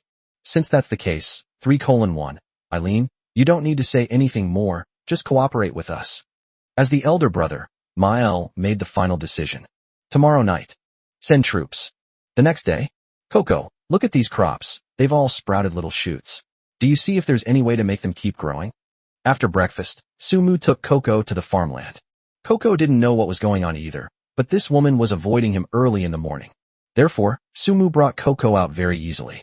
After spending 2 days together, Coco was no longer as shy and timid as she had been at the beginning, and she called Sumu brother much more naturally. Coco squatted down and took a look. The surrounding crops were all just sprouting green shoots. But the soil was moist enough, and they grew very well. Brother Sumu, are you planting corn seeds? Coco asked. Yes, how did you know?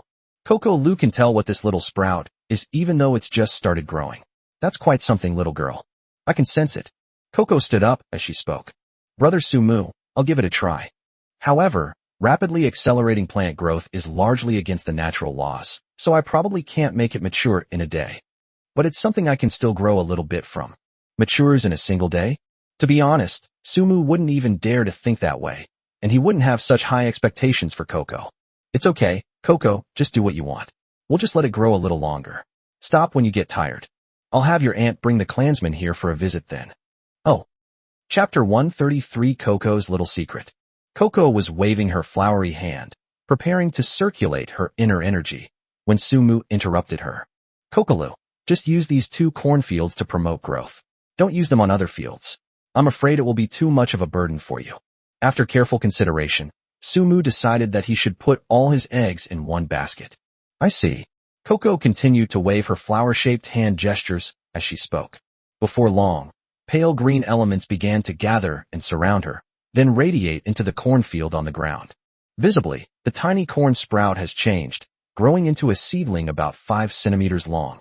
But the growth rate hasn't stopped yet. 10 centimeters. 20 centimeters. Sumu was surprised. The sheer astonishment of how quickly this plant grows is something you can't experience unless you're there in person.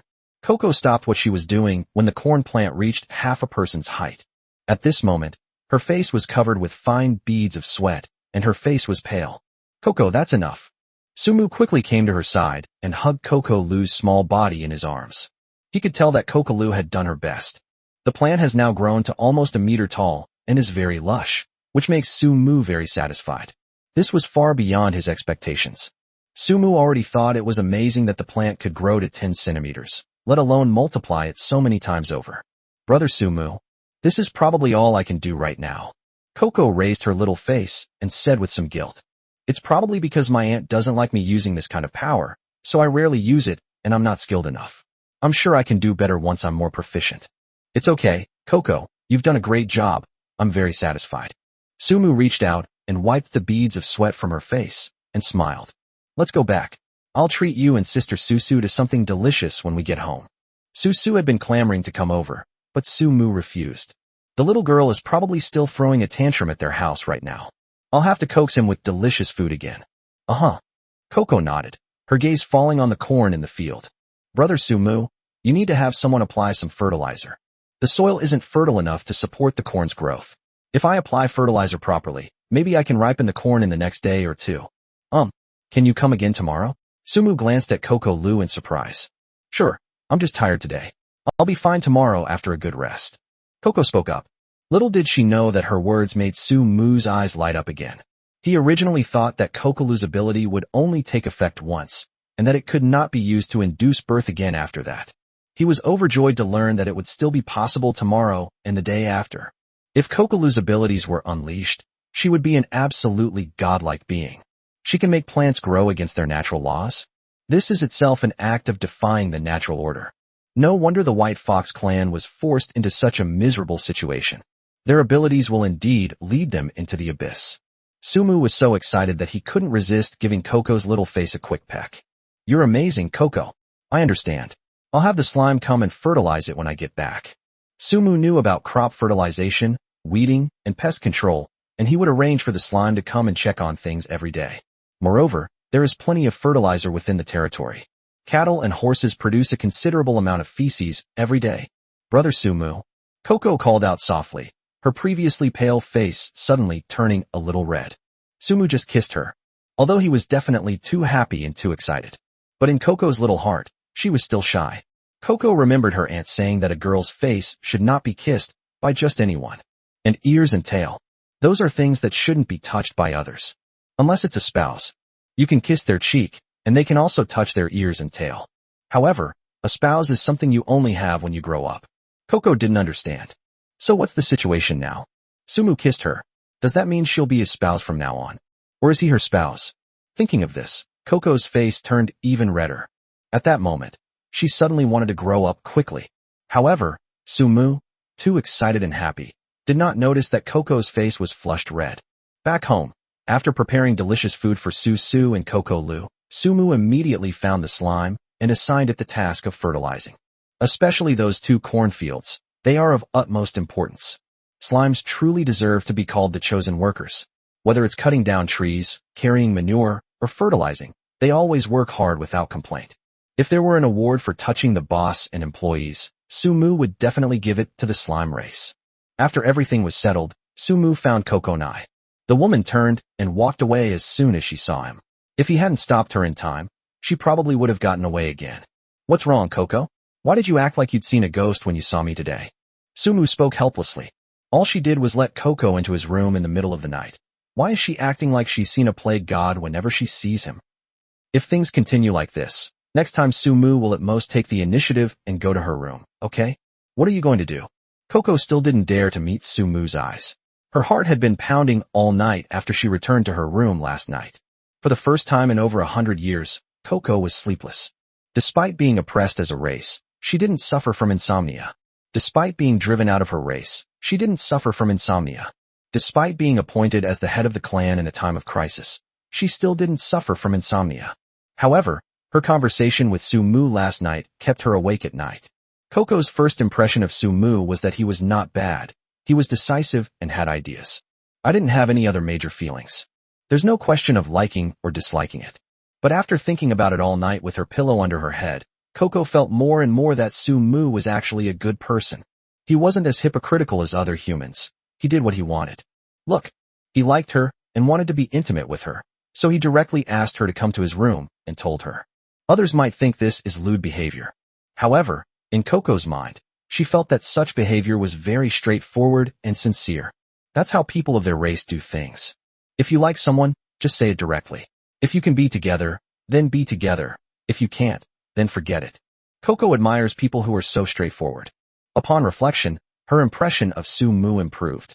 Another point is that, as the leader of her tribe, Kokona's tribe's reproductive ability is inherently weak. In addition, the male-to-female ratio within the group has reached 10-1. Male members of the tribe are extremely rare. This also resulted in Coco never being confessed to. She had no idea what it felt like to be moved. So, for the first time, she had insomnia. Chapter 134. What kind of strange clothes are these? Kokonai, I actually want you and your tribesmen to linger near our farmland a bit longer. That would help the crops grow faster. What do you think? Unaware that Coco was having so much on her mind, Su-mu spoke up and shared his thoughts. Oh, I know that Winstia told me about these things before. Coco said. From now on, I will take my people to the farmland every day to gather spiritual energy and accelerate the growth of crops. After saying that, Coco turned around and left quickly. The speed was so fast that Su-mu was completely dumbfounded. However, Su-mu did not dwell on it. He found Felina and handed her several clothing patterns that he had stayed up all night to draw. Felina, as I told you before, we'll make some new clothes for you to wear, and Su-su and the others can wear them too. You can have your measurements taken by them. I have all kinds of fabrics, including silk and nylon. Just ask me for it. Su-mu continued talking to himself. Arranging clothes was something he had been thinking about for a while, but he was too busy yesterday to take care of it. I don't need to measure their sizes. I can tell their measurements at a glance. My eyes are the best measuring tool. It has to be said that Flynna's statement was a bit pretentious. However, Su-mu was still convinced. As far as he knew, Frenna had been a seamstress for a long time. She wasn't like Coco, someone who had talent but was unaware of it. Simply put, Frenna is an experienced driver. Why are the design sketches for these clothes so strange? Isn't this skirt way too short?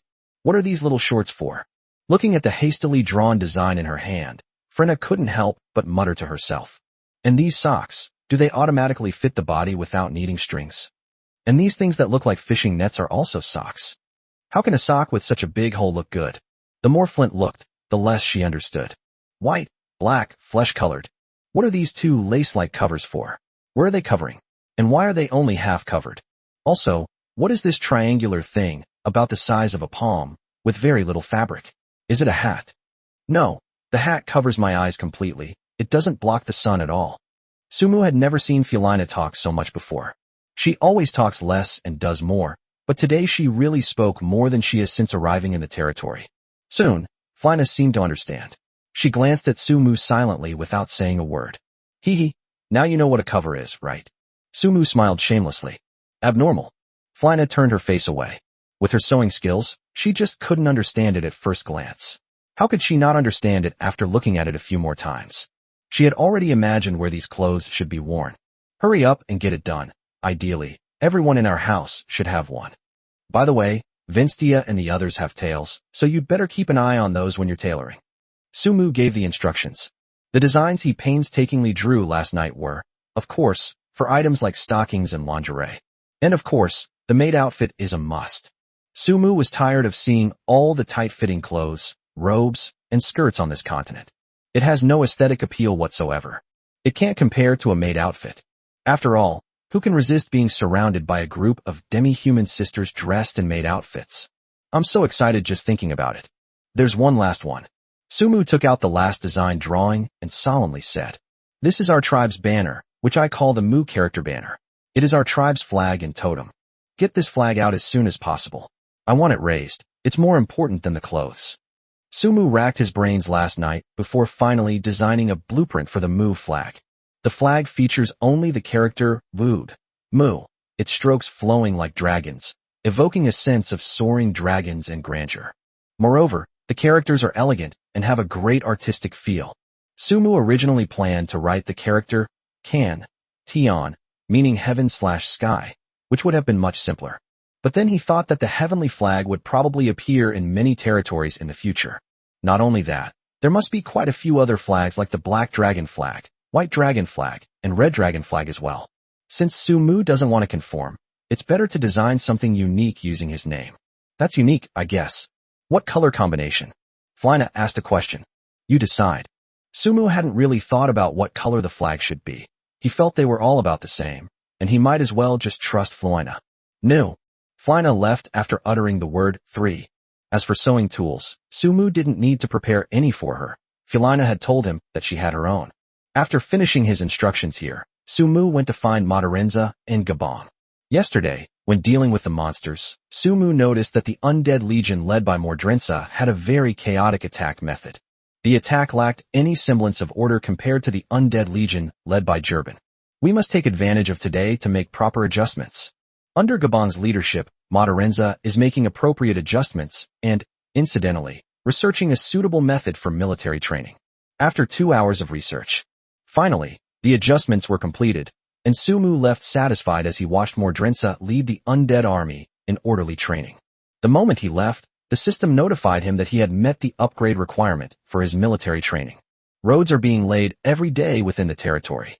As long as there is enough stone, road construction is actually very simple. Therefore, the current focus of the upgrade is only on bridges, medical facilities, and basic living infrastructure. These are the 3 priorities. The bridge construction in Sumu is relatively straightforward, so the main concerns are the medical facilities and basic living infrastructure.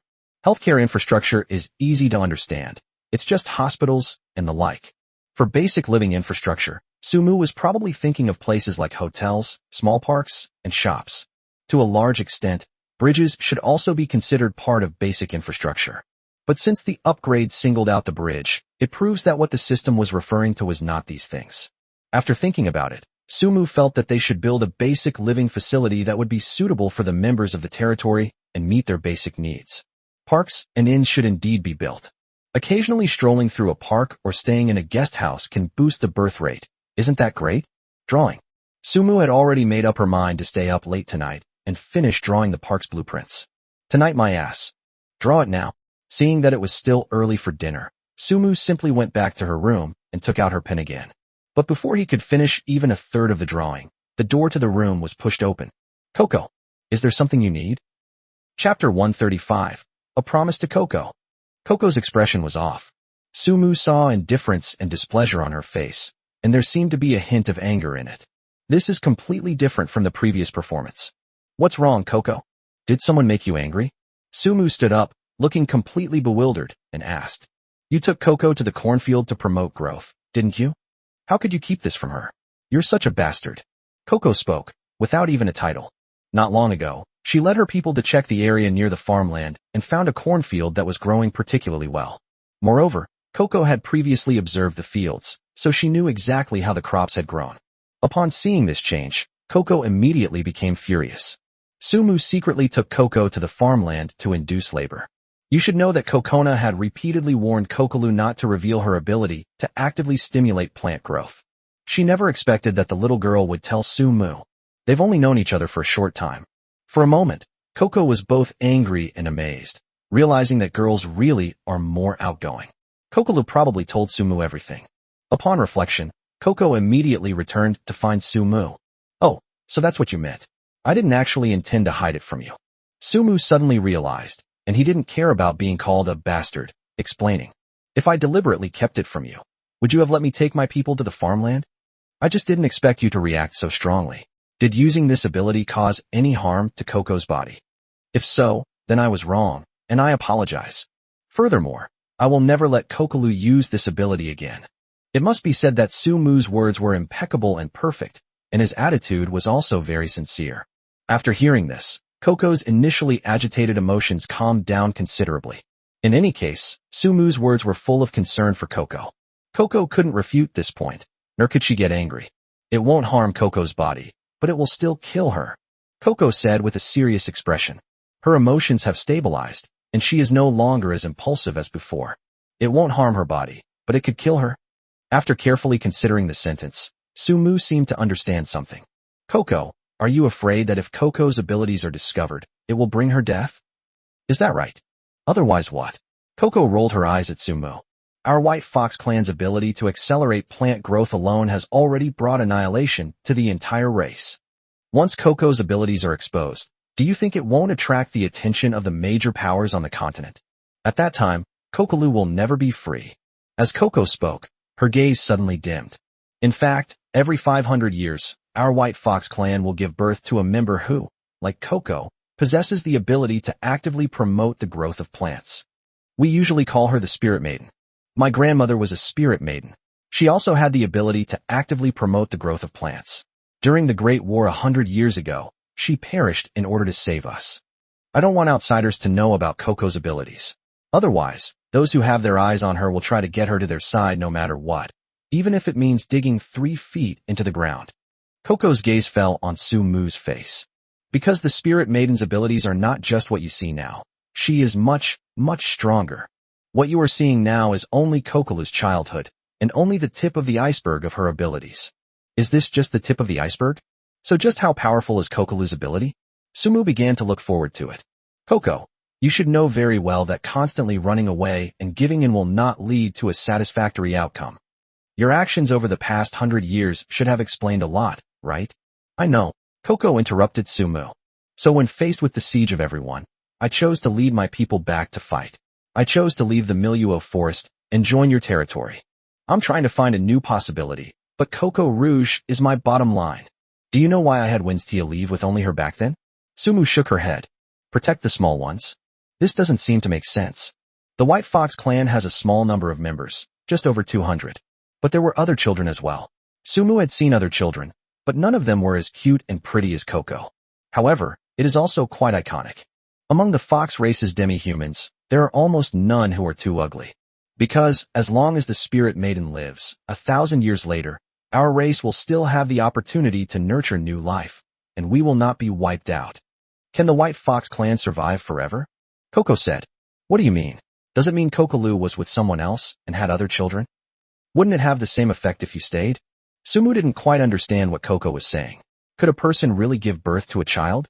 Coco's face suddenly flushed pink as if she had thought of something, and she said somewhat flusteredly.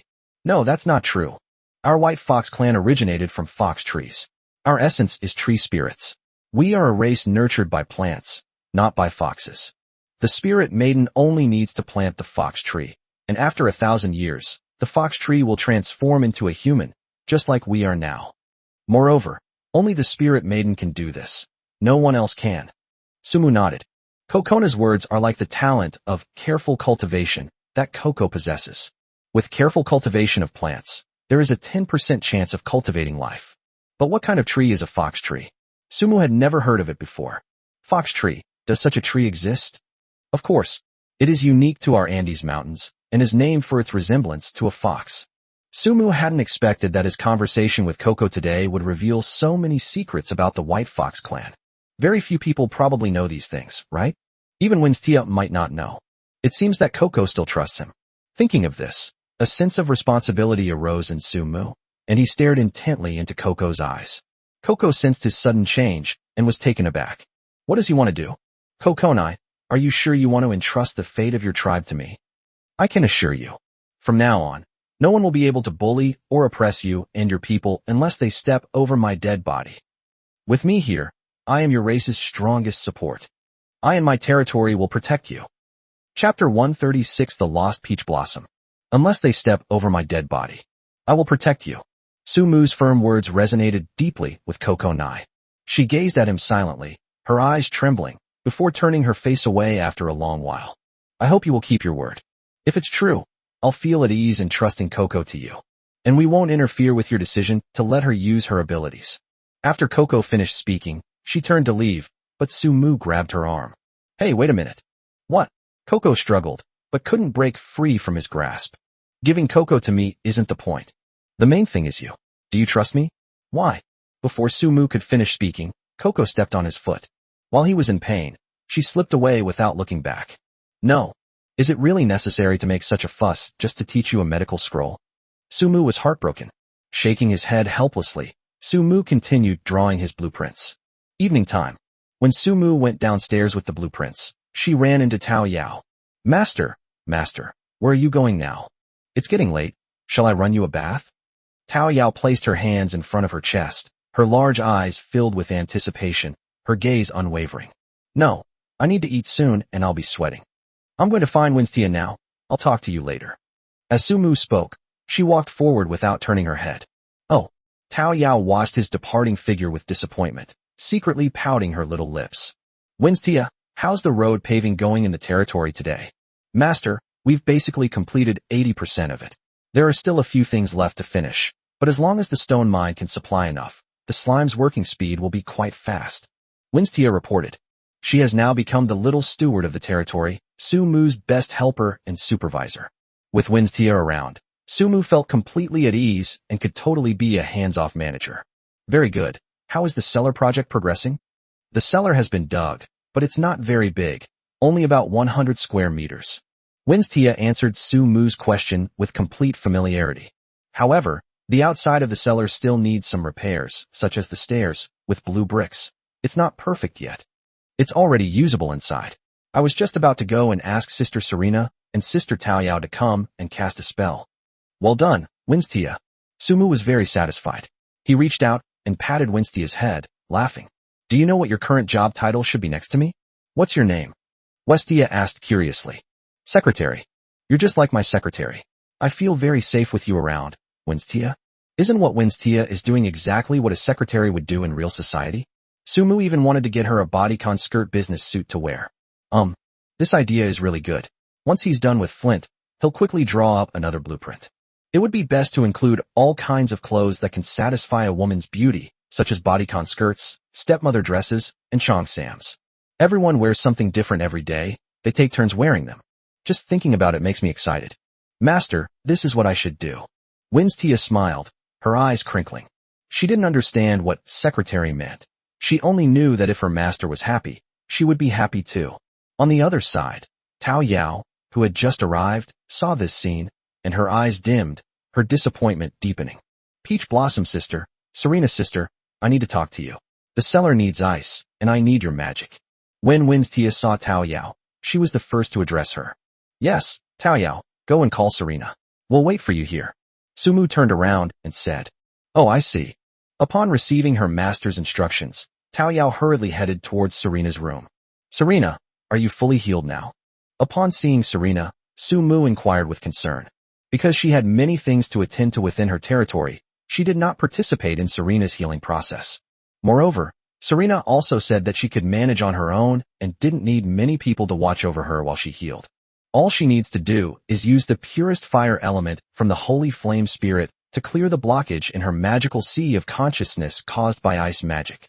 Sumu was not from this continent, and his understanding of concepts such as the sea of consciousness was very limited. It was probably equivalent to the function of the Dantian.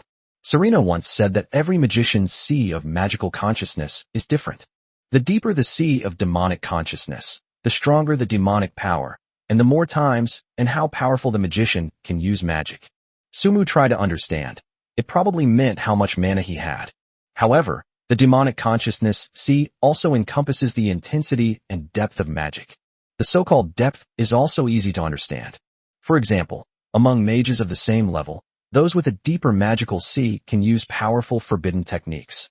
If your knowledge is limited, you won't be able to use it all, or you can only use half of it. Serena's sea of demonic consciousness is also top-notch in depth. Otherwise, how could he be called a genius? Serena didn't answer immediately.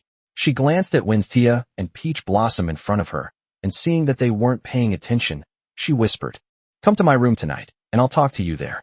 Even as Serena, with her usually aloof and indifferent nature, blushed slightly when she said this. She didn't want to say it either.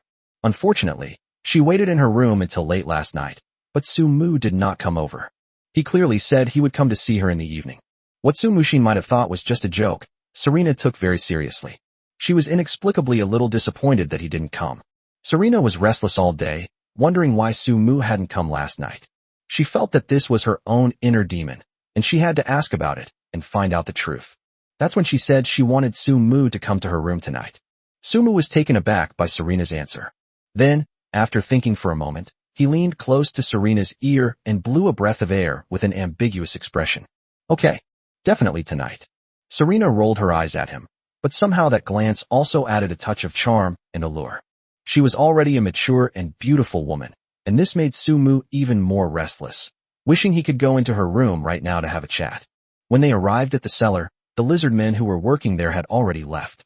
As Winstia had said, the cellar had already been dug and a wooden door had been installed. All that was missing was to pave the outer staircase with blue bricks. It's just a little bit of work. I should be able to finish it tomorrow. There were already 7 or 8 buckets filled with water in the cellar. Sumu had Vinstia arrange all of this, with the aim of facilitating freezing. Serena, Tao Yao, thank you for your hard work. Sumu pulled Winstia to the doorway, giving Tao Yao and Serena enough space. The power of frost gathered in the small space. Chapter 137: Effie's difficulty integrating into the group. Thanks to the efforts of Serena and Tao Yao. 5 minutes later, the 100 square meter frozen cellar was completed. In fact, Peach Blossom was merely the icing on the cake. Even without her, Serena could complete the mission on her own. This also allowed Sumu to clearly see Serena's formidable strength. It could be said that it was comparable to the scene where the magic scroll was used against Kotaro that day. With such a powerful helper by his side, Sumu's confidence immediately increased. He had no doubt about Serena's loyalty, because they had the closest relationship. With the cellar in place, storing fresh meat will be much more convenient, and the primary problem within the territory will be solved. On the way back to the stone house, Shisha found Sumo. My lord, I have found another tin iron mine. However, humans are already mining there. Should we take it over, or just let it go?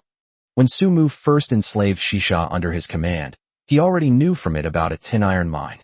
However, that place was relatively far away, but closer to his territories, so he told Zhang Dahai about the location of the tin iron mine and asked him to go and mine it. 2 days ago, Sumu asked Shisha to find a tin iron mine not far from his territory.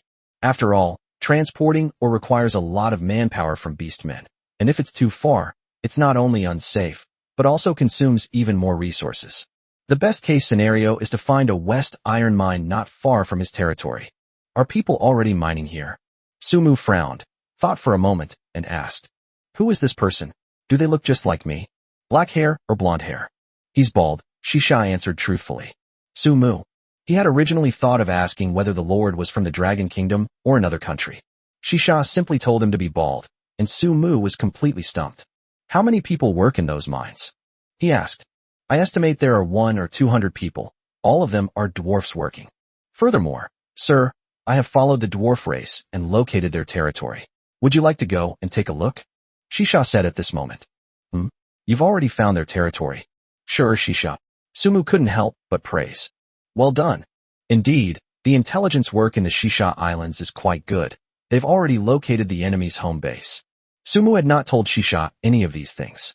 It was able to achieve this level entirely through its own understanding. Thank you for the compliment, sir. Shisha bowed politely. Okay, find me tomorrow, and I'll go with you to take a look. Yes, sir. Not far away, a hint of disappointment flashed across Tao Yao's face as she watched the two talking. The disappointment on Shisha's face became even more apparent when Sumu praised her.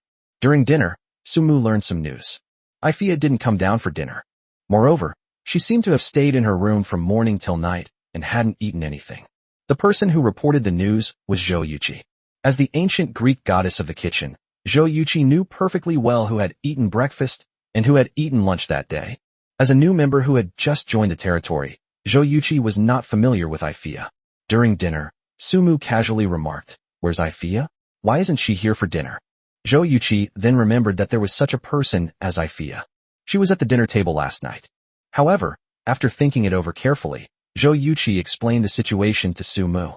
Finally, the two of them were paired up. Sumu was busy all day and didn't ask Ifia to come out. She must have been staying in the territory all day. Zhou-Yuqi spent all her time in the kitchen, and she was certain she hadn't seen Ifia. In other words, Ifia didn't appear for a single day. Did you not eat? Or did they sneak away? The moment Sumu knocked on Ifia's door, he received the answer. You haven't left your room all day? Are you going out now? Ifia looked at him and finally walked out of the room. Let's go then. She thought Sumu was going out and needed to ride her.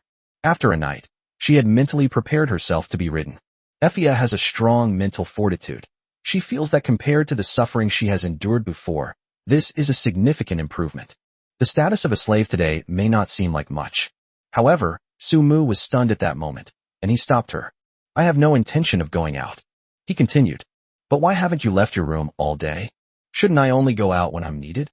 Ifia glanced at Sumu, her lifeless eyes filled with doubt. I'm so dizzy. Sumu rubbed his forehead and said helplessly, You're not a prisoner. You can leave your room and move around. Furthermore, you can come out to eat and move around within the territory. As long as you don't leave the territory, I can accept that. As long as I know your whereabouts, anything is fine, understand? Sumu grabbed Ifia's hand. Remember this, you are not a prisoner. Come on, let's go downstairs for dinner. You don't get hungry if you don't eat for a day? Speechless. Sumu muttered to himself as he led Ifia forward. She didn't struggle and followed him, her gaze fixed on the back of his head. Lost in thought. Starting tomorrow, even if I don't call you, you'll have to go downstairs and get your own food, understand? Sumu was still saying.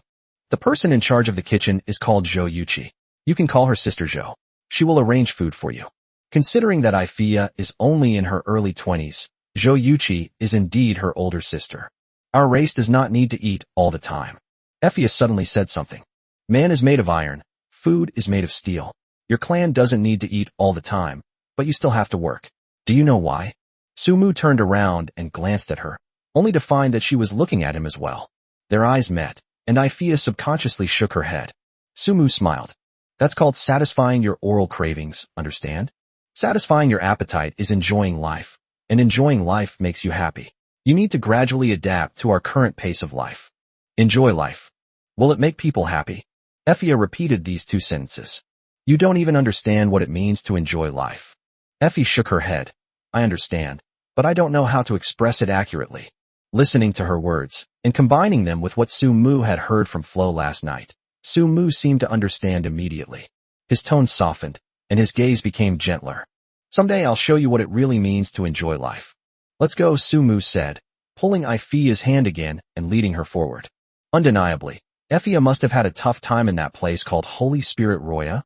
She's simple, but her life is a bit tragic. Sumu couldn't bear to bully her anymore. Because he felt sorry for Ifia, Sumu made a point of having her sit next to him during the meal. Whenever Jo Yuchi served any new or delicious dishes, he would pick them up and let her try them. Prepare her drinks too. The women were naturally curious as to why Sumu was suddenly being so nice to Ifia, but they didn't say anything. Only Tao Yao pouted, secretly shoveling rice into her mouth, her brows furrowed in a persistent frown. Chapter 138 Omnipotence. Tao Yao's Talent. Night. Winstia came in from outside carrying a bucket full of water. When she's outside, the bucket is incredibly light for her. The moment Sumu was inside the room, the bucket seemed to suddenly become incredibly heavy. She struggled to lift it up, intending to pour the water into the bathtub. I'll do it. Seeing this, Sumu quickly took the bucket from her hands. He was also puzzled. Winstia isn't as weak as she seems. She can send a roaring bear flying with a single punch. Why is it so difficult to carry a bucket of water today? Winstia stood to the side, her face flushed, quietly watching her master's actions. She's not weak. However, that's just how young girls are. They all hope that others can be more considerate and loving towards them. Master, how about I let Tao Yao come in and help you scrub your back? It's Winstia suddenly said. How? Where are you going? Sumu glanced at her. No. Winstia quickly waved her hand. I just ran into Tao Yao outside. She looked so down, and I don't know what's wrong with her. I was thinking of asking her to scrub your back, and then you could try to coax her a little. Tao Yao looked so disappointed. What did that little girl do? Sumu frowned. Then hurry up and let her in. Oh. Winstia, carrying the empty bucket, hurried away. At this moment, Tao Yao was hugging her knees, sitting alone on the stone steps by the door, her petite figure appearing somewhat desolate and lonely. Little sister Tao Yao. Winstia found her. Sister Winstia. Tao Yao responded, then hurriedly wiped her face with her hands and feet. What did you do? Did you cry? Winstia stared intently at Tao Yao and noticed that her large, bright blue eyes were red. No, something blew on my face by the wind just now. It was itchy, so I just patted it off. All right. Winstia did not delve into the matter further. The master wants you to come in and scrub his back. Thank you for your help today. Is master calling me? A look of surprise and delight suddenly appeared on Tao Yao's little face. Right. Go quickly. Seemingly guessing something from Tao Yao's reaction, Winstia smiled gently and gave her a push. But, didn't master just call you Sister Winstia? Tao Yao hesitated for a moment. That's just asking me to give him water. The rest is up to you. Go now. Don't keep your master waiting too long. Ooh. Tao Yao hurriedly ran into the inner room. Inside the room, Sumu had just finished chatting with Luo Wuxi. Unsurprisingly, he once again obtained 1223 undead summoning scrolls, 131 medium undead summoning scrolls, and 1 high-grade undead summoning scroll from the rich woman. Seemingly very busy, Luo Wuxi gave the items to Su Mu, chatted briefly, and then said goodbye. This put Su Mu under immense pressure once again. He also owed Luo Wuxi a lot of favors. I really don't know how to return all these summoning scrolls. However, his Lord Talent, Infernal Hot Spring, does not allow him to do without scrolls. Moreover, Su Mu was also very curious about how far Luo Wuxi had progressed. Her territory is level 3. At this rate, level 4 won't be far off, right? Also, what is Luo Wuxi's unit type? A battle that allows you to collect over 1,000 undead scrolls must have at least several thousand monsters, right? Owner. Tao Yao's timid voice rang out. Su Mu immediately turned around and looked at her. The little girl didn't seem to have any bad mood on her face. Could it be that Winstia misread it? Su Mu thought to himself, but still smiled and said, Tao Yao, come and massage my shoulders. Oh yes, master. Tao Yao obediently stepped forward, her little hand gently kneading Su Mu's shoulder. Compared to Winstia, Tao Yao's skills are clearly superior. After all, she had always stayed in the royal palace, where she did the work of serving others. Tao Yao, are you getting used to life in the territory lately? Su Mu asked. Is there anything you don't like?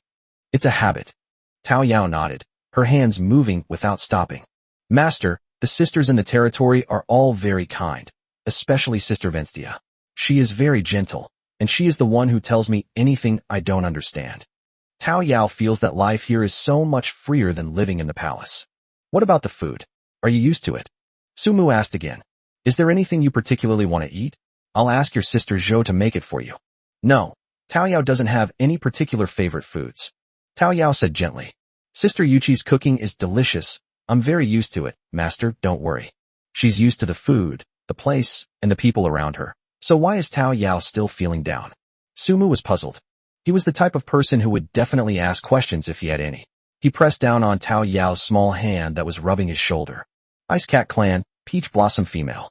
Age, 16 years, 3 months, 28 days. Job suitability, medical LV6, pharmaceutical LV5, tailoring LV3, crafting LV3, logging LV3, mining LV3, seeding LV3, ice making LV3. Special talent tags, Phantom Cat, unique, frosty body, master's hand. Su Mu was stunned when he saw Tao Yao's talent attributes. Since returning to his territory, he hasn't had a chance to check Tao Yao's attributes. After all, his talent, Lord's Pride, can only work within his territory. Therefore, today is also the first time that Su Mu has noticed Tao Yao's talent. This girl is terrifyingly strong. Su Mu sighed inwardly. LV6 medical skills, and Tao Yao's craftsmanship adaptability is the best he has seen among so many demi-human girls so far. They are almost all LV3, none of them are below that level. Little Tao Yao is actually an all-rounder. Su Mu was astonished. He was seeing pharmaceuticals and ice making for the first time, especially these two. Making ice is easy to understand. Isn't it just about knowing ice elemental magic? Therefore, LV5 level medicine making is the key. Su Mu had just said that pharmaceuticals were definitely the most profitable drugs in this era, but unexpectedly, he found himself with someone who could make pharmaceuticals. Judging from the situation, Tao Yao probably doesn't even know about her pharmaceutical and medical attributes. Phantom Cat, unique to the Ice Cat clan, increases agility, movement speed by 15%, and evasion rate by 30%. Ice Body, increases ice elemental magic resistance by 50%, and ice elemental magic power by 15%. Master's Hand, items created have a 15% chance of being imbued with a special power. That's really impressive. Su Mu remembered that Flina also had the Master's Hand talent. Does this mean that Tao Yao Pharmaceuticals also has the opportunity to imbue medicines with special powers? Chapter 139, The Obedient Peach Blossom. Location. Owner. Seeing that her master was holding her hand without moving, Tao Yao became shy. She couldn't help but call out softly. Su Mu came to her senses. Tao Yao, I heard from Winstia that you seem a little unhappy, is that right? Is it because it's within our territory? No, master, I'm not unhappy. Tao Yao shook her head frantically. I really didn't. Seeing that her master was staring at her, Tao Yao lowered her head. Peach Blossom. Su Mu held Tao Yao's small hand and whispered. You can tell me whatever's on your mind, you know? In this territory, I'll treat you like family. If you're ever unhappy, just tell me. If you don't, I'm too stupid to guess. If I hadn't guessed, wouldn't you have been heartbroken all along? No, No, Master isn't stupid at all. Tao Yao is stupid. Tao Yao is a big idiot. Tao Yao shook her head and said softly. Her inexplicable, adorable awkwardness made Su Mu chuckle, his tone slightly stern. Tao Yao, look up at me when you speak. You can't be rude. Ooh. Tao Yao immediately looked up, her bright blue eyes blinking as she looked at Su Mu, a hint of grievance on her small face. You wouldn't notice it unless you looked closely. Tao Yao is very good at hiding her emotions. Tao Yao, we're both stupid. You're the little idiot, and I'm the big idiot. But you need to tell me something, otherwise I've been busy these past few days and might not have paid much attention to your feelings. Do you know? Su Mu's gentle voice made Tao Yao feel even more wronged. She pouted, a mist welled up in her large eyes, and sniffed through her delicate nostrils. Master, am I really useless? Don't you like me? Tao Yao's words left Su Mu completely bewildered. How did she figure that out? Tao Yao, why do you think I don't like you? Because Tao Yao is useless. Tao Yao murmured. In the territory, all the sisters have work to do. Only Tao Yao is the most free. She doesn't have to do anything. Tao Yao recounted what had happened since she came to the territory. Since Tao Yao joined the territory, she had wanted to help Zhou Yuqi cook and do other chores during the day, but she was refused. Zhou Yuqi could tell from Tao Yao's actions that she wasn't familiar with the work in the kitchen, so she told her to find something else to do. And that is indeed the case. Tao Yao does indeed have a lot of work to do while serving others. But the kitchen was the one thing she had never actually been in contact with before. Because inside the palace. Then Tao Yao wanted to follow Winstia to familiarize herself with the territory's operations and members. But after wandering around for a long time, she still couldn't find Winstia. Or, when Tao Yao found Winstia, she was also very busy, so she couldn't bear to bother her. Tao Yao went to find Serena again. Little did she know that Serena was busy healing her wounds and recovering, and didn't have time to talk to her much. No matter who she asked, Tao Yao just couldn't find anything to do. She suddenly seemed lonely. Tonight, I'd like to fetch water for your bath, but you won't need me. You only need Sister Vincia. It's been like this for several nights in a row, so Master, do you not like Tao Yao helping you, and don't like me serving you? Sometimes I wonder, since we're both slaves, do you, Master, prefer Sister Ventilla to Tao Yao? Tao Yao said with a wronged expression. After hearing her words, Su Mu understood instantly. Wow, this little girl is so thoughtful. But at the same time, Su Mu was also somewhat dumbfounded. Tao Yao, I don't dislike you. You've misunderstood. I asked Winstia to do it so you could get more rest. After all, you've only been in the territory for a short time, and you've had a long and tiring journey. You need time to rest and adapt, don't you? Is that really all? Tao Yao looked at Su Mu expectantly. Of course, Su Mu reached out and pinched Tao Yao's little face. How could I not love our adorable and beautiful little Tao Yao? Peach blossoms have baby fat. The feeling of Su Mu pinching her little face was simply too good.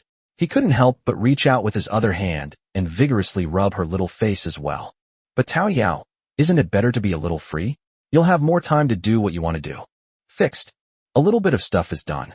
Tao Yao's face was squeezed, making her speech unclear. The way her blue ponytail swayed back and forth was just too adorable. Haha. Su Mu released her. Speak properly. Tao Yao's little face was pressed against the edge of the bucket, and she said pitifully. Peach Blossom was never idle in the palace before. Every day was incredibly busy. Master, you won't be used to Tao Yao having so much free time all of a sudden. Even if Tao Yao is not allowed to do anything, she still hopes to serve her master at night. Okay, Su Mu thought something had upset Tao Yao. That's why she's so sensitive. She really is being too sensitive. Alright, from now on Tao Yao won't be idle anymore. I've found your role. Also, if you want to serve me a bath every night from now on, then you and Ventilla can each take a day. How about that? Winstia 1, 3, 5, 7. Peach Blossom 2, 4, 6. This life is simply heavenly. No, that's not fair. We should nurture Afia. She's 7. That would be fair. Su Mu thought to himself, a smile playing on his lips. He hadn't expected Tao Yao to be so disappointed by something like this. If it were anyone else, they'd probably be hoping to have nothing to do. Little Peach Blossom is so adorable. Su Mu found Tao Yao more and more pleasing to the eye. It's hard not to love someone with such a docile and obedient nature. Really, Master? Tao Yao's big eyes lit up immediately, and she said excitedly, Will I really have something to do from now on? Certainly. Tao Yao, I will be building a clinic in the territory from now on. You will be stationed there and oversee things like a normal job. Then come to me when you get off work in the evening, okay? Huh? A clinic? Tao Yao's face immediately fell. But I don't know any healing magic, so I'm afraid I won't be able to help Master. However, I can go and assist him and learn a bit. Thinking of this, Tao Yao cheered up again. Don't worry. Sumu pinched her little face. I will teach you healing magic. As he spoke, his gaze drifted downwards, naturally landing on Tao Yao's chest. Yes, Tao Yao is truly made for a wet nurse. But do wet nurses all have to be that big? In the future, will anyone at this level be able to be recruited to develop medical care in the territory? That doesn't make sense either. Coco isn't pretty. Sumu spat at himself. Coco is still a young girl, so what reference value does she have? Sumu secretly resolved that she would definitely build a team of truly top-tier nursing assistants in the future. Chapter 140. The Four-Nation Alliance Declares War. Live broadcast. I used a scroll of healing magic on you. As your skill level increases, you will automatically learn healing magic. How much you understand depends entirely on your own destiny. Also, you must remember the knowledge that enters your mind. Understand? Yes, Tao Yao understands. Don't worry, Master. Tao Yao suddenly screamed. What's going on? Sumu was startled by her. Are you feeling unwell? There was no Master. Tao Yao had figured out some things, so she felt very excited and couldn't help but call out. Tao Yao's face flushed pink as she shyly looked at Sumu. Okay, you scare me to death. Sumu patted his chest. Right now? Outside the door, Win's Tia stood eavesdropping. She really didn't want to eavesdrop. Feeling that it had been going on for quite a while, she couldn't help but come over to ask if anything was wrong and if they needed some hot water. Little did she know that as soon as Win's Tia reached the door of the room, she heard Tao Yao scream. Instantly, Win's Tia blushed. She didn't know much, but she knew a little. Even a little is enough for her to fantasize about. Master and Tao Yao wouldn't have done that inside, would they? Win's Tia murmured softly, her imagination still running wild. It's not impossible. Tao Yao is so beautiful, obedient, and well-behaved. Perhaps if her master wanted her, she would comply.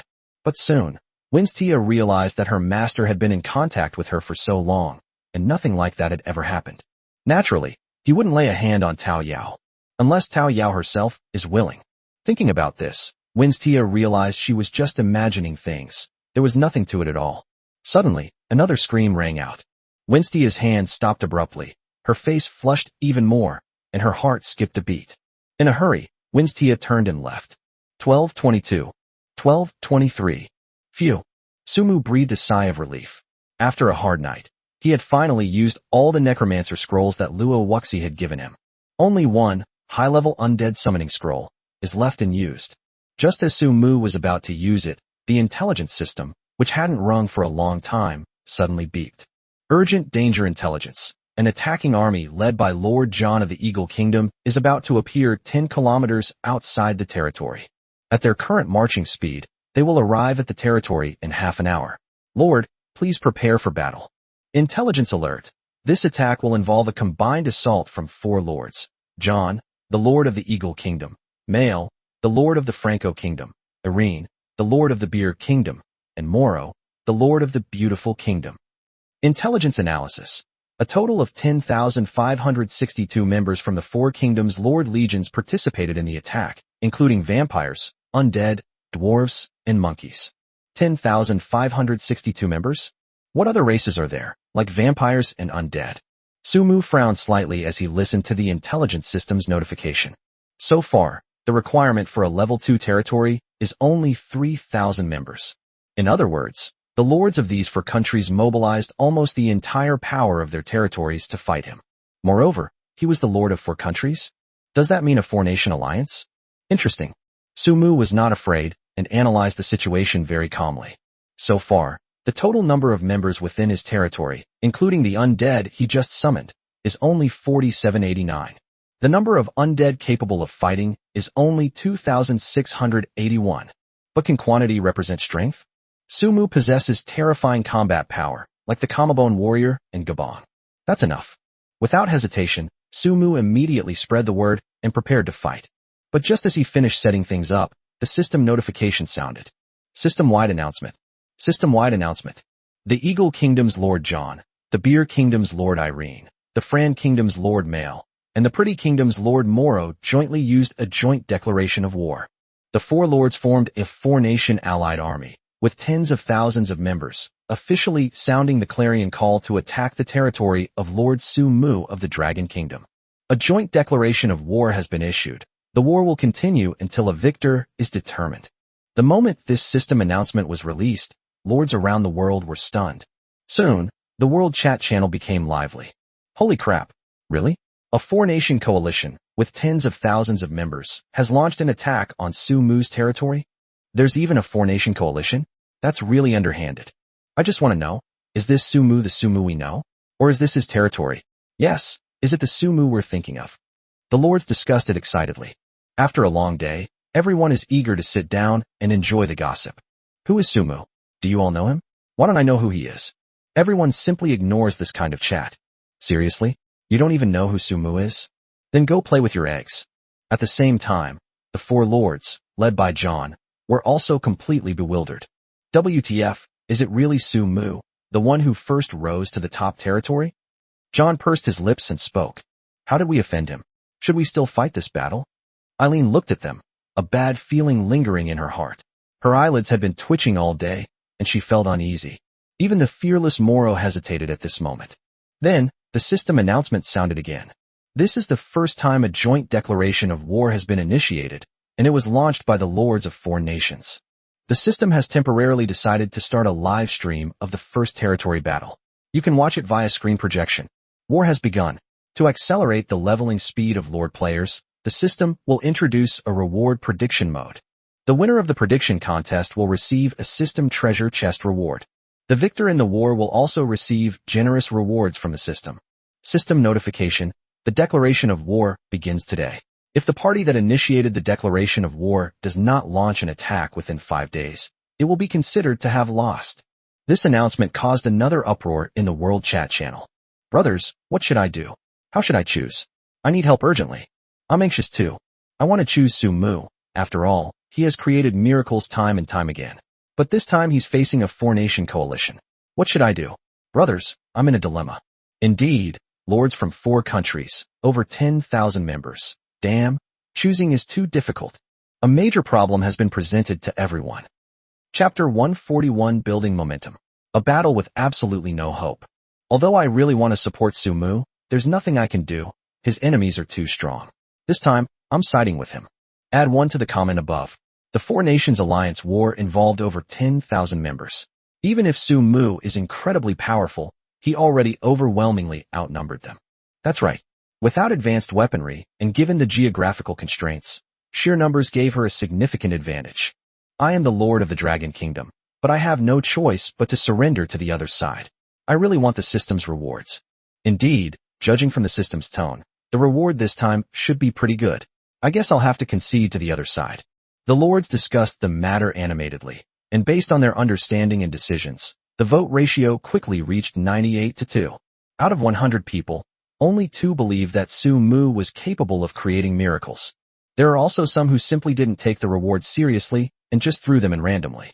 It's fair to say that almost everyone believed that Su Mu, who had repeatedly created miracles, was about to fail this time, because his opponent was too strong. Lords from 4 whole countries. System-wide announcement. The war has begun. Live stream has started. Following the system prompts, everyone clicked on the live stream page, and soon they saw the scene from a godlike perspective. With flickering firelight and pouring moonlight, the 2 armies had already assembled in a not-too-dark environment. They were only 500 meters apart, watching each other. A brown storefront sign appeared on the screen. On the plaque, the 2 large characters, Tianmu, caught everyone's eye. The camera shifts, and a handsome male face appears before everyone. He stood atop the watchtower, his gaze piercing, his figure tall and slender. Suddenly, the lords watching the live stream on their screens started posting comments. Wow, this is Su Mu. He's so handsome. Wow, he's quite good looking, only slightly less so than me. The person upstairs has no shame. Dare to post a picture so we can see. What a pity he was undeniably handsome, but also undeniably unlucky. What's the use of being handsome if you're about to go to hell? He's so handsome. I really want to marry him. What should I do? Oh, I want to have his babies too. The infatuated lord became even more infatuated after seeing Su Mu's appearance clearly. Just as the lords were discussing the matter, the screen switched again. This time, everyone saw a tall orc standing behind Su Mu. It stands over 2 meters tall and its bulging muscles make it look like an iron tower, with explosive power. Territory standard bearer, Orkrazai. Ah. Lasai roared and suddenly waved the banner he was holding. This is a banner that is about 5 meters high. The banner has a large, Woog, Mu, character on it, and the banner is very well made, all embroidered stitch by stitch. It looks very three-dimensional at first glance. Looking from afar, the dragon pattern on the flag seems to leap out of it. Absolutely breathtaking. Wow, you've even designed the territory banners. No wonder you're the first lord to be promoted. When I saw this flag, my heart skipped a beat. Was it just my imagination?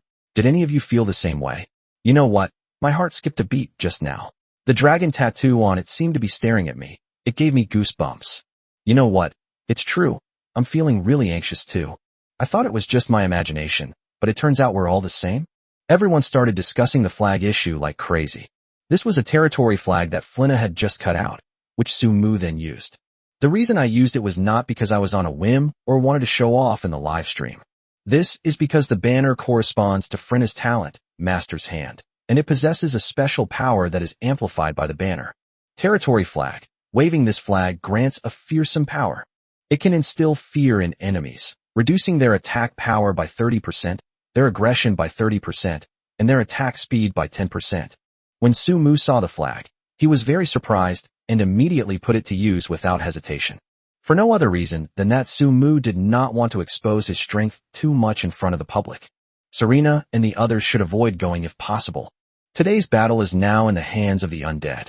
This is also a test for the dead. The camera pans again. The lords in front of the screen could clearly see the fighting legion behind Sumu. A sea of undead. A dark mass. The quantity is unclear to the naked eye. I never expected Sumu's unit to be undead. I've always been curious, so this is all. The undead are actually quite powerful, but they're a bit fragile. Listen to me, the undead are okay in the early game, but they're useless in the late game. Unless you overwhelm them with sheer numbers, you're basically a muggle. I agree with that. I've fought undead before. Those guys are incredibly fragile. I could easily break their bones. I agree. Who's in favor? Who's opposed? At this point, when the camera pans out again, it finally shows the four-nation coalition led by John. The camera lingered on each of their faces for about 10 seconds, making their appearances clear to everyone.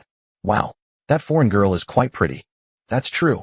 If I captured her, I wouldn't have the heart to kill her. Watching this makes me want to kill her, capture her, and then lock her up as a slave for fun. The word play is crucial.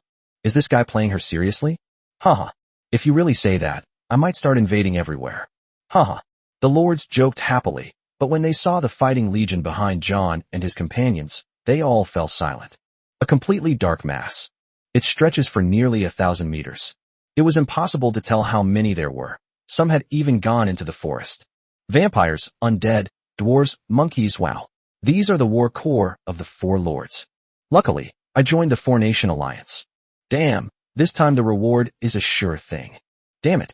Outnumbering you is an unfair victory. Who cares? It's not like it's going to hit you. Mind your own business. Yeah, it's all Sumu's fault for being so arrogant. Lots of people want to mess with him. Those above, do you still dare to capture others? At this very moment, the lords were also chatting in the regional chat channel. Lord Muyi. Sigh. It seems Sumu really has no hope of turning the tide. Lord. Qinsheng. Yo Muyi. Aren't you Sumu's #1 fan? Why didn't you support him this time? Lord Luo Tianchuan. Yeah, weren't you just saying you supported Sumu? Why are you backing down now? Lord Muyi. Who's a coward? I voted for Sumu, okay. It's just that looking at the raw strength on the field, we really can't win. There's no way around it. Sumu's unit is an undead, and the opposing team also has undead units, and their numbers seem about the same. Yes, when the strength is evenly matched, the same type of unit has almost no chance of winning. Sumu, you can't create miracles anymore, can you? What a pity, a battle with absolutely no chance of victory. Chapter 142 Scared to Death? That's called strategic planning. Understand? Shit, a pile of stinking dog poop. I was worried that we wouldn't be able to win, but now that I see his troops, I'm completely relieved. It was Moro who spoke firsthand. After witnessing the troops behind Sumu, he felt much more at ease. He shook his head as he spoke, muttering a few curses under his breath. Yeah, I was a little worried just now, but now it looks like we can pop the champagne. Mara had a smile on her face. I already told you, don't be afraid. It's just the first territory to be upgraded. He's not a lord of a special map. What's there to be afraid of? John had a straw in his mouth, looking relaxed and at ease. I really hope I can get the system's reward soon. Even Eileen, who had been somewhat worried, was now relieved. If Sumu had recruited some powerful troops, she might have been wary and afraid. But they're just spirits. They also understand the undead and know just how powerful they can be. Moreover, their numbers are overwhelming. All right, brothers and sisters, let's get ready to go. Let's get the champagne ready. John then leaped onto a large rock in front of him, turned back to look at the main force behind him, waved his hand, and roared. All troops attack. Attack! The speaking races repeated. Attack! Attack! Attack! They filed out. Starting with the incredibly fast and charge-skilled vampires, the main force of the four-nation allied army launched an assault on the gates of Sumu's territory. The roar was deafening. The terrifying wave of sound seemed capable of overturning Sumu's territory. The advance assault force moved quickly, and soon they were less than 200 meters away from Sumu's territory. What's going on? Sumu hasn't given any orders to retaliate? What's he doing? Is he messing around? They must have been terrified when they first faced an army of tens of thousands, right? I think so too. He looks completely dazed. He's probably terrified. That's no fun. I was hoping he'd strategize and turn the tide, but I'm scared to death before it even starts. A comeback against all odds? Are you kidding me, bro? Sumu's current situation is like a king-level player carrying four inhuman teammates in a 1v9 battle. How can he possibly turn the tide? Indeed, even a 1,000-point King of Glory player has no chance. Their teammates' screens haven't even lit up at the start of the game. How can this game be won? What a pity. I thought Sumu had some guts, but it turns out he's just like that. Stop talking nonsense. You'd be just as pathetic if you were in that situation. Don't you see the huge crowd ahead? How much pressure would that put on you? Just as the lords were arguing fiercely, Sumu finally moved in front of the big screen, raising his right hand high. The orc Ressa, waving the territory's flag nearby, immediately understood. He puffed out his chest and roared. Come on, come on, come on. Lei Sai's voice was like thunder, resounding through the sky. As it shouted, the flag in its hand began to wave wildly. The flag worked. The power of the flag instantly transformed into a faint light, radiating outwards. The vampires at the forefront of the Four-Nation Alliance were all taken aback, their movements halting for a moment. This also caused the main force of vampires behind to be tripped up by the vampires at the front as they charged forward. One stumble tripped up a whole bunch of vampires, who all fell flat on their faces, severely impacting the troops following closely behind. Suddenly, the orderly main force began to fall into chaos. The sudden turn of events caused John and his companions to change their expressions drastically. Stop! Undead Legion, stop! Don't go any further. Stop everything! Moro roared from behind. His shouts had some effect. The main force behind him stopped, preventing the situation from escalating further. Despite a poor start, the four men did their best to stabilize the army quickly. Holy crap! What's going on? The Four-Nation Alliance looks formidable, but they've had a bad start. Is Sumu's banner some kind of magical artifact? I saw a faint light radiating out when the orc waved it. There were still some sharp-eyed lords. Yes, the vampire in front clearly stopped in his tracks. I saw it too. That's amazing. We all thought Sumu was stunned, but little did we know he was strategizing, waiting for you to reach your peak before giving you another shot. It seems we underestimated Sumu. He handled things quite calmly. While the lords were discussing this, flames suddenly erupted in front of the screen. It turned out that Sumu had issued the command again, pointing his right hand to the sky with one finger. Release the arrows. Upon receiving the order, Lei Sai waved his flag and roared. Moment. Whoosh, whoosh, whoosh. The skeleton archer drew his longbow. Flame-covered arrows shot into the sky, aimed at the vampires at the forefront.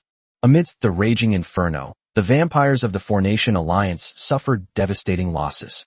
Before they could even stand up, the rocket was launched. There was simply no way to avoid it. Amidst the flames, cries of agony echoed continuously. Before, when he was waving the flag, I wondered if Sumu was just getting lucky, but now it seems he was really scheming. That's right. The flag's maximum radiation range is estimated to be around 200 to 300 meters, and the rocket's attack range is similar. Sumu can be said to be proceeding cautiously step by step. I agree. Sumu probably waited until they were completely thrown into disarray and unable to continue before ordering the rocket attack. That was ruthless. Damn. So Sumu is really something else. He figured all this out in such a short time. Who can argue with that? They've got some skills. It's a pity about Sumu. He's truly a talent. If the difference in numbers hadn't been so great, he really might have been able to turn the tide. Unless he can consistently supply the rockets, he's still in a losing situation. Really, just as the Lords had discussed, Sumu's rockets simply couldn't keep up with demand. Rockets are made from ordinary arrows and tree sap, similar to torches, and are very simple to make. Tree sap is a material that has always been available in the Sumu territory, so it is not difficult to make it on the spot. The difficulty lies in the number of arrows. All the arrows collected in Sumu's territory over all these collections amounted to only 10,000. In just a short while, 10,000 arrows have been fired. He's finished firing his rockets. We don't need to hide anymore. John noticed that the skeleton archer hadn't fired another arrow, and he quickly guessed why. The undead troops behind, charge. Hurry, hurry, hurry. Rush, rush. The deafening shouts rang out again. Being constantly bombarded and suppressed by enemy fire would infuriate anyone. John and his four-man force launched another attack. However, Sumu remained calm and made no move. Chapter 143, I'm laying my cards on the table. Let's finish this game and go to sleep. Until the vanguard troops were once again less than 200 meters from the gate of the Tiamu tribe. Now, all mages attack. This time, it was Sumu who roared it out. The skeleton mage has made his move. When the local troops advanced to within 100 meters, a deluge of elemental magic rained down. Flame, lightning strike, hurricane, land collapse. Various kinds of magic descended from the sky, bombarding the troops at the forefront. Immediately, the enemy advance force that had entered the magic's range suffered another major blow. The screams resumed. Lies. Sumu shouted a sentence. The nearby Rise immediately understood and waved the flag even more frequently. At the same time it roared. Knights of the forest, charge forth. With everyone united, we will break through the enemy's formation. Leisai's roar was like a thunderclap, echoing throughout the area. In an instant, a ghostly knight, his feet treading on eerie purple flames, leaped out of the forest on the side of the territory.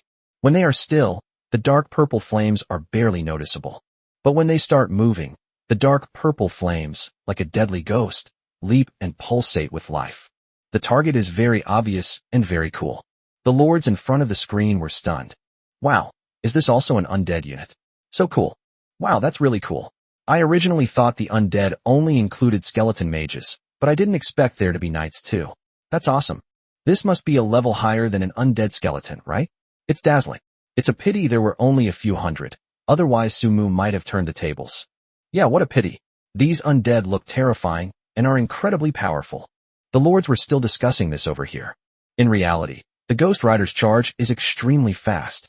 In the blink of an eye, they launched an attack on the undead army to the side. The undead enemy forces, who had barely managed to maintain their phalanx formation, were once again broken up. The dead scattered. John and his three companions then realized that there had been an ambush. Ready for battle. Quickly, engage from the flank. Don't panic. Moro hurriedly gave instructions. Meanwhile, the lords were still discussing in front of the screen. As soon as the enemy entered the attack range, Sumu immediately ordered the skeleton mage to attack. This shows he has perfect control over the range of his magical attacks. He must have trained the undead army extensively.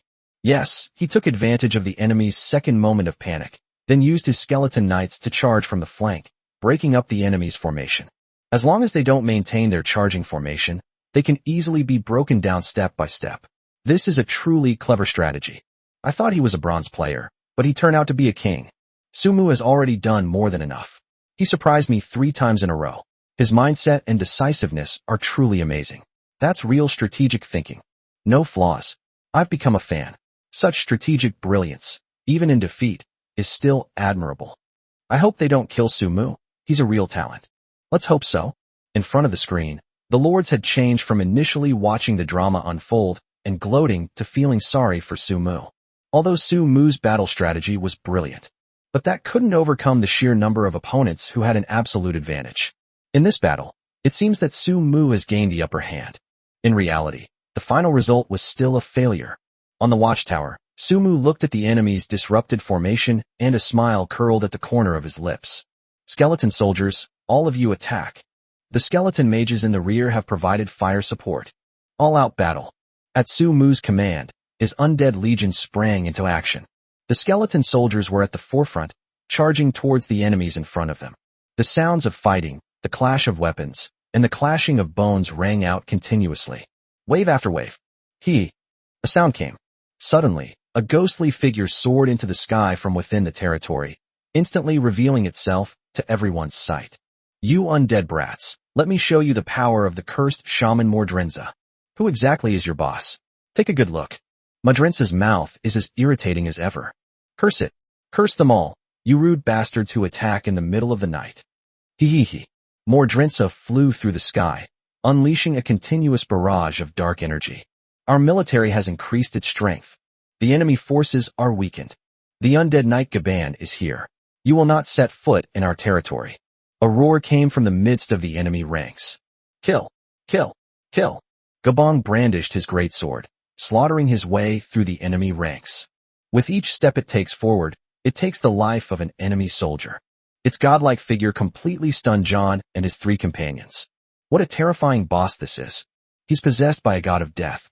Similarly, the lords in front of the screen were also shocked by the existence of Gaban. Moreover, they were amazed by the vast battle scene. From God's perspective, they were watching what was no less than a breathtaking 3D blockbuster. But soon, the lords noticed something was amiss. Holy crap, why are they all skeleton soldiers? Sumu's skeleton soldiers are so fierce, while the 4 on the other side seem like ceramic, they'd shatter at the slightest touch. I felt it too. Look, even in one-on-one combat with skeleton soldiers, Sumu was able to crush the enemy. Did that undead flying around in the sky get some kind of status effect? Even with buffs, it shouldn't be this ridiculous. Did you see that? Sumu's skeleton soldier didn't even leave a scratch after one strike, while the opponents shattered instantly. That's really outrageous. I noticed it a while ago too. Something's not right. Something's really not right. The lords all realized something was wrong. Sumu's undead army seemed to be on drugs. They were incredibly fierce. The undead legion of Sumu and the skeletons of the Four-Nation Alliance are not the same type at all. They look exactly the same, but they have absolutely nothing in common. With that ferocious undead knight around, things seem a bit suspenseful now. It's not that big, is it? After all, 2 fists can't fight 4 hands. Damn, given the current situation, I'm starting to panic. Damn it, I'm panicking too. Could Sumu really turn the tables? Don't panic. We can still overwhelm them with sheer numbers. Don't be afraid. I graduated from military academy. Trust me. Right. The enemy is still a huge, dark mass. What's there to be afraid of? Even if that knight is incredibly powerful, can he take on 10,000 enemies alone? Maybe those 4 guys have some trump cards up their sleeves. Yeah. Just as the lords were comforting themselves. On the screen, Sumu suddenly waved his hand impatiently. I originally wanted to put it into practice and train the troops to see just how strong you really are. Sumu spoke up, in front of all the lords. I didn't expect you guys to be like that. Fine, I'll lay my cards on the table. Let's finish playing and go to sleep early. As soon as Sumu finished speaking, all the lords watching the show in front of the screen frowned. They were just about to say something to him, that he was showing off. But Sumu didn't give them a chance to complain. He directly roared. Let's end this. Kamabone warrior. You guys go. With Sumu's roar. Rumble. In the darkness, a giant-like figure suddenly stood up from within the territory, instantly revealing itself to everyone. That enormous axe, seemingly capable of splitting the heavens and the earth. That enormous shield, seemingly capable of blotting out the sky. Chapter 144 1v4. Battle record is verifiable.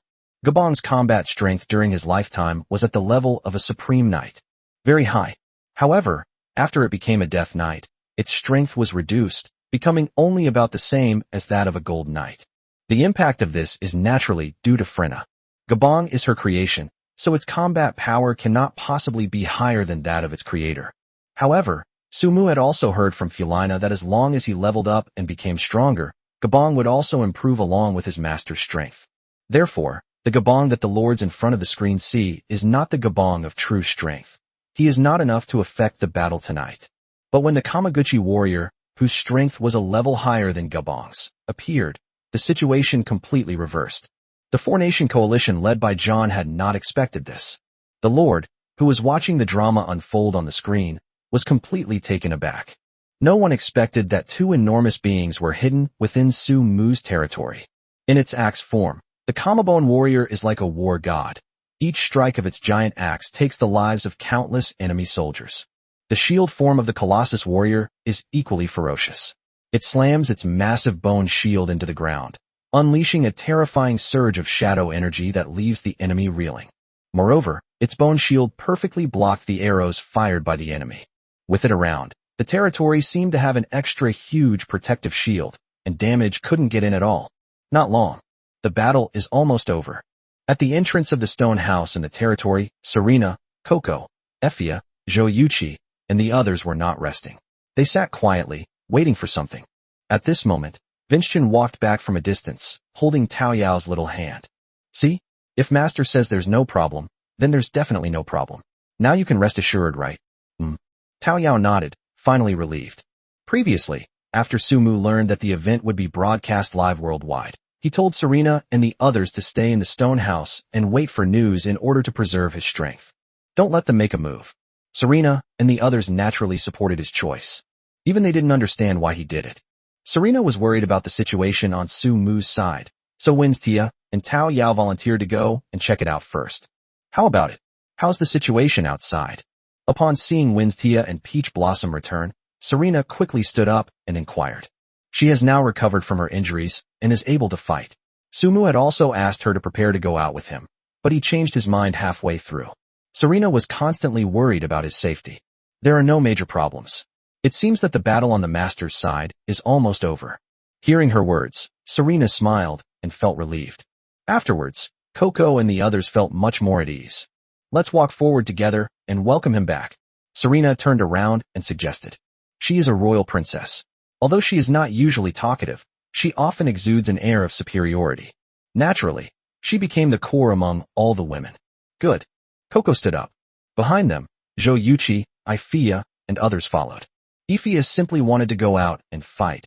She didn't currently feel much attachment to the territory. She also became even less talkative. She would simply follow whoever suggested doing something, lacking any independent thought and essentially becoming a tool in someone else's life. So far, among all the people in her territory, she only has a good impression of and trust in Sumu, or it was because of what Sumu did to her. However, at this very moment, the most shocked and excited were the lords in front of their screens. So that's it. Damn it. Sumu had this kind of strength all along. Why didn't he show it sooner? Isn't this just making a fool of him? Exactly. They could have easily won in a second, but they insisted on playing against others and showing off their skills in front of us. I don't think it counts as showing off, right? After all, nobody uses their ultimate skill right away. Everyone starts with a basic attack followed by a skill, right? Reasonable. I agree, it makes sense. But the question now is, have you thought this through? Whom are we supporting? The moment this comment appeared, the lords went wild. Grass. Holy crap. I just remembered. I voted for the Four Nation Alliance. Damn it. What a piece of trash. He couldn't even win a 4v1, and he even got a quadra kill. What a complete waste. I could do that too. Anyone can lose. The battle was so exciting that the lords didn't even have time to think about the voting. Now, reminded by the comments, they realized they had all voted for the Four Nation Alliance, bringing the vote ratio to 98-2. Almost no one believed that Sumu could win this war. However, the truth is, they were proven wrong. Despite being looked down upon, Sumu proved to be the most determined, achieving a 1v4 victory with a proven track record. This also means that there are no more rewards. For a moment, all the lords beat their chests and stamped their feet, filled with regret. I told you, we should support Sumu. He's created miracles time and again, isn't that enough? Damn it. I strongly suspect the system deliberately displayed the wrong number of players to mislead us, making us think we have a small number. How infuriating. I agree, what a terrible system. If you don't want to give out rewards, just say so. You're a real beast. Just as the lords were cursing and swearing, the system notification finally sounded. The four-way joint declaration of war has ended. Sumu single-handedly withstood the combined forces of four lords. In this battle, Sumu killed 3 lords, John, Moro, and Male, and captured 1 lord, Irene. This act will be recorded in the annals of lord development and preserved for posterity. Lord Development History System unlocked. All lords can visit the Lord Development History System to view its functions. Finally, the contest is over. The winner will receive an airdrop reward from the system at 10 a.m. tomorrow. Remember to claim it on time. The winning lord, Sumu, also received the system rewards he was entitled to. When the system announcement sounded and everything settled down, the lords were once again filled with wails of despair. The treasure chest reward has simply slipped away from them. However, some nosy lords seem to have noticed something. Wait a minute. They killed 3 lords and captured one. Was the captured one a woman? I noticed that too, Eileen. She's probably a woman. Su Mujin is a newborn. Isn't that the blonde, wavy-haired beauty from the West? I remember her being quite pretty. More than just beautiful, it has a perfect balance between the front and back. It's breathtakingly gorgeous. Damn, does this mean they've actually captured prisoners for their own amusement? If that's what you're saying, then I might start expanding my lordship. The lords got excited as they talked. Chapter 145. Is it too much to ask for a hug when you're this happy? But at this very moment, Sumu did not behave as they expected. He captured Eileen for a very simple reason. He needed to know the location of the other 3's territories. Moreover, Eileen, being a woman, is far easier to control than 3 grown men. His territory was extremely unbalanced in terms of yin and yang, and Sumu was worried about bringing a man back. Therefore, Sumu felt most at ease leaving Eileen behind and taking her back to his territory to guard her. Sumu, we never expected you to be this strong. We underestimated you. Eileen stood in front of Sumu, a musket pressed against her head, too afraid to move. However, even without a musket pointed at her head, Eileen still dared not move an inch. She had just witnessed Sumu's decisiveness and ruthlessness. Not long ago, seeing that the situation was hopeless, John and his 2 companions, along with Eileen, prepared to escape together. Unexpectedly, the place where they fled was already ambushed by orcs. Not only did they fail to escape, but they were also quickly grabbed, captured, and brought before Sumu. At that moment, Sumu did not hesitate to take out his musket and quickly took down John and his 2 companions. He didn't say a word throughout the entire process. John and his 2 companions didn't even have a chance to beg for mercy. This swift and ruthless move immediately stunned Eileen. So even without a gun pointed at her head, Eileen dared not run anymore. She knew very well what kind of person Sumu was. He's a demon.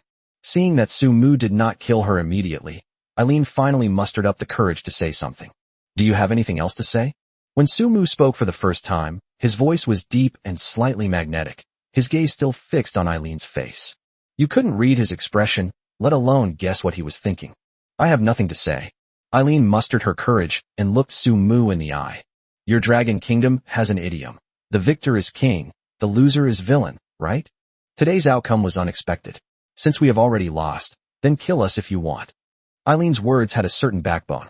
Sumu looked at her with slightly newfound respect, raising an eyebrow.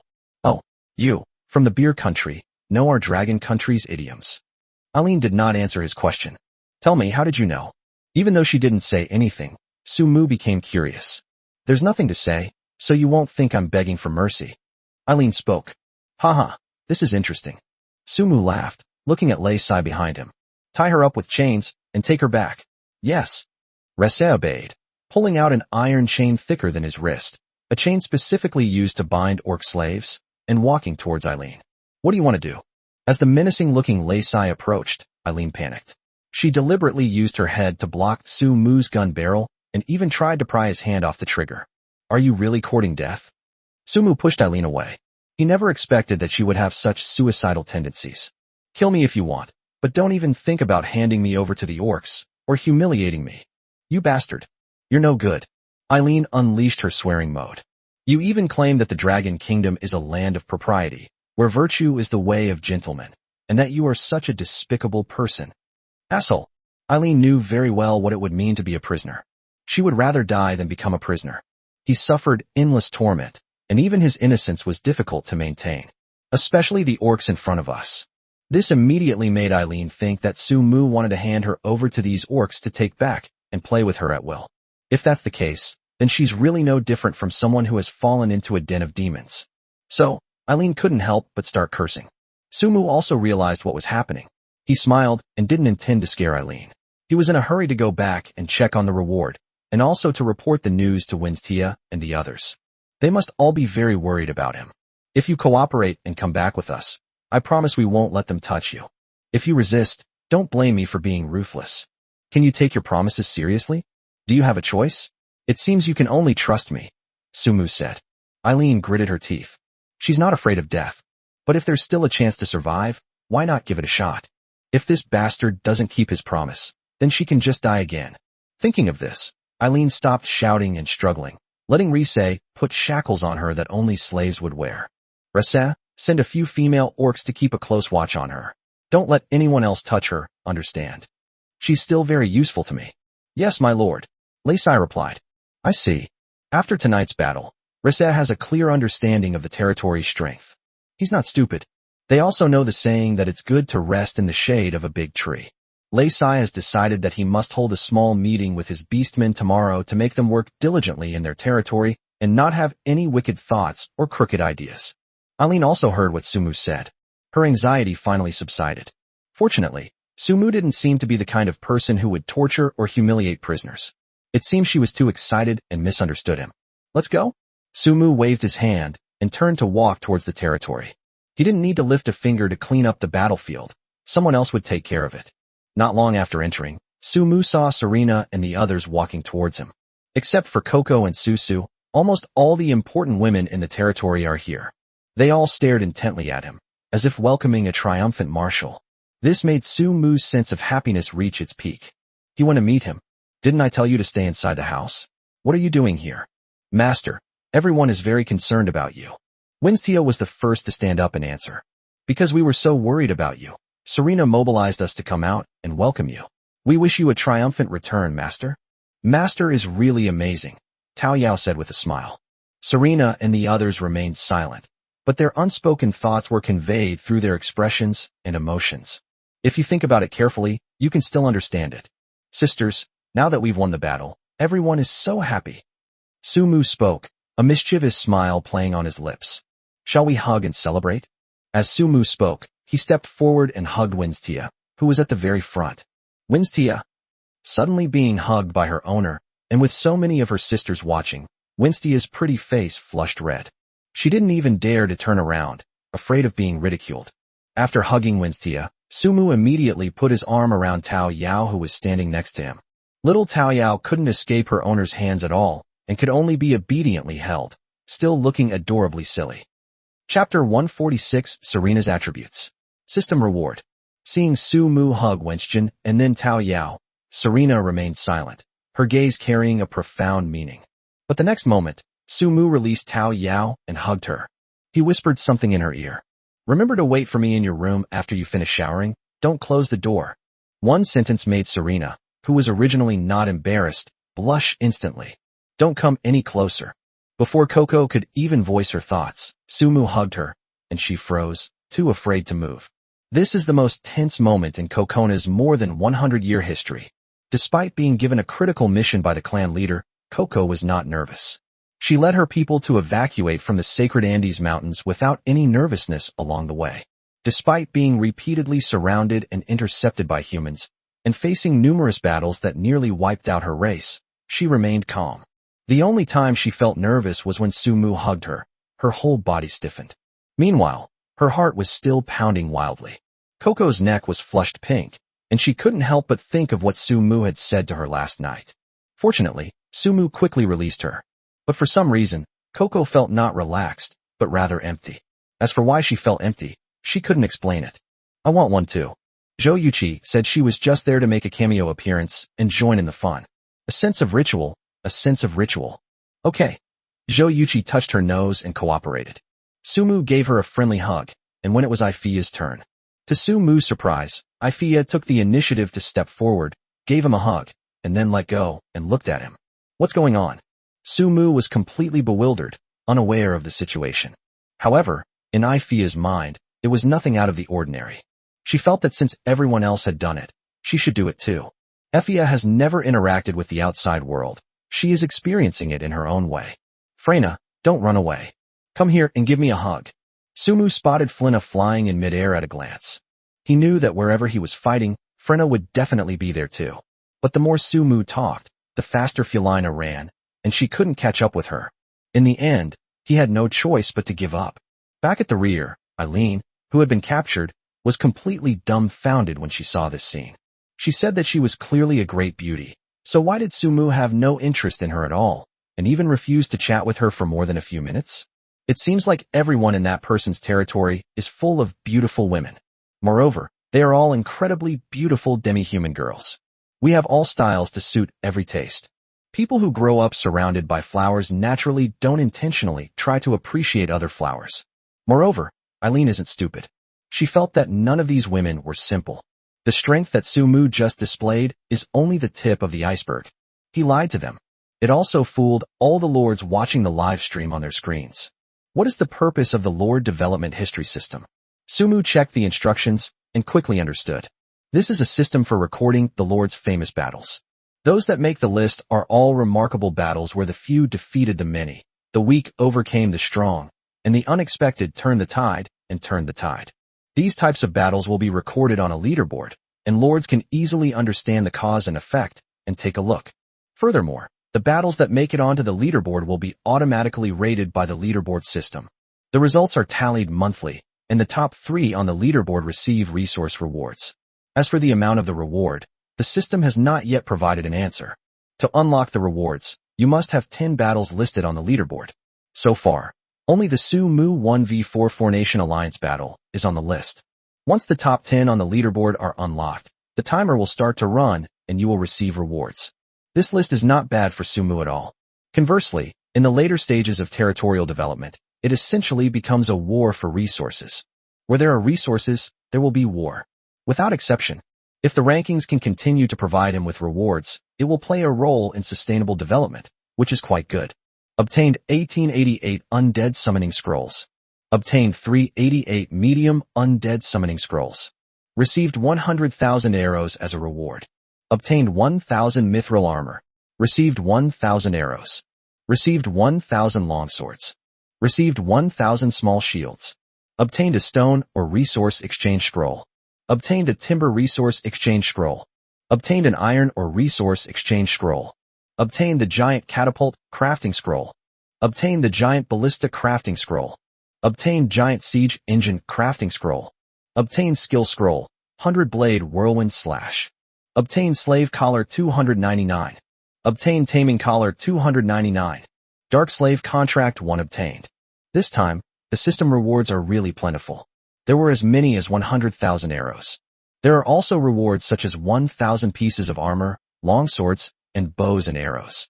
You should know that after tonight's battle, the equipment durability of Sumu's undead army has long been insufficient, and many items need to be discarded. The reward the system has given him now just makes up for part of the shortfall. The system probably knows that after such a live-stream battle, it would be unfair to the Lord if the territory were to suffer another war. So these things are a form of compensation and a temporary safeguard. It must be said, the system is still quite meticulous. I don't know if Sumu is overthinking it. Each resource exchange scroll can be exchanged for 33,333 resources. Timber is nothing special, but it's definitely a great supplement to ore. Currently, the daily ore production in the Sumu territory is only around 8 or 9,000. The system reward is now equivalent to 3 days' worth of production. But what caught Sumu's attention was the last thing. Dark Slave Collar. Ignore the other party's resistance and strength. Directly contract them into a slave, and sign a dark blood pact of life and death. Upon the contract takes effect, the Lord dies, and the slave dies. The slave dies, and the Lord dies. Please use with caution. Damn it. No wonder it's called the Dark Slave Collar, it's really dark. After reading the introduction carefully, Sumu couldn't help but make a comment. This thing kills 1,000 enemies, but also hurts 800 of your own. Who would be stupid enough to use it? It's useless. Sumu threw it directly into her backpack, unable to bear looking at it. After reviewing the system's rewards, Sumu pushed open Serena's door. Without any surprise, the door opened. Sumu spotted Serena's curvaceous back at a glance. Sumu walked up, her heart pounding with excitement. He sneaked into Serena's room in the middle of the night, and it wasn't for some superficial purpose. Everything he did was to foster the relationship between the two of them. Besides, let's also take a look at Serena's attributes. When Sumu was looking at Tao Yao earlier, he remembered that he didn't seem to have looked at Serena's attributes either. There were plenty of opportunities to check before, but he was too emotional at the time and didn't pay attention at all. That's why he has to take a good look at Serena tonight. Chapter 147 Absorbing the Holy Flame, Blazing Spirit. Human, Frost Dragon Bloodline, Serena female. Age, 24 years, 5 months, and 19 days. Work ability, manual labor LV3, ice making LV5. Special talent tags, soaring dragon body, spiritual essence, boundless demonic sea, absolute cold domain. Linglong body. After transforming into the frost dragon form, defense increases by 1000%, and immunity to ice elemental magic is granted. Ice elemental magic power increased by 300%. All magic casts become area of effect attacks. Invincible. Sumu was astonished when he saw the description of the dragon body. The improvement is truly enormous. Can you believe it? Defense increased tenfold, and immunity to magic of the same type? As we all know, mages are high attack but fragile. Now, with a 10x increase in defense and a 3x increase in attack, just how terrifying is this mage? Sumu didn't even dare to imagine what would happen if Serena appeared in tonight's battle. Fortunately, he had a backup plan. It's not good for others to know too much about his strength, so Sumu is quite cunning. Spiritual chant. Elemental magic casting time is 1 second. Except for forbidden magic. Serena's talent is still ridiculously strong. Why do mages need tanks to stand in front of them in order to deal damage? Because they need time to chant and cast spells. If Serena's casting time is 1 second, wouldn't that be equivalent to instant magic? When a mage can cast spells instantly, what is the only thing she needs to worry about? Does anyone know? Probably no one knows, but Sumu knows very well. Mana cost. In other words, if Serena solves the problem of high mana consumption, she will be a near-perfect mage. In this world, what magicians need to use to cast spells is the sea of magical consciousness. So, is it possible that the next talent will be related to the mana consumption issue? Sumu looked over. Boundless demonic sea. The depth of the demonic sea of consciousness is 500% greater than that of ordinary mages, and the energy consumption of the demonic sea of consciousness when casting spells is reduced by 20%. Invincible. Su Mujin didn't want to say the word invincible again. But at this moment, as a college student who had not yet graduated, he really didn't know what words to use to describe Serena's extraordinary talent. Frostbite domain. After casting ice elemental magic, it creates its own domain, and all living beings within it will be affected by the freezing weather. Hey, why are you holding my hand like that? Serena's voice rang in Su Mu's ears, and he finally snapped out of his daze, looking up and smiling. What? Now I can't even touch your little hand. You know that's not what I meant. Serena glanced at him, and a small smile unconsciously appeared on her lips. She wasn't stupid. She knew Su Mu was just teasing her on purpose. We've done the most intimate things. What's wrong with touching hands? Su Mu then pulled Serena into his arms. In the past, Serena might have at least put up a token struggle. But after the intimacy of the previous 2 nights, she had long since given up struggling. However, her body was still somewhat stiff.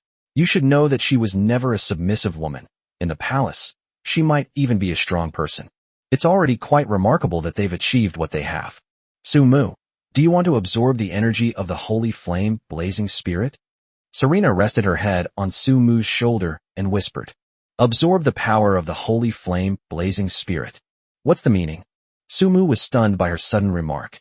Didn't you see me in my snake-tailed, human form before? Yeah, and then what? Su Mu seemed to have thought of something, and he grasped Serena's smooth, delicate hand. You mean, you can make me like you? Right. Serena smiled. Do you want to? But I know wind elemental magic. So how can that be combined with the fire element of the holy flame, blazing spirit? Su Mu remembered that he knew elemental magic.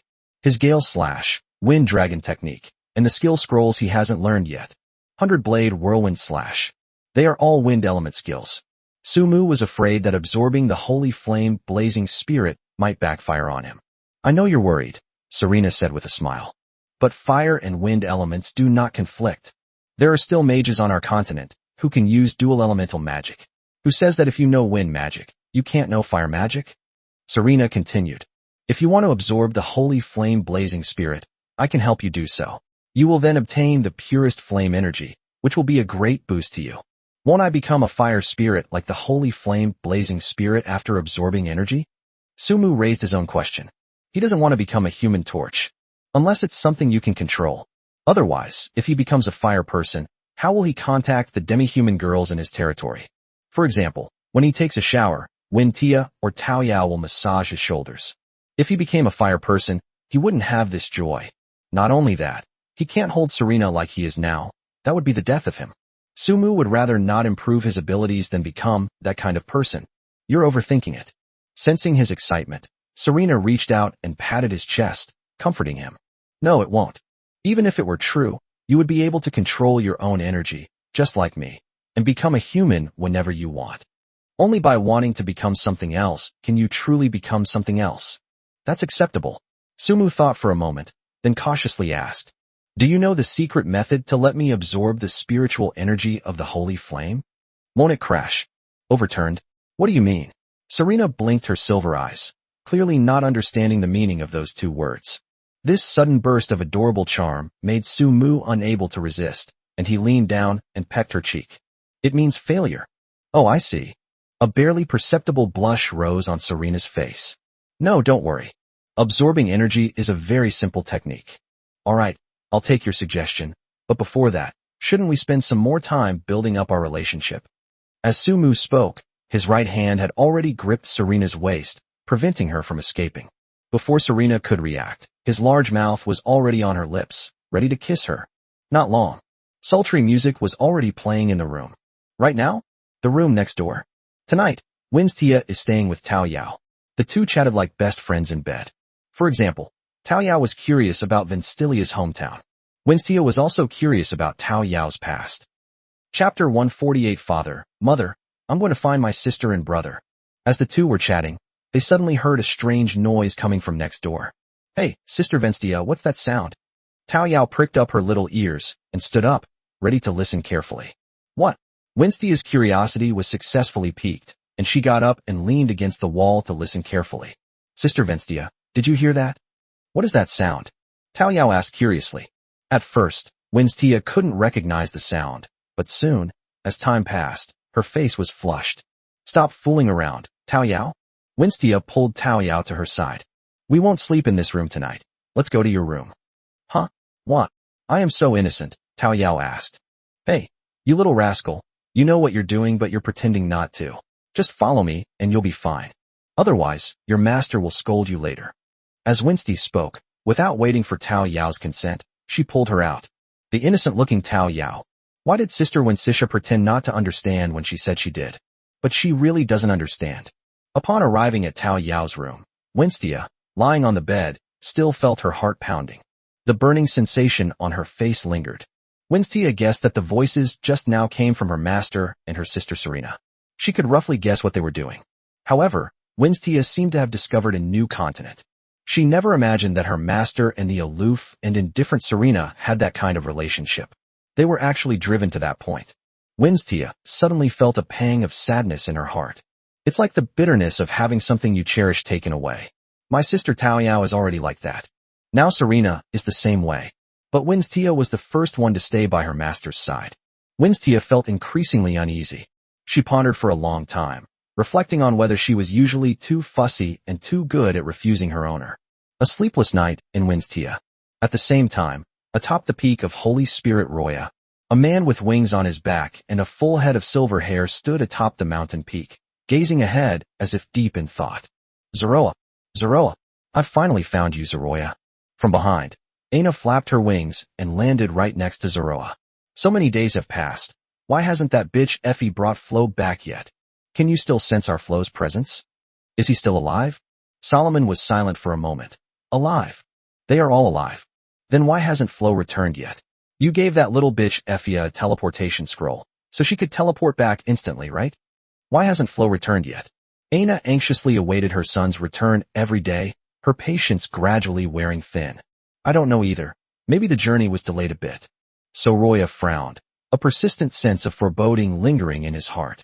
Could it be that little bitch Effie ran away? She didn't even go to find our Flo, nor did she try to save our Flo.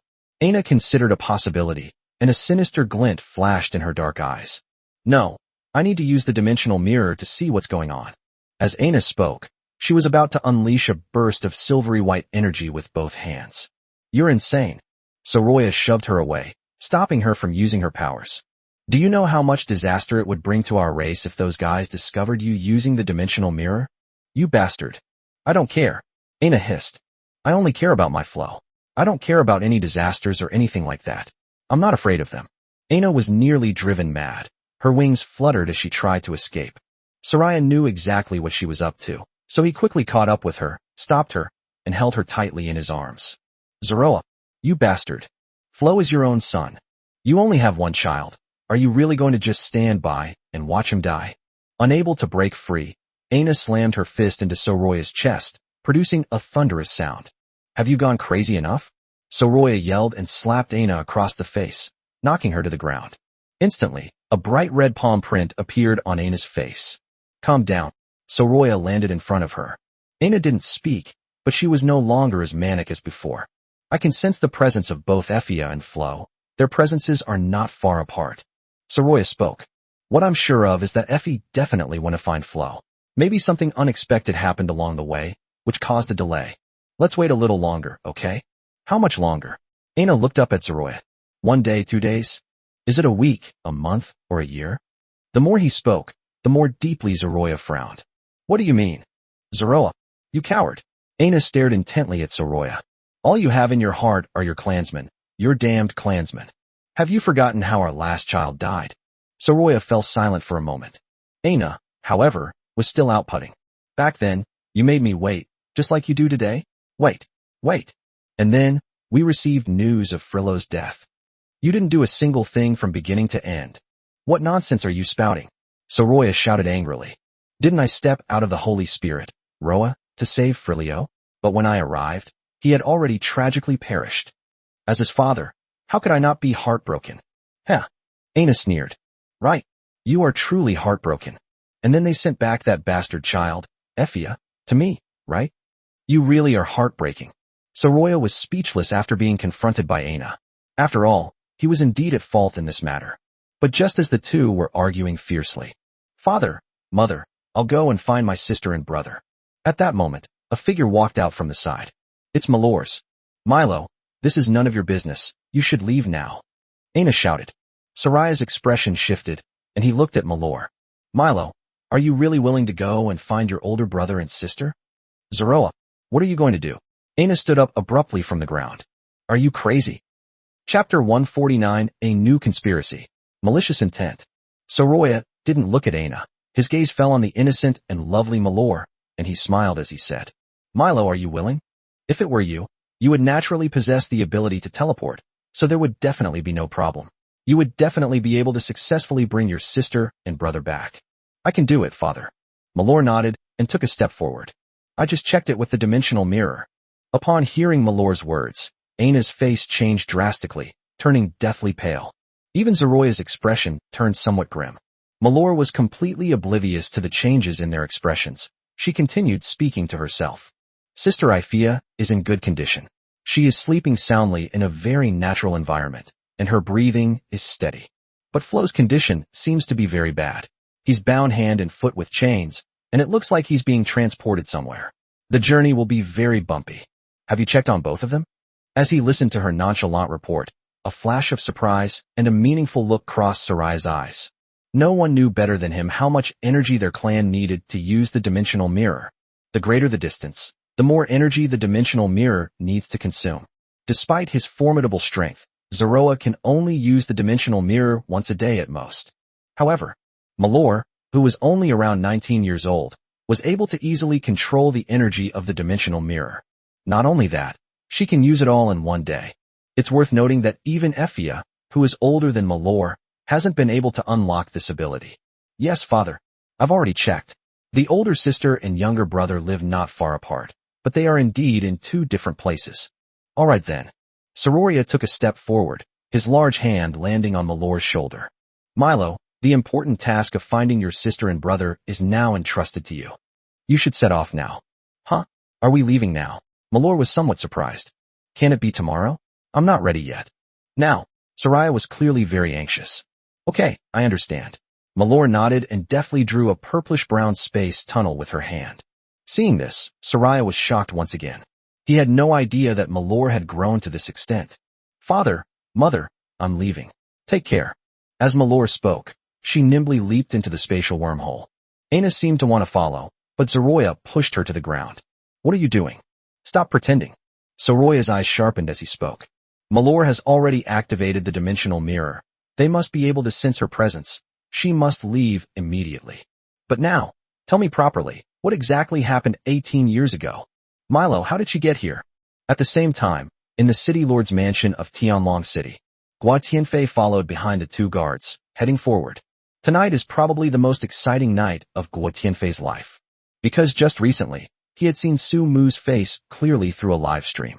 Su Mu, that man who had been embarrassing him from the very beginning and had secretly tripped him up countless times. Unfortunately, Gua Tianfei had always coveted Su Mu's strength and had not found a way to take revenge on him. But today, Gua Tianfei has finally been found. It all started with the wanted notice issued by the city lord's mansion. That night, when Gua Tianfei received the arrest warrant, he felt that the face on the warrant looked very familiar. It looks a lot like a lord player from their Dragon Kingdom. To be precise, they are not natives of this world at all. He only recognized the face. Gua Tianfei had no idea who it was. Therefore, Gua Tianfei could only miss out on the 100,000 gold coin reward, which he kept thinking about. The reason I didn't leave Tianlong City is because of this. But tonight's battle between the four nations, where Su Mu fought 1v4 and made history in the territorial battle, greatly excited Gua Tianfei. Isn't the person on the wanted poster Su Mu? Good heavens. It turns out that the person Tianlong City has been hunting all along is that bastard Su Mu. When Gua Tianfei finally saw Su Mu's face clearly, he was overjoyed. Unable to stay in the inn any longer, he got up that very night and went to the city lord's mansion to request an audience with City Lord Andrew. You mean you know the whereabouts of people on the wanted list? In the reception hall, Gua Tianfei looked up at the top. Sitting there was none other than Lord Andrew, the city lord. However, unlike before, this time Andrew completely wrapped himself in a black robe, making it impossible to see his face. Below, Gua Tianfei quietly frowned. It stinks. It smells awful. The stench was like that of a rotting corpse, making one want to vomit. Gua Tianfei was certain that the smell was coming from Andrew. Hello, our city lord is asking you a question. The guard beside him roared, his voice booming like thunder, startling Gua Tianfei. He quickly bowed and said, Yes, Lord City Lord, that's me. I know who's on the wanted list. Are you sure you're not here for the bounty? Andrew's voice came, very deep. You should know that if I find out you're making fun of me, you'll die a horrible death. In the past 2 days, I've lost my patience with so many scammers. Lord City Lord, I swear on my life. I'm not making fun of you. I'm telling the truth. Gua Tianfei patted his chest and said, The guy on your wanted list is named Su Mu, and he's from the same place as me. He now has his own territory and a certain amount of influence and power, but if the city lord wants to deal with him, there will definitely be no problem. Gua Tianfei continued. Furthermore, as far as I know, his territory recently experienced a battle and has suffered considerable losses. If we act quickly, with your strength, Lord City Lord, dealing with him should be no problem. Seeing how detailed Gua Tianfei's explanation was, Andrew couldn't immediately tell if it was true or false. Then tell me, where is his territory? His territory is there. Before Gua Tianfei could finish speaking, he suddenly realized something. Lord of the city, it's hard to say exactly where it is. Let me take you there. Oh well. Andrew waved his hand. Ethan, take him to a superior room to rest. We'll leave tomorrow. Yes. Thank you, Lord City Lord. Gua Tianfei was very excited, and he turned around and walked out. But the next moment, a sharp pain shot through his body. Gua Tianfei looked down and found that blood was gushing from his chest. A tree root, as thin as a dry twig, pierced his heart. Ethan, you may leave. Yes, Lord City Lord. Ethan bowed and withdrew. With a flick of his sleeve, Andrew pulled back the tree root that had pierced Gua Tianfei's heart. Damn foreigners, do you really think I can't deal with you? Andrew slowly stood up as he spoke, taking each step. Black water flowed right beneath your feet. From this moment on, your memories belong to me. Andrew grabbed Gua Tianfei's head and squeezed it hard. Instantly, his brain splattered. Chapter 150. It's true that feelings can develop over time. A horrifying scene unfolded. In the reception room of the city lord's mansion, Andrew, hunched over, was constantly gnawing on something bright red and resembling tofu. If you look closely, the remaining nerves are still pulsating. So that's how it is. I understand. Among the tribes in the southern part of the Miluo forest, Andrew threw the tofu he was holding at his feet and walked forward with a hunched back. Suddenly, he trembled violently and collapsed to the ground, the black liquid spreading from his body once again. Andrew's body was ashen, his black robes slipping down his back. The next morning, Serena opened her eyes and woke up from her sleep. She raised her head slightly and saw Sumu's face. In that instant, a gentle light appeared in Serena's eyes, and even her facial features softened considerably. Serena had thought about what her future husband would be like before. What interesting things will happen when they meet for the first time? Serena is not one to compromise. Therefore, it is impossible for her to allow the king to arrange her marriage. That's why she's still single at 24. However, Serena never expected that the person she had imagined 1,000 times in her mind would now be a real person in front of her. Moreover, the two met for the first time when she was helpless, struggling, and desperately in need of help. This was exactly the scenario Serena hadn't anticipated, because it's just too unpleasant. What he saw was not her most beautiful and glamorous moment. We haven't known each other for very long, but a lot of dramatic things have happened along the way. Serena has accepted Sumu's identity. In her heart, Sumu was now her husband and her only support. The saying, familiarity breeds affection, is true. During the time they spent together, Serena had developed deep feelings for Sumu. You could say that their feelings for each other were established the day she took her body. His gaze remained fixed on Sumu's face. Look at his eyebrows and eyes. Look at his features. Look at his skin. The more I look at it, the more pleasing it becomes. Gradually, Serena's lips curved into a smile as she gently rested her head against Sumu's chest, listening to his heartbeat. You got up so early today? Sumu's voice suddenly rang out, and his large hand landed on Serena's smooth waist. Did I wake you up? No. What wakes me up is my biological clock. Sumu smiled and pulled Serena closer to him. It would have been better if I hadn't hugged her. Once I did, I had her completely inside me. Sumu could clearly sense the smooth skin on Serena's body. Both of them were still completely naked. Last night was too intense. I didn't have time to sort it out. For some unknown reason, Serena's face suddenly flushed pink. So early in the morning. What's wrong so early in the morning? Sumu grinned mischievously. Morning exercise is best done very early in the morning. As he spoke, he lowered his head and kissed Serena's lips. In an instant, the small room was filled with the warmth of spring. Eileen had a very difficult night. Not only was she bound by heavy shackles, but she also had to endure mosquito bites all night long. She didn't even have a bed to sleep in, only a hard stone floor.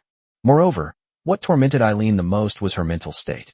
She was constantly worried about what her next situation would be like.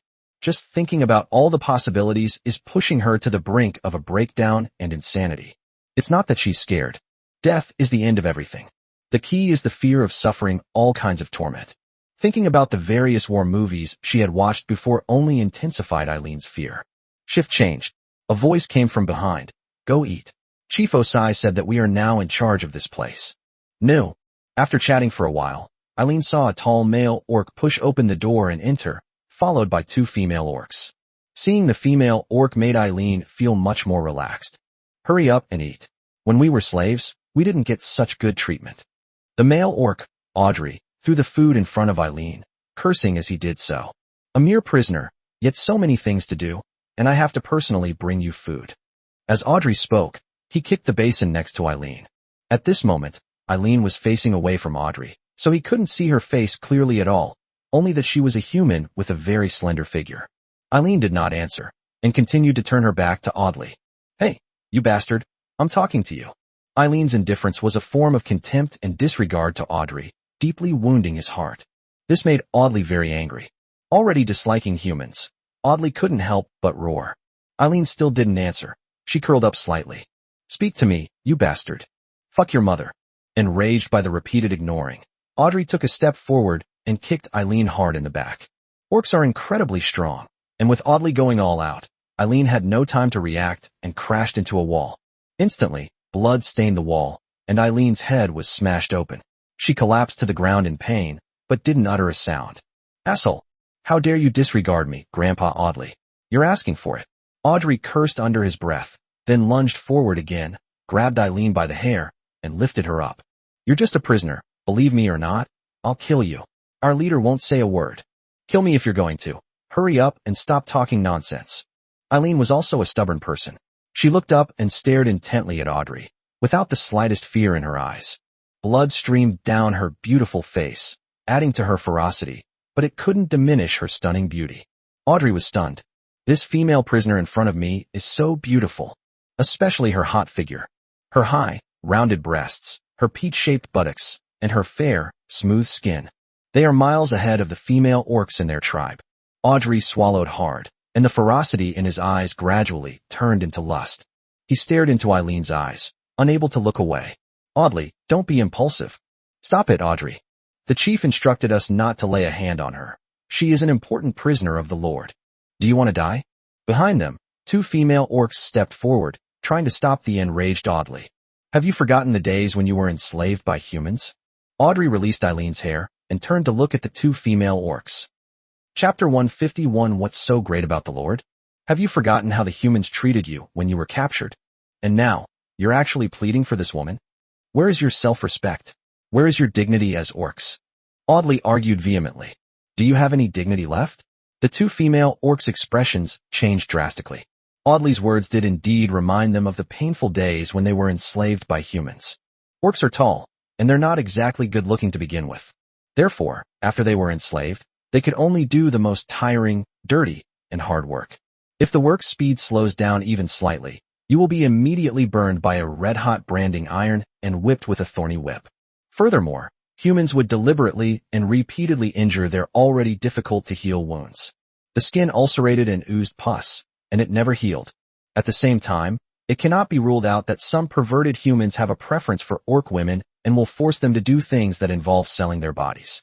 Even worse, some will force them to eat livestock. Thinking of these experiences and memories, one of the female orcs chose to turn around and walk away. Yes, humans treated them like that before, so why should they pity a poor human prisoner? What's wrong with her suffering a little? As long as they don't die, isn't that enough? Yuri, don't you understand yet? Rain has already made her choice. Audrey looked at the female orc still inside the house and spoke. Audrey, many of the human behaviors are indeed despicable, but she wasn't the one who caused the harm. She's a woman too. She's innocent. You can't take revenge on innocent people just because you've been hurt. You should take revenge on those who hurt you. Yuri began to speak. There are good and bad people among humans, and our leader has repeatedly warned us that we must never harm her. I don't want you, Audrey, to be punished for disobeying Chief Reese. I just want you to go unpunished. Do you understand? Yuri, if you care about me, then get out of here and get lost. Audrey wouldn't listen to a word Yuri said. Get out of here. Chief Laysai will blame us. Yuri stepped forward and pulled Audrey back. Get out. Audley was incredibly strong and shoved Yuri away, sending her crashing to the ground. Yuri, either mind your own business or stop trying to intimidate me with Laysai. Mentioning Lesser would have been fine, but repeatedly mentioning Lesser reminded Audrey of his previous defeat to Lesser, reigniting his dissatisfaction and anger. Before coming here and joining this territory, Audley was the leader of another orc tribe called King Audley. Their tribe lives in the Whale Fall Mountains. Not long ago, they migrated south and encountered many battles with humans, in which they suffered repeated defeats due to Audley's erroneous command. Audrey was becoming increasingly unpopular with the orcs. However, because of its formidable fighting power, the orcs in the tribe dared not say much. Later, when their tribe migrated to the Miluo forest, they encountered an orc tribe led by Laysai. At that time, among the orcs under Laysai's command were a group of female orcs who had been rescued, led by Yuri. Most importantly, when Yuri was captured, she was an orc of the King of Orcs tribe, and she was rescued from humans by Resa. Therefore, the moment they encountered Laysai, the Owang tribe faced the prospect of being annexed. The orc solution was simple. They worshipped strength, so their leaders would fight each other, and whoever won would be the biggest and have the right to make decisions. As expected, Laysai won in the end. It naturally became the leader of both tribes and proposed joining the territory of Sumo. At first, the orcs resisted. But because of Reese's promise, which he patted his chest, they tried to choose to believe him. After living in the territory for a few days, they had adapted to this life, and more orcs felt that Laysai's suggestion was wise. Laysai's reputation among the orcs continued to rise. On the contrary, Audley's reputation has plummeted to zero. Previously, Audrey thought he had a chance to turn things around. He believed that if he could defeat Reese one day, he could regain his position as leader. After joining the territory, Audley could be said to have completely lost any hope of turning the tide. Therefore, the one it hates the most right now is Laysai. Laysai took everything from it. That's why Audrey broke down when Yuri repeatedly mentioned Resser's name. Audrey, I hope you can calm down and not let desire and impulse cloud your judgment. Yuri wiped the blood from the corner of her mouth. This is not only Chief Lei Sai's intention, but also the Lord's intention. Get out. Audrey rushed forward, grabbed Yuri, and threw her out, then slammed the door shut. Outside the door, seeing that she was powerless to stop it, Yuri quickly got up and ran away. Behind her, Ryan, seeing her leave, quickly followed. What do you want? Eileen frowned deeply as she watched Audley walk towards her step by step. She sensed ill intent emanating from this orc. What do you think? Damn humans. Audrey gave a cold laugh, then reached for his belt. If you dare to lay a finger on me, your leader will not let you off the hook. He said it himself last night, that he would not hurt me. I will not allow people of your race to harm me. Eileen reminded him in a cold voice. Audley scoffed. You think you can use that piece of trash Reese to intimidate me like Yuri did? What is it? I looked down on it. It was just luckier than me. I could have beaten it. Aren't you afraid of your lord? He said you're not allowed to touch a single hair on my head. Seeing that the leader's name was ineffective, Eileen had no choice but to invoke Su Mu's name. My lord. Haha. Audrey's sarcasm deepened. Sorry, that would be even funnier. Audrey, don't take any lord seriously at all. He's just a minor lord with an undead legion. He's even worse than Ressa. No one protects him. I could crush him with one hand. Hearing this, Eileen's face turned even uglier. This is difficult. The orc in front of them wasn't afraid of its own leader, but it wasn't even afraid of Su Mu. What else could threaten it? Just then, Audley had already unbuckled his belt. Today, let me taste the flavor of a human woman. Her delicate skin and tender flesh looked delicious.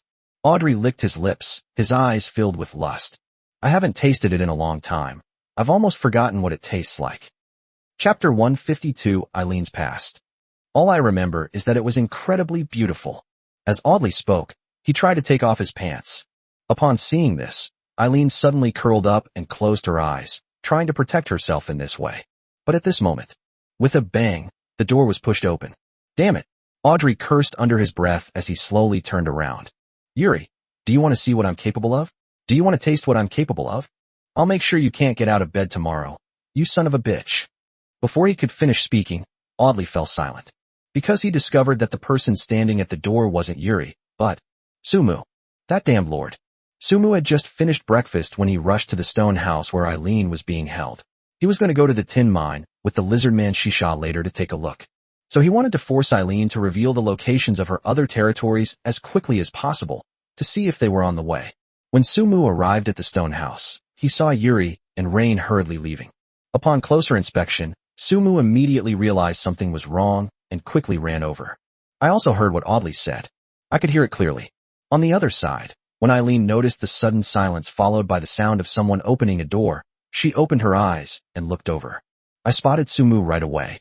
Suddenly, a sense of hope, pulled back from the brink of despair, filled Eileen's heart. Unable to hold back, Eileen burst into tears, and she couldn't help but cry out. Su Mu, save me. This bastard tried to rape me and humiliate me. You promised you wouldn't humiliate me like this. You must keep your promise as a man. You noisy bitch. Audrey was enraged by Eileen's tattling-like words and turned around to slap her. Damn it, stop. A loud shout rang out. Immediately afterwards, Audley was slammed into the wall. The impact was enormous, producing a thunderous sound, but the wall showed no signs of damage. This is the power of golden blueprints and blue bricks. If it were an ordinary wall, it would have been smashed through long ago. The one who knocked Audley flying was not Su Mu, but Lei Sai, who had rushed over. Behind him were Yuri and Ryan. Audley, are you looking for death? I told you, you can't touch her, do you understand? Enraged, Wesley grabbed Audrey by the neck and slammed his head against the wall. After bumping into him several times, Lei Sai released Audrey and came before Su Mu, whose face was ashen, with an air of remorse. My lord, I'm sorry. I am extremely sorry that my mistake almost led to a major disaster. I remember everything you said. Audrey was just confused for a moment. I hope you, my lord, will. All right. Su Mu raised his hand, interrupting Lei Sai's words domineeringly. No need for further words. Just take it out. My lord, it is indeed mine. Lei Sai tried to say something more, but was interrupted by Su Mu once again. Reese, does what I said not carry any weight? Or do you not understand what I mean? I wouldn't dare. Lei Sai quickly bowed. In the past, Lei Sai might not have been so quick to admit his mistake. But last night, he had witnessed firsthand how decisive and ruthless the Lord was in dealing with his enemies. He killed those two human enemies without asking a single question. One shot ended his life. Such swift and decisive measures shocked even Lei Sai. It asked itself if it could do that. Not to mention, the Lord's troop deployment last night. All of this was beyond what Lei Sai and his tribe could accomplish. Putting yourself in their shoes, if Ri Se, as the leader, were faced with the situation of last night, his tribe would only face unilateral slaughter. There was absolutely no chance of resistance. Therefore, everything Su Mu did last night shocked Lei Sai. From that moment on, Lei Sai was completely convinced by Su Mu. Behind them, the two orcs, Yuri and Rain, remained silent, not daring to say anything more. They were stunned by the domineering aura that Su Mu was exuding. Take it out and keep an eye on it. Su Mu repeated. Yes. Rise turned around and dragged Audley outside. This time, it dared not say anything more. Oh right, gather all the orcs. All orcs, including those who are out working, gather together. The orcs are off work for the day. Su Mu suddenly gave the order. Understood, my lord. Lei Sai paused for a moment before speaking. Then it gave Yuri and Rain a wink. The two female orcs immediately understood what they meant and hurriedly left. Ressa went out. At this moment, only Su Mu and Eileen, who was still shedding tears, were in the stone house. Eileen wasn't moved to tears. Rather, it was the grievance she felt under extreme fear that erupted the moment she saw Su Mu and the crisis was over. This crying is unstoppable. Su Mu didn't try to persuade her. He just let her cry and stood quietly to the side. After crying for a full 5 minutes, Eileen finally stopped crying. Thank you. Thank me. Su Mu was amused by her first words. But I brought you here to guard you, and I almost got you hurt. Instead of cursing me, you thank me? Are you out of your mind? You're the one with a problem. Eileen bit her lip, slightly annoyed, then quickly said sadly. From the day I was born into this world, I have understood one thing. This is a world where the strong prey on the weak, and the competition is cruel and fierce. On my very first day in this world, before I could even craft a stone axe, I was attacked by a lord. When he saw that I was a woman alone, without a man by my side, he tried to defile me and even tried to kill me. But in the end, he failed. He was killed by a goblin arrow that suddenly appeared. I took advantage of the chaos and ran for a long time. I don't even know where I ended up. Then another lord appeared, who asked me with concern what country I was from. He said it was dangerous at night and asked if I wanted to travel with him. I thought he was a kind and gentle man, but it turns out he's just like the previous lord, still trying to do the same thing to me. Eileen became increasingly excited as she spoke, her tone becoming quite animated. It was from those experiences that I came to understand the importance of a woman's development in this apocalyptic territorial war. Later, in order to protect myself, I joined forces with John and the others to develop together. Eileen recounts her emotional journey. I know that since it's a struggle between lords, defeat is inevitable. I've long anticipated that one day I'll become a prisoner. You might also face death. I have made all the mental preparations. As Eileen spoke, she looked at Su Mu. But you, Su Mu, are a respectable lord. You kept your promise as a man and did not condone your subordinates to harm me, trample on me, or insult me. I am not afraid of failure, nor am I afraid of death. I am only afraid of my soul being trampled on. If that happens, I would rather die. So, of course I have to thank you. Interesting. Su Mu gave Eileen a deep look. This girl from the beer country is quite straightforward and honest. How old are you? Su Mu asked. Why are you asking this? Curious. 19 years old. The women in this beer country are so mature. They're only 19, but look like they're 24 or 25. However, after learning Eileen's age, Su Mu was able to understand her actions. They're young, so they don't have much of a mind of their own. Alright, come out with me. You're injured.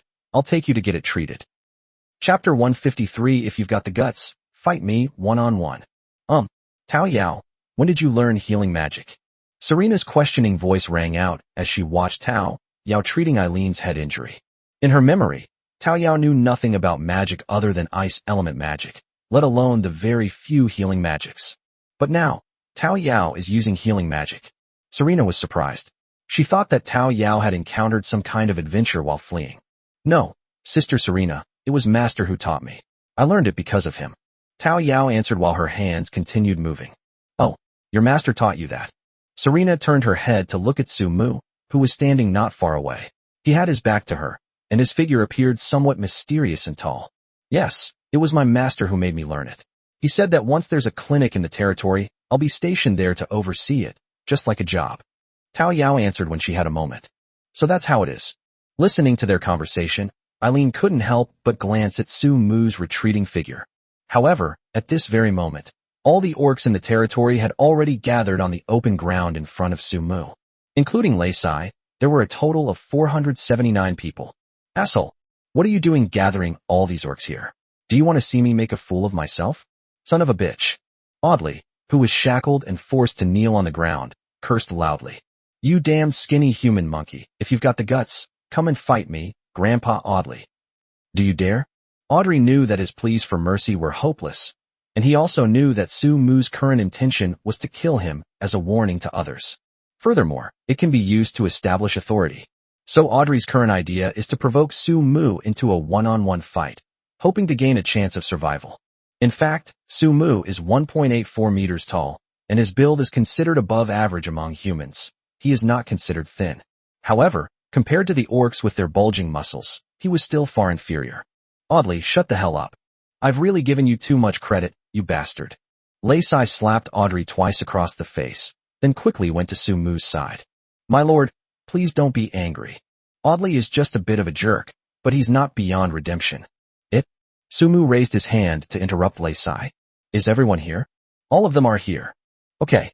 Su Mu nodded, and was about to speak when Audrey's voice came again. Reese, you coward. We orcs have always been independent and self-reliant.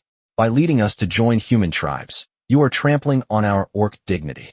You are a coward. You are not worthy to be our orc leader. You damned bastard. I must have been blind to give you the position of chieftain. Everyone. Audley craned his neck and shouted.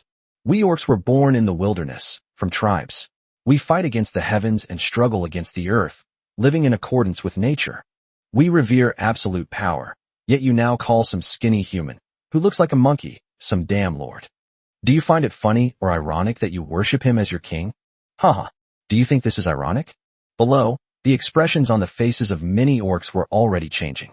They gradually began to whisper to each other, as if they were talking quietly about something.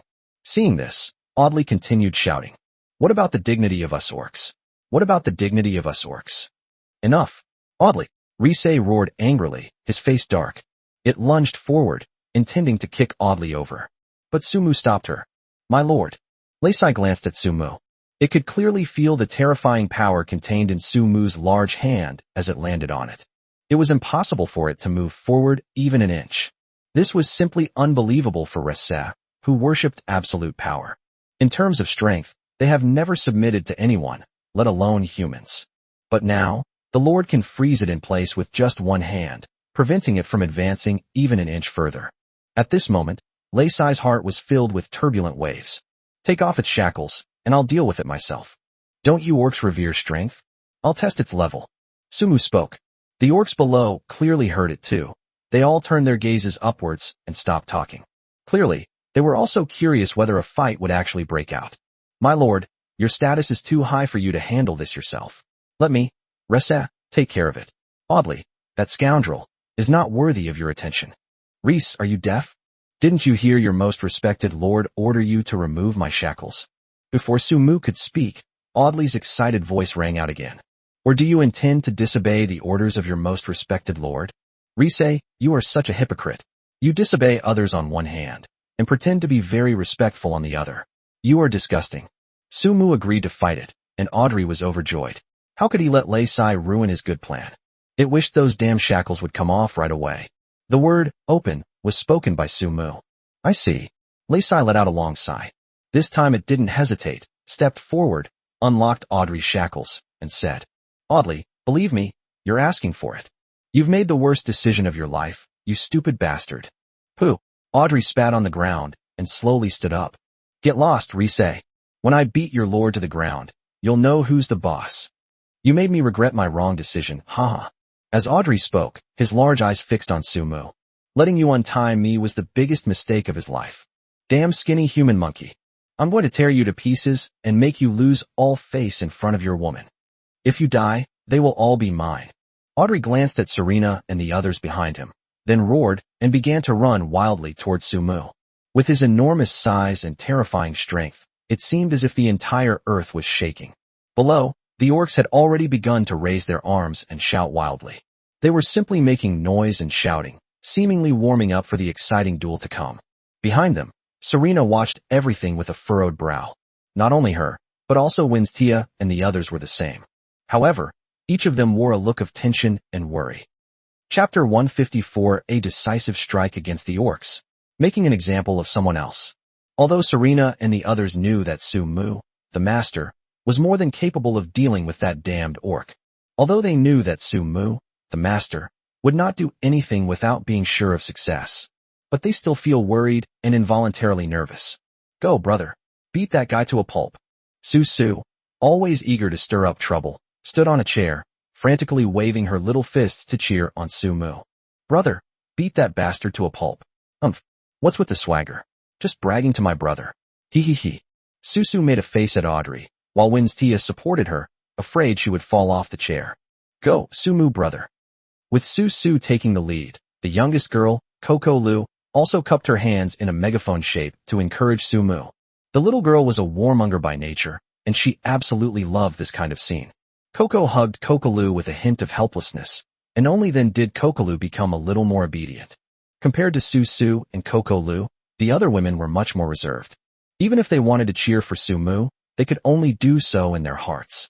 Only Eileen, an outsider, was different. She shouted it out directly.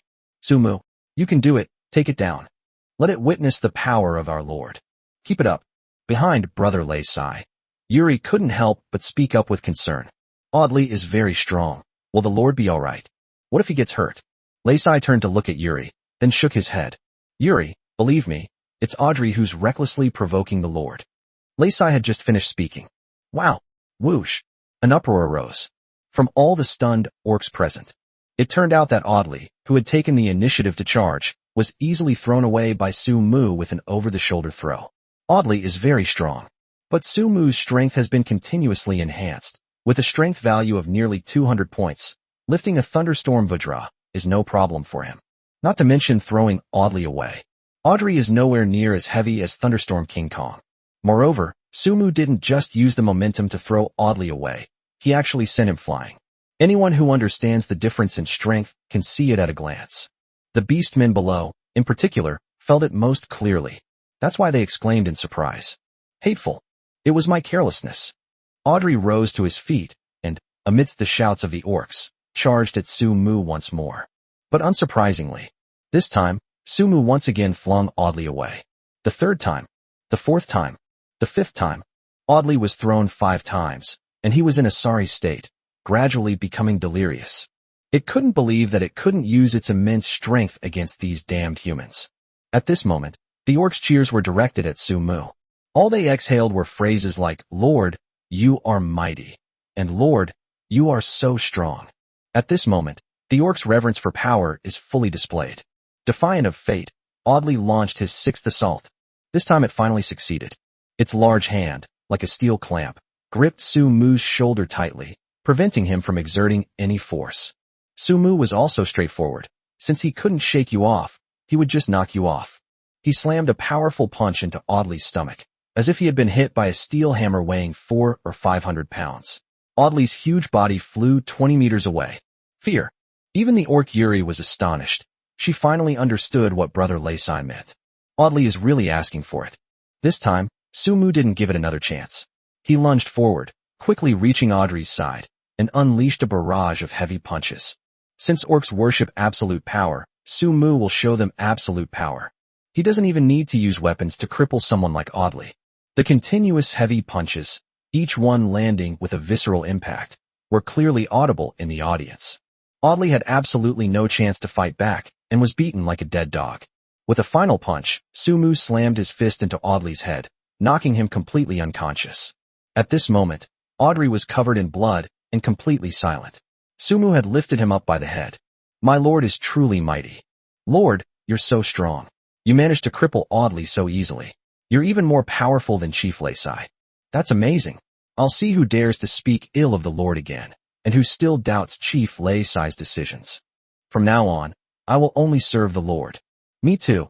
Below, the beastmen unanimously discussed and supported Su-mu. Previously, they might have been hesitant or even indifferent to joining the territory. Today, Su-mu's actions have completely shocked and subdued them. Orcs worship strength. The response Su-mu gave was the best one. Within my territory, I have absolute authority, and my commands are the absolute rules, even the laws, of my territory. I said no harming prisoners, and that means no harming prisoners. Sumu spoke to a type of orc, still holding Audrey's body. But Audrey ignored Wesley's advice and attempted to physically abuse and insult the prisoner. His words and actions showed contempt for me, disrespect for me, and even defiance and provocation. Resa, do your orc tribes have any relevant laws? How do the orcs deal with Audley for making such a mistake? My lord, orcs who misbehave and disobey will have their hands cut off. Resa stepped forward and said. It knew very well that the main event was about to begin. That's all. Sumu frowned, glancing at Lei Sai with a hint of displeasure. Those with serious offenses will be killed on the spot, Lei Sai quickly added. We orcs generally strongly oppose such behavior that is detrimental to tribal unity, and we punish it quite severely. However, in recent years, the tribe has declined, and there is a shortage of manpower. There was really no other way but to relax the restrictions a bit. Humph, Sumu snorted coldly. Then tell me, is Audrey's case considered serious? Serious. Lei Sai nodded, this time quite decisively. Lei Sai was helpless. He wanted to save Audley, but unfortunately, he was a terrible teammate and not worth saving. Since it's courting death, then let it die. Just don't let its race be implicated and incur Sumu's wrath. You're quite decisive this time, Sumu said, giving it a quick glance. If Lei Sai continues to dawdle, he will definitely lose his temper. Fortunately, Lei Sai didn't this time. It still knows how to assess the situation. Resa, I understand your good intentions as the leader of your orc tribe. You want to preserve your race. Sumu spoke. Indeed, you have a responsibility to protect them. But as the leader, you should be able to distinguish right from wrong. People like Audley are like rat droppings, parasites on the race. Since it's a termite, it should be pulled out. What do you think? Chapter 155 The Rule of Law in the Tribe. I predicted it. What do you think? Faced with such a problem, what could Risei not understand? It quickly took a step forward and knelt on one knee. My lord, I understand.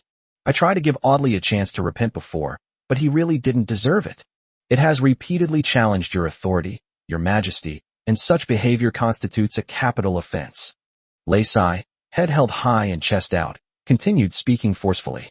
Your Excellency has said that you have the final say in everything within the territory, so how Audley is dealt with is not up to me, but up to you. Behind her, Yuri also knelt down beside Resa. With the two of them taking the lead, the beastmen, sensing the heavy atmosphere, exchanged glances and then put down their tools and knelt on one knee. Seeing this, Sumu didn't say anything, but he already understood. Would the orcs have knelt down so easily if it were before? Of course not. It's all because of last night's battle and the fact that he just beat up Audley. Therefore, this is where the mental strain of ruling a territory is most evident.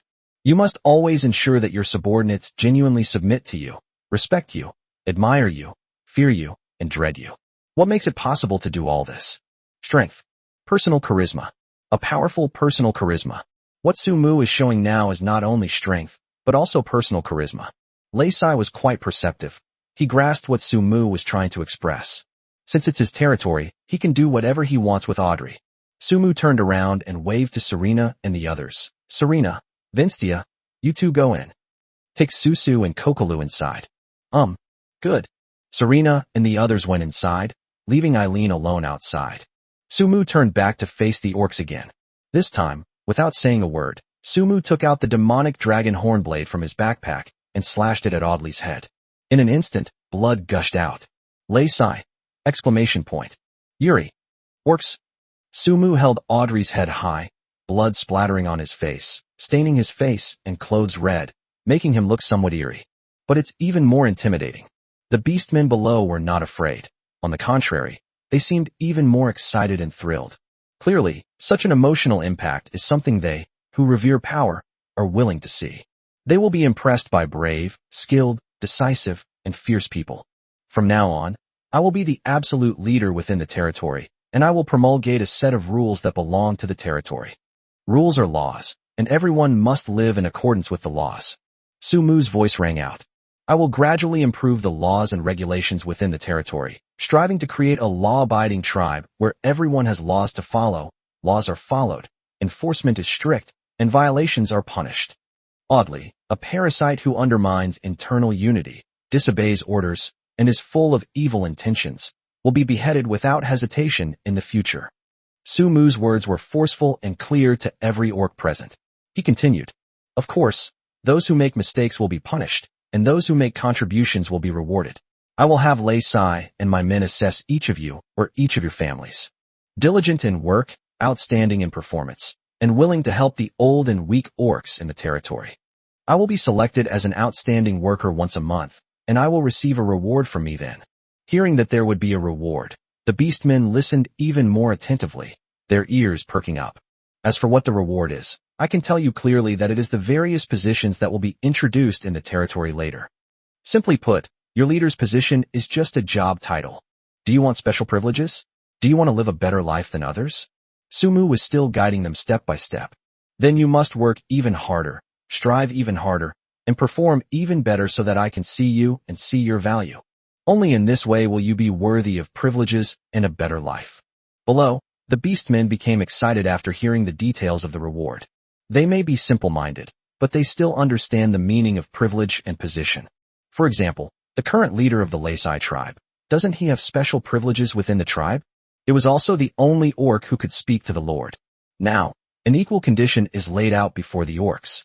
As long as they work hard, they can obtain positions, privileges, and the ability to speak directly with the Lord.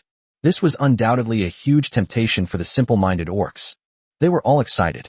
They couldn't wait to rush to the mine and pull as much or as they could to prove themselves and show the Lord their worth. It must be said that Su Mu's move greatly boosted the enthusiasm of the beastmen. Everyone's talking about it. Did you all understand? Su Mu roared, his voice drowning out the beastmen's chatter. Understood, your lordship. The orcs, led by Lei Sai, responded collectively. Lei Sai knew that from this moment on, his position as leader was merely nominal. All power will be concentrated in Su Mu's hands. Lei Sai sighed. It had no complaints, as long as the tribe could develop peacefully, without further turmoil or forced slavery. What difference would it make if he gave up his position as a leader? Su Mu understood even better. Territory needs legislation. Moreover, legislation needs to be put on the agenda as soon as possible. Otherwise, without some deterrent effect, things like Audleys will still happen. Su Mu had already made up his mind. Tonight he would work out some simple laws and then implement them. I know what you're trying to do. After the beastmen dispersed, Su Magong approached Eileen, who spoke first. Then tell me, what do I want to do? Su Mu shrugged and looked at her. You want to know where my territory and John's territory are, and whether we have any treasure left, right? Is this why you kept me here? Smart. Su Mu snapped his fingers. However, there is no reward. Uft. Eileen was amused by Su Mu's flippant and narcissistic manner. Fearing Su Mu's displeasure, she quickly suppressed her laughter. Can I tell you if you can promise not to kill me? Su Mu was about to speak when Eileen interrupted him first. I didn't intend to negotiate with you, nor did I make any special demands on you. I'm begging you, pleading with you, imploring you, begging you. Su Mu was helpless. This woman really did predict his prediction. He really wanted to say, you have no right to negotiate with me. Moreover, judging from her tone, it didn't sound like she was begging for mercy, but rather like she was being coquettish. What? You're begging me to let you go? Do you want to be my prisoner or my slave? Su Mu said it casually.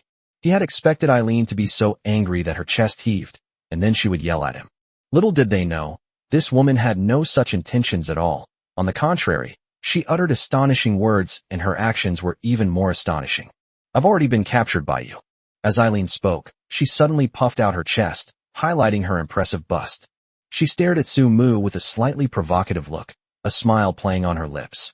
What if I become your slave? If you dare to ask, I dare to do it. Su Mu. Chapter 156 Attack. Dragon Kingdom Lord. Hey, why aren't you saying anything? Seeing that Su Mu hadn't spoken for a long time, Eileen couldn't help but call out to him from the side. Didn't you want me to become your slave? Why aren't you saying anything? Are you scared? Su Mu rolled her eyes. He caught a glimpse of Shisha waiting for him out of the corner of his eye, knowing he still had things to do, and waved to Lei Sai beside him. Take her away and keep her under guard. I need to go out now. Yes. Lei Sai replied, leading two female orcs forward. Yuri, go get some shackles. Because of Eileen's previous treatment of her injuries, the shackles had been removed from her. Su Mu glanced at Eileen and stopped her. Forget it, Rise, there's no need to put him in shackles. Just lock him up and have someone keep an eye on him. You're so good to me. Eileen suddenly chimed in from the side. a smile on her face as she glanced at Sumu, her words carrying a teasing undertone. Sumu did not answer her. After glancing at her, he left with Shisha.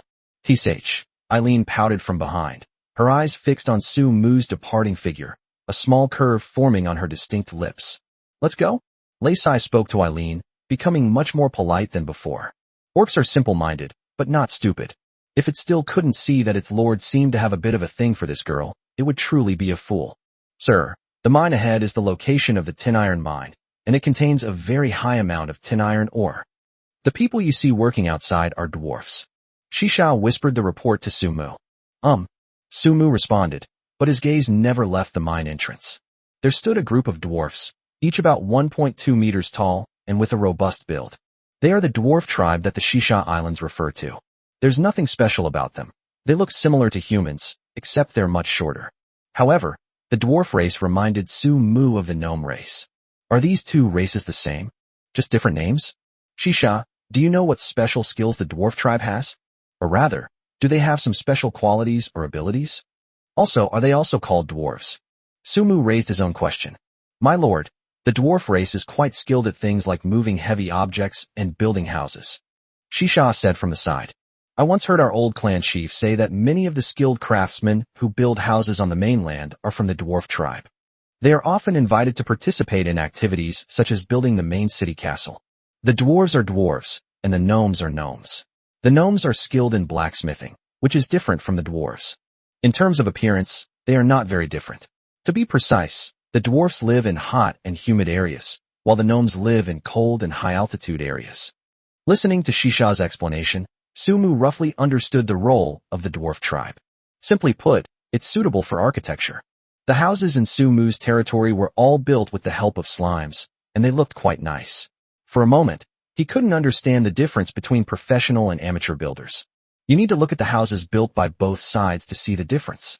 As for the dwarves and gnomes, Sumu probably understood the difference. It's just that the names are different, and the talents they possess are different. Shisha, where is the bald lord you mentioned? Sumu asked.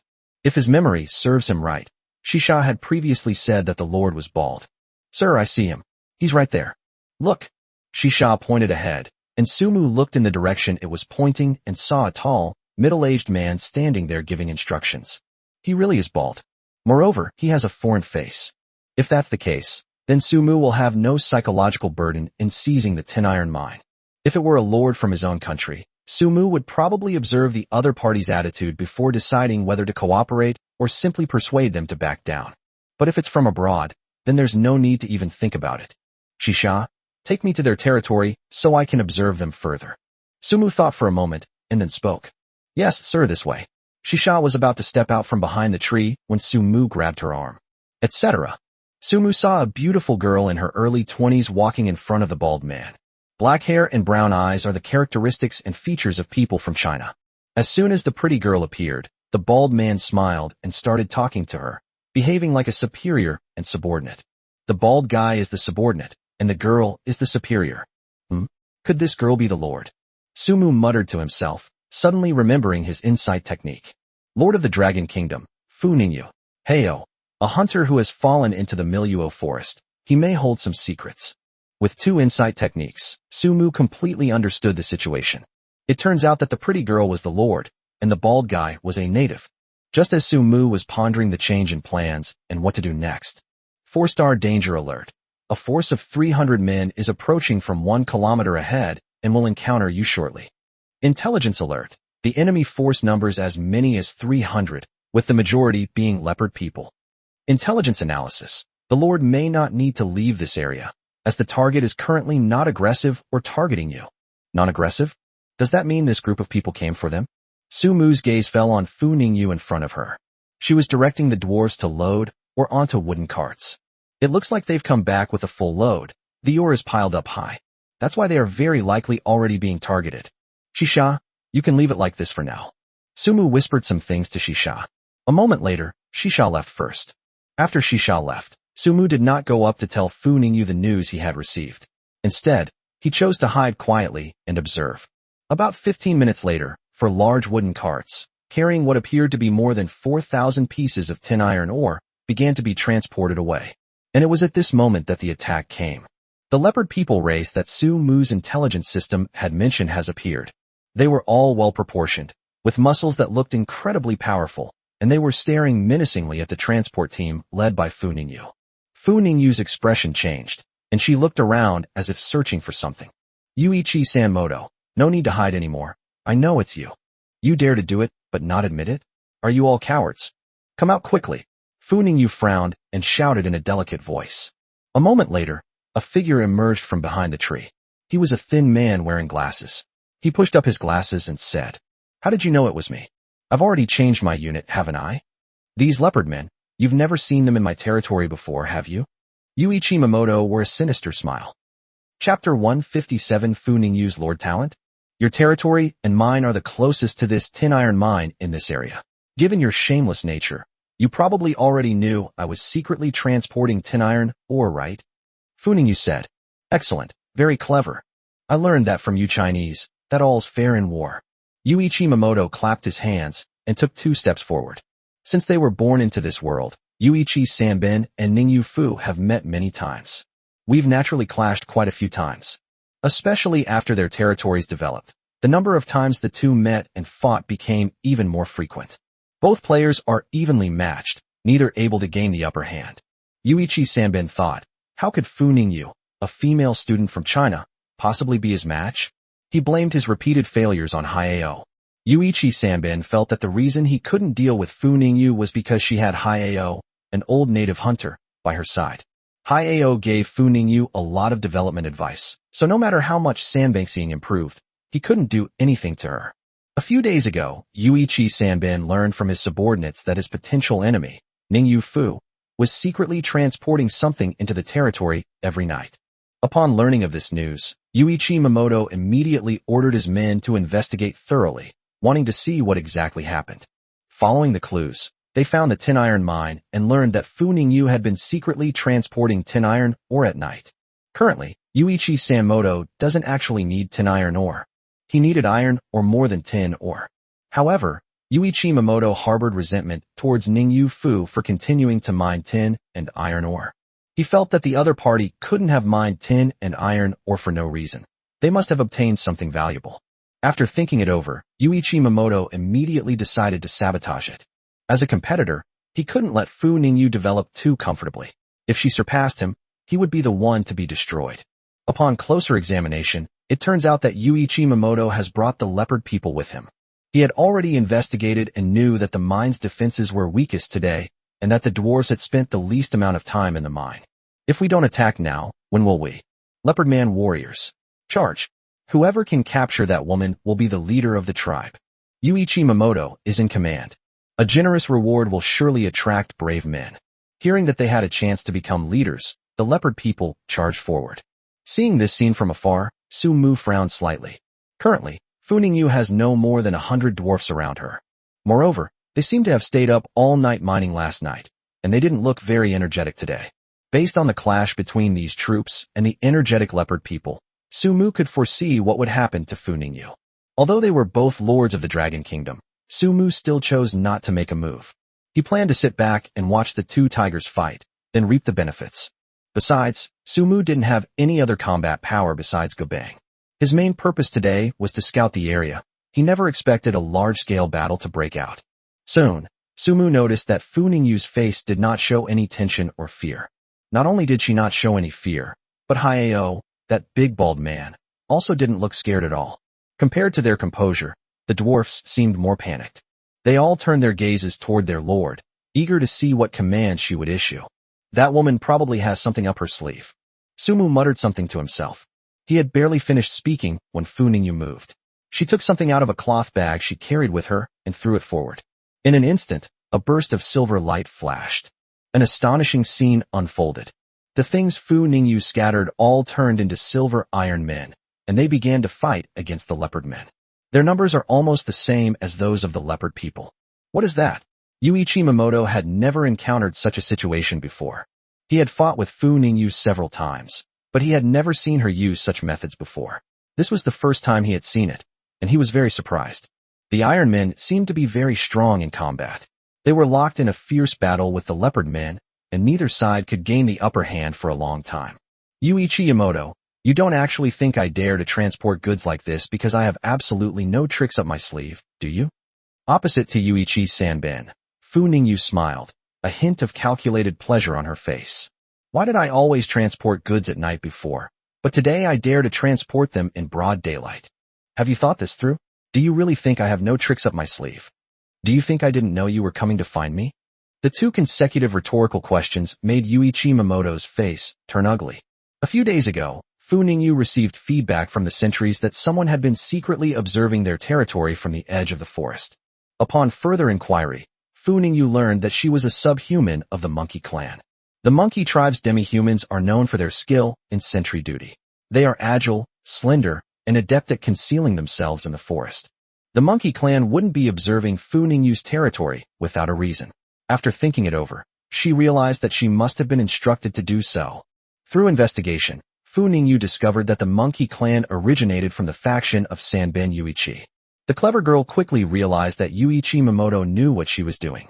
Therefore, Fu Ningyu chose to play along.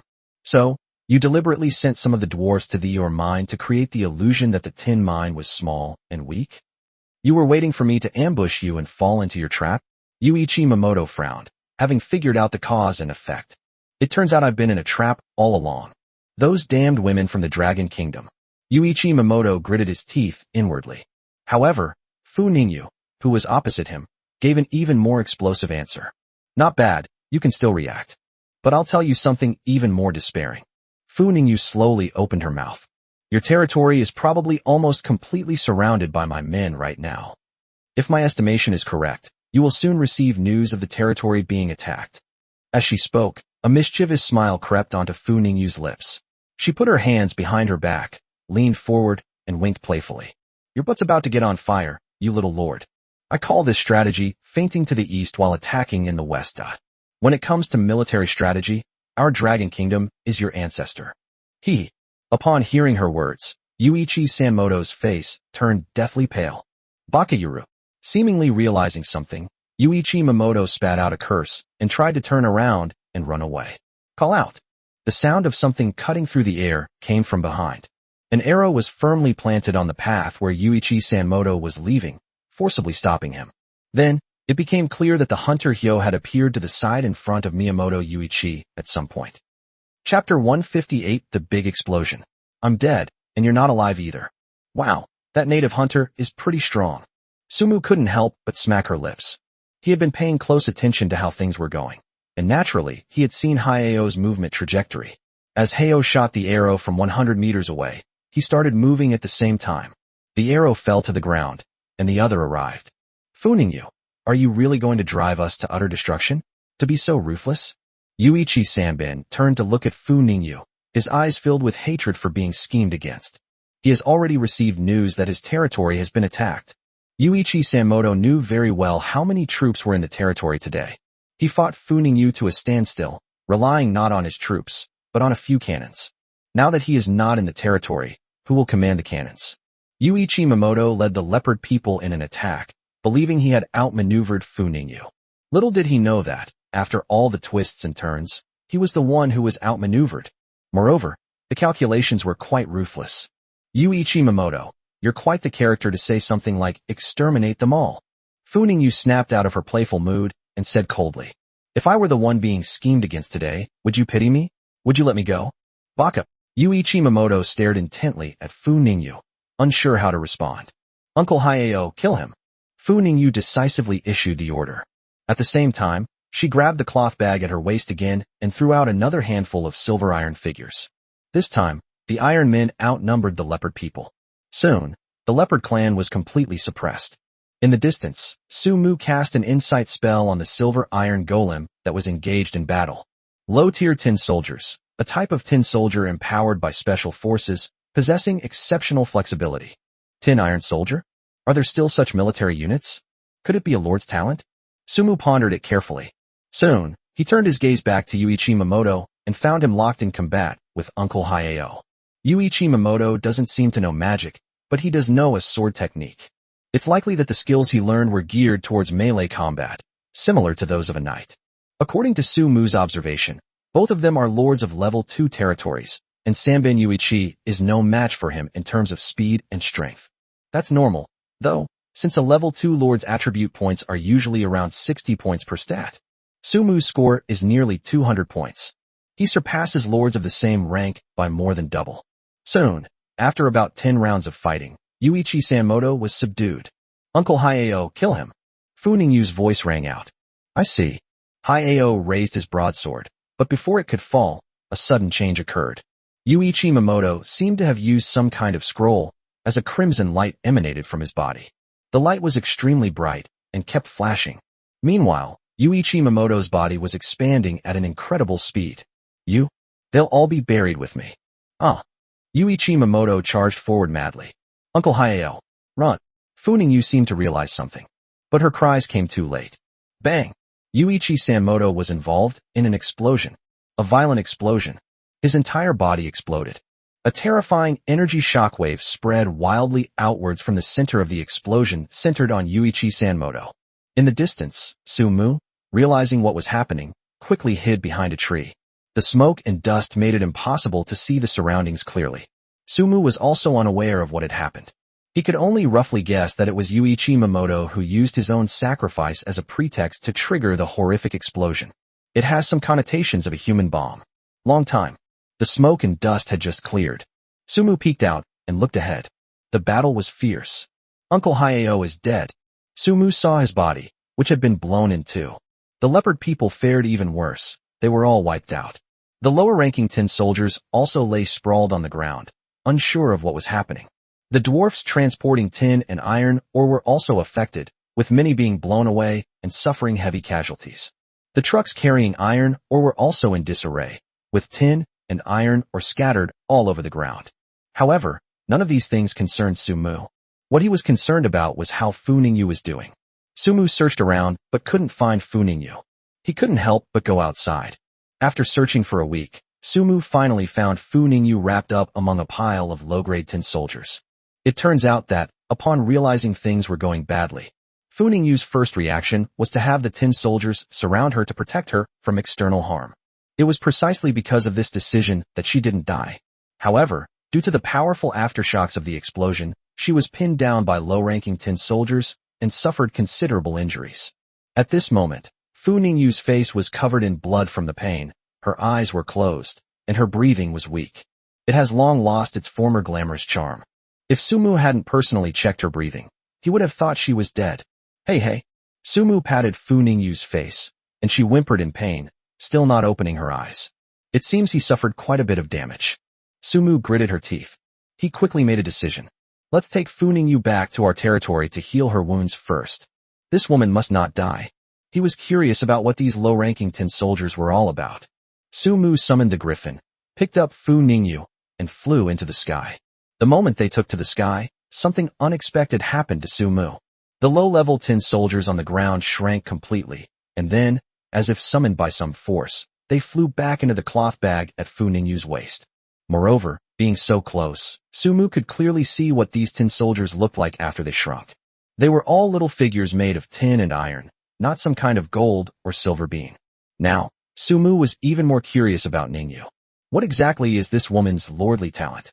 Without lingering, the griffin flew towards the Tianmu tribe. Master, all the roads within the territory have been paved today. The bridge and the medical clinic have also been built. Winstia reported from the side. Now, only the park you mentioned, Master, is still under construction. It may take another 3 or 4 days. Not bad, very good. Sumu nodded. Winstia, you've worked hard. As Sumu spoke, he wiped the sweat from Winstia's forehead. Being a supervisor is not an easy job, so he understood how hard Winstia worked. It's not hard work, Master. Winstia smiled and obediently enjoyed Sumu's gentle movements. No matter how hard she works, one sentence or one action is enough. That would be enough to dispel her fatigue from the day. With roads and bridges in place, the next 2 tasks are simply building basic infrastructure and bringing the joy of a bountiful harvest. Once these 2 tasks are completed, Sumu's territory will be able to be upgraded again.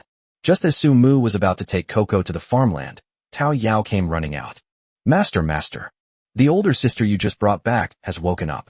Okay, I'll go take a look. Fu Ningyu is awake? Perfect. Chapter 159 I Know You. Sumu. I know you, Sumu. The moment Sumu entered the room and saw Fu Ningyu, she had already uttered those words. Because of last night's live stream? Sumu made a guess. Fu Ningyu knew him most likely because she watched last night's live stream. After all, many people now know what his face looks like. Sumu couldn't say whether it was a good thing or a bad thing. I guess so. A smile forced onto Fu Ningyu's pale face. I've seen you chat before when we were chatting in the area. That time, I even sent you a message in the chat comments, but unfortunately you didn't reply. Sumu touched his nose and thought carefully, but he didn't have any memory of it. I probably didn't notice. Fine. By the way, my name is Fu Ningyu. Fu Ningyu introduced herself. The Fu in to give, the Ning in lemon, and the Yu in language. You can call me Lemon. That's what my friends used to call me. Fu Ningyu propped herself up. When she opened her eyes, she found herself in a stone house. She remembered what Yuichi Mamoto did in the final moments. Fu Ningyu knew that she was seriously injured and had been rescued. However, what she saw at the time was Tao Yao, and she subconsciously thought that she had been saved by the demi-humans in the forest. She only discovered at the end that the person who saved her was Su Mu. To be honest, Fu Ningyu was quite surprised. While surprised, she was also inexplicably excited and worried. Excitingly, she met Su Mu, a famous person she had heard of before. Her concern was that it was her first time meeting Su Mu Jinren, and she wasn't sure about his personality, fearing that he might have ulterior motives towards her. If he really wanted to kill her and seize her territory, she wouldn't have a chance to resist at all. Fu Ningyu doesn't want to die? Since she was born into this world, she has been outwitting and outmaneuvering Yuichi Mamoto. What is the purpose of her desperate struggle to survive? Live well. But after exchanging a few words with Su Mu, Fu Ningyu felt relieved. From their conversation, Fu Ningyu could tell that Su Mu wasn't a difficult person to get along with. He doesn't seem like a bad person. How are you feeling right now? While Fu Ningyu was deep in thought, Su Mu spoke up. He saw that the bloodstains on her body and face had been wiped clean, and the wound on her forehead had scabbed over. Tao Yao's healing magic isn't as powerful as Su Su's. Su Su's treatment can remove all the scabs. However, the price of getting the little girl to do it was too high, and Su Mu didn't want to spend the whole night telling her stories of Snow White, Dark Myth, and Journey to the West. It would be better to let Tao Yao do it instead. I feel much better. Thank you for saving me. Fu Ningyu smiled slightly, then looked at Tao Yao beside her. And thank you to this younger sister as well. Thank you for treating me. Fu Ningyu knew about the existence of healing magic. That was what Uncle Hayao told her, about the many magical things and nights in this world. It was because of him that Fu Ningyu gained a considerable understanding of this world. Oh right, Su Mu. Have you seen the bald uncle next to me? His name is Hayao. How is he? Recalling that Hayao was next to Yuichi Sanban when the explosion occurred, Fu Ningyu's expression changed drastically. She immediately became worried and hurriedly asked Su Mu about the situation. It's very regrettable. Su Mu shook his head and said, When I found you, the leopard men who attacked you were almost completely wiped out, and many of the dwarfs from your territory were also injured. As for Uncle Hayao you mentioned, his body had already been blown in two. Fu Ningyu's face paled, her eyes reddened, and her entire mood immediately sombered.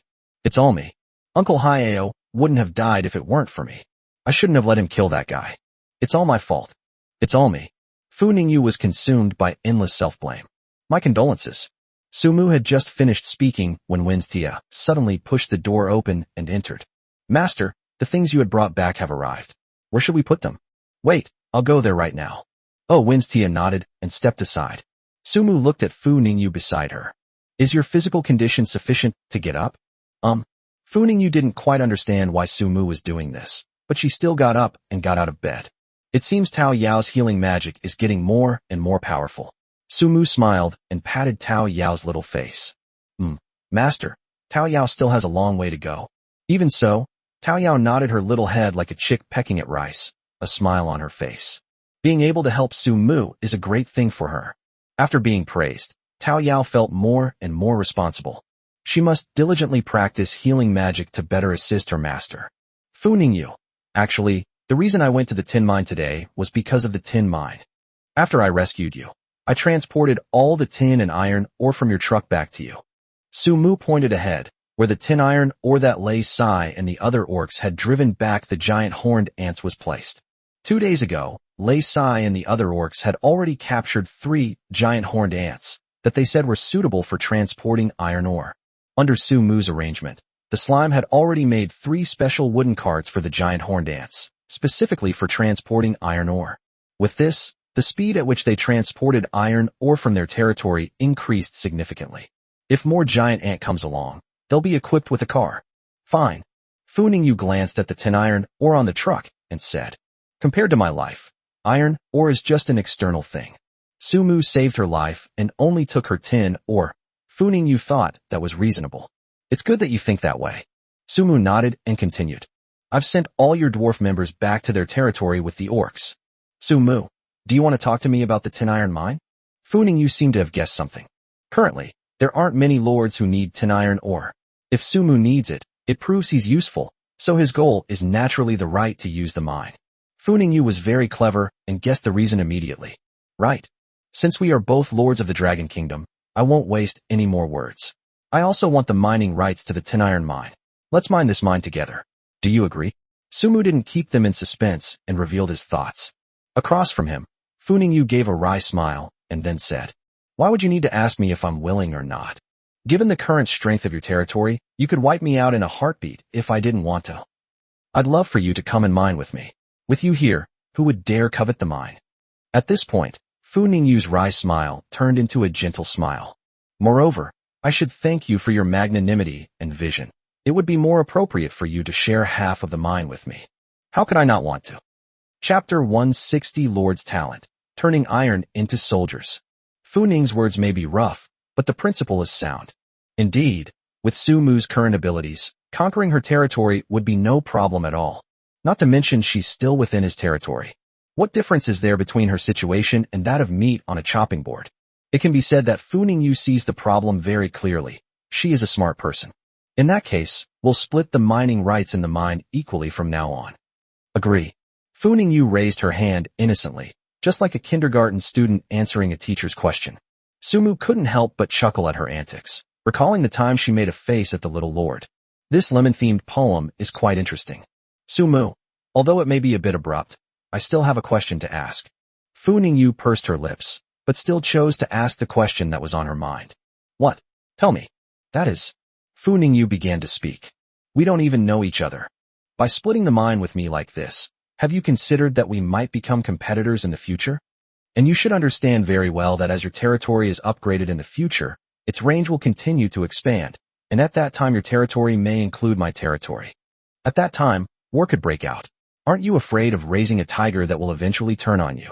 At this point, Fu Ningyu shrank back, muttering somewhat guiltily. Of course, I don't mean to say I'm a tiger. I'm just purely curious. Why did you make this choice? Is it merely because I am the Lord of the Dragon Kingdom? Fu Ningyu panicked a little, and she waved her hand, saying, also, I want to clarify that I'm not reminding you. I have no intention of being your enemy. Real. I was just curious. Fu Ningyu stared at Sumu, wanting to see his reaction and his answer. Suddenly, Fu Ningyu noticed that Sumu's face hardened, and his expression seemed serious and solemn. Fu Ningyu was startled. No way. Sumu hadn't considered this layer of stake. Did she remind him? Fu Ningyu felt a chill run down her spine. You've reminded me. Sumu said coldly. Oh, no way. You really didn't think of these things? Fu Ningyu's pretty face immediately turned miserable. She assumed that with Sumu's intelligence and ability, he must have thought of these things. Surprisingly, he really hadn't thought of that. Fu Ningyu felt that she had been too clever for her own good. Wouldn't it have been better if she had just agreed? Why be so curious? Why wouldn't I be shooting myself in the foot? Fu Ningyu was dejected. Indeed, it hit very hard. Sumu nodded. I think what you said makes a lot of sense. Now, I'm giving you 2 choices. One option is to join my territory and become my vassal lord. One is to remain in my territory and become my slave. As soon as he finished speaking, Sumu's carefully maintained serious expression instantly crumbled. Sorry, I've gotten used to calling people slave, haha. Sumu laughed loudly to ease the awkwardness. It's over. Now he talks about becoming my slave all the time, which is clearly not what he used to be. Since the arrival of the Lord's world, all that has been worn are slave collars and enslavement collars, and Sumu has followed suit and become corrupted. Oh right. He must have been led astray by that woman, Eileen, since she had just brought it up earlier. Sumu shifted the blame. Across from her, Fu Ningyu realized that Sumu had been acting and teasing her with his stern face. You almost scared me to death. Having figured it out, Fu Ningyu let out a long sigh and gave Su Mu a resentful glance. She was genuinely frightened. She thought that Su Mu, who had come to his senses, was going to make a move against her. It turns out he was acting on purpose, and he acted so convincingly. Fu Ningyu pouted, but couldn't help but smile to herself. She thought Su Mu had a rather interesting personality and was an interesting soul. Thinking of this, Fu Ningyu became much bolder. You haven't answered my question directly yet. You're not just saying this because I'm the Lord of the Dragon Kingdom, are you? What I'd say is that I only helped you because you're a beautiful woman. Su Mu smiled and said, Is this reason sufficient? Fu Ningyu's pretty face flushed slightly, and the curve of her lips softened, but she still shook her head and said, Insufficient. Because you're surrounded by lots of beautiful women. She was referring, of course, to the Winstia and Peach Blossom that we see so far. Actually, I was just curious about your abilities. Su Mu finally got to the point. I have witnessed the battle of your Silver Tin soldiers. Back then, you threw out things that looked like beans, and they all turned into fighting soldiers. Is this your lord's talent? I knew it. Fu Ningyu puffed out her right cheek and muttered to herself. I wish it were, because I'm beautiful. What did you say? She spoke her last sentence too softly, and Su Mu didn't hear it clearly. Oh, I said it's a lord's talent. I'll add you as a friend and show you. As Fu Ningyu spoke, she sent a friend request to Su Mu, along with a screenshot. Turning iron into soldiers. Touching iron blocks with your hands can imbue them with life, turning them into your soldiers who will fight for you. The higher the iron grade, the higher the troop grade. This can be granted indefinitely. Su Mu found this lord talent very novel the first time he saw it. However, there were still some things he didn't quite understand. If anything made of iron can be given life, then why do you necessarily need to use tin iron or won't regular iron or work? Fu Ningyu wasn't too surprised that Su Mu could guess that she used tin iron or to give life. Any intelligent person could have guessed it. I've tried it, but iron or doesn't work well. Fu Ningyu explained. When I acquired this lord's talent, I was trying to give life to the iron blocks, but I later discovered that apart from their size increasing, their appearance did not change at all. For example, if I give life to a small iron ball, it will become a soldier like an iron ball, unlike a human. Therefore, this lord's talent actually has shape requirements for the iron block that it imbues with life. I've experimented with many and found that the iron figures made from ordinary iron ore are very stiff and far from achieving the desired effect. Only tin iron ore is the best. Because tin ore is more malleable? Su Mu had a rough idea. Yes. Fu Ningyu continued. Tin iron ore has the best ductility. After I brought the cast iron figures to life, their movements were very flexible, and their knuckles and other joints were no different from those of normal people. It's the most suitable iron ore mine so far. Chapter 161 Fu Ningyu's Potential. Voluntarily join. Su Mu had witnessed the fighting prowess of the tin iron soldiers. They were evenly matched with the leopard people, and the tin iron soldiers even showed signs of gaining the upper hand. The strength of the leopard people is such that ordinary skeleton soldiers and skeleton archers cannot contend with them. Of course, Su Mu's skeleton units are an exception, since he has the lord talent of the infernal hot springs, and his undead units can be upgraded. This shows that the fighting power of the tin iron soldiers was actually very outstanding. More importantly, Fu Ningyu's ability to bestow power upon the iron block can be infinitely bestowed. This means there is no limit to the number. In other words, as long as the little Iron Man exists, he can keep giving life to her and keep fighting for her. This lack of limitations is largely what makes this talent so extraordinary. Furthermore, if anything made of iron can be given life, what if we cast a transformer out of iron? Could it also be given life to fight? What if the iron used was better? Will the resulting units be even more powerful?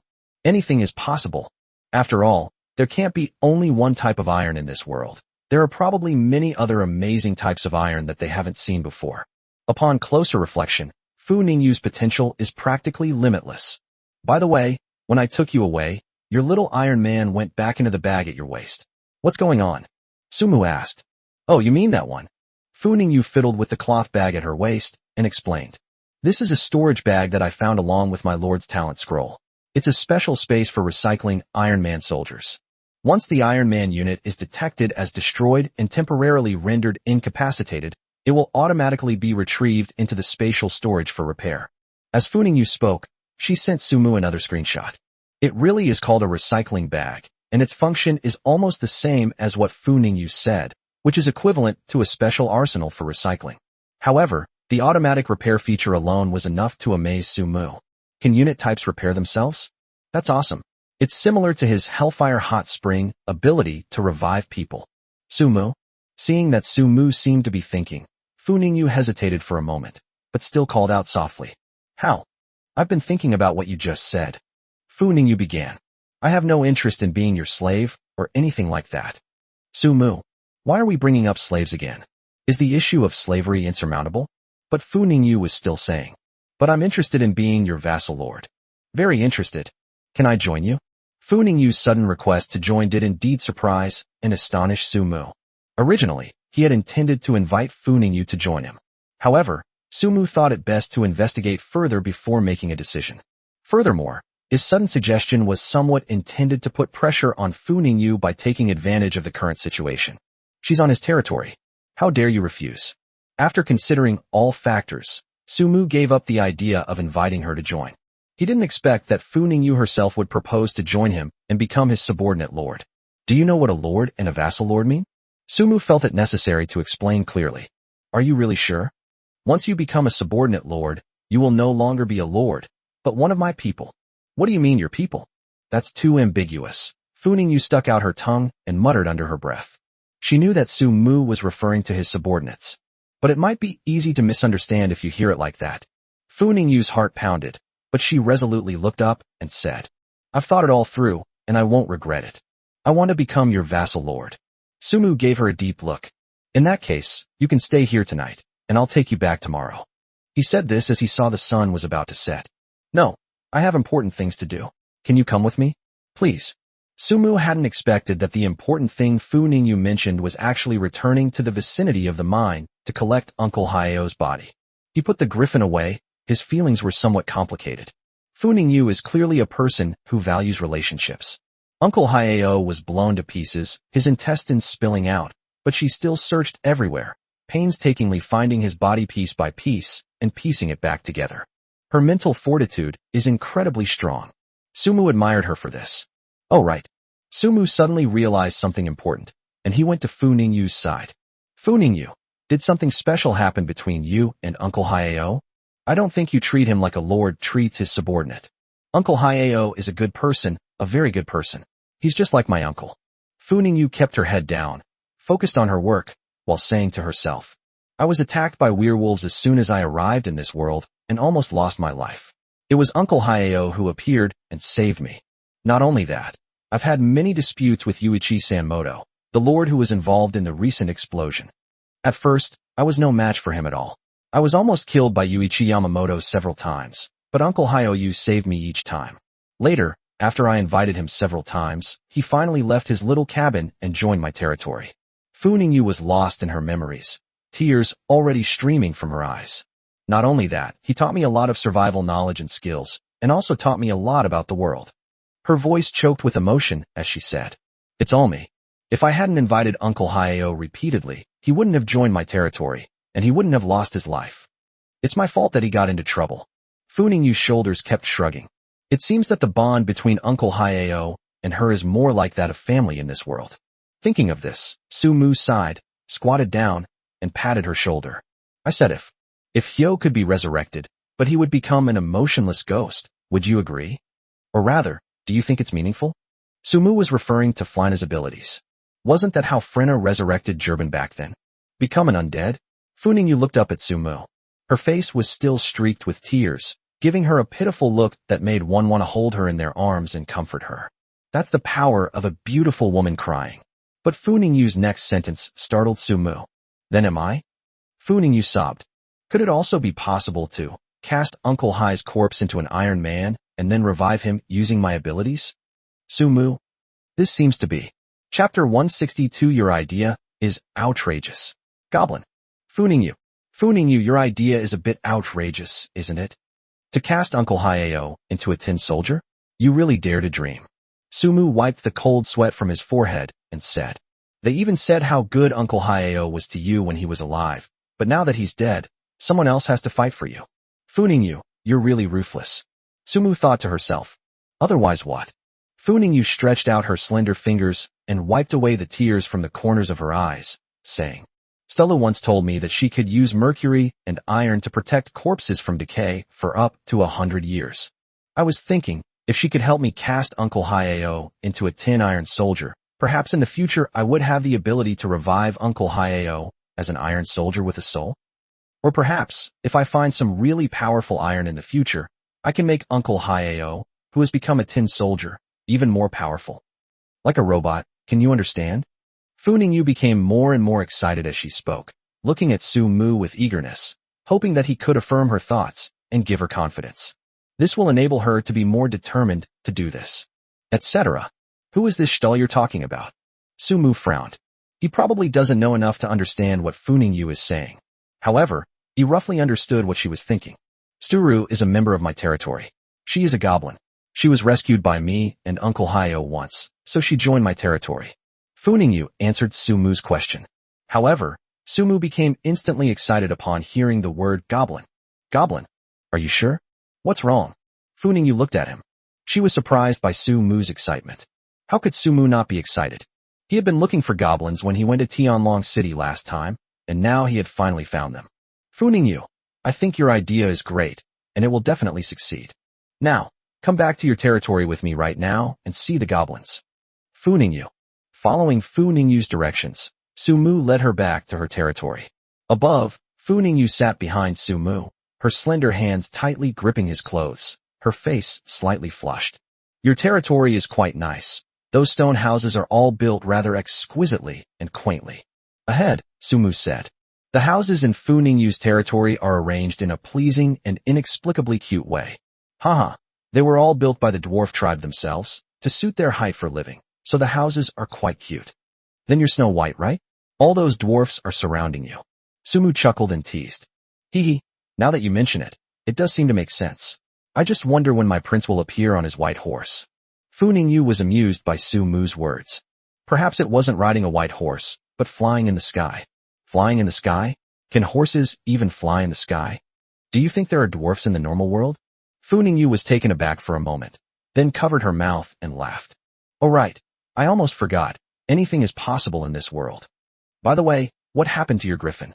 Before Fu Ningyu could finish speaking, she let out a scream and lost her balance, almost falling from the air. It turned out that the griffin in the air was forced to descend rapidly in order to avoid the two arrows, which caused the turbulence. Are you alright? Hold on tight, or we'll all be doomed if we fall. Fortunately, Su Mu reacted quickly and reached out to hug Fu Ningyu's waist. Thank you. Fu Ningyu's face flushed, and the scent of Su Mu lingered in her nostrils, making her even more nervous and her heart race. Stop thanking me. Immediately tell your sentries to stop firing. Oh. With Fu Ningyu's intervention, the watchtower below finally stopped firing, and Su Mu landed safely in the territory. Soon, he also met the goblin Sturu that Fu Ningyu had mentioned. A female goblin, about 1.3 meters tall, with a pointed face, long nose, and rosy skin, looking like a gas cylinder. She also wore a monocle over her left eye, giving her a very intelligent and composed appearance. Fu Ningyu shared her thoughts with Sturu. I can indeed mix iron and mercury and cast it into a shell to protect Hayo's body from decay. However, I cannot guarantee whether your secret technique will have any effect on him or whether he can become a tin iron soldier. I cannot guarantee that. If that's the case, would you still want to try? Stull began to explain. Fu Ningyu turned her gaze to Su Mu. Su Mu was taken aback. Did this mean he was asked to give advice or make a decision? Isn't this entirely Fu Ningyu's personal matter? To Su Mu, Hayao was no different from a stranger. However, since Fu Ningyu asked, Su Mu still spoke up. I think we should give it a try. Although I have the opportunity to turn Hayao into an undead, in a real sense, he would be no different from your tin iron soldier. In that case, why not try your idea? Is there really anything worse than being dead? You're right. Fu Ningyu smiled. There's nothing worse than death. Uncle Hayao is already in this state, so we have to try everything. Stulu, please help me. Leave the body here, I'll handle it myself. It might take 2 or 3 days. Stull glanced at Hyo's corpse, thought for a moment, and said, Good. Just as Stuart was about to leave, Fu Ningyu called her back again. Wait, Stull, my good friend has something to ask you. Fu Ningyu pointed at Su Mu. I hope you can help him answer this. Oh, what's the problem? Stuart looked at Su Mu. It has to be said that Fu Ningyu is truly thoughtful. Sumu never told her that he had a problem that required consulting the goblin, but she could tell from his reaction that he had a problem. She is truly quick-witted. Fu Ningyu winked at Sumu. Sumu recalled and quickly spoke. Ms. Stull, I'd like to ask, what is mechanical metal? Omnic metal? Stull looked at Sumu in surprise. How did you find out about this thing called AI metal?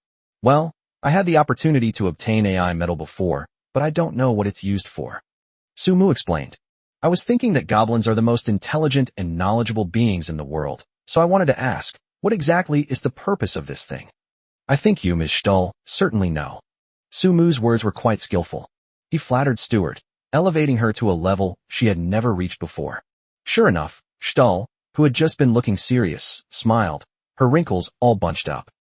Chapter 163 The World Status of Goblins. You're right. In this world, only we goblins truly know the uses of intelligent metals. Stull raised his chin, his not-so-tall stature exuding confidence and pride. Please inform me. I can't tell you right now. Stull spoke. Upon hearing this, Sumu's expression changed. So all the nice things I just said were for nothing? Just as Fu Ningyu was about to say something in support, Stuart spoke up again. It's not that I don't want to tell you, but my niece will be visiting me here in a week, and it will be more appropriate for her to tell you then. Because no one understands mechanical metals better than her. A dramatic turn of events. Thank you then. I will visit again in 7 days. Since we've already waited so long, what's another 7 days? Okay, I'll get back to work now, you can go ahead. Stull waved his hand, turned, and went into the inner room. Let me tell you, Stull has a rather eccentric personality. If she doesn't want to help you, she really won't say a word. Luckily, you're quite clever enough to understand the meaning behind my words and speak more politely. After leaving Stull's residence, Fu Ningyu said softly. Actually, I could tell too. Her temperament was hard to control. Sumu nodded. Even without Fu Ningyu's subtle hints, he would still have been polite. After all, goblins hold a position at the pinnacle of knowledge in this world. Sumu already knew from his time at the Yunlong Chamber of Commerce that goblins could not be sold as slaves. Their status on the continent is similar to that of the few humans, allowing them to be on equal footing. In some special circumstances, people can be sold as slaves, but goblins are absolutely not allowed to be.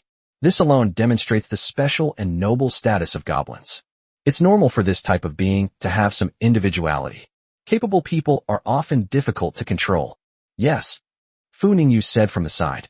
If I hadn't saved Stuart before, and if she hadn't been traveling around with nowhere to go, she might not have been willing to stay with me. And let me tell you, Stull is really smart. She knows how to research a lot of strange machines. However, she said that as of now, there's nothing she knows that my territory can use. She'll consider using it once I've developed to a certain level. I'm actually looking forward to it. Hearing Fu Ningyu's words, Su Muxin nodded secretly. It seems that accepting Fu Ningyu as his subordinate lord was the right thing to do. Fu Ningyu's territory has enormous potential. In the future, they might become his powerful assistant. By the way, Sumu, I recently attacked Sanben Yuichi's territory. How about we go over there together and take a look?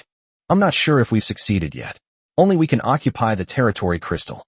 At this moment, Fu Ningyu spoke again. Okay, then I'll take you there. Fu Ningyu's face flushed slightly at the thought of riding the griffin together again. Yuichi Sanben's territory is not far from Ningyu Fu's territory, about 2 kilometers away. No wonder they've had so many skirmishes and fights. They were indeed too close. From the sky, Sumu immediately spotted the dwarf warriors below. It must have been Fu Ningyu's main force. When they saw the griffins in the sky, they even stood up to prepare to shoot. This time, Fu Ningyu was smarter and showed herself first, which made the dwarfs stop their weapons. To a large extent, the fighting strength of dwarves is similar to that of orcs. However, due to their height disadvantage, they will definitely still be lacking in some aspects. Fu Ningyu learned about the situation. Her dwarf army annihilated 1,096 members of the Sanben Xiong-yi territory. The rest scattered and fled when they could not resist. When the dwarf tribe arrived, some of the territory members were taking a lunch break, most were out working, and a small number had been taken out by Sanben Yuichi to ambush Fu Ningyu. Therefore, while they didn't win this battle easily, it was also relatively easy. Of the dwarf warriors, 365 were wounded and 109 died. Fu Ningyu also personally encouraged her team, boosting their morale. Invite me to become your vassal lord, so that when I capture the crystal, it will be ours directly. Fu Ningyu looked at Sumu and said, Okay, sure. Sumu extended an invitation to her. Before long, Fu Ningyu had become a subordinate lord under Zhang Dehai, just like him. Lord Su Mu, please take good care of this humble lady in the future. I'll be your first subordinate from now on. Fu Ningyu laughed and made a couple of teasing remarks, but soon she seemed to realize something. Oh right. Lord Su Mu's first subordinate should have been Zhang Dehai. I can only be considered your second. But anyway, please give me your guidance. As Fu Ningyu spoke, she extended her hand. You even know Zhang Dehai? Su Mu smiled and reached out to shake her hand. This Ningyu is really funny. With her around, I'm afraid I won't be too bored in the future. Of course, they've been paying a lot of attention to you. I don't know if what Fu Ningyu said is true or false. Su Mu could only laugh it off. The moment Yuichi Sanbin's territory crystal was captured, a notification sound appeared in Su Mu's eyes. Congratulations. Your subordinate lord, Fu Ningyu, has successfully conquered territory, expanding your domain once again. Please take over all matters related to the territory as soon as possible. Brother Su Mu, I had my men investigate, and among the 3 territories of Xiongyi, besides resources, the most valuable thing should be the 5 cannons. Do you want to take it back to your territory? Fu Ningyu pouted, seemingly very dissatisfied with what she had received. They're living in such poverty. They don't have anything decent to eat.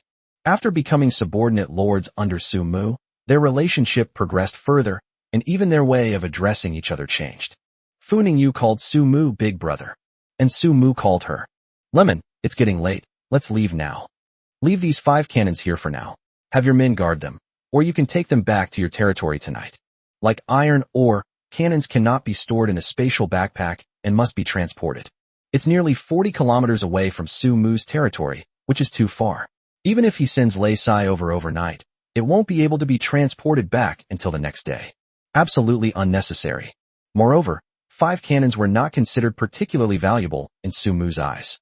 Alright. Then let's go back to Brother Su Mu's territory and stay for the night.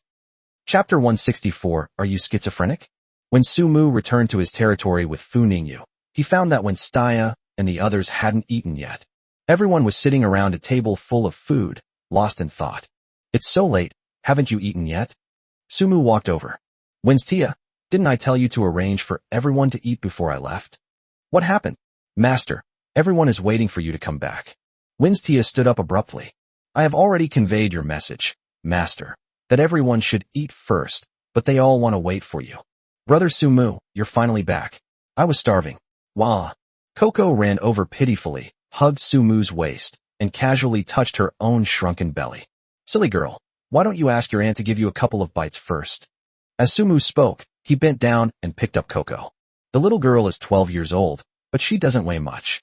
She looks like an 8 or 9-year-old little girl, and she's very easy to hold. My aunt also told me to wait for you. You can't eat until you come back. That's the rule. Besides, people don't enjoy their food as much when you're not around. Okay, let's eat quickly. As Su Mu spoke, he glanced in the direction where Coco was. Coco was looking at him too, but when she saw his gaze sweep over her, she quickly turned her face away. At this moment, Su Su came over. Brother, you should hug me too. Su Su wants some too. Before Su Su could finish speaking, Su Mu pinched her cheek, and she could only mumble incoherently. Bag. Uncle wants a bag. Why is this little girl getting involved? Haha. You are much heavier than Coco do. Su Mu was amused by Su Su's adorable appearance. Come on, let's get ready to eat. Everyone's waiting for you. Serena greeted her with a smile. Good. Su Mu felt quite warm inside. The fact that Serena and the others waited for him before eating perfectly illustrates his status in the territory. No, it's the imperial throne. Family throne. This also made Su Mu feel an overwhelming sense of responsibility. We must build up our territory well, develop it properly, and protect them. At this moment, Serena's gaze fell on Fu Ningyu, who looked somewhat lost and unaccustomed to the situation behind her. She thought for a moment, then walked over and took Fu Ningyu's hand. Little sister, come and have dinner with us. Don't be shy, make yourself at home. Serena's friendly gesture slightly calmed Fu Ningyu's bewildered heart. Fu Ningyu was also surprised to find that Su Mu's territory was hiding so many beautiful women. A stunningly beautiful woman. There are quite a few Asians among them. He practically lived in a flower garden. His life couldn't be more wonderful. Seeing so many people, Fu Ningyu was a little unaccustomed to it at first. Fortunately, Serena took the initiative to signal to her in a friendly manner. Yes, Lemon, please sit down. Let me introduce you to everyone. Sumu said while gently rubbing Susu's face. Serena is much better off now than when she first arrived in the territory. She's increasingly taking on the air of a lady of the house.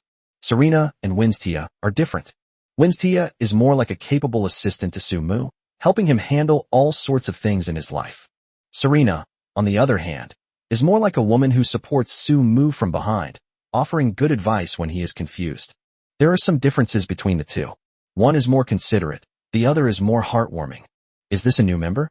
Serena has now accepted that Sumu brings new members to the territory almost every day, even though she knew the new members were all stunning beauties.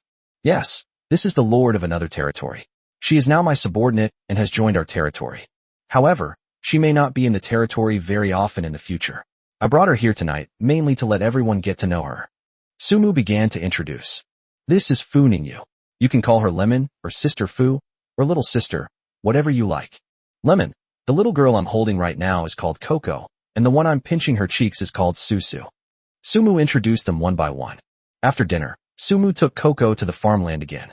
He hadn't forgotten to induce labor once a day. Sumu was also looking forward to the corn harvest in the fields so that he could complete the task of upgrading his territory to level 3. Looking at the corn stalks that had already produced small flowers, Sumu felt that life was becoming more and more hopeful. Thank you for your hard work, Coco. Sumu stroked the little girl's head and said, Brother Sumu, when will you take me out to play in the territory again? So boring. Coco looked at Sumu with anticipation in her eyes. Let's wait a couple of days, until I'm done with these 2 days, okay? Sumu said with a smile. He also knew that life in the territory could be somewhat monotonous. Then it's a deal, okay? Brother Sumu, you can't lie to me. Okay. I wouldn't lie to Kokolu, alright? Brother Sumu is the best. Coco nuzzled her head against Sumu's clothes on her stomach. Since the two became acquainted, Coco has made many such intimate gestures. This is enough to prove that Kokolu now has a very high level of trust in Sumu. It's unclear whether it was due to Sumu's personal charm, or because Coco Nai had said something to Kokolu. Anyway, the little girl's attitude towards him is very different from before. I heard from Lei Sai that you want to see me? You said you wouldn't be able to sleep tonight if you didn't see me? Really? Is it really that exaggerated? Sumu sat in a chair, looking at Eileen lying diagonally on the bed in front of him, and said, Yes. Eileen sat up and gave Sumu a flirtatious glare. You have no idea how much I missed you this afternoon and evening. You're so heartless. You wouldn't even come to see me if I hadn't told you. Why don't you hurry up and tell me if you've made up your mind yet? What's your choice? As Eileen spoke, she got off the bed and walked to Sumu's side. Her slender hand landed on his shoulder, gently caressing his clothes. Be serious. I'm talking to you. Sumu patted her hand that was resting on his shoulder. I'm being very serious. Where did I do anything inappropriate? Eileen pouted and asked back. Come on, you're completely different from the Eileen we knew before. Sumu's forehead creased with annoyance. I strongly suspect that you may have schizophrenia. TCH, I didn't. Eileen spat and continued to whisper sweet nothings in Sumu's ear. But you also said that was before. Now I look at you with new respect. Isn't it normal for things to be a little different? As Eileen spoke, she bent down and blew a breath of hot air into Sumu's ear. The tingling, slightly moist sensation made Sumu shrink back. If you lay a hand on me or say another word, believe me, I'll have Lei Sai put you in shackles to make you behave. You're the one who wouldn't want to part with it, Eileen said. Get out. Sumu pulled Eileen aside and shoved her to the side. Who says I can't bear to part with it? You really know how to flatter yourself. Looking at Sumu's stern face, Eileen chuckled softly, not annoyed that he pushed her away. Even when he's angry, he looks so manly. I love it so much. Sumu. This woman? Crazy? Was she stunned by the domineering aura emanating from the orc Audley, who punished him at noon? As Sumu was pondering this, Eileen did something that shocked him even more. She actually sat down on his lap. Sumu. Chapter 165. The Extreme Pull and Pull with Eileen. Eileen. What are you doing? Sumu was shocked. Eileen not only sat on his lap, but also put her arms around his neck. This woman is absolutely insane. The difference before and after is too great. How? A grown man like you're scared. I'm a woman, and I'm not afraid at all. Eileen winked at Sumu, her eyes full of flirtatious intent. You think I'm afraid? Sumu laughed. If he backed down, wouldn't Eileen look down on him? That won't do at all. Thinking to himself, Sumu moved his hand and directly grabbed Eileen's smooth, slender waist, pulling her into his arms. Ah! Eileen was startled by his sudden movement and ended up with her chest pressed against his. Your shock absorption is pretty good. Sumu's voice rang out. Eileen wasn't stupid. She immediately understood the meaning of shock absorption. Her face flushed slightly. After a moment's hesitation, he casually leaned on Sumu's shoulder and said, Not bad. So do you like it? Sumu. Good heavens. Is the extreme stretching beginning? Hey, do you like it? Seeing that Sumu hadn't spoken yet, Eileen said something else. Whether intentionally or unintentionally, she deliberately shifted her position, bringing herself a little closer to Sumu. What's the use of liking it? We can't look at it, we can't touch it. Eileen's words are a blatant provocation. It's a provocation, not a taunt. These are two completely different issues. Then touch it. Eileen straightened her chest. You're allowed to touch it a little for now, but as for looking at it, that depends on your performance afterwards, but I can give you a hint. I guarantee you'll be satisfied. Eileen's tone was full of provocation. Even abnormal people can tell the difference, let alone a normal person like Sumu. His breathing became slightly rapid. Then I'll really do it, okay? Sumu licked his lips, his face full of smirk, and he grabbed Eileen's chin. You'd better not regret this, okay? No regrets. Eileen smiled slightly, letting him pinch her chin as she looked into his eyes. Sumu raised his hand and stretched it forward. A move. His hand was getting closer and closer to the target. Getting closer and closer. He thought Eileen would hide, but she seemed determined, or perhaps she had made ample preparations. She didn't flinch, her gaze fixed on Sumu as his hand fell. Final. Damn it. You win. Sumu withdrew her hand. He had almost reached the bottom, but Eileen still hadn't dodged, so he had no choice but to admit defeat. Touching is out of the question.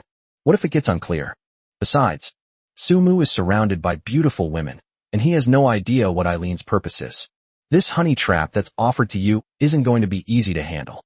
If you had persisted just a little longer, I might have lost. Giggle. Eileen smiled. Of course she knew what Sumu meant by losing. Forget it. Seeing the smug smile on Eileen's face, Sumu was furious. Get off my lap right now. I'm not going to argue with you anymore. Sit a little longer. Eileen stubbornly clung tightly to Sumu's neck. No matter how he tried to push her away, he couldn't. Sumu couldn't possibly use too much force. Getting hurt is no big deal. There's no shortage of doctors in the territory. I'm afraid I might accidentally touch something private, and then I'd have to take responsibility. No way. Your skill level is too high. I can't afford to play like that. If you keep doing that, I might have a biological reaction, and don't accuse me of being a pervert. Sumu threatened. What level is too high? I didn't. Eileen immediately became unhappy upon hearing what Sumu said. What I'm unhappy about is the phrase, too high a skill level. Not a biological reaction. It's not even that high yet. The difference before and after is huge. Sumu spoke the truth from his heart. However, let me tell you, my honey trap won't work on me. As you know, I'm surrounded by beautiful women. I've seen it all. I didn't use any seductive tricks on you, okay? Eileen said. Not yet. They've already put their legs on, and still nothing? Sumu rolled her eyes. No wonder they say that even heroes can't resist the charms of a beautiful woman. These old sayings are absolutely true. He almost caused the morale of the troops to waver. Fortunately, he is no longer the same person he was when he first entered the Lord's world. Now, Sumu is a man who has fought and seen blood, and his mental fortitude has been greatly enhanced. I'm really serious, okay? Eileen suddenly became serious, staring into Sumu's eyes. Perhaps I was too proactive in expressing myself. But that's definitely because you haven't gotten used to it yet. Don't forget, I'm not a girl from your dragon country. In our country, expressing liking and love is straightforward and unpretentious. If I like someone, even if I'm a girl, there's nothing wrong with taking the initiative, right? Sumu was taken aback. That's really true. He really forgot that Eileen was a woman from the beer country. Their country has always expressed emotions in a way that is quite different from that of the Dragon Kingdom. Girls from China are generally more reserved, while those from other countries are more enthusiastic and proactive. Thinking about it this way, it seems like Eileen didn't do anything wrong. However, Eileen continued talking, becoming more and more agitated. Moreover, it was only after what happened at noon that I began to show interest and liking for you. Women naturally prefer men who are brave, decisive, strong, and capable. What's wrong with that? Besides, this is a world of lords, a place where strength speaks for itself. Is it wrong for a woman like me to like and depend on a powerful man? All right, stop talking. Sumu quickly interrupted Eileen, seeing how agitated she was, her chest heaving. No, you have to say it. Eileen got excited. I really feel uncomfortable if I don't say it. I know what you mean by saying I'm highly skilled. My skill level is not high at all. I have never been in a relationship, let alone had an improper relationship with anyone. You can verify it yourself. Sumu, the women of this beer-loving country are different. How can someone say something like that without blushing? Is this something you can even say? Okay, calm down. Just consider it an apology from me, okay? No apologies allowed. Eileen pinched Sumu's mouth shut. Sumu? What's with a grown man apologizing to a woman? Eileen said. Besides, you really didn't do anything wrong. It's normal for you to suspect that I have ulterior motives because of my inconsistent statements. But I want to tell you, I'm very serious. Chapter 166 Magic Rocket Launcher Blueprints. Eileen cupped Sumu's face in her hands. So, facing someone as serious as me, you should act like a man and try to conquer me, to prove your own ideas, instead of apologizing to me. Sumu. Good heavens. That's too intense. At this moment, Sumu truly felt the difference between women from China and women from beer country. Eileen's ferocity and explosive words are something a girl from China could say. Okay, get off my lap now. Sumu patted her waist. Don't want. You're so gentle. Eileen frowned and pouted. You need to be as fierce to me as you were to those orcs at noon. I liked your fierceness back then. So manly. As she spoke, she looked infatuated, as if recalling Sumu's manly charm at noon. Sumu exclaimed, wow, is Eileen a masochist? Can't I just be gentler with her? At least she confessed her feelings to him and revealed her true thoughts, right? Although Sumu hasn't accepted it yet. But he is definitely gentle. He's especially gentle with his own people. Get down here right now. Sumu stiffly pinched her throat. Not enough. Eileen's lips curved into a smile, as if she were teetering on the edge of satisfaction and dissatisfaction. Get off. Can't you understand what I'm saying? Sumu slapped Eileen's butt. Ouch. Eileen was in pain. She smiled contentedly and stepped off Sumu. That's more like it. That's the kind of drive I need. That's the kind of man Eileen like. Sumu. It's confirmed. All right, you can rest now. Tomorrow, take me back to your territory. Sumu said. To be precise, it's 4 territories, not just 1. Eileen explained. My territory, along with those of John, Mail, and Moro, forms a square, overlooking each other, and is separated from us only by a small river. Anyway, we'll know once we go tomorrow. Sumu said. Okay. Eileen's gaze was fixed intently on Sumu's face. Say whatever else you want to say. Don't waste my time. I'm busy. Sumu frowned, and her voice unconsciously became much louder. There was no way around it. Eileen's longing eyes clearly wanted him to be more fierce. Sumu could only grant her request. Moreover, he guessed that she had something to say. Yes. As Eileen spoke, she cheerfully took out 2 scrolls from her storage space and handed them to Sumu. This is the most valuable scroll I have right now. Moro found it in a treasure chest. I've used up all my other treasures, and this is all I have left. For you. Sumu took it and glanced at it. Magic Rocket Launcher Crafting Scroll. A rocket launcher with a range of up to 10,000 yards, possessing immense power and capable of launching 5 consecutive shells for long-range bombardment. Magic Rocket Launcher Crafting Materials. 110 crystal ore, 150 refined iron ore, 50 magic essence, 200 composite lithium glaze steel. Magic Rocket Launcher Shell Crafting Materials. 10 steel saltpeter powder, 5 crystal ore, 5 magic guns. This is a crafting scroll for a magic rocket launcher. Moreover, its maximum range can reach 10,000 yards. Most people probably can't grasp how far 10,000 yards is. It's probably just over 9,000 meters. The early territorial wars surrounding this rocket launcher may not reveal much. But in the later stages, it becomes a powerful weapon. The enemy was wiped out before they even got close. Sumu firmly believed that he had never said a single word. Truth lies only within the range of cannons. That's the point. This magic rocket launcher is absolutely worth a lot. Sumu quickly put it away. Do you like it? Seeing how quickly he moved, Eileen couldn't help but smile and ask a question. Nonsense. How could you not like something good? Does he like me or he likes this scroll? Eileen asked again.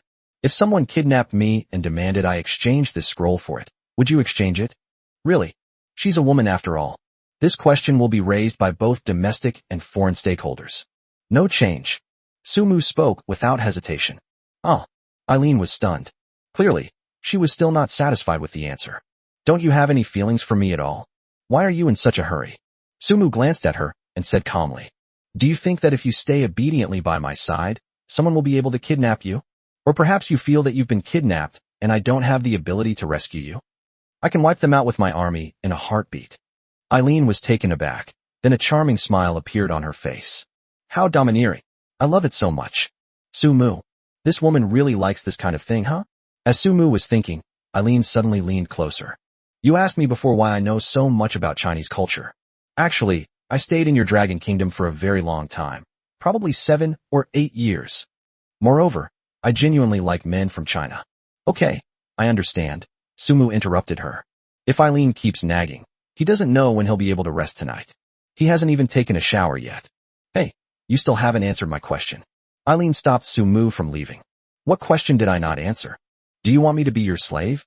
Eileen looked at Sumu provocatively. I'm really looking forward to you putting the collar around my neck. Sumu. This. Fairy. Sumu knew that Eileen was just teasing him on purpose. Or perhaps, deep down, she genuinely longed for him to treat her like that. But Sumu absolutely could not stay in this room any longer. He feared that if he stayed any longer, he would surely perish here. You know, Eileen is beautiful. Faced with her repeated teasing and seductive tests, Sumu had already expended a great deal of effort to barely grit her teeth and hold on. If she takes the initiative, he's afraid he really won't be able to handle it. It's better to just slip away now. Watching Sumu's figure disappear as if fleeing, Eileen chuckled behind him. She didn't think she had done anything wrong at all. In Eileen's personality and beliefs, she will boldly pursue what she likes. She will do everything in her power to get what she wants. Eileen is never stingy with expressing her feelings. Perhaps when they first met, her impression of Sumu was only superficial. However, after what happened at noon, Eileen's opinion of Sumu did change significantly. Perhaps her current feelings for Sumu are still limited to appreciation and liking. It's far from reaching the level of love. But Eileen felt that it would happen soon. Chapter 167. The Gate to a Golden Quality Territory. Just after leaving Eileen, Sumu received a message from Zhang Dahai. Zhang Dahai. Boss Sumu. I recently entered a secret realm and made a new discovery. Sumu. You've entered the secret realm? Zhang Dahai. Yes, boss. It was last night when I came out and found the chat channel was full of people discussing your battle last night. Unfortunately, I'm inside and can't receive any messages. Upon seeing this, Sumu suddenly realized what was going on. He said that he hadn't received any message from Zhang Dahai to greet him after the system-wide announcement of the declaration of war yesterday. So this kid went into the secret realm. Sumu also wanted to say that Zhang Dahai has no conscience. In retrospect, we wronged him.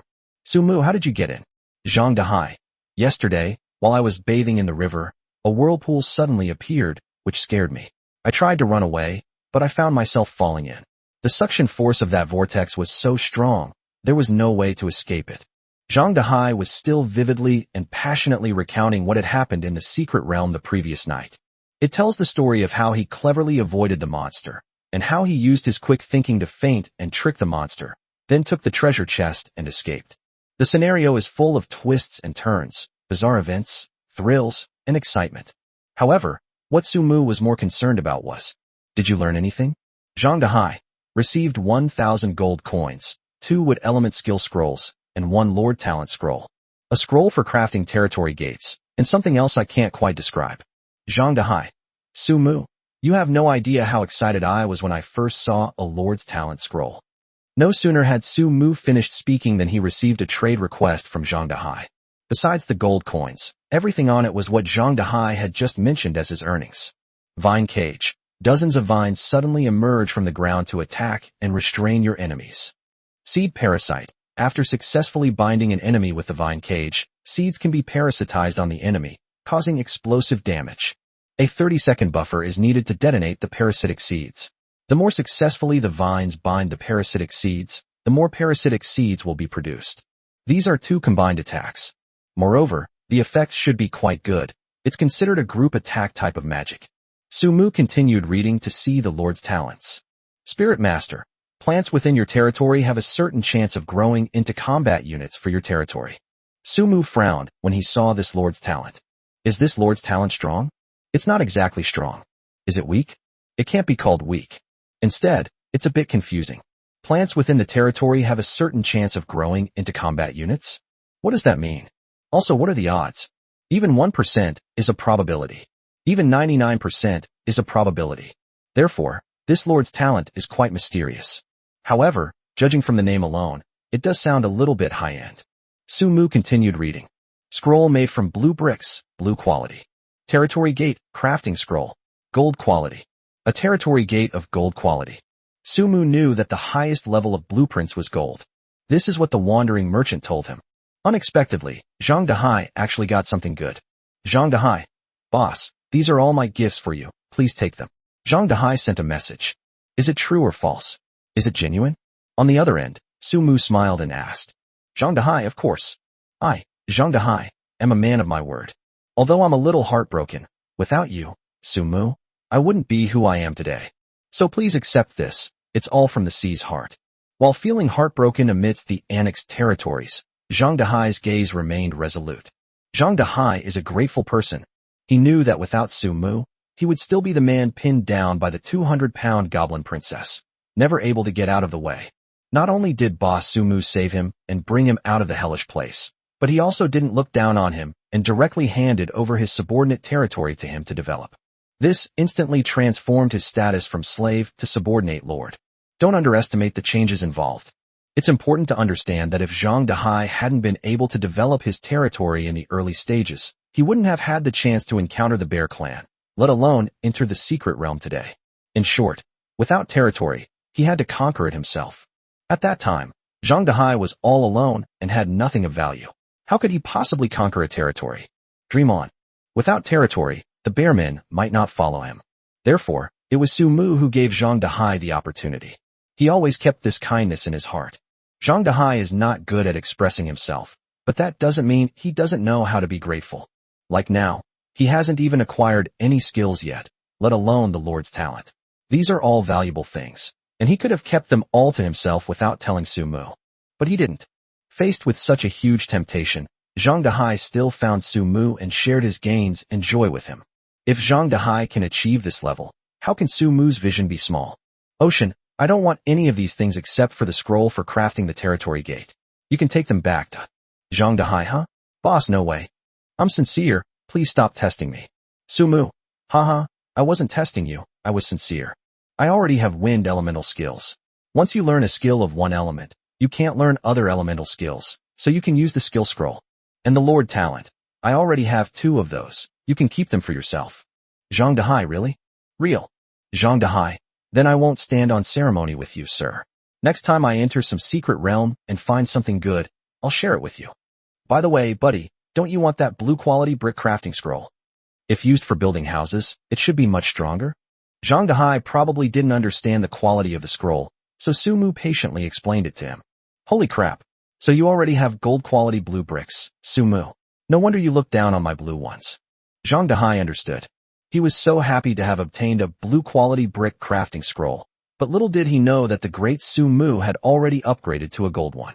The blue brick crafting scroll can only be unlocked within a territory. Our 2 territories are far apart, and transporting gold quality blue bricks is too troublesome. You'll have to make do with the blue quality ones. Once your city walls are up, I'll send you another set of gold quality gates. Transporting them won't be a problem. Or, if you want the city walls to be made of gold quality blue bricks, that's fine too. You'll have to spend some time transporting them to my territory. Sumu sent a message. Thank you, Sumu. Just after finishing her chat with Zhang Dehai, Sumu received another transaction notification. He thought Zhang Dehai had forgotten something important, but when he clicked on it, he found it was Luo Wuxi's. And there are good things there. Chapter 168 Undead Dragon Summoning Scroll. Undead Summoning Scroll 2306. Medium Undead Summoning Scroll 631. High-level Necromancer Summoning Scroll 2. The ingredients here are all from the same familiar recipe. What Sumu found most novel was the following. Undead Dragon Summoning Scroll 1. Undead Dragon Summoning Scroll. Can summon a powerful undead dragon creature. Note, dragons are extremely powerful beings in life, and even after becoming spirits, they retain their former personalities and remain unpredictable. Please use with caution, in case the summoned undead dragon attacks you. This undead dragon scroll is blood red, unlike any of the previous scrolls. After seeing this, Sumu roughly understood. The creatures summoned by the scrolls before largely obeyed his commands. But this undead dragon is different. They might not obey orders, and not only that, they might even attack Sumu. But the dragons. Just from the name, you know it's amazing. Rich lady, you didn't go into the secret realm again, did you? Sumu sent a message to Luo Wuxi in a teasing tone. This time, Luo Wuxi surprised him once again. More than 2,000 undead scrolls, and more than 600 medium-level undead summoning scrolls. This is an incredible amount of money. It can be said that the undead in Sumu's territory largely originated from Luo Wuxi's summoning scrolls. He's almost like a gigolo, benefiting from Luo Wuxi's status as a rich woman. But I have to say, this feeling. It was pretty fun. Luo Wuxi. No, I just cleared one map normally. I was busy clearing maps all day yesterday, so I didn't have time to message you about your territory war. But I know you'll be fine. As the person who has been supplying Sumu with ammunition, Luo Wuxi has a general understanding of his abilities, and she is quite at ease with him. But Sumu definitely didn't know. Luo Wuxi also managed to watch a bit of last night's live-streamed battle. In particular, the scene where Sumu remained calm and composed in the face of danger, calmly and collectedly directing the battle. She saw everything without missing a single detail. Needless to say, she naturally voted for Sumu. This is something you don't even need to think about. Hey rich lady, how about we meet in person? I really don't know how to repay you. Perhaps the only thing I can do is repay him with my body, sigh? Sumu made another cheeky remark. He never expected that his decision to help Luo Wuxi on a whim would result in such a huge reward. Luo Wuxi had already repaid all the favors she owed, yet she still insisted on doing so. Sumu felt a little embarrassed. Luo Wuxi. Haha, meeting in person is probably out of the question. At least not for now.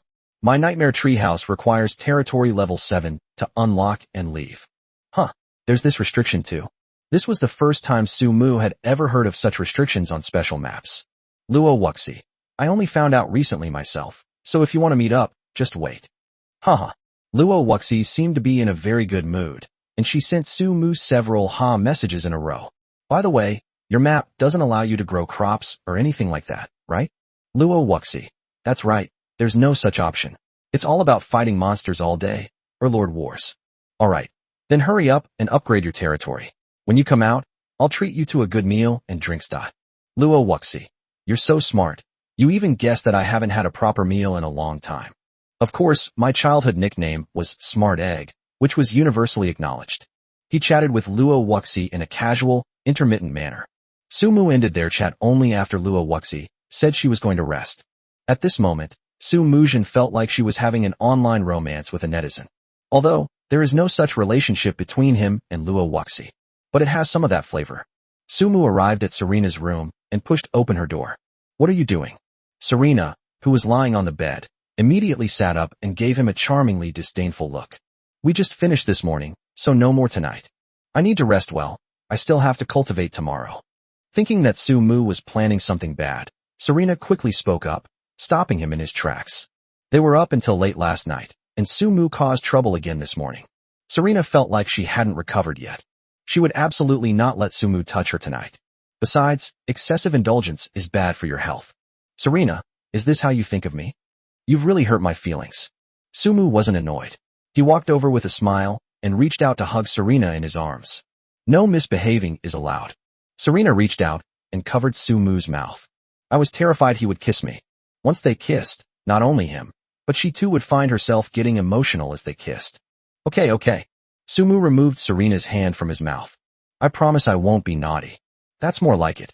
Serena smiled, pursing her lips, and nestled into Sumu's arms. Sumu naturally put his arm around her waist, rested his chin on her silvery white hair, and gently inhaled the fragrance emanating from it, enjoying the tender moment between the two of them. At first, Sumu thought Serena was a rather unapproachable character. But when she took out 500,000 gold coins to thank him, he found a strange cuteness and naivety beneath her aloof and indifferent nature. When Sumu and Serena had sex, perhaps out of self-protection, or perhaps out of fear that Sumu would feel burdened, she said those hurtful words without realizing it. But when Sumu learned that Serena had been captured by Andrew of the City Lord's mansion, he was just as anxious. His damned sense of responsibility wouldn't allow him to ignore Serena. Sumu went to the City Lord's mansion without hesitation and rescued Serena from the heavily guarded area. It was because of these things that they forged a new bond. Serena also agreed to try to make contact with him. In the short time they spent together, Su-mu and Serena's relationship grew stronger and their souls became more compatible. It was only then that Su-mu realized that Serena was a kind person with a cold exterior but a warm heart. She's more kind-hearted than anyone else. Su-mu's love for her grew stronger and stronger. I'm all ready to absorb the holy flame blazing spirit tomorrow. You're not allowed to run around. Serena spoke in Su-mu's arms, patting his chest with her slender hand. Okay, dear Nana, can you do me a favor? Su-mu breathed into Serena's ear and whispered, serious busyness is fine, but frivolous busyness is not. No matter how nicely you call it, it won't work. Serena said. Her cool, beautiful face flushed slightly, and her lip lines softened unconsciously. It was all because of Su-mu's words, my dear little Nana. Chapter 169 Summoning. Dragon Rakears. My dear little Nana. This wasn't the first time Su-mu had used this title. He shouted it many times last night and this morning. At that time, Serena also couldn't help but call him darling. It's like sweet nothings exchanged between the two when they're being naughty. However, in that situation, it's normal to use whatever form of address one would use. Now that Su-mu has called her that so casually, Serena still feels a little embarrassed and shy. Luckily, there was no one around. I'm going to use a scroll of summoning a dead dragon, which is said to be quite dangerous, so I want you to go out and protect me for a while. Su-mu played with Serena's small hand and said, oh, that's it. Serena was somewhat surprised. Otherwise what? Su-mu smiled and looked at her. No. Serena shook her head, her face turning red again. She naturally assumed that Su-mu's ultimate goal was to cause trouble. However, I didn't expect that he actually had something important to ask her for help with. This is very simple. You don't need to come and call me in person. Just have Tao Yao come and call me. Serena said. That won't do. I came here in person to further our relationship and increase our contact, didn't I? The effect won't be the same if Tao Yao comes over. Can Tao Yao call you little Nana? My dear little Nana. Su-mu pulled Serena closer to him, the passionate man showering her with sweet nothings. You don't think that's the only way I can try to deepen our relationship, do you? It could be simpler, you know. Like right now, holding you and talking to you, chatting, sharing what we did today. I know. Serena looked at Su-mu with tenderness in her eyes. She tilted her head up and kissed Su-mu's lips. Honey. Hee, that's more like it. Su-mu smiled. Our little Nana is so quick to understand. She responds on her own without me even having to say anything. After Su-mu finished speaking, he lowered his head and gently kissed Serena's forehead. Let me hold you quietly for a while. Okay, sure. Serena spoke softly. After a tender embrace, Su-mu led Serena to an open space outside. In order to finish quickly and let Serena rest sooner, Su-mu did not summon the undead, but directly used the undead dragon summoning scroll. This time, the dark purple summoning runes didn't appear on the ground, but in the sky. The terrifying spatial force continued to tear, and lightning flashed and thunder roared in the small patch of sky above the territory. Soon, a claw-like shape resembling an eagle's claw appeared before Su-mu's eyes from within the array patterns. Its sharp toenails are black, and its claws are covered with purplish-black scales, like fish scales. The scales emitted a chilling glint, giving off an incredibly hard and sinister feeling. Just as Su-mu was expecting the undead dragon to reveal more of its true form, the dragon claws that had been protruding from the array patterns suddenly retracted. What happened? Serena couldn't help but walk over to Su-mu's side and ask softly. Wasn't the summoning successful? I don't know either, let's see. Su-mu was equally puzzled.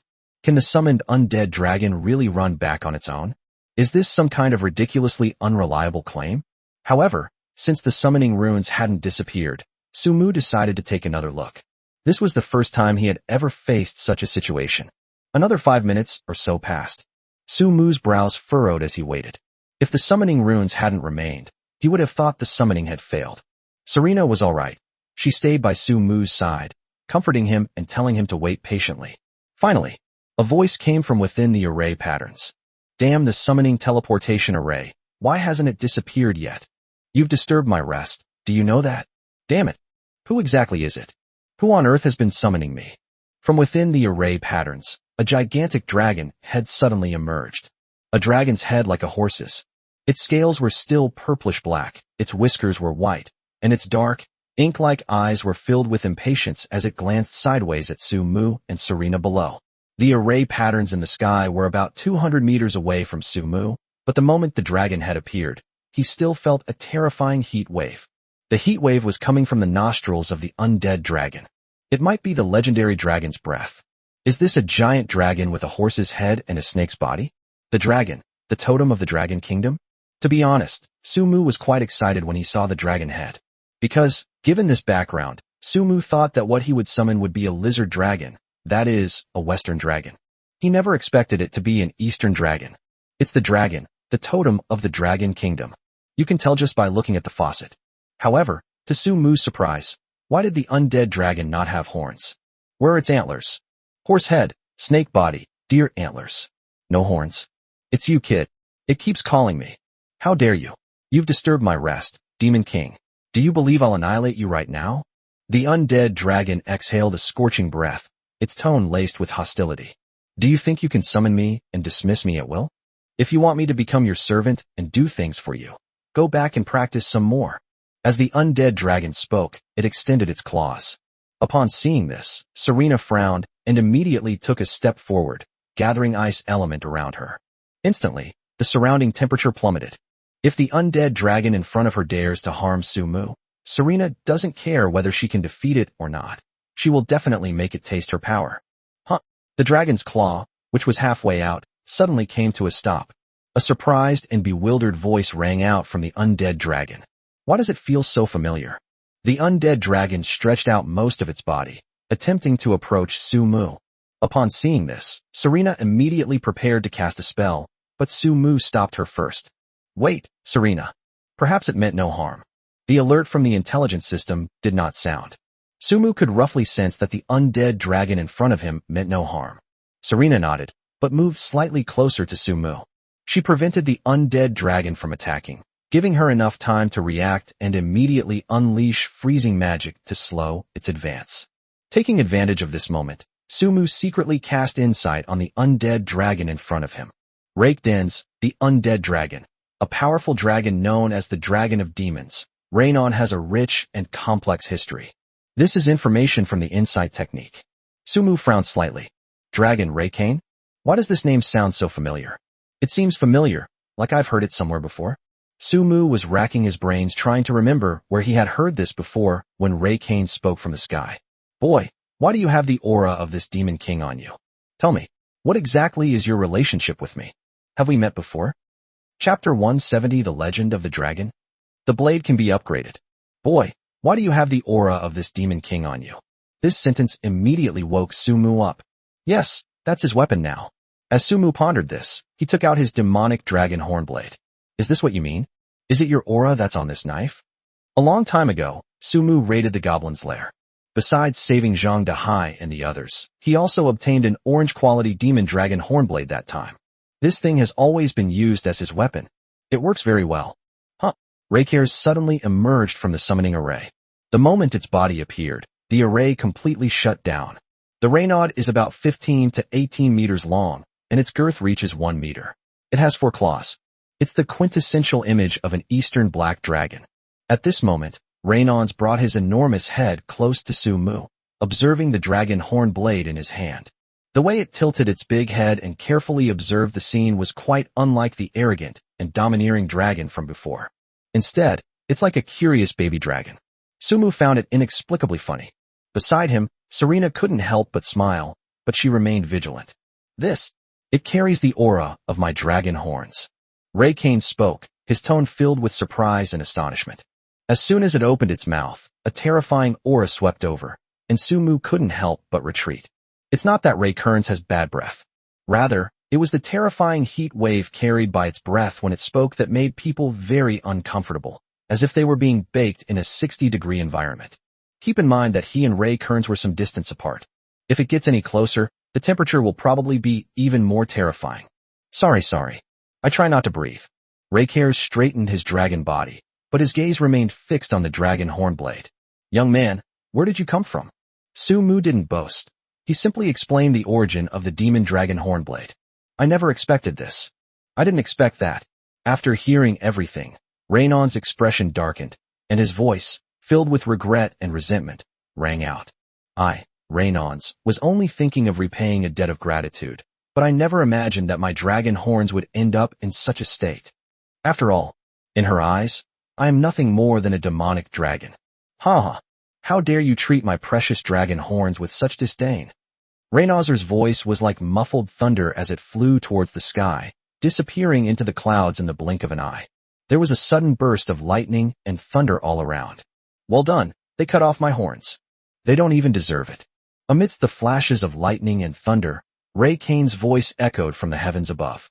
It seems to be venting something? Sumu couldn't understand it either. He simply told Raycares the description of the dragon horn blade, and then Raycares went berserk. Fortunately, Rhaenoz did not destroy his territory. Serena, can you sense how strong Raycares is? Sumu looked at Serena beside him. Ray Kearns is making quite a splash right now.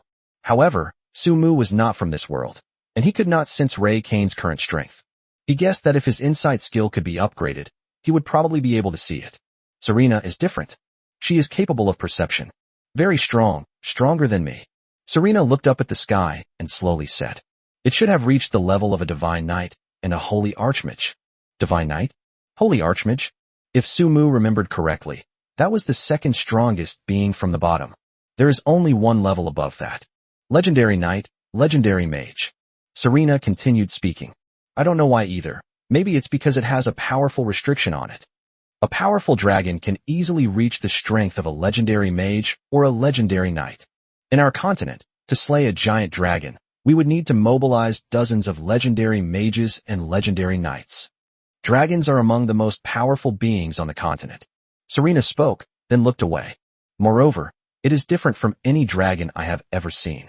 I have never heard of this kind of dragon before, nor have I heard any rumors about the dragon Rhaenons on the continent. It is highly likely that it does not belong to our Dragon Roar Empire, but exists in another region. Sumu nodded in agreement. He could probably understand what Serena was saying. Rhaenod is not a Western dragon. He represents an Eastern dragon and is indeed of foreign origin. Serena had probably only seen lizard dragons or earth dragons, dinosaurs. After a long while, Ray Kearns, having vented his anger, landed back above Sumu. Sumu was also helpless. With Reiki's antics in the sky, the members of its territory probably all know of its existence. Even when Tia, Peach Blossom, Coco, and Coco came out of the house. Even Effia, who rarely leaves her room, surprisingly showed up on her own initiative. Fu Ningyu, who had just joined the group, was also staring at Ray Kanes in disbelief. No, what happened? How come there's an extra dragon in my territory? Was it Sumu who called it? Fu Ningyu was extremely surprised. Young man, since you have a sword made from my dragon horn, it means that we are destined to meet. Go ahead and ask me any questions you have, and I'll answer them. Ray Kern spoke. Its title has changed from kid to young man. I can see that you seem to have many questions. Ray Kearns was right.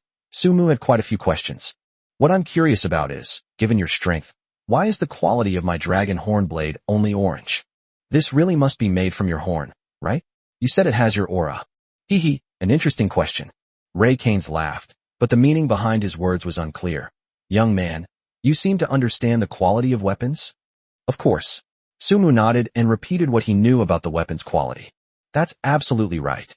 Ray Kanes nodded with satisfaction at his enormous dragon head. Then do you think the knife I, Ray Kanes, make from dragon horns would be an orange, inferior product? No. Sumu said succinctly. I am very satisfied with your answer. Those bastards used despicable means to forcibly defile my dragon horns. Ray Kearns gritted his teeth. I'd better not find out which craftsman made this dragon horn sword, or I'll definitely kill him. No. I want to tear him to pieces. Otherwise I won't be able to quell the hatred in my heart. Ray Kane spoke, his gaze falling on the knife in Sumu's hand. I'm not going to dwell on the past. From now on, I'm going to improve the quality of this knife. Chapter 171. The Dragon Horn Blade Upgrades. Epic Quality. This knife was made from my dragon horn. If the master craftsman who forged this treasured sword is a divine craftsman, then he can easily break through to the level of a legendary craftsman using my dragon horn material. But now, the sword I made from dragon horn is only of orange quality, which only means two things. Ray Kane's voice was deep as he continued speaking. One is that my dragon horn was used by a novice blacksmith for practice, and the other is that there are restrictions inside. Only if these two possibilities were combined could my dragon horn sword be of such poor quality. Today, I'm going to upgrade this demon dragon horn blade. Ray Keynes' gaze fell on the demonic dragon hornblade in Sumu's hand. Sumu understood and handed over the demonic dragon hornblade. A suction force came, and the demonic dragon hornblade in Sumu's hand slowly floated up into the sky. The next moment, Ray Keynes' enormous head slammed into the demon dragon hornblade. In a flash of lightning, Raynon's massive body gradually vanished into the sword's blade. With a loud whoosh, the dragon hornblade flew into the sky. In the cloudless night sky, several bolts of lightning, thicker than a person, struck down, constantly tempering the demon dragon hornblade in midair. Below, Sumu and the others stared in disbelief at everything. That's so cool. Sumu was even more excited. He could foresee to what extent the quality of the dragon hornblade could be improved under such tempering. The lightning lasted for a full 5 minutes. The demon dragon hornblade fell from the sky and slammed into the ground in front of Sumu. Ray Keynes' voice came through. Young man, the restriction has been lifted. I will sleep within the blade for a while. Remember to keep this knife safe. I hope it will be different when I awaken again. Ray Keynes' voice slowly faded away. Sumu was dumbfounded. Goodness, it's already asleep? It's rare to summon such a powerful creature, and before we've even used it to sweep through the surrounding territories, it's gone to sleep? Sumu felt like vomiting blood. But there's nothing that Renaud said is just sleep, and no amount of his opinion can change that. He just doesn't know how long it will take. I'll go up and take a look first. As Sumu spoke, he walked up to the demon dragon hornblade. At this moment, 2/3 of the blade was embedded in the ground, and the exposed part of the blade was still flashing with lightning, as if the previous lightning aura had not completely dissipated. Be careful, there's still lightning up there. Just as Sumu was about to reach out and grasp the demon dragon hornblade, Serena's voice rang out from the side. I know, I'll be careful. After Sumu finished speaking, he gripped the hilt of the knife without any hesitation. Instantly, a tingling sensation spread. Sumu instinctively wanted to let go. But then he thought, what if all the demon dragon hornblades come in this form in the future? Should he still shake hands? Do we still want to use it? Thinking of this, Sumu did not let go, letting the tingling sensation gradually numb his right hand. Are you alright? Serena approached with concern. She was closest to Sumu, so she could clearly see the fine beads of cold sweat on his forehead. Fine. Sumu forced a smile and comforted Serena. Don't worry. Despite saying that, Serena still paid close attention to Sumu's condition. She could clearly see the tiny lightning bolts emanating from his right hand. This was given to Sumu by the demon dragon hornblade. It was generating electricity, electrifying its master. Serena was certain that this was a precious sword recognizing its master. On the continent, some divine weapons automatically choose their own masters. Especially high-quality weapons, if they contain a spirit, the spirit will choose its own master. Serena knew that the process of recognizing a divine weapon as its master would be difficult. To gain its recognition, one had to withstand its trials. Thinking of this, she didn't try to stop Sumu from persisting, but instead searched around for Tao Yao's whereabouts. A terrifying stinging sensation shot through Sumu's palm as it touched the hilt of the knife. Because of Lei Mang, he was somewhat numb, but the pain was still there. Sumu could even smell the faint aroma of roasted meat, and he could feel the flesh on his hand pressed tightly against the knife handle. The knife was sucking his flesh and blood. The barbecue flavor is his creation. Damn it. It's just a knife. Surely Sumu can conquer it? Thinking of this, Sumu tried pulling it out. So heavy. Sumu could clearly sense that the weight of the demon dragon hornblade had increased by more than 1 level compared to before. If the previous demon dragon hornblade weighed around 30 jin, approximately 15 caddies, the current demon dragon hornblade weighs at least 200 jin, approximately 100 caddies. It has a similar effect to the heavy sword on a knight's back. However, the blade of the dragon hornblade was as black as ink, and the hilt, like the scales on Raycare's body, was a dark purple. The blade looks much the same as before, but the weight has changed dramatically. With a loud roar, Sumu endured the pain and pulled out the demon dragon hornblade. The more you pull it outward, the more violently the lightning bolts on the hilt flare. Sumu was enveloped in terrifying lightning, creating a terrifying and eerie aura. Finally, the demon dragon hornblade was completely pulled out, and Sumu held it high, his right hand still trembling violently. The dragon hornblade has been chosen as its master. With the system notification, the lightning bolts on Sumu's body completely disappeared. What didn't disappear was the part on the hilt of the knife. It seems that the thunderous energy will not completely disappear. It should be an inherent part of the sword. Sumu raised the demon dragon horn blade in front of him, and a terrifying cold light flashed from the dark blade. The cold light gave Sumu the illusion that he could easily split the golden quality blue brick house in front of him in two. Of course, Sumu wouldn't do that. What if he really split it open and ended up sleeping outdoors tonight? He didn't care, but with so many women, he couldn't let them all sleep outdoors, could he? Sumu suppressed the impulse in her heart. This shows just how terrifying the confidence the dragon hornblade gives him in his current state is. Sumu couldn't wait to start checking the quality of the demon dragon hornblade. Dragon hornblade, Raycanth, epic quality mastered, Sumu. The story of the dragon hornblade, a treasured blade forged from the horn of the infamous dragon Raycanth. For unknown reasons, this sword had once fallen to orange quality. Now, after being personally tempered by Ray Canes, its restrictions have been broken, restoring 2/3 of its power. Power of the undead dragon. This sword contains the undead dragon Raycanth, who has become its spirit. The more souls fall, the higher the sword's level will be. Distance to next quality, 0/100000. Power of the thunder dragon. Because Raycanth is a powerful thunder elemental dragon, after becoming the sword spirit, it endowed the demon dragon hornblade with terrifying thunder elemental power. All attacks using this sword will be imbued with lightning attribute, and have an 80% chance to paralyze the target for 5 seconds. Chapter 172 The Spirit Binding General. Peach Blossom will accompany you.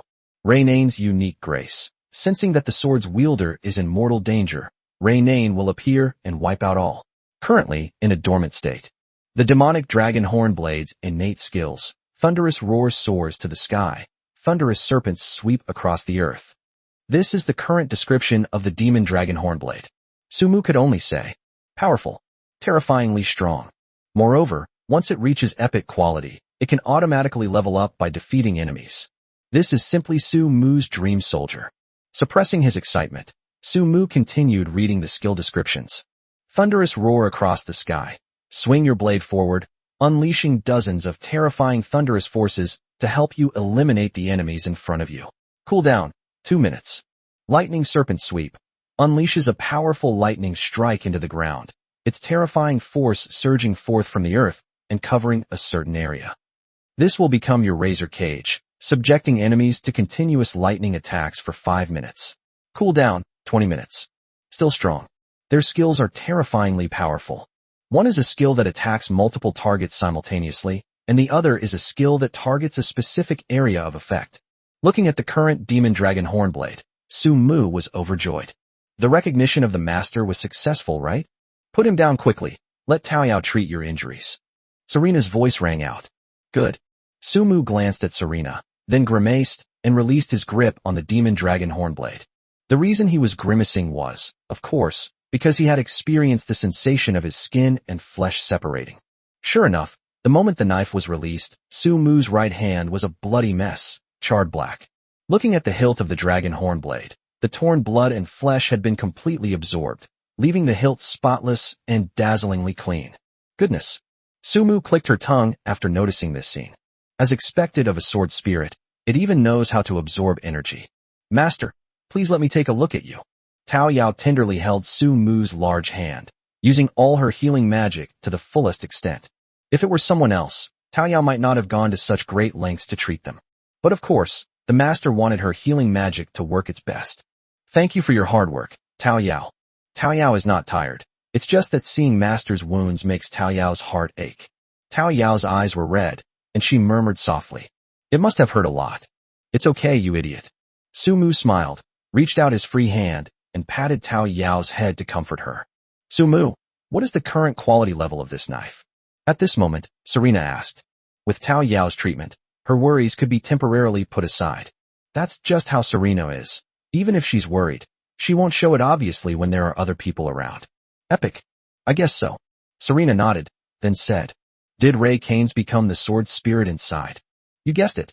Sumu glanced at her with some surprise. Right? Serena explained. The process of you drawing your sword just now was actually the process of the demonic sword recognizing its master. On this continent, only weapons of epic quality or higher can recognize a master. Besides that, there also needs to be a sword spirit inside. Your weapon meets both conditions. Smart, Sumu exclaimed. Serena is indeed knowledgeable and well-traveled. Sumu's knowledge has increased once again. After absorbing the holy flame blazing spirit tomorrow, you can use this sword more often and try to adapt to it as soon as possible. It will be a great improvement for you. Are you going to wait until tomorrow?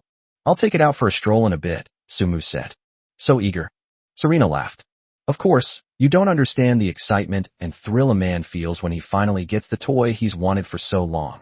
Sumu's feeling upon obtaining the Demon Dragon Hornblade was like a man's feeling upon obtaining a 4090 graphics card and playing Dark Horse. With such a precious sword in hand, how could he possibly remain calm? He needs to go out and show off a bit before we talk. Then I'll go with you. Serena made the suggestion. You should rest well. You need to resume your cultivation tomorrow. I can manage on my own. All right then, be careful. Tao Yao glanced at her master, then at her sister Serena. Finally, she pursed her lips and said, Master, let Tao Yao stay with you. Seeing that Sumu and Serena were both looking at her, Tao Yao hurriedly explained. If Master gets injured outside, Tao Yao can help him heal, right? Going out with Tao Yao is also a guarantee. That makes sense.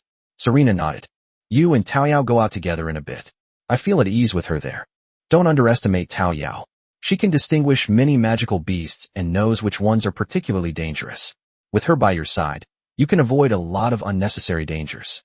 Oh, Tao Yao has such an ability. Sumu was somewhat surprised. He really didn't know unless Serena told him. Otherwise, do you think my little peach blossom traveled all that way to find me and avoided any danger? Serena said, affectionately reaching out to pat Tao Yao on the back of the head. Tao Yao nodded contentedly. Finally, someone has acknowledged Tao Yao's abilities. Tao Yao was very happy and excited, but she still pretended to be calm. All right, then I'll go with Tao Yao. Since Serena had said so, Sumu did not refuse. Even if he has a huge bug in his intelligence system, he is also capable of recognizing various dangers.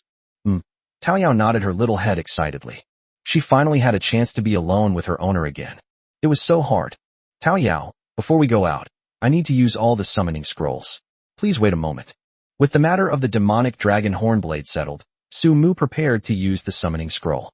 Use it sooner, level up sooner, and improve sooner. Sumu always prioritized this matter. Master, go ahead, Tao Yao will wait for you. Tao Yao obediently squatted on the grass to the side, waiting silently. She was as well behaved as a kitten. Sumu smiled and began to summon. It's still the same old three-piece set: Skeleton Soldier, Skeleton Mage, and Skeleton Archer. The medium undead summoning scroll summoned quite a few skeleton earth dragons, and it seems that Sumu's Dragon Knight army will be able to be formed soon.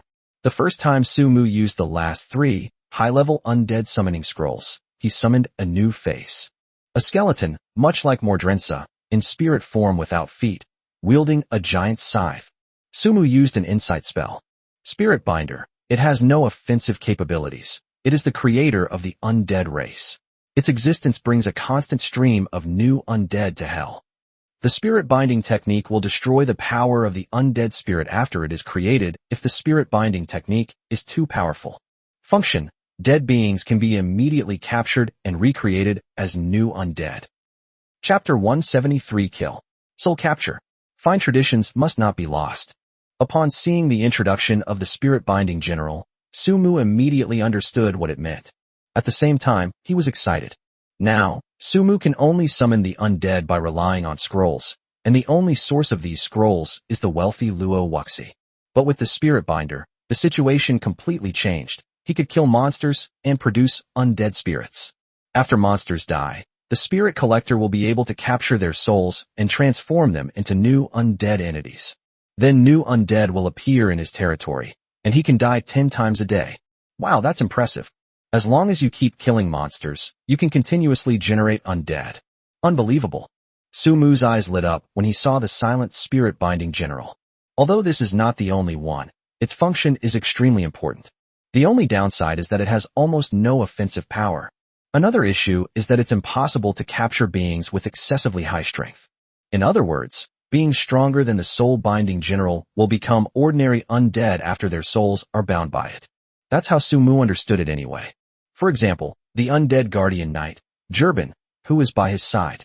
If his power as a supreme knight were to be captured, he would become an ordinary undead.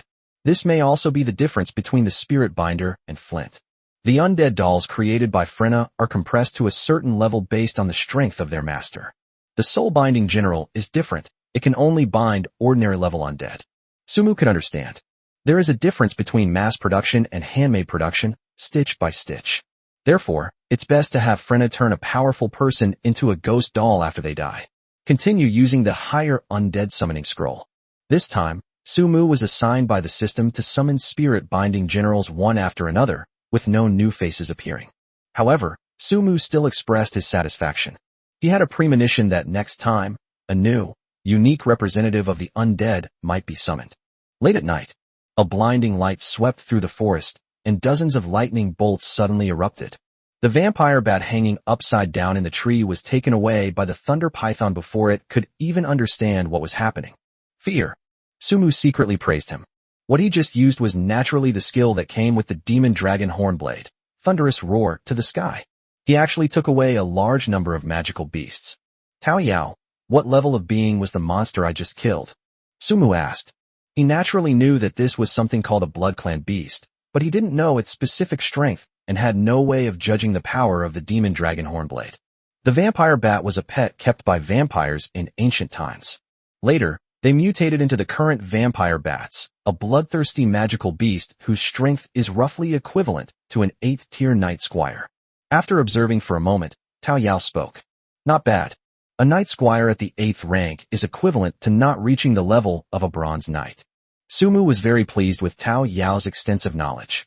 That's right. But master, you probably killed 50 or 60 vampire bats in one strike. Their overall strength is something that even 1 or 2 gold knights would find difficult to deal with. Tao Yao surveyed the corpses on the ground and began to explain. That's nothing. It was just a sneak attack. Sumu waved his hand. No, master. Tao Yao shook her head. The vampire bats have very poor eyesight. They rely on hearing to locate objects using sound waves. They most likely spotted us a long time ago, and they were just on the offensive, yet they still couldn't withstand your attack, master. It wasn't a sneak attack, it was just that you were really good, master. It has to be said that Tao Yao's words were really sweet.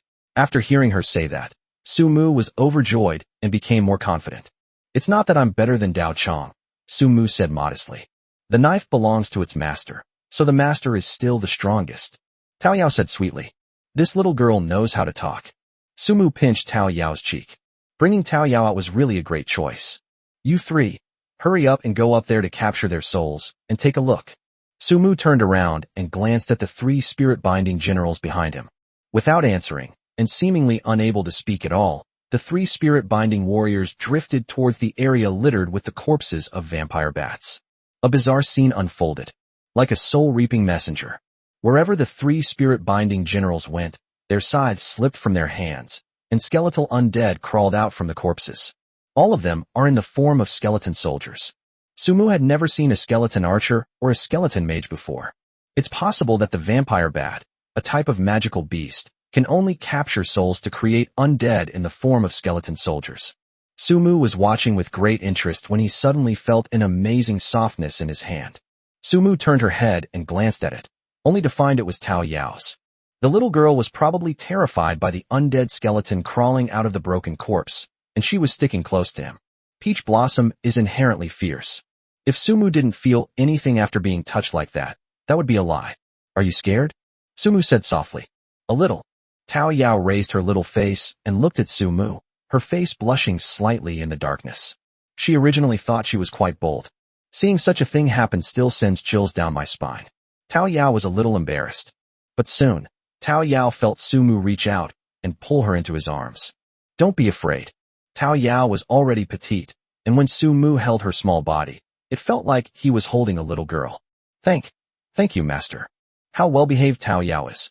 I was even hugged, and I still have to thank him. Sumu smiled to herself. By the way, master, you can go. Tao Yao suddenly raised her head. Little did she know that when she lifted her head, her cat ears bumped into Sumu's nose, causing a tingling sensation, and Sumu couldn't help but sneeze. I'm sorry, master. Tao Yao knew she had caused trouble. She quickly apologized and shrank back slightly. Tao Yao didn't do it on purpose. It's all right.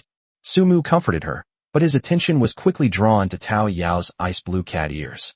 Previously, Sumu especially liked to touch Venschen's tail, ears, and the like. How could such a fine tradition be forgotten when it comes to Tao Yao? Absolutely not. Fine traditions must be inherited. Tao Yao, may I touch your cat ears? Sumu couldn't help but boldly make her unreasonable request. Huh. Tao Yao was clearly taken aback by this sentence. But the little girl quickly realized what was happening. She hurriedly lowered her head and stammered. Tao Yao belongs entirely to the master. Master, I'll do anything you want with Tao Yao. Just don't mention touching my ears. Then I can touch it, haha. Sumu raised his hand. Tao Yao responded softly. Sumu reached out and pinched Tao Yao's ear. They're soft, just like Vincent's fox ears. Sumu tugged and rubbed it, marveling at the cat-eared girl's amazing abilities. But soon, Sumu noticed that Tao Yao's cat ears, which had been drooping, suddenly stood up. Chapter 174 Army Stationing. Intelligence Gathering. Tao Yao, what happened to your ears? Sumu exclaimed in surprise. He was truly astonished by what he saw. Both are ears, so why does Winsty's not? But Tao Yao suddenly pop up? Master, our clan has very sensitive ears.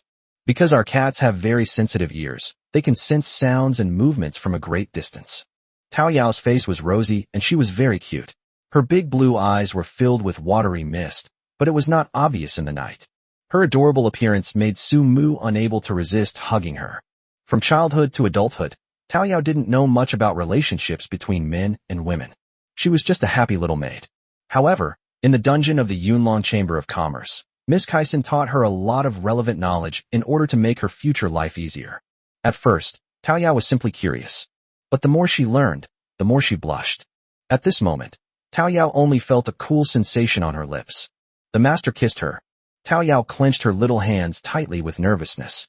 5-star danger intelligence. There is a military presence in an open area 20 kilometers ahead, threatening your territory. Intelligence alert. The army comes from the Tianlong City Lord's Mansion, currently numbering 5,000, and seems to be plotting something terrible. Intelligence analysis. A large number of troops are arriving. Please be vigilant and take precautions to prevent uncontrollable situations from arising in the territory. Just as Sumu was about to savor Tao Yao's little mouth, a notification from the intelligence system sounded in his mind. Slightly disappointed, Sumu immediately released Tao Yao, frowning as he began to analyze the information system's prompts. People from the City Lord's Mansion of Tianlong City have arrived? Army? Or is it a large force of 5,000 people? Have I been exposed?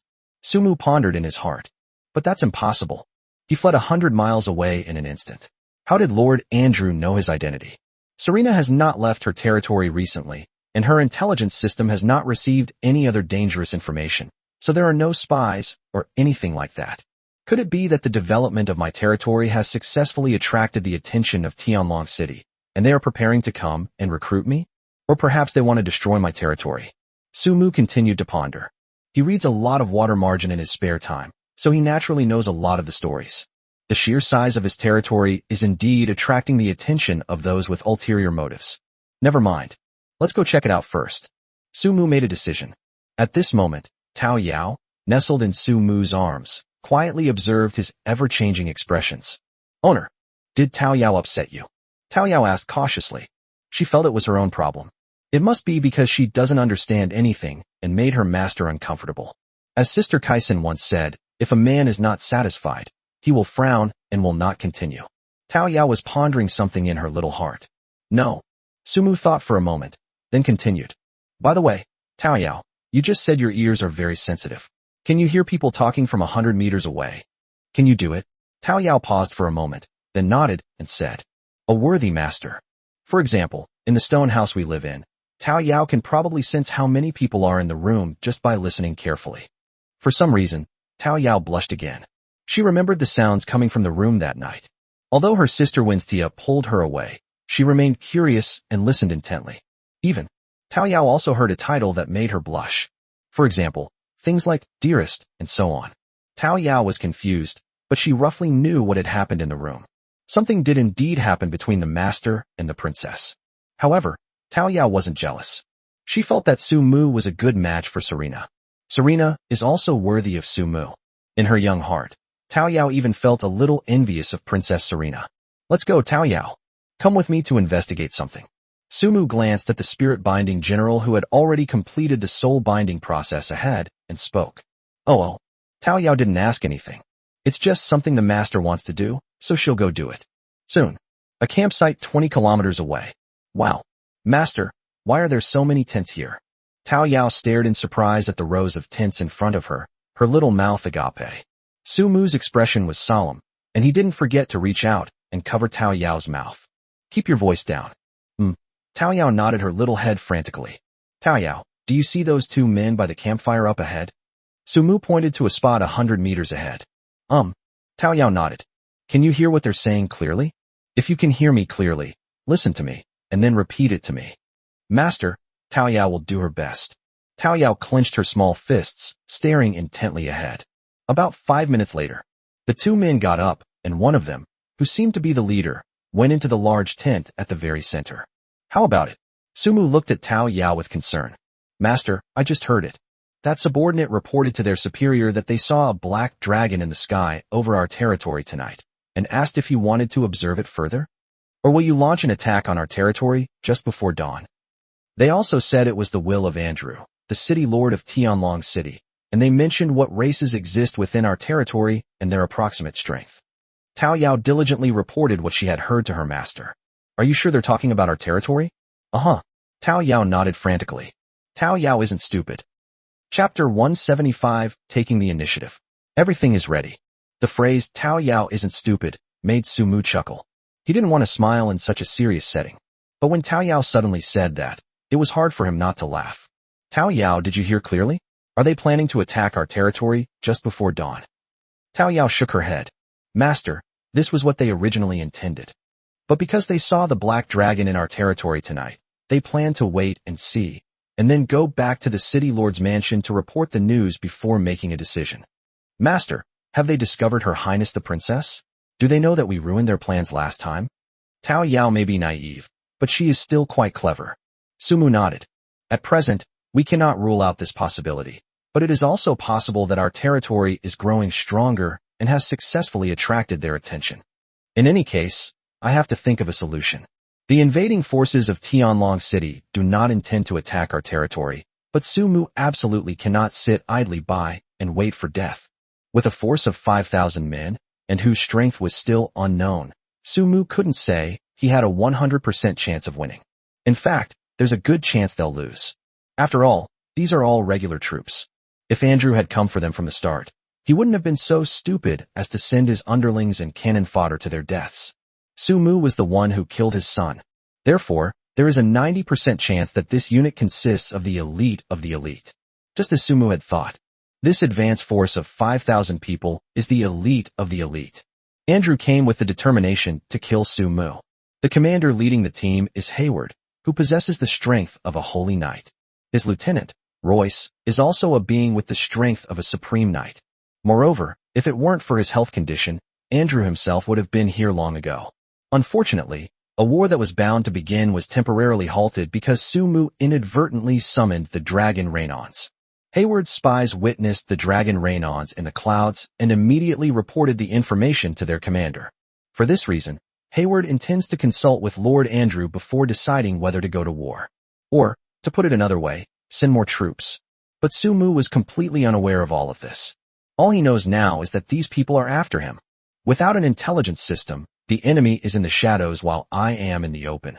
I am in grave danger. But now, I am in the shadows, the enemy is in the light. It is their time to be in danger. A sharp glint of intelligence flashed in Su Mu's eyes.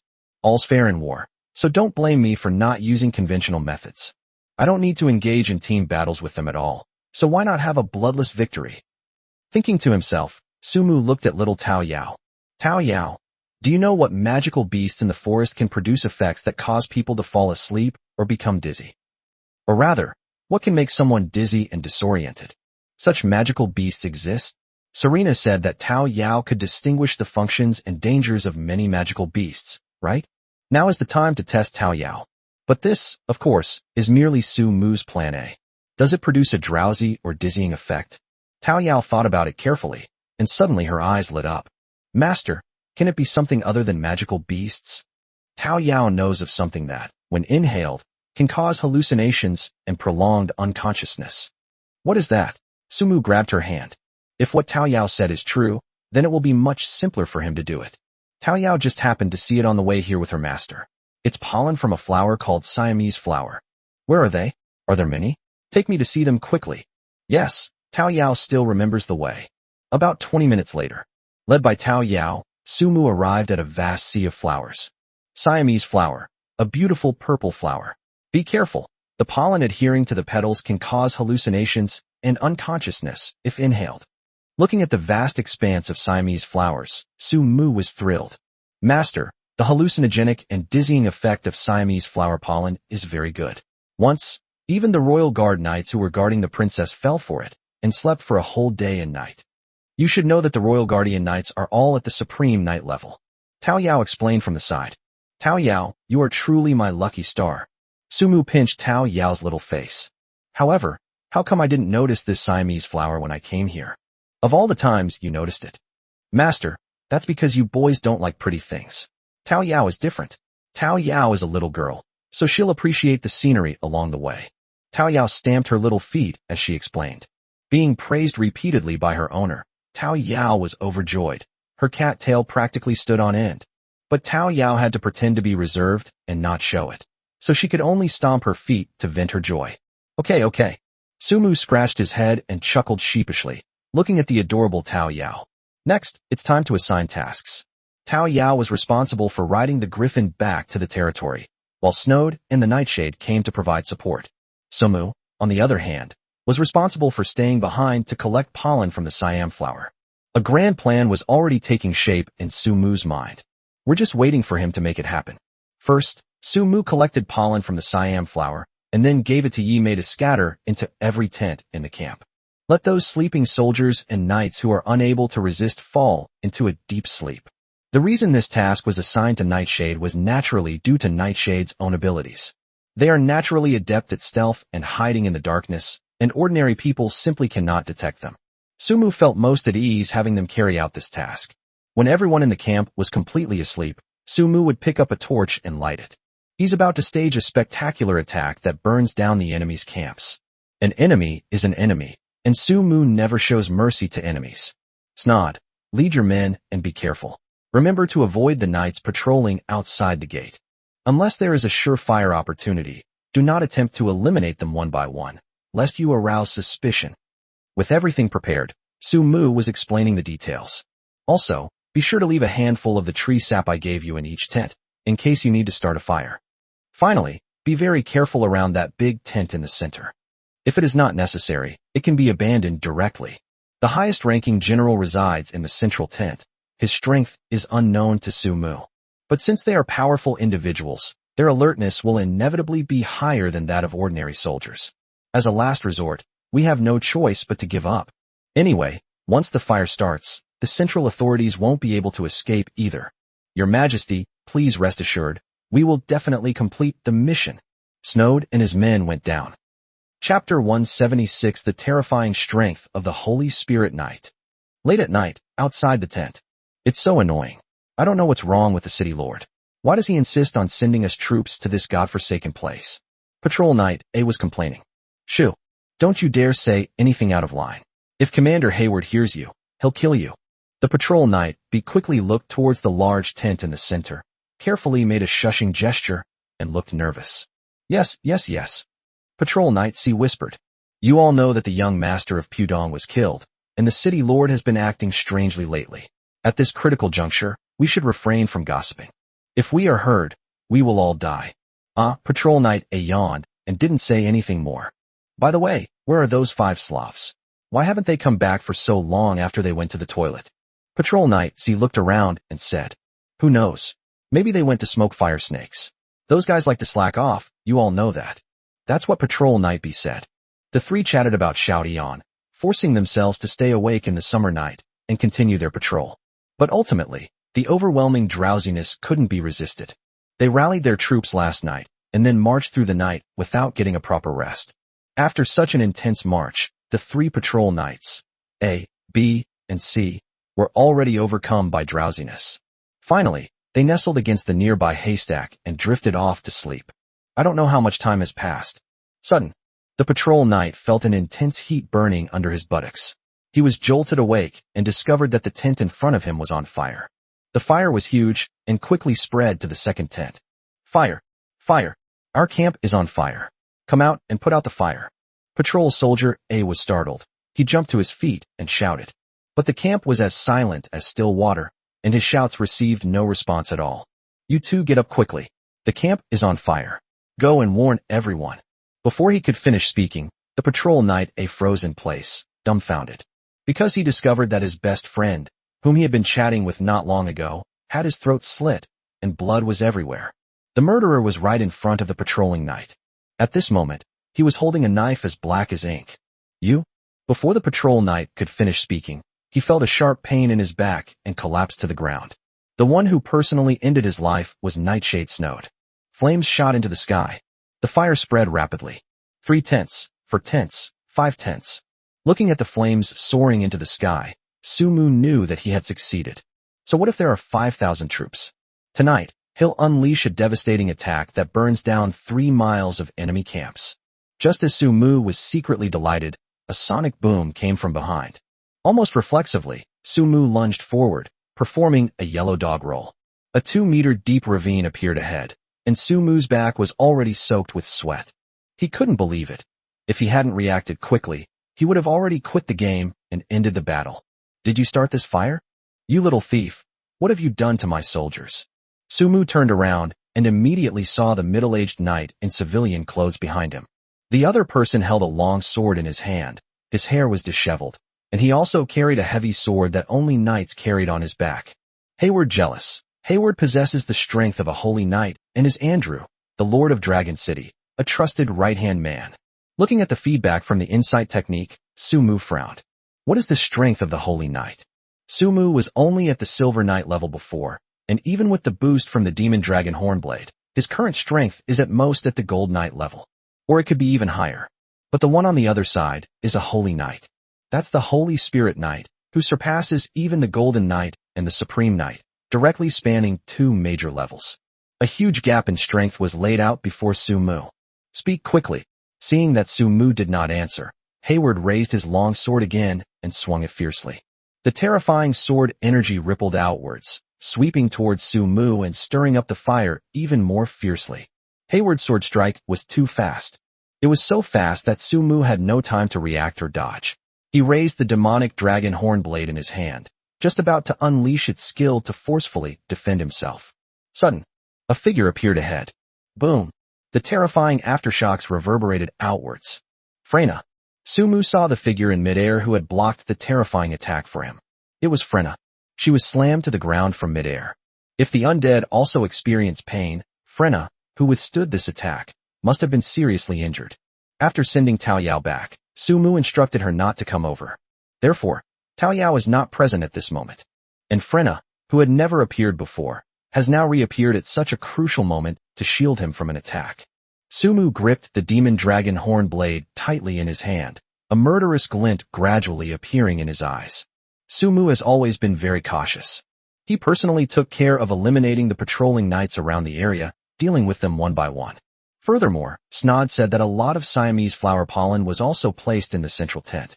Unexpectedly, the pollen from the Siamese flower had rendered the entire camp unconscious, seemingly having no effect on Hayward. It seems that war is inevitable. Undead. Hayward frowned. To associate with the dead is no good either, Hayward said, grabbing his sword and rushing towards Sumu. The knight wasn't riding a horse, so he didn't have a significant speed advantage. But Hayward wasn't wearing armor weighing 200 or 300 pounds, so his speed was naturally different. Stealth attack. Sumu was the first to use his skill. As Hayward watched the figure disappear from the spot, he suddenly froze, searching and sensing his surroundings. Suddenly, he thrust his long sword forward with a fierce roar. A mere trick, yet you dare to show it off. The next moment, Hayward's expression froze, because his sword missed its mark. Sizzle. Lightning suddenly appeared. Behind Hayward, Sumu's demonic dragon hornblade was right in the middle. But what shocked Sumu happened. When Sumu's dragon hornblade struck Hayward, it only penetrated 3/10 of the way into his skin, failing to completely injure him. This is the demon dragon hornblade, an epic quality weapon. Concealing the shock in his eyes, Sumu quickly used his skill. Thunder roared across the sky. A terrifying burst of lightning sent Hayward flying, directly overturning the tent that had just begun to burn in front of him. The Demon Dragon Hornblade has an attribute called Thunder Dragon Power, which has an 80% chance to paralyze an enemy for 5 seconds upon successfully hitting them. Sumu triggered this attribute, and without hesitation, he used his most powerful skill to date. Good lad. With the strength of a mere gold knight, you actually managed to hurt me? Hayward slowly stood up from the ground. His clothes were charred and stained with blood in some places, making him look rather disheveled. Hayward's eyes were filled with murderous intent as he looked at Sumu, yet also with a hint of admiration for his talent. If you weren't my enemy, I'd really like to take you as my disciple. Now die. Hayward drew his greatsword from his back and slammed it to the ground. The energy waves that rippled outwards caused the earth to shake violently. Holy light. As soon as Hayward uttered the word Hayward, dozens of dark shadows suddenly appeared around him, rushing towards him like moths to a flame. It's Nightshade. A glorious achievement. Boom. A blinding energy wave swept out. All the nightshades were blasted away. Moreover, the fire that was raging just moments ago has now been largely extinguished by the aftershocks. Let's see who can save you. Hayward drew his greatsword. Sumu was already preparing to unleash his most powerful protective charm, the blessing of the Lord of the Abyss. Only, suddenly, a deep chasm, like an insurmountable chasm, appeared in the sky. Chapter 177 Mysterious Girl. Slay Hayward. Who is it? Hayward stopped in his tracks, frowning as he stared at the spatial rift in the sky. Not only him, but Sumu also looked up at the sky with curiosity. From within the spatial rift, a pair of delicate white feet stepped out first, followed by a graceful figure. She is a girl with snow-white wings on her back. She looked young, with an exquisitely beautiful and frosty appearance, standing in the sky like a saint. It gives people a cold feeling that can only be admired from afar and not profaned up close, and is extremely sacred. Malor. Not human. Below, Hayward muttered something under his breath, his brow furrowing even more deeply. As for Sumu, he only felt a strange sense of familiarity with the girl in the sky. I feel like I've seen this somewhere before. Just as Sumu was about to use his insight technique, the girl in the sky suddenly fixed her gaze on him. With just one glance, Sumu felt his whole body stiffen. The girl had somehow created a terrifying pressure on him, rendering him unable to move, and cold sweat instantly appeared on his forehead. The last time Sumu had this feeling was when he was facing the witch Yuliloa.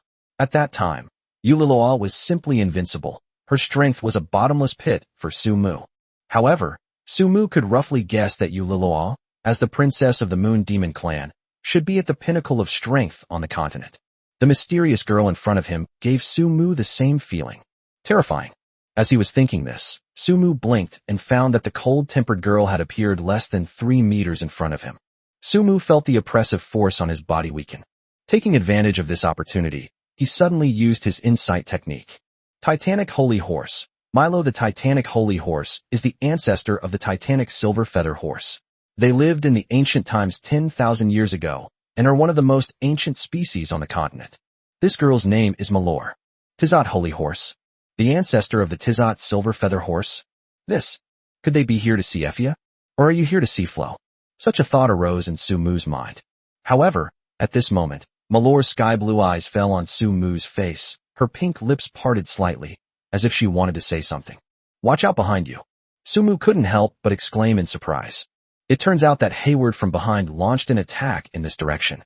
A terrifying silver light swept across. Even without Sumu's prompting, Malor had already sensed it. Without turning her head, her wings suddenly flapped. Boom! A gust of wind formed a wall behind Malor, perfectly blocking Hayward's attack. What?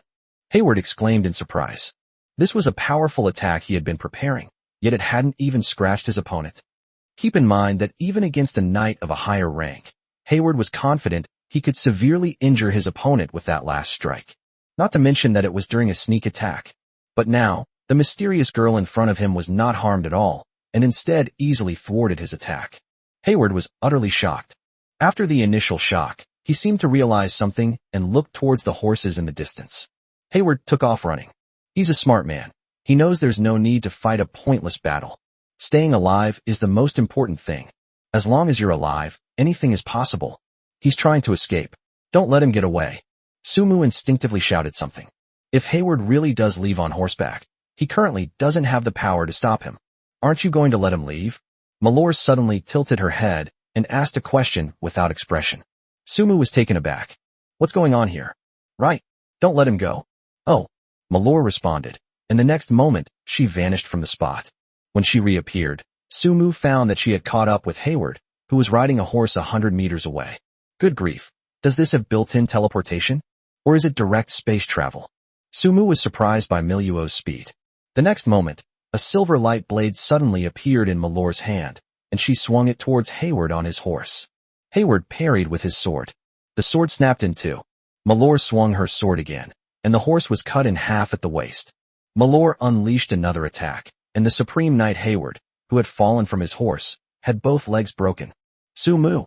Powerful. That's incredible. This girl named Malor is terrifyingly strong. This intensity felt to Sumu far surpassed the shock he felt when he first met Ifia. That's right, when she first met Ifia, she easily killed the River King Catherine. But what is Catherine's strength, and what is Hayward's strength? Moreover, Sumu could clearly sense that the girl named Malor in front of him was indeed stronger than Ifia. You can feel it. Just then, Malor returned carrying Hayward and threw him in front of Sumu. Seeing Hayward lying there like a dead dog, completely powerless to resist, Sumu didn't hesitate to pick up the demonic dragon hornblade and slash at his throat. Hayward is dead. He never imagined that, as a holy knight, he would die in such a humiliating and pathetic way. He still died at the hands of a foreigner whose strength seemed to be only that of a gold knight. To be honest, Hayward misjudged the situation. When he first saw Malor descend from the sky and walk towards Sumu, he assumed they knew each other and were teammates. Therefore, he decisively launched an attack, hoping to end the battle by surprise. He died without ever knowing that Sumu and Miluo were complete strangers. It was their first meeting. However, more than anything else, Sumu wanted to know why Malor was helping him. Why are you helping me? Help you? Malor looked at Sumu, her expression remaining calm. Was that just now? Yes, that's right. Sumu nodded. He guessed that it must be because he had some of Ifia and Flo's scent on him that Malor found him. To a large extent, they are not enemies, but they can't be called friends either. So this is what helping out means. Malor suddenly said. Her words silenced Sumu. Goodness, it seems even Malor herself doesn't know why she helped him. Is she just kind-hearted? Or perhaps it's simplicity taken to the extreme. If you're really that naive, don't blame me for using my ultimate deception skills. Sumu secretly chuckled to herself. You know where Flo and Effie are, right? Release them. Malor spoke. The way she spoke was still in the same style as her. What is your relationship with them? Sumu asked. Sister, brother. Malor's answer was still concise and to the point, without saying a single unnecessary word. Ifia is with me. That's true. I can introduce you to her, but I don't know anything about Flo. Sumu replied. Chapter 178. One wave subsides only for another to rise. But you smell like Flo. Malor sniffed her delicate nose and said. Sumu was puzzled. Effia said he smelled like Flor. Malor also said that he smelled like Flor. The problem is, he's only been in contact with Flo a few times, so how come the smell is so strong? Does Flo smell bad? The flavor is so strong? It's been so long, and it still hasn't dissipated? Even if you don't take me, I can find it myself. Seeing that Sumu lowered his head and did not answer, Malor made a move to fly into the sky. Hey, wait a minute. Sumu grabbed Miluo's little hand. Hiss. This smooth, cool texture. The key is not the coldness, but the smoothness. Wait a minute, I haven't finished yet. Su Luo explained. If you're looking for Effia, I can take you to see her, but I really don't know where Flo is. I released him not long ago, and Effia saw it with her own eyes. If you don't believe me, I can take you to Effia, and you can ask her directly. As Sumu spoke, he secretly squeezed Miluo's little hand tightly. He didn't pinch her to take advantage of her. He wasn't that shallow. He was testing Malor's character to see if she was as innocent as Effie. Effia was like that. No matter how much you hugged her or held her hand, she didn't react at all. It seems that in her world, there is no such thing as men and women not touching each other. Compared to Winstia and the others who blush at the slightest touch, Sumu thinks it must be due to their living environment. In the environment where Ifia and her friends lived, there must have been very few men and things related to love. If Malor also doesn't react, it proves that she probably hasn't left the human world either. In terms of simplicity of personality, she's probably on par with Ifia. Sumu has figured it out. Malor showed no reaction to his pinching motion. She simply glanced down and then spoke. Okay, take me to her. Okay, Sumu released Miluo's little hand. But before that, I need to take care of some important matters. Please wait a moment. Besides, Effie is probably still sleeping right now. Sumu picked up the demonic dragon horn blade in his hand and glanced at the tent still burning. The fire has shrunk considerably. However, some tents had not yet been completely burned, so Sumu naturally needed to go in and find out their fates himself. Incidentally, he also allowed the spirit-binding creature to capture souls and use them for his own purposes. This is a large number of undead units. We absolutely cannot waste them. Moreover, there are nearly 2,000 horses nearby, which also bring in a significant amount of income. If the fire hadn't scared away so many horses, Sumu estimated there would have been even more. After finishing everything, it was already getting light. Sumu stretched and couldn't believe he had stayed up all night. But no one was happier than him when the crisis in the territory was over. Sumu felt a great sense of accomplishment. Can you take me to find Effia? Suddenly, Malor's voice came from above, and Sumu looked up sharply. On the tree above his head, Malor was sitting, her little feet swinging casually. At this moment, she was not as cold as before, but more like a young girl who matched her appearance and age. However, Sumu looked down and saw clearly what was under her long skirt. My heart is racing, and my nose feels dry and tingly. Sumu felt a surge of blood and chi. Malor wasn't wearing any undergarments. Normally, this wouldn't be a problem, since the skirt is long and no one would notice. But she's up in a tree right now. Oh no. Sumu didn't want to think about anything inappropriate. He wanted to be a righteous person. But in this situation, how could he not have some wild thoughts? He was also wondering if Ifea was the same way. Is this true for their entire clan? Fortunately, Malor jumped down from the tree the next moment. She probably didn't realize this. Sumu could only cough tactically and take a deep breath. Get ready to go back. I'll take you to see her. Good. Just as the two were about to leave, Sumu's mental intelligence system notification sounded again. Urgent, uncertain intelligence alert. Urgent, uncertain intelligence alert. 3 rapid notifications in a row sent a jolt through Sumu, and he knew something was wrong. This notification sound has only appeared once, and that was when Yulilua led the demon army to attack. What is it this time? Could it be another big shot from the Skyspin Silver Feather Horse clan? Danger alert. Princess Yulilua of the Moon Demon clan will arrive here in 30 seconds. The intelligence system beeped again, giving Sumu no time to react. It's Yulilua again. Damn it. Is he going to be leading a massive army again? Sumu clearly remembered the harsh words Yulilua uttered when she left. Next time we meet, I'm going to gouge out your eyes and cut off your tongue. This princess will return. Sumu kept these harsh words in mind. In the open space ahead, the rift belonging to the teleportation space reappeared. Just like when Yulilu first appeared, the scale of her presence was still enormous. Malor blinked, looking on curiously. There wasn't a trace of fear on her face. She was simply curious about who had come. Completely different from Sumu's solemn and serious state of mind. Yulilua has appeared. She stood there in the open space not far from Sumu, staring straight at him. That murderous look sent a chill down Sumu's spine. Does this woman really hate him that much? He didn't do anything to her. Sumu rolled her eyes, feeling a little relieved. This time, Yulilua did not bring any of her subordinates with her. As long as the thousands of moon demon warriors are not around, Sumu still has some confidence. Not to mention, he has a little cutie standing next to him right now, Milo. Thinking of this, it wouldn't be too much for Sumu to puff out his chest, would it? He looked back into Yulilua's cold and menacing eyes. Yulilua's beautiful brows furrowed slightly. She took Sumu's reaction as a provocation and was very dissatisfied. I told you I would come back to find you. You haven't forgotten, have you? When Yulilua spoke, her voice was devoid of any emotion. Who are you? Sumu crossed her arms and spoke in a flippant tone. I'm busy managing my territory every day. Who remembers who you are? You? Yulilu gritted her teeth, her emotions finally showing a slight fluctuation, but she quickly let out a cold laugh. Still as sharp-tongued as ever. But today, you don't seem to be as lucky as before. As Yulilua spoke, her gaze fell on Miluor. She examined her carefully for a moment, then looked away and returned her gaze to Sumu.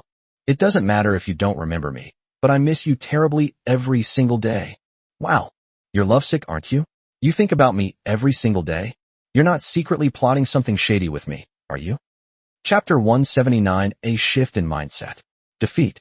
Sumu wore an exaggerated expression of surprise as he continued his mental and verbal attacks.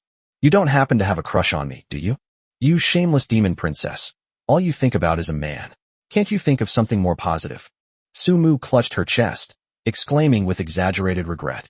Well, I'll give you a chance since you think so much about me, and you're such a beautiful woman. If you confess your feelings to me, I'll agree to be with you.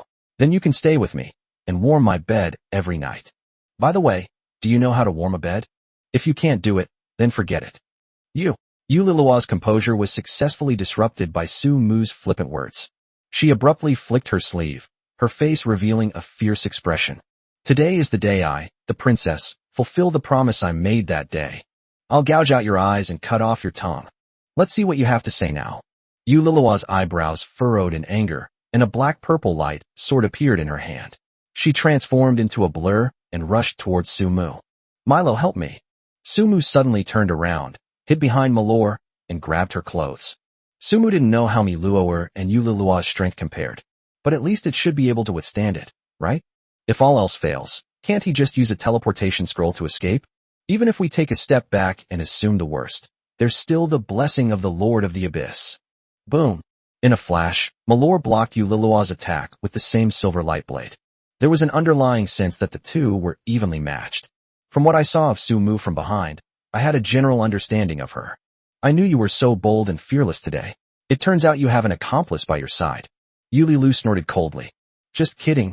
I've always been this brave. Didn't I drive you crazy last time? Su Mu peeked half his head out from behind Malor and continued to mentally output. Yu Lilua did not answer Su Mu, but looked at Milior. I remember that your Sky Shuttle Silver Feather Horse clan now resides in Holy Spirit Roya, don't you?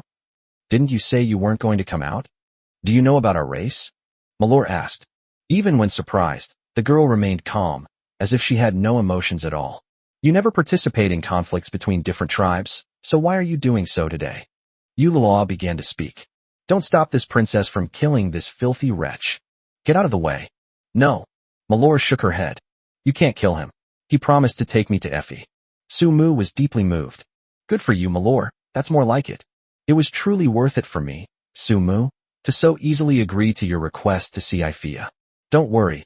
I'll agree to your wish to live in the territory with Effia forever, let alone see her. Just because of what you just said.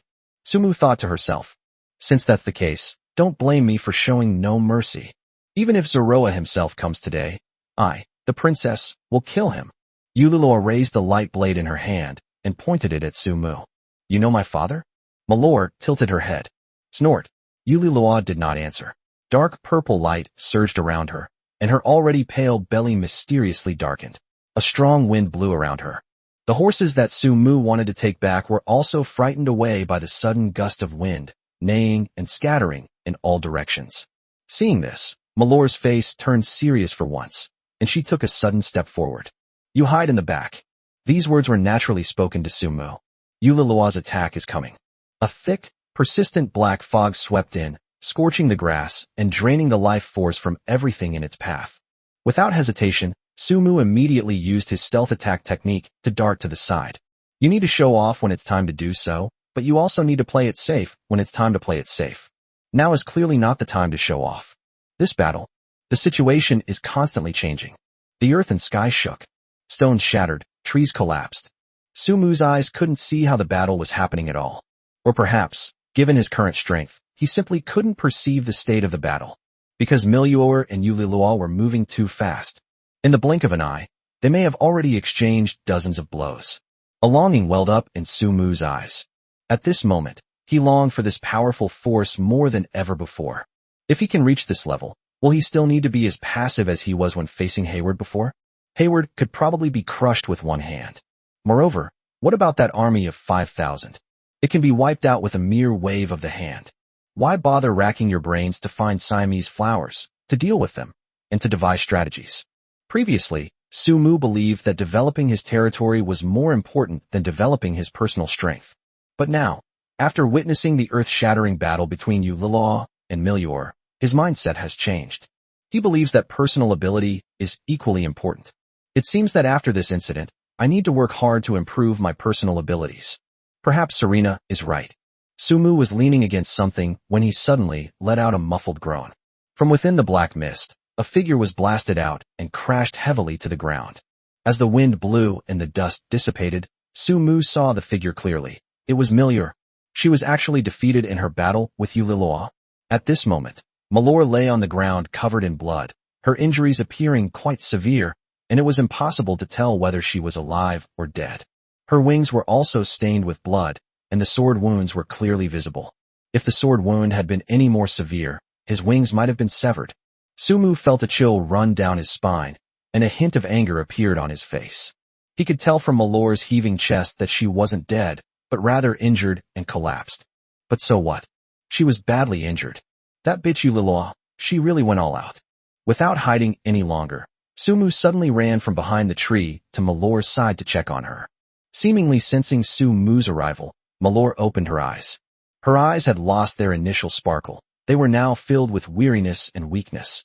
I'm sorry, I don't think I can beat her. Why are you still saying these things at a time like this? You should rest and adjust yourself, and stop talking. Sumu spoke anxiously, giving Malor a wry smile. What's there to apologize for? How could she have wronged him? And also, what do you mean, seems like? The results are all out. Malor is just like Effia, both so adorably silly. They really are sisters. You should leave quickly. Take Effia away. Malor murmured incoherently. At this moment, the black mist dissipated, and Yulilua's figure appeared. She looked a little disheveled, and was also injured, but she seemed to be in much better condition than Malor. I've said it before, no one can protect you today. Yulilua pointed her black blade at Sumu, her words filled with murderous intent. An overwhelming killing intent. Chapter 180 The Lord of the Abyss withdraws from the group chat. I'll protect your sister. Are you a pervert or something? You keep bothering me. I don't think I've offended you, Yulilua, have I? Huh. You're the kind of person who's quick to attack and kill me the moment you see me. Are you even being reasonable? Sumu angrily cursed. You barbaric woman. Since he came into this world, he had never felt such disgust for anyone, but now Yulilua, this crazy woman, was one of them. With a vile being like Nightshade by your side, who else would we kill but you? Yulilua carried a black blade. Nightmare is far better than you. In my opinion, what you did was truly filthy and disgusting. Quick-witted and eloquent. This princess will not argue with you. After Yulilu finished speaking, she moved swiftly and appeared less than 5 meters in front of Sumu. But at that moment, a strange change occurred in the sky. A shadowy rift in space appeared, and an immense pressure swept over in an instant. Yulilua stopped and frowned as she looked up at the sky. Kid, is that you calling me again? A voice came from within the spatial rift. It naturally comes from the Lord of the Abyss. He was summoned by Sumu. So you've been stalling all along. Yulilua's gaze fell on Sumu, and she finally understood why he had just cursed at her. It turns out they had a backup plan and were stalling for time. Otherwise what? Sumu glanced at Yulilua, then shouted at the spatial rift in the sky. Kill her. Kill this woman. Sumu pointed at Yulilua and angrily shouted out her demands. It seems like this opponent isn't very strong either. The voice of the Lord of the Abyss came from above. He sensed Yulilua's strength. You can have this one. Anyway, you won't have another chance to summon me. As the Lord of the Abyss spoke, a giant hand reached out from the void rift and grabbed at Yulilua below. The speed and ferocity of the attack instilled a strong sense of crisis in Yulilua. She dodged and fled 100 meters away. With his hand grasping at empty air, the Lord of the Abyss let out a soft exclamation. Did I misjudge him? The Lord of the Abyss grabbed again, this time with terrifying pressure, as it struck Yulilua. After images flashed by, and the black mist reappeared, Yulilua clashed with the Abyss Lord's massive hand. She was already injured because of Malor, so how could she possibly be a match for someone like the Lord of the Abyss? Soon, Yulilua was gripped by the Abyss Lord's massive hand. She desperately tried to break free, channeling her power, but to no avail. Seeing this, Sumu finally felt relieved. He was just worried that the Lord of the Abyss might make a mistake, but fortunately, he finally subdued Yulilua, that crazy woman.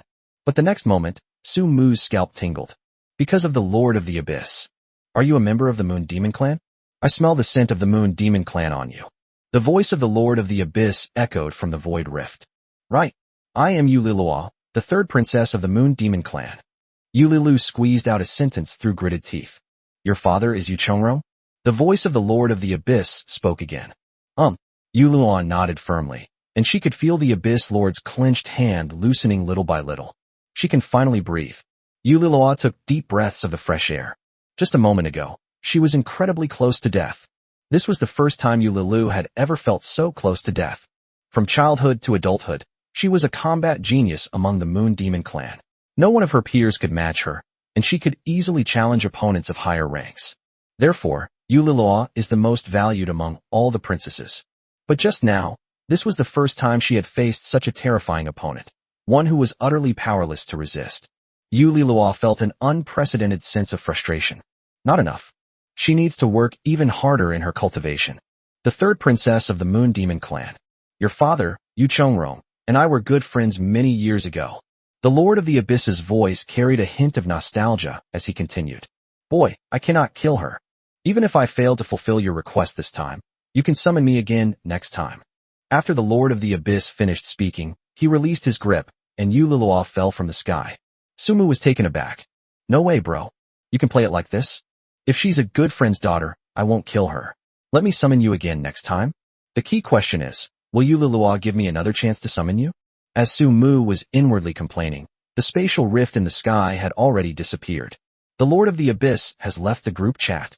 This guy really meant it when he said he was leaving. Without hesitation, Sumu stood up abruptly, gripped the demon dragon hornblade, and charged towards Yuliloa. Logically, the Lord of the Abyss did not kill Yuliloa, but she was more seriously injured because of the battle just now. Not to mention she fell from such a high place in the sky. Now is the time when Sumu has the best chance to kill Yuliloa. Take advantage of her illness and kill her. The Lord of the Abyss cannot kill Yuliloa, but Sumu has no rules or regulations. Sumu acted decisively, approaching Yuliloa and raising the demonic dragon hornblade in his hand. He didn't even use any skills. He went straight for Yuliloa's throat. Clang!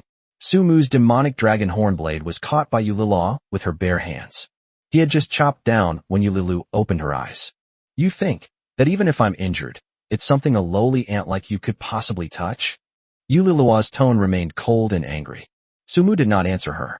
He could already tell that when Yulilu caught the blade barehanded, she triggered the power of Thunder Dragon, and she was currently paralyzed for 5 seconds. The Demon Dragon Hornblade is a blade that treats all beings equally. No matter your strength, as long as you strike and trigger the Thunder Dragon power, you will be paralyzed for 5 seconds. Taking this opportunity, Sumu directly unleashed Thunderous Roar across the sky, his most powerful skill. Boom! This time, Yulilu wasn't blasted into the sky. Instead, she was embedded into the ground by the terrifying power of the lightning bolts. The rubble exploded. Sumu witnessed Yulilu spitting out a mouthful of blood. Without hesitation, he picked up the demon dragon hornblade in his hand again and slashed down heavily. Ah! A scream. It belongs to Sumu. He was sent flying by Yulilua's swung arm. This woman, despite being severely injured, still possesses such terrifying power. Sumu was thrown more than 10 meters away, crashing heavily into a large tree that was as thick as 2 adults could hug. The suffocating pain almost made him gasp for breath. Blood trickled from the corner of Sumu's mouth. Meanwhile, Yulilua had already dragged her heavily injured body to her feet. Holding a black blade, she slowly walked towards Sumu. Chapter 181 Dark Pact. To live and die together. Crazy woman. Sumu endured the pain and stood up from the ground. Yulilua swung the black blade in her hand forward suddenly. A sudden and fierce attack. Sumu's pupils dilated sharply as he used a stealth attack technique to his right, successfully dodging the attack. A hint of surprise flashed in Yulilua's eyes. She raised the black blade again. But this time, a dark purple shadow energy swept down from the sky towards Yulilua below. Boom! The sudden attack struck Yulilua hard, causing her to stagger forward and kneel on the ground, spitting out another mouthful of blood. It was Frena's attack. She had been hiding in the shadows, waiting for the perfect strike. Now, she has succeeded. Moreover, this is still Frena's strongest attack method. Just as Sumu was about to shout, "Well done, Flina," Yulin suddenly stood up from the ground and chased after Flina in the sky. Even though they're seriously injured, they're still so fierce. Sumu clicked his tongue in amazement. He was holding the demon dragon hornblade, about to join Fiolina in the encirclement and killing of Yulilua. Unexpectedly, Yulilua's furious attack directly shattered Fiolina. That's right, Frena's spirit was completely destroyed. It was destroyed by Yulilua's furious attack. Yulilu killed Fiolina in front of Sumu. "Ah, you shameless woman. I'm going to kill you." The anger in Sumu's heart was completely ignited. Regardless of whether he could defeat Yulilua in her current state, he charged towards her with the demon dragon hornblade in hand. Ants. Yulilua sneered as she landed on the ground, a black blade poised to be used in conjunction with Su Mu's attack. However, Su Mu did not follow the usual path. He used the move, Lightning Serpent Sweep Cage. In an instant, the entire arena became Su Mu's home ground of lightning. Lightning snakes crackled around Yulilua's body, and a numbing sensation struck her once more. She knew perfectly well that she couldn't fight Su Mu on the ground, so she wanted to fly into the sky. But how could Su Mu possibly give her a chance? Like a madman, he wielded the demon dragon horn blade and slashed at Yulilua repeatedly, giving her no chance to escape from the heavens. After more than 10 attacks, the demonic dragon horn blade in Su Mu's hand was knocked away. Yulilua's terrifying power is something he simply cannot contend with at this stage. Su Mu's tiger's mouth had already split open. Yulilu stared coldly at Su Mu, a sneer playing on her lips. Any other moves? Go ahead and use it. This blatant mockery and disdain reignited the anger in Su Mu's chest. He disregarded everything and used his stealth technique to close the distance, arriving at Yulilua's side. At the end of its strength, Yulilua slashed out with her black blade. But the next moment, her body suddenly stiffened. It turned out that the effect of Razor Sweep Cage was triggering after 5 minutes, and it took effect on Yulilua again. A wave of paralysis made her unable to move, and her movement stopped. Su Mu didn't care about any of that. He lunged forward and tackled Yulilu to the ground. He wrapped his arms around her neck and locked his legs around her waist. Bastard, let go. A sense of lightning struck, and Yulilua struggled violently, but failed to break free. Yulilua panicked a little. Open. I'll let you go. Su Mu's voice came, and his hand pulled forward again. At that moment, he had absolutely no intention of taking advantage of the situation. He only wanted to keep Yulilua firmly under control, and then fight to the death. Did I kill your whole family, or do something to you? Why did you do this? Why are you targeting me like this? Are you trying to kill me like this? Son of a bitch. Let go. Yulilua gritted her teeth. She could feel that Su Mu's hand was in very intimate contact with her. This pose is just too suggestive. Yulilua is a virgin. How could she possibly resist? His face was already flushed red with anxiety, and the murderous intent in his eyes intensified. Since you want me dead, you want me to die? Then let's all just give up and die. If I die, you die too. From now on, we'll die together. Let's see what you can do to me. Su Mu spoke in a string of words that Yulilua couldn't quite understand, and a bad premonition rose in her heart. Yulilua struggled again with all her might. Under the influence of the Thunder Serpent's power, she couldn't use her current strength, not to mention that Su Mu was holding certain parts of her body tightly, making it impossible for her to concentrate and exert any force. Go. Dark Slave Contract. Su Mu used the system rewards he received in a 1v4 battle. Dark Slave Collar. Ignore the other party's resistance and strength, directly contract them into a slave, and sign a dark blood pact of life and death. Upon the contract takes effect, the lord dies and the slave dies. The slave dies and the lord dies. Please use with caution. Yulilua felt a tightness around her neck, as if something had been placed around her neck. Immediately afterwards, an irresistible force swept into Yulilua's body from her neck, and her whole body stiffened. She wanted to resist this force. However, this power was so strong that she had no way to resist, and could only passively accept the slave brand given to her by Su Mu. What did you do to this princess? Yulilu gritted her teeth, her eyes filled with hatred. Su Mu flipped over and straddled her. Wanna know? This time, it was Su Mu who was sneering. Have you heard of the Dark Slave Collar? Su Mu grinned, revealing a set of white teeth, but his angry expression gave him a somewhat sinister look. It seems you didn't know. So there are things that even Princess Yulilua of the Moon Demon Clan doesn't know. Haha. Su Mu laughed gleefully, but his expression quickly hardened as he stared intently at Yulilua, who was pinned beneath him. I've put the darkest, most dangerous, and most inhumane slave collar on the continent on your head. Once this takes effect, if you ever try to kill me again, you will die. And I, Su Mu said, a wicked smile on his face. As your master, I can control your life and death, and I can remain unharmed. From now on, you will be completely at my mercy. Su Mu directly modified the effects of the Dark Slave Collar. Although he was angry, his mind was not completely confused. Since Yulilua didn't know the effects of this Dark Slave Collar, or if he just made things up on the spot. Yulilua clenched her fists, her whole body trembling with rage. She, The dignified princess of the Moon Demon clan was actually enslaved by a being as insignificant as an ant. How could Yu Lilua, who had always been aloof and incredibly proud, possibly accept this? Those were slaves. In her eyes, they were the lowest and most insignificant beings. Chapter 182 Ephia arrives. A great victory. The contract is complete. Seeing that the light from the necklace around Yu Lilua's neck had disappeared, and she had returned to normal, Su Mu smiled and stood up. You must be lying to me. I'm going to kill you. Yu Lilua grabbed the black blade from the ground and roared angrily. She doesn't believe it. There are slave contracts like this. Kill them. Su Mu wasn't afraid at all. He opened his arms, exposing his chest to Yu Lilua. Stab me in the heart and see who dies first. Yu Lilua moved. She raised the black blade in her hand, but stopped midair before swinging it. How? You don't dare anymore? A playful smile curled at the corner of Su Mu's lips, but his heart was pounding. If you don't act well, it could be fatal. If Su Mu wasn't nervous, that would be a lie. Can you feel it now, that you already bear my slave brand and restrictions? Touch the collar around your own neck and see. Yu Lilua's expression changed. Su Mu was right. She sensed the imprint and restriction connecting her to him. An invisible force drew her and Su Mu together. This sense of unease prevented Yu Lilu from drawing her black blade. She's scared. She feared that if she actually took action, Su Mu's next thought would be to kill her. Yu Lilua is not afraid of death. What she feared was that if she died, Su Mu couldn't die before her. He was still alive and well. The more Yu Lilua thought of his smug face, the angrier she became. She felt that such a death would be meaningless. She subconsciously reached out and touched the collar around her neck, and the binding force on her body became even stronger. Yu Lilua's expression kept changing.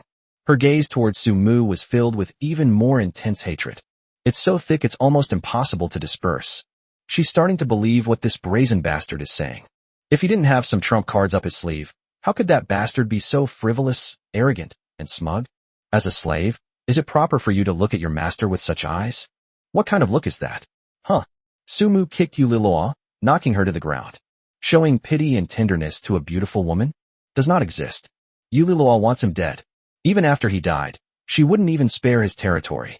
Su Mu could foresee all of this. That's just how that crazy woman is.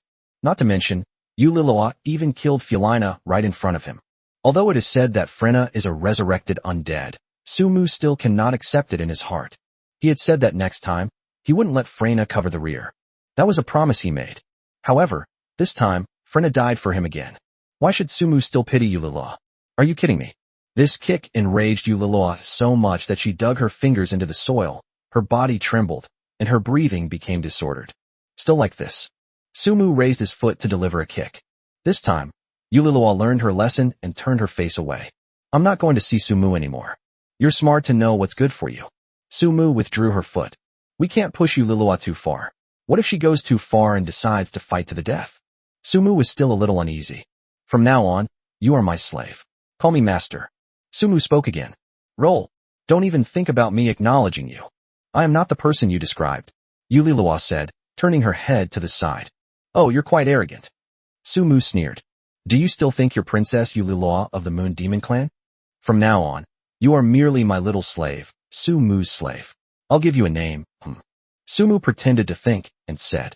From now on, you'll be called Stinky. Anyway, you always have a sour face, and I think this name suits your personality and temperament very well. Yu Lilua's body trembled violently upon hearing this, but she did not speak or answer. If you don't answer, I'll take that as a yes. From now on, when I call you Chao Chu, remember I'm calling you, understand? Kill me if you want, but don't even think about humiliating this princess. Yu Lilua's voice came through, and it was clear that she was trying her best to suppress her anger. Why would I kill you? Su Mu shrugged and asked in return. Although you want to kill me, I, Su Mu, am a reasonable person. I'll keep you by my side, so I can slowly find ways to torment you later. Su Mu spat. Pooh, you misspoke. I meant to discipline you. I'm telling you to change your bad temper. A woman shouldn't be talking about fighting and killing all the time, constantly threatening to kill someone's whole family. I'll keep you around as well. You'll be a free thug, and someone will help me out and warm my bed. Isn't that great? With so many benefits, isn't it better than me killing you? Don't even think about it. Yu Lilu had reached her limit. She suddenly stood up and flew into the sky. At the same time, a spatial rift opened. Just as she was about to step into the spatial rift and escape from this place completely, Yulilua paused. She felt the power of the restriction once again. This restrictive force prevented her from straying too far from Sumu. That means she has no way to step into the spatial rift. What's going on? Sumu below couldn't help but wonder when he saw Yulilua suddenly stop. Could it be that because of the slave collar, she can't be too far from me? Sumu was very clever. He was trying to figure out why Yulilua hadn't left even though she was almost there. Moreover, his guess was almost entirely correct. Yulilua returned to the ground and coldly looked at Sumu. The power of the seal she had just used further convinced her that what Sumu had said was true. Looks like you can't leave? Sumu still looked smug. The more confident and fearless he became, the more Yulilua would trust him. Sumu perfectly grasped Yulilua's thoughts. Yulilua did not answer. Her face was downcast. Snort. Sumu snorted coldly, ignoring Yulilua, and got up to stand on Miluor. Poor Malor. He needs to take her back to heal her wounds quickly. Sumu picked up Malor's body and was about to leave when a celestial horse flew swiftly overhead. Just as she was about to land, she transformed into the figure of Ifia. Milo. Ifia spoke urgently, grabbing Malor's hand tightly, her face full of worry. When Ifia woke up in her territory, she sensed Malor's presence. She hesitated for a moment, then tried to find Sumu and ask him for the opportunity to leave the territory. Unfortunately, they couldn't find Sumu anywhere. Therefore, Ifia wasted a lot of time and remained hesitant. It wasn't until Flina appeared and explained the situation to Serena and the others that Ifia rushed over. She was also the first person to arrive here. Sister, elder sister.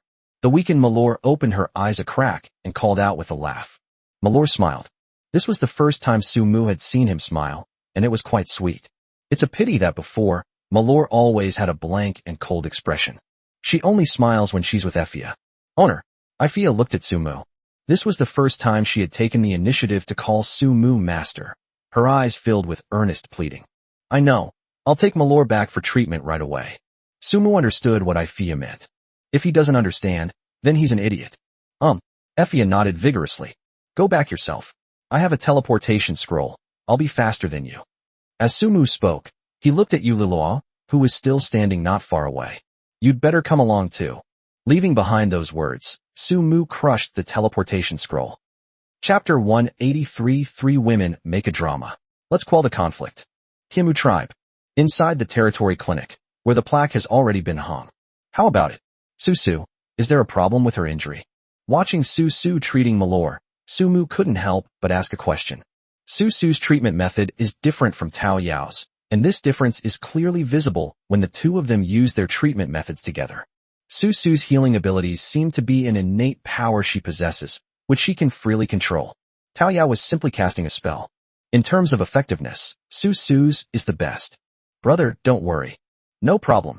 Sumu focused intently on unleashing his power, but still managed to take a moment to reply. Tao Yao was helping her, constantly wiping the cold sweat from Miluo's forehead with a towel. Malor lost a lot of blood, and her recovery will definitely take some time.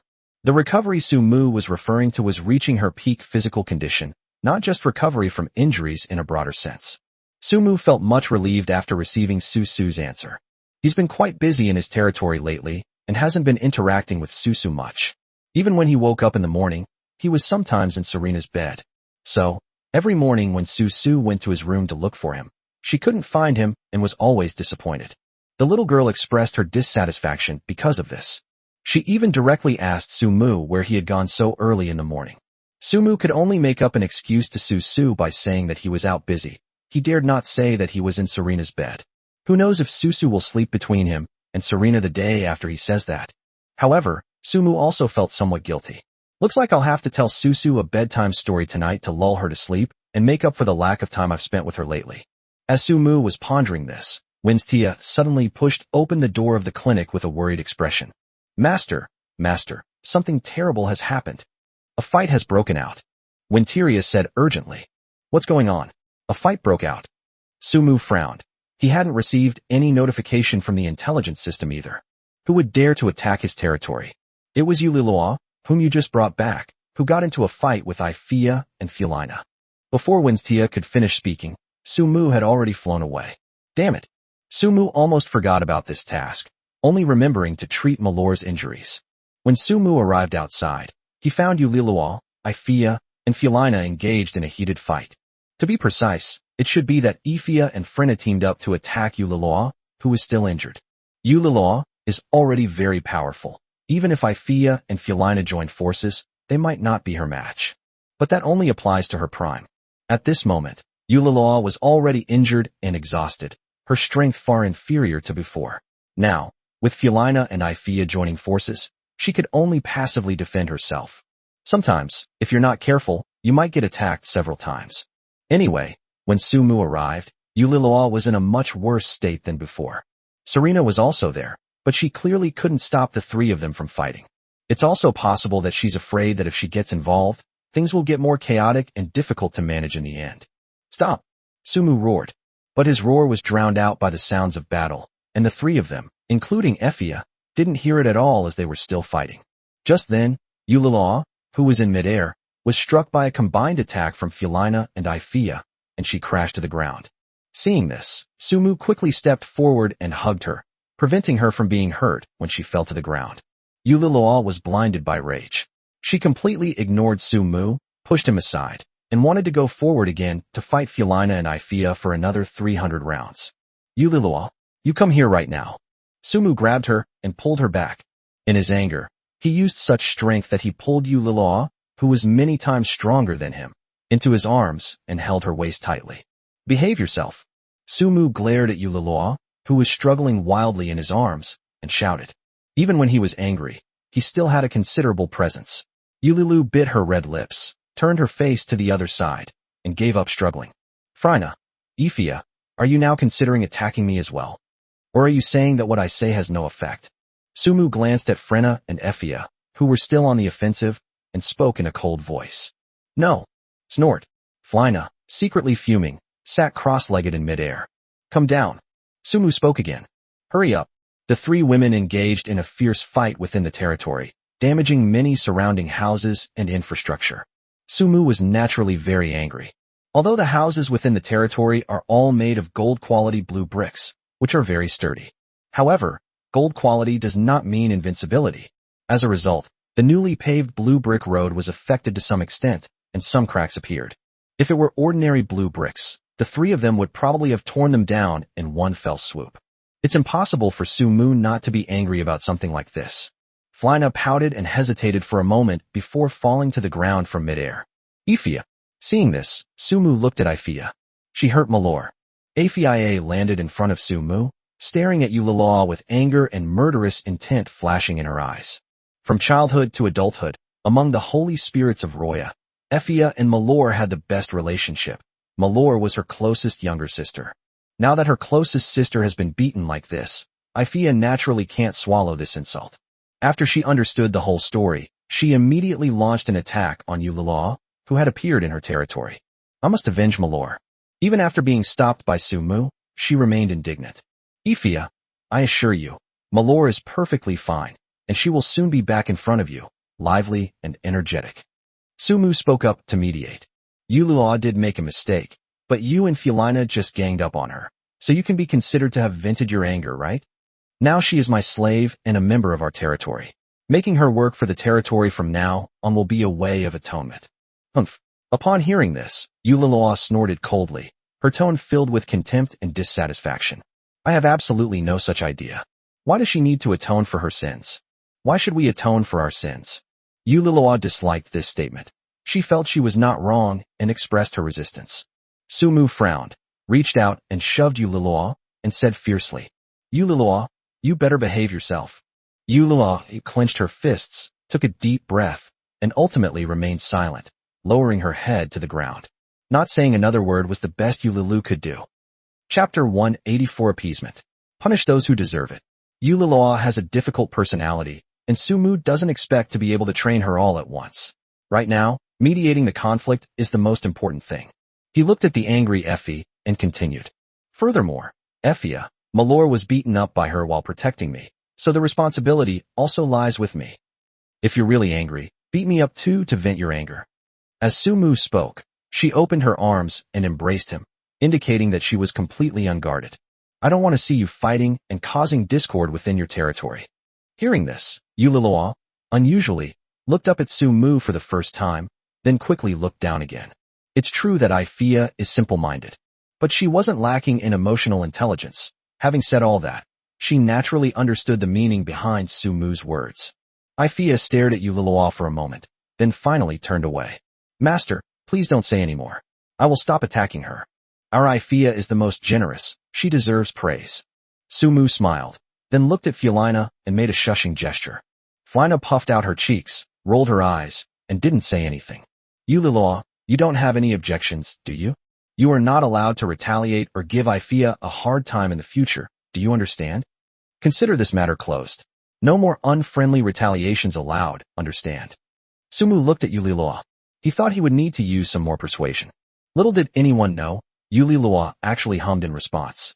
I don't know if she's really moved on, or if she's secretly planning to take revenge after she recovers. Sumu didn't know what else to say, so he decided to just keep Yuliloa under close observation from now on.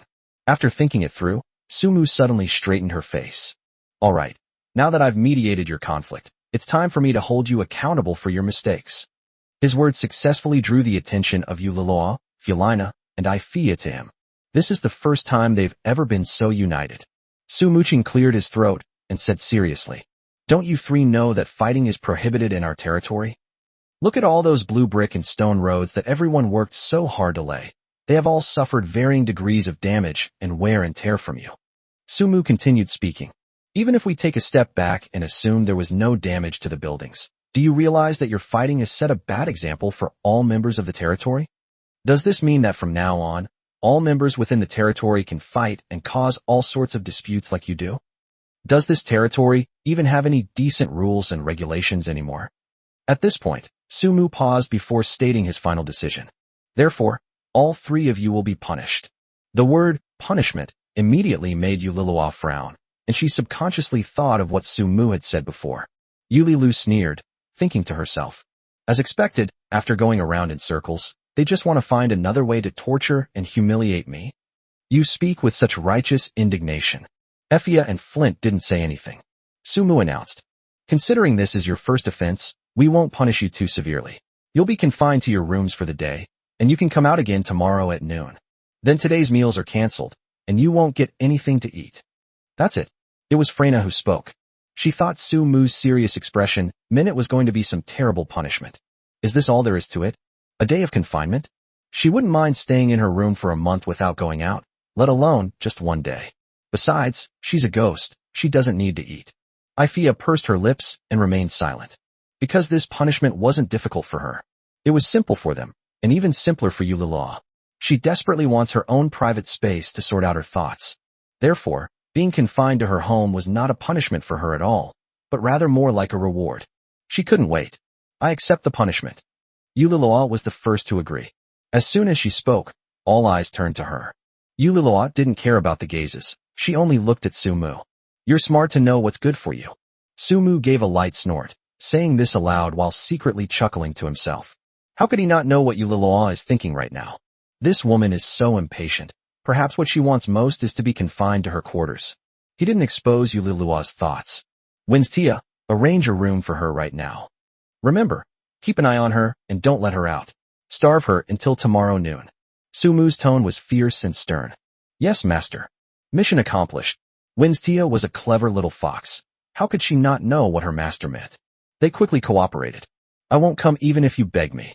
These were the words Yuliloa said to herself before she left with Winstia. Flina and Effia also went their separate ways. After they all left, Sumu wiped the sweat from her forehead and let out a long sigh. Are you tired? Serena stepped forward, took out her own handkerchief, and wiped the sweat from Sumu's forehead with a gentle smile. I'm so tired. You have no idea, 3 women make a drama. It's more tiring for me to handle them all than to fight goblins for 3 days and 3 nights. Sumu muttered to himself. Managing and governing is never an easy task, and you have done a great job. Serena comforted her. There's really nothing to say about Sumu's handling of the situation. There should be a proper balance, a balance of strictness and urgency. Those who deserve punishment should be punished, and those who should set an example should set an example. Often, leaders in high positions need to do this to gain the respect of their followers. I'm so great. Aren't you going to reward me? Sumu put his arm around Serena's slender waist and smiled ambiguously. You've been up all night. You should go and get some rest. Serena withdrew her hand, having already wiped away her sweat, and gently patted the dust off Sumu's clothes. What are you thinking about? I mean, give me a kiss. It's not like I asked you to reward me like that. Sumu chuckled mischievously. Serena gave him a charming sidelong glance, but the reward she mentioned wasn't what she expected. However, she didn't explain, but instead gently placed a tender kiss on Sumu's face. Frina, if something like today happens again, don't shield me from attacks. I'll be fine on my own. I don't want to see you die in front of me again. Even though you can be resurrected, it still hurts me. Inside Flina's room, Sumu looked at her as she focused on sewing and said, "Oh." Flina responded, but it was unclear whether she had actually heard her. Chapter 185 Sister, we need to be clear about our identity. Also, let's let bygones be bygones regarding Yulilua's killing of you for now, and not hold it against her. She is very powerful, and she is someone I need right now, but I can't control her very well. Sumu weighed the options and said, if she ever dares to be disloyal to our territory, I will make her pay a terrible price. But if she's still considered loyal, we'll erase this from the story, okay? Sumu asked for Flina's opinion in a gentle voice. Sumu couldn't bring himself to be fierce towards Flina.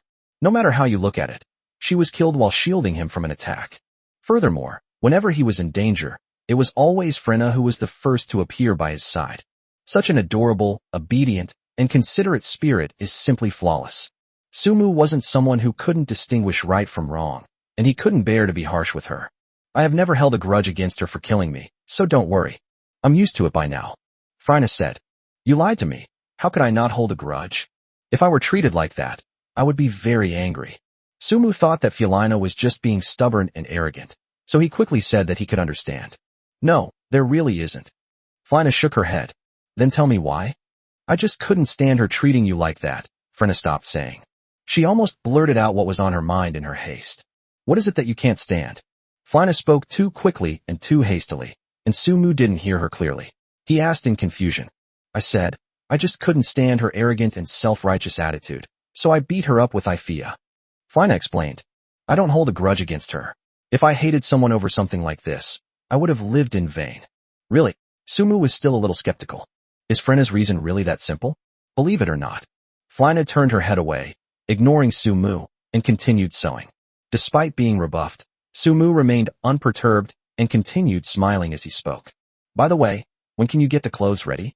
It's been 2 or 3 days since I had Flint sewn the maid outfit and stockings. Isn't it time to deliver them? I'll give you the rest tomorrow. Now you'd better get out of here right now. Frina gave him the boot. You're disrupting my progress. I'm under house arrest right now, you know that. Get out, get out. Helpless, Sumu had no choice but to leave Felina's room. Now that we've talked things out, there's no problem. What he cared about most was what Flint was thinking. In Sumu's view, Felina had always been a loner in the territory, not very sociable. Furthermore, her being an undead makes her even more special. After leaving Felina's room, Sumu threw himself onto the bed. He stayed up all night and can finally get a good night's sleep. On the other side, Yulilua looked around her room, which had a bed, bedding, and a desk, simple yet very clean and tidy, and she was quite satisfied. Sumu didn't make things difficult for her as she had imagined, nor did he deliberately arrange for her to live in a house with a foul odor or a dirty environment. Compared to the dirty, messy, and ugly environment, Yulilua thought this simple yet cozy little room was already paradise. She lay down on the bed, but a wave of pain washed over her. Yulilua took a deep breath and got up to find some medicine to treat her injuries from her spatial storage bag. Unfortunately, after searching everywhere, I couldn't find it. Yulilu left the demon realm in such a hurry that she didn't bring many things with her. The reason for her hasty departure is something only she knows. Very well, since there are no healing medicines, then let him heal slowly. Yulilua was never one to dwell on trivial matters, so she sat down cross-legged. In fact, there was another belief that sustained Yulilua as she came to the territory. She felt she could find a way to remove that damned dark slave collar. The world is so big, there must be a way. Then she will get back what she lost today. This was Yulilua's plan. Yulilua thought to herself and gripped the collar around her neck tightly. A wave of restrictive power rose up, and she felt an intense stinging pain in her body, as if thousands of needles were piercing her. She quickly let go of her grip. The moment she let go, the stinging pain on Yulilua's body disappeared. It seems that brute force won't solve this. There must be a way. Yulilua comforted herself. Just then, there was a knock on the door. At first, Yulilu thought it was the door next door, but after repeatedly checking, she realized that it was indeed the door to her room. Who is it? Yulilua said coldly. It's me. I am Tao Yao, the doctor of this territory. A timid yet sweet voice sounded from outside the door. Peach Blossom? Yulilua didn't recognize who it was, but she understood what the doctor was saying. She got up in confusion and opened the door a crack. Outside, a tiny, adorable girl named Tao Yao was looking up at the crack in the door. Tao Yao is working very hard. Even her tail is straining. What are you doing? Yulilua said coldly. It was Master who sent me to treat your injuries.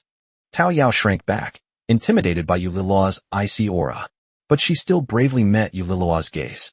He sent you to treat my injuries? Yulilu frowned, pondering in her heart. What kind of trick is this? Yes, that's right. I'm the territory's doctor. I'm very skilled, so don't worry, sister. Looking at the innocent Tao Yao, Yulilua pondered for a moment before opening the door. Come in. 5 minutes later, Yulilua discovered that Tao Yao was really only treating her injuries and didn't do anything extra or say anything unnecessary. The more she thought about it, the stranger it seemed. Sumu probably hates her to the core. He probably wants to humiliate her. How could he possibly arrange for someone else to come and treat her? You could say that while she was injured and in pain, he should feel happy and fortunate, shouldn't he? Yulilua still couldn't believe it. She thought for a moment, then spoke. Little sister, who sent you? Yulilua tried to make her tone sound gentler, because she could tell that Tao Yao was very gentle and timid. My master sent me here. Tao Yao answered without looking up. Don't be fooled by your master's carefree attitude. He's actually very meticulous, and he certainly won't forget to tell me these things. Don't worry. Tao Yao continued speaking to herself. Besides, as slaves serving our masters, all we need to do is fulfill our duties. Our master will treat us well. He won't abuse slaves like other bad masters do. We just need to do our jobs well and make ourselves appear more valuable. My master bought me, and he's never hit me even once. Moreover, the master paid a very high price to buy me. As Tao Yao spoke, she raised her head and smiled sweetly. My master often says that I'm 2,000 times more valuable than Sister Venstia. I'm a treasure made of gold, so I have to be treated well. I'm very useful in the territory. Yulilu remained silent. Over there, Tao Yao was still talking to herself about interesting things happening in the territory and how good Su Mu was to her. You were really sent here by him? After her injuries had partially healed, Yulilu saw Tao Yao to the door and still asked a question with some disbelief. But then, little Peach Blossom frowned, pouted, and said in a lecturing tone, Sister, you can't call him E like that. You need to be more polite and call him master. Your master is your master. Tao Yao continued speaking.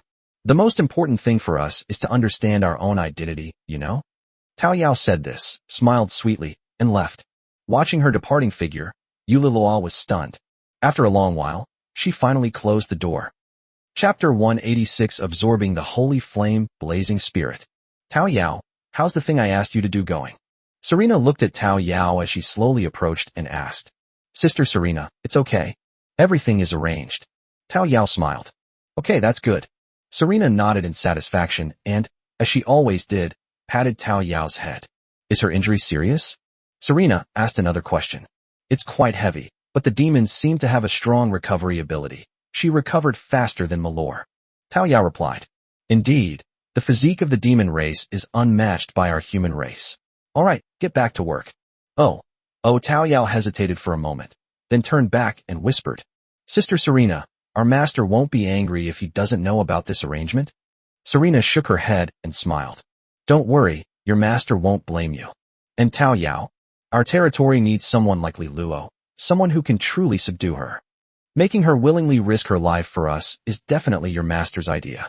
Once he finds out, he'll actually praise us for doing a good job. What if she turns on us and harms our territory after she recovers from her injuries? Tao Yao said worriedly in a low voice. Serena paused for a moment. Therefore, we should do this even more. A glint of wisdom and confidence flashed in her eyes. Night. Effia was hesitating in her room. She wanted to know how badly Malor was injured and whether she had regained consciousness. However, she was grounded and not allowed to leave her room. Ifia was simple-minded. If she couldn't, she simply couldn't. She could only pace anxiously around, unsure of what to do. At that moment, there was a knock on the door. As soon as Effia opened the door, she saw Winstio waiting outside, carrying food in her hands. A question and inquiry flashed in Effie's eyes. "Come and eat tonight's meal," Winstia said with a smile. "Didn't the master say he wouldn't feed us?" Effie was puzzled. Master was just saying that to outsiders. How could he really not give you any? He specifically told me to bring you the food, and to bring plenty, so come on over. Winstia walked into the room and placed the food on the table. "Eat it while you still love it." Effie sniffed. It's the aroma emanating from the food. When she was with the Holy Spirit, Effie truly had no understanding of the word appetite. She felt that it didn't really matter whether she ate it or not. But ever since she entered the territory and tried Zhou Yuqi's cooking, it was as if she had opened the door to a new world. If Aphia misses a meal, she will really feel hungry. That must be the result of cravings being stirred up in one's stomach. Now, Aphia really enjoys the process of eating. It truly is a pleasure. She sat down in the chair and ate her food in a ladle-like manner. "My master asked me to tell you that Malore's injuries are healed and she has woken up. However, she is still a little weak and needs to rest. You'll be able to leave your room and see her tomorrow at noon." Really, Effie was a little excited. She hadn't expected that Winstia would also bring her news of Malore. "Uh-huh." Winstia nodded, then sat down next to Effie. "By the way, Effia, have you ever heard of the Andes Mountains?" "No." Effia shook her head. "I've never left my hometown, so I don't know much about other places." "Oh, I see." Winstia nodded. "Do you miss your hometown?" This question really stumped Effia. She hesitated for a moment. "I have no idea. How could I not know that?" Winstia lay on the table, looking at her, and whispered, "I really miss my hometown. My sister is there. But I can't go back right now." "And you? You and Malore have a good relationship too?" "Very good," Aphia said. "Milo is the person I'm closest to in my hometown, and the person I miss the most here, so I'm so glad to see her here." "Is that so?" Winstia thought for a moment and continued. "So, do you want to live here with her?" Aphia paused for a moment before shaking her head and saying, "I have no idea." "So you like us like this? You know that now, right?" Vincent said, taking Aphia's hand in hers. "Malore came to find you because she wants you to return to your hometown with her, but we all really hope you can stay. So you need to think carefully about whether you want to stay or leave. This is actually what the master wanted me to convey to you." "Huh?" Effia looked at Winstia in surprise. "Was it your master who asked you to convey this message to me?" In Aphia's heart, she knew that she was left behind to replace Flo, and that her future identity would be Su Mu's mount. To some extent, he definitely wanted her to stay in the territory. But now, Su Mu is asking her to think about whether she wants to leave or stay. For a moment, Aphia felt confused and unsure how to express her thoughts. "Yes," Winstia said. "The master said he knows Malore came looking for you. Malore saved him. If you want to leave, he will let you go. So he asked me to pass on his message to you, so you can think about it, and he will respect your opinion." After Winstia finished speaking, she patted Effie's hand and said, "Think about it carefully and eat your food properly. I'll come back to collect the dishes later. I still need to run the water for my master to bathe." "I see." Just before closing the door, Effie got up again. "What's wrong? Is there anything else you need? Just tell me." "Thank you, Winstia," Effie suddenly said. Winstia smiled. "Hiss. Call." Su Mu's voice rang out. He was panting heavily, his skin was red, and the veins on it were clearly visible. Those who didn't understand might have thought he had gone mad. In reality, this is a side effect of Su Mu absorbing the holy flame blazing spirit. "I am coming," Serena answered him, and she suddenly lowered her head, summoning the power of ice elemental magic in her hands. Inside the room, the temperature dropped sharply, and Su Mu instantly felt much better. He opened his mouth wide and absorbed the flames that were about to be exhaled into his body. Su Mu originally thought that Serena's method of having him absorb the holy flame blazing spirit was some kind of magical one. Little did he know that she would shrink the holy flame blazing spirit and then make him swallow it. Holy flame blazing spirit. That was a lump of flame. No, the temperature is hundreds or thousands of times higher than that of ordinary flames. But who knows what Su Mu's inner resistance was at that time. But Serena assured him that there would be absolutely no problems, so he gritted his teeth and did it. Finally, it was discovered that the holy flame blazing spirit, enveloped in power, was indeed not difficult to eat. Before Su Mu could even feel relieved and happy, his whole body turned bright red, resulting in the scene he is in now.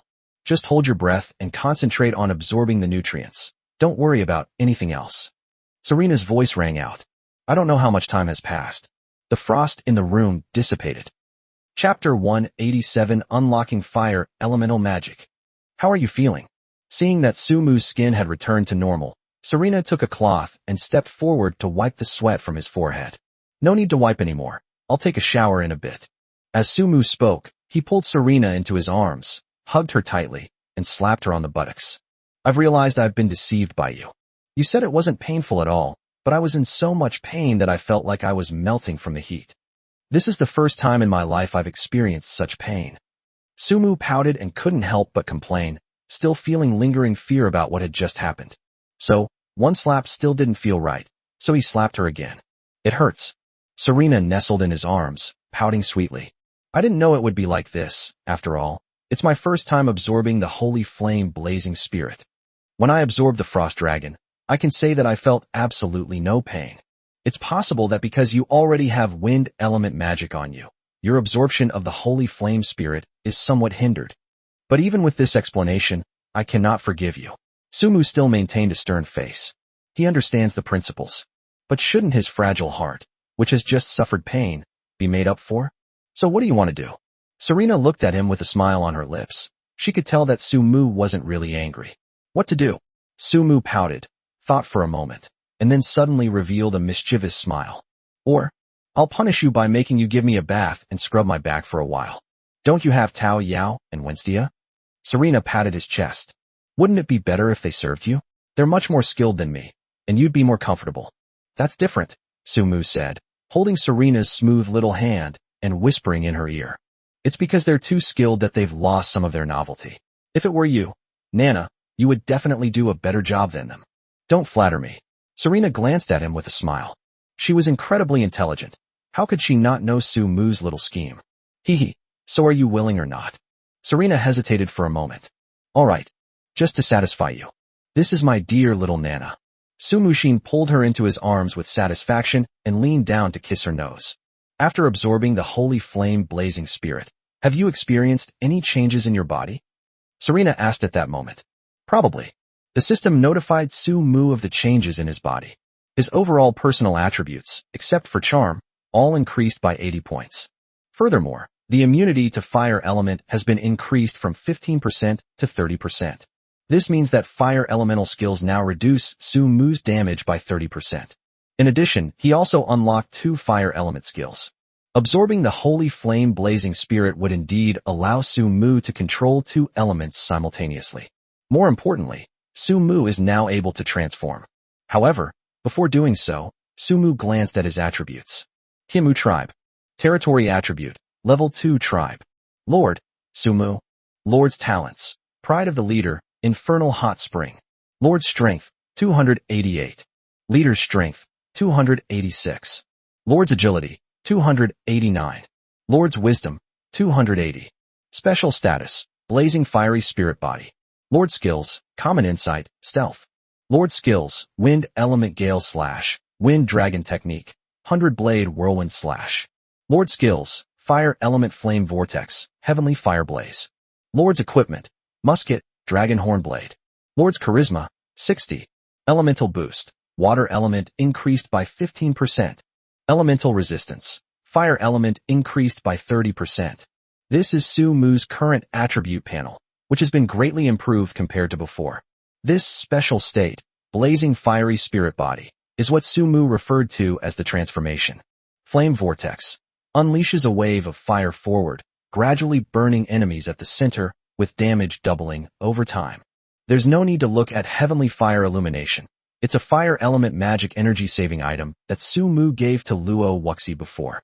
He never expected that it would come back to him after all these twists and turns. Sumu showed off his fire elemental magic to Serena, but didn't actually use it. Let her know roughly what kind of effects these will have. The Heavenly Flame is a very strong fire elemental magic. It is a powerful area of effect spell that can kill a large number of enemies if used well. Serena had a very high opinion of this fire elemental magic. If this skill were converted into money, how much would it be worth? Sumu tried asking a question. The Heavenly Flame is a very famous fire element magic. Its magic book is not easy to obtain. It can usually sell for 5 or 6 million gold coins in our empire's auction house. If it were made into a magic scroll and sold, one could fetch around 100,000 gold coins. Serena thought for a moment and then answered. So valuable. Sumu could hardly believe it. It turns out that the heavenly flame was really a huge sum of money back then. Although the portal crafting scroll is much more valuable, the heavenly flame is not inferior. Yes. Serena nodded. By the way, I've always been curious about how these magic scrolls are made. Sumu asked a question that she was curious about. Serena had used forbidden scrolls before, which could be said to be instantaneous without any chanting time, and with immense power. Sumu had always been curious about magic scrolls. Not every mage on the continent can make magic scrolls. It's made by specialists called script masters. They would inscribe powerful magical runes onto carved runes, which would then be used by us. Serena spoke slowly. The power of a scroll lies in the fact that it does not require chanting time. Even if a knight has a scroll, he can drive it using his own power. That's amazing. Sumu was surprised. Does that mean that if a knight has a magic scroll, he can be considered a half-magician? Serena smiled. Pretty much, but magic scrolls are very expensive. Ordinary people use them as a means of self-preservation and don't usually use them casually. Moreover, due to the complexity of the production process, ordinary elemental magic spells are not qualified to be made into magic scrolls, and script masters disdain to engrave those low-level inscriptions. By the way, can anyone learn seal script? Sumu asked curiously. He felt that with Serena's magical talent, becoming a script master would be a good option. Not everyone can become a master of seal script. Chapter 188. The territory needs an excellent blacksmith. Serena said seriously. The inscription master is a rather sacred profession. It requires an extremely high sensitivity to magical inscriptions, which is innate and cannot be cultivated later in life. Therefore, every seal script master is a person destined by fate, and there is no way to choose to become one. That's why magic scrolls are so expensive. Little Nana, you don't have any talent for sensing magical runes either? Your magic is incredibly powerful, Sumu said. To be honest, he could see Serena's status bar and knew she was terrifyingly strong. There's nothing I can do. Serena smiled and reached out to stroke Sumu's face. My magical talent is indeed quite good, but I have absolutely no talent in magical inscription perception. Moreover, a genius with magical inscription perception doesn't need to know magic at all. He only needs to know how to use inscription perception to create scrolls. Oh, I see. Sumu then understood why there was no connection between the two. A script master doesn't need to understand magic at all. All they need to know is how to sense inscriptions. At first, he thought that a script master needed to know magic. It's nothing. Sumu wrapped his arm around Serena's slender waist and leaned down to peck her cheek. God has opened so many windows for you. Surely he has to close one too, and give others a way to survive, right? You agree with what I said, right? Upon closer examination, Serena realized that this was Sumu's way of coaxing her and praising her indirectly. Her smile widened, and she took the initiative to kiss his lips. Whatever you say. Oh right, let me show you my clone. Wrong. Transform. As Sumu spoke, he got up and went to the open space next to him. With a soft shout, his entire body was completely enveloped in flames, as if he were encased in magma of thousands of degrees. It looks somewhat similar to the holy flame blazing spirit, and is very cool and strange. Sumu's transformation is remarkably similar to Serena's transformation into her frost dragon form. However, the two have different effects. After Sumu uses the blazing fiery spirit body, he is completely immune to fire element attacks. Furthermore, his speed is increased by 400%, and his fire element attack power is increased by 400%. Every attack is accompanied by fire elemental damage. It can be said that the overall improvement of the blazing fire spirit body is quite significant. However, this spiritual state cannot be maintained for too long. Once it can no longer be maintained, it will revert to its original state and enter a brief period of weakness. Using this blazing spirit body is not a wise move unless absolutely necessary. It can only be considered a means of survival. Pretty impressive, Serena said. After showing off his blazing spirit body, Sumu didn't forget to take Serena to the bathroom. He had already dismissed Winstia and Peach Blossom, who had been waiting at the door for a long time. Sister Winstia, Master doesn't need us anymore. Tao Yao pouted and muttered to herself. Don't worry, your master is only temporary. He'll definitely call on Tao Yao by tomorrow night. Winstia patted Tao Yao on the shoulder, comforting her. She said it, but she couldn't help feeling a little disappointed inside. This disappointment was naturally not because of Tao Yao. It was because of the relationship between Serena and Sumo. The sounds coming from the next room that night made Winstia realize that Serena and Sumu had a deep relationship. Today, Sumu again had Serena help him take a bath. Winstia couldn't help but feel a sense of disappointment. However, being kind-hearted, she still comforted Tao Yao. By the way, Tao Yao, did you bring any food to Ulilua tonight? Winstia tried to distract herself with other topics. Here you go. It's all arranged by Master, so Tao Yao will definitely do it obediently. Tao Yao replied. Did she show any reaction? No, she was just surprised and stood there for a long time. Tao Yao tilted her head and thought for a moment. I don't even know if she likes the food. Oh, right. I need to go and collect the lunchboxes. It's been over an hour already.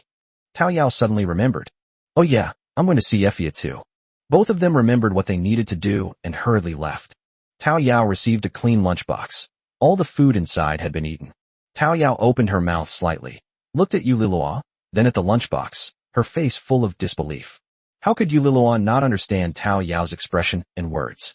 For the first time ever, her face flushed slightly, almost imperceptibly, and it was gone in an instant. Soon, she coldly addressed Tao Yao. Leave now, don't disturb my rest. Ooh. Tao Yao nodded obediently, picked up the lunchbox, and slipped away. Cull. After Tao Yao left, Ulilua breathed a sigh of relief and patted her slightly protruding belly. She was just curious about what the food tasted like, so she took a bite. Little did I know that once I tried it, I couldn't stop. They insisted on eating every last drop of food. Thinking of Tao Yao's little expression just now, Ulilu felt embarrassed. It was the first time she had ever eaten so much. The kind of eating that makes you so full. Hiccup. Ulilua let out a burp. Just then, the door was pushed open again, and Tao Yao appeared in front of Ulilua, just in time to hear her burp. In an instant, Ulilua's face turned bright red. Well, good night, get some rest. After leaving those words, Tao Yao closed the door, leaving Ulilu alone in the room, feeling bewildered, embarrassed, and blushing. I already said, wouldn't it be a million times better to have Tao Yao and Winstia rub your back and shoulders than me? You still want to teach me this? The water's getting cold. Serena's voice rang out. That's different. I enjoy the feeling of teaching you. Sumu chuckled. You. Serena patted his back, her voice tinged with annoyance. Oh right. Our territory needs a better blacksmith. Serena massaged Sumu's shoulders as she spoke. Oh, what's wrong? Now that you're a mage, casting spells will require a good magic wand to some extent. Serena explained. I've seen your skeleton mages. Their current strength is roughly equivalent to a 7th-tier magic servant. But if you can equip them with good magic wands, their magical power can reach the level of a 3rd-tier mage. There's such a saying? Sumu turned to look at Serena. This was the first time he'd ever heard of it. After all, his skeleton mages came with magic wands from the moment they were summoned, so Sumu subconsciously assumed they didn't need any weapons at all. The skeleton soldiers, on the other hand, were different. They needed to be equipped with weapons, so Sumu's focus was always on them. They overlooked the skeleton mage. Only now, brought it up by Serena, did Sumu notice. Chapter 189, When will the level 3 territory ever end? Very different. Serena said. If I didn't have a magic wand right now and could only rely on myself to cast spells, I could only unleash 70% of my magic power. If I were equipped with a good magic wand, my strength would be completely different. You are a mage now, just like everyone else, so the territory needs good craftsmen to forge weapons and increase their strength. It seems that's true. I've never seen you use a magic wand before. Sumu realized that since he had known Serena, he had never seen her use a magic wand to cast spells. He initially thought such a thing was unnecessary. Little did I know that it wasn't needed, but rather that it didn't exist. I used to have a magic wand, but my storage ring was taken by Andrew in Tianlong City, so I don't have a magic wand now. Serena began. But the key issue isn't my magic wand, since I'm just one person. What you need is to improve the overall strength of all the members within the territory. Therefore, the magic wand is quite important, and a good blacksmith is needed. Are magic wands also forged from iron? Sumu asked curiously. No. Serena thought for a moment before answering. You'll need to ask the master blacksmith for specifics, but as far as I know, the materials used to forge a magic wand aren't limited to refined iron. There are many other things as well. It's rather complicated. Sumu nodded. I understand. I will find a suitable craftsman as soon as possible. If you have any ideas, you can recommend them to me. The best race for blacksmiths is the dwarfs, but they live in the coldest places, not around here, so it's not easy to find them. We might as well turn our attention to the goblin race. Serena said. There are goblins around here, but it will probably take some time and effort to find them. Wait, even goblins have master blacksmiths. Sumu thought of the goblins who would soon appear in Fu Ningyu's territory. Could he be a master blacksmith? Sumu knew that Serena was right. He also realized that productivity within the territory was currently severely lacking, and even the production of weapons for the skeleton soldiers was a problem. It seems that becoming a master blacksmith is indeed something that needs to be put on the agenda. Although goblins are fond of invention and machinery, they are also a good choice for master blacksmiths to some extent. Of course, it depends on the individual. I'm just giving you a suggestion for reference. All right. Sumu responded and suddenly waved his hand to grasp Serena's hand. What? Serena glanced at Sumu as her hand was suddenly grabbed. What do you think? Sumu chuckled, then suddenly stood up and pulled Serena into the bathtub. System-wide announcement. Congratulations to Han Jidong, Lord of the Kimchi Kingdom, on successfully upgrading your territory to level 3. Because you are in Nightmare Wasteland, a special map, you have received the exclusive first upgrade reward for that map. System-wide announcement. Congratulations to Lord Johnson of the beautiful country for successfully upgrading his territory to level 3. Because he is located in the Crimson Wasteland, a special map, he has received the exclusive first level up reward for that map. System-wide announcement. Congratulations to Lord Jaya Shuichi of the Sakura Kingdom for successfully upgrading his territory to level 3. Because it's located on a special desert cliff map, he has received the exclusive first level up reward. At this very moment, the World Chat channel was already buzzing with discussion because of the 3 system announcements today. Holy crap, is this the 3rd one today? Yes, this is the 3rd one today. That's ruthless. They're all lords from special maps. I'm so envious. I can't even imagine how happy I am to get the first territory upgrade reward. So, special maps now offer first level up rewards for reaching level 3 territories. Those of us on regular maps are really suffering. I wonder when we'll ever see any improvement. Oh yeah, I just realized the level 3 first level up reward for our regular map hasn't appeared yet. The world's lords were abuzz with discussion. Of course, don't you even consider the upgrade requirements for a regular map? Savoring the joy of harvest? Is this the hardest level to advance? Yes, that's it. It means we should plant the land and wait for the harvest. But a normal crop harvest takes a quarter, right? So we don't know when the level 3 challenge on our regular map will ever end. Exactly. I suspect the system is bugged, deliberately making things difficult for lords on normal maps. How could this possibly be completed in such a short time? By the time we finish, other players' special maps will probably already be level 4 territories. Be bold, level 6 or 7 is possible. Damn, won't we get completely dominated by people using special maps? This chat immediately sparked discontent among the lords of the regular map in the chat channel. Is the system ignoring us? Then what's the point of having lords in regular maps? Exactly. When others reach level 7 or 8, attacking our level 3 territory will be a piece of cake, won't it? Indeed, the world is unfair. Some are born into privilege, while others are born into poverty. Now that you've said that, I'm going to yell at you. Damn system. F********. Many lords realized that a major factor restricting the development of territorial technology was the territory level. If all the special maps are high level by then, and they are only at level 3 territory, then the battle will definitely be one-sided. Not to mention, the others are lords of special maps, which already puts them at a disadvantage. Don't worry, I have inside information. Apparently, special maps have restrictions. They have to reach level 6 territory before they can leave their own map. At this point, someone else stood up and spoke up. Is it true or false? It's supposedly true. A friend of mine works with special maps, and he told me about it too. That won't work either. They'll reach level 6 much faster than us. We might only be level 3 by then. Don't just say maybe. It's a definite yes. We need 3 months to harvest the crops. All living beings are equal. At this moment, someone jokingly said, equality for all beings? What about Sumu? As the first to advance to level 1 or 2 territories, is it possible for him to break through this constraint? When the conversation turned to Sumu, everyone got even more excited. After all, nowadays, almost every lord knows this name. Chapter 190. Upgrading to level 3 territory. The lords are in despair. Even if Sumu came, it would be the same. I told you, even Buddha couldn't keep him. Indeed, the conditions are the same on all maps. Everyone has to wait for the harvest. So, it's a matter of seeing who harvests their crops first after 3 months. It's the same even if Sumu comes.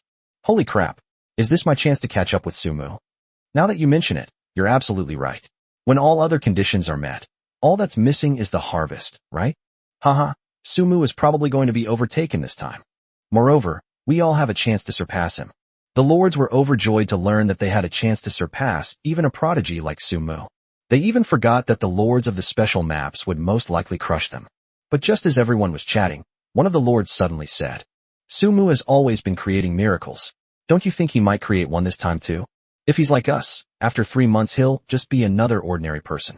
What will be the point of us talking about his name then? What do you think? After this chat was posted, the World Channel was noticeably quiet for a few seconds before the lords resumed their passionate discussion. While I admire Sumu, to say he can create miracles is pure nonsense. Can crops grow faster than expected? That's just wishful thinking. I've been to the nearby main cities, and I haven't heard of any power that can make crops grow rapidly. If they truly possess such power, wouldn't they utilize it? Why would Sumu have a chance? So, you found a shortcut yourself, buddy. The lords finally understood. Yes, I'm just one condition away from upgrading my territory to level 3, so I specifically went to the main city to ask, but there's no such power at all. When I asked around, people in the main city looked at me like I was an idiot. It's true. I also went to the nearby main city to ask, and they asked if I wanted to buy more fertilizer, saying that maybe applying more fertilizer would make them grow faster. I've already asked that. More and more people are coming forward, saying they've already asked around, and there's no such power at all. It seems that there are quite a few lords and knights who want to take shortcuts.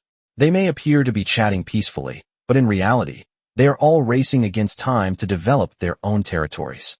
It appears peaceful, with no disputes, but in reality, the smoke of war is constantly billowing. The forces that define natural law and morality truly have no reason to exist. It seems there are no shortcuts available to anyone. Since Sumu is like this, what are we afraid of? We'll get thrashed by the special map, and Sumu will get thrashed too. It's all the same thing. Dude, is this your method of self-consolation? Just trying to comfort yourself? Haha, thinking about it carefully, it seems like we didn't lose out at all. The group chatted even more happily. They felt that Sumudu, who was the first to upgrade his territory from level 1 to level 2 and receive the reward, was on the same starting line as them. So what did they have to complain about? They don't care about being beaten up. It's someone like Sumu who would feel frustrated if he were beaten up. Once everyone thought about it that way, their mood instantly improved, and they stopped complaining about the system being unfair. The World Chat channel is in harmony. Until worldwide announcement. Worldwide announcement. Worldwide announcement. Hey, what day is it today? Another lord on a special map has upgraded their territory? You'll get used to it. This is the 4th time today, isn't it? Let's keep pushing forward. We've all come to terms with it anyway. Haha, it's all thanks to Sumu. Without him as a comparison, we wouldn't be in such a good mood. Haha. Thank you, Sumu. Everyone line up. Thank you, Sumu. Thank you, Sumu. In the World Chat channel, all the lords followed suit, and the words, thank you, Sumu flooded the screen.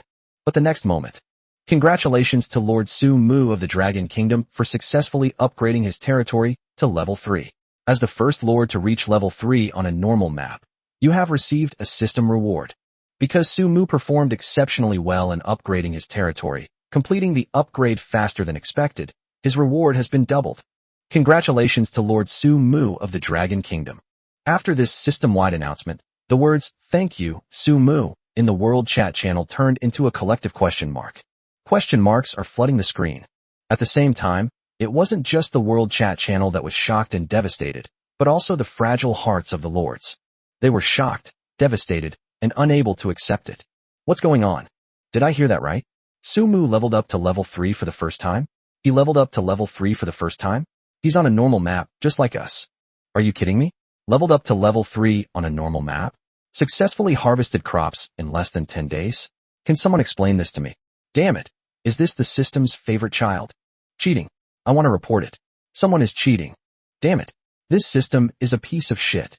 The players, driven to despair and madness, declared they would complain and report Sumu for cheating. But after searching for a long time, they couldn't find any feedback on the system's reporting and complaint function. All I can do is helplessly and powerlessly rage. However, at this very moment, the Tianmu tribe. Wrong. In the small town of Tianmu, Sumu smiled as he looked at the World Chat channel. Let's see if you'll thank me or not. Sumu took the time to notice what was happening in the World Chat channel. When he came to the field with Coco at noon today, he wanted to help the crops mature successfully. He came by last night, and that's when Sumu discovered that crops only need to be harvested once more to mature. That is, today. So, while Coco was displaying her abilities, Sumu hid under the shade of a tree and watched the world chat, which is how he discovered that everyone was seeking comfort from him. Sumu wouldn't allow that. Why should I? Every lord wants to get rid of him now. They can't stand to see him doing well, right? Sumu, however, did not do as they wished, which infuriated them. Congratulations, Lord. You have successfully upgraded your territory to level 3, which is now Tiemu Town. Reward has been issued, please claim it. Brother Sumu. Coco walked over. The little girl looked very tired after using her abilities. Seeing this, Coco wanted to go over and hold Coco in her arms so that she could rest properly. Coco, come here, Annie will hug you. Coco opened her arms. Coincidentally, Sumu also opened his arms at the same time. This is awkward. This created a situation where both of them wanted to hug Coco. The problem was instantly handed over to Coco. Was she hugging her aunt? Should I still hug Brother Sumu? Chapter 191 Rewards. Tianlong City in Crisis? Coco looked at Sumu, then at Coco Nai. I hesitated. Come here, Andy will hug you. Coco spoke softly, a friendly smile on her face, and waved to Coco. Brother Sumu, please hug me. Coco said something and walked towards Sumu first, throwing herself into his arms. Moment.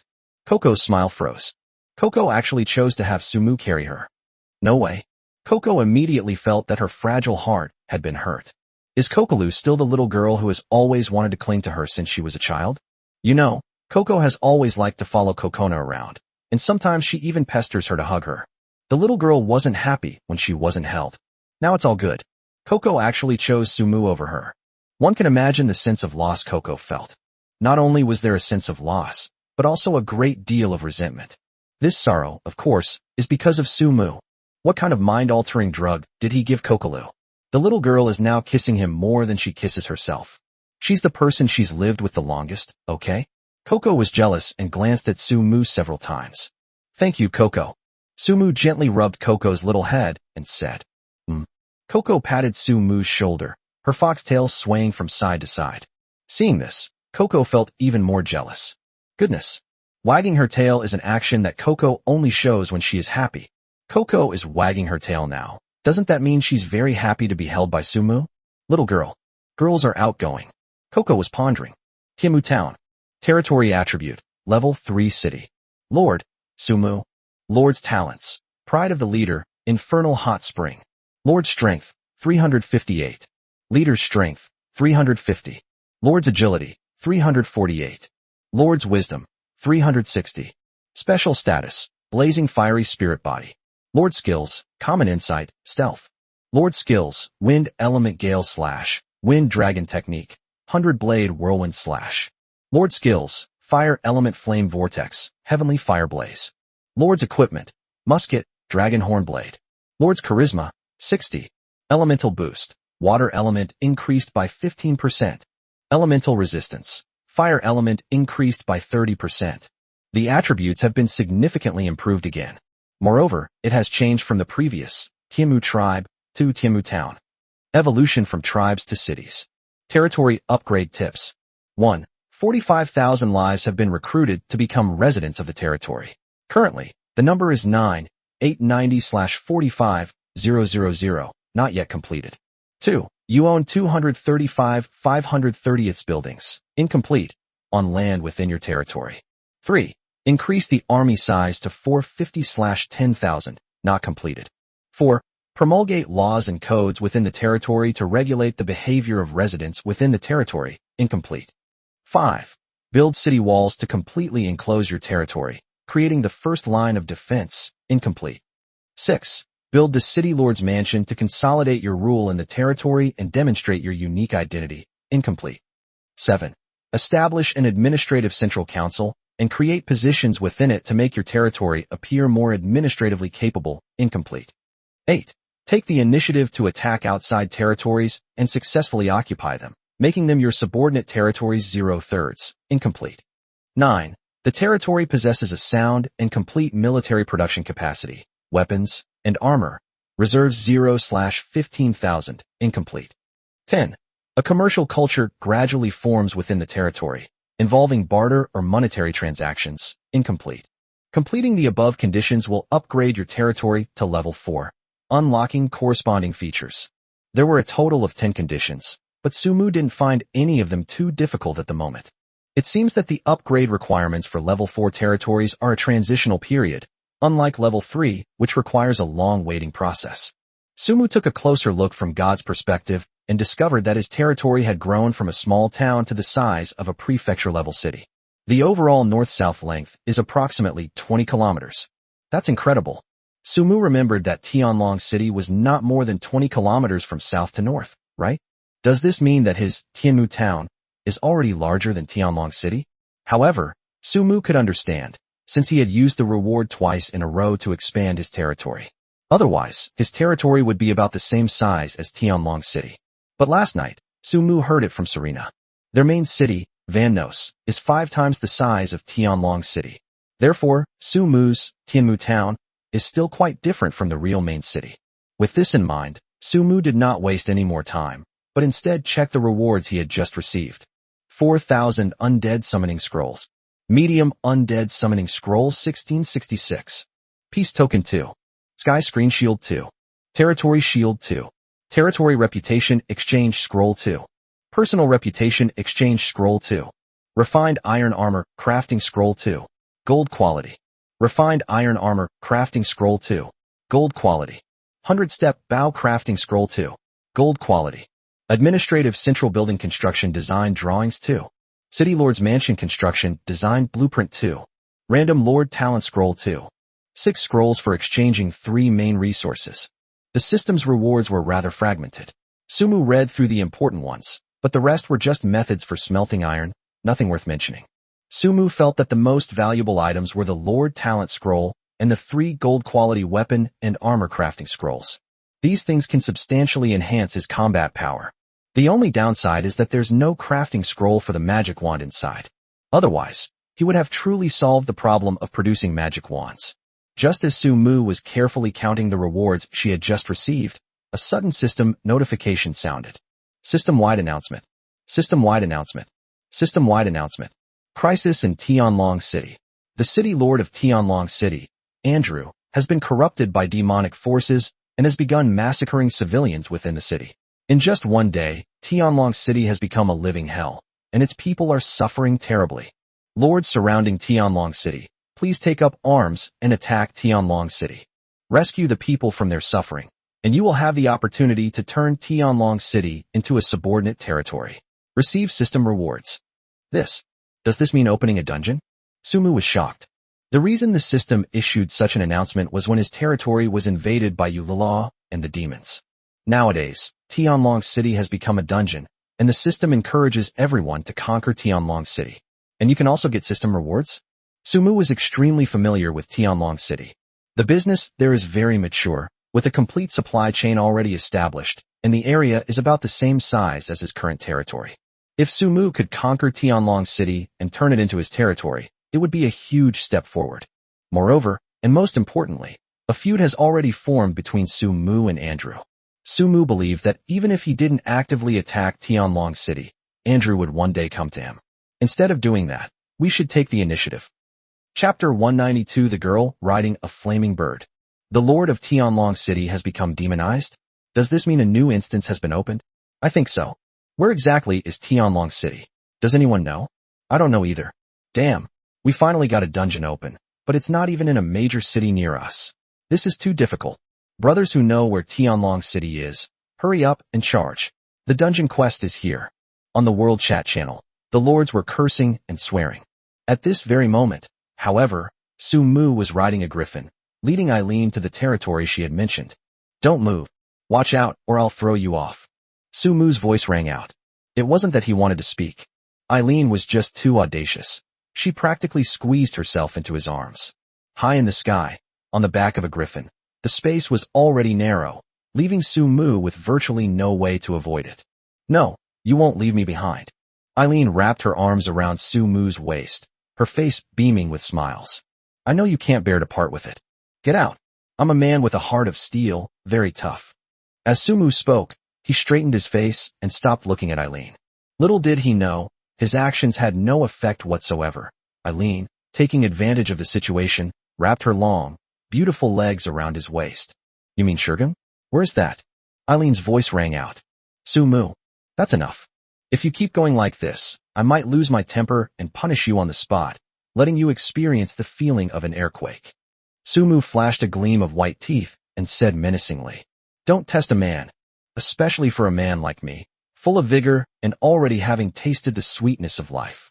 Sumu was still making threats. Come on. Come on. Eileen's slender hand gently lifted Sumu's collar, her smile undiminished, her voice soft and alluring. To be honest, I'm also curious about what an air tremor feels like. Can I experience it? These words, falling into Sumu's ears, were like a spark igniting a fire in the haystack. He felt a tingling sensation in his heart, and his breathing quickened considerably. Is Eileen now completely unyielding? Was she solely focused on seducing him? Or is it that women in the beer country are just so direct and straightforward?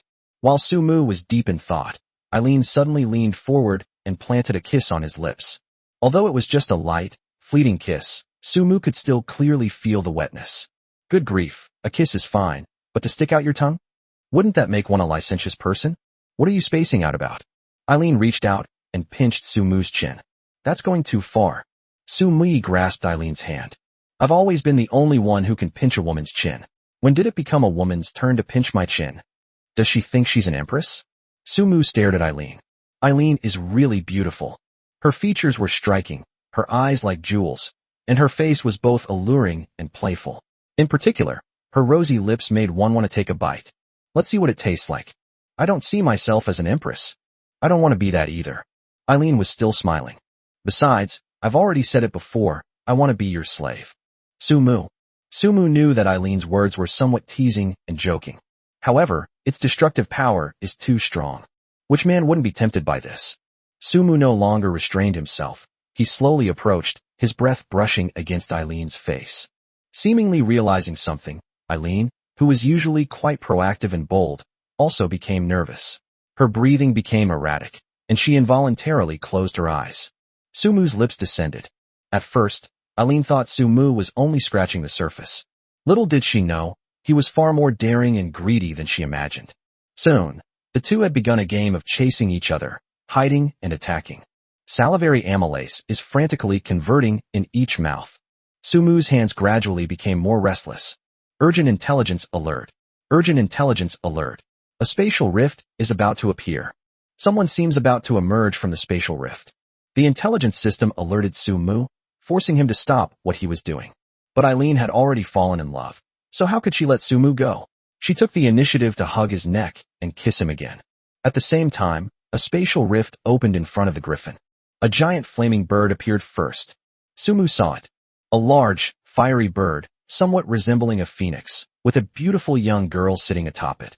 The pretty girl was staring in astonishment at Sumu and Eileen, her mouth agape, her face full of surprise. She seemed surprised by the intimate scene between Sumu and Eileen in midair. Soon, a blush flashed across the girl's face, and a fleeting look of disgust crossed her eyes as she glanced at Sumu and Eileen.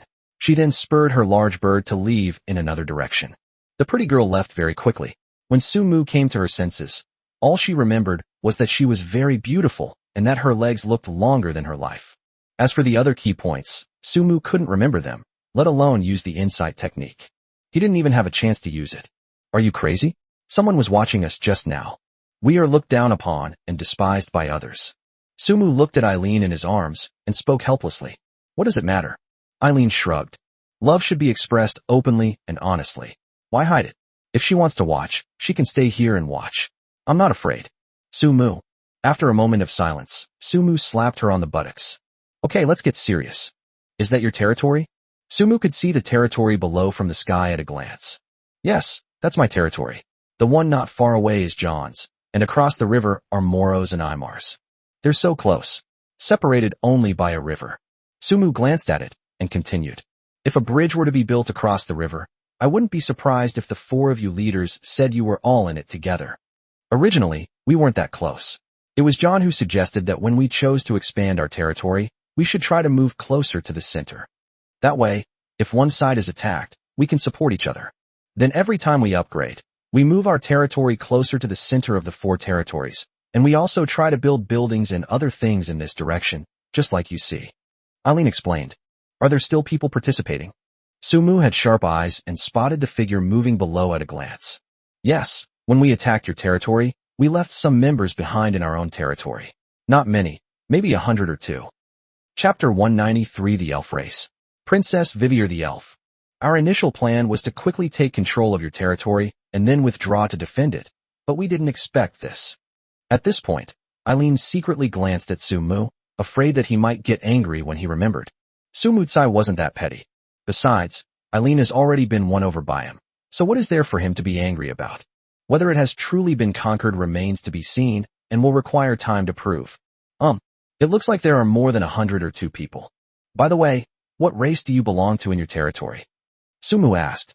He is much stronger than Eileen now, so to a certain extent, he can see much farther than Eileen. Vampire. You've met them before.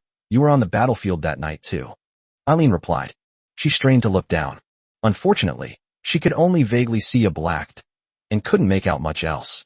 It was this difference that made Eileen admire Sumu even more, and her gaze towards him was filled with admiration. There are no vampires down there. Sumu frowned and said, Pointy ears, so pretty. Elves. He murmured to himself. Elves? Are there elves in our Siam forest? I honestly didn't know. Eileen started to panic a little. Could it be that after we left, they killed all the vampires I left behind and then took over our territory? It's not impossible. Sumu pursed her lips, deep in thought. He noticed, the people below had clearly noticed him. After all, the griffin was quite large, so it was normal for it to be spotted. Since that was the case, Sumu didn't hesitate any longer. He patted the griffin and landed directly below. Princess Vivier, the enemies in the sky have noticed us. What to do? Should we leave or prepare for battle? There are only 2 of them, and they don't seem too difficult to deal with. Fakir, an elven sentinel, was the first to run over. He bowed slightly and asked softly. Standing before him was a tall, beautiful elf. Her appearance was exceptionally outstanding. Even surrounded by a group of beautiful female elves, she remained the most eye-catching presence. It is that most dazzling starlight. All personnel on high alert. Viviel looked at the colossal beast descending from the sky, her delicate brows furrowing slightly, and gave the command. Do not attack for now, to avoid unnecessary conflict.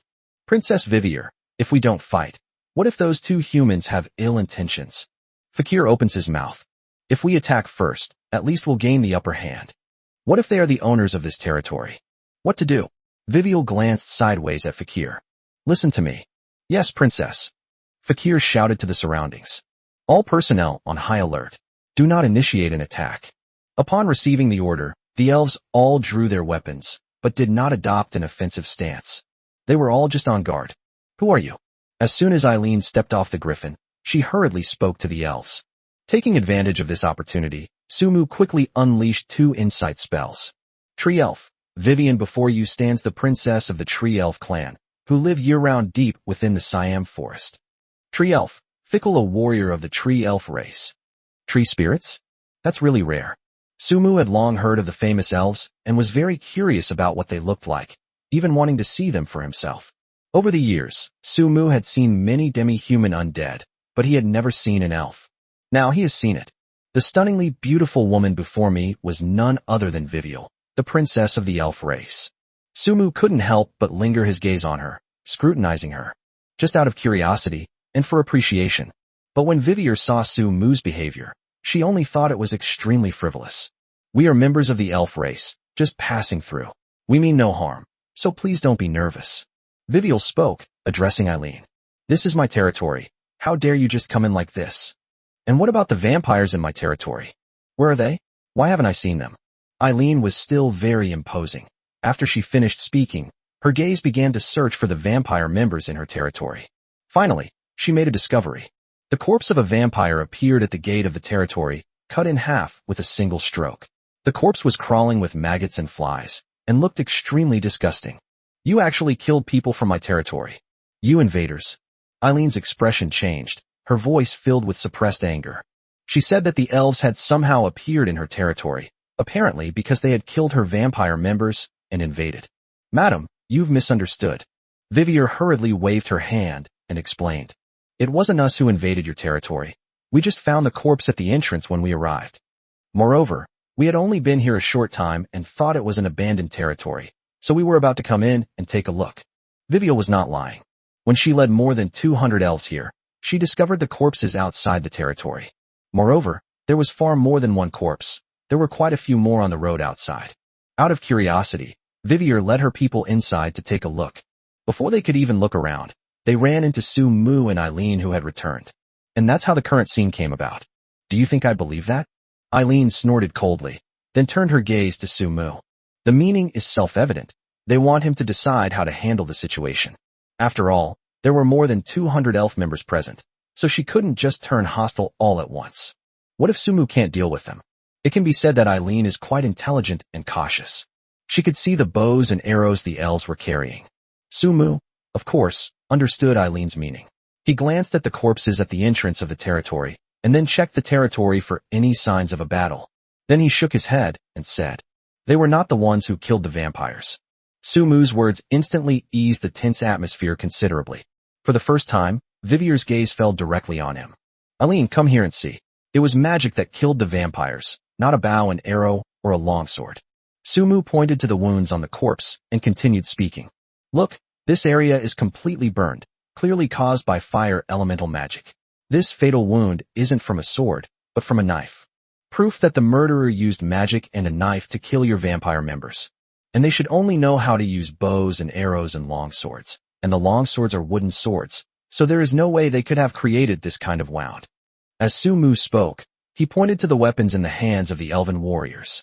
They all carried bows and arrows on their backs, quivers, and a wooden sword at their waists. The weapons were very uniform. Chapter 194: The Murderer.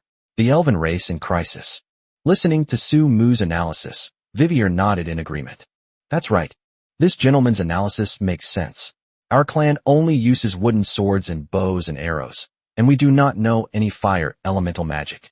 We really didn't kill these vampires. I hope you won't misunderstand and develop a bad impression of our elven race." At first, Vivier only felt that Su Mu's gaze made her feel very disgusted and resistant. After all, it was their first meeting, and Su Mu stared at her intently. Anyone would feel uncomfortable in that situation. Vivier is a normal person too. However, Su Mu's analysis was reasonable and well-founded, and his quick wit improved Vivier's impression of him somewhat. "It's only a little bit." "Is that so?" Eileen frowned, thinking to herself that the people most likely to attack her territory and this place were the ones who would strike. Eileen would naturally choose to believe Su Mu's words. She didn't dare to go closer to the body, but she didn't suspect that Su Mu had ulterior motives. He had no reason to cover for the elves, much less to lie to her. "More than anything else, I'm curious about why your clan came here." Su Mu looked at Vivier and spoke. "We just happened to be passing by. Let's leave now." Vivier clearly didn't want to get involved in this matter any further. With a wave of her hand, she tried to direct her elven people to leave. Before they could even step out of the territory's gate, a group of people surrounded them. To be precise, they were a group of muscular minotaurs. The leader was a man who looked like a lord. He was short and wore gold-rimmed glasses. As expected, there are elves among them. I thought Kadir was lying to me, but it turns out he really was, ha. The man with the gold-rimmed glasses laughed heartily, his eyes filled with greed. "And they're all top-tier beauties. The book is right, there really isn't a single ugly elf." Viviel looked solemnly at the minotaur blocking her and her people's path. She roughly counted, and there were about 500 or 600 people. Moreover, Vivier had a general understanding of the minotaur's fighting ability. They were all demi-humans from the Siam forest, so she naturally knew a little about them. In the forest, the minotaur's fighting ability is not obvious. The tree elves can even use their agility and dexterity to toy with the clumsy minotaurs. But that only applies to forests. After all, as tree spirits, they can leap lightly up trees, even more agile than the monkeys in the forest. Therefore, the clumsy minotaurs are no match for them. They can outmaneuver them using guerrilla tactics. But it's not in the forest now. In a ground war, the minotaurs outnumber them by more than double, so they have absolutely no chance of winning. Despite being a princess of the tree spirit clan, Viviel is only about 100 years old. Among the elves, 100 years old is merely the beginning of adulthood. Their strength is not particularly great or outstanding. The truly powerful beings among the elves are all over 500 years old. That's why Vivier's expression was so solemn. At the same time, Sumu used his insight technique on the man with the gold-rimmed glasses. Lee Dong-sik, lord of the Kimchi country, master of the Korean tribes. Taran, a race characterized by brute force and domineering nature, with little to no intelligence. It turns out he's the lord of the Korean peninsula. What Sumu found a little strange was why the intelligence system didn't give a notification when Lee Dongji appeared. Logically speaking, even if the other side ambushed them first, the intelligence system should still have given a notification. But now, neither the appearance of the elves nor Lee Dongji has prompted any alerts from his intelligence system. Could it be that the system doesn't think I'm in any danger, which is why it didn't issue a warning? Sumu thought to himself. He felt that the possibility was still very high. After all, the system doesn't fail. And the key point is that when the mysterious girl riding the Firebird appeared before, the system gave a notification. Elven race, I will give you a choice. Just as Sumu was pondering this, Lee Dongji's voice rang out. One of them voluntarily submitted to me, became a member of my territory, and called me Lord. One will be killed by me, or captured and taken back to my territory as a prisoner, or enslaved. 2 choices. I'll give you 10 seconds to think it over. As soon as Lee Dongji finished speaking, the elves had already drawn their wooden swords. The elves are proud and arrogant, possessing a unique kind of pride. How could they withstand such verbal humiliation? Not only the elven master, but even Vivial raised her wooden sword, staring at Lee Dong-sik with hostility. A battle seems imminent. The air was thick with the smell of gunpowder. Sumu was not surprised by the elves' reaction. Elves are a rather proud race, and it's normal that they would rather die in battle than become slaves or prisoners. It seems you're unwilling. Lee Dongji understood the elves' meaning. He snorted coldly, his face turning extremely gloomy. Since that's the case, then don't blame me. I will arrest you all and sell you one by one to the taverns in Flying Cloud City, so you can be arrogant. I know very well that beautiful elven women can fetch a good price in every tavern and merchant guild. Lee Dong-sik seemed to see a dazzling golden light before him. He had the good fortune to have visited Flying Cloud City twice and knew that among the many races of slave beauties, the rarest and most expensive were the elven beauties. They can sell for 6,000 gold coins each at auction, but it takes some time. They can sell for a good price of 2,000 in the tavern, and you can get the money right away. When Lee Dongji saw many beautiful elves performing seductive dances in the tavern, he developed feelings for the elves. They're practically walking human gold coins. A huge fortune. All minotaurs, obey my orders. Kill any males who resist, spare the females. Attack. With a wave of his hand, Lee Dongji caused the minotaurs behind him to step forward and attack the elves.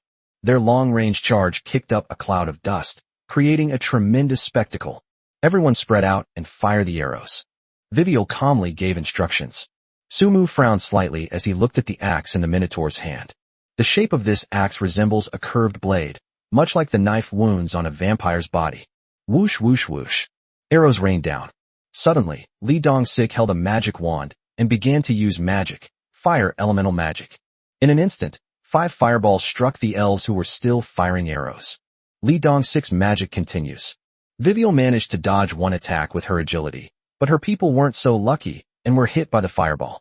In an instant, the fire spread to their bodies. Submit to me, and perhaps you will have a chance to live. Lee Dong-sik shouted. Continue casting the spell. Watch out. Let's get out of here quickly while there's chaos. Eileen tugged at Sumu, who seemed to be lost in thought. Just then, a fireball came hurtling towards us. Sumu suddenly raised his hand to block. The small fireball hit him, but it had absolutely no effect. The 30% fire resistance worked. Wow. Eileen looked at Sumu in surprise. She had clearly seen what was happening. Sumu raised his hand and blocked the fire elemental magic attack.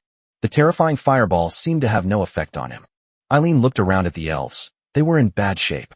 Very bad. Chapter 195 Heavenly Flame Shines. A deafening roar erupts across the entire arena. The tree elves were no match for the minotaurs in terms of combat power on flat ground, and were quickly suppressed by them. Many male elves were injured. If Lee Dongji hadn't said not to harm the female elf, the minotaur would probably have been even more brutal. If this continues, the tree spirit will only have one fate. The woman was captured, and the man was killed. Unless, what are the trump cards that Princess Vivial of the tree elf race has up her sleeve? Sumu observed for a moment, and quickly gave up. Vivial doesn't seem to have any trump cards up her sleeve. Otherwise, she probably would have taken it out long ago. There was no need to put her people in danger. Sumu could roughly estimate that the forces in front of him were not the elite forces of the tree elf race, because they are generally young, and their skills don't seem to be very good. It seems we have no choice but to take action. Eileen stepped back. Sumu suddenly spoke. You want to help them? Let's not. Eileen grabbed Sumu's arm. Why don't we take advantage of the chaos to escape? Go back to our territory to bring people back, and then come back. Right now it's just the two of us. What if something unexpected happens? I don't want you to take any risks. Get out of the way. Sumu straightened her face and said, Stop nagging. Women shouldn't interfere in men's business. I have my own plans. Sumu knew that if he were to explain to Eileen, he would inevitably have to explain a lot. By the time the explanation is finished, the elven race will be doomed. It's better to be more direct and scold her. That's the kind of thing women fall for anyway. As expected, Eileen, who had been scolded, was not angry at all. Instead, she looked up at Sumu with admiration. Those eyes were practically radiating love. She took a few steps back, walked to the side, placed her hands in front of her chest, and looked at Sumu. At this moment, Eileen felt that Sumu was full of masculine charm, just the kind of man she liked. I admire strength. That's just Eileen's true nature. If Sumu were weak, she probably wouldn't even give him a second glance. Sumu, when talking to M, it's better to be assertive and decisive. It seems I can't be too gentle with Eileen in the future. While pondering this in her heart, Sumu had already started walking forward. Heavenly fire shining bright. Sumu stretched his hands towards the sky, attempting to gather fire elemental energy. Because he didn't have a staff, his starting move was clearly different from that of a typical magician. A terrifying fire elemental power coalesced in Sumu's hands, and 9 enormous fireballs, each roughly the size of the sun, suddenly appeared in the sky. Terrifying temperatures are ravaging this region. Li Dong-sik, who was focused on casting fire elemental magic, noticed the strange change in the sky. His brows furrowed immediately, and his expression changed slightly. You bastard, what's going on? Li Dong-sik cursed under his breath. He quickly realized that the fireball was targeting them, and he roared. Attack! Scatter quickly in all directions. Don't get hit by the fireballs from the sky. It must be said that Li Dong-sik reacted very quickly, and he issued the command very quickly as well. But the fireballs in the sky didn't give the minotaurs below a chance to scatter. They crashed down upon them. This horrifying scene also turned Vivier pale. She instinctively thought there were other enemies. Their clan is truly in grave danger. Little did they know, these fireballs weren't targeting them at all. Boom, boom, boom. Boom, boom, boom. Fireballs rained down on the ground like hand grenades, relentlessly bombarding the area, sending terrifying heat waves sweeping across and ravaging the region. Dust billowed high into the air. Princess, look. Fakir suddenly ran to Viviel's side and pointed behind them. That fireball in the sky was caused by that guy. Following Fakir's guidance, Viviel immediately spotted Sumu casting a spell behind her. He was enveloped in fire elemental power, giving him a unique sense of divinity. I didn't expect him to be so strong. Fakir said. But is he helping us now? Fakir couldn't see the situation clearly.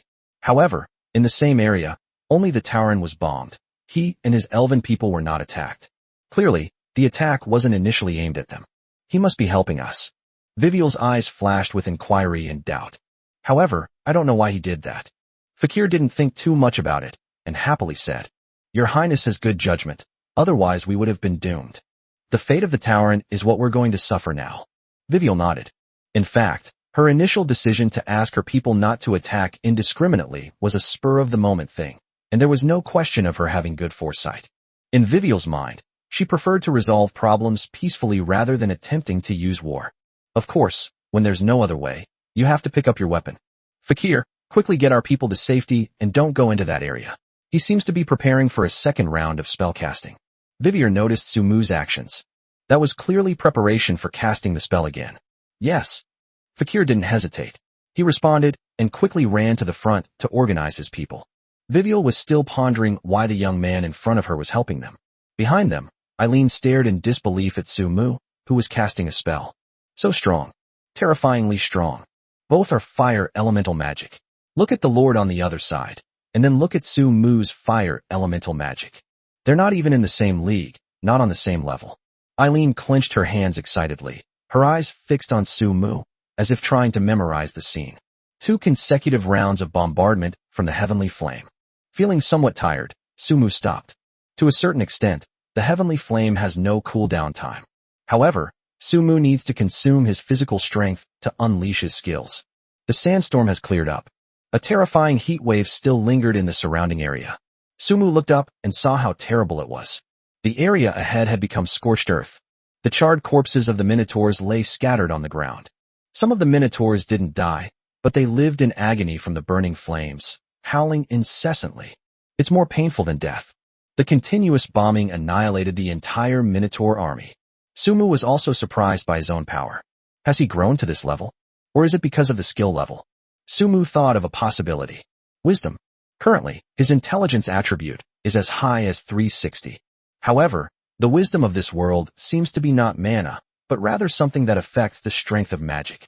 To be precise, it should be understood as legal strength. If that's really the case, then Sumu can completely understand why his magical attacks are so terrifying. His magic power is a whopping 360. Among lords of the same rank, probably none are higher than him.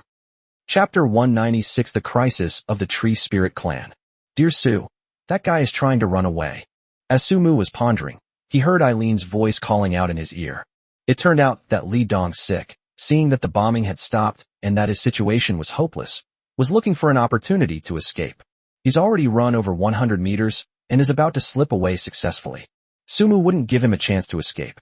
He suddenly used a stealth technique to rush forward, and at the same time took out the demon dragon hornblade in his hand and threw it forward.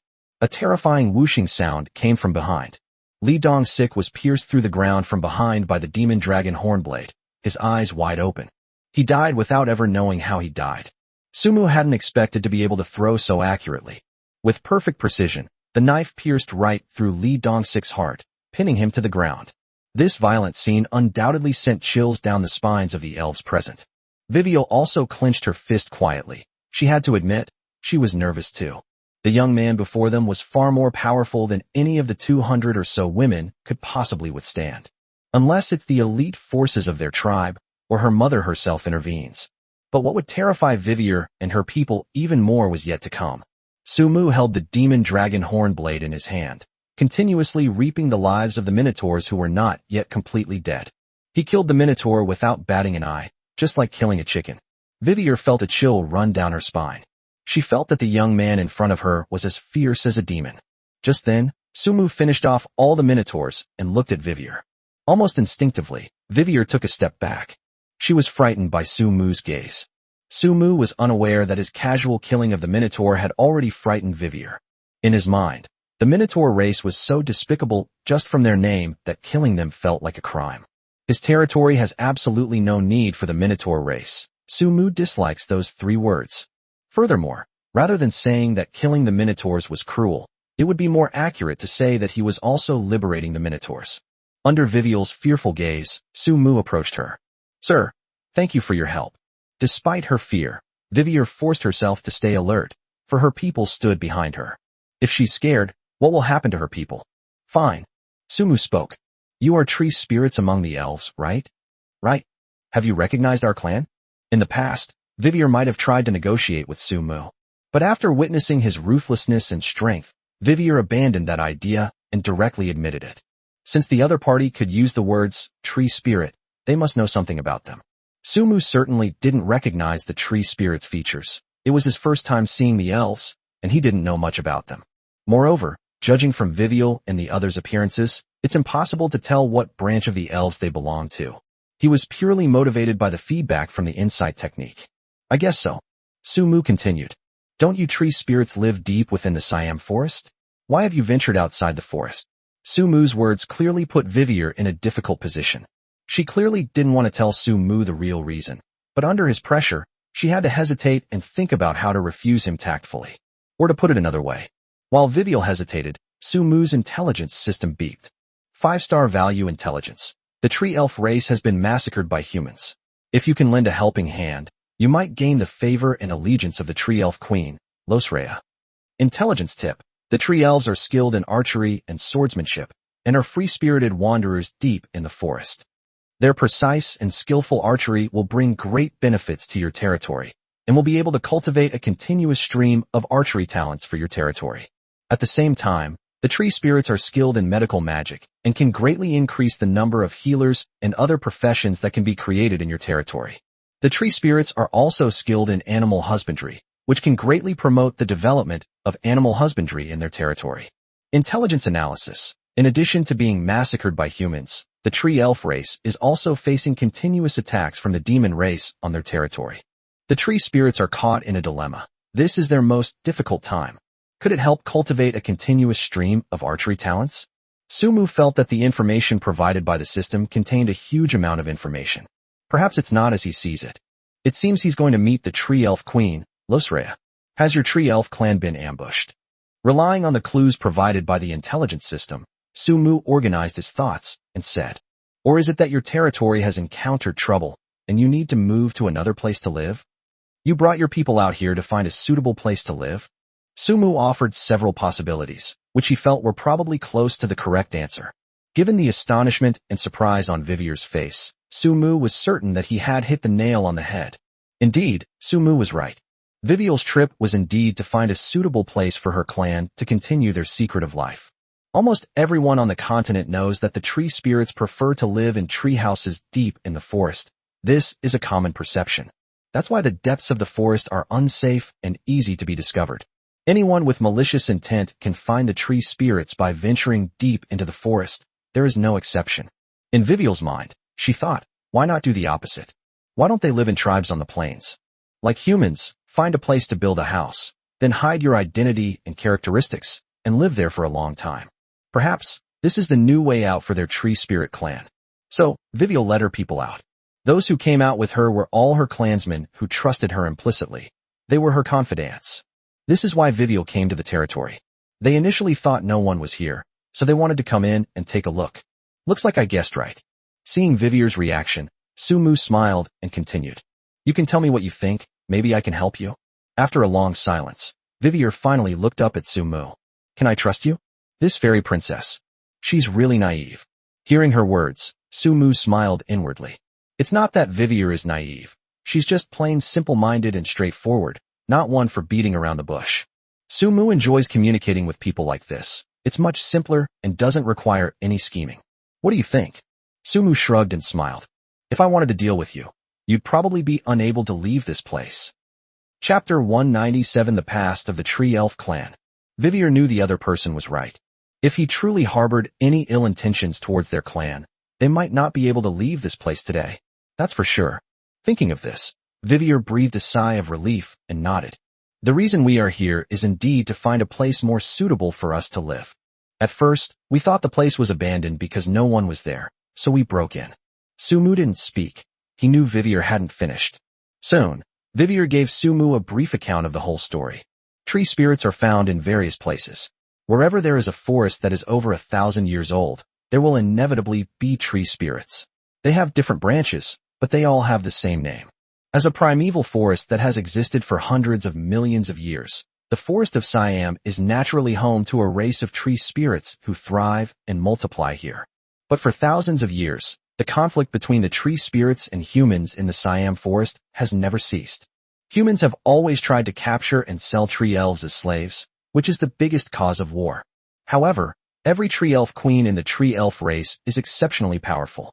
Therefore, even with numerous powerful human warriors, they still couldn't gain any advantage.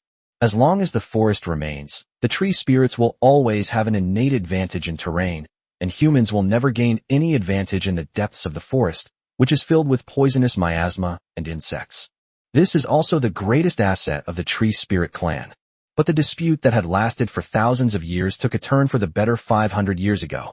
The previous princess of the tree elf race, Leluo, fell in love with Fivel, the lord of Flying Cloud City.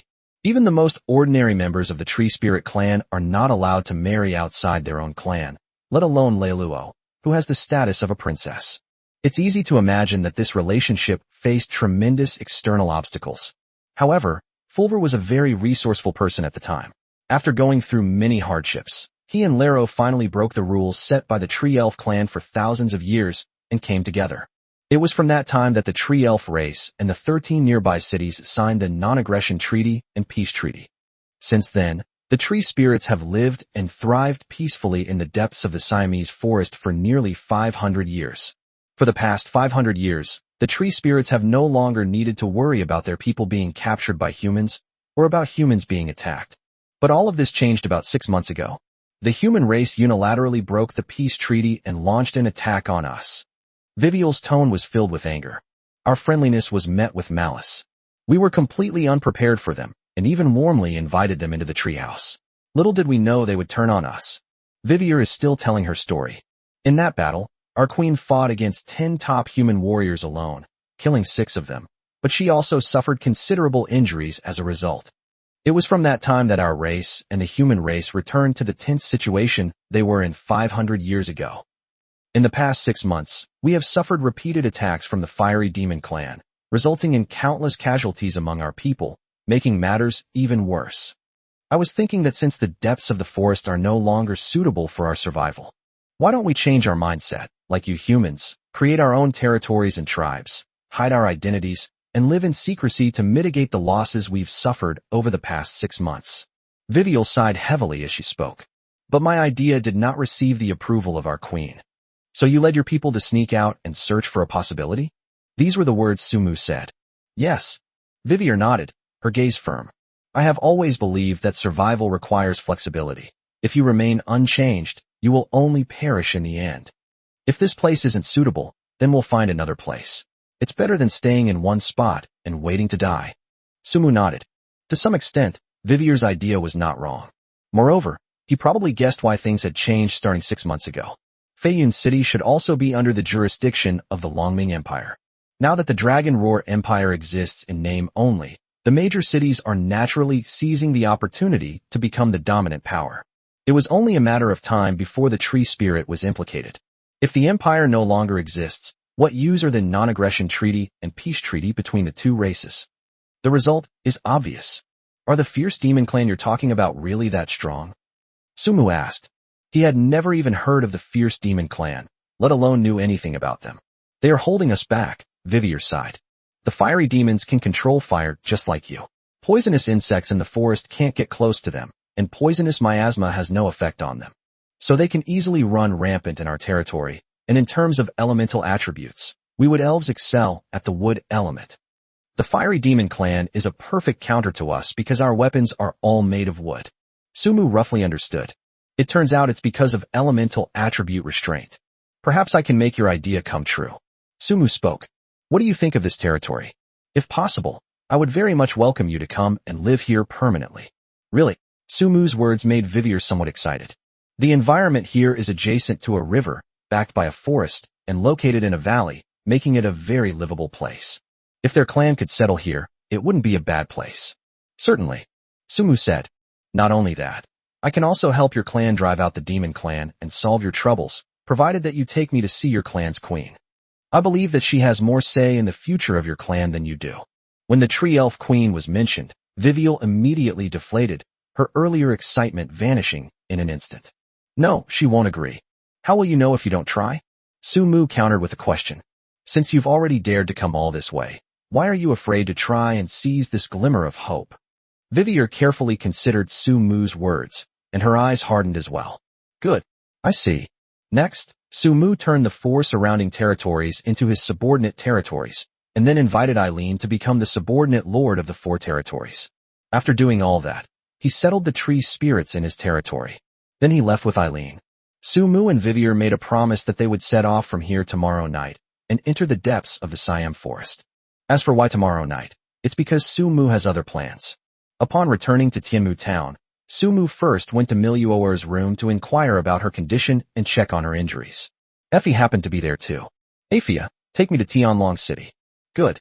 Aphia stood up, preparing to transform into her Pegasus form, but Sumu grabbed her arm.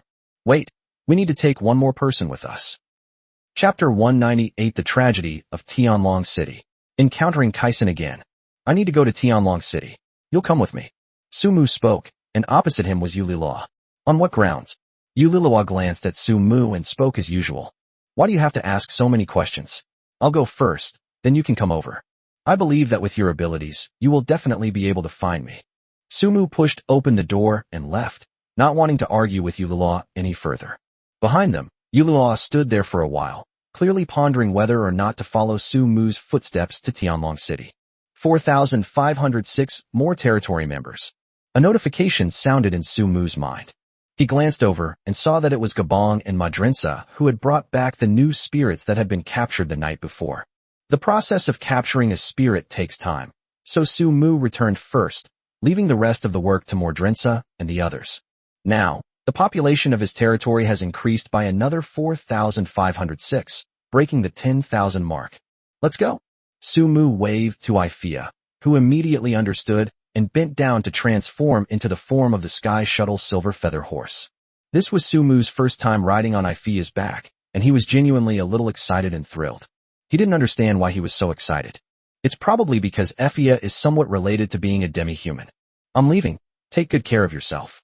Ifia's voice came, reminding her of Sumu on her body. Okay. Sumu subconsciously squeezed her legs together. Ifia soared into the sky with lightning speed. Before Sumu could react, she had already appeared 100 meters away. The faster the speed, the greater the wind resistance, but because of Ifia's self-contained space, Sumu was not affected by the wind at all, and was actually quite comfortable. Compared to flying with a griffin, he had fallen in love with the feeling of riding Ifia. Riding Ifia is a joy. It's incredibly fun and comfortable. Sumu has made up his mind. He must ride Ifia more often from now on. Having ridden in a Cullinan, it's truly hard to fall in love with a Santana again. Half an hour later, Sumu could see the outer perimeter of Tianlong City. Compared to riding a griffin, Ifia saved him more than just time. Even the potential dangers along the way were overlooked. Ifia, prepare to land. We shouldn't go over from the sky. Let's check the situation on the ground first. Sumu gave the instructions. He is currently unaware of the situation in Tianlong City, and rushing in now would undoubtedly be tantamount to suicide. Sumu wasn't stupid. He planned to investigate first. Good. Ifia responded and began to fall downwards. Half an hour later, after Sumu's investigation, he had a rough idea of what was going on. Sky City looks very chaotic now. The city gates were tightly closed, and there were no guards protecting or patrolling the outer perimeter. Looking down from above, you can see that Tianlong City is completely closed, with no one walking on the streets. It is eerily quiet, and there is even a strong sense of death about it. Faintly, one could still smell the stench of rotting corpses. On the road outside Tianlong City, Sumu saw many corpses, their deaths bizarre and their bodies blackened. And everyone died with their hearts pierced. The method of death is standardized. You finally arrived. Why are you so slow? Sumu frowned and glanced at Yuliloa, who had suddenly appeared beside him. Actually, bringing Yuliloa along was just a test by Sumu. He simply wanted to see if Yuliloa would come. The result was obvious. Yuliloa appeared here. This is good news for Sumu. Ifia glanced at Yuliloa, who had appeared there, but said nothing. You didn't take me with you. Isn't it normal to be late? Yuliloa gave a reply. Sumu raised an eyebrow slightly. Goodness, Yuliloa is even talking back to him now. She was no longer the person who would give a cold snort or have an icy expression that said she didn't want to pay attention to anyone. This is good news for Sumu. I'd like to take you along, but only if Ifia lets you ride on her back.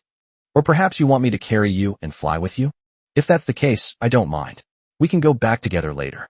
Seeing Sumu staring at her with a teasing expression, Yuliloa didn't say anything and turned away. Haha.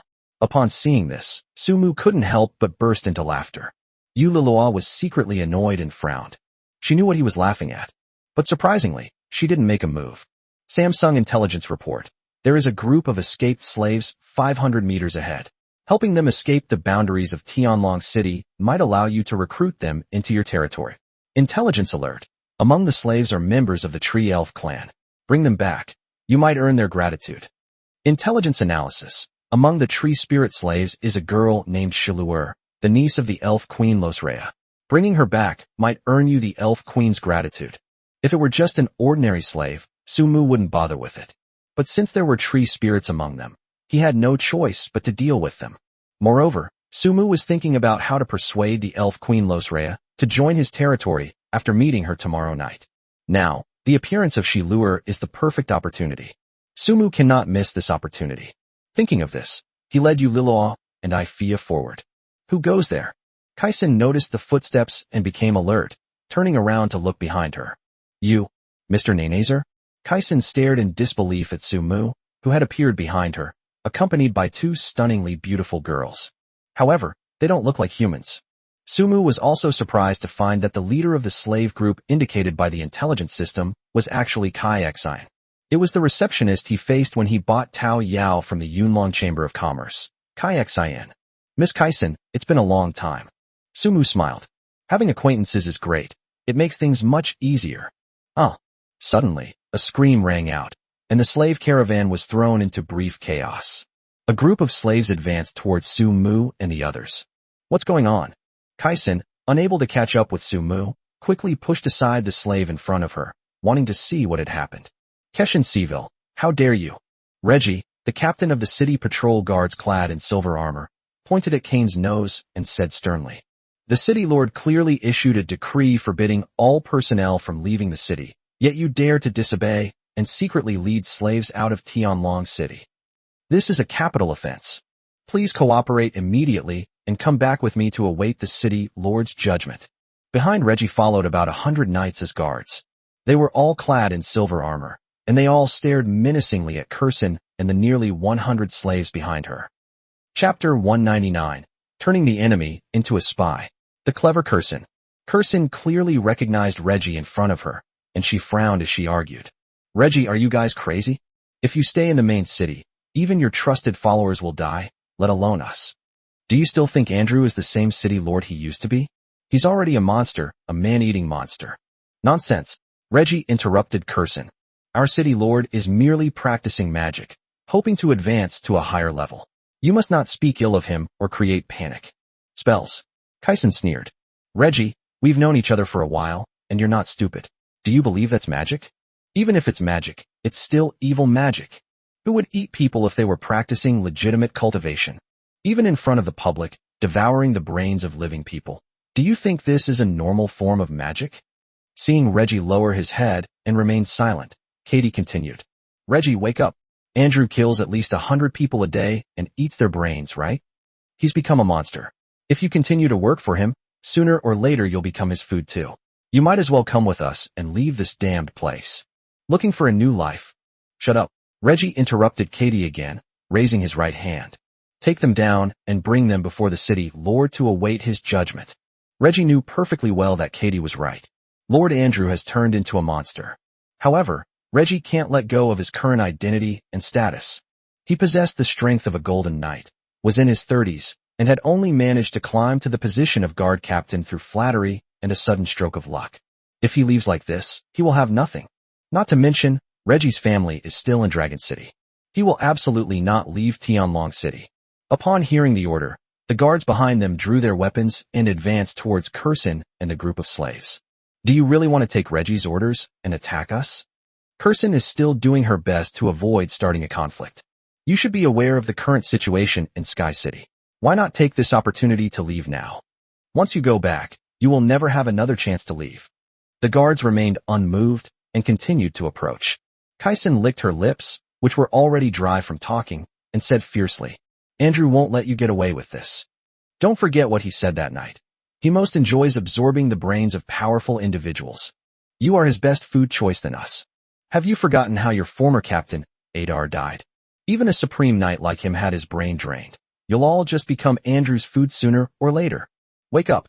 Don't be fooled by the fact that there are only about 100 guards in front of Kursin. The number of slaves is more than double theirs.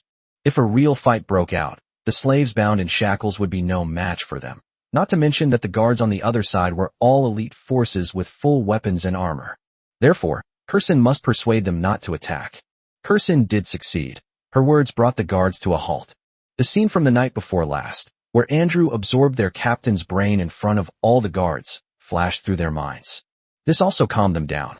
Don't listen to this woman's scare tactics. Hurry up and take them back. The city lord will reward you. Reggie shouted the order. Hurry up and arrest them all.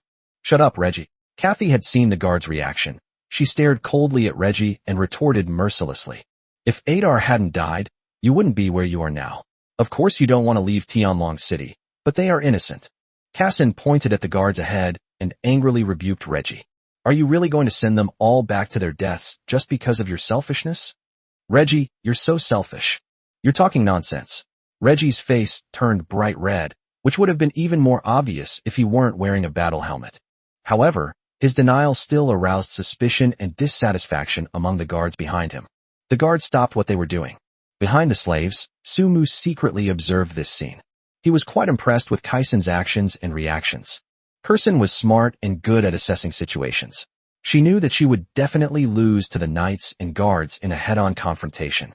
The best way to resolve the current predicament is to use words to subvert and sow discord among them. Clearly, Kursen succeeded.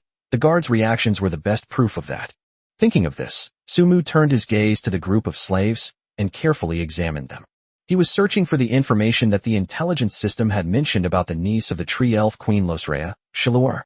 Sumu found it very quickly. A little green-haired girl surrounded by 3 female tree spirits.